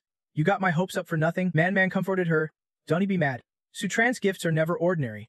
Maybe he hopes you can integrate chemical knowledge into your poison techniques to become stronger. Open it and see. Her eyes lit up with surprise. Inside was a small notebook. Thean said, this is the Poison King's Heart Sutra. Man quickly leaned in, asking, this is the long-lost Poison King's Heart Sutra. Thean exclaimed happily. For anyone studying poisons, this sutra is the ultimate treasure worth a fortune. Sutran really gets me. Man. Looks like this is the real gift Sutran wanted to give you. The earlier one was just teasing. Thean beamed with happiness. Sutran is so kind. Scene shifts to Ruin's place, where Sutran politely clasped his hands. A few days ago, when Backdaw and Thean Ko sects attacked, he thanked Sister Liu for her help. She replied, no need to thank me. I was just curious about the commotion. Seeing Backdaw members suffer, I could only watch. Then he became thoughtful and asked, does Sister Liu have a grudge against Backdaw? Na and Teen smiled, denying that He Yen held a grudge against them. She recounted how she once accidentally got an ancient Northern Dong painting, and they sent elders chasing her for months, forcing her to run everywhere. Back then, Trachfeng dragged his men chasing like hawks, shouting, don't run, little thief. She looked back angrily at them, silently cursing, determined to catch them all. Such a bother. Nan tossed a book to Sutran and said, luckily, that final painting still belongs to me, right? This cultivation manual was found inside that ancient painting. He picked it up and exclaimed, spirit ground absorption technique. Sutran nodded knowingly. This is one of the Northern Dong sect's top-tier arts, called the Wisdom Treasure. No wonder the elder chased Sister Liu. Curious? He asked. Sister Liu, why did you give me this? She answered bluntly. If I wanted to give it, I would. I have been stuck at the Grandmaster level for years, planning to learn the Northern Dong's supreme art to break into the Ki realm. Unfortunately, this art is too profound I can't comprehend it fully. If you are interested, take it and try. If you succeed in breaking through, it will be great. Sutran happily said. Thank you, Sister Liu, for your support. He propped his chin, thinking, Sister Liu has helped me again and again. I need to find a way to repay her. Sutran suggested, if Sister Liu wants to break through to the Ki realm quickly, Maybe I can set up a formation to speed up your Kai training. Na and Den blinked in surprise at the mention of a formation. He looked around and said, let me see. This place is not bad. Spacious enough. Citron immediately pointed at the bed. Sister Liu, come up here. She looked confused, not understanding his intent, and asked nervously, get on the bed. Na and Neten's face flushed red as she hurriedly covered herself and scolded loudly. Citron, why are you so improper? She thought disappointedly. I was hoping for something else. I thought this kid really had a breakthrough method to reach the Ki phase, which is as hard as climbing to the sky. How could a kid like him possibly help me? So Tran was puzzled by her reaction. Then Min, I just thought this place is spacious and suitable for setting up formations. Why not be proper about it? Runan blushed and muttered. Formation? I thought I was going over there. After she sat on the bed, so Tran went to stick a talisman. Runhan was still embarrassed, screaming inside. Guessed wrong. So embarrassing. Luckily So Tran did not notice. He then took out another talisman and stuck it on the edge of the bed. So Tran announced with satisfaction, it is done. Runan's hair suddenly lifted, and her body radiated a strong energy. She shivered with delight, saying the spiritual energy is so dense. This feeling is like a heavenly blessed place. So Tran thought to himself, this really is a heavenly blessed place, but I can tell Sister Liu directly. Cheerfully. He introduced, this is a formation I happened to discover. It can quickly boost someone's cultivation speed, doubling their progress. I call it the Heavenly Secret Mysterious Formation. Runan happily sat on the bed cultivating energy. So Tran thought, Sister Liu probably won't get out of bed for at least a day. Let her work on her cultivation alone. Master Ju kept nagging me about the spirit earth absorbing technique. I want to see if this method really is as amazing as they say. Just as So Tran turned and walked a few steps, Runan suddenly called out, So Tran, wait, do not leave yet. He quickly turned his head and asked. Seeing her rush toward him, he hurriedly reminded. Sister Liu, what do you want to do? I am married. Runan blurted out. What is all this nonsense? She explained. I just want to gift you this cultivation method as a thank you for setting up the formation for me. So Tran asked in surprise, another cultivation method? He opened it and immediately commented, this method looks like a health-focused earth-absorbing technique but faster paced. I just saw a surge of Ki and blood flow. It is not as refined as the spirit earth-absorbing method but very profound. Definitely not inferior to the internal strength or cultivation methods of major sects. So Tran asked with interest. Sister Liu, what is this method? Her face blushed deeply. Voice stammering. This is, Runan thought silently, the sect's life creation method, a pair cultivation technique with special effects. I originally planned to use this to break through to the Ki phase, but how can I say this out loud? Annoyed, she kicked him out and shouted. Don't ask. Cultivate it with your wife. That is right. Then Runan slammed the door, leaving So Tran standing confused outside. Muttering, with my wife, night had fallen, and after a long tiring day, So Tran returned to his home with the Tong family. He entered the house lost in thought. Muttering strangely, why did Sister Liu tell me to lead Nanahan to practice this? Although Sister Liu would not harm me, anything involving Nanan requires caution. I will study this method first, then talk. So Tran's eyes lit up happily when he saw Tong in hand in front of him. He quickly called to his wife. She sighed, as if troubled. So Tran worriedly asked, Honey, are you okay? Not feeling well. Tong Nahan tiredly answered. So Tran said no. It is just that recently the beach and matters are overwhelming. My mind is a mess, and I only sleep late at night. Cheerfully, he suggested. Can't he sleep? Change into something comfortable so I can massage you. This is my specialty. The title So the Divine Doctor is not a joke. Tong Han blushed deeply, thinking, is this massage serious? What So Tran said could it be? But since we are married, being a bit intimate does not seem like a big deal. She whispered back. So Tran chuckled quietly, Nahan Han's blushing. So cute. Tonight she should rest well. In their bedroom, Tong Han wore a seductive nightdress. Sitting on the bed, she cleared her throat and invited, Come here. So Tran trembled, his face flushed. Tong Han, with a delicate figure and full curves, showed off her smooth white legs. Seeing this scene, So Tran felt a strong desire stir. My wife's giving me a little test. That is not what I meant earlier. He reminded himself. His wife works hard earning money all day. Better help her relax her muscles first. Even if I want to act like an animal, it won't be today. So Tran controlled himself, massaging Tong Nahan's shoulders while guiding her. Wife, breathe with me. Suddenly, you practiced the hip sen gong path that Nu Nen just gave you. Tong Nan was amazed, feeling a mysterious power flow through his body. A wondrous sensation that made him want to sink into it. So Tran exclaimed in panic, Oh no, you accidentally activated that earth absorption cultivation method. Yeah, she suddenly closed her eyes and fell asleep soundly on the bed. He mumbled in confusion, taking a deep breath. This feels so comfortable it puts you right to sleep. So Tran returned to a serious expression, looked at his hand curiously, and said, could the effect of this cultivation method be to promote sleep? No matter what, Nahanhan should rest first. He quietly went to turn off the room light. So Tran watched Tong Han for a few seconds, then said, good night. Then he stepped out, gently closed the door, and inside, a protective aura surrounded her body. The next day, the sun was high. At Tung's villa, a brown luxury car pulled up to the gate. The person stepping out was Thian, who hurriedly said, So Tran and Tung Thu were already waiting at the gate. Thian excitedly skipped, thinking, wait, I'm just a bodyguard for once. So Chan had given her the upper volume of the Poison King's Heart Sutra.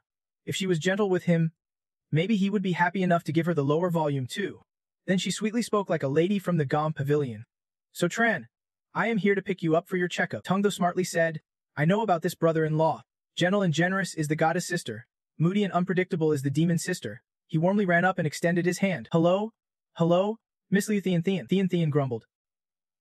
Demon sister, moody and unpredictable. So Chan helplessly held his head and warned, stop causing trouble. Suddenly lost in thought.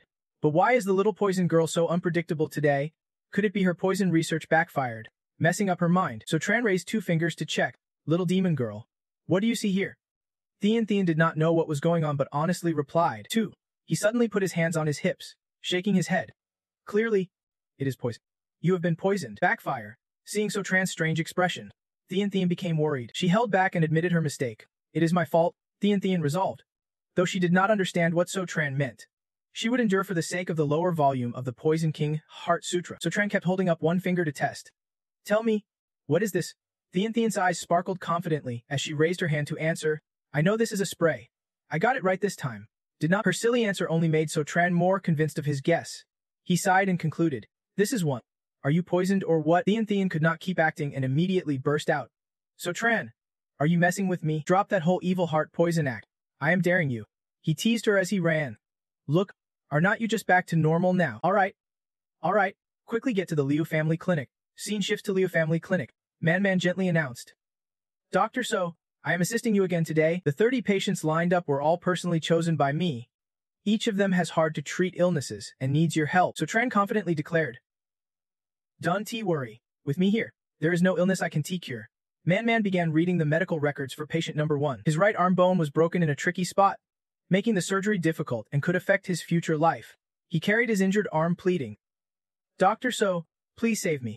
I do not want to become disabled. So Tran briefly examined his arm and decisively said, the bone is fractured, but fixing it is straightforward. Is not. He twisted the patient's cast arm, and the man joyfully spun it around. Amazed it could rotate 360 degrees with no problem. Oh wow, the divine doctor. Man continued introducing. Patient 2 had suffered chronic neurological headaches for years. Injections and medicine did not ease her pain. The wary woman rubbed her head and pleaded. Doctor, my head hurts so badly. Please help relieve it. So Tran gently reassured her. Don't worry. With acupuncture, this illness can be cured at its root immediately. Seeing the needle ready to pierce her head, she nervously asked. Doctor, do not trick me. I have suffered headaches for 20 years. How can one needle fix it? After a moment of treatment, he withdrew the needle, and the woman suddenly brightened. Looking dazed but relieved, the happy woman jumped up and bowed. Truly pain-free now. Doctor, so divine doctor really is amazing. Then she skipped out happily. Man did not hold back her praise. No wonder after just 2 treatments. I feel like I have learned so much. So Tran seriously reminded. Don't rush. There are still many patients waiting. What is the next patient's situation? She reported, looking at the records. Patient number 4 is a mother and child. Suddenly, the ward door flew open. Halam stormed in fiercely wearing a mask, demanding, Doctor, quickly treat our little fairy. Man turned around annoyed and scolded. Third in line is definitely not you. Who do you think you are? I am an artist manager, Halam said with superiority. Don't shout like that. Even if we are not in line, we pay 10 times the usual doctor's fee. All right. Man firmly asserted that Dr. So's special treatment position was limited to 30 people, all carefully diagnosed at the clinic with serious conditions. We can make exceptions, she said, while the other woman arrogantly warned. Don't count your chickens yet. I believe you will make an exception. After all, the ones coming to Liu Family Clinic are the top beauties of the universe, the shining stars of Chinese cinema. So Tran and Man exchanged confused looks. The strange woman began smiling with sunglasses on. He was Truong Tin, a famous star. Truong Tin cheerfully spoke up. Hello, I am the famous actor Truong Tin. He waved narcissistically and reminded them, "This is a private trip, so I might reluctantly sign autographs, but no photos together. Okay?" So Tran squinted and asked, "Who is he?" Man explained. Truong Tien, a hot young star recently famous from a TV series. The title Teen means his fans are especially crazy, causing chaos everywhere. He propped his chin and judged, "So Teen is a female star. No wonder she dresses like a generous heroine." Man chuckled silently with so Tran's eyesight. How could he not tell if Truong Tien was male or female? His words are harsh, but he is doing well. He said, so Tran's blunt words touched Truong Tien's pride. He angrily snapped, "What did you say?" Halam frowned and stepped forward to persuade. "Dr. So, you would better support our little fairy. Treating her benefits more than curing those poor devils." Saying that, she put a large handbag on the table and opened it. Revealing it was full of money, Halam arrogantly proposed, "This is a 100,000 fee. If you treat Tien, all this is yours." Dr. Sotran replied without any respect, "Today I'm only treating 30 patients. And you are not included. Like I said, treatment is treatment. But I suggest you go outside and get a number at this spot." Halam slammed the table and asked, "Where?" He wrote a few lines on a sticky note. "Hospital Zone. Neurology Department. Yang City." His tone was full of contempt. "Be good. Get your number early. Get your brain treated." Truong Tien angrily pointed at Sotran's face and challenged, "You are calling me brain dead." Halam quickly tried to calm him down. Tien, do not pick fights with them." I slammed the table again to intimidate. "Dr. So, show some respect. If word gets out, the Liu family's clinic might just get rotten eggs thrown at it by Fontaine's fans. After all, Tien is a national celebrity, and is not he treating people out of goodwill to get famous? Help Tien, and I guarantee he will be famous all across the country instantly. With just one word from me." So the miracle doctor immediately hits the top 3 trending news. Don't you believe me? Check the number 1 trending right now. Man blinked in surprise. So Tran silently stared at her without saying a word. She pulled out her phone to check the news. Man gasped, her astonishment clear on her face. Man immediately held it up in front of Su Chan and said, "Su Chan, look." It was an article with a shocking headline. The 8,000-year-old heartthrob Zhang Xian injured. Tore his fingertip filming due to passion for his craft. He helplessly said, "If it were not for the zoomed-in lens, this injury probably would not even be noticed." Right? Looking at these two crazies, Man could not help but get annoyed. You guys stormed into another room over a minor scratch, stealing someone else's chance to save a life. Halam acted innocent. "Girl, this is not just any scratch. Our star made this scar out of devotion to filming. A great scar left by dedication to art. Just looking at it breaks your heart." She held Zhang Xian's hand up. If the fans saw this, they would lose their minds. Go crazy. Maybe even stop the world spinning because of it. So of course we have to get the best doctor to heal Xian quickly.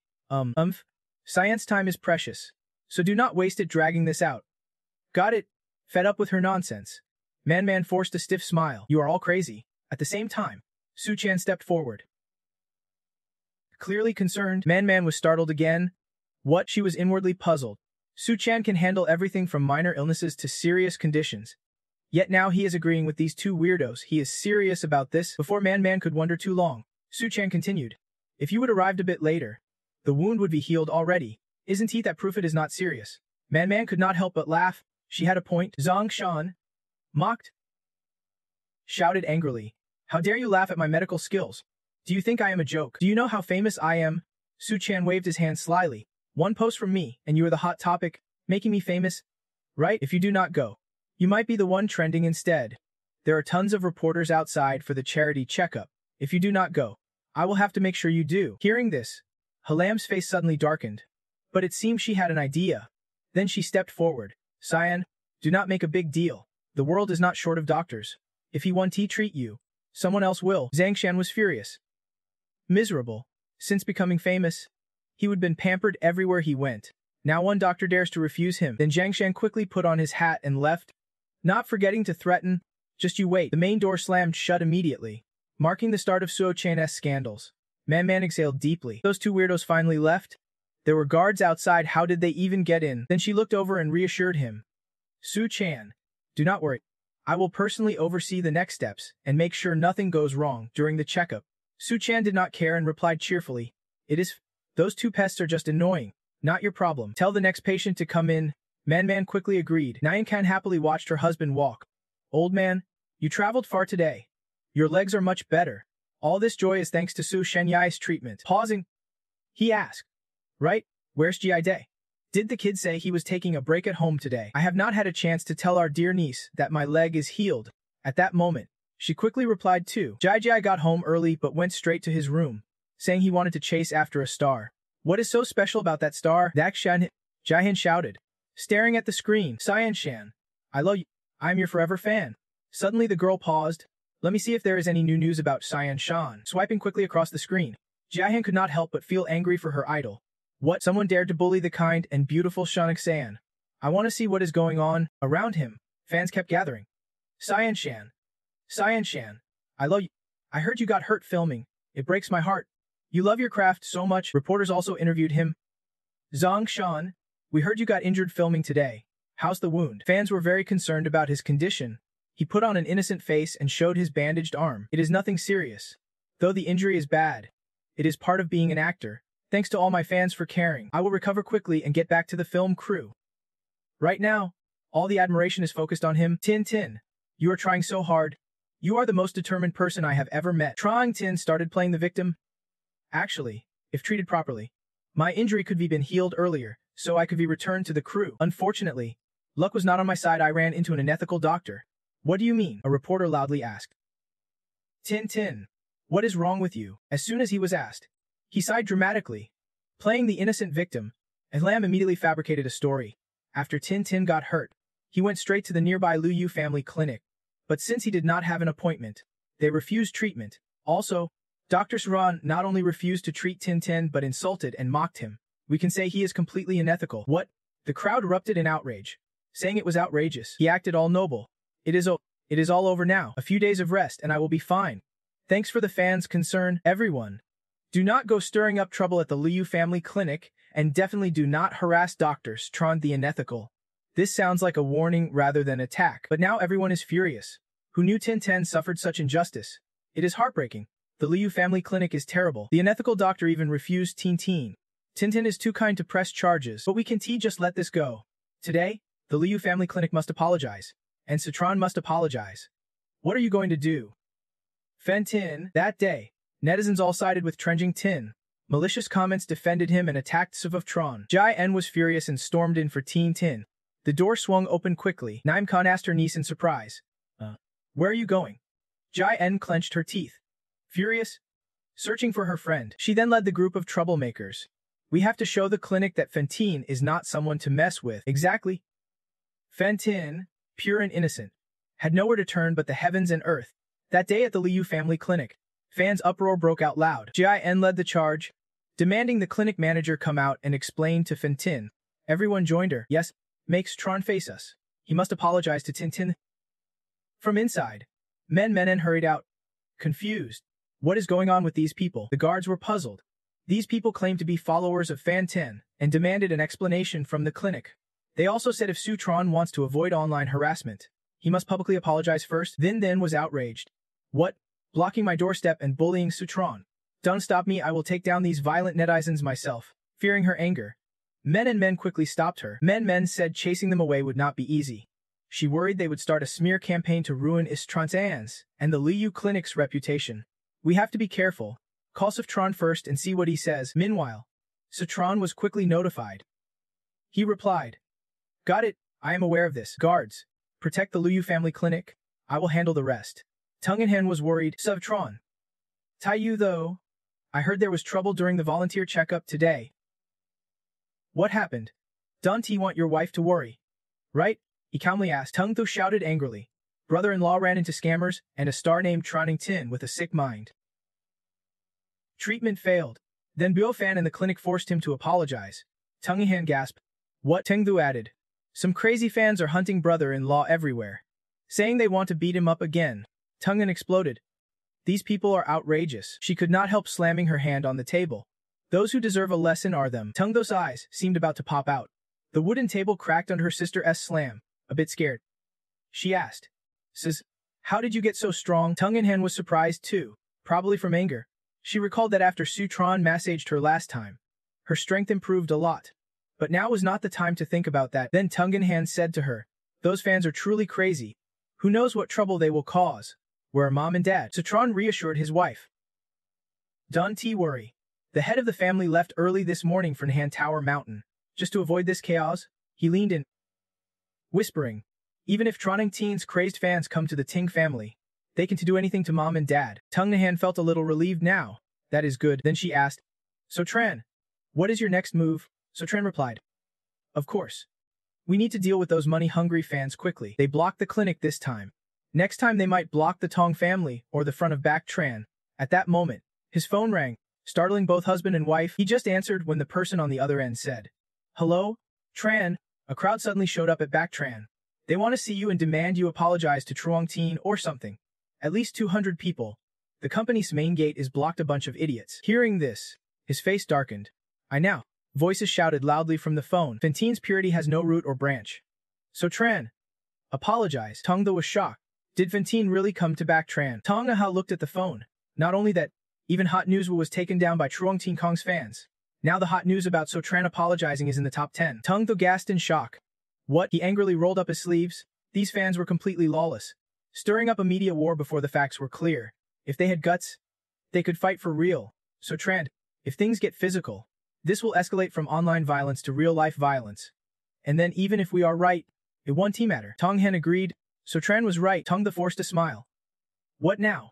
We can just watch them smear my brother-in-law. She figured they only needed proof that Truong Teen was causing trouble. Then everything would be easy to handle.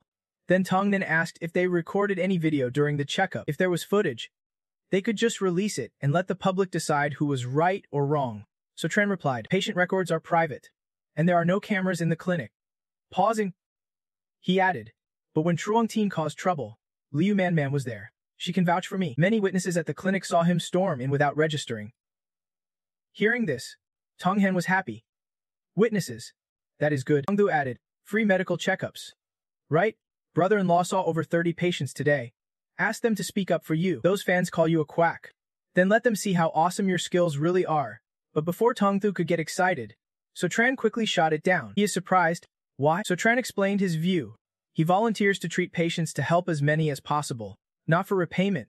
As a doc, his ethics 1T let him drag his patients into this mess. Tong Nan fully supported her husband. That is right.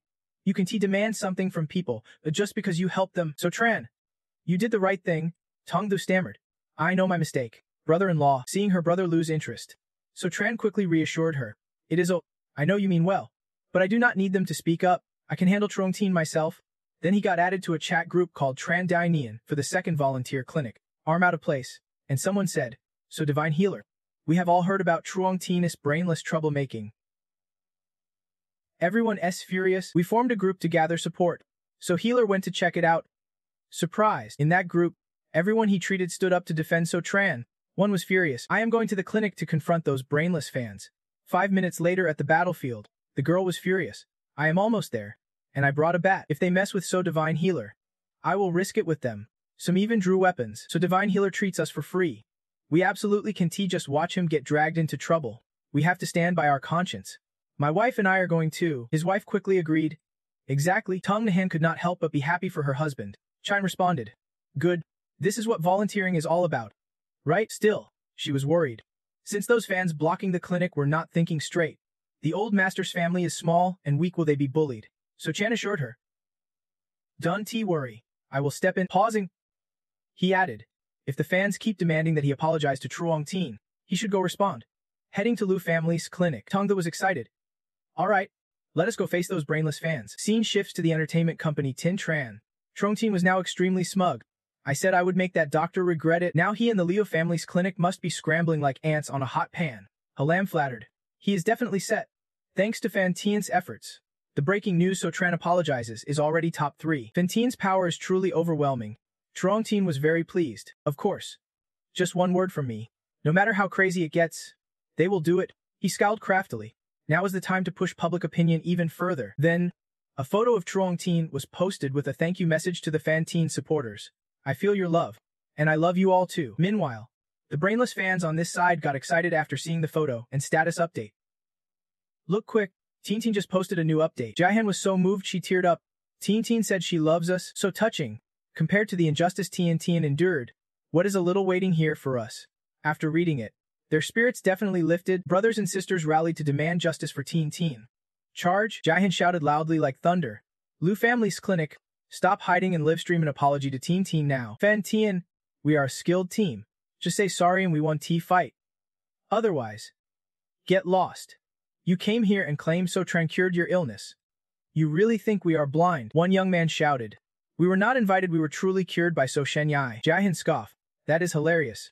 We call Sotran a quack? If he can't even treat a wound properly. Stop fooling yourselves, and do not try to fool others by calling Sotran a miracle doctor. If he really was, why won't he show up?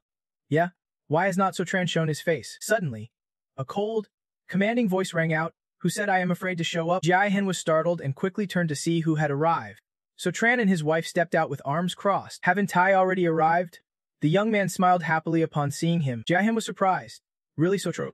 So young? I thought he would be some old fake medicine seller. Amid the crowd, he could not help but taunt, drawing the attention of thousands as soon as he appeared. Is this the treatment for a star? The fan group immediately shouted. Sotran, apologize. Even if you are a star, your brother-in-law is shady. Apologize. Apologize. He held Tong's hand tightly. Don't be afraid. Stay close to me. That voice kept nagging in his ear. Sotran, apologize. Finally, he stood tall and shouted, you keep telling me to apologize. But do you even know what really happened? Jiahan was stunned. Of course we know. Teen told us everything. You are careless with your skills and refused to treat her, making her injury worse. Sotran sneered. Is that what Truong Teen said could not be called true? It was completely unrelated. Now he explained. Actually, this morning I held a free clinic at the Liu family's clinic. 30 patients agreed to treatment, all carefully selected by the clinic over a week for serious conditions. A young man behind shouted. That is right, a week. The doctor said even if this arm heals, it would affect my life. It was So Shenyai's treatment that got me better. So Shenyai is my great benefactor. He continued the story. Halfway through the free clinic, Truong Teen suddenly barged in demanding I treat his wound. Not only did he cut in line, but he delayed treatment for other seriously ill patients. By the rules, I had the right to refuse him. An angry fan fanatic ignored the explanation and pushed forward stubbornly. Enough talk. Refusing Teen is an insult to us. Just as Sotran quickly dodged, the guy shouted to the sky. Immediately, the young man fell flat, hitting the ground hard. The pain made him even more frustrated. You dare embarrass me. Sotran feigned surprise. You are bleeding. Then he pulled out a roll of bandage from his chest. This is not a small wound. It needs proper bandaging. Immediately, the young man's arm was put in a cast, looking as if it was badly broken. Is he dead? Then the young man angrily shouted. The skin is not even torn.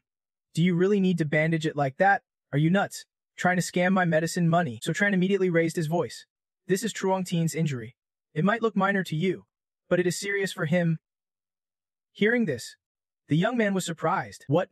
Now Sotran's face grew serious as he raised his voice. While you make a fuss over the tiny cut on Truong Teen's hand, have you ever thought about your parents working hard every day, probably with worn-out hands, when you are feverishly calling out on your phones for Truong Teen? Have you ever thought your parents might be waiting at home for dinner? No respect for elders. No reasoning. You want me to say, you are all a bunch of useless fools. Jiahan secretly admired this. I really can't argue with that. Tongnan stood behind him, so Tran's words had weight. But those chasing after this star only hear what they want and do not care about reason. Then the Fan gang stubbornly shouted. No matter the reason, if you refuse to treat Teen, we will come after you. Who are you calling useless? We are Fantina's fans. And it is all for Teen. Right? For Teen. Fantina's fans left no stone unturned. Jiahan led the charge, shouting fiercely enough to shake the heavens and earth. Today if Sotran does not apologize, we won't back down. At that moment, someone suddenly grabbed the little girl's hand tightly. A calm voice sounded, startling her. What did you say? Looking at the person in front of her, Jiahan blinked and asked, Grandpa. Grandma, why are you here? This voice was stern as he asked his granddaughter. Tell me, what exactly are you doing? Jiahan coldly shrugged off her grandfather's hand. Why do you have to get so worked up? That Dr. Sotran is bullying my idol Teen. We are just punishing him. You two stay out of it. Then she cheerfully explained. This is our youth activity. You two better keep your distance and do not get caught up in it. Immediately, the angrily pushed his granddaughter's hand aside and said to his wife, Dear, go get the stick now. Nimkan spoke up. Jai made a mistake, but after all, he is still young. This face darkened as he repeated firmly, Get the stick and bring it here. Today I am going to teach this kid a lesson. Jiahan was shocked. Grandpa, what did I do wrong? I was just defending my idol and punishing an unethical doctor. She stubbornly shouted. You may think everything online is bad, but the unity among our fans is clearly a righteous force. Even if you beat me to death today, I won't back down. The angrily stood up. At this point, You still refuse to see reason. Looking at her grandfather, Jiahen was a bit surprised. You can stand up now. She recalled that when her parents were busy with work and had no time for her, it was her grandparents who raised her. She remembered how broad his shoulders always were. She remembered him carrying her on his back. Grandpa, did you enjoy picking me up from school? Jiahen said.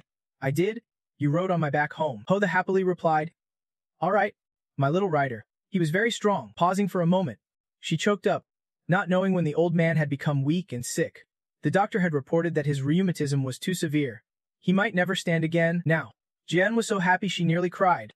She never expected that one day he could stand tall and strong, just like in her memories. But besides being their granddaughter, as Fentin, she had to protect Tintin's dignity even more fiercely. Immediately after, Hutha angrily grabbed his large cane. Then he raised it high and shouted, Today, I am going to discipline you. His wife just stood there watching. Seeing the cane coming at her, Jian squeezed her eyes shut, bracing herself. But instead of hitting his granddaughter, Hutha slammed his cane down hard on his own legs. Seeing this, Citron was surprised. He had not expected that. Jiahen could not believe it. She froze on the spot, and then Havartha painfully collapsed. Naimkhan gasped and hurried over. Sir? Jiahen ran over. What are you doing? Asfachan also rushed forward, rolling up his pants. Luckily his bones were not hurt. Jiahen then pushed him aside and walked away. Dengwai? Citron was a bit surprised. Teenage girls really do have fierce tempers. Then she softened her tone. Sir, why take your anger out on me? Your leg just healed. Hutha's voice was full of anger, sweating from the pain. Do you know who healed my leg? It is exactly the unscrupulous Dr. Deng Ya you mentioned. What startled little Suo Tran? Naimkhan worried. Her husband had been paralyzed for over 10 years. Meeting such a benefactor was rare. She had planned to surprise him, but instead saw him attacking his benefactor. Hutha was heartbroken and tears fell. I am supposed to discipline Vikufun, who should not even be standing anymore. Then he earnestly spoke to Stethenwai. My granddaughter does not understand. This old man apologizes to you on her behalf. Sorry, sir. Stethenwai quickly reached out to support the poor old man and spoke up. Wait a moment, Sutran said. No need for apologies, sir. Just take good care of your leg and get back on your feet soon. Hutha was moved, Stethenwai paused. Then added, if this does not get out, people might think your medical skills are not sharp. You could not even heal his leg. Hutha stood up, touched. All right. I will recover quickly from this leg injury. Jiahen was speechless at him. Now she secretly understood why he had hit his leg with the cane. She realized that for her, the most important people were family. Trong Tin was just a passerby in her life. Regret washed over her for making a mistake that embarrassed Hatha in front of Hathen Thani. She was the one who should apologize. Then, Jiahen bowed her head low. The regret I feel is for making a mistake that embarrassed him in front of Doctor, so then why? I am the one who should be apologizing. Right after, Jiahen lowered her head. Su Sheni. I apologize. I heard false rumors accusing you of being Dengwai. I am. Niamkan happily stepped toward her. Good girl. Admitting your mistake and correcting it is the right thing. Seeing this, the others were furious. Damn, in our Fantine clan, there is a traitor. But if what they say is true, Sotran really is a miracle doctor. Refusing to treat because of Teen Teen is understandable. Damn it, it is just one life. Not even a hair of Teen Teen's worth it. Immediately, one of them shouted, Are you making this up? I think your whole family was invited here just to put on a show and clear Sotran's name. At that moment, a woman nearby angrily banged a stick on his head. You are the one invited. Your whole family was invited. The young man was startled. Mom, did not you go to the doctor for your headache? So why are you here? The woman yelled. My headache was cured a while ago. Thankfully, Dr. So's one needle healed me completely. Hearing this, the young man was shocked. What? She stepped forward and continued. Not just me. Behind me are all patients cured by Doctor, so then why during his charity treatment? Those behind her all nodded in agreement. That is right. Dr. So then he saved us from illness. Who would ruin Dr. So then? I am the first to disagree. Now the fans of Truong Teen began to rethink. Sotran really is a miracle doctor, not a fraud. His refusal to treat was because Teen Tin was blocking life-saving charity treatments. The crowd buzzed. Could it be all we did today was wrong? Sotran did not make a mistake. What should we do? We can keep forcing him to apologize to Teen Teen. Are you guys gonna back down? But one stubborn girl shouted. Even if everyone sides with him, I want to give up. True Fentine stands firm if Sotran does not apologize today. Fentine won T disband. Right after, the crowd split into two sides. Now the crowd was restless. That is right.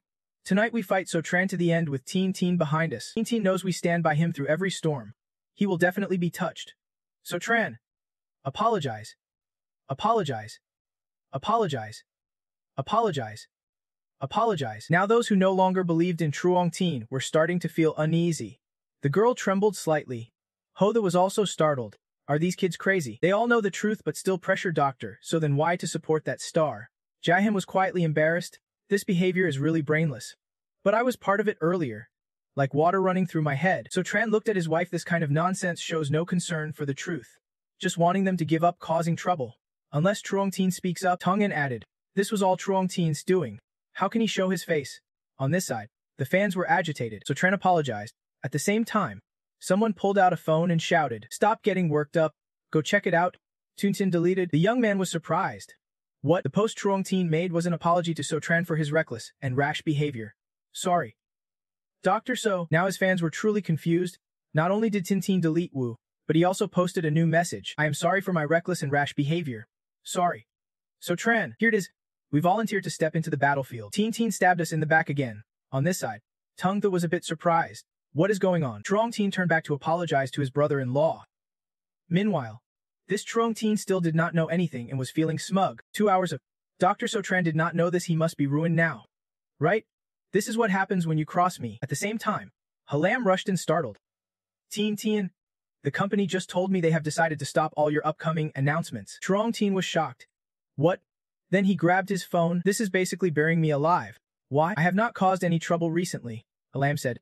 Do you remember telling Fantian to gang up on that doctor earlier? I asked around and found out the biggest shareholder of our entertainment company.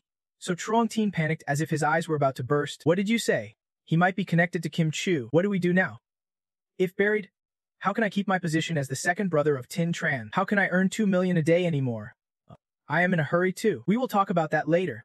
The most important thing now is to get the fans surrounding the Liujia clinic to leave and stop offending So Tran. Truong-tin replied. Right? These brainless fans almost killed me.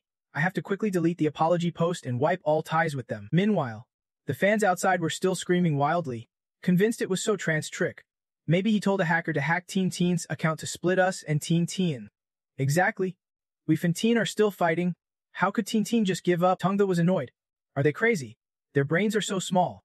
Maybe we should just let them spread rumors to save the entertainment world. So Tran sneered. These Fantin fans can only vent like this. After all, I am just the one getting scolded. They were stabbed in the back by the person they risked their lives to protect. Tongnan also came over, and Truong-tin said this had nothing to do with So Tran.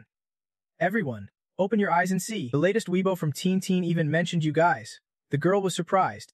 What? Tin updated again. She is so full of herself. I knew Tin would not abandon us. She is on Weibo, surely wanting to thank our support. But unfortunately, the post was me apologizing to Dr. So again. Besides, my fans have always been well-behaved and disciplined. Anyone who stirs trouble or causes chaos without reason is not a true fan of our school. I do not welcome extremists as my fans.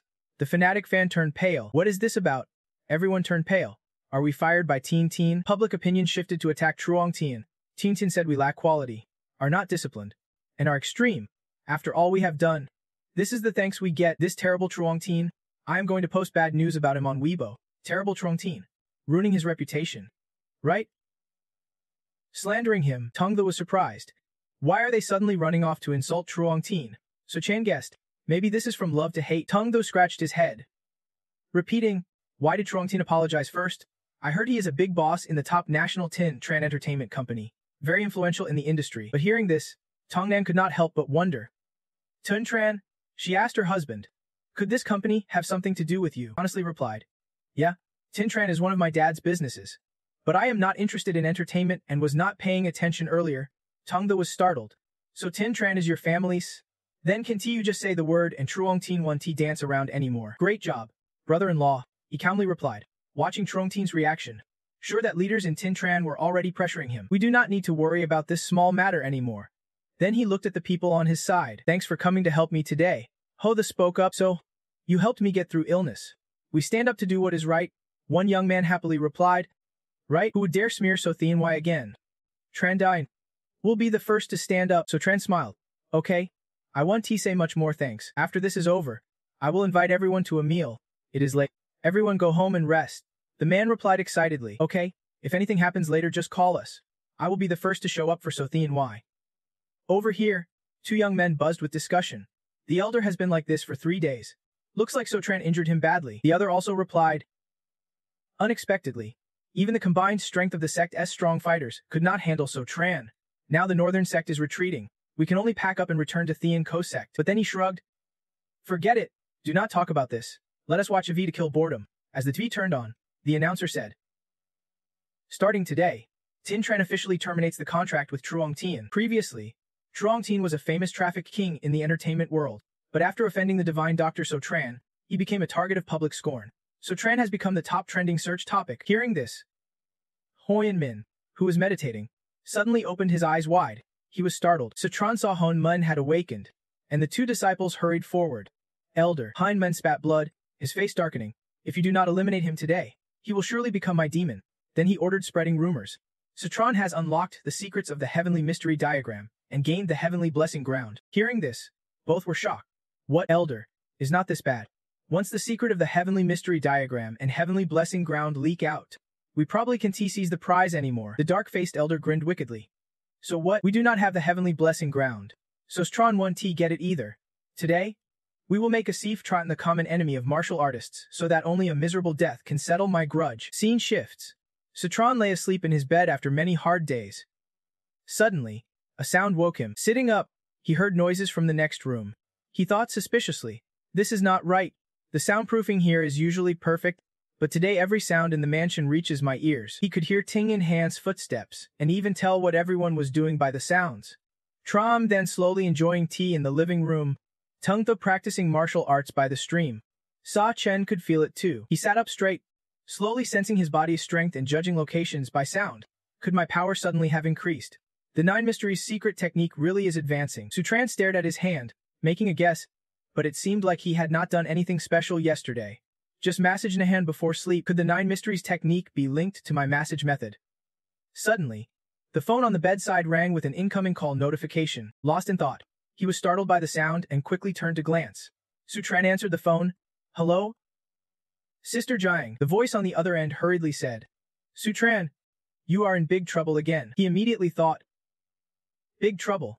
Sister Jiang was talking about the uproar that Truong Tien caused yesterday, but she sounded mocking. Sister Jiang, your news is slow. Truong Tien was kicked out by Tin Tran before she even got to inform me, and Dao did not understand what he meant and quickly asked. What about Truong Tien? I am talking about the heavenly secret diagram. At Jiang and Dao's office, she frowned and informed him that Elder Hoyan Min of the heavenly secret sect, after getting drunk, accidentally revealed a secret about the heavenly secret diagram, shocking the martial world. He said the diagram hides a formation that can shake heaven and earth. Elder Hoyanmin also said that if you could repair the diagram, you would definitely learn the formation and gain the power to move heaven and earth. Sutran listened and thought to himself that what he said made sense. Then guessed. I bet Elder Hoyanmin did not slip up from drunkenness but did it on purpose. And Dao asked suspiciously why he thought so. He calmly reasoned that all the disturbances after getting drunk must have been planned. Even drunken slip-ups follow the middle way. She blushed and coughed dryly at his words. That makes sense. Sutran, what do you plan to do? Sutran was calm and said he would not do anything. After all, it was only one side's claim from the heavenly secret sect. As long as he firmly denied it, they could not touch him. Besides, now that he is a martial grandmaster, any sect wanting to mess with him would have to fight him first. Sister Jiang, do not you know my strength? He said excitedly, raising his fist, picking up on his tone, and Dao immediately laughed. True, anyone trying to pick a fight with you will probably just get slapped in the face. If you have a plan, then I do not need to worry about you anymore. Still, after hanging up, she muttered anxiously, fearing those prestigious orthodox sects might be shameless. Sutran alone won't be easy to deal with. As far as she knew, several martial teams entered the meditation city overnight. She did not know which would come to Sutran first. Scene shifts back to Sutran. Three hooded figures silently stood in the grand hall. He put his hands in his pockets and slowly approached, asking, why are you here? Thongsen immediately stepped forward, clasped his hands in salute. Master Su, sorry to bother you. Sutran quickly raised a hand to stop him. Elder Kiyu, did not you have urgent business back at the Potion Valley? Why return already? The elder respectfully explained, we were halfway there when we discovered the secret of the heavenly secret diagram had leaked. Everyone knows it, and many sects believe whoever holds the power to move heaven and earth is a threat to your safety, so they returned. Hearing this, Sutran happily exclaimed, great, I need people. Let me arrange lodgings for you elders first. Thongsun raised his hand to signal calm, then said, this is not urgent. Actually, we came back to discuss something with you. Master Su, the valley leader lost contact. Hearing this, Suchan was startled, his brows involuntarily furrowed. Lost contact? What is going on? The elder stroked his beard and explained. Months ago, Major Sex suddenly sent strong fighters to the sea. The valley leader represented the Potion Valley. At first, we kept in touch, but a few days ago, contact was lost, and it is not just us. I heard all Major Sex lost contact with their strong fighters at sea. Su-chan immediately understood and sympathized with the Elder's frustration. No wonder the North Head sect has been quiet these days. Probably because their strong fighters lost contact and everything in chaos. Su-chan rested his chin on his hand, thinking. Previously, Sister Liu said, all strong fighters gathered on an unknown island. Now that all contacts cut off, something unexpected must have happened. I want to help, but unless I can instantly break through from Grandmaster to Aura Realm. But this is not easy. Normally, people do not even know about the Aura Realm above Grandmaster, let alone stronger realms beyond. Thinking this, his fist clenched and radiated power. Suddenly, he realized something and furrowed his brows. Wait, there might be someone who can help me. Su-chan immediately signaled to the Elder. Elder Kiyu, I will investigate this. You all stay here and keep me informed if anything happens. He immediately agreed. The scene shifted to another place, where the pink phone on the table kept vibrating nonstop. A trans-traditional medicine shop. Tongnan reached out to answer the call. Hello? On the phone. Su-tran's voice came through urgently. Hello, wife? There is a bit of trouble. It looks like a bunch of idiots will come looking for me soon. Lately, you and your parents have been staying indoors. She worried and asked how they were doing. What is that? Su-tran, are you home? Hearing this, he quickly explained. I am outside handling some things. Can he talk now? Your wife's busy. I will explain everything when I get home. After saying that, Su-tran immediately hung up. Tong Naha looked at the phone screen suspiciously and muttered. Strange. What is he so busy with? The scene shifted back to Su-tran. After ending the call, he thought to himself, if Nahanehan found out he was busy sneaking out the window to meet a beauty though it is for work, she would probably overthink it. Better wait until I am home to explain. Suddenly, a sharp object flew toward him at high speed, but he successfully dodged it. The object missed, smashing into the wall with such force that cracks appeared. Su-tran remained calm, raising his hand to wave at the person in the room. Hey, long time no see. Lu Hun, sitting in the room, immediately blushed and scolded. Su-tran, why are you sneaking into my room? You did not answer and just jumped out the window, then managed to get into her room. Su-tran approached, saying, Isn't this a good thing? I wanted to talk with you. She looked doubtful. A good thing. Noonan suddenly relaxed, leaning back slightly and sneering. I think you just want me to help you dodge the harassment from those factions. The intel you have might be the Dongthian Phúc Daya, spreading through the martial world. But from what I see, you should seek protection from the Special Operations Bureau. He immediately jumped onto the bed, saying, It is not just that I want to discuss with you, Liu, let us talk in bed. Su-tran's sudden move embarrassed Noonan. She blushed and was speechless. Su-tran, what are you saying? He suddenly pulled out a handful of talismans and proudly held them up to her. Then, the talismans arranged around them formed a protective circle. Inside, Su-tran and Noonan sat cross-legged facing each other. The space around them transformed into a lush green meadow. She gasped, covering her mouth. The Thean Kohoyantron formation. Its spiritual power rivals Dongthian Phúc Daya. But then she reacted, This is actually Dongthian Phúc Daya. Right? He replied calmly. Exactly. Hearing this, Noonan exclaimed. The rumors in the martial world these past days were true. He really did grasp the formation from Thean Kohoyan Du. Then she leaned closer to Su-tran and complained. So you lied earlier, telling me this formation was your research, making me worry about side effects while cultivating. He sheepishly rubbed his head and smiled awkwardly. Anyway, my breakthrough with Thean Kohoyan Du needs to stay secret. Liu, do not blame me. Noonan immediately grew curious. If it is a secret, then why show me the Dongthian Phúc Daya talisman? You want me to protect you in Chu Tone, right? Is there anything else you need me to help with? He did not beat around the bush and got straight to the point. There is. I want you to break through to the Ki realm quickly to lead me to the sea. After hearing this, Noonan shouted in surprise. What? She could not believe it and had to ask again. Su-tran, are you serious? Before, all the Ki realm experts from the major sects went to the sea, and there has been no news since. Su-tran remained calm and added, Probably no news at all. I heard all the experts in sects lost contact.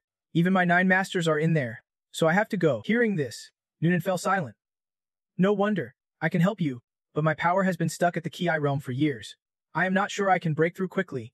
Seizing the opportunity, Su-tran proposed, This is simple. The Thean Kohoyantron can last 24 hours once activated. From now on, every day at this time, I will come set up the formation for you until you break through the Ki realm. Hearing such an attractive condition, her eyes immediately lit up. Okay, then my cultivation speed will increase at least tenfold. Though pleased, Nyan did not forget to remind him. But before helping me break through the Ki realm, you would better figure out how to deal with those major sects eyeing Dongthian Phúc Daya. Right after, She provided more information to Su Tran. I helped you inquire a bit. Recently, among the sects coming to Xin City, the total number of martial Dao masters has exceeded 50. Many are top-tier fighters on the verge of entering the key phase, like the Great Master Kong Hat from Datma Mountain, known as the Peak Martial Dao Master Kong Hat. Not only that, she also mentioned powerful warriors from the Battle Dragon Island, whose strength is unclear, and some from deep within the sea region of Battle Dragon Island. Their movements have always been mysterious and unpredictable. So Tran was amazed by their appearance and exclaimed, "Even the Buddhist sect in Battle Dragon Island are stirred up. Looks like this time the pressure on me is huge. But if I can successfully break through to the Ki phase, they will all be juniors to me." Saying this, he raised his hand with determination, like a messenger before. Hearing this, he also planned to break through. Didn't he just become a martial Dao master a few months ago? So Tran smiled. Unconcerned, let us prepare 2 strategies and see. He raised his hand to his chin, muttering, "Actually, 3 strategies. I am also counting on one other person." Hearing his confident words, she was even more surprised. He explained, "Before looking for Sister Liu, I also asked Chief Zhang to go to the Nine Abyss Gate to call for reinforcements. This happened 2 hours ago." So Tran handed a talisman to Van Kuo, asking for help. "Chief Zhang, please go to the Nine Abyss Gate. If the gate is still sealed, crush this spirit talisman." His eyes immediately sparkled, and his voice was full of excitement. "The Nine Abyss Gate, you asked me to go. Thank you, young master, for giving me the chance to enter this sanctuary. I won't fail your trust and will quickly lead reinforcements back to the first Zen city." Van Kuok immediately turned and left, muttering under his breath, "Nine Abyss Gate, here I come." Not hearing a word from So Tran, Chief Zhang had not taken the talisman yet. So Tran propped his chin, unconsciously furrowing his brows in thought. Chief Zhang's joy probably means he can find the mountain sect smoothly. Right? Forget it. No more thinking. Back to reality. He suggested, since he was free anyway. "Sister Liu, let us train together." Noonan blushed and replied, "Suit yourself." Right after, So Tran activated the spirit earth absorption technique, and energy immediately surrounded his body, making him marvel inside. Training in Dong Thien Phuc Diem truly accelerated his mastery of the spirit earth absorption, and his body seemed to blend more smoothly now. At this moment, he seemed to stand on spirit itself, gazing at the vast sky, quietly forming a special bond, the pure breeze soaring high. So Tran grasped the energy firmly, smiling proudly as he used the defensive spirit skill. Then, his eyes flashed golden light. So Chan instantly felt a surge of energy within his body. The spirit earth absorption technique is the strongest internal martial art of the Back Da sect. It turns every breath and heartbeat into cultivation after enlightenment. It will refine my strength, even if I am not at Dong Thien Phuc Diem this time. I can still quickly reach the Kiara stage. This really is an unexpected surprise. Sitting on the bed, Noonan slipped into meditation, so Tran looked around for something, holding his phone, listening to the call. "Hello, wife?" The voice of Tong Nahan came from the other end. "Hello, so." A few people burst into the house, and they do not look friendly.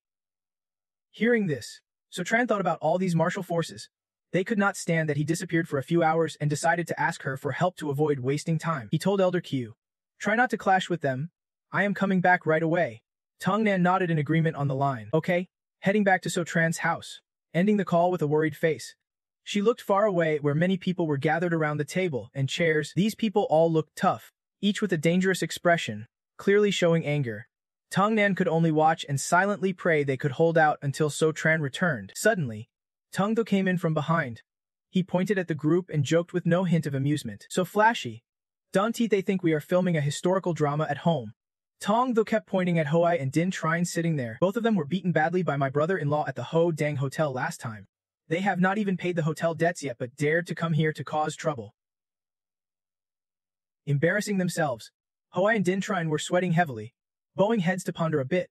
"Even if we drain the entire sect's wealth, we can repay it all. So today we must help the great sect to defeat So Tran to get Dong Thien Phuc Diem. Then the benefits we get will surely be more than 1,000 10,000s. To avoid fights, Tong Nan lightly raised her hand to remind Tong Thu. "Little though. Try not to clash with them. Everyone's waiting for So Tran to come back." Hearing this, he reassured her immediately. "Don't worry.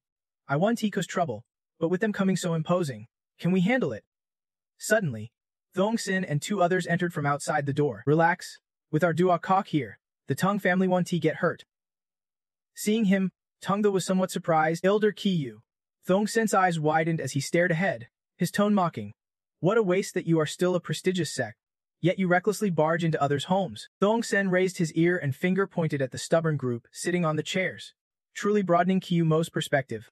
At the right edge of the chair sat an old man holding a whisk broom. Don't he talk nonsense to this old man. Duokok has always remained neutral but now stands with Sotran.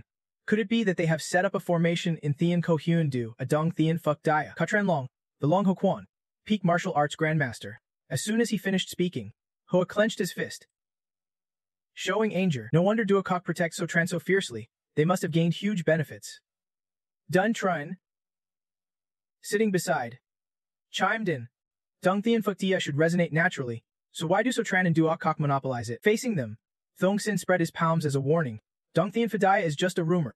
Do not even think about slandering Duokok and Master So. From his seat, Tran Long jumped up and approached him, shouting, "This is not slander. Even if the 9 profound immortals were here today, this old man would still say the same. Don't you think can intimidate me just because I am old? Forget the 9 immortals. Even the demon queens can handle you. If the 9 immortals were here, 8 out of 10 of you would not dare say a word." Outside, Hoa and Din Trun just stood watching silently. "We really do not dare." Suddenly, someone slammed a staff hard on the ground nearby. The force radiating from this monk-like figure startled Thong Sin. His internal power was strong. Gripping the staff tightly, he clasped his hands and looked toward them. Amitabha Buddha. Today's events are all because of Master So. Still, let Master So speak now. He is no ordinary master, but the peak martial patriarch of the Damo Mountain sect. Seeing the situation, Thong Sin kept thinking, this master has spent years at the peak patriarch level.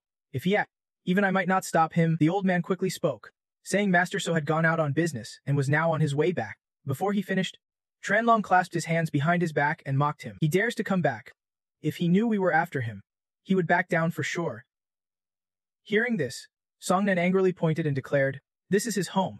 He won't run, and there is no need to hide from you." She raised her hand to order Song Thu to serve tea. As a guest, Sao poured tea for everyone, carrying a tray quickly to the front. Here.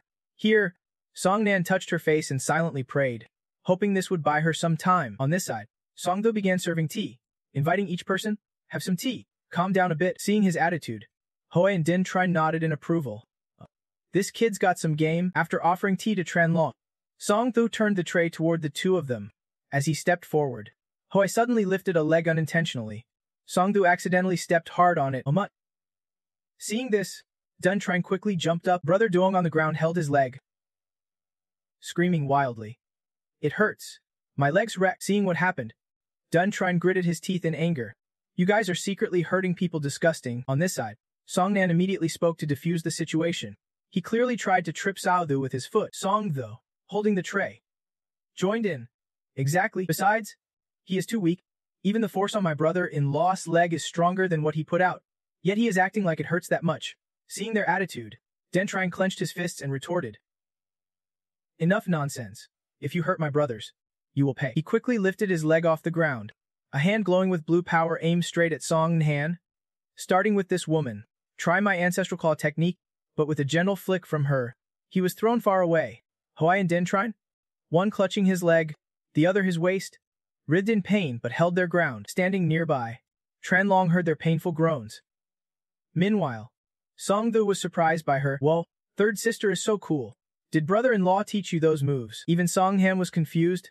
"What is happening to me?" Tran Long quickly grabbed his whisk broom in one hand, attacking her with an open palm. "You dare hurt people. Looks like you are trying to cover for So Tran. Then what are you waiting for? Fight." Caught off guard, Song Thu and Song Han stood silently, unsure what to do.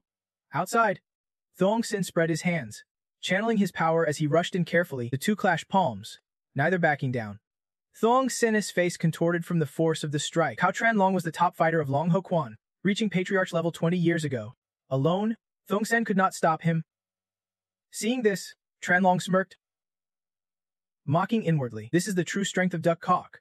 Huh, seems like Duck Cock's only good for saving lives. In martial arts, his grasp of the whisk broom technique is weak.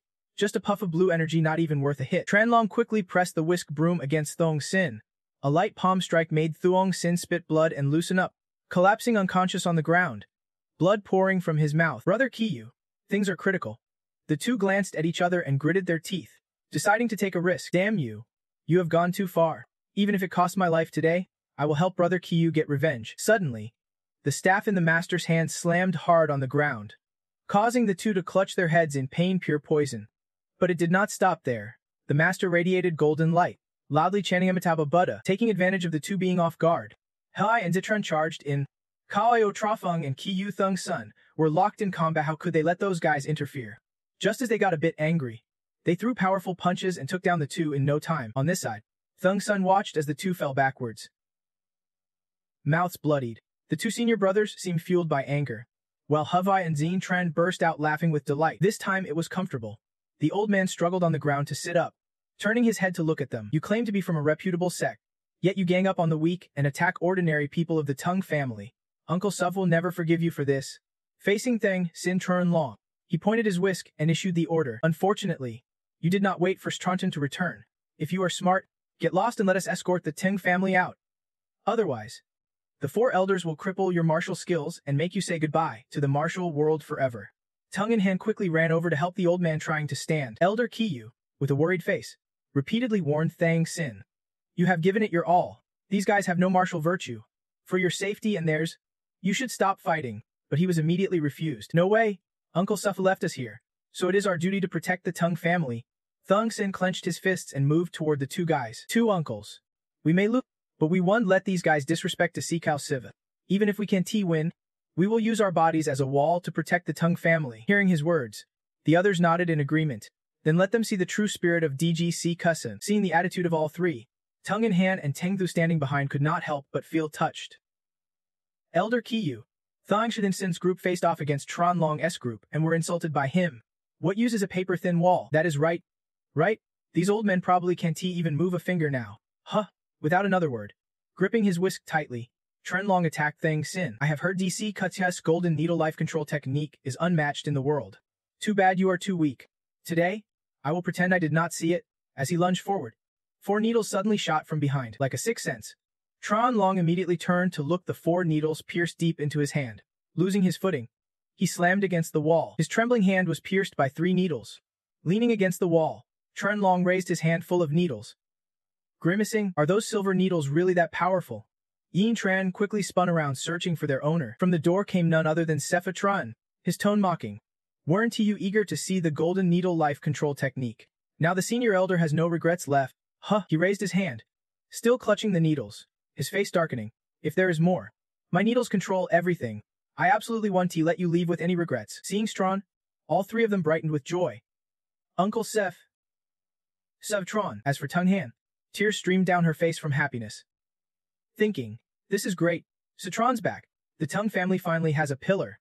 Removing 3 needles from Trunjun Long's hand, he stumbled to stand. So you are Sefton, ruthless in action, definitely a rogue martial artist. He slowly moved towards Citron, standing opposite him. But just you alone, going against 4 of us. You are overestimating yourself. Then Tron Long smiled smugly, a scheming look on his face. Bringing yourself here like this, you must have already accepted your fate. Huh. No matter what he said, Citrona's face remained calm. You are the ones who barged into my home. If anyone's giving their life, it should be you. He quickly slipped past Trunjun Long and stepped forward, asking him why. Is everyone okay? Seeing Strawn, Tung Yen then hurried to comfort him and pointed toward the Jiang Sin. We are fine. It is just that Elder Kiyu was seriously injured protecting us. Hearing this, he quickly supported the old man, worry on his face. Elder Kiyu, how are you? Thung Sin clutched his chest and asked. Aya? That strike did not injure my internal organs. As he spoke, the old man's face bowed slightly, eyes full of worry and guilt. It was just that Kiyui's strength was not enough. They could only buy time for these guys to fulfill Uncle's SS mission. Seeing this, Citron clenched his fists, raised his head, and boldly declared, It is now that I am back, I won't let you be pushed around anymore. You barged into my home and hurt my friends. Today, you will pay dearly. Seeing Citron's attitude, Chernlong laughed loudly. Mockin, just relying on you. I admit your golden needle life control technique is strong, but to handle the 4 of us, that is wishful thinking. If you know what is good for you, hand over the heavenly secret formation now. Hearing what he said, you immediately understood their plan.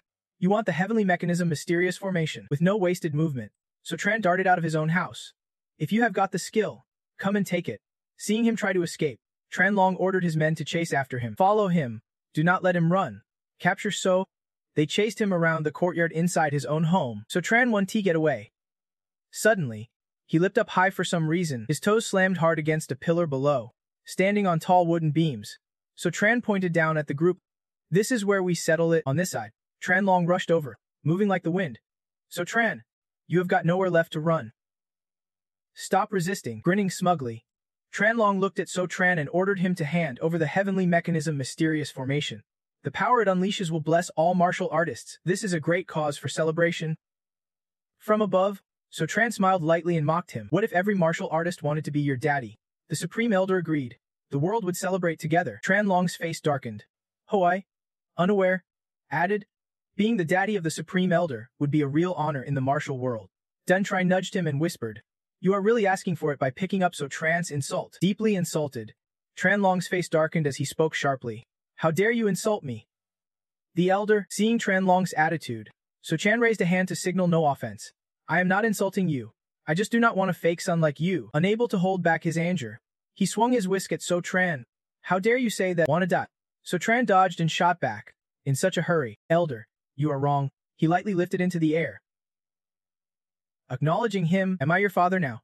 Satisfied this time. Looking up at Tranlong with irritation, he saw him crouched atop the high beams, clutching his whisk as blue energy radiated around him. Spouting nonsense. I only wanted the heavenly mechanism mysterious formation. But now this elder wants you to kneel and bow 100 times to me. The two charged at each other, water splashing everywhere. Hoai, Dun Trine and Kong Hat, soaked but excited, looked on. The secret technique of Long Ho Quan Tha Hyoyan's 18 moves.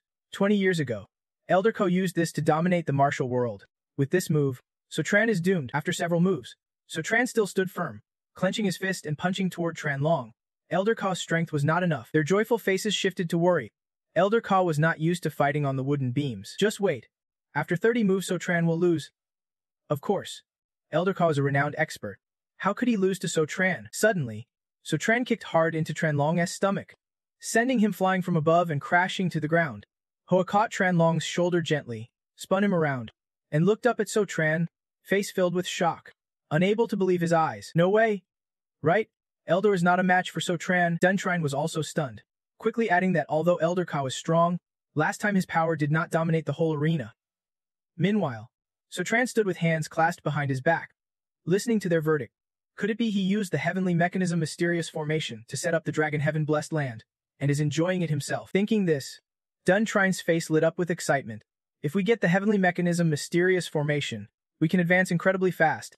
Rising alongside those two, Kung had also looked up and ordered, we absolutely can let So Tran enjoy the dragon heaven-blessed land alone. Everyone, move up. Today, we must make So Tran hand over the heavenly mechanism mysterious formation. As he finished, Hoai and Din Trine launched punches straight at him. Take this, see if you can handle my dragon heaven-blessed land claw. With hands clasped behind his back floating in the air, So Tran frowned and sneered, surrounded and attacked by so many. So much for being a noble sect.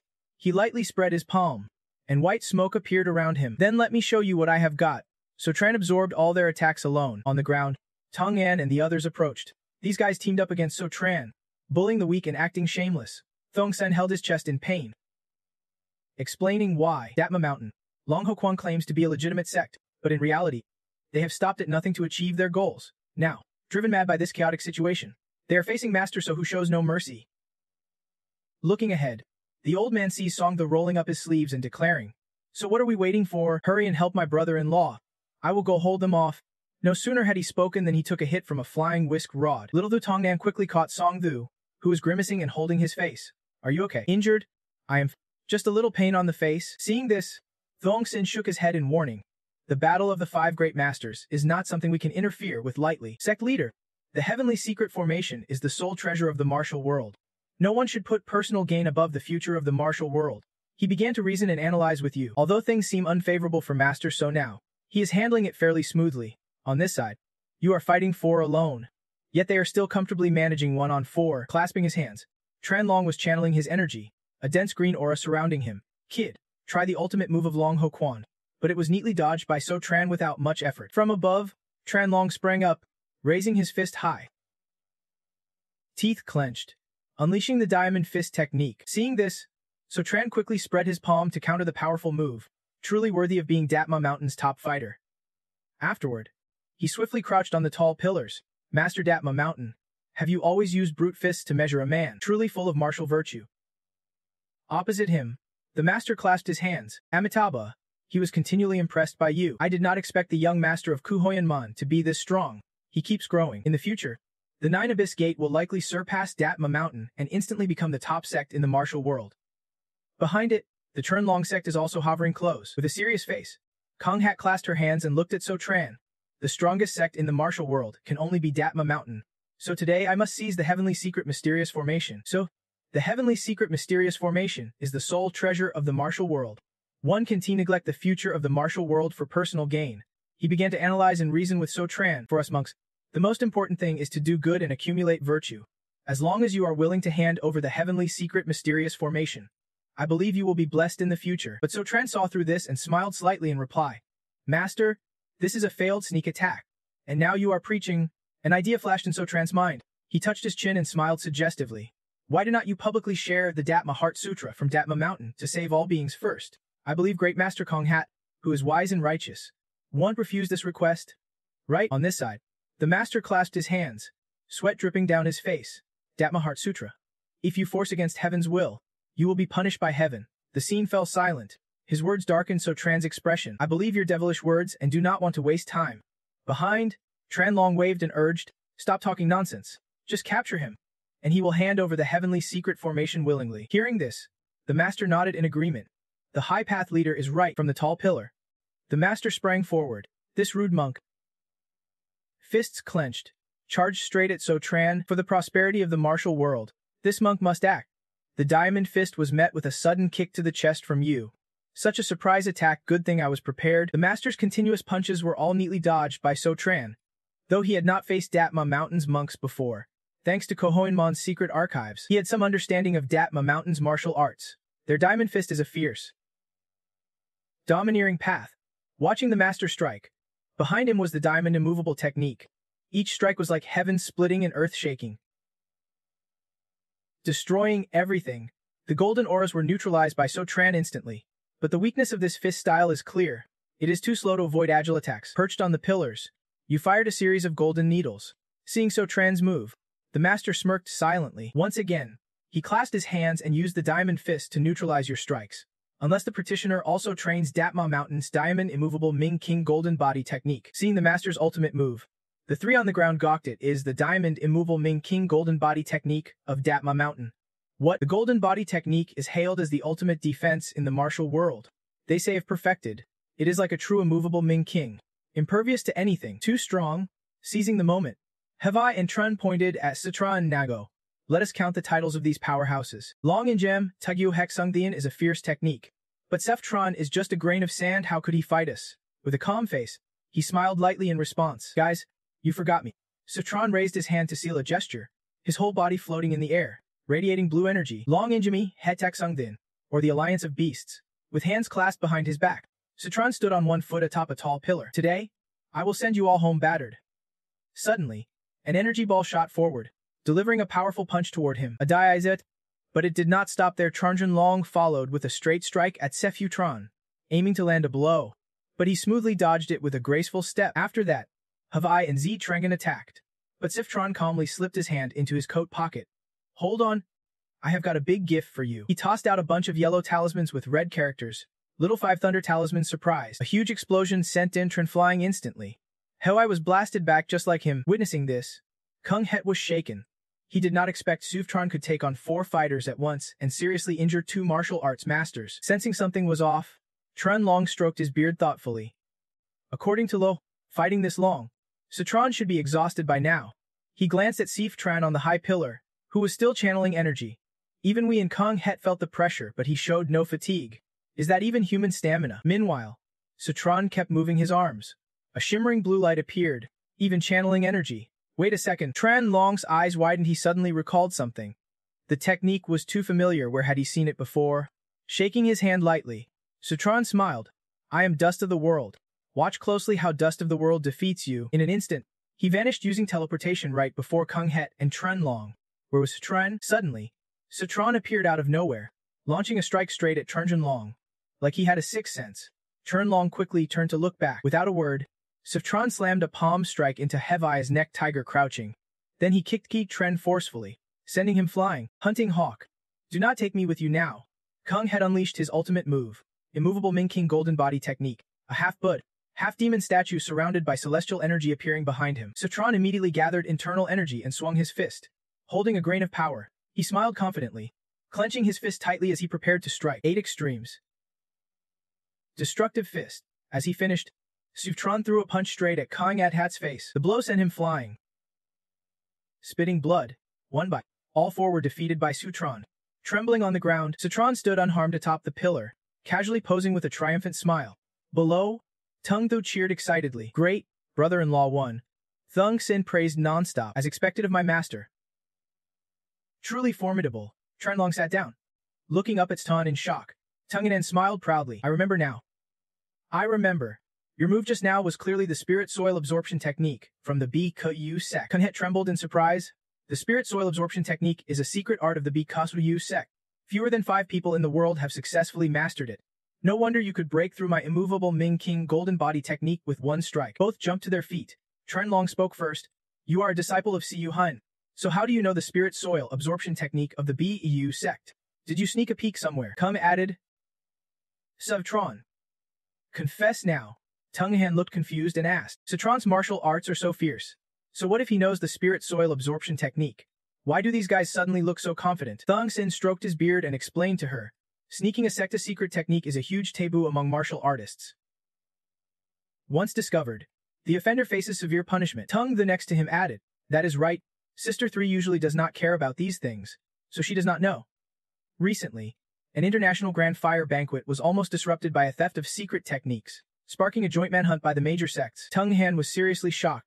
He looked up at Sutron and said, if Master Sef really stole the Bikaprikyu sect's secret technique, he will definitely draw the wrath of all martial sects. After speaking, Thong Sun wondered silently how Uncle So would respond, so Tran smiled fearlessly, confidently fabricating stories with his spirit absorption technique. What kind of martial art was this? I do not know. I just used the cultivation method I realized in a dream. The star's breathing technique. Then So Tran asked again, what does that have to do with spirit absorption? Tranlong loudly exposed his words. Spirit absorption? Star's breathing technique is worthless. Never heard of it. You are just flattering an old man. So Tran frowned and said firmly, so what if it is true? You barged into my house, hurt my friends and me. I have not even settled scores with you yet. And now you want to accuse me. Then fight all you want today. He raised his hand toward them defiantly. Who wants to go first? The 3 all looked at him at once. Dun Tran spoke up sharply. Still want to fight? Tranlong wiped sweat and said, so Tran, I am not saying I can beat you. It is just that I just arrived in Thianthan, not at my best. If you are skilled, do not. You have stolen the ultimate technique of the northern sect, a heinous crime. Soon, the righteous sects will surround Song Ra to get you. So Tran held up 3 fingers and said, no need for you to spill anyone's blood. In 3 days, at Danfeng Pass, I welcome the great sects to challenge me. They murmured excitedly at this. 3 days is a short time. Even if So Tran wanted to run, he could not get far. The combined martial sects would definitely be able to subdue this brat. So Tran added, but in these 3 days, no one is allowed to harm the Song family, or they will meet the same fate as you. The medicine's effect time is almost up. Tranlong looked puzzled.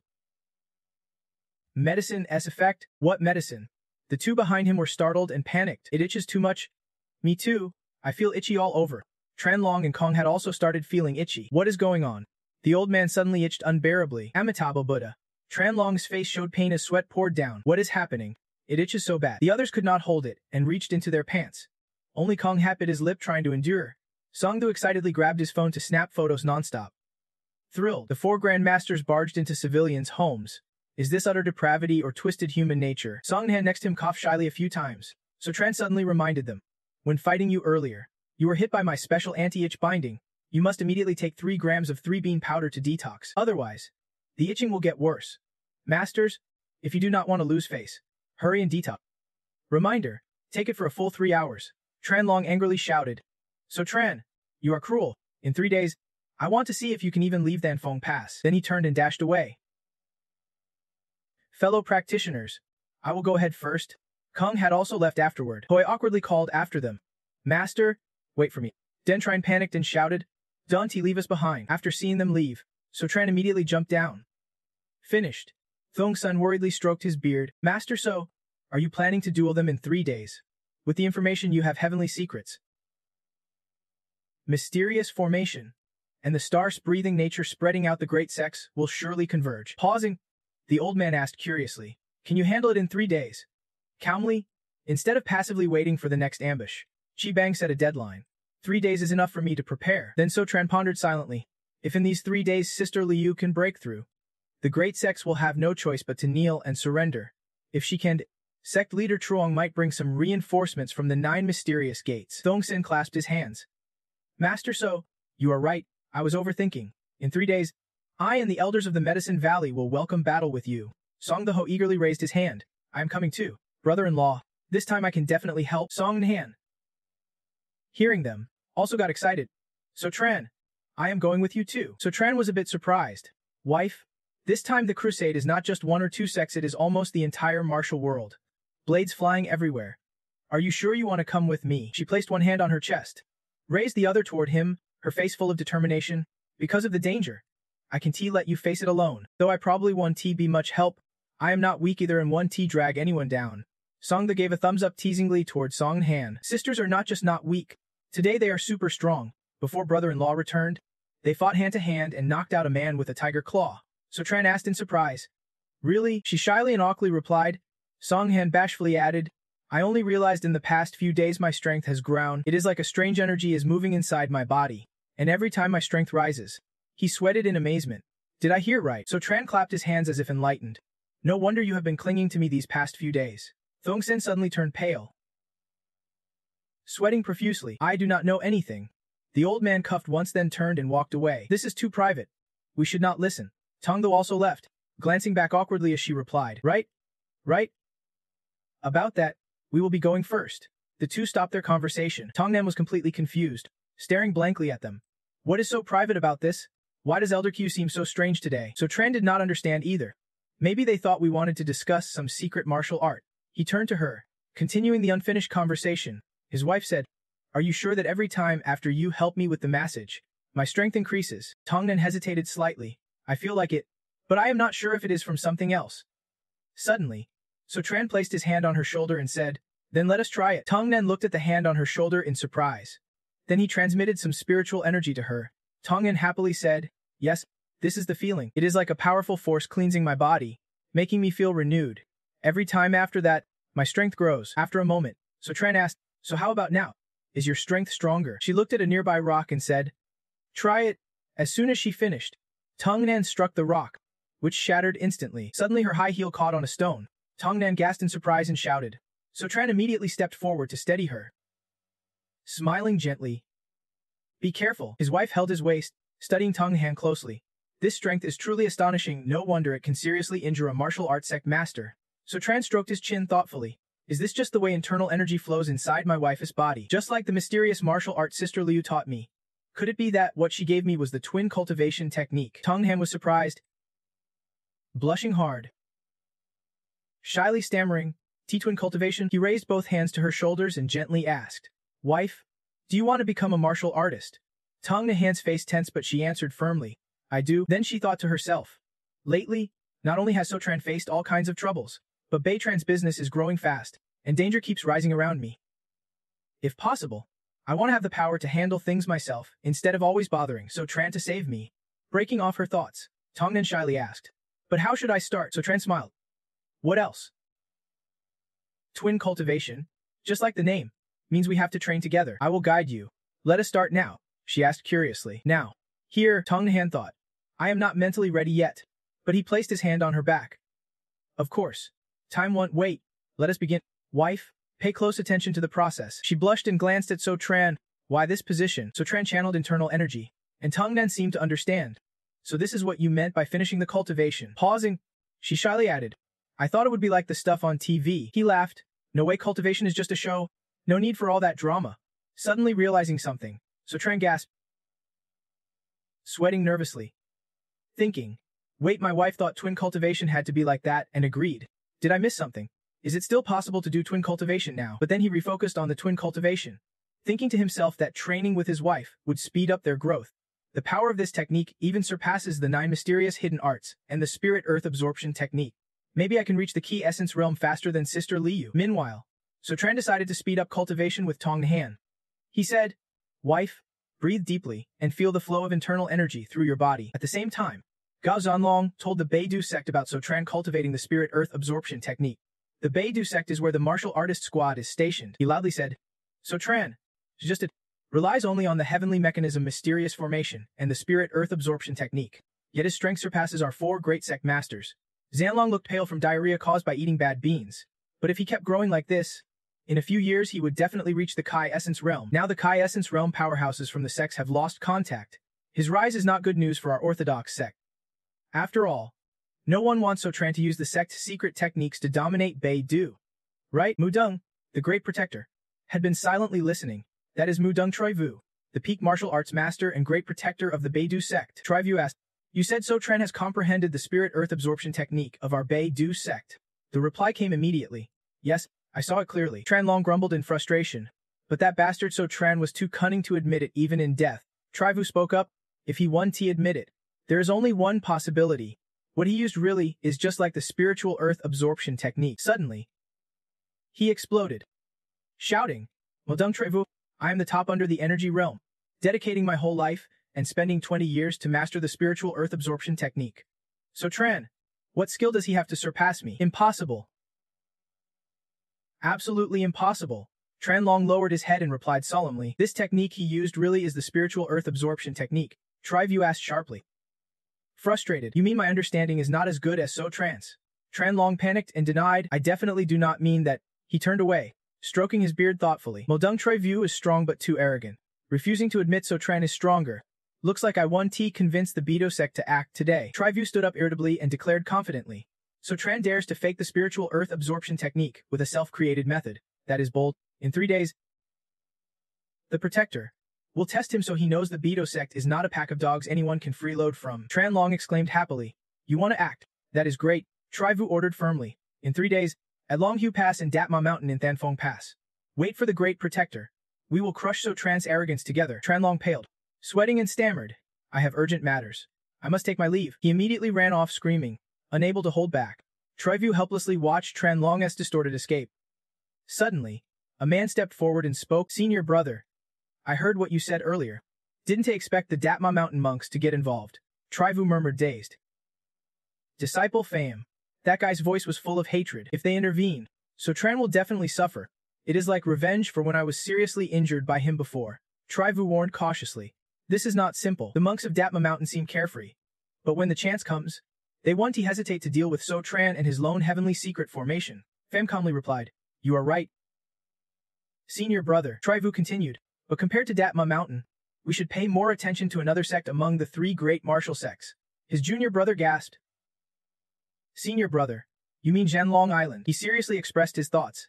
"Yes, since the heavenly secret formation appeared, the martial world is stirred up, but fighters from Zhanlong Island have not shown up. I suspect they want to sit back and reap the benefits or have secretly taken action against Sotran." After speaking, Troivu quickly ordered to mobilize all Beidou sect forces to track down the movements of the Zhanlong Island fighters. With Beidou sect here, no one and no power will monopolize the heavenly secret formation. Fame respectfully bowed and replied, "Yes, sir." Troivu arrogantly looked up and laughed proudly. "I want to see what power can surpass Beidou sect and take Sotran away." At the same time, in front of the Jiyuan sect's mountain gate, a figure could be easily seen from afar. Van Kwok smiled satisfyingly and said loudly, "Finally arrived at Jiyuan sect. Young master, wait for me to lead the reinforcements back. I will travel day and night, and once reinforcements arrive, we can definitely rescue you in danger and then smoothly join Jiyuan sect." He clasped his hands and called out, "By order of the Jiyuan young master, summon the Jiyuan branch sect, all fellow disciples. Come quickly." Van Kwok's desperate calls echoed through the mountains. Birds flapped their wings freely in the sky. Suddenly, he grew thoughtful, resting his chin and murmuring, "Anyone there? When I took the Jiyuan sect trial here before, this spot must be close to the mountain gate. Why is no one answering?" Van Kwok wondered. "Do I have to go in alone?" He hesitated, gazing into the distance. After thinking a while, Van Kwok finally decided to take the initiative to search. As he stepped forward, he stepped on a stone. Unexpectedly, it was a trap. Hundreds of arrows shot out immediately. Van Kwok screamed in panic, "I am done." He worried. "It is so dangerous here." The young master did not mention it. Suddenly, a woman's voice rang out seeing Van Kwok's predicament sect leader Truong. She quickly helped by throwing a talisman. It blocked all the incoming arrows and saved his life. In midair, the woman's feet hovered as she slowly flew over. Vu Piu appeared clearly before Van Kwok with a bright smile on her face. He spoke with curiosity. "You are the girl recalling those happy memories with Suo Tran." Happily introducing yourself to Van Kwok, saying, "I am Mak Vo," Van Kwok exclaimed in surprise. "Mak, I remember now. Didn't I expect you would become this formidable? The Kohuyan sect truly is a place of talent and spiritual power. No wonder it is my sacred ground. Voa seriously reminded him. Sect leader Trong, why did you almost trigger the Kohuyan sect's formation when you came here? He suddenly recalled and said, almost forgot the main matter. I am here on the young master's orders to seek help. Van Quokka's voice was urgent. The martial arts sects have gathered in the city, preparing to attack the young master. We asked the Kohuyan sect to immediately send strong fighters to assist. The girl asked anxiously, what? Is Sutran in danger? Voa firmly proposed, our Kohuyan sect is not one to be bullied. Sect leader Trong, come with me to report to the elders. We will lead people to crush those who dare harm Suo-tran. He did not hesitate to agree. The next day, at the familiar Song family villa, Suzhen stretched contentedly inside. He looked at the spiritual energy in his palm. Satisfied. Thinking, after practicing cultivation all night with my wife, not only has my power increased, but my understanding of the Kohuyan secret techniques has deepened. Continuing like this, entering the key realm is truly promising. Suddenly, Sutran sensed something strange in the house, turned to look, and asked puzzled, Mom, Dad. Sayothu, what are you doing? The three quickly stammered explanations. We are cleaning up. Right? A full house cleaning. Busy brother-in-law. No need to bother with us. Sutran did not press further and turned away saying, all right, I have got something to do. I will head out first. He reminded himself it was about time to go check the formation for Sister Liu. Songdo waved enthusiastically. Brother-in-law, come back early. Taiduong forced a smile and added, go ahead. And Gayatnan giggled. Looks like soon we will be holding a grandchild. Songdo asked curiously, the big battles in 2 days. Yet brother-in-law so relaxed. Is this what it means to be a top fighter? Meanwhile, Sutran stood outside and saw a taxi approaching. He quickly waved. Once seated, he fell silent. Thinking, this is not the way to the Liu family, Sutran warned. Buddy, the road's narrow here. Muktu smirked. Don't rush, Su explained. Pine water still. No path. Luam Ho Min is just a village. Heaven does not block the way. Then suddenly grabbed his collar and clarified. I mean your path's too narrow. Muktu still kept up. At this speed, if you just use a little force, you could kill someone. Sutran, I do not believe you would risk your life joking around. Sutran feigned surprise at the threat, then immediately tightened his grip on Muktu's neck to let him taste real danger. The taxi sped dangerously fast, with a container truck close beside. Suddenly, the taxi swerved sharply to cut in front of the big truck. Muktu panicked, slammed the brakes, desperately trying to hold on to life. He shouted angrily, wildly twisting the steering wheel. Wanna die? Sutran sneered. Sutran stepped out coldly. Warning, if you do not have the power, stop acting tough or you will just look foolish. Muktu gasped for breath, quickly got out and yelled, Sutran, stop, aren't you being besieged by the big sects? If you want to live, obey the Zanlong Island gang. Sutran smirked and thought, the Northern Head sect, Damo Mountain, and Zanlong Island, the three supreme powers of the Orthodox sects, have finally gathered. Muktu stepped forward, seriously persuading him to give up pointless resistance. Right now, only Zanlong Island can help you escape this dead end. Sutran sarcastically replied, the big sects only want to deal with me, steal my heavenly secret formation, not like Zanlong Island, who just feels sorry for me. He frowned, questioning, Sutran, you dare underestimate Zanlong Island? Calmly affirming, I am just saying look at the power behind you. Don't get cocky thinking you are so great. I do not need your help. Muktu choked on his words. You. An old man suddenly approached and spoke. Sutran, it seems you still do not understand your current situation. We are not negotiating with you, but showing you a way to survive. Muktu was surprised. 3 elders. The 3 were respectively the top peak master of the track High Martial Path, leading the Langtam-san sector, and 3 peak martial path masters of the Langtam-Xian sector. Trach Lang, peak level martial arts master, one of the 3 greats of Truk Lang. Trach He continued. In 2 days, over 100 martial arts masters will arrive at Danfeng Pass. Among them, the Beida sect's Maodong Truivu and the Datma Sun Non-Seed Grandmaster are all peak-level martial arts masters. Only powerhouses with Kaifei's can defeat them. He proposed cooperation with the Chain Long Island, assuring, we can guarantee your safety. Sutran frowned, staring at Trach He. Thinking, Chen Long Island has Q-phase powerhouses. Sister Liu once said that Chain Long Island gathered all Q-phase fighters to the sea. As Yantramtu said, they discovered an unnamed island hiding a secret treasure and joined forces with strong fighters from several sects to go there. Now the strong fighters from other sects have gone missing, but Chain Long Island still has Q-phase power. Could the lost Q-phase fighters be connected to them? Trach Lang pointed at himself confidently. No need for Q-phase. Our Chain Long Island has plenty of talent. Just send 2 peak-level masters, and they can handle these 2 easily. So Chan thought to himself, so that is it is not about having Q-phase fighters. They are just arrogant. He spoke up, you talk a good game, But whether you actually have that power is another matter. If you want me to cooperate, you need to show some sincerity. Trachai observed Sotran silently, then asked, Sincerity? What kind of sincerity do you want? Sotran quickly laid down his condition. Unless you drive away Beidao and Datma Sun first, there is nothing to discuss. Trach Lang angrily shouted, You want to bargain with Chain Long Island? What if we help you drive off the enemy and you still refuse to cooperate? Trachai hurriedly stopped him. Junior brother, do not you get it? This brat's playing us. He never intended to cooperate. Trach Lang snapped. What? No way. Looks like we only have 2 choices to offer you. Trachai shouted. You do not need to go to Thanfong Pass anymore. Just come with us.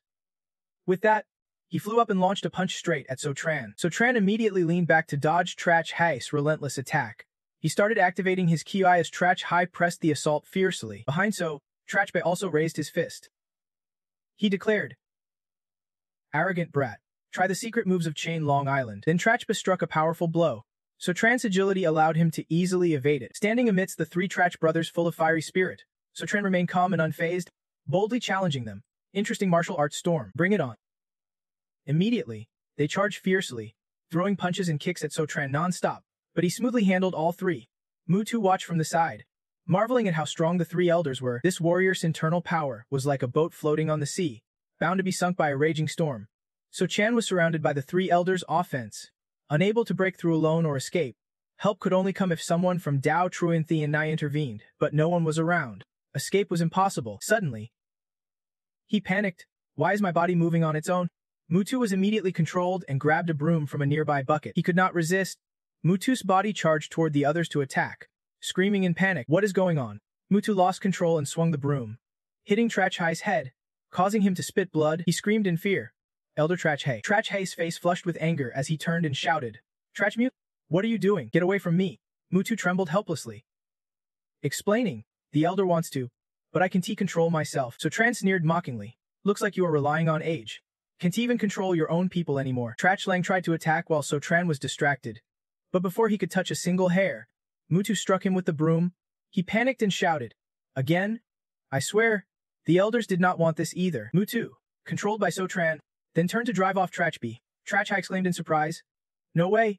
This behavior from Trach Mutu clearly shows manipulation through the secret arts of the Thean Kosek. Kneeling on the ground, trembling, he questioned, It is you. Trach Hai gritted his teeth angrily. That sneaky Bing sect is too devious. Sotran cheerfully said, You call yourselves righteous, but you are far from honorable. When it benefits you, you disown your own. For example, I do not believe you would hold back from attacking this brother here. Trach Hai immediately stood up to retort. Trach Mutu is a disciple of Chain Long Island. This elder would never harm him, Mutu said emotionally from behind. Elder, you are too good to me. His voice became frantic, but I really could not control myself. As soon as he finished, Mutu flew up swinging his broom, startling Trach Hai. This time, Trach Hai was prepared and jumped up to land a kick on him. Mutu lamented in pain, saying he had not meant to hurt me. Then he fell face first to the ground, his butt sticking up in the air. Trach Hai coughed a few times, then calmly spoke. No matter how much you cause trouble, that brat Tron will definitely slip in. Mutu, it is all for the greater good. He then turned to see Tron with cold, sharp eyes. Tron, I want to see what tricks you still have. Tron said excitedly. Me too. Trach Lung Tamteen broke both arms. Let us see how tough he really is. Trach Hai asked confusedly. What do you mean by that? He stared at the scene, thinking, Sister Tren's taking down Trach Bi Trach Lung again? How is that even possible? Suddenly, he jumped up and warned, Don't rush. You will see soon.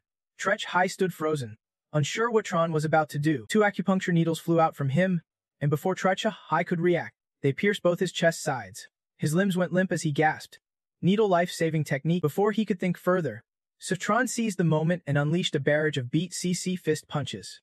Trach Hai staggered in dizziness, secretly admiring the terrifying power. This was no mere brute force from Mang Thin Fexi Ian. Helpless, he thought, but now it is too late. One more punch, and I am done for.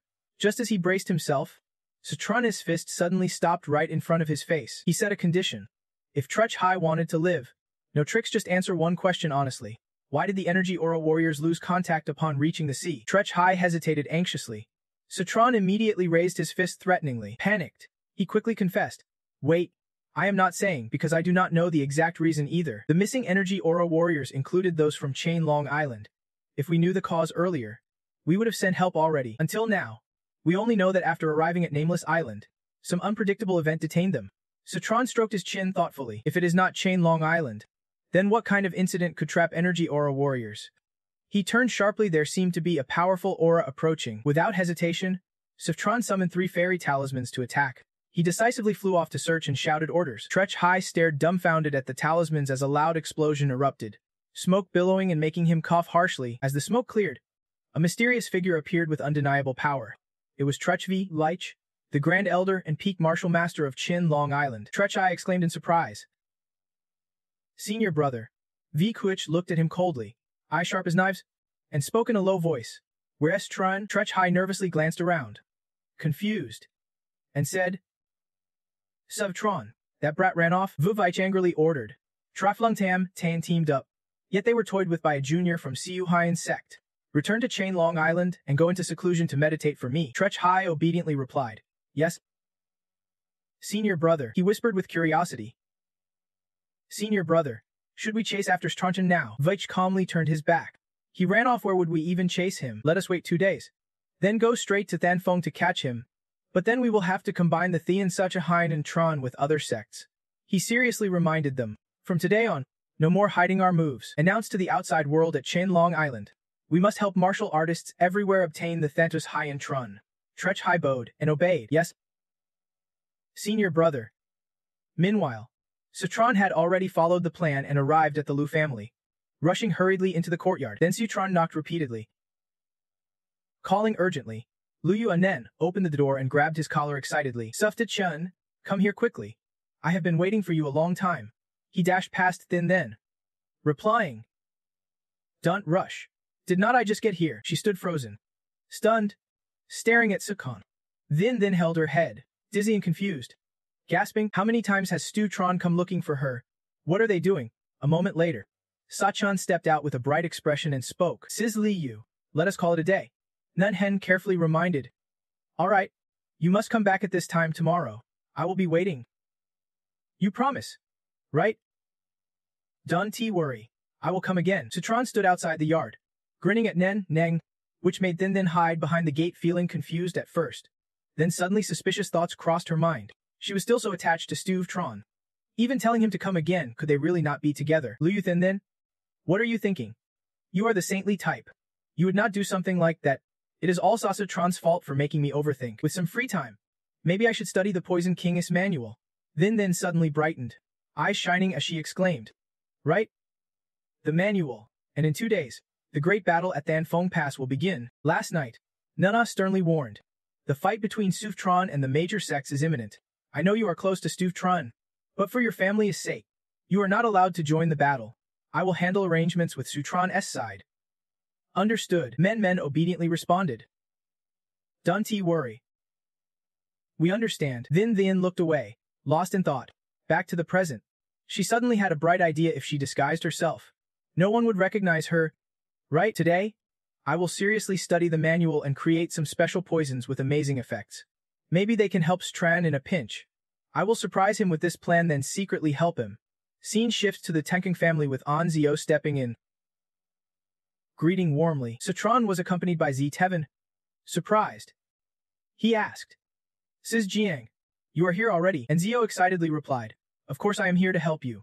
At the Thanfeng Pass duel tonight, the 9 scout teams will gather at the foot of the mountain, ready to ascend anytime. A Tun winked and added, We already got approval from our superiors. The Special Operations Bureau stands firmly behind you. Warn them quickly. Standing with me means opposing the entire martial world. Citron clasped his hands, moved, and said, Everyone. Thank you. Once this is settled, I will invite you all for tea. Meanwhile, from the Siu Haiyan sect, Ven Kuv led Wu flying away. He carefully gave directions about 2 days to reach Thean Thun. Ven Kuxi's face burned with determination as he thought. Young master, wait for us at Thanfeng Pass. Finally, as the decisive day approached, Lu Van stood dazed outside. Sighing, he was the top disciple of Trenjung Ven Kuf. Lu Van sighed bitterly. Master is not here. Thanfeng Pass is being trampled by other sects like this. Master, when will you return to oversee justice for your disciples? A voice suddenly called from behind him. The sect leader seemed troubled. Lu Van turned in surprise, seeing it was Sif Tran, and greeted him respectfully. Lords. Lu Vin thought to himself, The one master respects most is Lords. He bowed politely. Disciple Leuven pays respects. Lords, Citron quickly said. No need for formalities. Sect leader, ooh, what is troubling you? Does my arranging the duel here cause inconvenience to the sect? Leuven hurriedly denied. Before master left, he instructed that everyone in Thanfeng Pass obey Lord SSS orders. Leuven lowered his head, sadly confiding that last night, the northern sect suddenly demanded. Today, all sects want to conduct martial guidance in the main hall of the sect and strictly forbid Thanfeng Pass disciples from watching. Isn't he that just trampling on Thanfeng Pass dignity? Unfortunately, my words carry no weight. I could not stop them. It is truly humiliating. Citron cheered him up. Sect leader, do not worry. I will handle it. Today, the righteous martial world 1T dare disrespect Thanfeng Pass as honor and will obey your orders.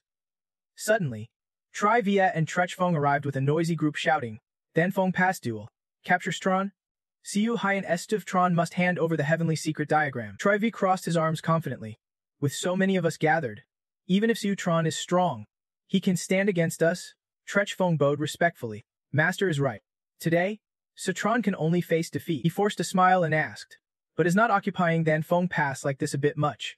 Looks like sect leader Lju Ven has something to say. Trivia arrogantly replied, even if you are unhappy, hold it in. We northern sect do things our way. Do we have to consider Thanfeng Pass' feelings? Lu Ven set up a table and chairs outside and sat down. A sign hung there stating an entrance fee of 5,000 each. Trivia muttered confused, what is this Daoist up to? He cheerfully explained, these are the rules set by the contest office. Today, if you want to enter Thanfeng Gate, you must buy a ticket in advance. Otherwise, we can only apologize on behalf of Thanfeng Gate. The group grumbled and whispered among themselves. We came to arrest Stron and still have to pay 5,000 each. This sucks. Our sect has a few dozen people coming. One trip and we are broke. What game is Sif Tronken playing? Trivai frowned, demanding an answer. The tickets are fake. The real Thanfeng Gate is the team standing with S. Tron. Right? He stepped boldly into the sedan chair. Daring them, this small Thanfeng Gate? Ms. Duntrevi, I come and go as I please. If you have the guts, stop me. Before taking more than a few steps, a force suddenly surrounded him. Looks like he just walked into Sif Tron Jiang S trap. Trivi was confused and wondered, what is going on?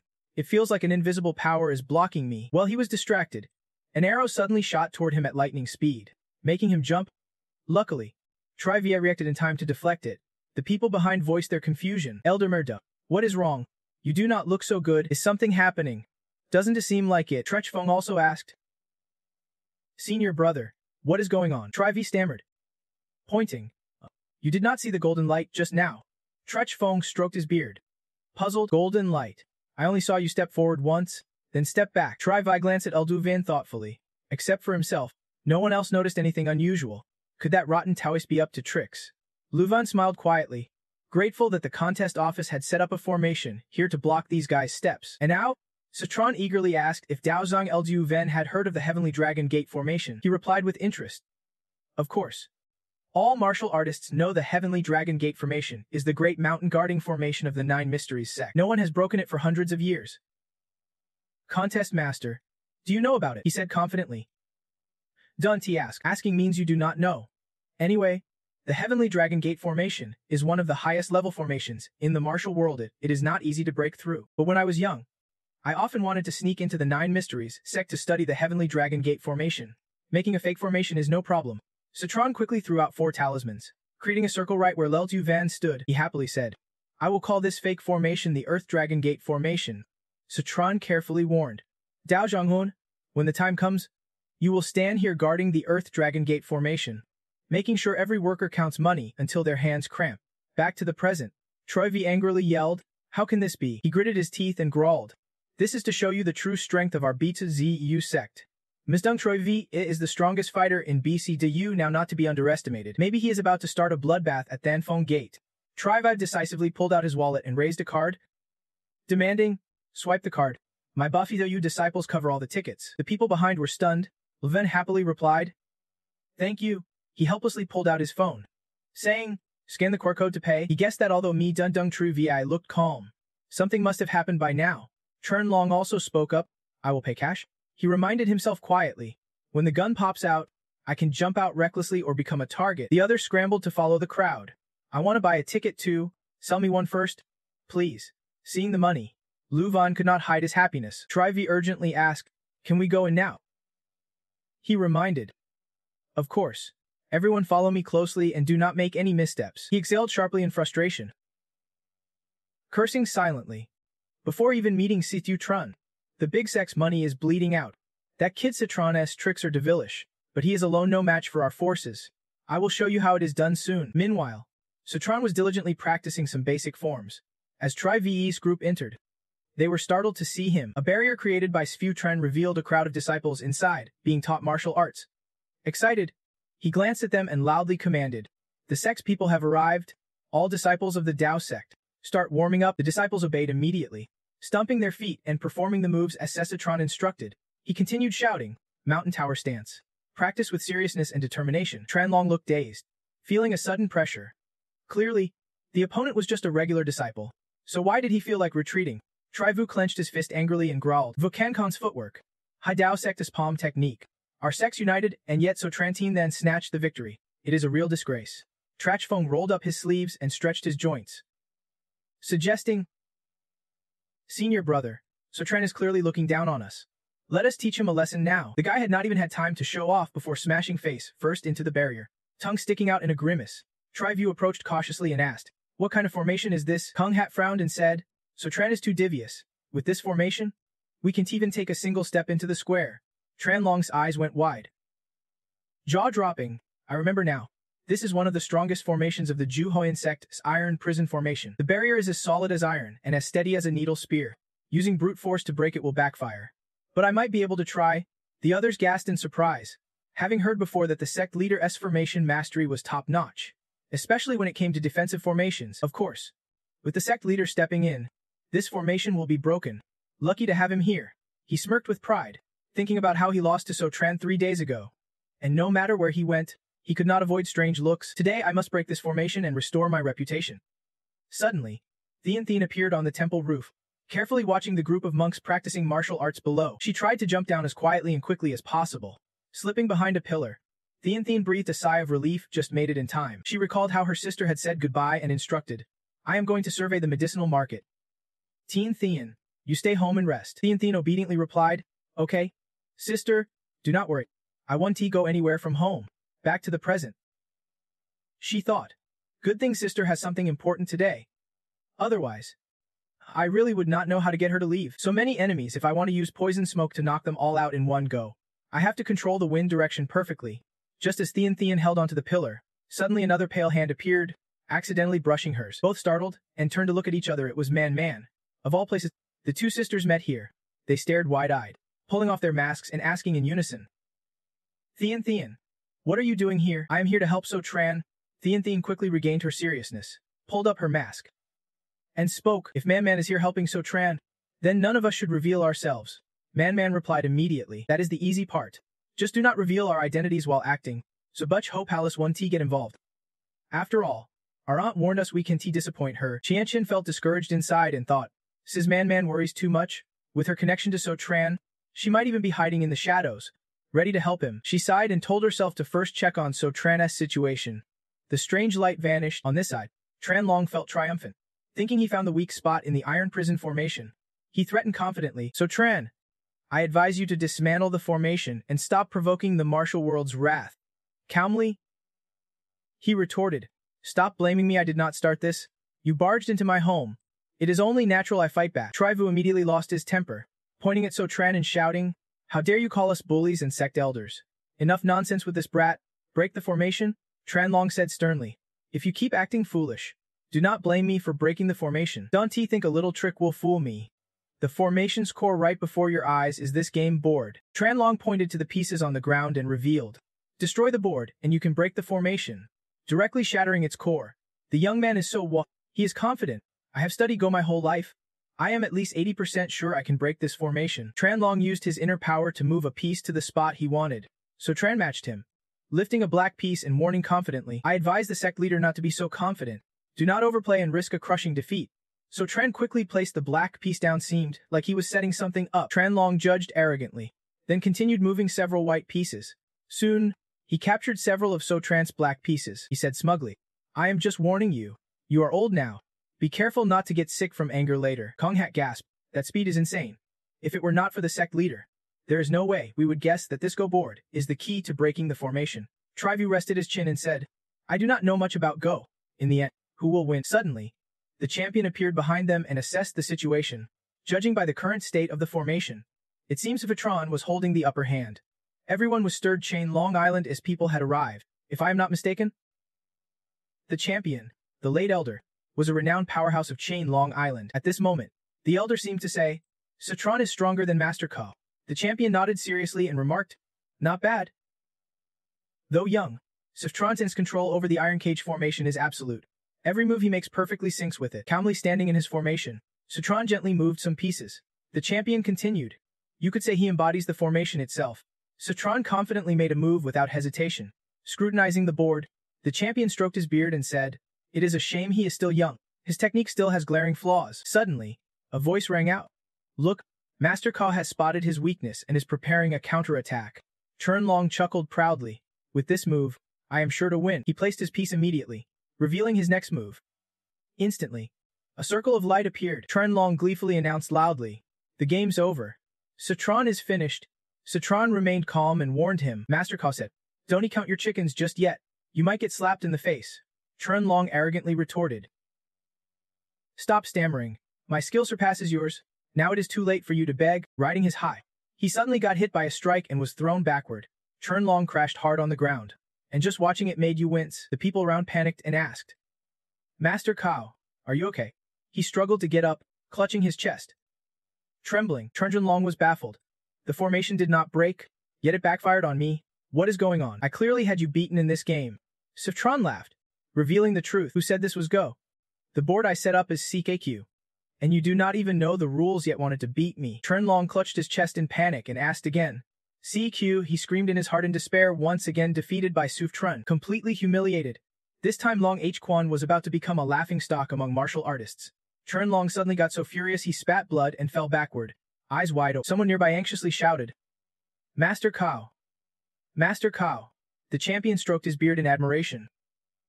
Citron, you deliberately set a tricky formation to bait Master Ka, truly a cunning scheme. But your little tricks won T-win against absolute power. The elder began to gather energy. The champion sprang forward, launching an attack to show off to Citron.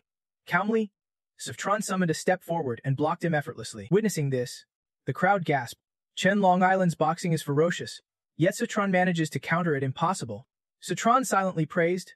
No wonder they are from Chain Long Island's secret sect.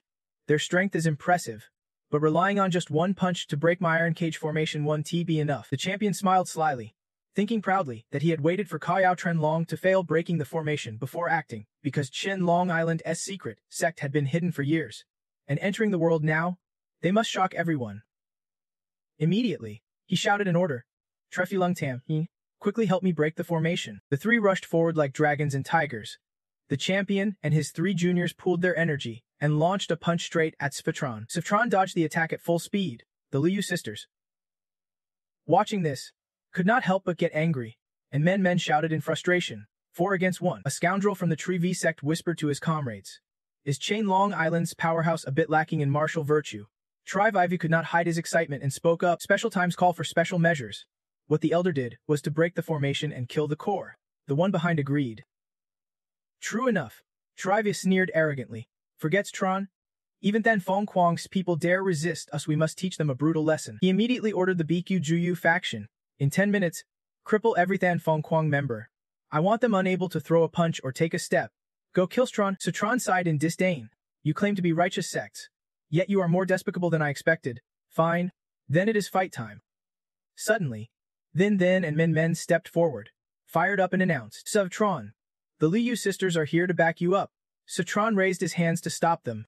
You guys stay behind me. If my masters find out I am so useless I need girls to protect me, they might just kick me out of the sect. You expressed your feelings, but the loyalty of the Steftron clan is already noted. Not everyone has the courage to help in times of danger. Then blushed with embarrassment and quickly denied it. What loyalty? Who is loyal to you? Damn it! Men shyly lowered her head. The Tri-V group charged forward together, determined to take down Citron. They shouted, Kill Citron. Suddenly, hundreds of talismans descended from the sky, stopping them in their tracks. A voice rang out. Who dares touch the young master of Siu Haiyan? The talismans emitted powerful electric currents. They struck their bodies, sending jolts that made them scream in agony as the 5 Thunder Talisman took effect. Sachan looked up at the sky, smiling with satisfaction and relief before speaking. Here they come, my reinforcements Vinkuk and Vu Ju, along with 2 others, have finally arrived after a long journey. He stood calmly in place. Lo Chen and Bean Sin stepped forward proactively. Lo Chen respectfully clasped his hands and introduced himself to Su Tron. Disciple Lu Chen Filin, elder of Siu Han Mun Martial Arts, Grandmastery, Feng, and this is Bean Sin, also an elder and Grandmaster Ziena Feng of Siu Hai Men. Everyone behind them lined up neatly, bowing together in salute to the young master. Viu Dech? Standing outside, could not help but wonder, had not Siu Han Men been sealed off? Trovi replied.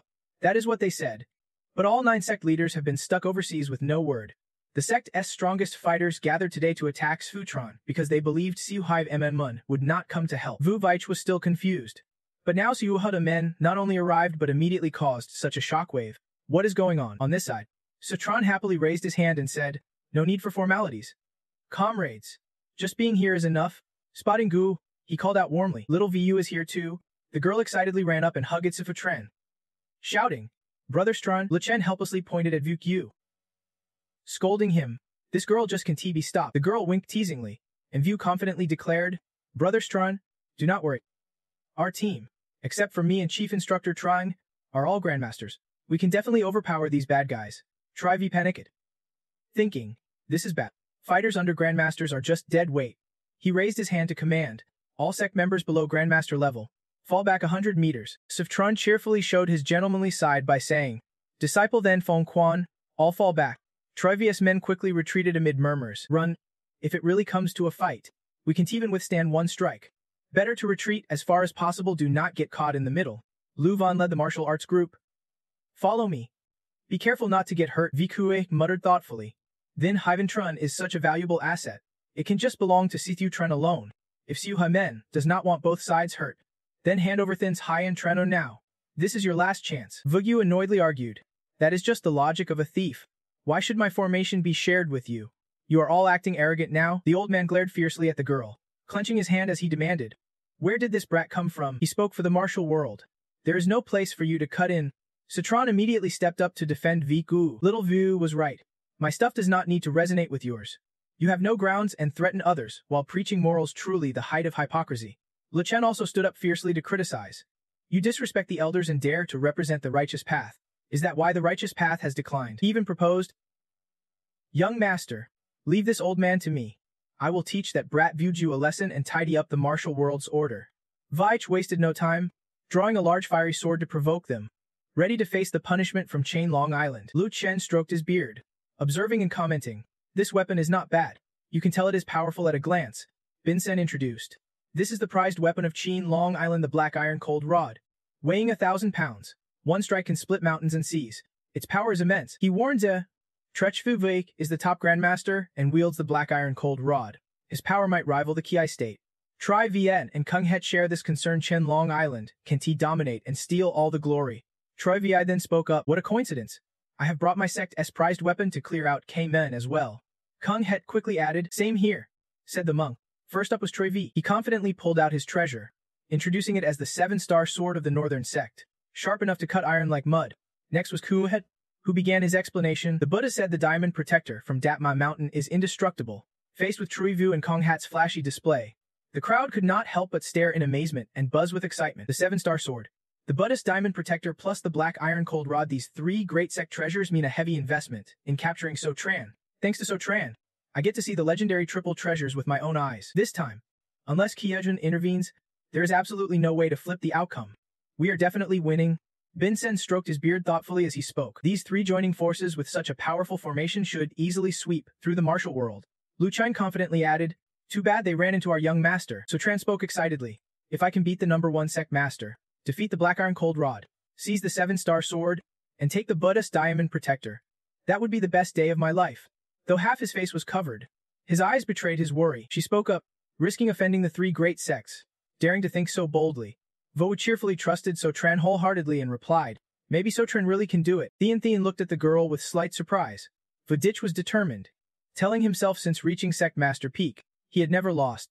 Facing Ki Teek Chin, he absolutely could not fail. Brimming with confidence, He challenged So Tran to either die or fight alongside him. Lu Chen immediately tensed, stamping his foot. "Makin, just relying on you. You are not even worthy of our young master's attention. He wants me to test you out." With that, Lu Chen charged aggressively. Vodich forced all his strength to swing his sword up. Growling, "Come on over. I will use your life to intimidate the entire Kuhuyan sect." Though old, he was still very strong. Vodich hefted his heavy sword and leaped. Shouting, "Face death!" Vo cheered passionately, urging Lu Chen on. "Master Lu, go for it." Van Kwok was worried and thoughtful. The Kohuan sect of strong fighters were like clouds. Nobody knew how much power this elder Lu could unleash. Vodich gave it his all, decisively swinging his sword straight at Lu Chen. The sword's power was not to be underestimated. Lu Chen took the hit and fell back, slamming onto the ground. The onlookers once again enjoyed lively discussion. The Kuhuan sect elder was not worth such a blow. Looks like they are not as strong as expected. The three great sects are still stronger.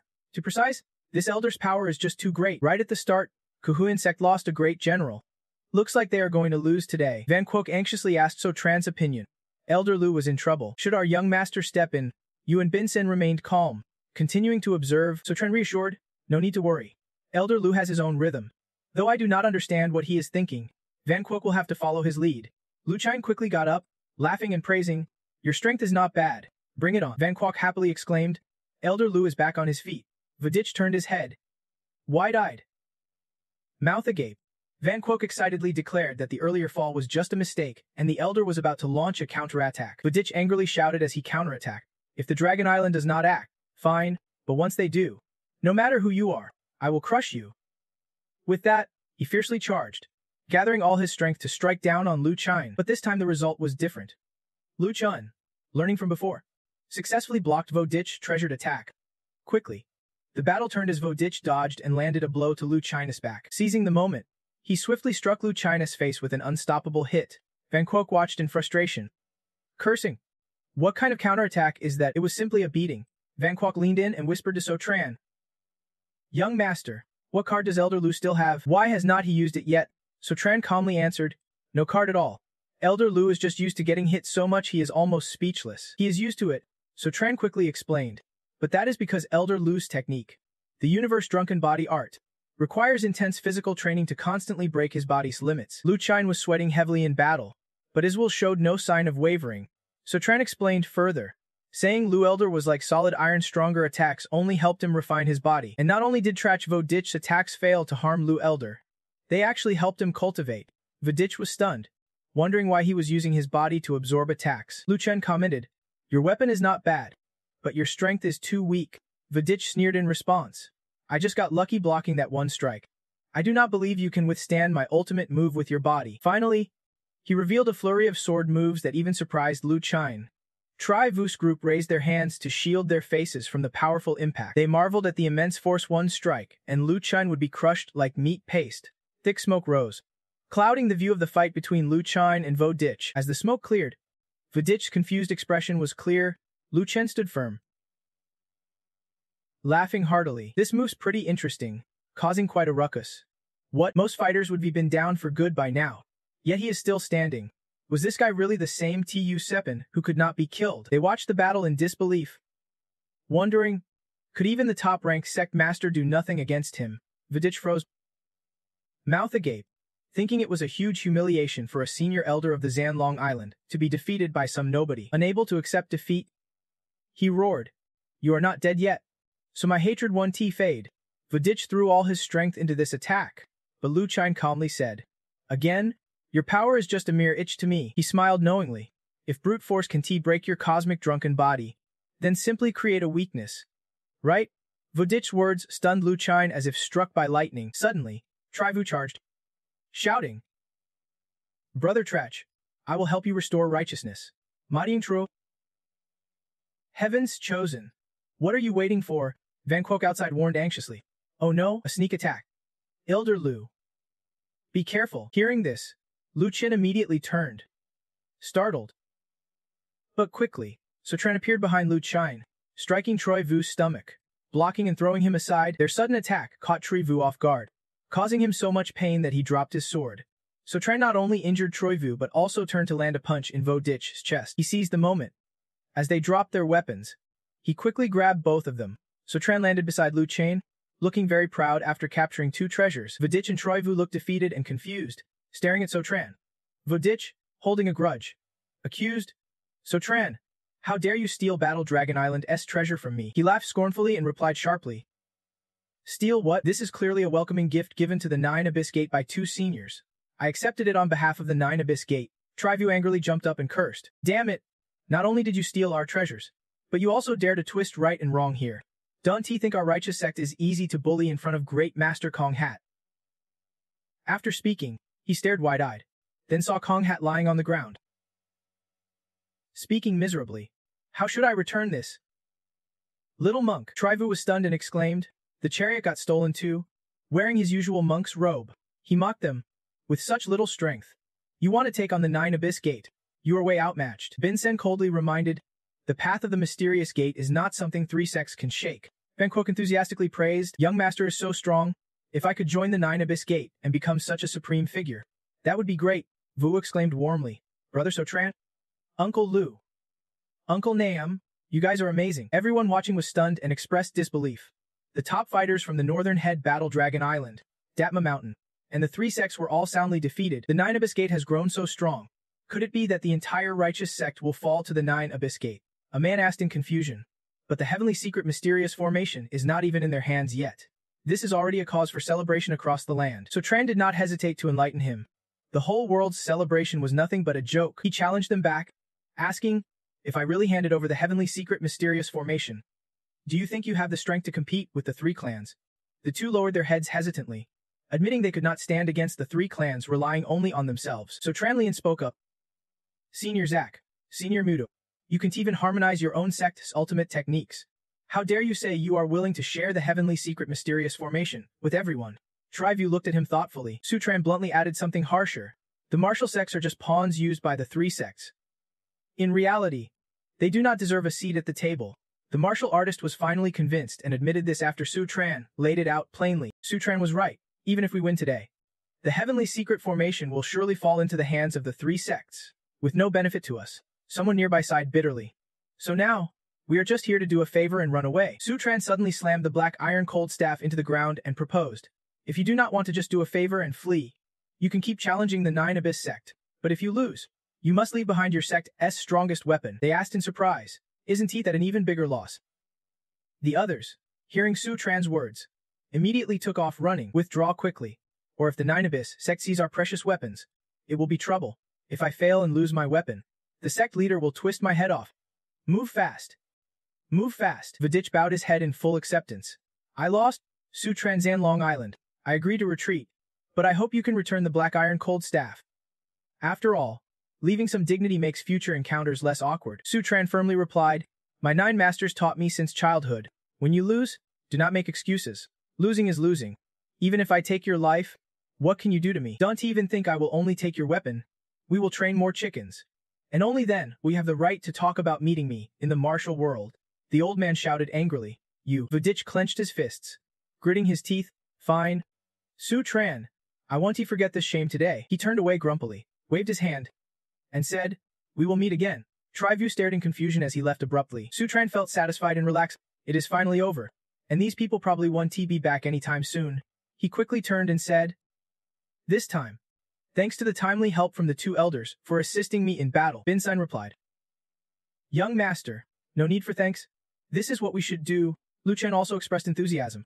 Besides, I enjoyed the fight this time coming out of the mountain. He happily raised his sword and expressed his gratitude. No matter what, thanks are due to both of you. Just then, they recovered 3 treasures from the 3 sects' hands. The Buddha's protection was given to Elder Nhan, the black iron mysterious staff to Elder Lu. Binsen could not hide his joy and spoke up, thank you. Young master. Luchan was equally happy and exclaimed, looking at these weapons, young master really knows what this old lady likes. Sutran suddenly said, as for the 7-star sword, little Vol. Receive it. The girl blinked in surprise and stammered, Brother Sutran, you sincerely advised me, but I practice talisman arts, so close combat can be risky. Take this sword. Later, I will teach you a set of sword techniques. I believe that soon. 9 Abyss sect will have a famous swordsman named Vowu in the martial world. Vowu received the treasure with great care and assurance.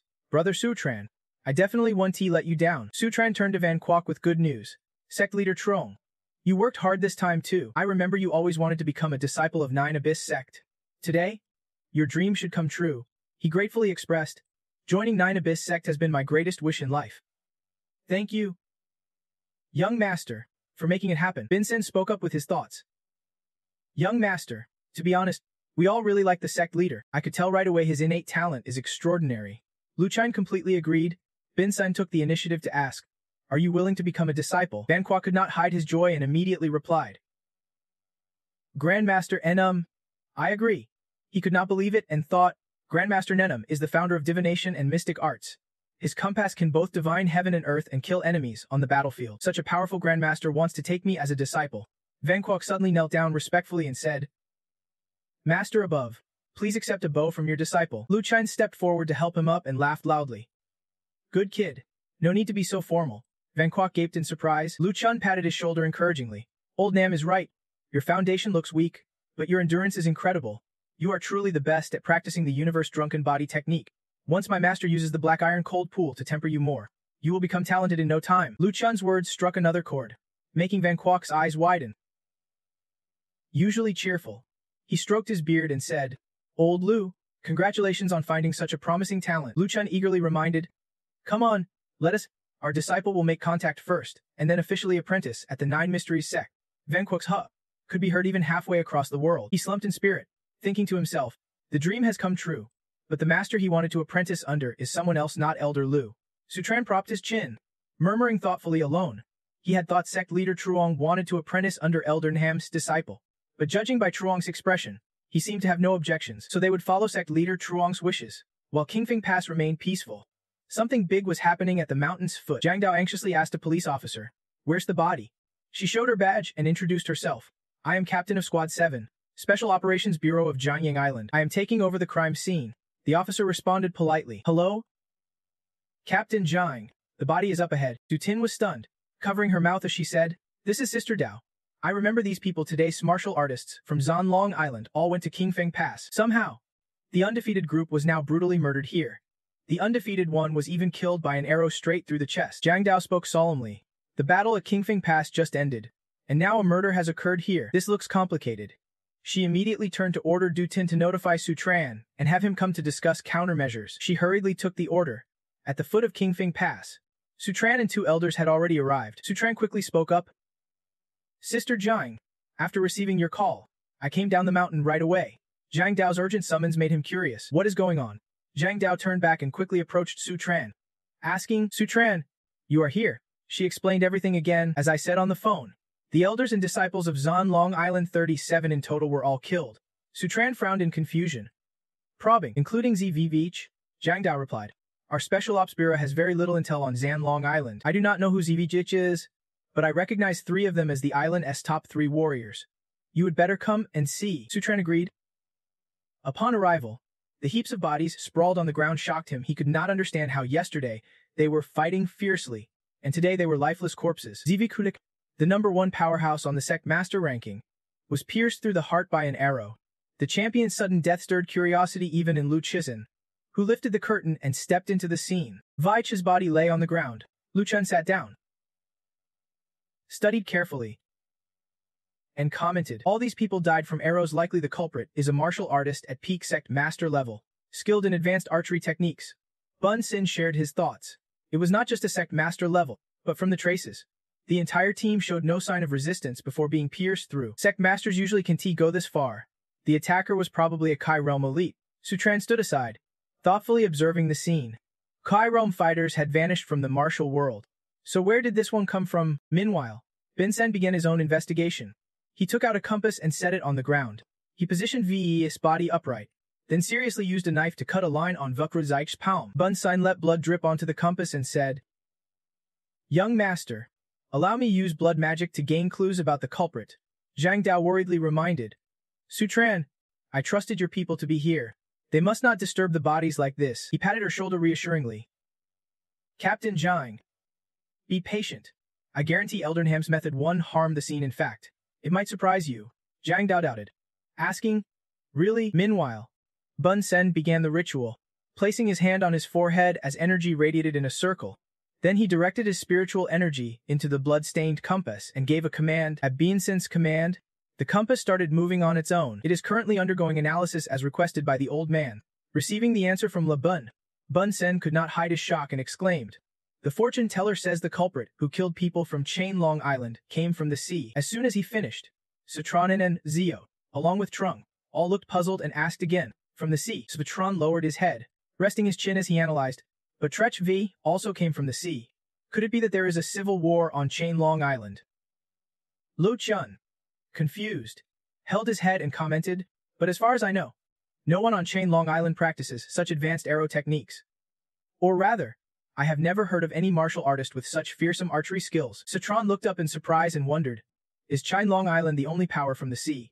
Luchun then slowly explained, "If so, that can be right. Because of the complex geography, the maritime region has many forces, whose combined strength is even greater than the sects on the continent.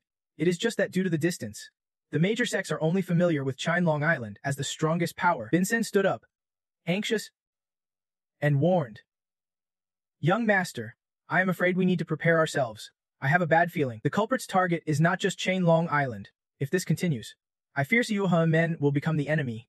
Citron quickly fell into deep thought. Elder Num has spent his life studying divination. His premonitions are even more reliable than a woman's sixth sense. Regardless of the culprit's faction, this act points all fingers at Siu Hai Men. Without a thorough investigation soon, Siu Hai Men absolutely cannot stay out of this. After thinking for a moment, he proposed, "Sister Jiang, this case involves conflicts among martial artists. The Special Operations Bureau might not want to get involved. Can I investigate it? As the young master of Siu Hain, it is a bit easier for me to act." And Zio replied with satisfaction, "That is much better. Before you arrived, I asked directors, and he agreed." Citron immediately demanded, "Then I am officially in charge of this case. Sister Jiang, mobilize all of Team 7 and search for documents on these 37 victims first." Without hesitation, she agreed. Suddenly, Citron's expression changed oddly. He shifted his attention to the distance, and now curiously asked, "What is it?"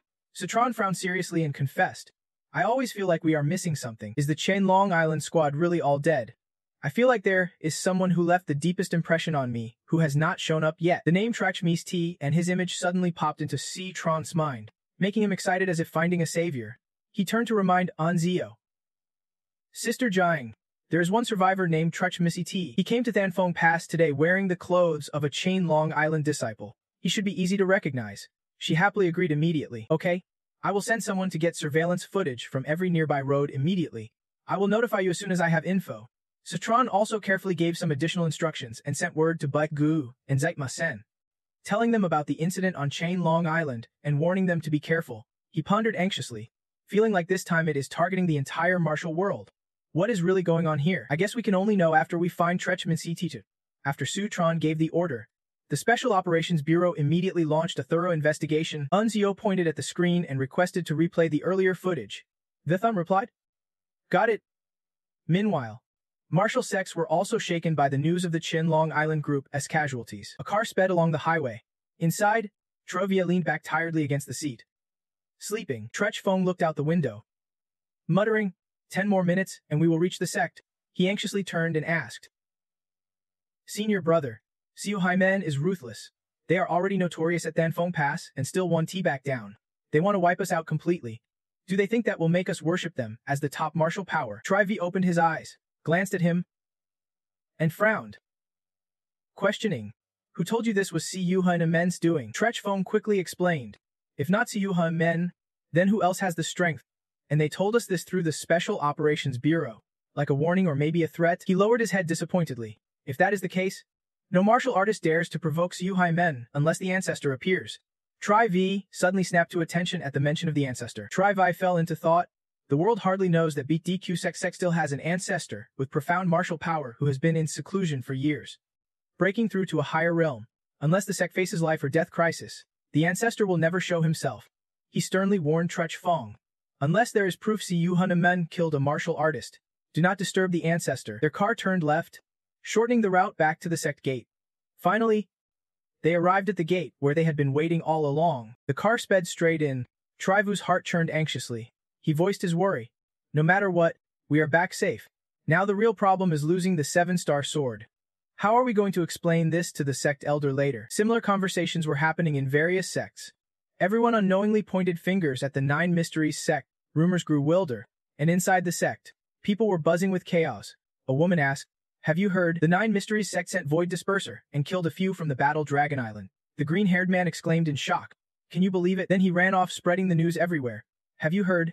The Nine Mysteries sect wiped out the Battle Dragon Island, and now aims to destroy the whole righteous path. They are really showing off?" A man resting his chin asked, "Is the Nine Profound sect's appetite really that big?" This man went elsewhere, spreading rumors again. "Did you hear?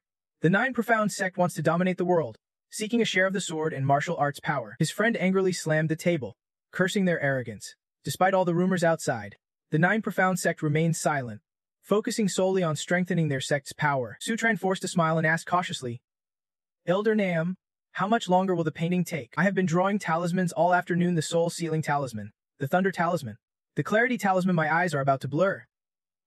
He explained. Then he persuaded, 2 more hours should do it. With the young master's intelligence, the talisman arts will improve, making it easy to defeat even a peak sect master. Lu Cheng suddenly burst through the door. "Urgent? How much longer?" "Young master, are you still going to delay?" Binsen calmly replied, "With 10 hours of daily training, you can achieve an indestructible diamond domain. But for now, the talisman comes first, a talisman to stabilize heaven and earth, not just talk." Sutran could only sigh, silently lamenting, "If I would known earlier, I would have asked the 2 elders to return with Xiao Wu to the mountain sect. Now every day is either coordinating with Sister Jiang on case progress or training under the elders' watch. Forget probing the mystical heavenly mechanism array." Suddenly, he widened his eyes as a thought struck him. "That is right, the heavenly mechanism array." A strange light suddenly glowed. Surprising Binsen. Lu Cheng looked puzzled and asked, "Young master, is that Suotran standing inside a formation inviting us?" "These past days, the 2 elders have been pushing me to train, but I can be the only one improving. The elders can use the heavenly mechanism array freely." After he finished speaking, Binsen's astonishment was clear. He exclaimed, "The heavenly mechanism array." Sutran closed his eyes and relaxed his body. Lu Cheng excitedly said, "I have heard this formation is incredibly mysterious." "Elder Lu, let me try too." Binsen quickly added, "I want to enter the formation for training." "Young master, you go first tonight." After saying that, the 2 quickly sat down inside the formation. Sutran happily ran out thinking, "The plan worked finally. Some time to visit my wife." After a while, Sutran finally reached Song Nan's bedroom. He gently opened the door. Inside, Song Nan was dizzy and confused, holding a paper and sighing. "Which one should I choose?" Though unsatisfied with these 2 addresses, they were the best options available in B Chen. Sutran politely knocked a few times and asked, "Wife, why are you still awake this late? What is on your mind?" She was startled and hurriedly covered herself, exclaiming, "Sutran!" Song Nan panicked inside, wondering if this outfit was too revealing. Worried he had seen her, she tried to stay calm but her face was already flushed. Song Nan gently said, "Come in." She thought about it. Now we are married. Maybe there is nothing off limits. Sutran slowly approached, patted his wife on the shoulder, and asked with concern, "Wife, what were you worrying about just now?" Song Nan handed him the paper and explained, "Uncle Tran's business has been booming. I want to open a branch in the capital. The plan is ready, but I am stuck choosing a location. It was tough to narrow it down to these 2, either too expensive or not good enough. You came just in time to help me pick the better spot." Sutran took it and examined it, then bluntly said, "I think neither of these places look good." Without hesitation, Sutran tossed both contracts aside. He pulled out a folder and said, "But I have a suitable piece of land." Song Nan asked in surprise, "What?" She opened it and could not hide her delight. "This is the best area in the whole capital.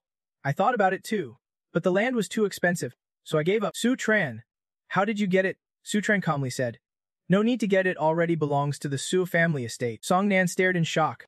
"What?" He suddenly knelt, grabbed her shoulders, and said, "Wife, I have already arranged the decorations. Soon Bei Chen can enter the capital. When Bei Chen enters, will you come with me to meet my parents?" Song Nan was stunned and spoke up. Sutran, she silently thought, actually letting Bei Chen into the capital was also to leave a good impression when meeting her in-laws. She never expected Sutran had already arranged everything perfectly. He had gone this far for her. "I could never say no, nor did I want to." Then Tong Han agreed, suddenly leapt up, hugged Sutran's neck, and gave him a sweet kiss. In the quiet dead of night, outside the Tong mansion, a car slowly pulled in. The person stepping out was En Dao, most likely here to find Sutran. En Dao's expression was serious. Hearing the noise, Tong the quickly stepped out and waved to Captain Jiang. He asked curiously, "It is so late. Is there something wrong?" "It is already 2. En Dao did not hesitate to explain. The Special Investigation Unit finally got a lead on the informant they were tracking. I came to pick up Sutran to go catch him. I already called him before coming, 10 minutes earlier. She would call Sutran to report the situation. We found a lead on track Muk 2. I am heading to the Tong mansion now. Clean up a bit and come with me. His voice hesitated on the other end, back to the present, and Dao rested her chin on her hand. Thinking he did not seem too ready at that moment, Sutran stood inside and said, Captain Jiang, sorry to keep you waiting, I am done cleaning, and Dao suggested. Then let us go right away. Sutran coughed a few times to hide his embarrassment. Okay, let us head out. On him were clear lipstick marks left by Tong Han. She stood shyly behind him, cheeks flushed, and Dao immediately noticed something was off. Blushing. She thought, could it be that Sutran was just caught up in some messy couple drama? The car door slammed shut behind Dao, sitting in the car with a grimace. She insisted, Sutran, finish tidying up before you get in. Sutran blinked wide-eyed and said firmly, I do not have anything to clean. Tongnan silently stood beside him, her face red like a tomato. Understanding, she wiped the lipstick off Sutran and scolded. Idiot, Captain Jiang said that. Sutran sighed quietly. Too bad. I almost went with my wife just now. He put that aside and cheerfully told Tong Han. Honey, go home early. I will come back as soon as the mission's done. She bowed her head shyly and whispered. Just today. Be careful, Sutran happily exclaimed. Okay, then quickly opened the car door and even turned back to say goodbye. Honey. Off. Tong Han waved and reminded. Come back early. Tong Thu and her sister stood silently at the mansion, watching the car carrying Sutran drive away. Inside the car, and Dao was still blushing. Grumbling. Kid, why did not you tell me you were busy? If I would known, I would have gone to catch Trach Muk 2 myself. Sutran scratched his neck awkwardly, forced a smile, and replied. Important mission, suddenly remembering something. He asked, by the way. Captain Jiang, where did Trach Muk 2 run off to? And Dao opened her laptop and reported a location east of Thianthan. Batch they camp. She played a camera clip and explained. Look, this is footage from the ticket booth camera at Batch the camp this afternoon. This person deliberately avoided crowds and other cameras, clearly running up the mountain, though disguised. He could not hide from my eyes. I am 100% sure this is Trach Muk 2. Sutran gave Dao a thumbs up in admiration. No wonder it is you. Captain Jiang, you really found Trach Muk 2's trail like a treasure hunter. Sitting in the car, Sutran touched his chin and shared the next plan. Next, we just need to catch Trach Muk 2. I believe many of our problems will be solved. And Dao typed on her laptop. Nodding hopefully, the car sped forward through the late night. After a few dozen minutes, the wheels suddenly stopped. Du Tin sat behind the wheel. She turned to Sutran and announced, Captain, we have arrived at Batch Thai camp. The car door quickly opened. He stepped outside, facing a vast space. Sutran quickly wondered, so this is where Trach Muk 2 is hiding? And Dao beside him replied, yes, looking at a long row of stairs stretching to the mountaintop. She introduced to Sutran, these stone steps at Batch Thai camp number 9999. Known as the top stair of southern heaven. The terrain here is complicated. Finding someone hiding on purpose won't be easy. Tonight's workload will be intense. And Dao smiled brightly, crossing her arms as she explained further. The good news is, our luck is not bad. It is not raining today. Trach Muk 2 likely left traces while running. Sutran. Wait here. Our team is still contacting the Batch Thai camp manager for backup. Sutran hurried forward and waved her off. No need. Too many people might spook Trach Muk 2. Better to climb the mountain alone. The plan Sutran proposed surprised Ando a bit. He wanted to go alone. Quickly, she placed her hand on his chest and assured him, I am coming with you. When it comes to reconnaissance, I have been trained by special forces. I am more professional than you and might be able to help. Seeing Andao's enthusiasm, Sutran smiled softly and nodded in agreement. Then, I will have to count on you when we get up the mountain. Sister Jiang, trusted by him, hurriedly followed and declared firmly, let me handle this. Just a few steps up, and Dao looked down at the car and reminded Du Tin. Tun Nai, stay in the car and keep in touch with us. She sat inside the driver's cabin and quickly raised her hand to signal Ando. Got it. Near the mountain peak above, Muk 2 was huddled. Sitting there, it is so cold. He hugged something tightly, his eyes sunken and lifeless. But luckily, I am still alive. As long as I have this, once the danger passes, I will rebuild the chain Long Island for sure. A shimmering snail shell glowed in Muk 2's firm grip. Below the stairs, the two were running as fast as they could. 4:0 While running, Sutran glanced back at Dao and asked about the time. Sister Jiang, how much longer to climb? She ran behind and quickly reassured him. Before you came, I checked the map. We are probably near the summit. After a while, they finally reached the mountain peak. Here, Sutran and Dao surveyed the area. She noticed something wrong from the foot to the summit along this path. There was no trace left by Trachmuk 2. But clearly, he should be hiding on the mountain, refusing to give up easily. And Dao looked around while he remained silent. She turned to So Tran and suggested they search once more. Trachmuk 2 can just vanish. I will follow this path and look one more time. Before she could step forward, So Tran reached out and gripped her shoulder. Frowning, hey Sister Jiang, do not. We have arrived anyway. Let us watch the sunrise first. Then go, hearing his words. And Dao was surprised. The sunrise. So Tran, are you serious? Pushing her gently. So Tran laughed and nodded firmly. Of course. Let us watch it together. Maybe Trachmuk 2 wants to see the sunrise too. And Dao, sweating profusely, hurried to explain. How could that be? Trachmuk 2 is running away. Not on vacation. The sky was starting to brighten, so Tran lightly touched his lips, signaling her, hush. Sister Jiang, look on the mountain peak.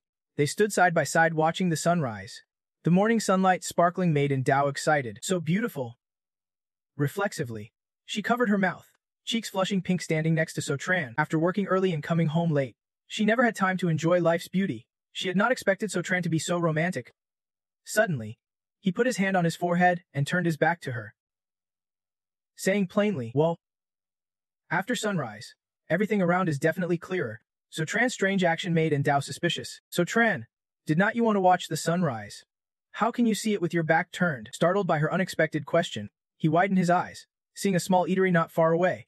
So Tran suggested to Dao, Sister Jiang, there is a small shop over there. Want to grab some food? Hearing this, she crossed her arms with a clearly annoyed expression. So Tran, this time I am really mad. Do you remember we are here to catch someone, not to go sightseeing? Looking at Dao, So Tran began reasoning with her. Don't be so quick. Sister Jiang, think about it. Trachmuk 2 has been on the run here for a day and night. He must have eaten something, right? And Dao lightly cupped her mouth, thinking for a long moment. You are right. Seeing she agreed, So Tran put his hands on his hips and chuckled. Exactly. Let us go try our luck at the shop. Meanwhile, and Dao's face suddenly flushed. So Tran's reason for showing her the sunrise was not romantic, but because he had thought of this from the start. Looks like I misunderstood, she quickly added. All right. Watching So Tran step forward, and Dao's hand brushed lightly over her chest. I have let my guard down. Later, I have to show him what I can do in reconnaissance. Soon after, they stepped into a small shop at the mountain's base. Who the hell would dare steal from a place like this? Damn it! Even this little stuff is getting stolen. I am really fed up, hearing the shop owner's complaints. And Dao guessed, could it be Trachmuk 2 stealing? So Tran beside her was not sure but said, let us check it out first. Walking toward the shop, he looked at the owner with curiosity. Sir? What happened? The man stood with hands on hips, looking at the two who started talking. Young folks, you here to climb the mountain without hiding anything? The shop owner began to recount the whole story. It is really strange. Who would have thought that even this tiny place of mine could be targeted by thieves? Early this morning, a crate of water and some bread went missing. Who could have done this? After finishing the story, he held a box angrily, cursing the damn thief, warning not to let him get caught. From the info given by the shop owner, Suzan guessed the thief might be Zimuzi. Where else could he have gone? Seeing Suozan still puzzled, and Dao raised her hand, pointing straight ahead. Zimuzi went that way. Her action surprised Suozan greatly. He asked, Sis Jiang, how do you know? Did you notice something? And Dao started explaining, pointing toward the spider. Zimuzi is very careful, leaving no footprints. But he did not notice this. Last night there was no rain or wind, yet the spider's web was torn in a big patch. It is likely that a person caused this. Hearing this, Suzan finally understood everything and praised Dao. So that is how it is. Good thing you are so meticulous. Now we have another clue. Don't want to waste time. Let us hurry and check it out. I think this time we will get a satisfying result. Agreed. On the other side, just after setting up the stall, the shop owner turned around and saw no sign of the two. Hey, handsome guys and beauties. Want to buy something? He smiled lightly, wiping sweat off his face. People disappear. Goods vanish. And those two vanish in the blink of an eye. Suddenly, a thought flashed in the shop owner's mind, freezing him. Then he shouted loudly, echoing throughout the store, Emma? After following the trail for a while, the two stopped at the cave entrance. But the traces leading here had completely disappeared. Suzan bowed his head slightly, smirking as he looked at the ground. Looks like Zimuzi is hiding in here. Nearby on the ground, an empty bottle lay abandoned. Muzi held a piece of bread, eating while grumbling angrily. Damn it! Since childhood, I have been the proud son of Tianzi. Since when did I get this shabby? His eyes now dark-rimmed. Clutching the bread, Muzi reassured himself, it is just hide for a month. Once things settle, I can rebuild with my magic treasure. It is just a shame my sworn brothers and elders died so horribly, and I have no way to avenge them. Suddenly, a green energy appeared, controlling his arm. Yes, under the control of that energy, Muzi suddenly stood up. What is going on? Why is my body moving on its own? Shocked by the control, he curled up, his face blank. Could it be the souls of the elders climbing into me? His whole body trembled like he had a fever. Elders? Fellow disciples, do not scare me. Under the energy's control, he hugged himself tightly, trembling as he stepped forward. This mountain is full of deep cliffs. Do you want me to be your companion? Controlled, Muzi stepped out of the cave, tears streaming down his face. Please, spare me. I do not want to die. I do not want to die. Outside, Suzan controlled the energy and waited for him. Urgency was needed. No one here wanted to kill him. Nearby, and Dao put a hand on her hip. Praising him, Muzi, you really came out on your own. Suzan, you have got skills. Seeing them both, Muzi was stunned. Suzan knew the situation well. Muzi, full of anger, hurriedly confronted them. So it is not a ghost. It is you playing tricks on me? What do you want? Muzi's attitude made her a bit angry. Crossing her arms to scold, you really do not know right from wrong. We have been coming here night and day. Scared you like the other disciples of Zunlong Island.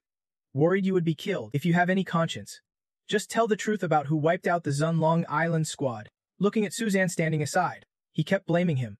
Isn't he the whole Zunlong Island crew killed by people you sent? Am I just lucky to have escaped? Even Muzi himself was confused. Looking straight at Suozan, he declared loudly, his voice booming. Yes, it is you. Today, what you got is my skill. But you are no match for me. If you want to kill me, then kill. Don't expect to get any truth out of me. Muzi's behavior angered Da once again. You are hopeless. Still talking nonsense now? Luckily, Suzan quickly comforted her nearby. It is Jiang, let me calm down first. You slowly approach him and interrogate.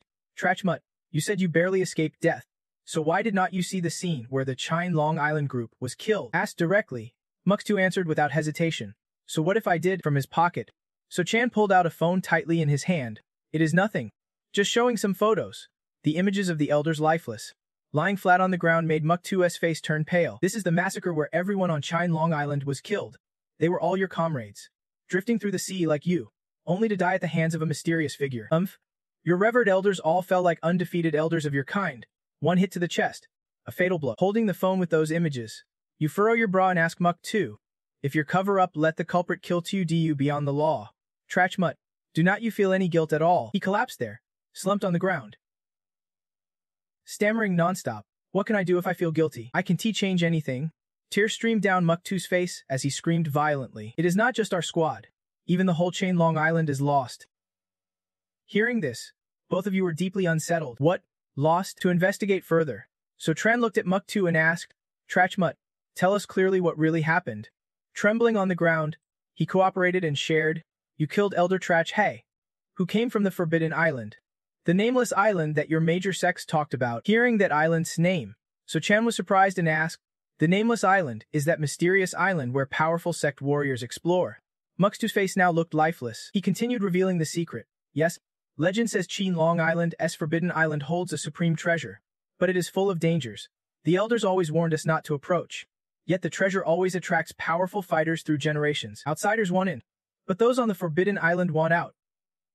Hearing this, Sotran stroked his chin and said, you mean, the people from the Forbidden Island came out and took over Chain Long Island? Suddenly recalling something, looking at Muktu, you gripped your own shoulder tightly.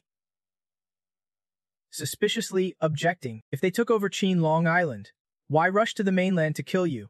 Nobody even knows about the Forbidden Island. They waited at home for you to return to Chain Long Island. Then struck, isn't he that more discreet? Hearing Sotran's questions, he just sat there stammering, I do not know either.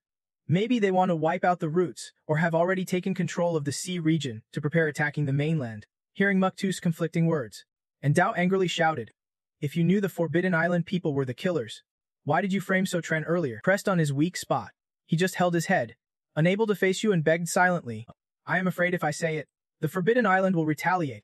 Please, do not ask anymore. Seeing Muktu like this, Sotran could not help but wonder. Though Muktu told the truth about Chain Long Island's team death, and revealed the Forbidden Island's existence, it seemed like a smokescreen. Muktu is definitely hiding something. We have to keep him in sight to be safe. You crossed your arms. Watching him, then spoke. Deciding to trust him for now, Trachmut, I will trust you for now. But word among martial artists says the Chainlong Island team was killed by the Ku Huin sect. I need you to come down the mountain with us to clear this up. Hearing this, Muktu quickly stood, shaking his head repeatedly, refusing to go down. If I will be hunted immediately. His attitude made Sotran smirk, stroking his chin and asking, why would the Forbidden Island people waste effort hunting you? Do you have something else to hide? This unexpected question stunned Muktu. He quickly raised his hand, shaking it vigorously to confirm with Sotran. I am just afraid the Forbidden Island people are ruthless. After wiping out Chainlong Island, they surely won't let me live to seek revenge later.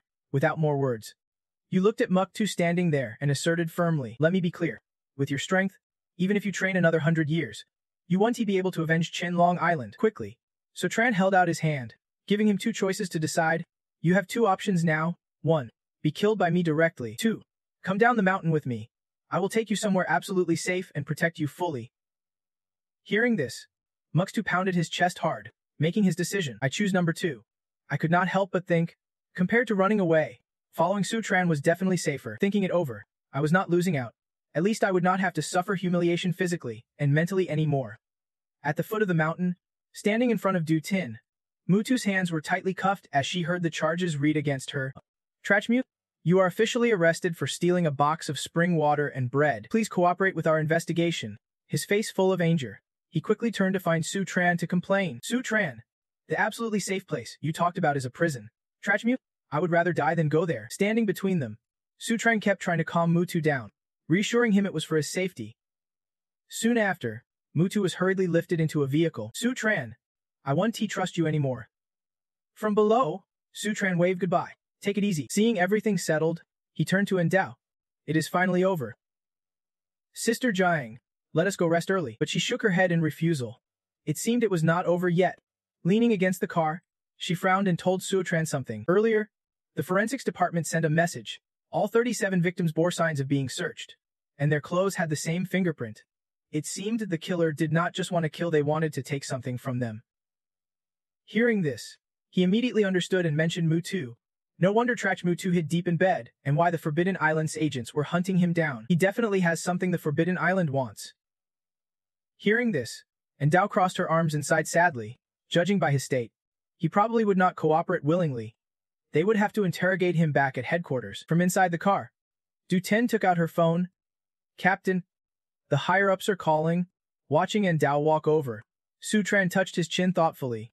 If I were Trachmutu, I would have carried or hidden that important thin thing somewhere safe before now. Suddenly, a light bulb went off in Sotran's head. His thoughts shifted if he wanted to hide it. The best place could only be. A breeze blew past as Endao held her phone, quickly telling Sotran, Sotran, I have to head back to the station immediately.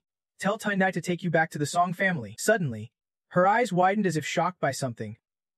Meanwhile, in an instant, Sotran disappeared. Where did he go? Half an hour later, he shone a flashlight. Stepping deep into the cave where Mewtwo had hidden earlier, the light illuminated around as Sotran observed and analyzed the possibilities. On his way here, this cave was definitely Trachmewtwo's most secret hiding spot. If he was smart enough, he would have hidden the item here. Sotran's flashlight kept searching every nook and cranny. But where could it be? Suddenly, Sotran's eyes widened. He looked up, on the side of the cave wall. Something shimmered in the flashlight's beam. Sotran quickly used his skill to leap up the cliff. He reached out toward the item Mewtwo had tried to hide.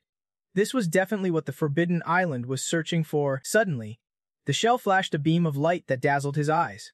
Sotran crossed his hands over his face, staring at the light. The array was too strong.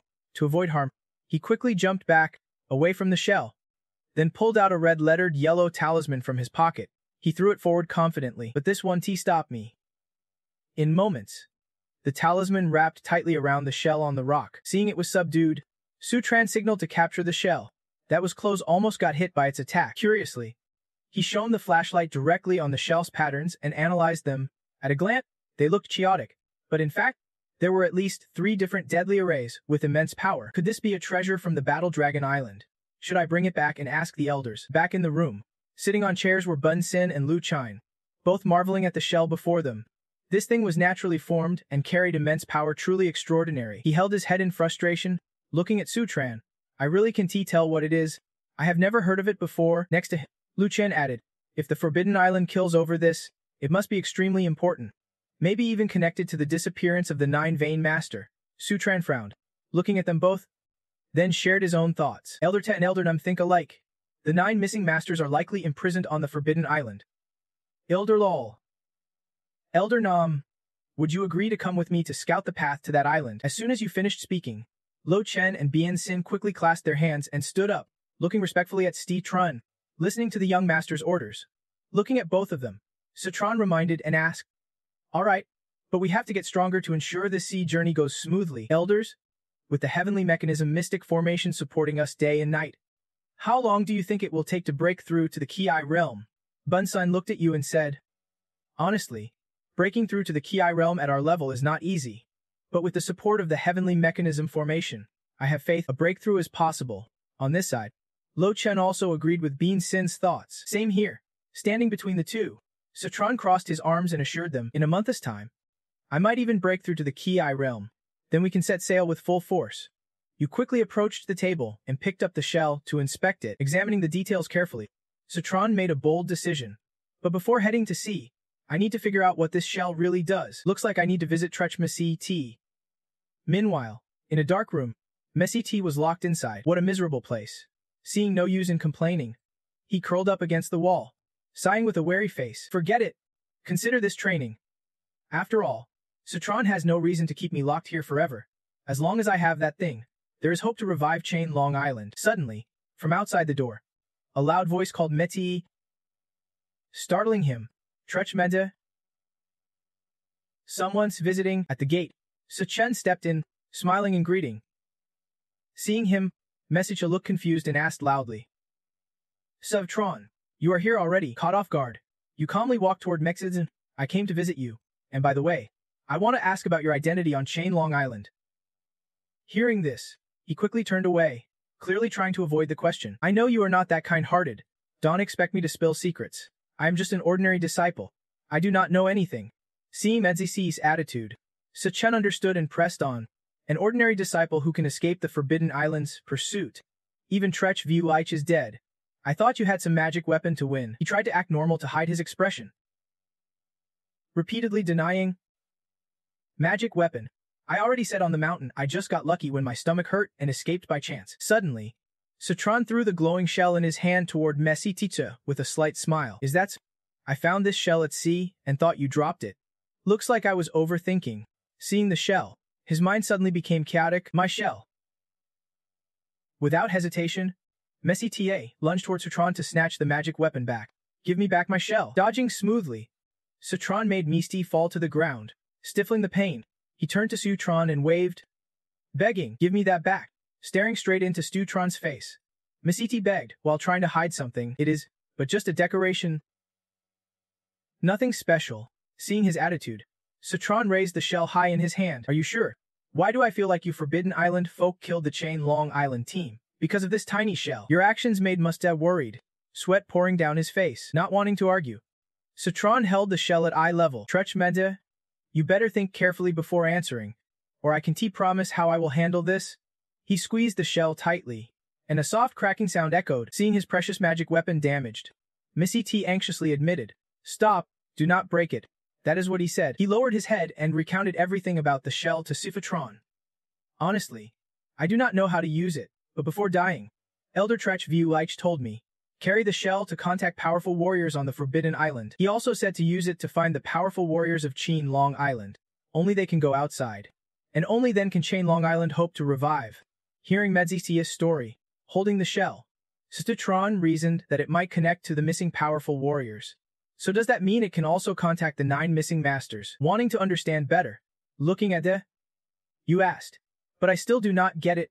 Why did Trech High entrust you with the chance to survive?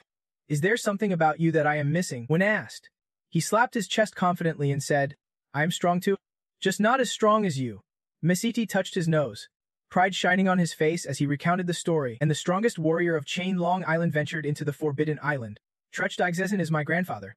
Understanding the situation, Citron twisted the shell in his hand. So that is the strong warrior. No wonder he is so anxious here.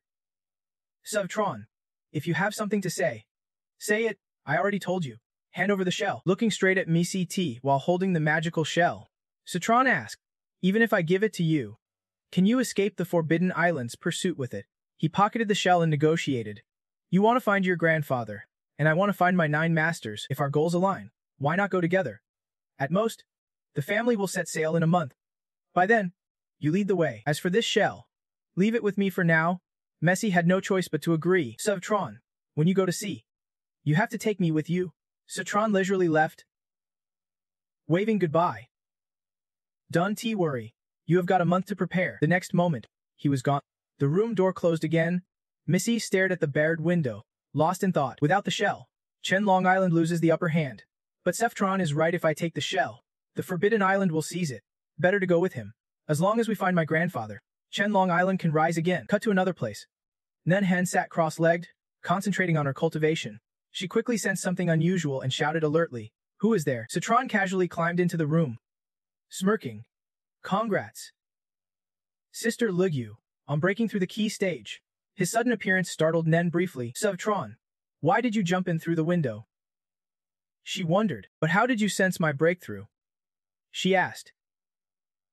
He interrupted. "I did not break through. I just sensed your power now matches my master's, deep and unpredictable. That is why I guessed it right." Nenan looked downcast and murmured, "Too bad I broke through too slowly. I could not make it to Thanfeng Pass to help you." She rallied herself and casually asked, "I heard you dominated the big sex at Thanfeng Pass and wiped out the Chen Long Island squad.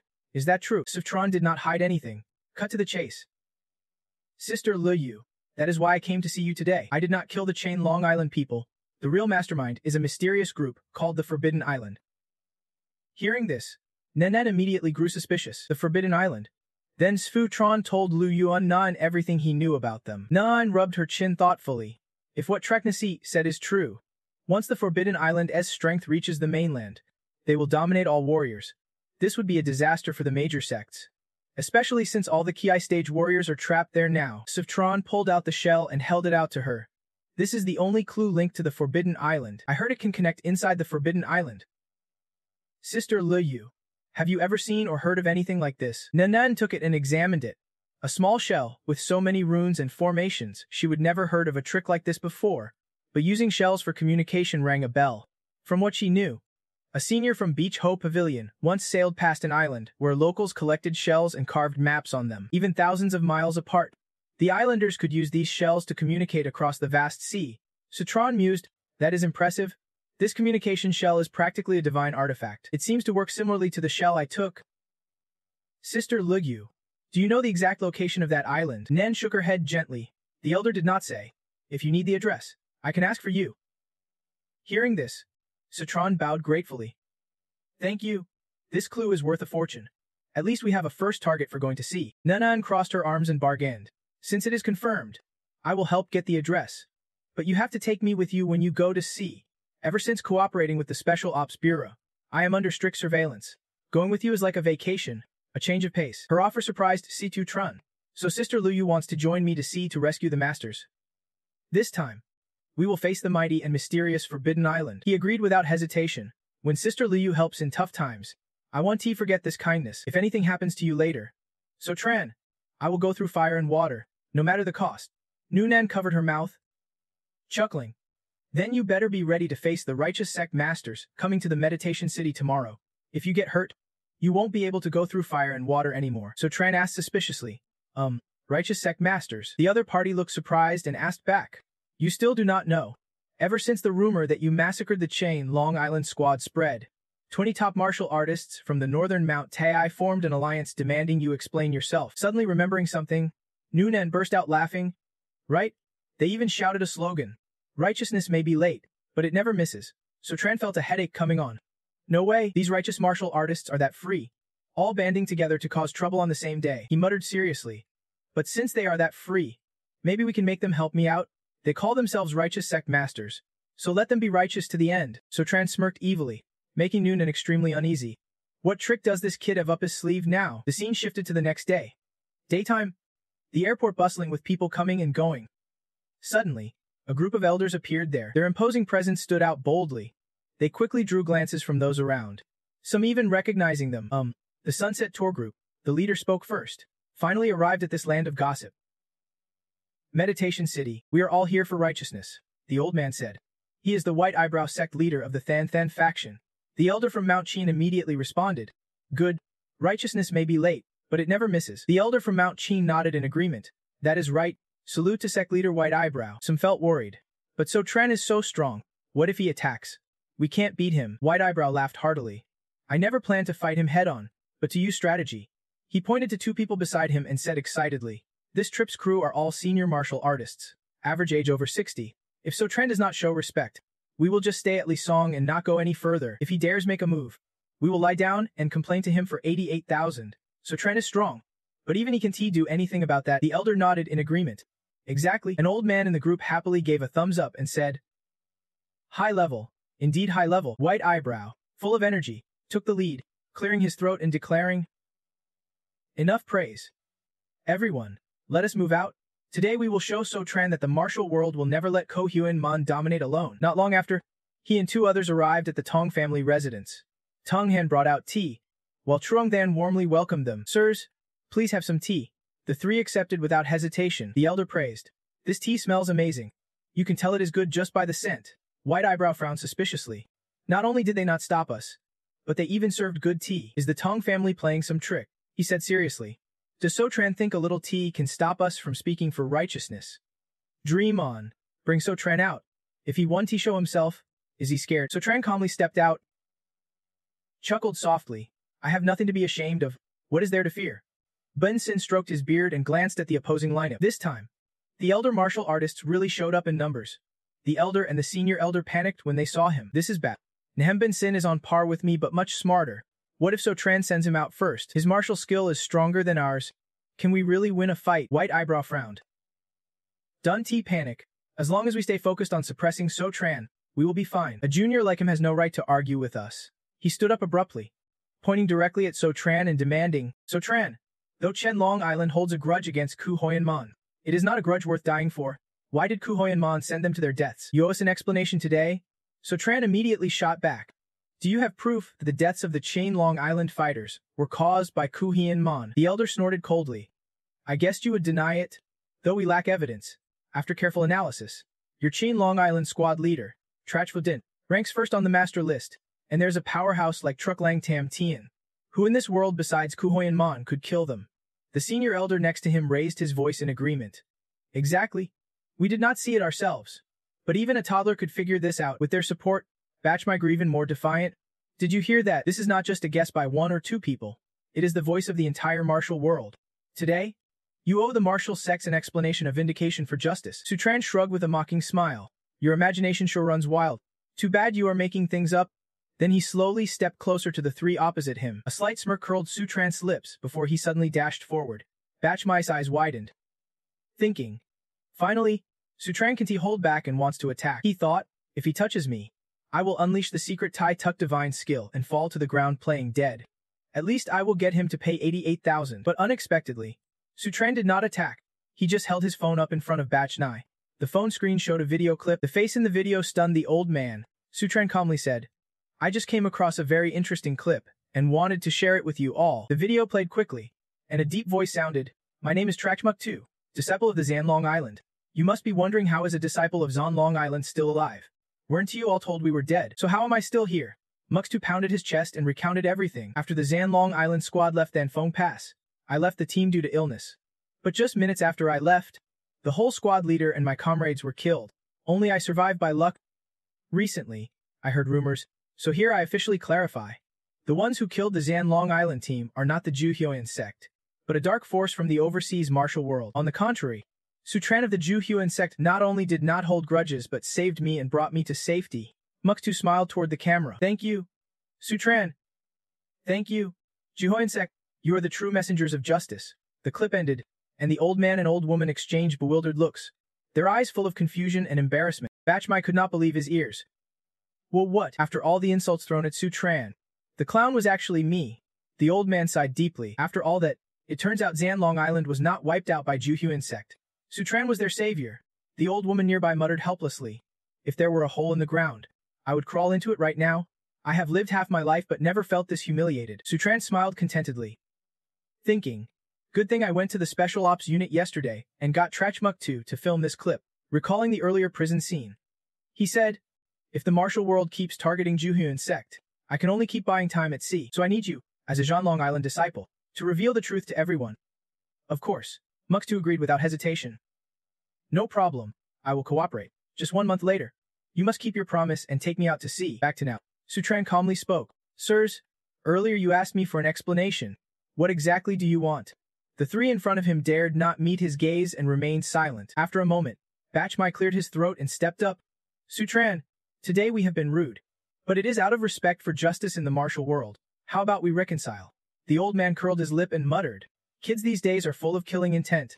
So quick to ignite a fight. The old woman nodded in agreement. They definitely want to go easy on us. Unexpectedly, Sutran warmly shook Bachmai's hand and laughed. Master Bach, clearly your heart is just, you fight for the martial world tirelessly. And the younger generation respects you. You even flatter me a bit. There are not many elders in our society as respected as you. Truly a role model for the martial world. Bachmai was pleased, stroking his beard and laughing heartily. Of course. I have always seen pacifying the martial world as my duty, willing to serve them wholeheartedly. Even to death without regret, Sutran continued to whisper in his ear. An elder as generous as you will surely agree to donate this charity money. Bachmai nodded quickly but then froze when he noticed something off. The next second, his eyes popped wide open. What? Donate money. When did I say I wanted to donate? Sutran chuckled. Sir, do not joke. Did not you just agree? The overseas dark forces attacked the martial world. We must strike back and show them what we are made of. He feigned reluctance, explaining the long journey to the sea and the need for a boat. While I was wondering where this money would come from, the elders arrived. Sutran stepped forward and asked them, generous elders like you surely won't refuse this small sum, right? He did not forget to point at the camera, silently threatening the three. Oh right, to praise the legendary feats of the elders. I specialize in live streaming on the Martial Arts Forum, so everyone can see the elders' style. Songda happily cooperates. Sect leader back. Say a few words about the fundraiser. Everything happened so fast. Bachmai was struck dumb, silent for a long moment. He panicked, staring at the screen. What? Live stream? A flood of comments hit Bachmai's eyes one after another. What? Sect leader back. The Iron Chicken wants to raise money. Last month, Sect leader Bachmai even scammed me out of 88,000. Truly despicable. I heard the elders are raising money to strike back at the overseas force for slaughtering Jianlong Island. That is impressive. He thought it over. Backing out now would lose all face, and the martial arts world would spit on him. Forget it. Forget it. Let us donate a small meaningful amount. After deciding, Bachmai reluctantly grabbed his card, forcing a smile. All right then. For the martial arts world, I will step up. Before he could finish, Suchan grabbed his wrist, raising the other's hand high. Hahung declared, amazing. Sect leader Bachmai bravely donates 3 million for the martial arts world. Let us thank sect leader Bachmai. Bachmai's jaw dropped as he shouted. 3 million. The chat room exploded instantly, comments flooding in nonstop. 3 million. Sect leader Bach is a legend. 666. 666. Omut. I swear by the white eyebrow war god. But it did not stop there. Sutran fiercely looked at the elders. You two can donate less than sect leader Bachmai. The old woman jumped up. We do not have the right. Sutran did not even give them a chance to refuse, slapping their shoulders and whispering threats. It is here. It is here. Do not forget.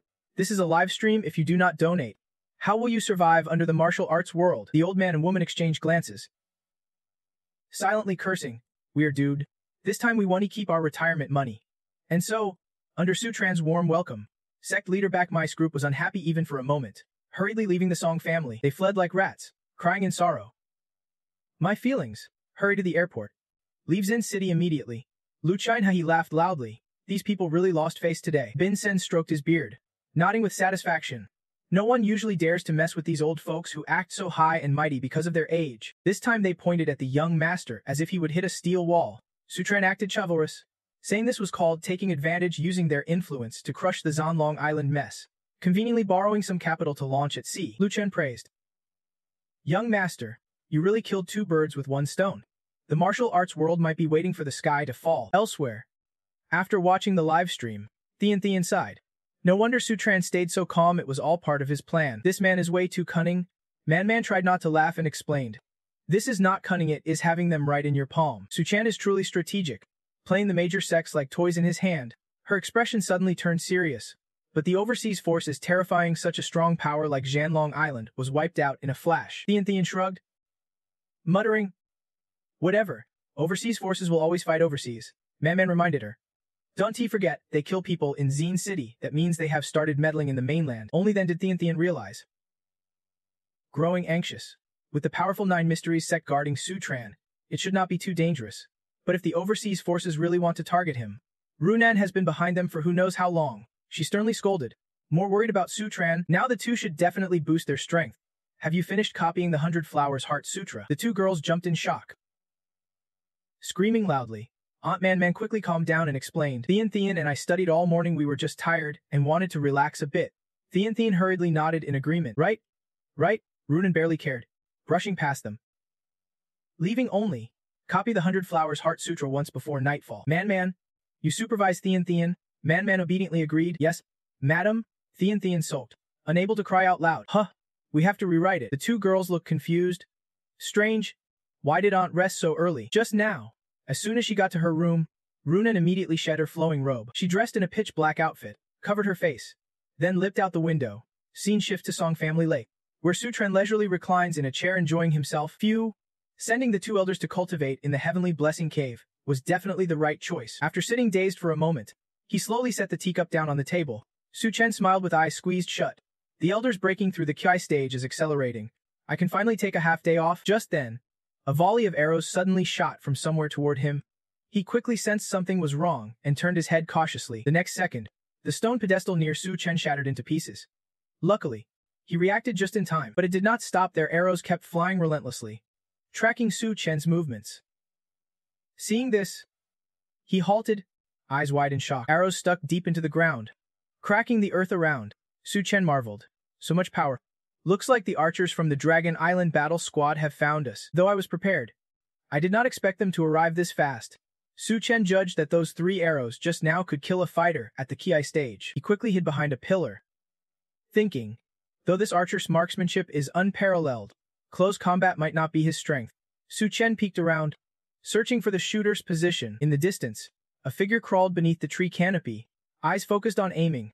The archer silently observed the lakeside area, bow ready to attack. Guzing grew anxious, wondering why there was no sign of movement. He had heard Sutran was skilled with tricky techniques. Could he have escaped somehow? Thinking this, Guzing leapt over the wall to check inside. He landed steadily and silently, but the moment he touched down, he sensed something was off. A cluster of talismans and blazing golden energy surrounded Guzing. Shocked, he exclaimed. What the? At that moment, Sutran lunged forward, smirking mockingly. You are too impatient, my friend. Without hesitation, he threw a punch aimed straight at Guzing's chest, who quickly raised his defenses. But Sutran's attack was devastating, and Guzing was swiftly knocked back. Falling flat, Sutran stood casually, arms crossed, praising without hesitation. Not bad strength, and you could block my strike. He thought to himself that setting up the soul-trapping talismans earlier to hold him was a wise move. Flashback. Sutran had carefully observed Guzing for a while. Just before Guzing acted, Sutran unleashed his spell to summon the soul-trapping talismans. The talismans silently flew to the area near the wall, completing the trap for Guzing. Back in the present, Sutran raised his hand to strike again, but this time Guzing might not be able to block it. Before he could move, an arrow suddenly flew his way. Sutran's eyes widened in shock, quickly dodging as the arrow whizzed past his shoulder. Instantly alert, Sutran thought, at such a close range, using arrows to counterattack is almost miraculous. Too bad, you are aiming at me. Guzing drew another arrow, sneering coldly. No matter how fast you are, you can beat my arrow. He raised his bow confidently, sure of victory. Sutran. Unexpectedly, Sutran remained unfazed, shrugging with a smile. I would love to trade a few more moves with you, but sorry you won't get that chance. Right, Li? Hearing this, Guzing's pupils contracted sharply. Turning around in panic, he saw Ruyan sitting arrogantly on the wall. Shocked, Guzing muttered. What? Ruyan declared loudly and clearly. Now that I am here, I want to let him have a chance to act. Guzing gritted his teeth, panicking inside. When did this woman become Sutran's backup? He hurriedly shot an arrow at Ruyan. Whoever you are, do not come here to interfere. Guzing was confident in his sharpshooting skills. After all these years, except against Sutran, his team had never lost. He was sure this woman would be no different, but the reality was far from what he expected. Ruyan easily caught the incoming arrow. She glanced down, coolly taunting. Too slow. Guzing froze on the spot, What? Catching an arrow with one hand like that? Could she be a K-stage powerhouse? Though I am a peak master, the gap with a K-stage expert is huge. Realizing the danger, he immediately turned to flee. Retreating is the best choice. Of course. Ruyan was not about to let him go easily. She forcefully shot an arrow at Gu Zheng. Coldly shouting, trying to run, the arrow whooshed past Si Chen's cheek. He twisted his body just in time, tilting his head to dodge. Seeing the arrow buried deep in the ground, leaving a deep dent with dirt and stones flying, his eyes filled with terror. Hot blood ran down Si Chen's shoulder. He swallowed hard in fear. Suf Chun shrugged and smiled. It is here now. No need to rush away. His teasing attitude irked Si Chen. He snorted coldly, then suddenly lunged at Su Tran. Perfect chance. If I take you hostage, I can dodge that woman's pursuit. Before he could touch a finger, a volley of needles shot straight at him. Holding the needles, Su Tran raised an eyebrow and smirked. You think you can catch me? You are way too confident. He calmly stepped over the motionless Si Chan on the ground and kindly advised. Don't waste your strength. I have already sealed several of your vital points with silver needles. Just give up and come quietly. He did not forget to greet Nemen. Sis Li Yu. Lucky you showed up in time, or I would be in trouble. The other party chuckled. Cut it out. Even if I did not act, you capturing him was just a matter of time. Didn't expect overseas forces to move this fast. They looked toward the intruder and began their interrogation. Right on time. I have a lot of questions. What is your name? Friend. Si Chen was still speechless. Stop wasting your breath. Do whatever you want, kill or chop me up. I refuse to answer any of your questions. Citron gave a thumbs up at that. Impressive. I like your guts. But I am only asking your name. You are master. Do you really need to suffer torture over just a name? Si Chen hesitated, thinking, is this how mainland fighters are questioned? But there was some sense in that. Just a name telling it would not reveal much anyway. Paralyzed by 2 needles, Si Chen helplessly spoke up. My name is Si Chen. Citron smiled brightly and clapped. See, that was not so hard. Second question. Did you kill the Chain Long Island team? Hearing this, Si Chen angrily snapped up. You whispered it to him? I do not need you to say it. I already know you killed them all. Seeing Citron's arm on his shoulder, Si Chen's heart pounded. After so much fighting, Citron probably already figured out his moves. Denying it now was pointless. He admitted, I killed them. Citron pressed on. You are ruthless. You never feared Qin Long Island as power. Did you? That is because Qin Long Island was already taken over by your forces. And you attacked them for the snail they had. Right? He broke out in a cold sweat as Cephatron hit the mark. Si Chen quickly denied. Qin Long Island was indeed taken over by our people. But I have never heard of any snail. Seeing his reaction, Citron coldly said, so stubborn and stubborn. Give Si Chen a few more needles. Stabbed all over, his face turned pale. He howled in pain as a sharp electric shock shot through his body. Freezing him, Si Chen groaned inwardly. In agony, it felt like his heart was being torn apart by 1,000 worms. Stabbing deep, Citron and Nenden looked at Si Chen with no sympathy. Citron cheerfully warned, I suggest you think carefully and answer honestly. He pulled out 4 more needles to threaten him. Even Trechmasi knows your goal is the snail. You carried out orders. Yet you claim ignorance. Citron pressed the needles close and spoke in a sinister tone. Maybe I should help you remember. The sight of those sharp needles terrified Si Chen, who fell backward screaming. Do not. Nen could not help but shudder at Tran's cruel torture methods. She thought to herself, Citron's tactics remind me of an old friend. Under his relentless pressure, Si Chen could not take it anymore and reluctantly confessed. I am telling you, I came to the mainland because of that snail. After our people took Chain Long Island, we found out Trech Vugach had taken the snail away. My superior sent me alone to retrieve the snail, because it is the only link to the Forbidden Zone that Ngoe then. Citron looked at him in surprise. Nen curiously asked quickly, where is this then Ngoe thin? Sutran listened intently for Ko Chine's answer. Ko Chine honestly recounted, you mainland warriors do not even know this? That is why they call Tian Wei Chin a mysterious island, a forbidden zone. It is where I grew up. Everyone there trains in martial arts with strength beyond your imagination. But no one dares enter the forbidden area. You mainland fighters recklessly storming the forbidden zone and getting trapped is your own fault. Sutran was struck like lightning, stunned as he asked, you mean the Ki Realm masters who went to sea were all trapped in Tian Wei Chi's forbidden zone? Earlier, you said the snail is the only link to the forbidden zone. Does that mean it can also lead someone out from inside? Exactly how do you use it? Ko Chine stammered nervously. I do not know. He urgently grabbed his collar with a harsh grip and shouted, do you want to add another needle? Ko Chine painfully cried out, no matter how you torment me, I do not know. I just do not know. He told himself to keep going, Even if he found a chance to escape back to Qin Wei Qian, he would probably face the harshest punishment, a fate worse than death. Kochine was already pale with fear but stubbornly thought, "These silver needles are not so bad. Sutran's endurance has limits. If you force him, I will act immediately," he silently said, then prepare to suffer. Sutran directed a red aura straight at him. Kochine's face flushed bright red. Confused why was there a sweet fragrance. Suddenly clutching his chest, his body trembled, his heart feeling like it was struck by 100 lightning bolts. Kochine was puzzled. His whole body's blood was boiling.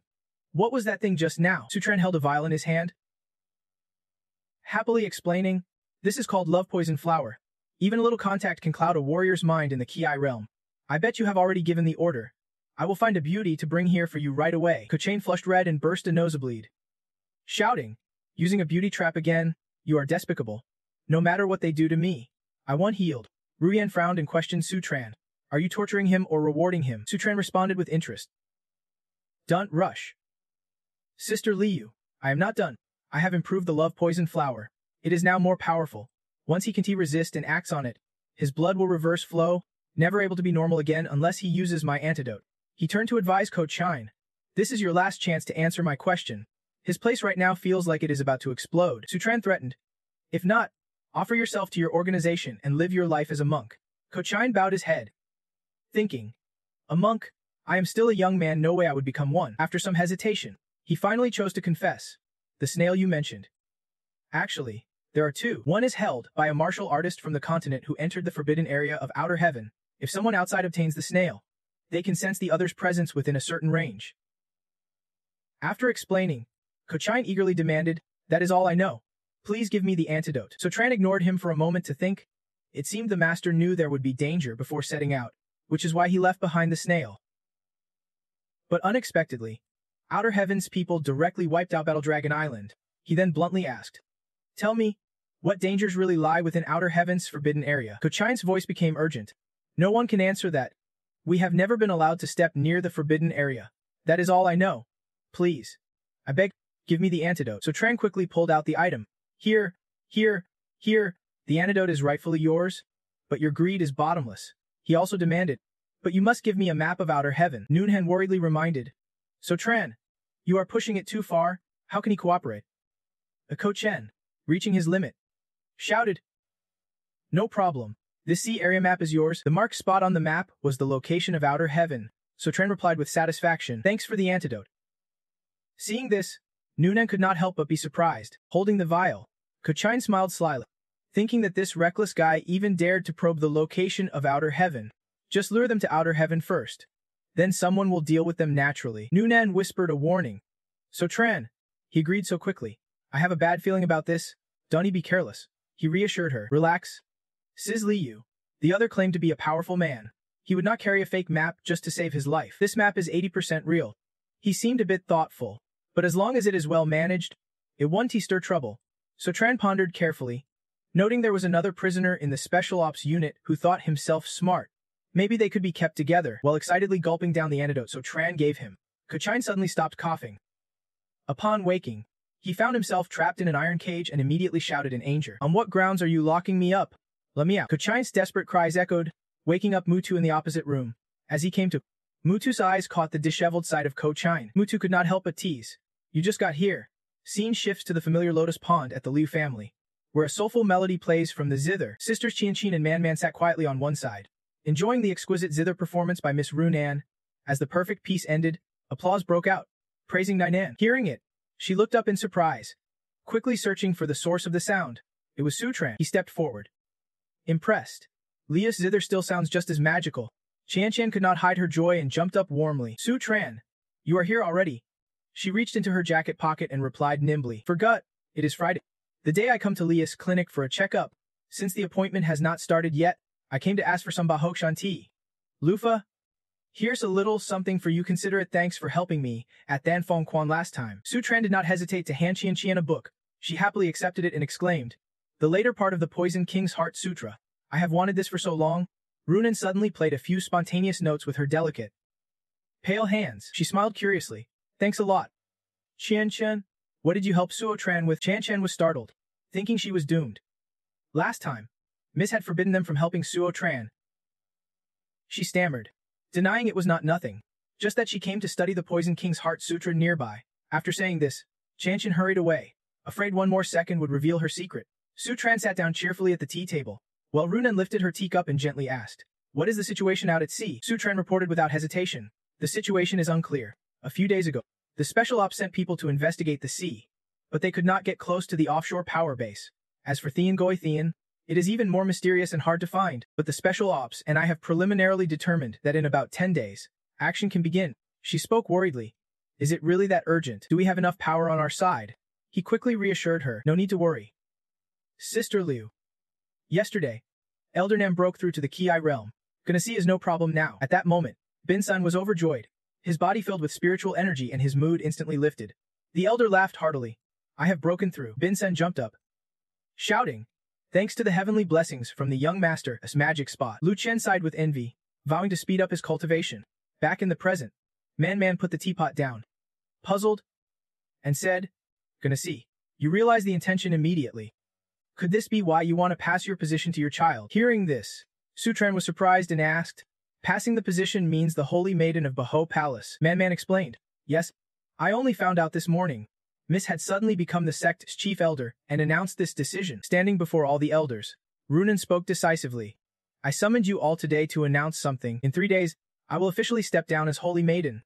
She named herself directly. "My position will be taken over by Liu Man, who will become the next Holy Maiden of Baho Palace." One elder stood up angrily, vehemently opposing, "Impossible.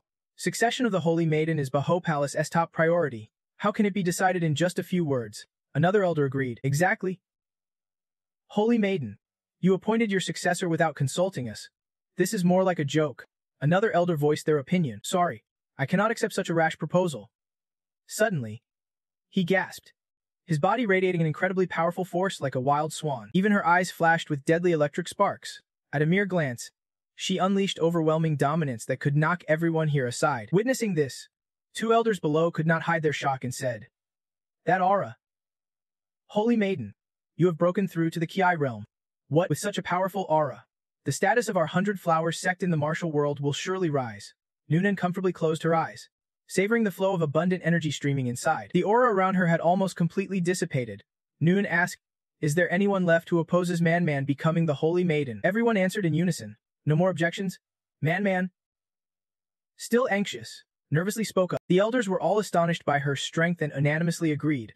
Settling the matter, Noonan encouraged, Man, your aunt believes you are worthy of being the Holy Maiden.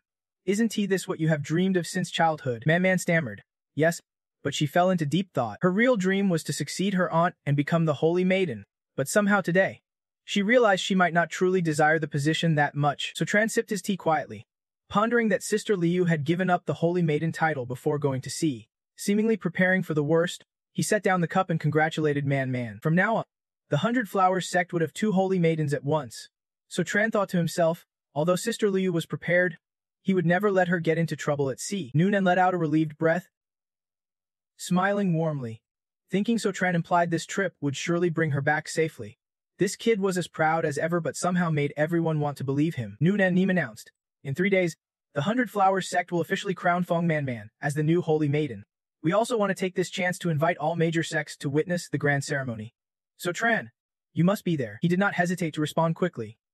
Recently, the martial world had been rife with conflicts, and the 100 Flowers sect sided with the 9 Void sect, so the coronation might not go smoothly. So Tran turned to Man and firmly said, "I will be there in 3 days to escort you."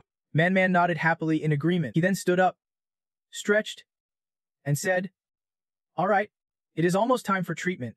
Let us head to the clinic." Man suddenly remembered the medical checkup. She hurriedly waved her hand to remind him the free checkup today might not go smoothly. So Tran looked at her in surprise as the scene shifted to an elderly patient receiving acupuncture from So Tran's hands. He promised the old man that after this injection, his illness would improve by at least 90%. This place was the Liu family clinic. After So Tran withdrew the needle, the elderly man, full of vitality, exclaimed, "It is true. The headache that plagued me for over 20 years disappeared instantly. Thank you, Dr. So." 3 other patients waiting outside could not help but express their amazement. One acupuncture needle curing a chronic illness. When it comes to medical skill, I have to admire Dr. So. The patients chosen by him are truly lucky. I want treatment from Dr. So too. Exactly. There are too many quacks out there. Having a doctor like Dr. So is a blessing for us patients. Suddenly, A man stepped forward skeptically. Is Zin City SO1 needle? Dr. So, really as miraculous as rumored? Why do I feel like this is all just show? Hearing the voice. So Tran and Man inside immediately looked up in surprise. The speaker was Han Vi-chain, president of the Tae Mun Association and deputy director of Duongdan Specialty Hospital. He strode in arrogantly and announced, "Today, Han Vi-chain, have come to see if Dr. So really has the skill or is just putting on a show." Vi-chain stood arrogantly before So Tran and challenged him. "So Tran, do you dare to prove your medical skill in front of the Tae Mun Association?" He turned to them. Frowning, So Tran asked curiously, "Tae Mun Association?" You exclaimed excitedly. Man really called it right. They have actually arrived. Man behind looked worried and froze. Recalling that moment, So Tran asked, "It won't be that easy." "What does that mean?" Man thoughtfully explained. 2 days. Medical circles rumored that the Tae Mun Association was very unhappy about your recent volunteer checkups and planned to test you at the Liu family clinic. Startled, he widened his eyes and exclaimed, "What kind of association is the Tae Mun?" She explained that the full name of the Tae Mun Association is the Western Medical Alliance. Its members come from all over the world, and it gathers the elite of Western medicine, both domestic and abroad. Traditionally, there has been a debate among the public about whether traditional Chinese medicine or Western medicine is superior. But in recent years, as more people understand Chinese medicine, scholars from both fields have grown more harmonious. However, most members of the Tae Mun Association hold strong biases against Chinese medicine, often publicly criticizing so-called fake Chinese medicine and using underhanded tactics to attack and suppress it. The Tae Mun people brutally beat the elderly man, Chen coldly said. "Traditional medicine is useless. Western medicine is the real deal." The old man painfully cried out.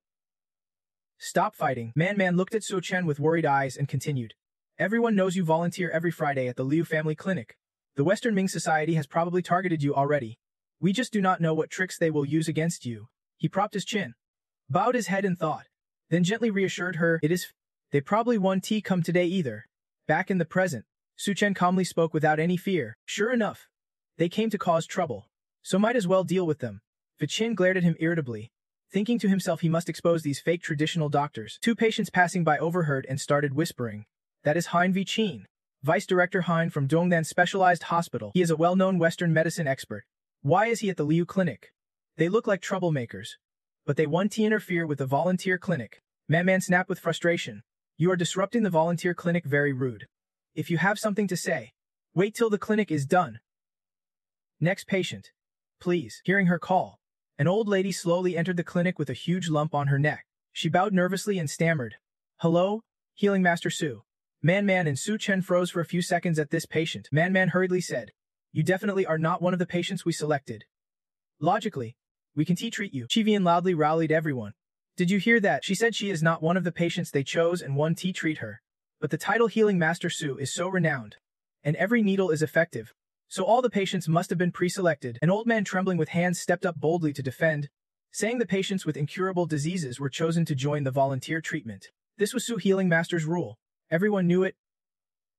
"Nothing wrong," Tunduk angrily shouted at him. "Old man, do not be fooled. I have seen this scam many times. Those patient spots are all prearranged just to trick you." The old man stammered, scared by Tunduk's fierce expression. "Well, then Vi-chain stepped in, pointing at the old lady and demanding that if the Western Ming Society wanted to trust Su Healing Master's skills, it is simple. If you can cure the patient I bring, Su Healing Master, step forward." Man was furious. Wanting to blow steam, how could they be so unreasonable? Su Chen immediately stepped in to stop her and advised, Man, let it." He seriously stated that the patient's neck was unusually swollen, clearly a neck tumor. No matter what tricks Western Ming Society pulls, this patient is still a patient and should not be ignored. Su Chen politely suggested, "This senior judge, please sit here. I will diagnose first." The old man agreed immediately. Tunduk mocked, "Diagnose? Pretending to check pulses. You can be that straightforward like taking a photo. It is obvious." Chivian quickly joined in. "Western medicine wins because it uses advanced science and technology. Traditional medicine is just an outdated relic. Maybe even the diagnosis ignores all the nonsense those people babble." The old lady raised her hand. Su Chen quickly examined the pulse. He gave his judgment. The tumor and pulse signs show the patient has missed the best treatment window. The swelling has started spreading. "I'm wrong." The old lady happily responded, Yes. Vi-chain stood there expecting to see Su Chen put on a show, but unexpectedly things went a different way, making him exclaim in shock. What, could he really diagnose this? Su Chen ignored the onlookers and focused on his task, happily asking Man, "Get my silver needles." She quickly agreed. Vi-chain sighed in relief, smiling smugly. He thought Su Chen actually had some skill, but after half a day, he is just a fraud who only knows poking with needles. He confidently mocked. How can acupuncture cure a tumor? If it were me, 3 hours of surgery would successfully remove the tumor, then followed by a series of treatments. Within a month, the patient would recover. Su Chen challenged seriously. You really think my silver needles can cure this patient? Dare to bet with me. Don't talk about one needle. I won't even use needles. I can cure this patient in 3 minutes. If I succeed, you stay at the Liu Clinic as my assistant for a year. If I will take down my signboard today and become your 5th-year intern. How's that? Man was stunned, covering her mouth as she exclaimed, What? That is a bit too much. Su Chen, are you serious? Chi Vian and Tunduk burst out laughing at the idea of not even using needles, curing a tumor patient in 3 minutes. Why did not you say you are the king of hell? Bringing someone back from the dead like that. I want to see if you can actually cure her today. We agree to these terms. Vi Chen frowned, quickly raising his hand to warn his comrades. Don't act rashly. We almost got fooled by this kid. Chi Vin asked in confusion. What? Vi Chen coldly and respectfully challenged. Sitrun talks a good game. But what if he uses a surgical knife on the patient? Would that still count as not using needles? Would that be a vague loss for us then? Chi Vin and Tun Bike angrily criticized Fitron. Vice Director Hu said reasonably. Let us just watch this kid play around first. Vi Chen eagerly asked. You better be clear, what exactly are you using to treat this patient? Citron closed one eye, resting his chin thoughtfully, then happily turned around to make a request. Men, please go fetch the instrument that Sister Lu Yu used earlier. His words hit men like a thunderbolt, leaving her speechless. What? The expressions of Vi Chen's group were just as shocked. They all leaned back in disbelief. Vi Chen said nervously, using an instrument, after 3 minutes. Though no one knew what Citron intended, Men quickly brought the item as he wished. She gently placed the instrument down in front of Citron. He nodded in satisfaction. Men. Thank you. Worried, Men thought. Citron's skill is extraordinary. But can this instrument really save someone? Citron was immersed in every note, the clear music stirring emotions, expressed through his skilled fingers. Chi Vin and Tadziki muttered. Citron really wants to cure with music. He must be dreaming. I want to see how he uses music to heal. Vi Chen sneered disdainfully. Back then, there was the music debate with Chiu. Now Sutron's music debate with the Bu just proves these traditional doctors are clowns. Hearing his confident words, Citron Bine asked. Vice Director said that, looks like today the winner is decided. Vi Chen smirked proudly. Of course. Our hospital is short on interns. Citron, wait till you lose the bet and come work for me as a horse. Citron replied bluntly. Too bad. Your fate today is already sealed. Men looked down in surprise at Citron's hands. Each pluck radiated a gathering aura. The air around Stronken thickened with energy. He sped up his rhythm, each note now sharp and powerful. The massive energy emitted was so intense it made Vi Chen's group clutch their heads, hastily covering their ears. They were confused what was going on. They felt a sharp pain. His whole head was buzzing. Chi Vin exclaimed in shock. Feels like someone just punched my ear. Men recognized Fitrana's technique and excitedly shouted. Double-tone transformation. She looked at him admiringly, thinking, some fighters use this move to kill enemies, but Ceftron strangely uses it to heal. Every note was exquisitely controlled, passing through the body without causing harm. So curing with music is not impossible after all. Sisti Trunchan channeled the aura from the instrument into the old woman. She joyfully thought her body had not felt this light in ages. Her neck, once always heavy, now felt free. Now, sensing the perfect moment, Citron played even stronger. The temperature rose several times faster than before, and the aura grew larger. The old woman closed her eyes. Enjoying the spiritual energy flowing into her, he was pleased, thinking the main energy points around the patient were blocked. Next was to use acupuncture to merge fate energy into the music and quickly finish the treatment. Suddenly, a powerful aura shot into the old woman, who opened her eyes in surprise. Finally, Citron stopped, pressed down the string, and stood up satisfied. Citron quickly checked on her condition. Treatment's done. How do you feel? Men happily said. The time was just right, exactly 3 minutes. The heavy lump on the old woman's neck had vanished. She stared in amazement. Touching her neck, my neck's completely healed. Those who mocked Citron earlier were now dealt a crushing blow. Other patients gasped. Well, doctors really can cure with music. This is a medical miracle. Truly divine. This time, the Western Alliance is the one embarrassed. The old woman, tears welling, grabbed Citron's hand. Thank you. Doctors, thank you for healing me. Vi was stunned, like he had been struck by lightning, panicked and shouted. No way. How could music heal disease? I have to check this myself. Without hesitation, he stepped closer to observe, and Chi Vin and Tutsi reluctantly followed along. That is right. Maybe it is just a trick by Citron.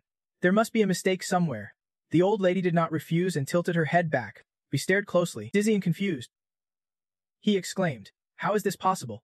I have performed surgery for years. I know everything about cervical hammer disease. I can be wrong, but blankly reported. Her condition really improved. Chi Vin was stunned and asked again. What, they lost? Whispering anxiously. Could it be they actually have to apprentice at a traditional medicine shop? Then we lose face completely. Or are we breaking our promise? Anyway, it was just a verbal agreement. No paper involved. I decisively stepped up and declared. Savtron. Hugh, Evie. Admit defeat. For the next year, I will be an intern at Liu Family Clinic. His two comrades behind panicked and shouted wildly. Deputy Director Hugh hesitated and asked, Can you tell me the principle behind that technique, just now? Citron warned. Are you sure you want to know? It involves traditional Chinese medicine theories that the Tai Min Association despises the most. He replied, The one we hate at Tai Min is the fake traditional Chinese medicine of Mingzi. But from your earlier display, you really do have skill far beyond mine. Vai's voice was filled with determination.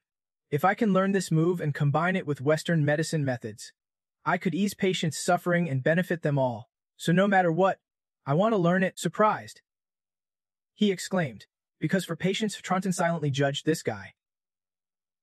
Though reckless, his heart was not bad. His medical skill seemed solid. Maybe he could stay as my wife's assistant. Then he revealed to V, my move just now is sound transformation, which blends martial arts, medicine, and music art together, needing at least 20 years of practice. He was stunned and stammered. 20 years. Then Sutron made a proposal. The later phase of Buxi Tron's pharmaceutical division under my name might launch a project researching how to use sound waves to treat incurable diseases if you are interested. Why not join Bihi Tran as a medical advisor and participate in the research? Vi enthusiastically agreed. Fine, I am willing to join this research. Now I will apply to be Bizi Tran's medical advisor. The other two also excitedly spoke up. We are coming too. After receiving the info, Citronin turned away and did not forget to remind them. All right, and do not forget our bet. This year you have to study traditional Chinese medicine theory at Liu Family Clinic. No more delays, let us continue volunteering. But could not hide his happiness, quietly remembering the words and replied, Got it. Night had fallen, and the crescent moon shone down on this place. Back at the familiar Ting family mansion, Citron opened the door and stepped inside. He sighed, exhausted after a full day. The volunteer clinic finally ended. Seeing Strawn, Tunganen happily called out, Citron, you are home. Tonight she wore a sexy, tight nightgown hugging her curves. Tunganhan's face flushed red. She stammered, I have been waiting for you a long time. Citron stepped close. Curious, it is so late. Why did you come find me? Is something wrong? She answered. Nothing really. Just this afternoon some people came to Bixi Tren to register, saying you were recruiting medical advisors. I looked into it, and the deputy director of Dizing Then Specialized Hospital was there too. He scratched his head to explain, That is Hu Vi, right? Yeah, he is the advisor I recruited for Bixi Tron. Why? Unnie. Did they do something wrong? Tungnan's voice softened sweetly. Their medical skills are not bad. Their attitude very humble. Even volunteered to work without high pay just to be involved in the company's new project. She then looked up at Sifu Tron, eyes shining, and asked, Subtron, are you leaving soon? Tunganhan's question surprised him. Citron asked curiously, How did you know? She lowered her head and answered honestly, You have been training day and night, handling the big sex matters first, helping Liu Family Clinic solve problems, and finding medical advisors for Citron Company. I have a feeling once you clear all obstacles, you will leave. Citron did not hide it. He really could not hide from her. The Special Ops Unit and I decided to go to sea on a mission in 10 days. Tungahan gasped. 10 days. She anxiously grabbed his arm and whispered, Can I come to the sea with you? No matter what happens, I want to be with you. Citron happily embraced Tunghan and sincerely said, Wife, I want to go with you too. Then he tried to persuade her, but it was no use. The sea's environment is unpredictable. Even he does not know what he will face. How could he let her risk it with him? Plus, the Northern Tron Pharmaceutical Division in the capital is still in its early stages, and can be left unattended. Tunganhan turned away, clearly disappointed, and softly said, But I want to help you. Citron cheerfully replied, There is a way you can help me better. He invited Tunganhan to sit on the bed and suggested, Tonight, let us practice dual cultivation. Looking at Citron's outstretched hand, she sat dazed for a moment, then blushed shyly thinking about it. They began a long night of dual cultivation. As energy started flowing through Tunganhan's body, the couple sat facing each other with closed eyes, focusing deeply on their practice in a serious posture. Citron's expression showed deep thought. He had said it to reassure Nanang, but the power of this life-preserving cultivation technique was truly formidable. His strength kept increasing. Tonight might be the perfect chance to break through. Tunghan blushed, feeling the energy flowing continuously into her body, finally understanding what cultivation really meant. So that is how it is. The next day, the sun was already high. Lo Chun burst into the villa excitedly calling out, "Young master, he is boosting again."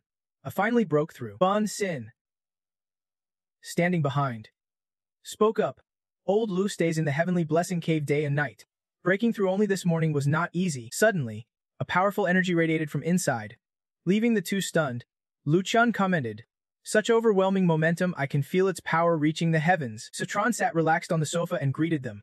Lu Chun asked, "Young master, did you break through too?"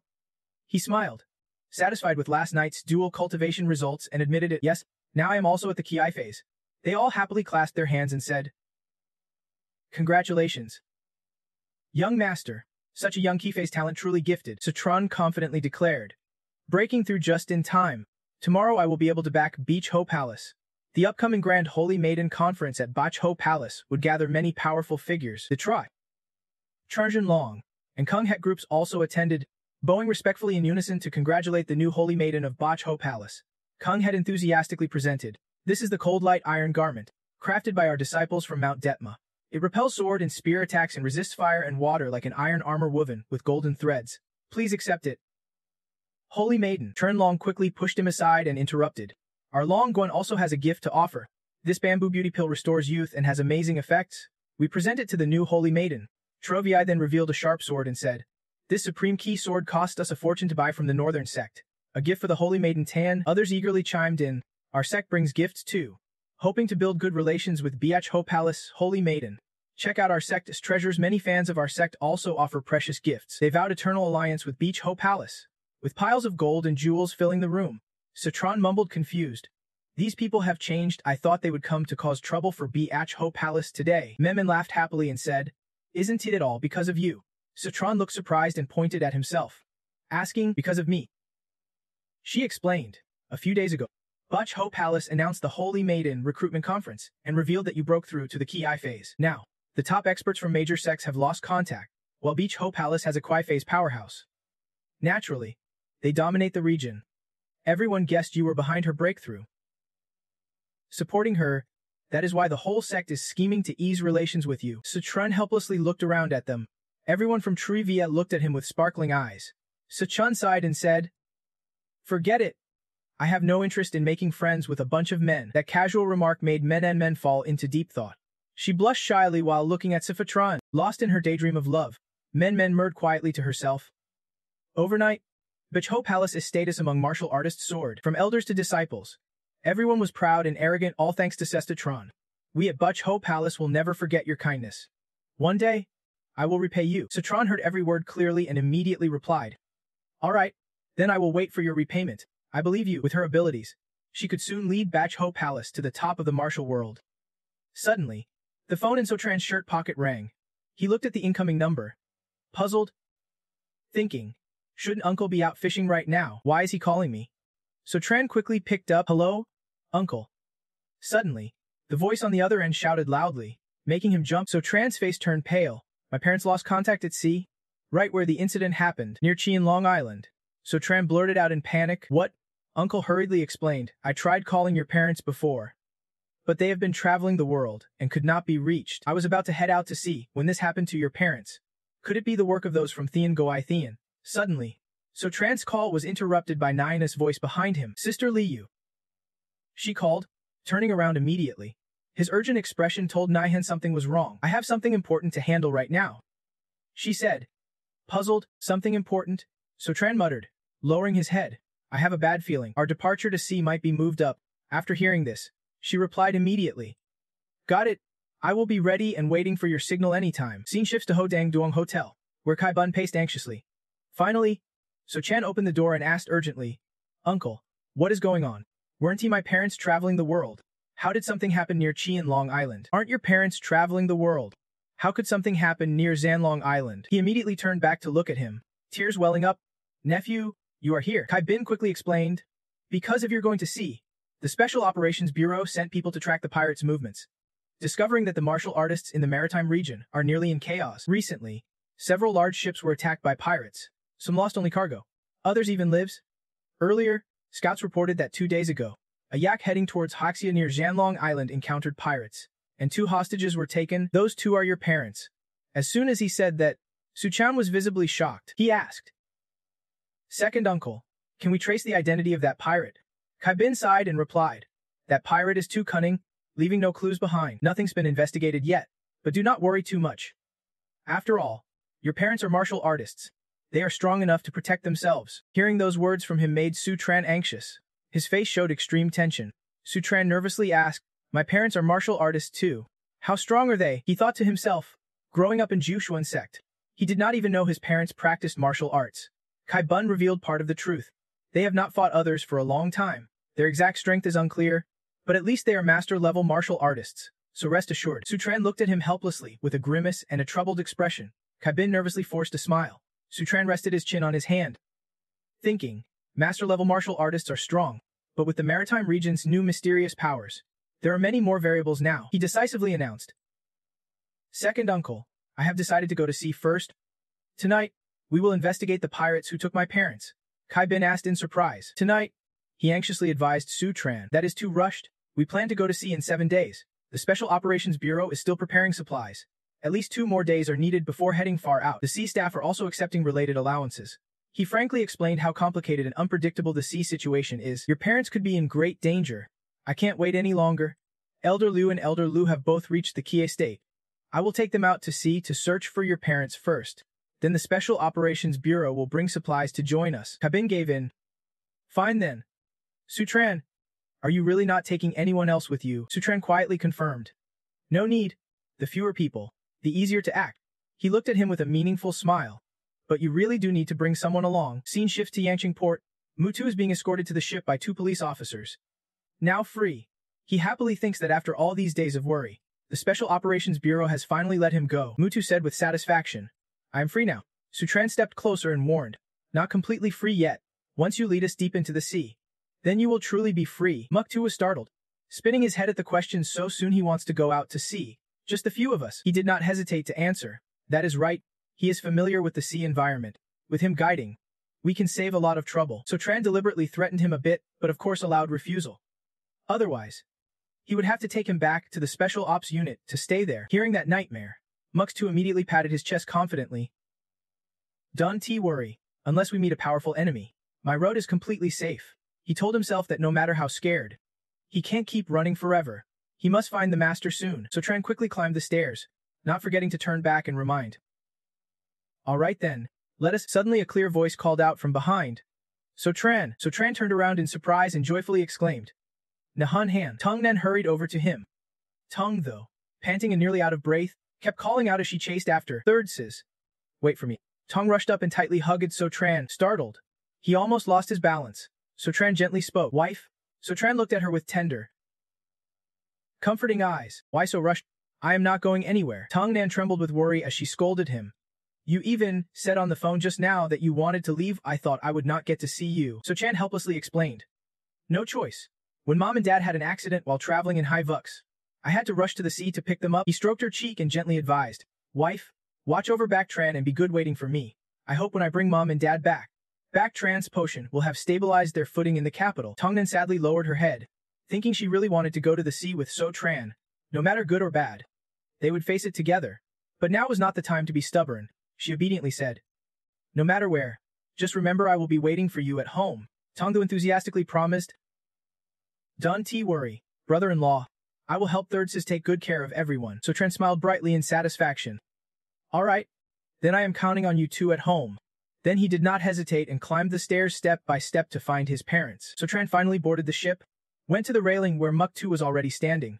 Looking down below, Sotran smiled, waved, and promised, "Wife, to you though, do not worry, I will be home soon." They below happily waved back to him. Tongyan called out a reminder, "Come back soon." The farewell ended quietly as the ship immediately set sail under the sinking sunset. Seagulls freely spread their wings across the vast sky. Sochan was absent-mindedly staring down at the ocean.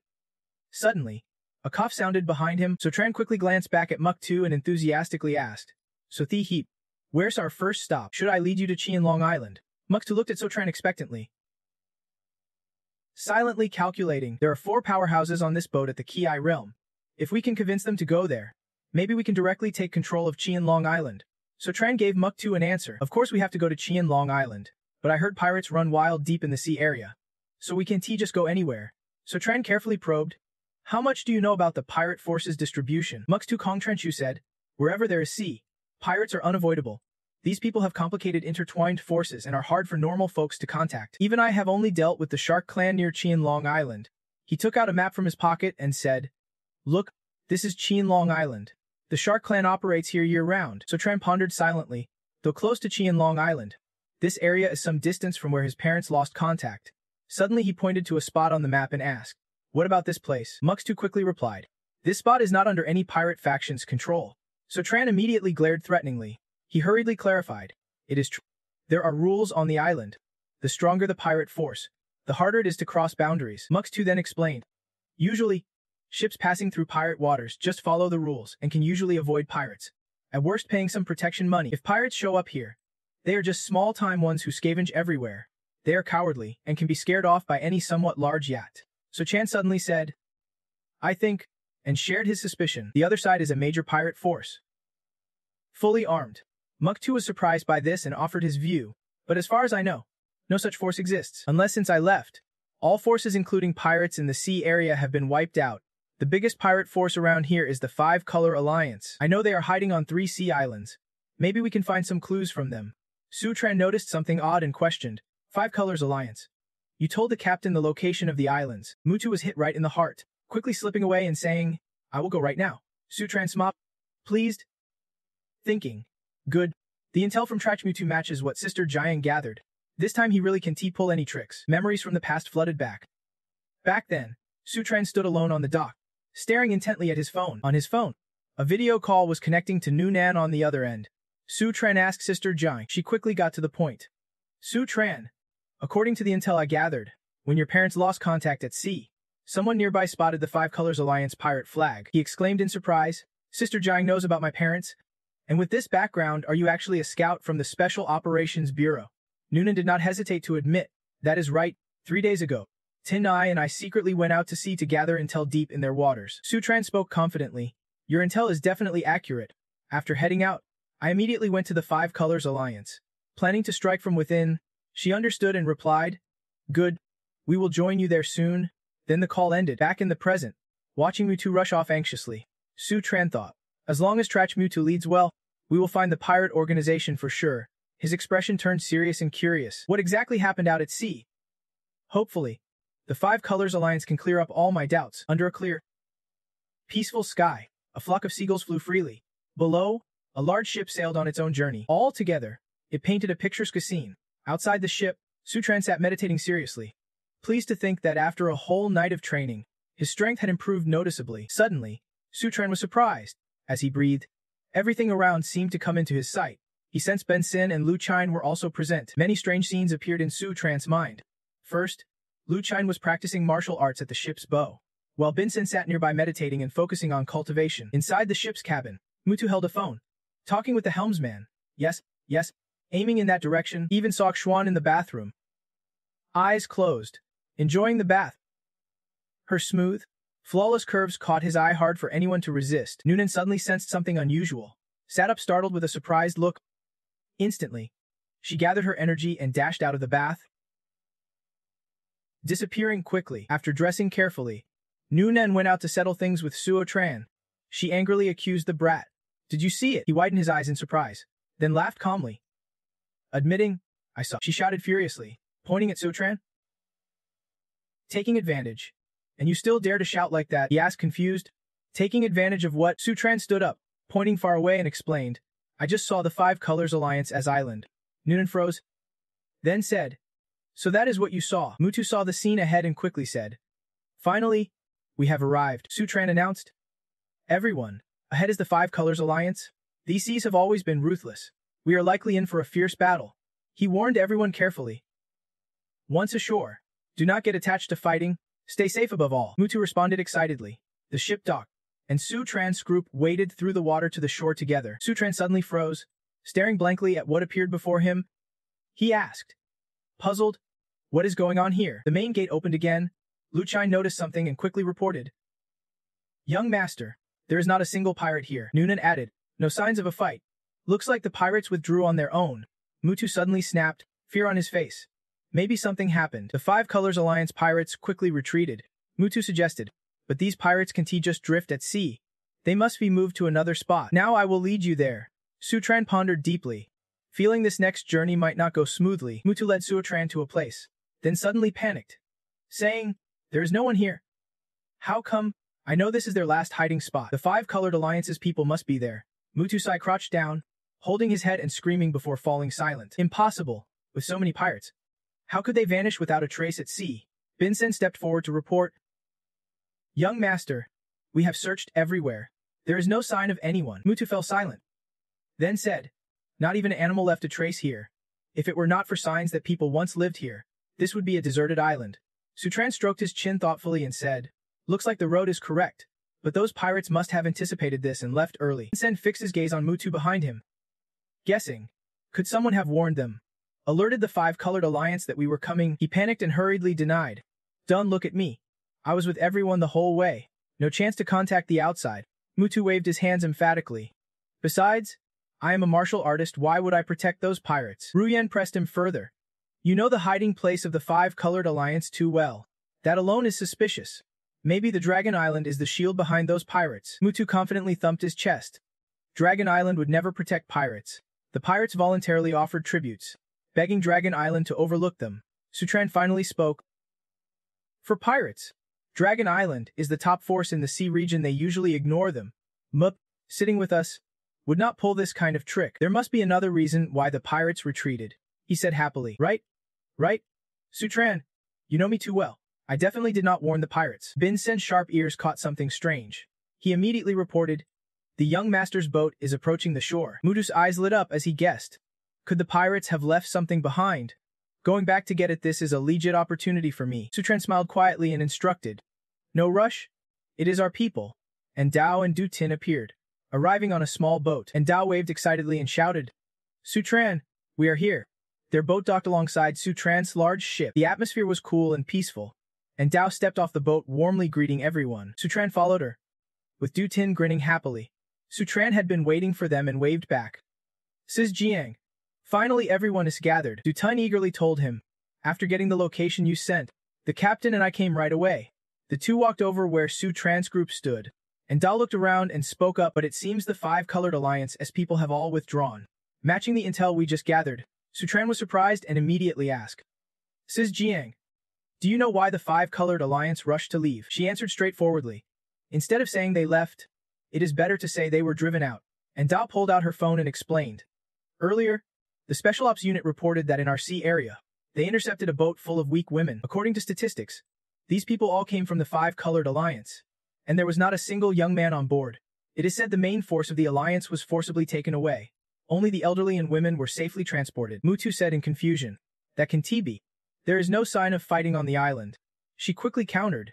No signs of fighting does not mean they left voluntarily. It could be the enemy was so strong they lost the will to resist. And Dao's face showed worry as she continued. But I also heard the Five Colored Alliance was disbanded by order. By a couple? Sutran froze, wondering, could that couple be his parents? And Dao reported the situation. According to those elderly women, that couple was a hostage who cooperated during the Five Colored Alliance hijacking a yacht and helped them leave. The pirates who brought them to the island originally planned to ransom them again. But unexpectedly this trip caused the Five Colored Alliance to break apart completely. Sutran excitedly confirmed. They actively cooperated with the pirates, killing others people that can only be my parents. Mutu sighed. Sutran's parents really are powerful. Vincent smiled and explained. The young master's parents are no ordinary people. The parents moving the elderly and women to the Special Ops unit makes sense. After all, those kids left behind at sea would only become pirates. Sutran pondered and asked, why did they have to take the pirates' core power away? Could it be to clean up pirate forces across this sea region? And Dao added, I can't figure that out either. Tin I high, and I decided to follow this lead and keep investigating because this couple suddenly appeared. And recently, the pirate forces have been suffering heavy losses, making it the perfect time for us to act. She approached Sutran to probe. Sutran, what is your next move? Su then revealed. With my parents in good spirits. It looks like things are stable for now. I plan to head to Chain Long Island. Missy T could not hide his excitement and leaned in close. Chen Long Island it is, he happily agreed. Sutran, do not worry. This time I will guide us carefully, no mistakes. And Zio chuckled with satisfaction. Then let us split up here. I will gather more intel on that couple and keep you posted. Let us stay in touch. Citron quickly rubbed his throat. Addressing Edzis, thanks. Jing? He looked at her. Still uneasy, and Zio cheerfully turned away. Goodbye. Citron, if Tundran added a warning. The sea's different from land storms everywhere. Don't get swept away. Citron confidently reassured. Don't worry. These waves are nothing to me. After seeing them off, he fell into deep thought. Chunlong Island is the last stop before the 9 masters enter the Beyond Heaven realm. If I am no longer worried about my parents, I will scout ahead there. I wonder how the master is doing now. Scene shift to Forbidden Land of Beyond Heaven, true to its name. This place is dark, silent, and eerie. Then Hing glared at Kao. Teeth clenched. It has been days, and he is still a Northern Sect master in the Ki realm. Then Hing could not hide his anger, clenching his fists and complaining. No matter how long we try, we can leave this forest. Every time we try to push forward, an invisible force suppresses us. The formation here is deep and unpredictable. Trech Eisen, Island Lord of Chin Long Island, sweated nervously. All methods have failed. This forbidden land of Beyond Heaven is scarier than I thought. Are we stuck here forever? Kung Kwon spoke calmly. Before we entered, did not we prepare ourselves mentally for not getting out? We are just facing the worst-case scenario now. She calmly meditated deep in the forest. Leaving the two stunned, Kung Kwon smiled, encouraging them. But I do not believe we are trapped forever. Kasen sighed. Sounds good when you say it. The 9 Profound Sect members stuck here are powerless too, right? Those who got lost have not come back. Kung Kwon snapped angrily. Then Tu quickly patted her shoulder, advising her not to waste energy on these hopeless ones. He then told her, just now, I got bored and cast a divination for us. It is very lucky the odds of us getting out are high.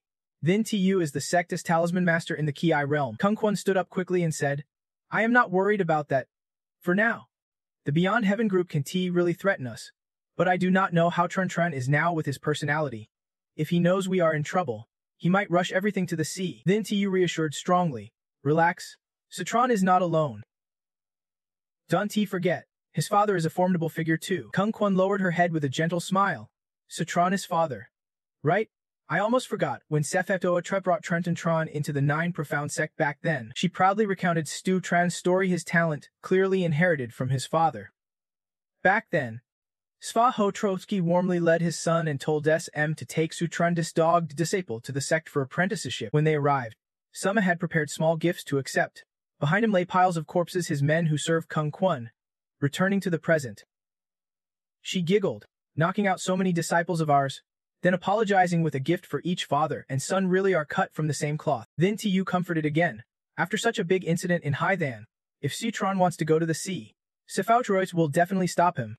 You do not need to worry. His tone suddenly grew serious. From what I see, our top priority now is watching the people on Chain Long Island.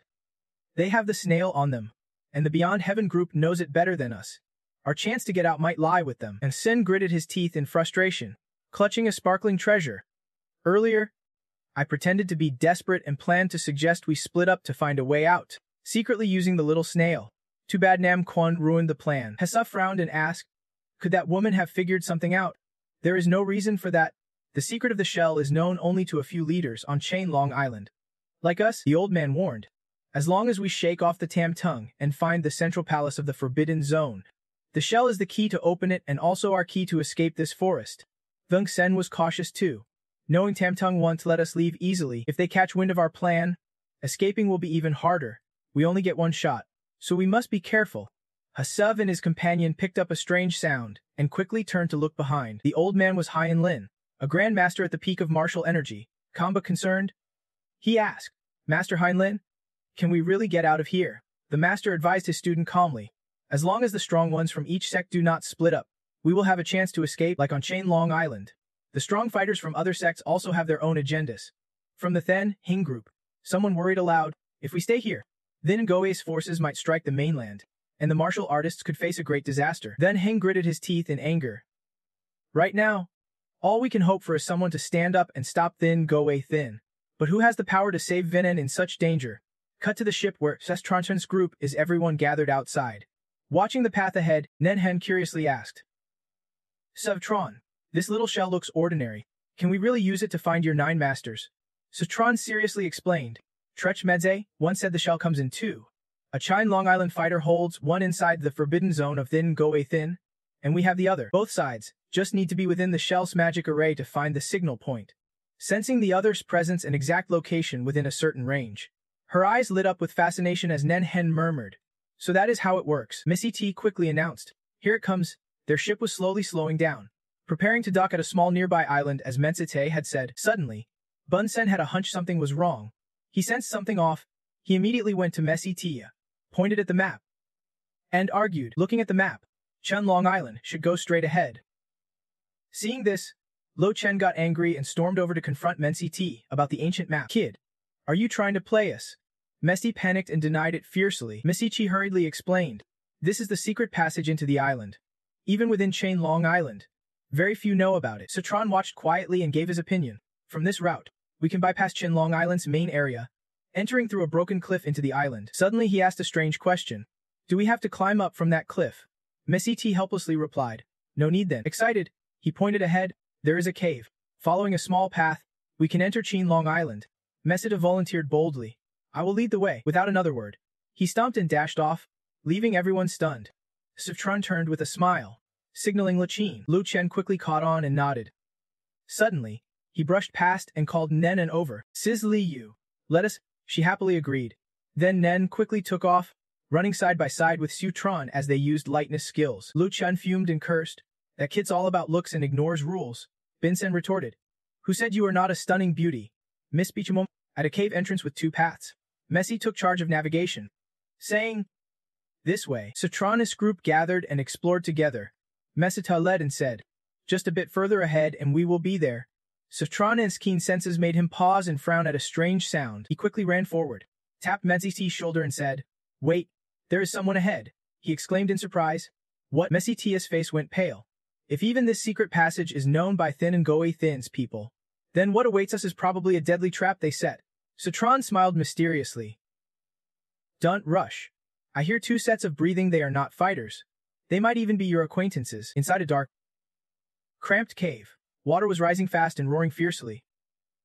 Unexpectedly, a woman and her young child huddled together. Trembling, the child's name was Teen Teen. Innocently she said, "Mom, it is so dark. I want to light a lamp." Fang Le hurriedly soothed her daughter. "Tin Tin, be good. If you light a lamp, the bad guys will find us." Teen Teen's mood was heavy with sorrow. The little girl spoke honestly, but Teen Teen's eyes had not seen the light for a long time. She held Teen Teen tightly, explaining, "It is not that I do not want to turn on the light. It is just that there is no light here, and if we go outside, those bad people definitely won't let us go." The girl said in confusion, "Mom." Suddenly a voice called out from behind them, "Sister-in-law." Teen Teen. The two of them froze. Fuongla frowned suspiciously and glanced back cautiously. Muxtu poked his head out and gently said, "It is. I have come to save you." She stared at him in surprise for a few seconds. Fuongli suddenly got excited and criticized. "Cowardly Trach Muktu from Chin Long Island actually came to save us." Tien also spoke innocently. "Uncle ran away when he met the big crab last time." Muktu scratched his head shyly. Speechless and unable to deny what happened then, he darted past the crab. Noonan laughed teasingly. "Seems like someone needs to rebuild their image." Fuongli panicked and kept holding her child, screaming, "These people are the hounds of Thien Goai Thien. Trachmut, you dare to join the enemy." Sotran helplessly explained, "He really came to save you. My name is Sotran from Ku Huan Ma. The 9 martial artists from Ku Hoan Man who came to Chien Long Island before are my masters." She walked away cautiously but curiously asked again, "Ku Hoan Man, are you disciples of the 9 great key stage warriors?" Muxtu gently introduced, "Sister-in-law." So young hero is also a Kai stage warrior. Fuongli was amazed, mouth agape, standing up as if grabbing a glimmer of hope and exclaimed, "Kai stage." Her tone became urgent. "So young hero, my name is Niam Fuongli. Please help lead my daughter away from Chien Long Island." So Tren reassured, "Don't worry. If we are here, we will give it our all." He sat down kindly and asked the kid questions. "Little girl, what is your name?" The girl quickly answered, "Teen Tien." So Tran said gently, "Good girl. I will cover your eyes with a black cloth first, then lead you outside. You have not seen the sun for a long time. Going out directly might hurt your eyes." Teen Tien asked innocently, "Aren't there bad people outside?" Muxtu quickly comforted her. "Teen Tien, do not be afraid. Then he got completely ignored. So Tran confidently assured, "Uncle So is awesome, can beat the bad guys." Muxtu immediately butted in, "I can beat the bad guys too." The girl replied without hesitation, "Teen Tien trusts Uncle So." Muxtu got shut down again. He sadly pressed his face against the wall. Whining, Muxtu sighed helplessly, totally ignored now. Meanwhile, Noonan took responsibility to guide Fuongla. Noonan laughed amusedly, thinking, surprisingly Sotran is good with kids. Muktu followed behind and asked, Sister-in-law, what is the situation outside now? Fuongli sighed and recounted, Thien Goithien's ambush was unexpected. The defense formation of Chien Long Island was broken in less than a moment. At that time, I happened to be nearby with Tien Tien, so I quickly brought her here. At first, I could still hear some fighting sounds, but gradually they stopped. Muktu silently looked at her, saying nothing, only feeling sorrow for their fate. He resolved firmly to protect Tien Tien and her mother with his life if needed. Suddenly a voice said, the exit is here. Outside light filtered in to brighten the place. Escaping outside, Sotran immediately asked, where is this place? Muktu quickly introduced, this is our Trach family's mountain resort. Thien Longtrang, he suddenly blurted out startlingly, there are people ahead, and I can even smell the stench of blood. At Thien Longtrang, just by looking you can tell the owner is extremely wealthy. Countless rooms built on this vast land. In a garden, 3 children were tied tightly to 3 different trees. They could not help but cry in fear, with something like a pink heart stuck on their foreheads. Elsewhere, the unlucky kids tied to trees were used as targets for archery practice. The leader coldly spoke up, final target, shooter takes 10 lashes. As he shouted, the others raised their bows. Ready. A second later, 3 arrows shot out simultaneously, flying straight as lightning. The children trembled in fear. Some shut their eyes tight, too scared to watch. They waited a long time but felt no pain, so they curiously opened their eyes to look. The blue-haired boy asked confused, where are the arrows? Why did they disappear? At that moment, Sotran appeared and reassured them. Don't worry. I caught the arrows earlier. He glanced at the archers who had been taken down by their own arrows and said he was done returning fire. The leader was utterly shocked to see this. What kind of joke is this? How could you possibly do that? He panicked, wondering how his own men could have hit his heart. Sotran replied, you aimed at me once. Didn't he that give it away? The leader, though cautious, still tried to sound generous.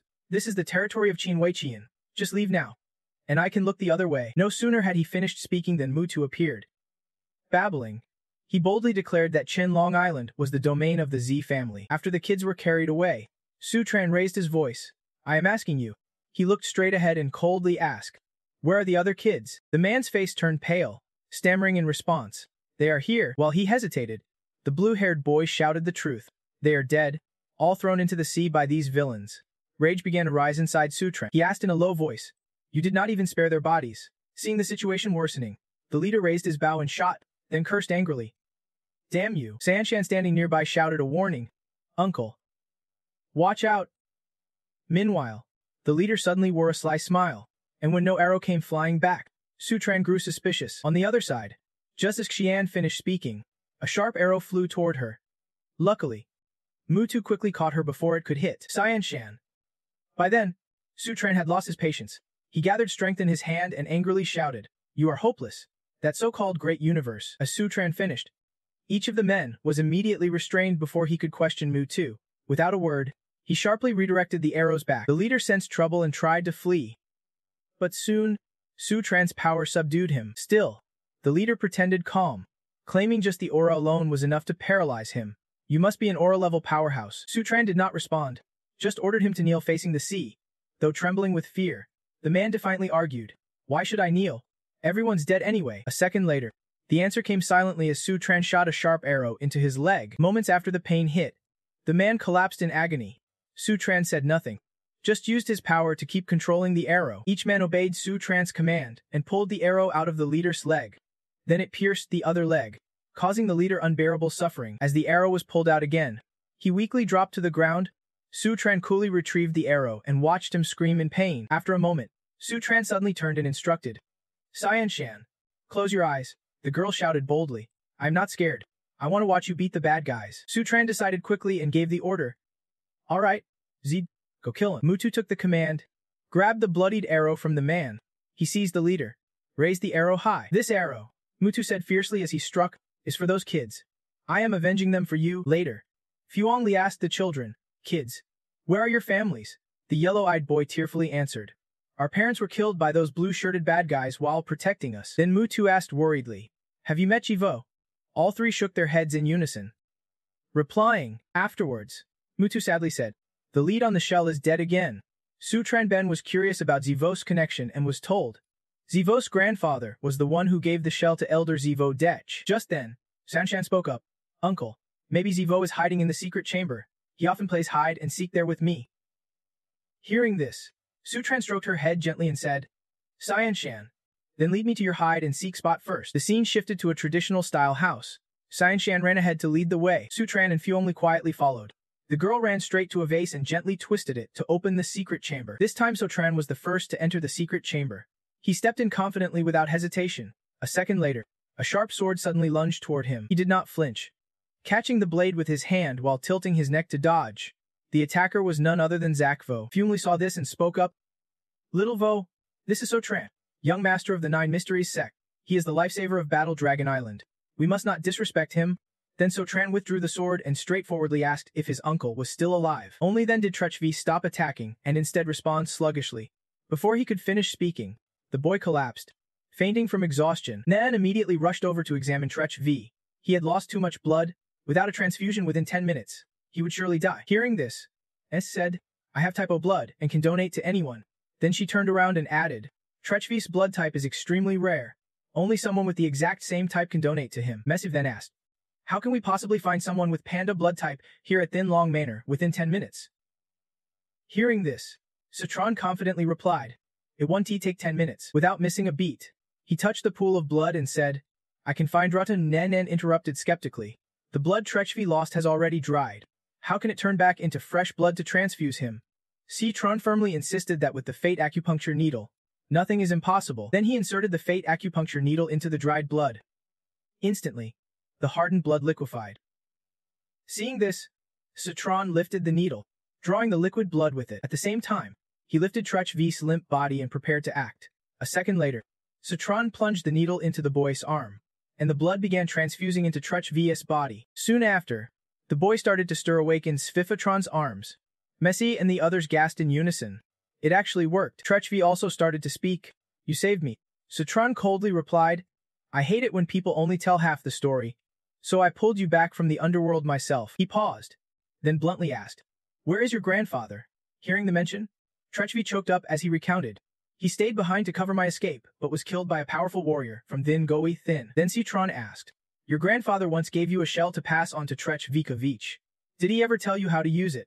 The boy's eyes welled with tears as he answered, he never got the chance to tell anyone.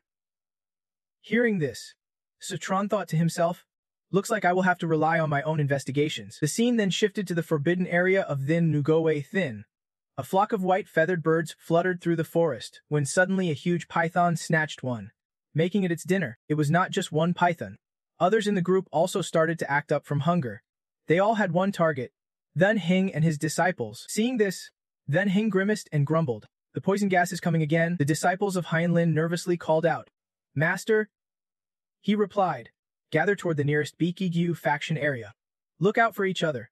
Everyone stopped and carefully scanned their surroundings. Meanwhile, Nun En calmly explained that whenever the poison gas attacked, the fighters of the four martial sects would band together to block it. Then she paused and continued, but this time, Trech Lung Sen deliberately distanced himself from the three sects. Nun En looked toward Dung Sin. Puzzled, what do you think he is up to? Then Taiyu thought for a moment, then said, something's off. They must have a way to escape this forest. She coldly dismissed the idea. If they want to shake us off, they are out of luck. Suddenly, everyone was startled by Nenzenn's shout. Chen Longlo wanted to use the cover of the poison gas to escape. Everyone blocked their path. Bugs and his group turned around in shock, exclaiming, what? Then Hing and his disciples could not hide their surprise either. Then Aang Sen ordered everyone to speed up and leave immediately. Upon hearing this, all scattered, running for their lives. Then Heng was furious and shouted, chase after Ing Sen and his men. His disciples charged forward to pursue. The disciples of Heinlin joined the chase wholeheartedly. Ug Sen was stunned when Kung Quan and Then Tu suddenly blocked his path. Not long after, Then Heng caught up. Trech Haitan led Chen Long No alone away from the poison gas surge. What was his real aim? Sen replied, Then Heng, everywhere you look is soldiers now. I just noticed the poison gas concentration here was slightly thinner. Then Tu mocked. But the concentration here is not any thinner than elsewhere. If you say you misjudged, that is a pretty rookie mistake. Then he sighed helplessly. I am telling the truth. If you do not believe me, there is nothing I can do. Hearing this, Kung Quan immediately spoke up, wanting to make us believe it was simple. She paused briefly, then said excitedly, You leave the small shell so the three clans can take turns guarding it. This idea was completely unexpected by Aig Sin, leaving him very confused. But then Heng quickly expressed his opinion. I agree. Han Lin also chimed in. Loanep agreed as well. Faced with their silent threat, Sin snapped. What if I refuse to hand it over?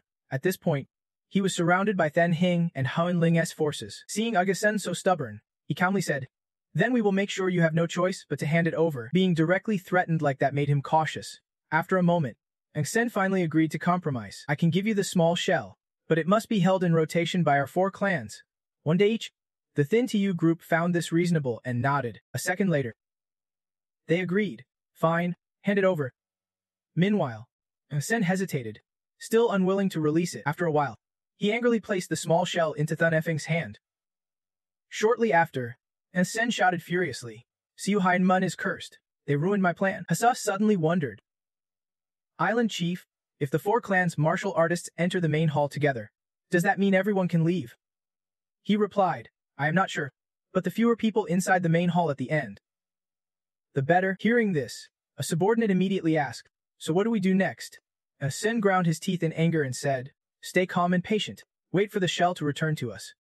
Then act. In another development, Sichun spoke coldly. Trechvia, before hiding in the secret chamber, witnessed the collapse of Chain Long Island.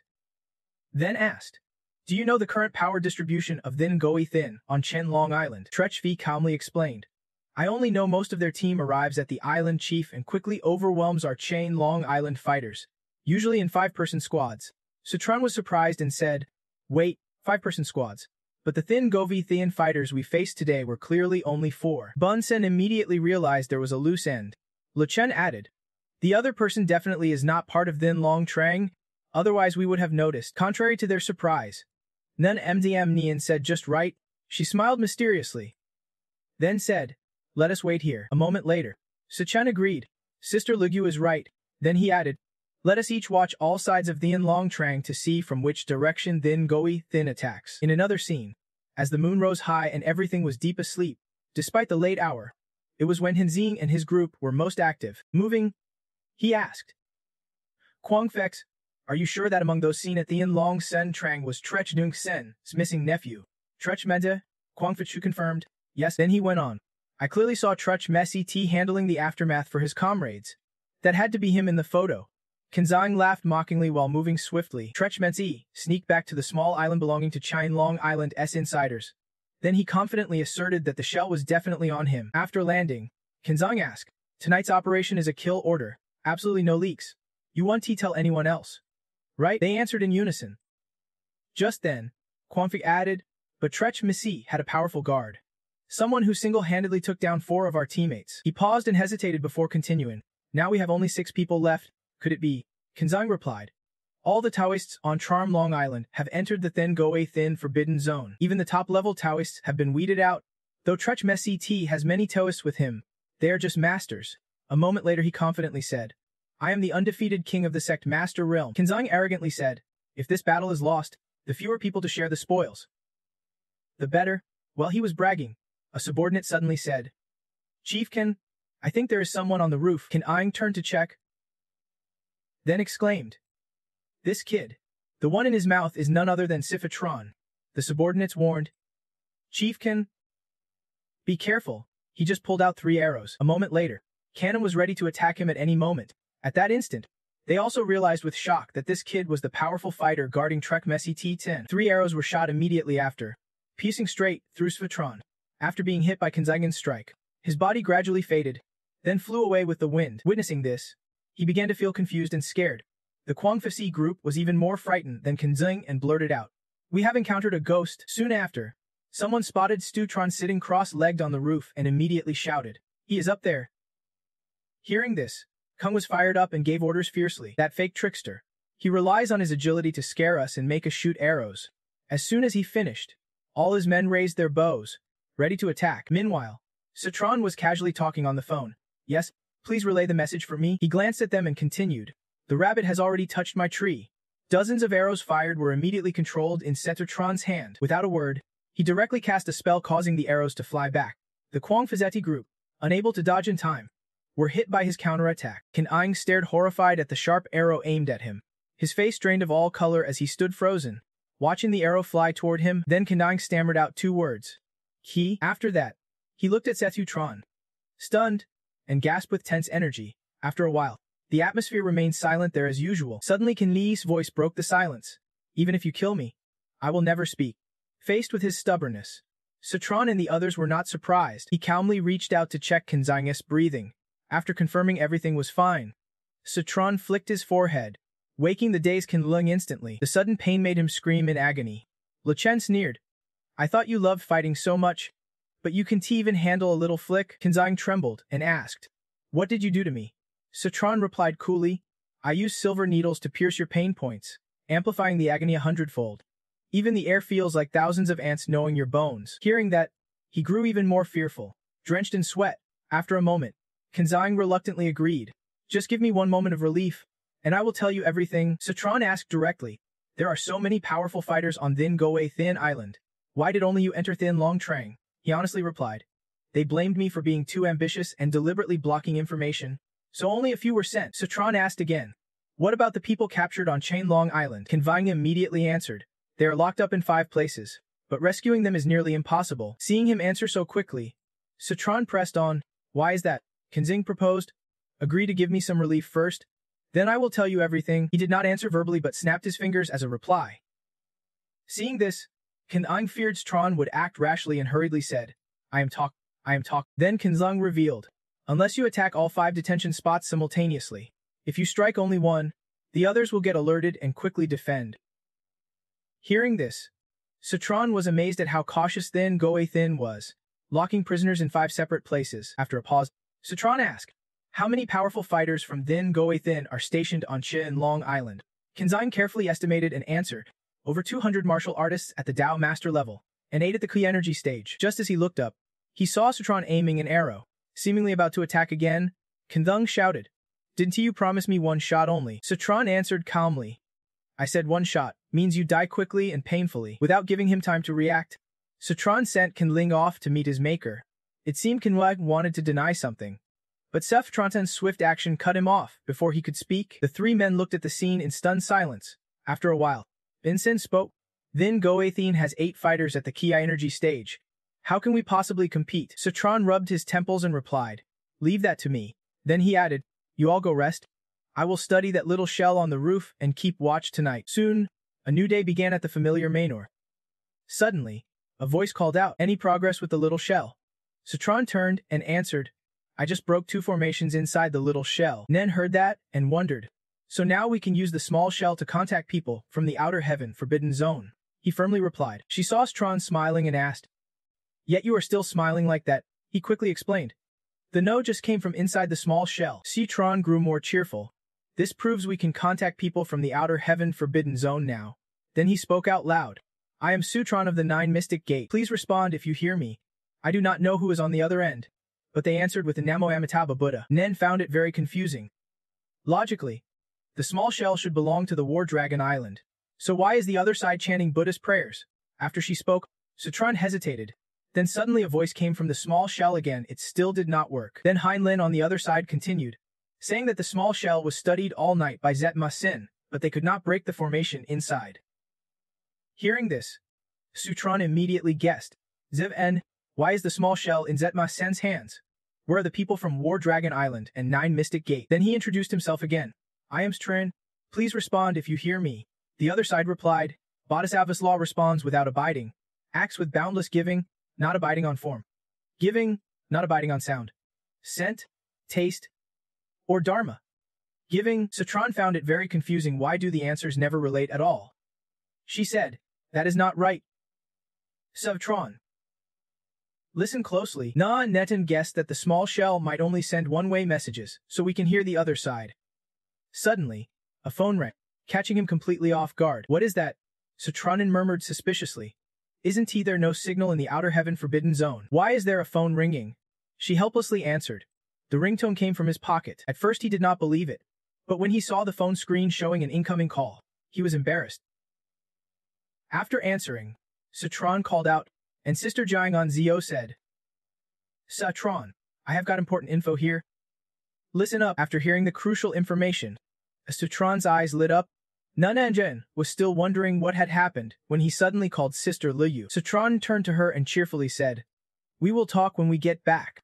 The scene shifted to a familiar tower surrounded by lush green trees. Inside, Citron spoke seriously, saying he gathered everyone because he had important news. He said happily, "First, I have broken the formation inside the small shell.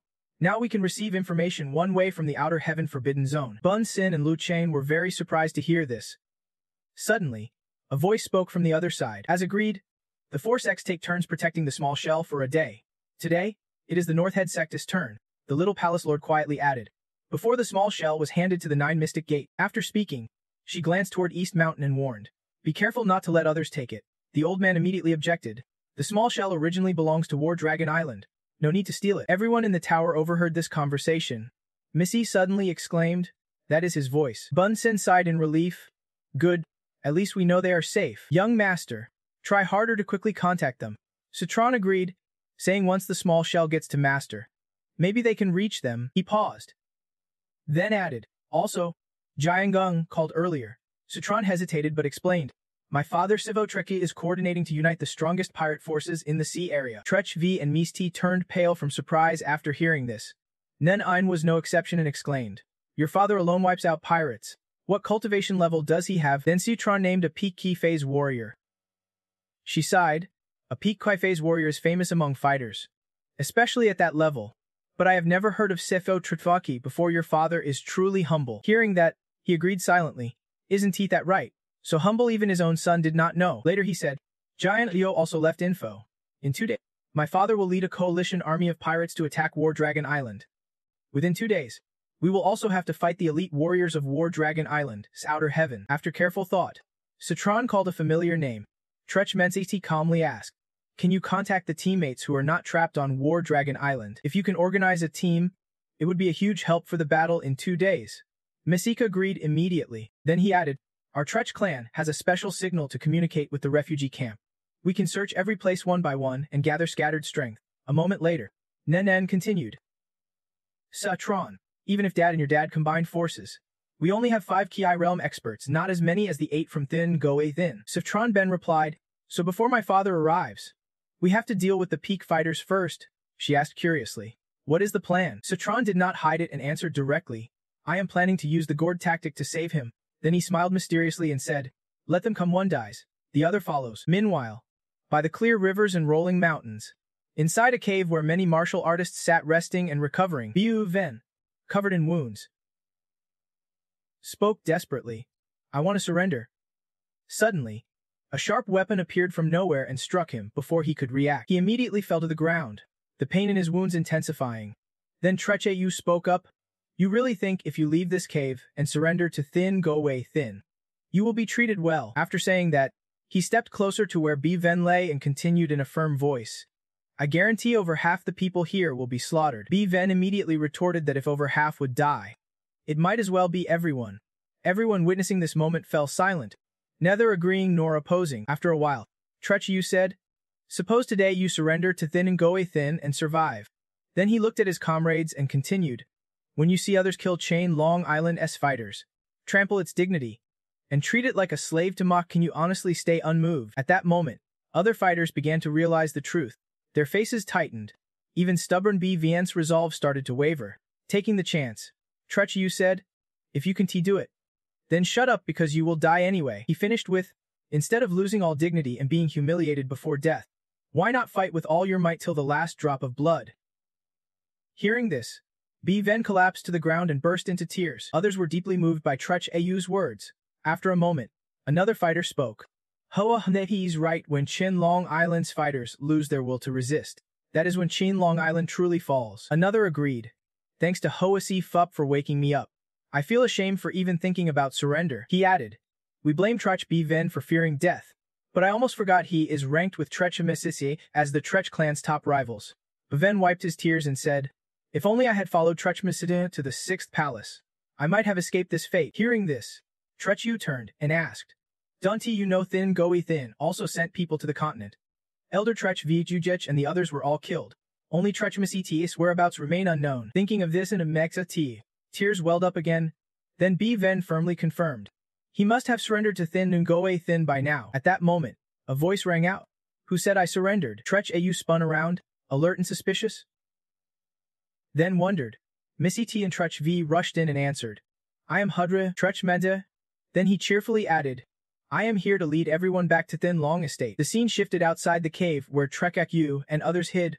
Missy excitedly introduced, Take this main road and you will reach Thin Long Estate, then we will be safe. Hearing this, everyone happily smiled and joked. Suddenly, a group of strangers appeared, blocking their path and stopping them from moving forward. Seeing this, Tretch Yu thought, so it is the patrol team from Thin Goe Thin after all. With that in mind, he turned to Tretch Missy TD. Tretch Mende, you confidently said you would lead us safely to Thin Long Estate, but you brought us into a dead end. Then he told himself, no point in talking, we will have to fight them. At that moment, the leader of the strangers spoke. Dung Unguide of Chain Long Island. Drop your weapons now if you want to live. A moment later, a surge of power appeared, making everyone look up in awe. Private Missy whispered to him, Guardian Tretch, our reinforcements are here. Tell everyone to drop their weapons. I guarantee safe passage back to Thin Long Estate.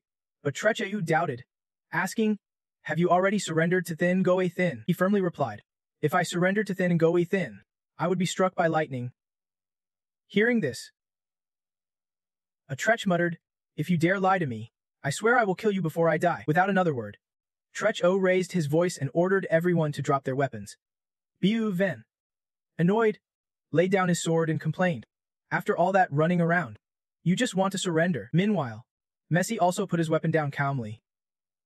He explained, I told everyone to drop their weapons, not to surrender, but to avoid unnecessary harm. As soon as Meshi finished speaking, a bolt of lightning struck the ground.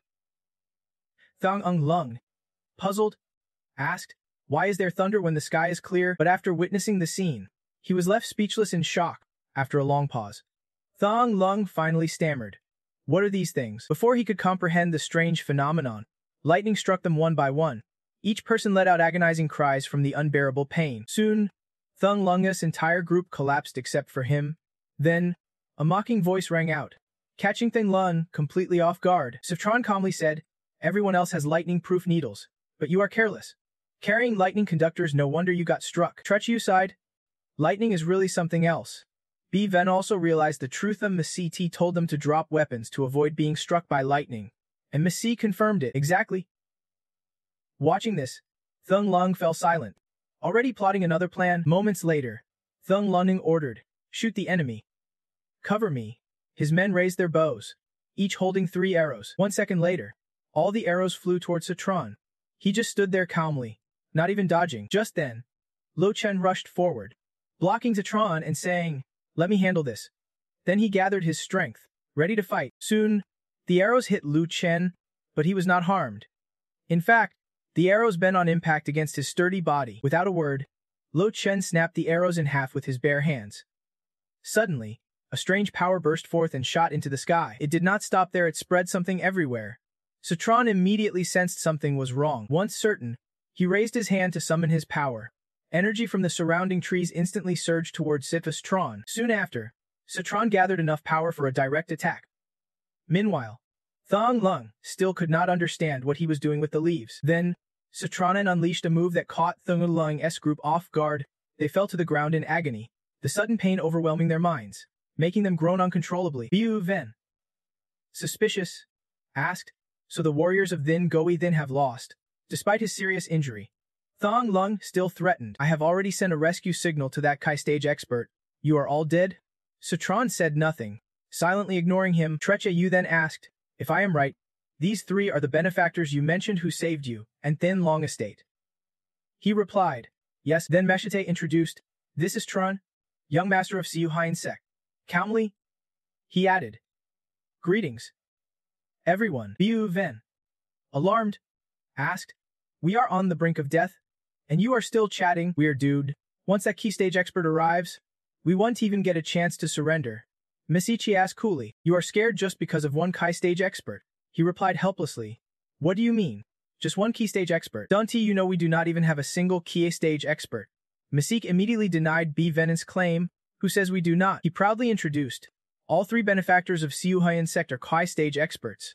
Vun was stunned and asked again, all 3 are stage experts. Suddenly, a whine, rustling leaves on every branch like a sign of something approaching. Citron narrowed his eyes sharply, Scanning his surroundings with caution, you immediately ordered them to pick up their weapons. The gourd doll took the lead, heading toward Lamb's position. Surprised by your sudden action, Bovan exclaimed. Huh, bup. The gourd doll. From above, a figure swiftly used lightness skill to leap across rocky peaks, approaching Sotran's group. Then he landed right in front of them, the pressure from him breaking the ground beneath his feet. Bovan and his gang behind looked up, shocked with their mouths agape. Lu Chen and Bin Sen also stared in disbelief at this suddenly appeared figure. They could not help but think.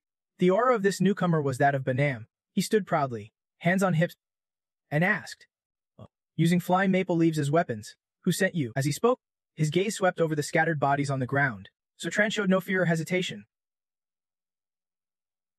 Speaking straightforwardly, Banam immediately sensed the power Sotran radiated. He laughed with delight, his aura strong. Dying at the hands of a powerful aura cultivator was an honor, and dying by my hand will be your honor, he said. Reaching for an arrow in the quiver on his shoulder, Banam focused his power into the arrow and taunted in a low voice, "Whoever faces my arrow, face it well." Before he could gloat, Lu Chen stepped forward. "Let me handle this," he said, then surged ahead. His whole body erupted with power. Fist clenched and swung forward, unleashing the move. Universe Drunken Body. Banam was relaxed as well, laughing loudly in response. "All right." The archer shot the arrow at Lu Chen. He clenched his teeth, face tense. Using all his strength to block the attack, the two forces collided instantly, creating a massive pressure wave that seemed ready to blast everything around. Lu Chen used all his body's strength to hold the arrow back. Gritting his teeth, he growled, "I have caught your arrow." Banam remained arrogantly proud of his power. He sneered, mocking, "Is that so?" Soon after, Lu Chen felt his strength fading while the arrow showed no sign of stopping. Realizing the danger, he shouted, "It is," but the arrow had already pierced his protective layer and stabbed through his chest. Despite the severe wound, he tried to warn those behind him. "Everyone, get out of the way." But it was too late. The force had passed through Lu Chen's body and spread toward those behind him. Bovan was hit and fell to the ground, screaming in pain. Sotran was shocked but quickly realized and shouted, "Aroka." He used his power to block the attack, but complained silently about how much more troublesome it was than expected. Bin Sen beside him staggered from the arrow Kai attack. Stunned by its overwhelming power and its ability to split, Bin Sen immediately pulled out a talisman from his chest. Preparing to counter the sudden attack, he threw a series of talismans at Banam. Cautiously thinking this guy can be let off, the talismans carried a force that automatically shot forward, forming a circle around Banam. Unafraid, Banam muttered excitedly, "Interesting." He took out another arrow, placed it on the bowstring, and taunted, "Try this on me." The arrow flew forward, then split into multiple streams, each targeting a talisman. The power around the arrow pierced through each talisman. Then, much to everyone's shock, headed straight for Bin Sen. They worried but could not intervene in time, helplessly calling out to the elder. Instinctively, the elder raised his hand to block, but it was useless. The powerful arrow kept advancing. Bin Sen frowned, staring helplessly at the incoming arrow. Then it happened, the arrow pierced through his body, the force knocking him backward. Meanwhile, Sotran recognized the danger Banam posed and immediately summoned silver needles. Taking advantage of Banam's distraction, he quickly threw the needles, trying to catch him off guard. But Banam pulled out 3 arrows and shot directly at the incoming needles. The two forces clashed instantly, creating a shockwave that scattered everything nearby. Both were thrown back, their power evenly matched with neither gaining the upper hand. Tran also did not stand still. He quickly darted behind the man, focusing his strength into a punch called the Great Heaven and Earth Smash. Banam was no less skilled. He sensed the danger from behind and swiftly spun around, channeling his power into the bow in his hands. Their attacks clashed again, two forces evenly matched. Banam's hand holding the bow immediately moved, trying to take the offensive first. He drew the bowstring back, grinding his teeth and snarling, "Take this." Then Banam summoned 5 arrows made of pure energy, aiming straight at Tran. Infinite arrow technique. Tran was shocked to see this move. He had not expected Banam to shoot energy arrows directly. As Banam released the arrows, Tran quickly bent backward, using the Windbreaker Willow Step technique. His movements were lightning fast. He flipped over and landed safely. Banam had already used up a lot of energy and grew anxious. His agility was impressive. When would he ever stop? Suddenly, a gust of wind blew from behind, carrying leaves toward Banam. He quickly focused his power around the bough to block them. But it was too late. The leaves struck close, forcing Banam to change tactics. He leaped backward to avoid them. Tran watched coldly and thought to himself, "Good thing I prepared early." Right where Banam landed, countless arrows shot up from the ground. Despite being cautious, He could not avoid them and could only scream helplessly inside. Not good, this was a classic feint. Suddenly, those arrows pierced straight into him. The sudden pain twisted his face. Seizing the moment, Tran pulled out several talismans and hurled them at Ban Nam with lightning speed. Ban Nam struggled as he stepped into the trap. Looking up, he saw the talismans flying toward him and panicked. Shouting, "You want to lead me astray?" Tran smirked and waved goodbye. "Farewell, the gourd doll." Saying that, Tran turned his back, ignoring Ban Nam being electrocuted. Ban Nam writhed in pain as electric currents surged through his body, screaming in despair. When the talismans wore off, the electricity faded, revealing Ban Nam charred black, smoke rising from his burned body. Ban Nam was completely defeated, collapsing to the ground with his bow falling beside him. At that moment, Lu Cheng and Bin Sen approached Tran slowly. Observing, the elder muttered weakly. Surprised at how tough that gourd doll was, Tran casually touched his lips and said, "There are still 7 more gourd dolls. This fight is just getting started. I hear there are 7 others." Lu Cheng and Bin Sen were stunned. Time passed, and the scene shifted to a cool evening with a clear moon at the tower, where everyone gathered atop the roof. So Chan sat lost in thought. Suddenly, he noticed someone approaching and immediately cleared his scattered thoughts. Noonan landed beside him and asked, "How are the people you rescued from Zanlong Island doing?" He propped his chin on his hand, replying indifferently, "I treated their wounds with acupuncture and life-saving techniques. They should recover by tomorrow." She sat down beside him slowly and asked, "Is it true that a powerful warrior from the heavenly beyond realm will come tonight?" He immediately recalled defeating Ban Nam and concluded that they had lost a powerful heavenly beyond warrior, so they would definitely be alert and might launch a preemptive strike tonight.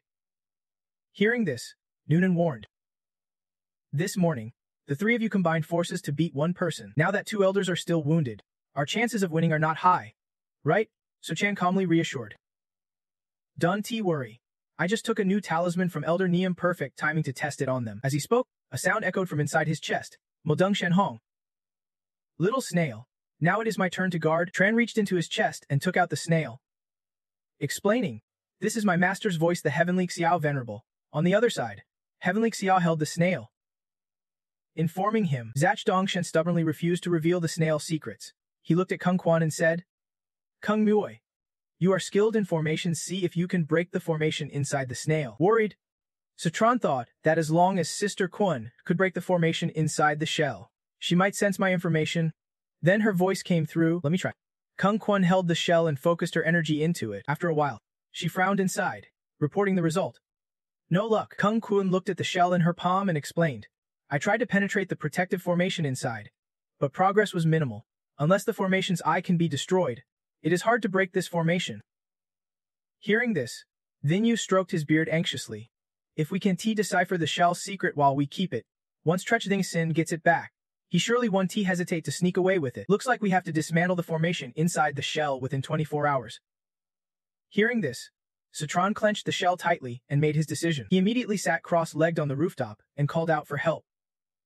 "Sister Le Yu, please protect me." She hesitated and asked, "Isn't that too much to ask? Enemies are coming tonight." He did not hesitate, focused his energy into the shell, and said, "We do not have time. Even if it is a stretch, we have to make it." Then, as energy flowed in, the shell slowly floated from his hand, hovering before him, and Siftranes' subconscious was pulled inside it. He followed the smaller shells deeper to where the formation's light shone. He watched the small shells entering the formation and wondered in surprise. These little shells hide the formation itself. Are they the formation's eyes? Losing patience, Siftron focused his energy and decisively stretched out his hand. If he could shatter them, the protective formation blocking communication with the masters would collapse. His hand emitted lightning as it swept toward a small shell, but it immediately turned into an illusion. He realized this and understood illusions are indeed tough to break. Moments later, Citron emerged from the shell, springing up and startling Nevin. She approached curiously to ask what happened. "Any clues?" she asked. He frowned, annoyed but explained, "None." But seeing flickering lights approaching them, Citron quickly warned, "The gourd doll is coming." He added, "This time it is not a solo attack. I will handle the key realm expert. The rest are yours." His eyes locked on MC&M rushing from afar. Hearing this, the man's eyes flashed with shock at such arrogance. Once Nainen confirms, "Be careful and get out of here." MC&M immediately drew his sword and attacked Askatron with lightning speed. He appeared beside Sutron, sword at his neck, waiting for the kill. But Siftron stayed calm and dodged the blade by leaning away. Though dodged, Msinunham still predicted Sutran's position and swung down. Sutran admired his decisive moves. This guy's fast. After missing twice, he did not stop but swung again. Suddenly, Msinunham vanished before Tran's eyes and reappeared behind him, ready to strike. Sutran was alert and sensed someone behind him, yet was astonished inwardly. Without hesitation, Sufchun bent his leg and kicked backward, hitting Msinunham's chest and sending him flying. Then he spun around to face him. Sutran gathered energy and leaped forward, throwing a punch at Msinunham to his surprise. But the unexpected happened. Butch Ding suddenly appeared, blocking the attack. Sutran's fist could not pull back and struck the spear in Butch Ding's hand, calmly spinning his weapon. Butch Ding stopped the attack. Sutran stopped close combat and jumped back to widen the gap. Butch Ding mocked him. Msinunham can't even handle a junior now, he warned his comrades cautiously. Butch Ding Sakai realm martial artist too. Don't underestimate him. Sutran stood to the side, wiping his face, thinking quietly that having two gourd dolls saved him quite a bit of time. Bach Dong swung his spear, frowning as he asked. The Battle Dragon Island warrior with Ki realm power has already left. Which deity do you serve? His voice was calm and steady, showing no fear as he introduced himself. 9 Mystery Sect. Sutran. Urgently, Bach Dong swung his spear to attack and asked, You killed Vanba? Just admit it. Yes, that is right, I killed him.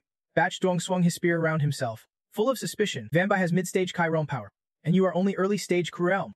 How could you possibly kill him? Sutran calmly dodged the attack, arrogantly declaring, Strength in battle is not just about your cultivation level. Hearing Sutran's reasonable yet frustrating words, Bach Dong could not argue but refused to back down.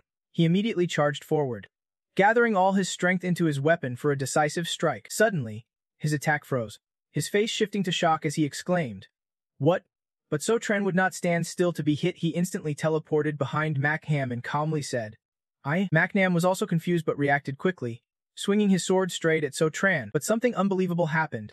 Sutran casually caught the sword with one hand, successfully blocking Macnam's attack to his astonishment. Taking advantage of this, Bach Dong rushed in, shouting loudly as he swung his spear with contempt. Without hesitation, Sutran clenched his hand and snapped Macnam's sword. Then he threw the broken piece straight at Bach Dong. The sharp shard flew at incredible speed. Caught off guard, Bach Dong could not dodge, and the shard pierced him, hidden off balance. He fell painfully from the rooftop. Seeing his comrade fall, Macnam immediately regained his composure and shouted at Sutran, Damn you! He swung his sword again toward Sutran's neck, but Sutran did not dodge. Instead, he quickly pressed an acupuncture point on Macnam's sword hand. Light radiated from their contact. Sutran's power erupted into Macnam's hand, causing him pain and forcing him to loosen his grip. Seizing the chance, Sutran grabbed the sword amid Macnam's shock. Without hesitation, Sutran swung the sword at him. Instinctively, Macnam stepped back. Then Macnam raised both hands to block the strike, hoping to stop Sutran's attack. But Sutran smiled mysteriously. Surprised and confused, Macnam's eyes widened. Before he could react, Sutran infused power into the sword, making it seem to lengthen and pierce through Macnam's shoulder. Caught off guard and too close, Macnam stumbled back, clutching his wound, and asked suspiciously, Where did you learn that move? Sutran recalled what the man said. Today I fought Van Bay and saw that move where he condensed Kai into his weapon. I copied it a bit. He looked at the sword and introduced, I call it Ki condensing weapon. Macnam could not believe it and exclaimed, You learned his secret move after just one fight. Sutran did not answer, but thought to himself that since joining 9 Mysteries sect, with the full guidance of 9 masters, he still needed real battle to truly grasp secret techniques. Suddenly, he sensed danger coming from above. Just as Bach Dong charged with his spear, Sutran raised his sword to block but was a beat too slow. His sword was knocked from his hand, but he stayed calm and quickly dodged beyond the spear's reach. Sutran immediately used his lightning-fast speed to dodge every incoming strike. When Bach Dong thrust straight at him, Sutran leapt high just in time. His movements were swift and seamless as he flipped back to steady himself. Without hesitation, he launched a barrage of silver needles, focusing his strength to control them. Macnam, watching from below, recognized the danger and thought, It is. He quickly shouted a warning. Bach Dong, dodge now. But Bach Dong, blinded by arrogance, did not see the threat coming. He scoffed, What can a single needle do to me? Sutran showed no reaction to this arrogance and commanded the silver needles to charge forward. Then let us see what you have got. Immediately swung his spear, perfectly blocking all of them. Seeing the silver needles fall at his feet, Bach Dong ignored them and sneered with contempt. They were useless anyway. Then he charged at Sutran with his weapon, confident he could take him out in one strike. But when the spear tip reached So Tran's chest, it suddenly froze. Unable to move any further, Bach Dong could not believe what he was seeing. Gritting his teeth, he tried to force his body forward, but no matter how hard he pushed, the spear remained still, even trembling slightly. Bach Dong struggled to stay standing, his face dark and drenched in sweat. Why can't my body move? So Tran raised his hand controlling the silver needles and explained, what I just shot out was not just real needles, but invisible energy needles that hit your pressure points precisely. Makam had landed near B. Furious, shouting, idiot, I told him to be careful. Then So Tran pulled out a talisman, eyes on both of them. Excitedly said, today's perfect for testing the power of this soul-binding talisman on you. Makam seized the moment, lipped up, and swung his sword to attack first, but So Tran easily dodged with a tilt of his body. Immediately after, So Tran quickly stuck the talisman on his forehead. The sudden move made Makam's eyes widen in shock. Not only that, So Tran grabbed the weakening Bach Dong by the collar and slammed his head into Maknam's. The talisman tore into pieces from the impact, but the strike made both of them scream in pain and fall unconscious. Then So Tran snatched the broken sword from Maknaham's hand, infused it with his power, sharpening the blade instantly. He swung down hard, wiping both of them out. After finishing, he threw the bloodied broken sword to the ground. Then, Nunan's voice suddenly rang out. All done. She appeared beside So Tran again. Calmly, he replied. All done. Sister Liu, did your side encounter any K-stage experts? She answered, of course not. Otherwise, I would not have handled them so quickly here. Looking at the two weapons scattered on the ground, Nunan guessed, could these two both be? So Tran indifferently confirmed, yes, they are both Gerdals, but this time they can save their master. Hearing that, she wiped sweat and glanced at him. He had just single-handedly killed two Kai-stage experts. Nunan dropped the topic and said, but now, that means we have taken out 3 key stage experts from Thean Goe Thean. Their number of key stage fighters matches ours. So Tran took a step back, not denying it. Exactly. So the Gordal plan ends here, he said as he slowly sat down on the rooftop. Suddenly, the snail shell in So Tran's inner shirt pocket glowed. He took it out and confirmed the most important task now was to break the formation inside it. Nunan stared at what he held, furrowing her brows. Any clues? So Tran remained calm. Still none. But then his voice suddenly stopped. He carefully examined every detail of the snail shell, eyebrows raised as he confirmed. Seeing his strange reaction, Nunan hurried to comfort him. Don't rush. There is still time. Contrary to her worries, So Tran's face suddenly lit up, and he excitedly declared, I have found a clue. Without further explanation, he placed the snail shell on his forehead and slowly closed his eyes. So Tran entered the snail shell once again, but this time his movements were decisive. His hand slowly rose, emitting a burst of power. Silver needles shot out simultaneously, flying straight toward the floating snails. In an instant, the needles struck each snail one by one. The silver needles pierced through each snail, shattering the illusions. Standing in the void, So Tran successfully dispelled all the illusionary snails. Meanwhile, at the forbidden land of Thean Goe Thean, among lush trees, Thean Tu stood watching Kung Quan, focused on finding a way to break the formation inside the small snail. Suddenly, the snail in her hand emitted white light. Catching both their attention, Kung Quan held up the snail to feel it, then exclaimed in surprise, this fluctuation, it is so familiar. Looking at Kung Quan holding the snail, Thean Tu could not help but feel uneasy. Quan Musi. What happened? Holding the conch shell, she could not stop thinking about Svatran's image. I think I can sense Tran's aura. But why is it so strong? Hearing her, he scratched himself and looked surprised. How could such a small shell hold Tran's aura? Facing the conch shell, Kung Quan smiled softly, reassuring herself, maybe I just missed Tran too much and imagined it. Suddenly, the shell flashed, and a familiar voice echoed from it. Sis Quan, can you hear my voice? Reacting quickly, then Tiu rushed over. It is Tran's voice. Kung Quan, holding the shell, was also surprised. Just now, I really sensed it was Tran. Regaining composure, she treated the shell like a communication line and asked, Tran, how did you manage to contact us? Not far away. On the other end, Satran happily held a small shell and explained, Sis Quan, I got this small shell from Chainlong Island's people. Breaking the formation inside it allowed me to contact you. Then Tu was stunned hearing this. He could not believe Tran was really on Chainlong Island. From behind the bushes, a group rushed out straight toward them. Seeing this, Kung Quan glanced at Thin Tu, signaling him silently. Looking at the crowd gathering, she held the shell and began to explain. Everyone, come here for a moment. Our disciples Strunken contacted us through another shell. Hearing the news, One of the group clenched his fists and laughed out loud, finally reaching out to the outside world. Another showed pure joy, dancing around happily. When it counts, you still have to rely on the divine messenger. Nearby, two hooded men exchanged excited looks. They finally have a chance to leave this cursed forest. Looking at Zuck and Sin behind, then Heng hurriedly asked how to escape from here. Trech Eisen, now that we have contacted the outside, how do we get out of this forest? Holding the shell tightly, Kung Kwon continued with the latest update. I can sense the exact location of my disciple now. Two of the group looked at her with overwhelming joy. If Kwon Tinti can sense the disciple's location, it means we won't get lost anymore. No time to waste, we leave immediately. Bringing the shell to her mouth, Kung Kwon suggested to Stu Tron on the other end. Tron, let us keep in touch. Our 4th tier warriors are heading your way. Receiving the message, he nodded in agreement right away. Got it. Seeing her and Thin Tu's actions, Sen frowned and quickly questioned, wait, have you forgotten why we entered then? Nugoi Thin. He crossed his arms, staring at them with a tone full of analysis. As far as I know, deep inside Thin Goi Thin lies a great opportunity. It was tough for us to get here. Are we just going to give up now? Suddenly, an idea sparked in Sen's mind.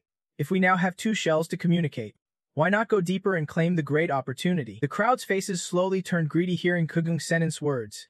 Turning his back on Kung Kwon, he walked while continuing to speak. Some who had never opposed entering the Forbidden Land now suddenly wanted to leave. Unable to hold back his anger, he spun around, pointed straight at her, and scolded. Demoness Kwon, are you so scared of death that you want to give up everyone's great chance? Hearing how Vukan Sin addressed Kung Kwon, everyone looked terrified. Demoness Kwon, what? His sudden action shocked Thin Tu, who was sweating profusely. Trech Eisen, you. Late at night, on the rooftop, Citron stood with a nun, holding the conch shell, listening to Vang Sen shouting below. Nun Endron looked at him. Your master just got called a demoness. Demoness Kwon, you are too selfish. The few obey the many. Holding the shell, Citron was silent for a moment, deep in thought. His mouth began to move. Citron called Sisen's name. Island Lord Trech Dung Sen. I have something to say. A few days ago, Trech Messy T and I sneaked from the water route into Chain Long Island and rescued Tin Teen and her child who had been hiding for over a month. On this side, the old man stood silently with a group, listening to him speak, with sharp eyes. So Chan frowned and continued to recount what he had witnessed. Then we went to Heavenly Dragon Mountain Villa and saw the warriors of heaven beyond heaven using children for archery practice. The kids lined up with targets drawn on their foreheads. Hearing this, Dongsun lost his composure, eyes wide with panic. What? One of the people present there could not hold back his anger and shouted. Monsters, worse than dogs and pigs. Utterly heartless. Seeing Dongsun silent, so Tran hurriedly asked him, Island Master Zach Dongsun, do you still want to pursue that great opportunity? Your people, including children, are being slaughtered. Every second someone dies in the forest. Dongsun's eyes welled with tears, his hands trembling as he clasped them together. Heavenly Dragon Villa was just a small corner. What about the other places? He turned his back to Kung Kwon, trembling as he hesitantly said, that cursed fairy. It was my fault. I was deceived. He slandered her reputation with cruel words. Regaining composure, Dongsun turned to Kung Kwon with eyes full of regret, begging her to lead them out and save his clan. Seeing his state, she quietly observed without saying a word. After a moment of careful thought, Kung Kwon sighed deeply, turned, and stepped forward, speaking into the conch shell to So Tran, keep in touch, 4th Sect warriors. Follow me, holding the communication conch. He bowed his head with satisfaction. His master's reputation the disciples must uphold. Nearby, Noonan smiled smugly. Your master found a good disciple. The moonlight shone across the sky, with stars twinkling in the night. Dongsun's group was trailing behind Kung Kwon moving forward, but a third sense was alert. The NTU watched the stammering group, feeling something was off. Suddenly from above, a volley of sharp poisoned arrows flew towards them. Everyone hurried to dodge the trap ahead. Shocked. Woo, what is that? After a quick thought. Then Hong realized something. He shouted loudly. We're doomed. We took the right path but hit a blocking mechanism. This forbidden zone lets you in but not out. Watching the arrows attacking the group ahead, Kung Kwon could not help but worry. In this critical moment, she quickly warned those around her not to take any more risks. If this continues, we won't even make it out alive. Guessing something, the communication conch with So Tran emitted his voice. Sister Kwon, how are you all? What can I do? To avoid worrying So Tran, she looked around and immediately reassured him. It is earlier we only triggered the blocking mechanism. Your master Theantu calculated. It is a good sign. Protect yourself and wait for us. From afar, Dongsun wiped sweat from his face, running over to So Tran. saying urgently, "So Tran, if you get a chance, go to Shell Island to find the Elder Thean boy.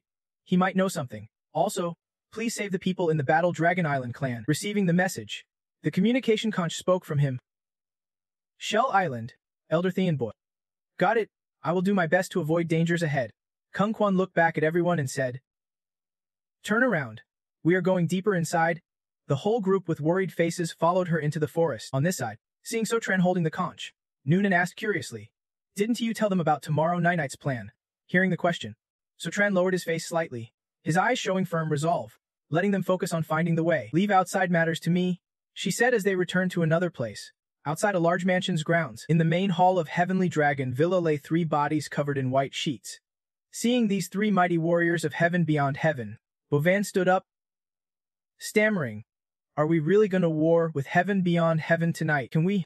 Seeing his expression, So Tran quickly reassured him. The 3 bodies of heaven beyond heaven's elite prove they are not unbeatable. Bovan's group just looked at each other and smiled, easing their fear.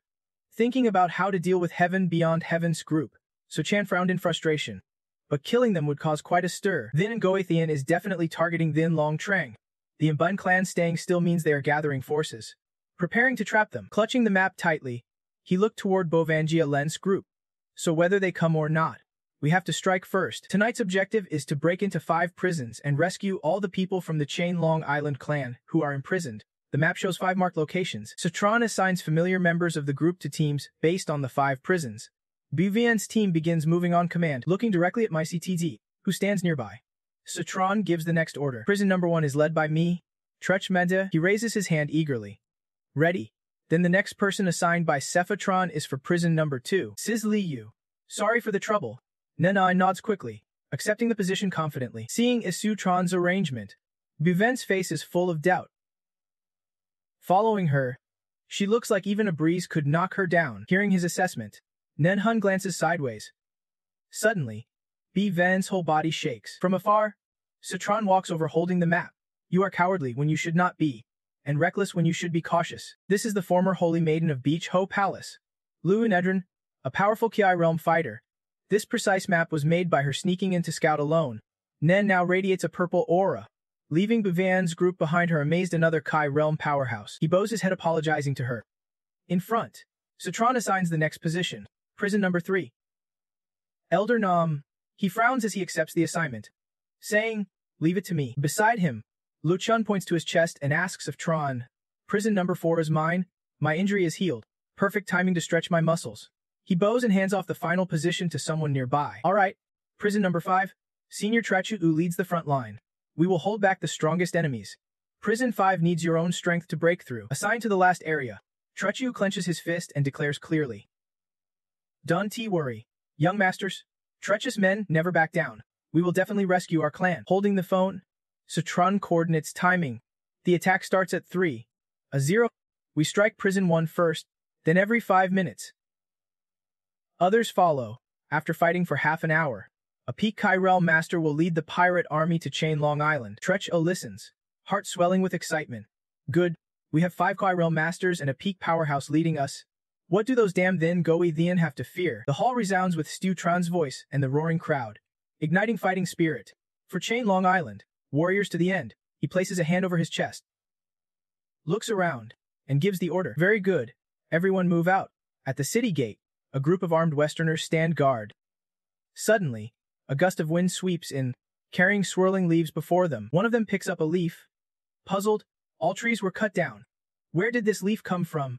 Nearby, spotting something suspicious, another shouts, "Watch out!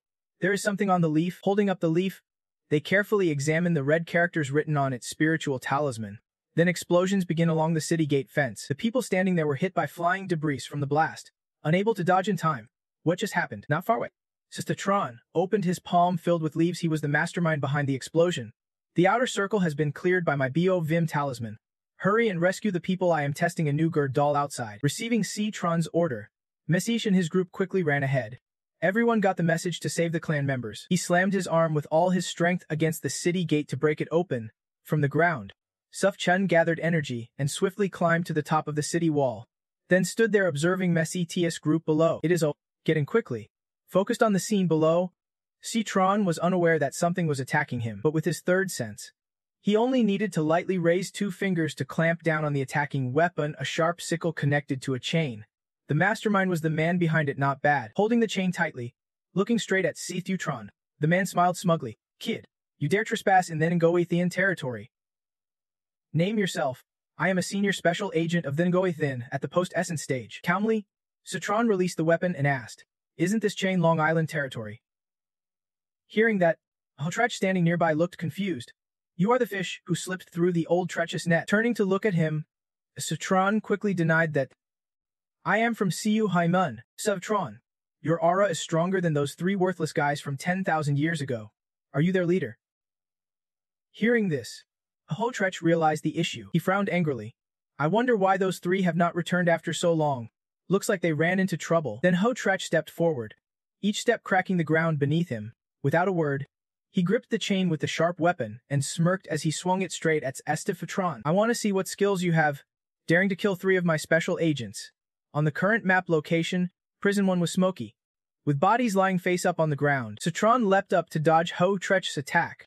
He quickly pulled out a yellow talisman with red characters for BOVM from his shirt. Without hesitation, Citron hurled the talisman to the ground, causing a golden explosion, controlling the chain. Hotrech sneered, mocking him like a child. He swung the spinning chain fiercely forward, with a cunning smile. Hotrech clenched the chain and said smugly, that is all you have got. As the smoke cleared, a figure wrapped tightly by the chain was pulled in. Hotrech looked up, teeth clenched as he realized something. Looking closely at the person on the ground, Hotrech was furious to madness. You are wrong. Above him, Citron floated with the talisman in hand. Without much talk, he hurled another golden talisman straight at Hotrech, testing another BOVM talisman. Standing firm, gritting his teeth, Hotrech faced the incoming talisman, using the same move. He threw the chain straight forward without hesitation. Break it for me. The chain cut through the talisman, destroying it in an instant. Suddenly, the chain was enveloped by a golden aura. Wrapping tight, the aura crackled like electricity, jolting Hotrech violently. Watching from afar, Citron slowly approached and smiled at the man. That was not a BOVM talisman. Sorry. A quick switch had been made. He pulled out several acupuncture needles, raising them high. Just after the electric shock, Hotrech was now pierced by those needles. Back at another spot. Prison 2. Nen leapt down from above with a weapon. She decisively swung a strike at the man opposite her. In an instant, he fell to the ground dead. Ven watched in amazement. Liu Kunen is amazing. He cast a look of disbelief toward Nen, killing a high-level aura master and only getting lightly wounded. Without a word, Ven raised his hand and shouted fiercely in respect. We have won. We have won. Liu Kunen's power is mighty. They moved on to the next prison. Prison 3. Bunsen tightly held a yellow talisman and charged forward. The BOVM talisman's power was quite strong. Everyone, hold back a bit. A cluster of talismans formed a circle above his head. The talismans emitted beams of light shooting straight to the ground, instantly causing powerful explosions that blew away the prison guards. The scene left the men supporting the old man staring in shock. They looked toward the courtyard with the fallen soldiers and cheered loudly. We won! Elsewhere, someone lipped down near the bodies lying on the ground. What kind of hell number 4 is this? Not even a single energy expert here. Having just wiped out the guards, Luchine clenched his fists. Frowning in frustration, it was no fun fighting like this. His muscles still stiff. In prison number 5, Zachio gathered with the soldiers around him. Chan Goathian valued us enough to send 3 energy experts here. He glanced up at the castle walls, where 3 powerful energy users stood, one of Zachio's soldiers. Mouth bloody, whispered among themselves. So Sushaxi planned for us to attack last, aiming to draw those energy experts close. But fate had other plans. Not only did the experts arrive as expected, but even our signal flares for help were destroyed. Up above, Wulong, claws ready, smirked as he looked down. If the old man held out this long, he must have some skill. Without wasting words, Wulong dove straight down toward Zachio. It is over now. Wulong's sharp claws clashed with Zachio's face, but suddenly a green aura with leaves burst out, throwing him back. Wulong fell, rolling several times before coming to a stop. Seeing this, Thiu Lang and Atin were stunned. Who is that holy figure? They both looked toward the city gate, where a figure appeared. None other than Su Tran's father, Suhotruk, was controlling the green leaf smoke. No sooner had he spoken than he was surrounded by the 3 energy experts, with no escape. Sensing danger, Zachio quickly drew his blade and glanced at Hotruk. Sushaxi pressed on. Hearing his name, Hotruk turned back. No need. Suddenly, A green leaf flew in like the wind, pinching the leaf between two fingers. Truck smiled confidently at the three men. This is enough. Seeing this, Thulang angrily pointed forward, ordering, "You scum! Dare to insult us with a single leaf. Tear him apart." Hearing this, Na Tin and Wulong grinned, weapons in hand, and all three charged straight at Hao Truck. Wulong raised his sharp claws high, aiming at Hao Truck holding the leaf. Calmly, Hao Truck flicked the leaf through Wulong's weapon, not stopping there. The leaf sliced straight through Wulong's head. In an instant, he was finished. Falling heavily to the ground on this side, Hao Truck's leaf also attacked Nia Tin. She smirked, swinging her blade straight at the leaf. "Break for me." Suddenly, the leaf shattered her weapon and sliced lightly across her neck. Moments later, Na Tin lost consciousness, her face blank as she collapsed. Taking advantage, Thulang struck Hao Truck from behind. "Take this." Suddenly, Thulang's expression twisted in pain. One of Hao Truck's leaves had pierced his chest. With everything settled, Hao Truck's leaf weapon slowly dropped. Around him lay the bodies of the three fallen energy experts.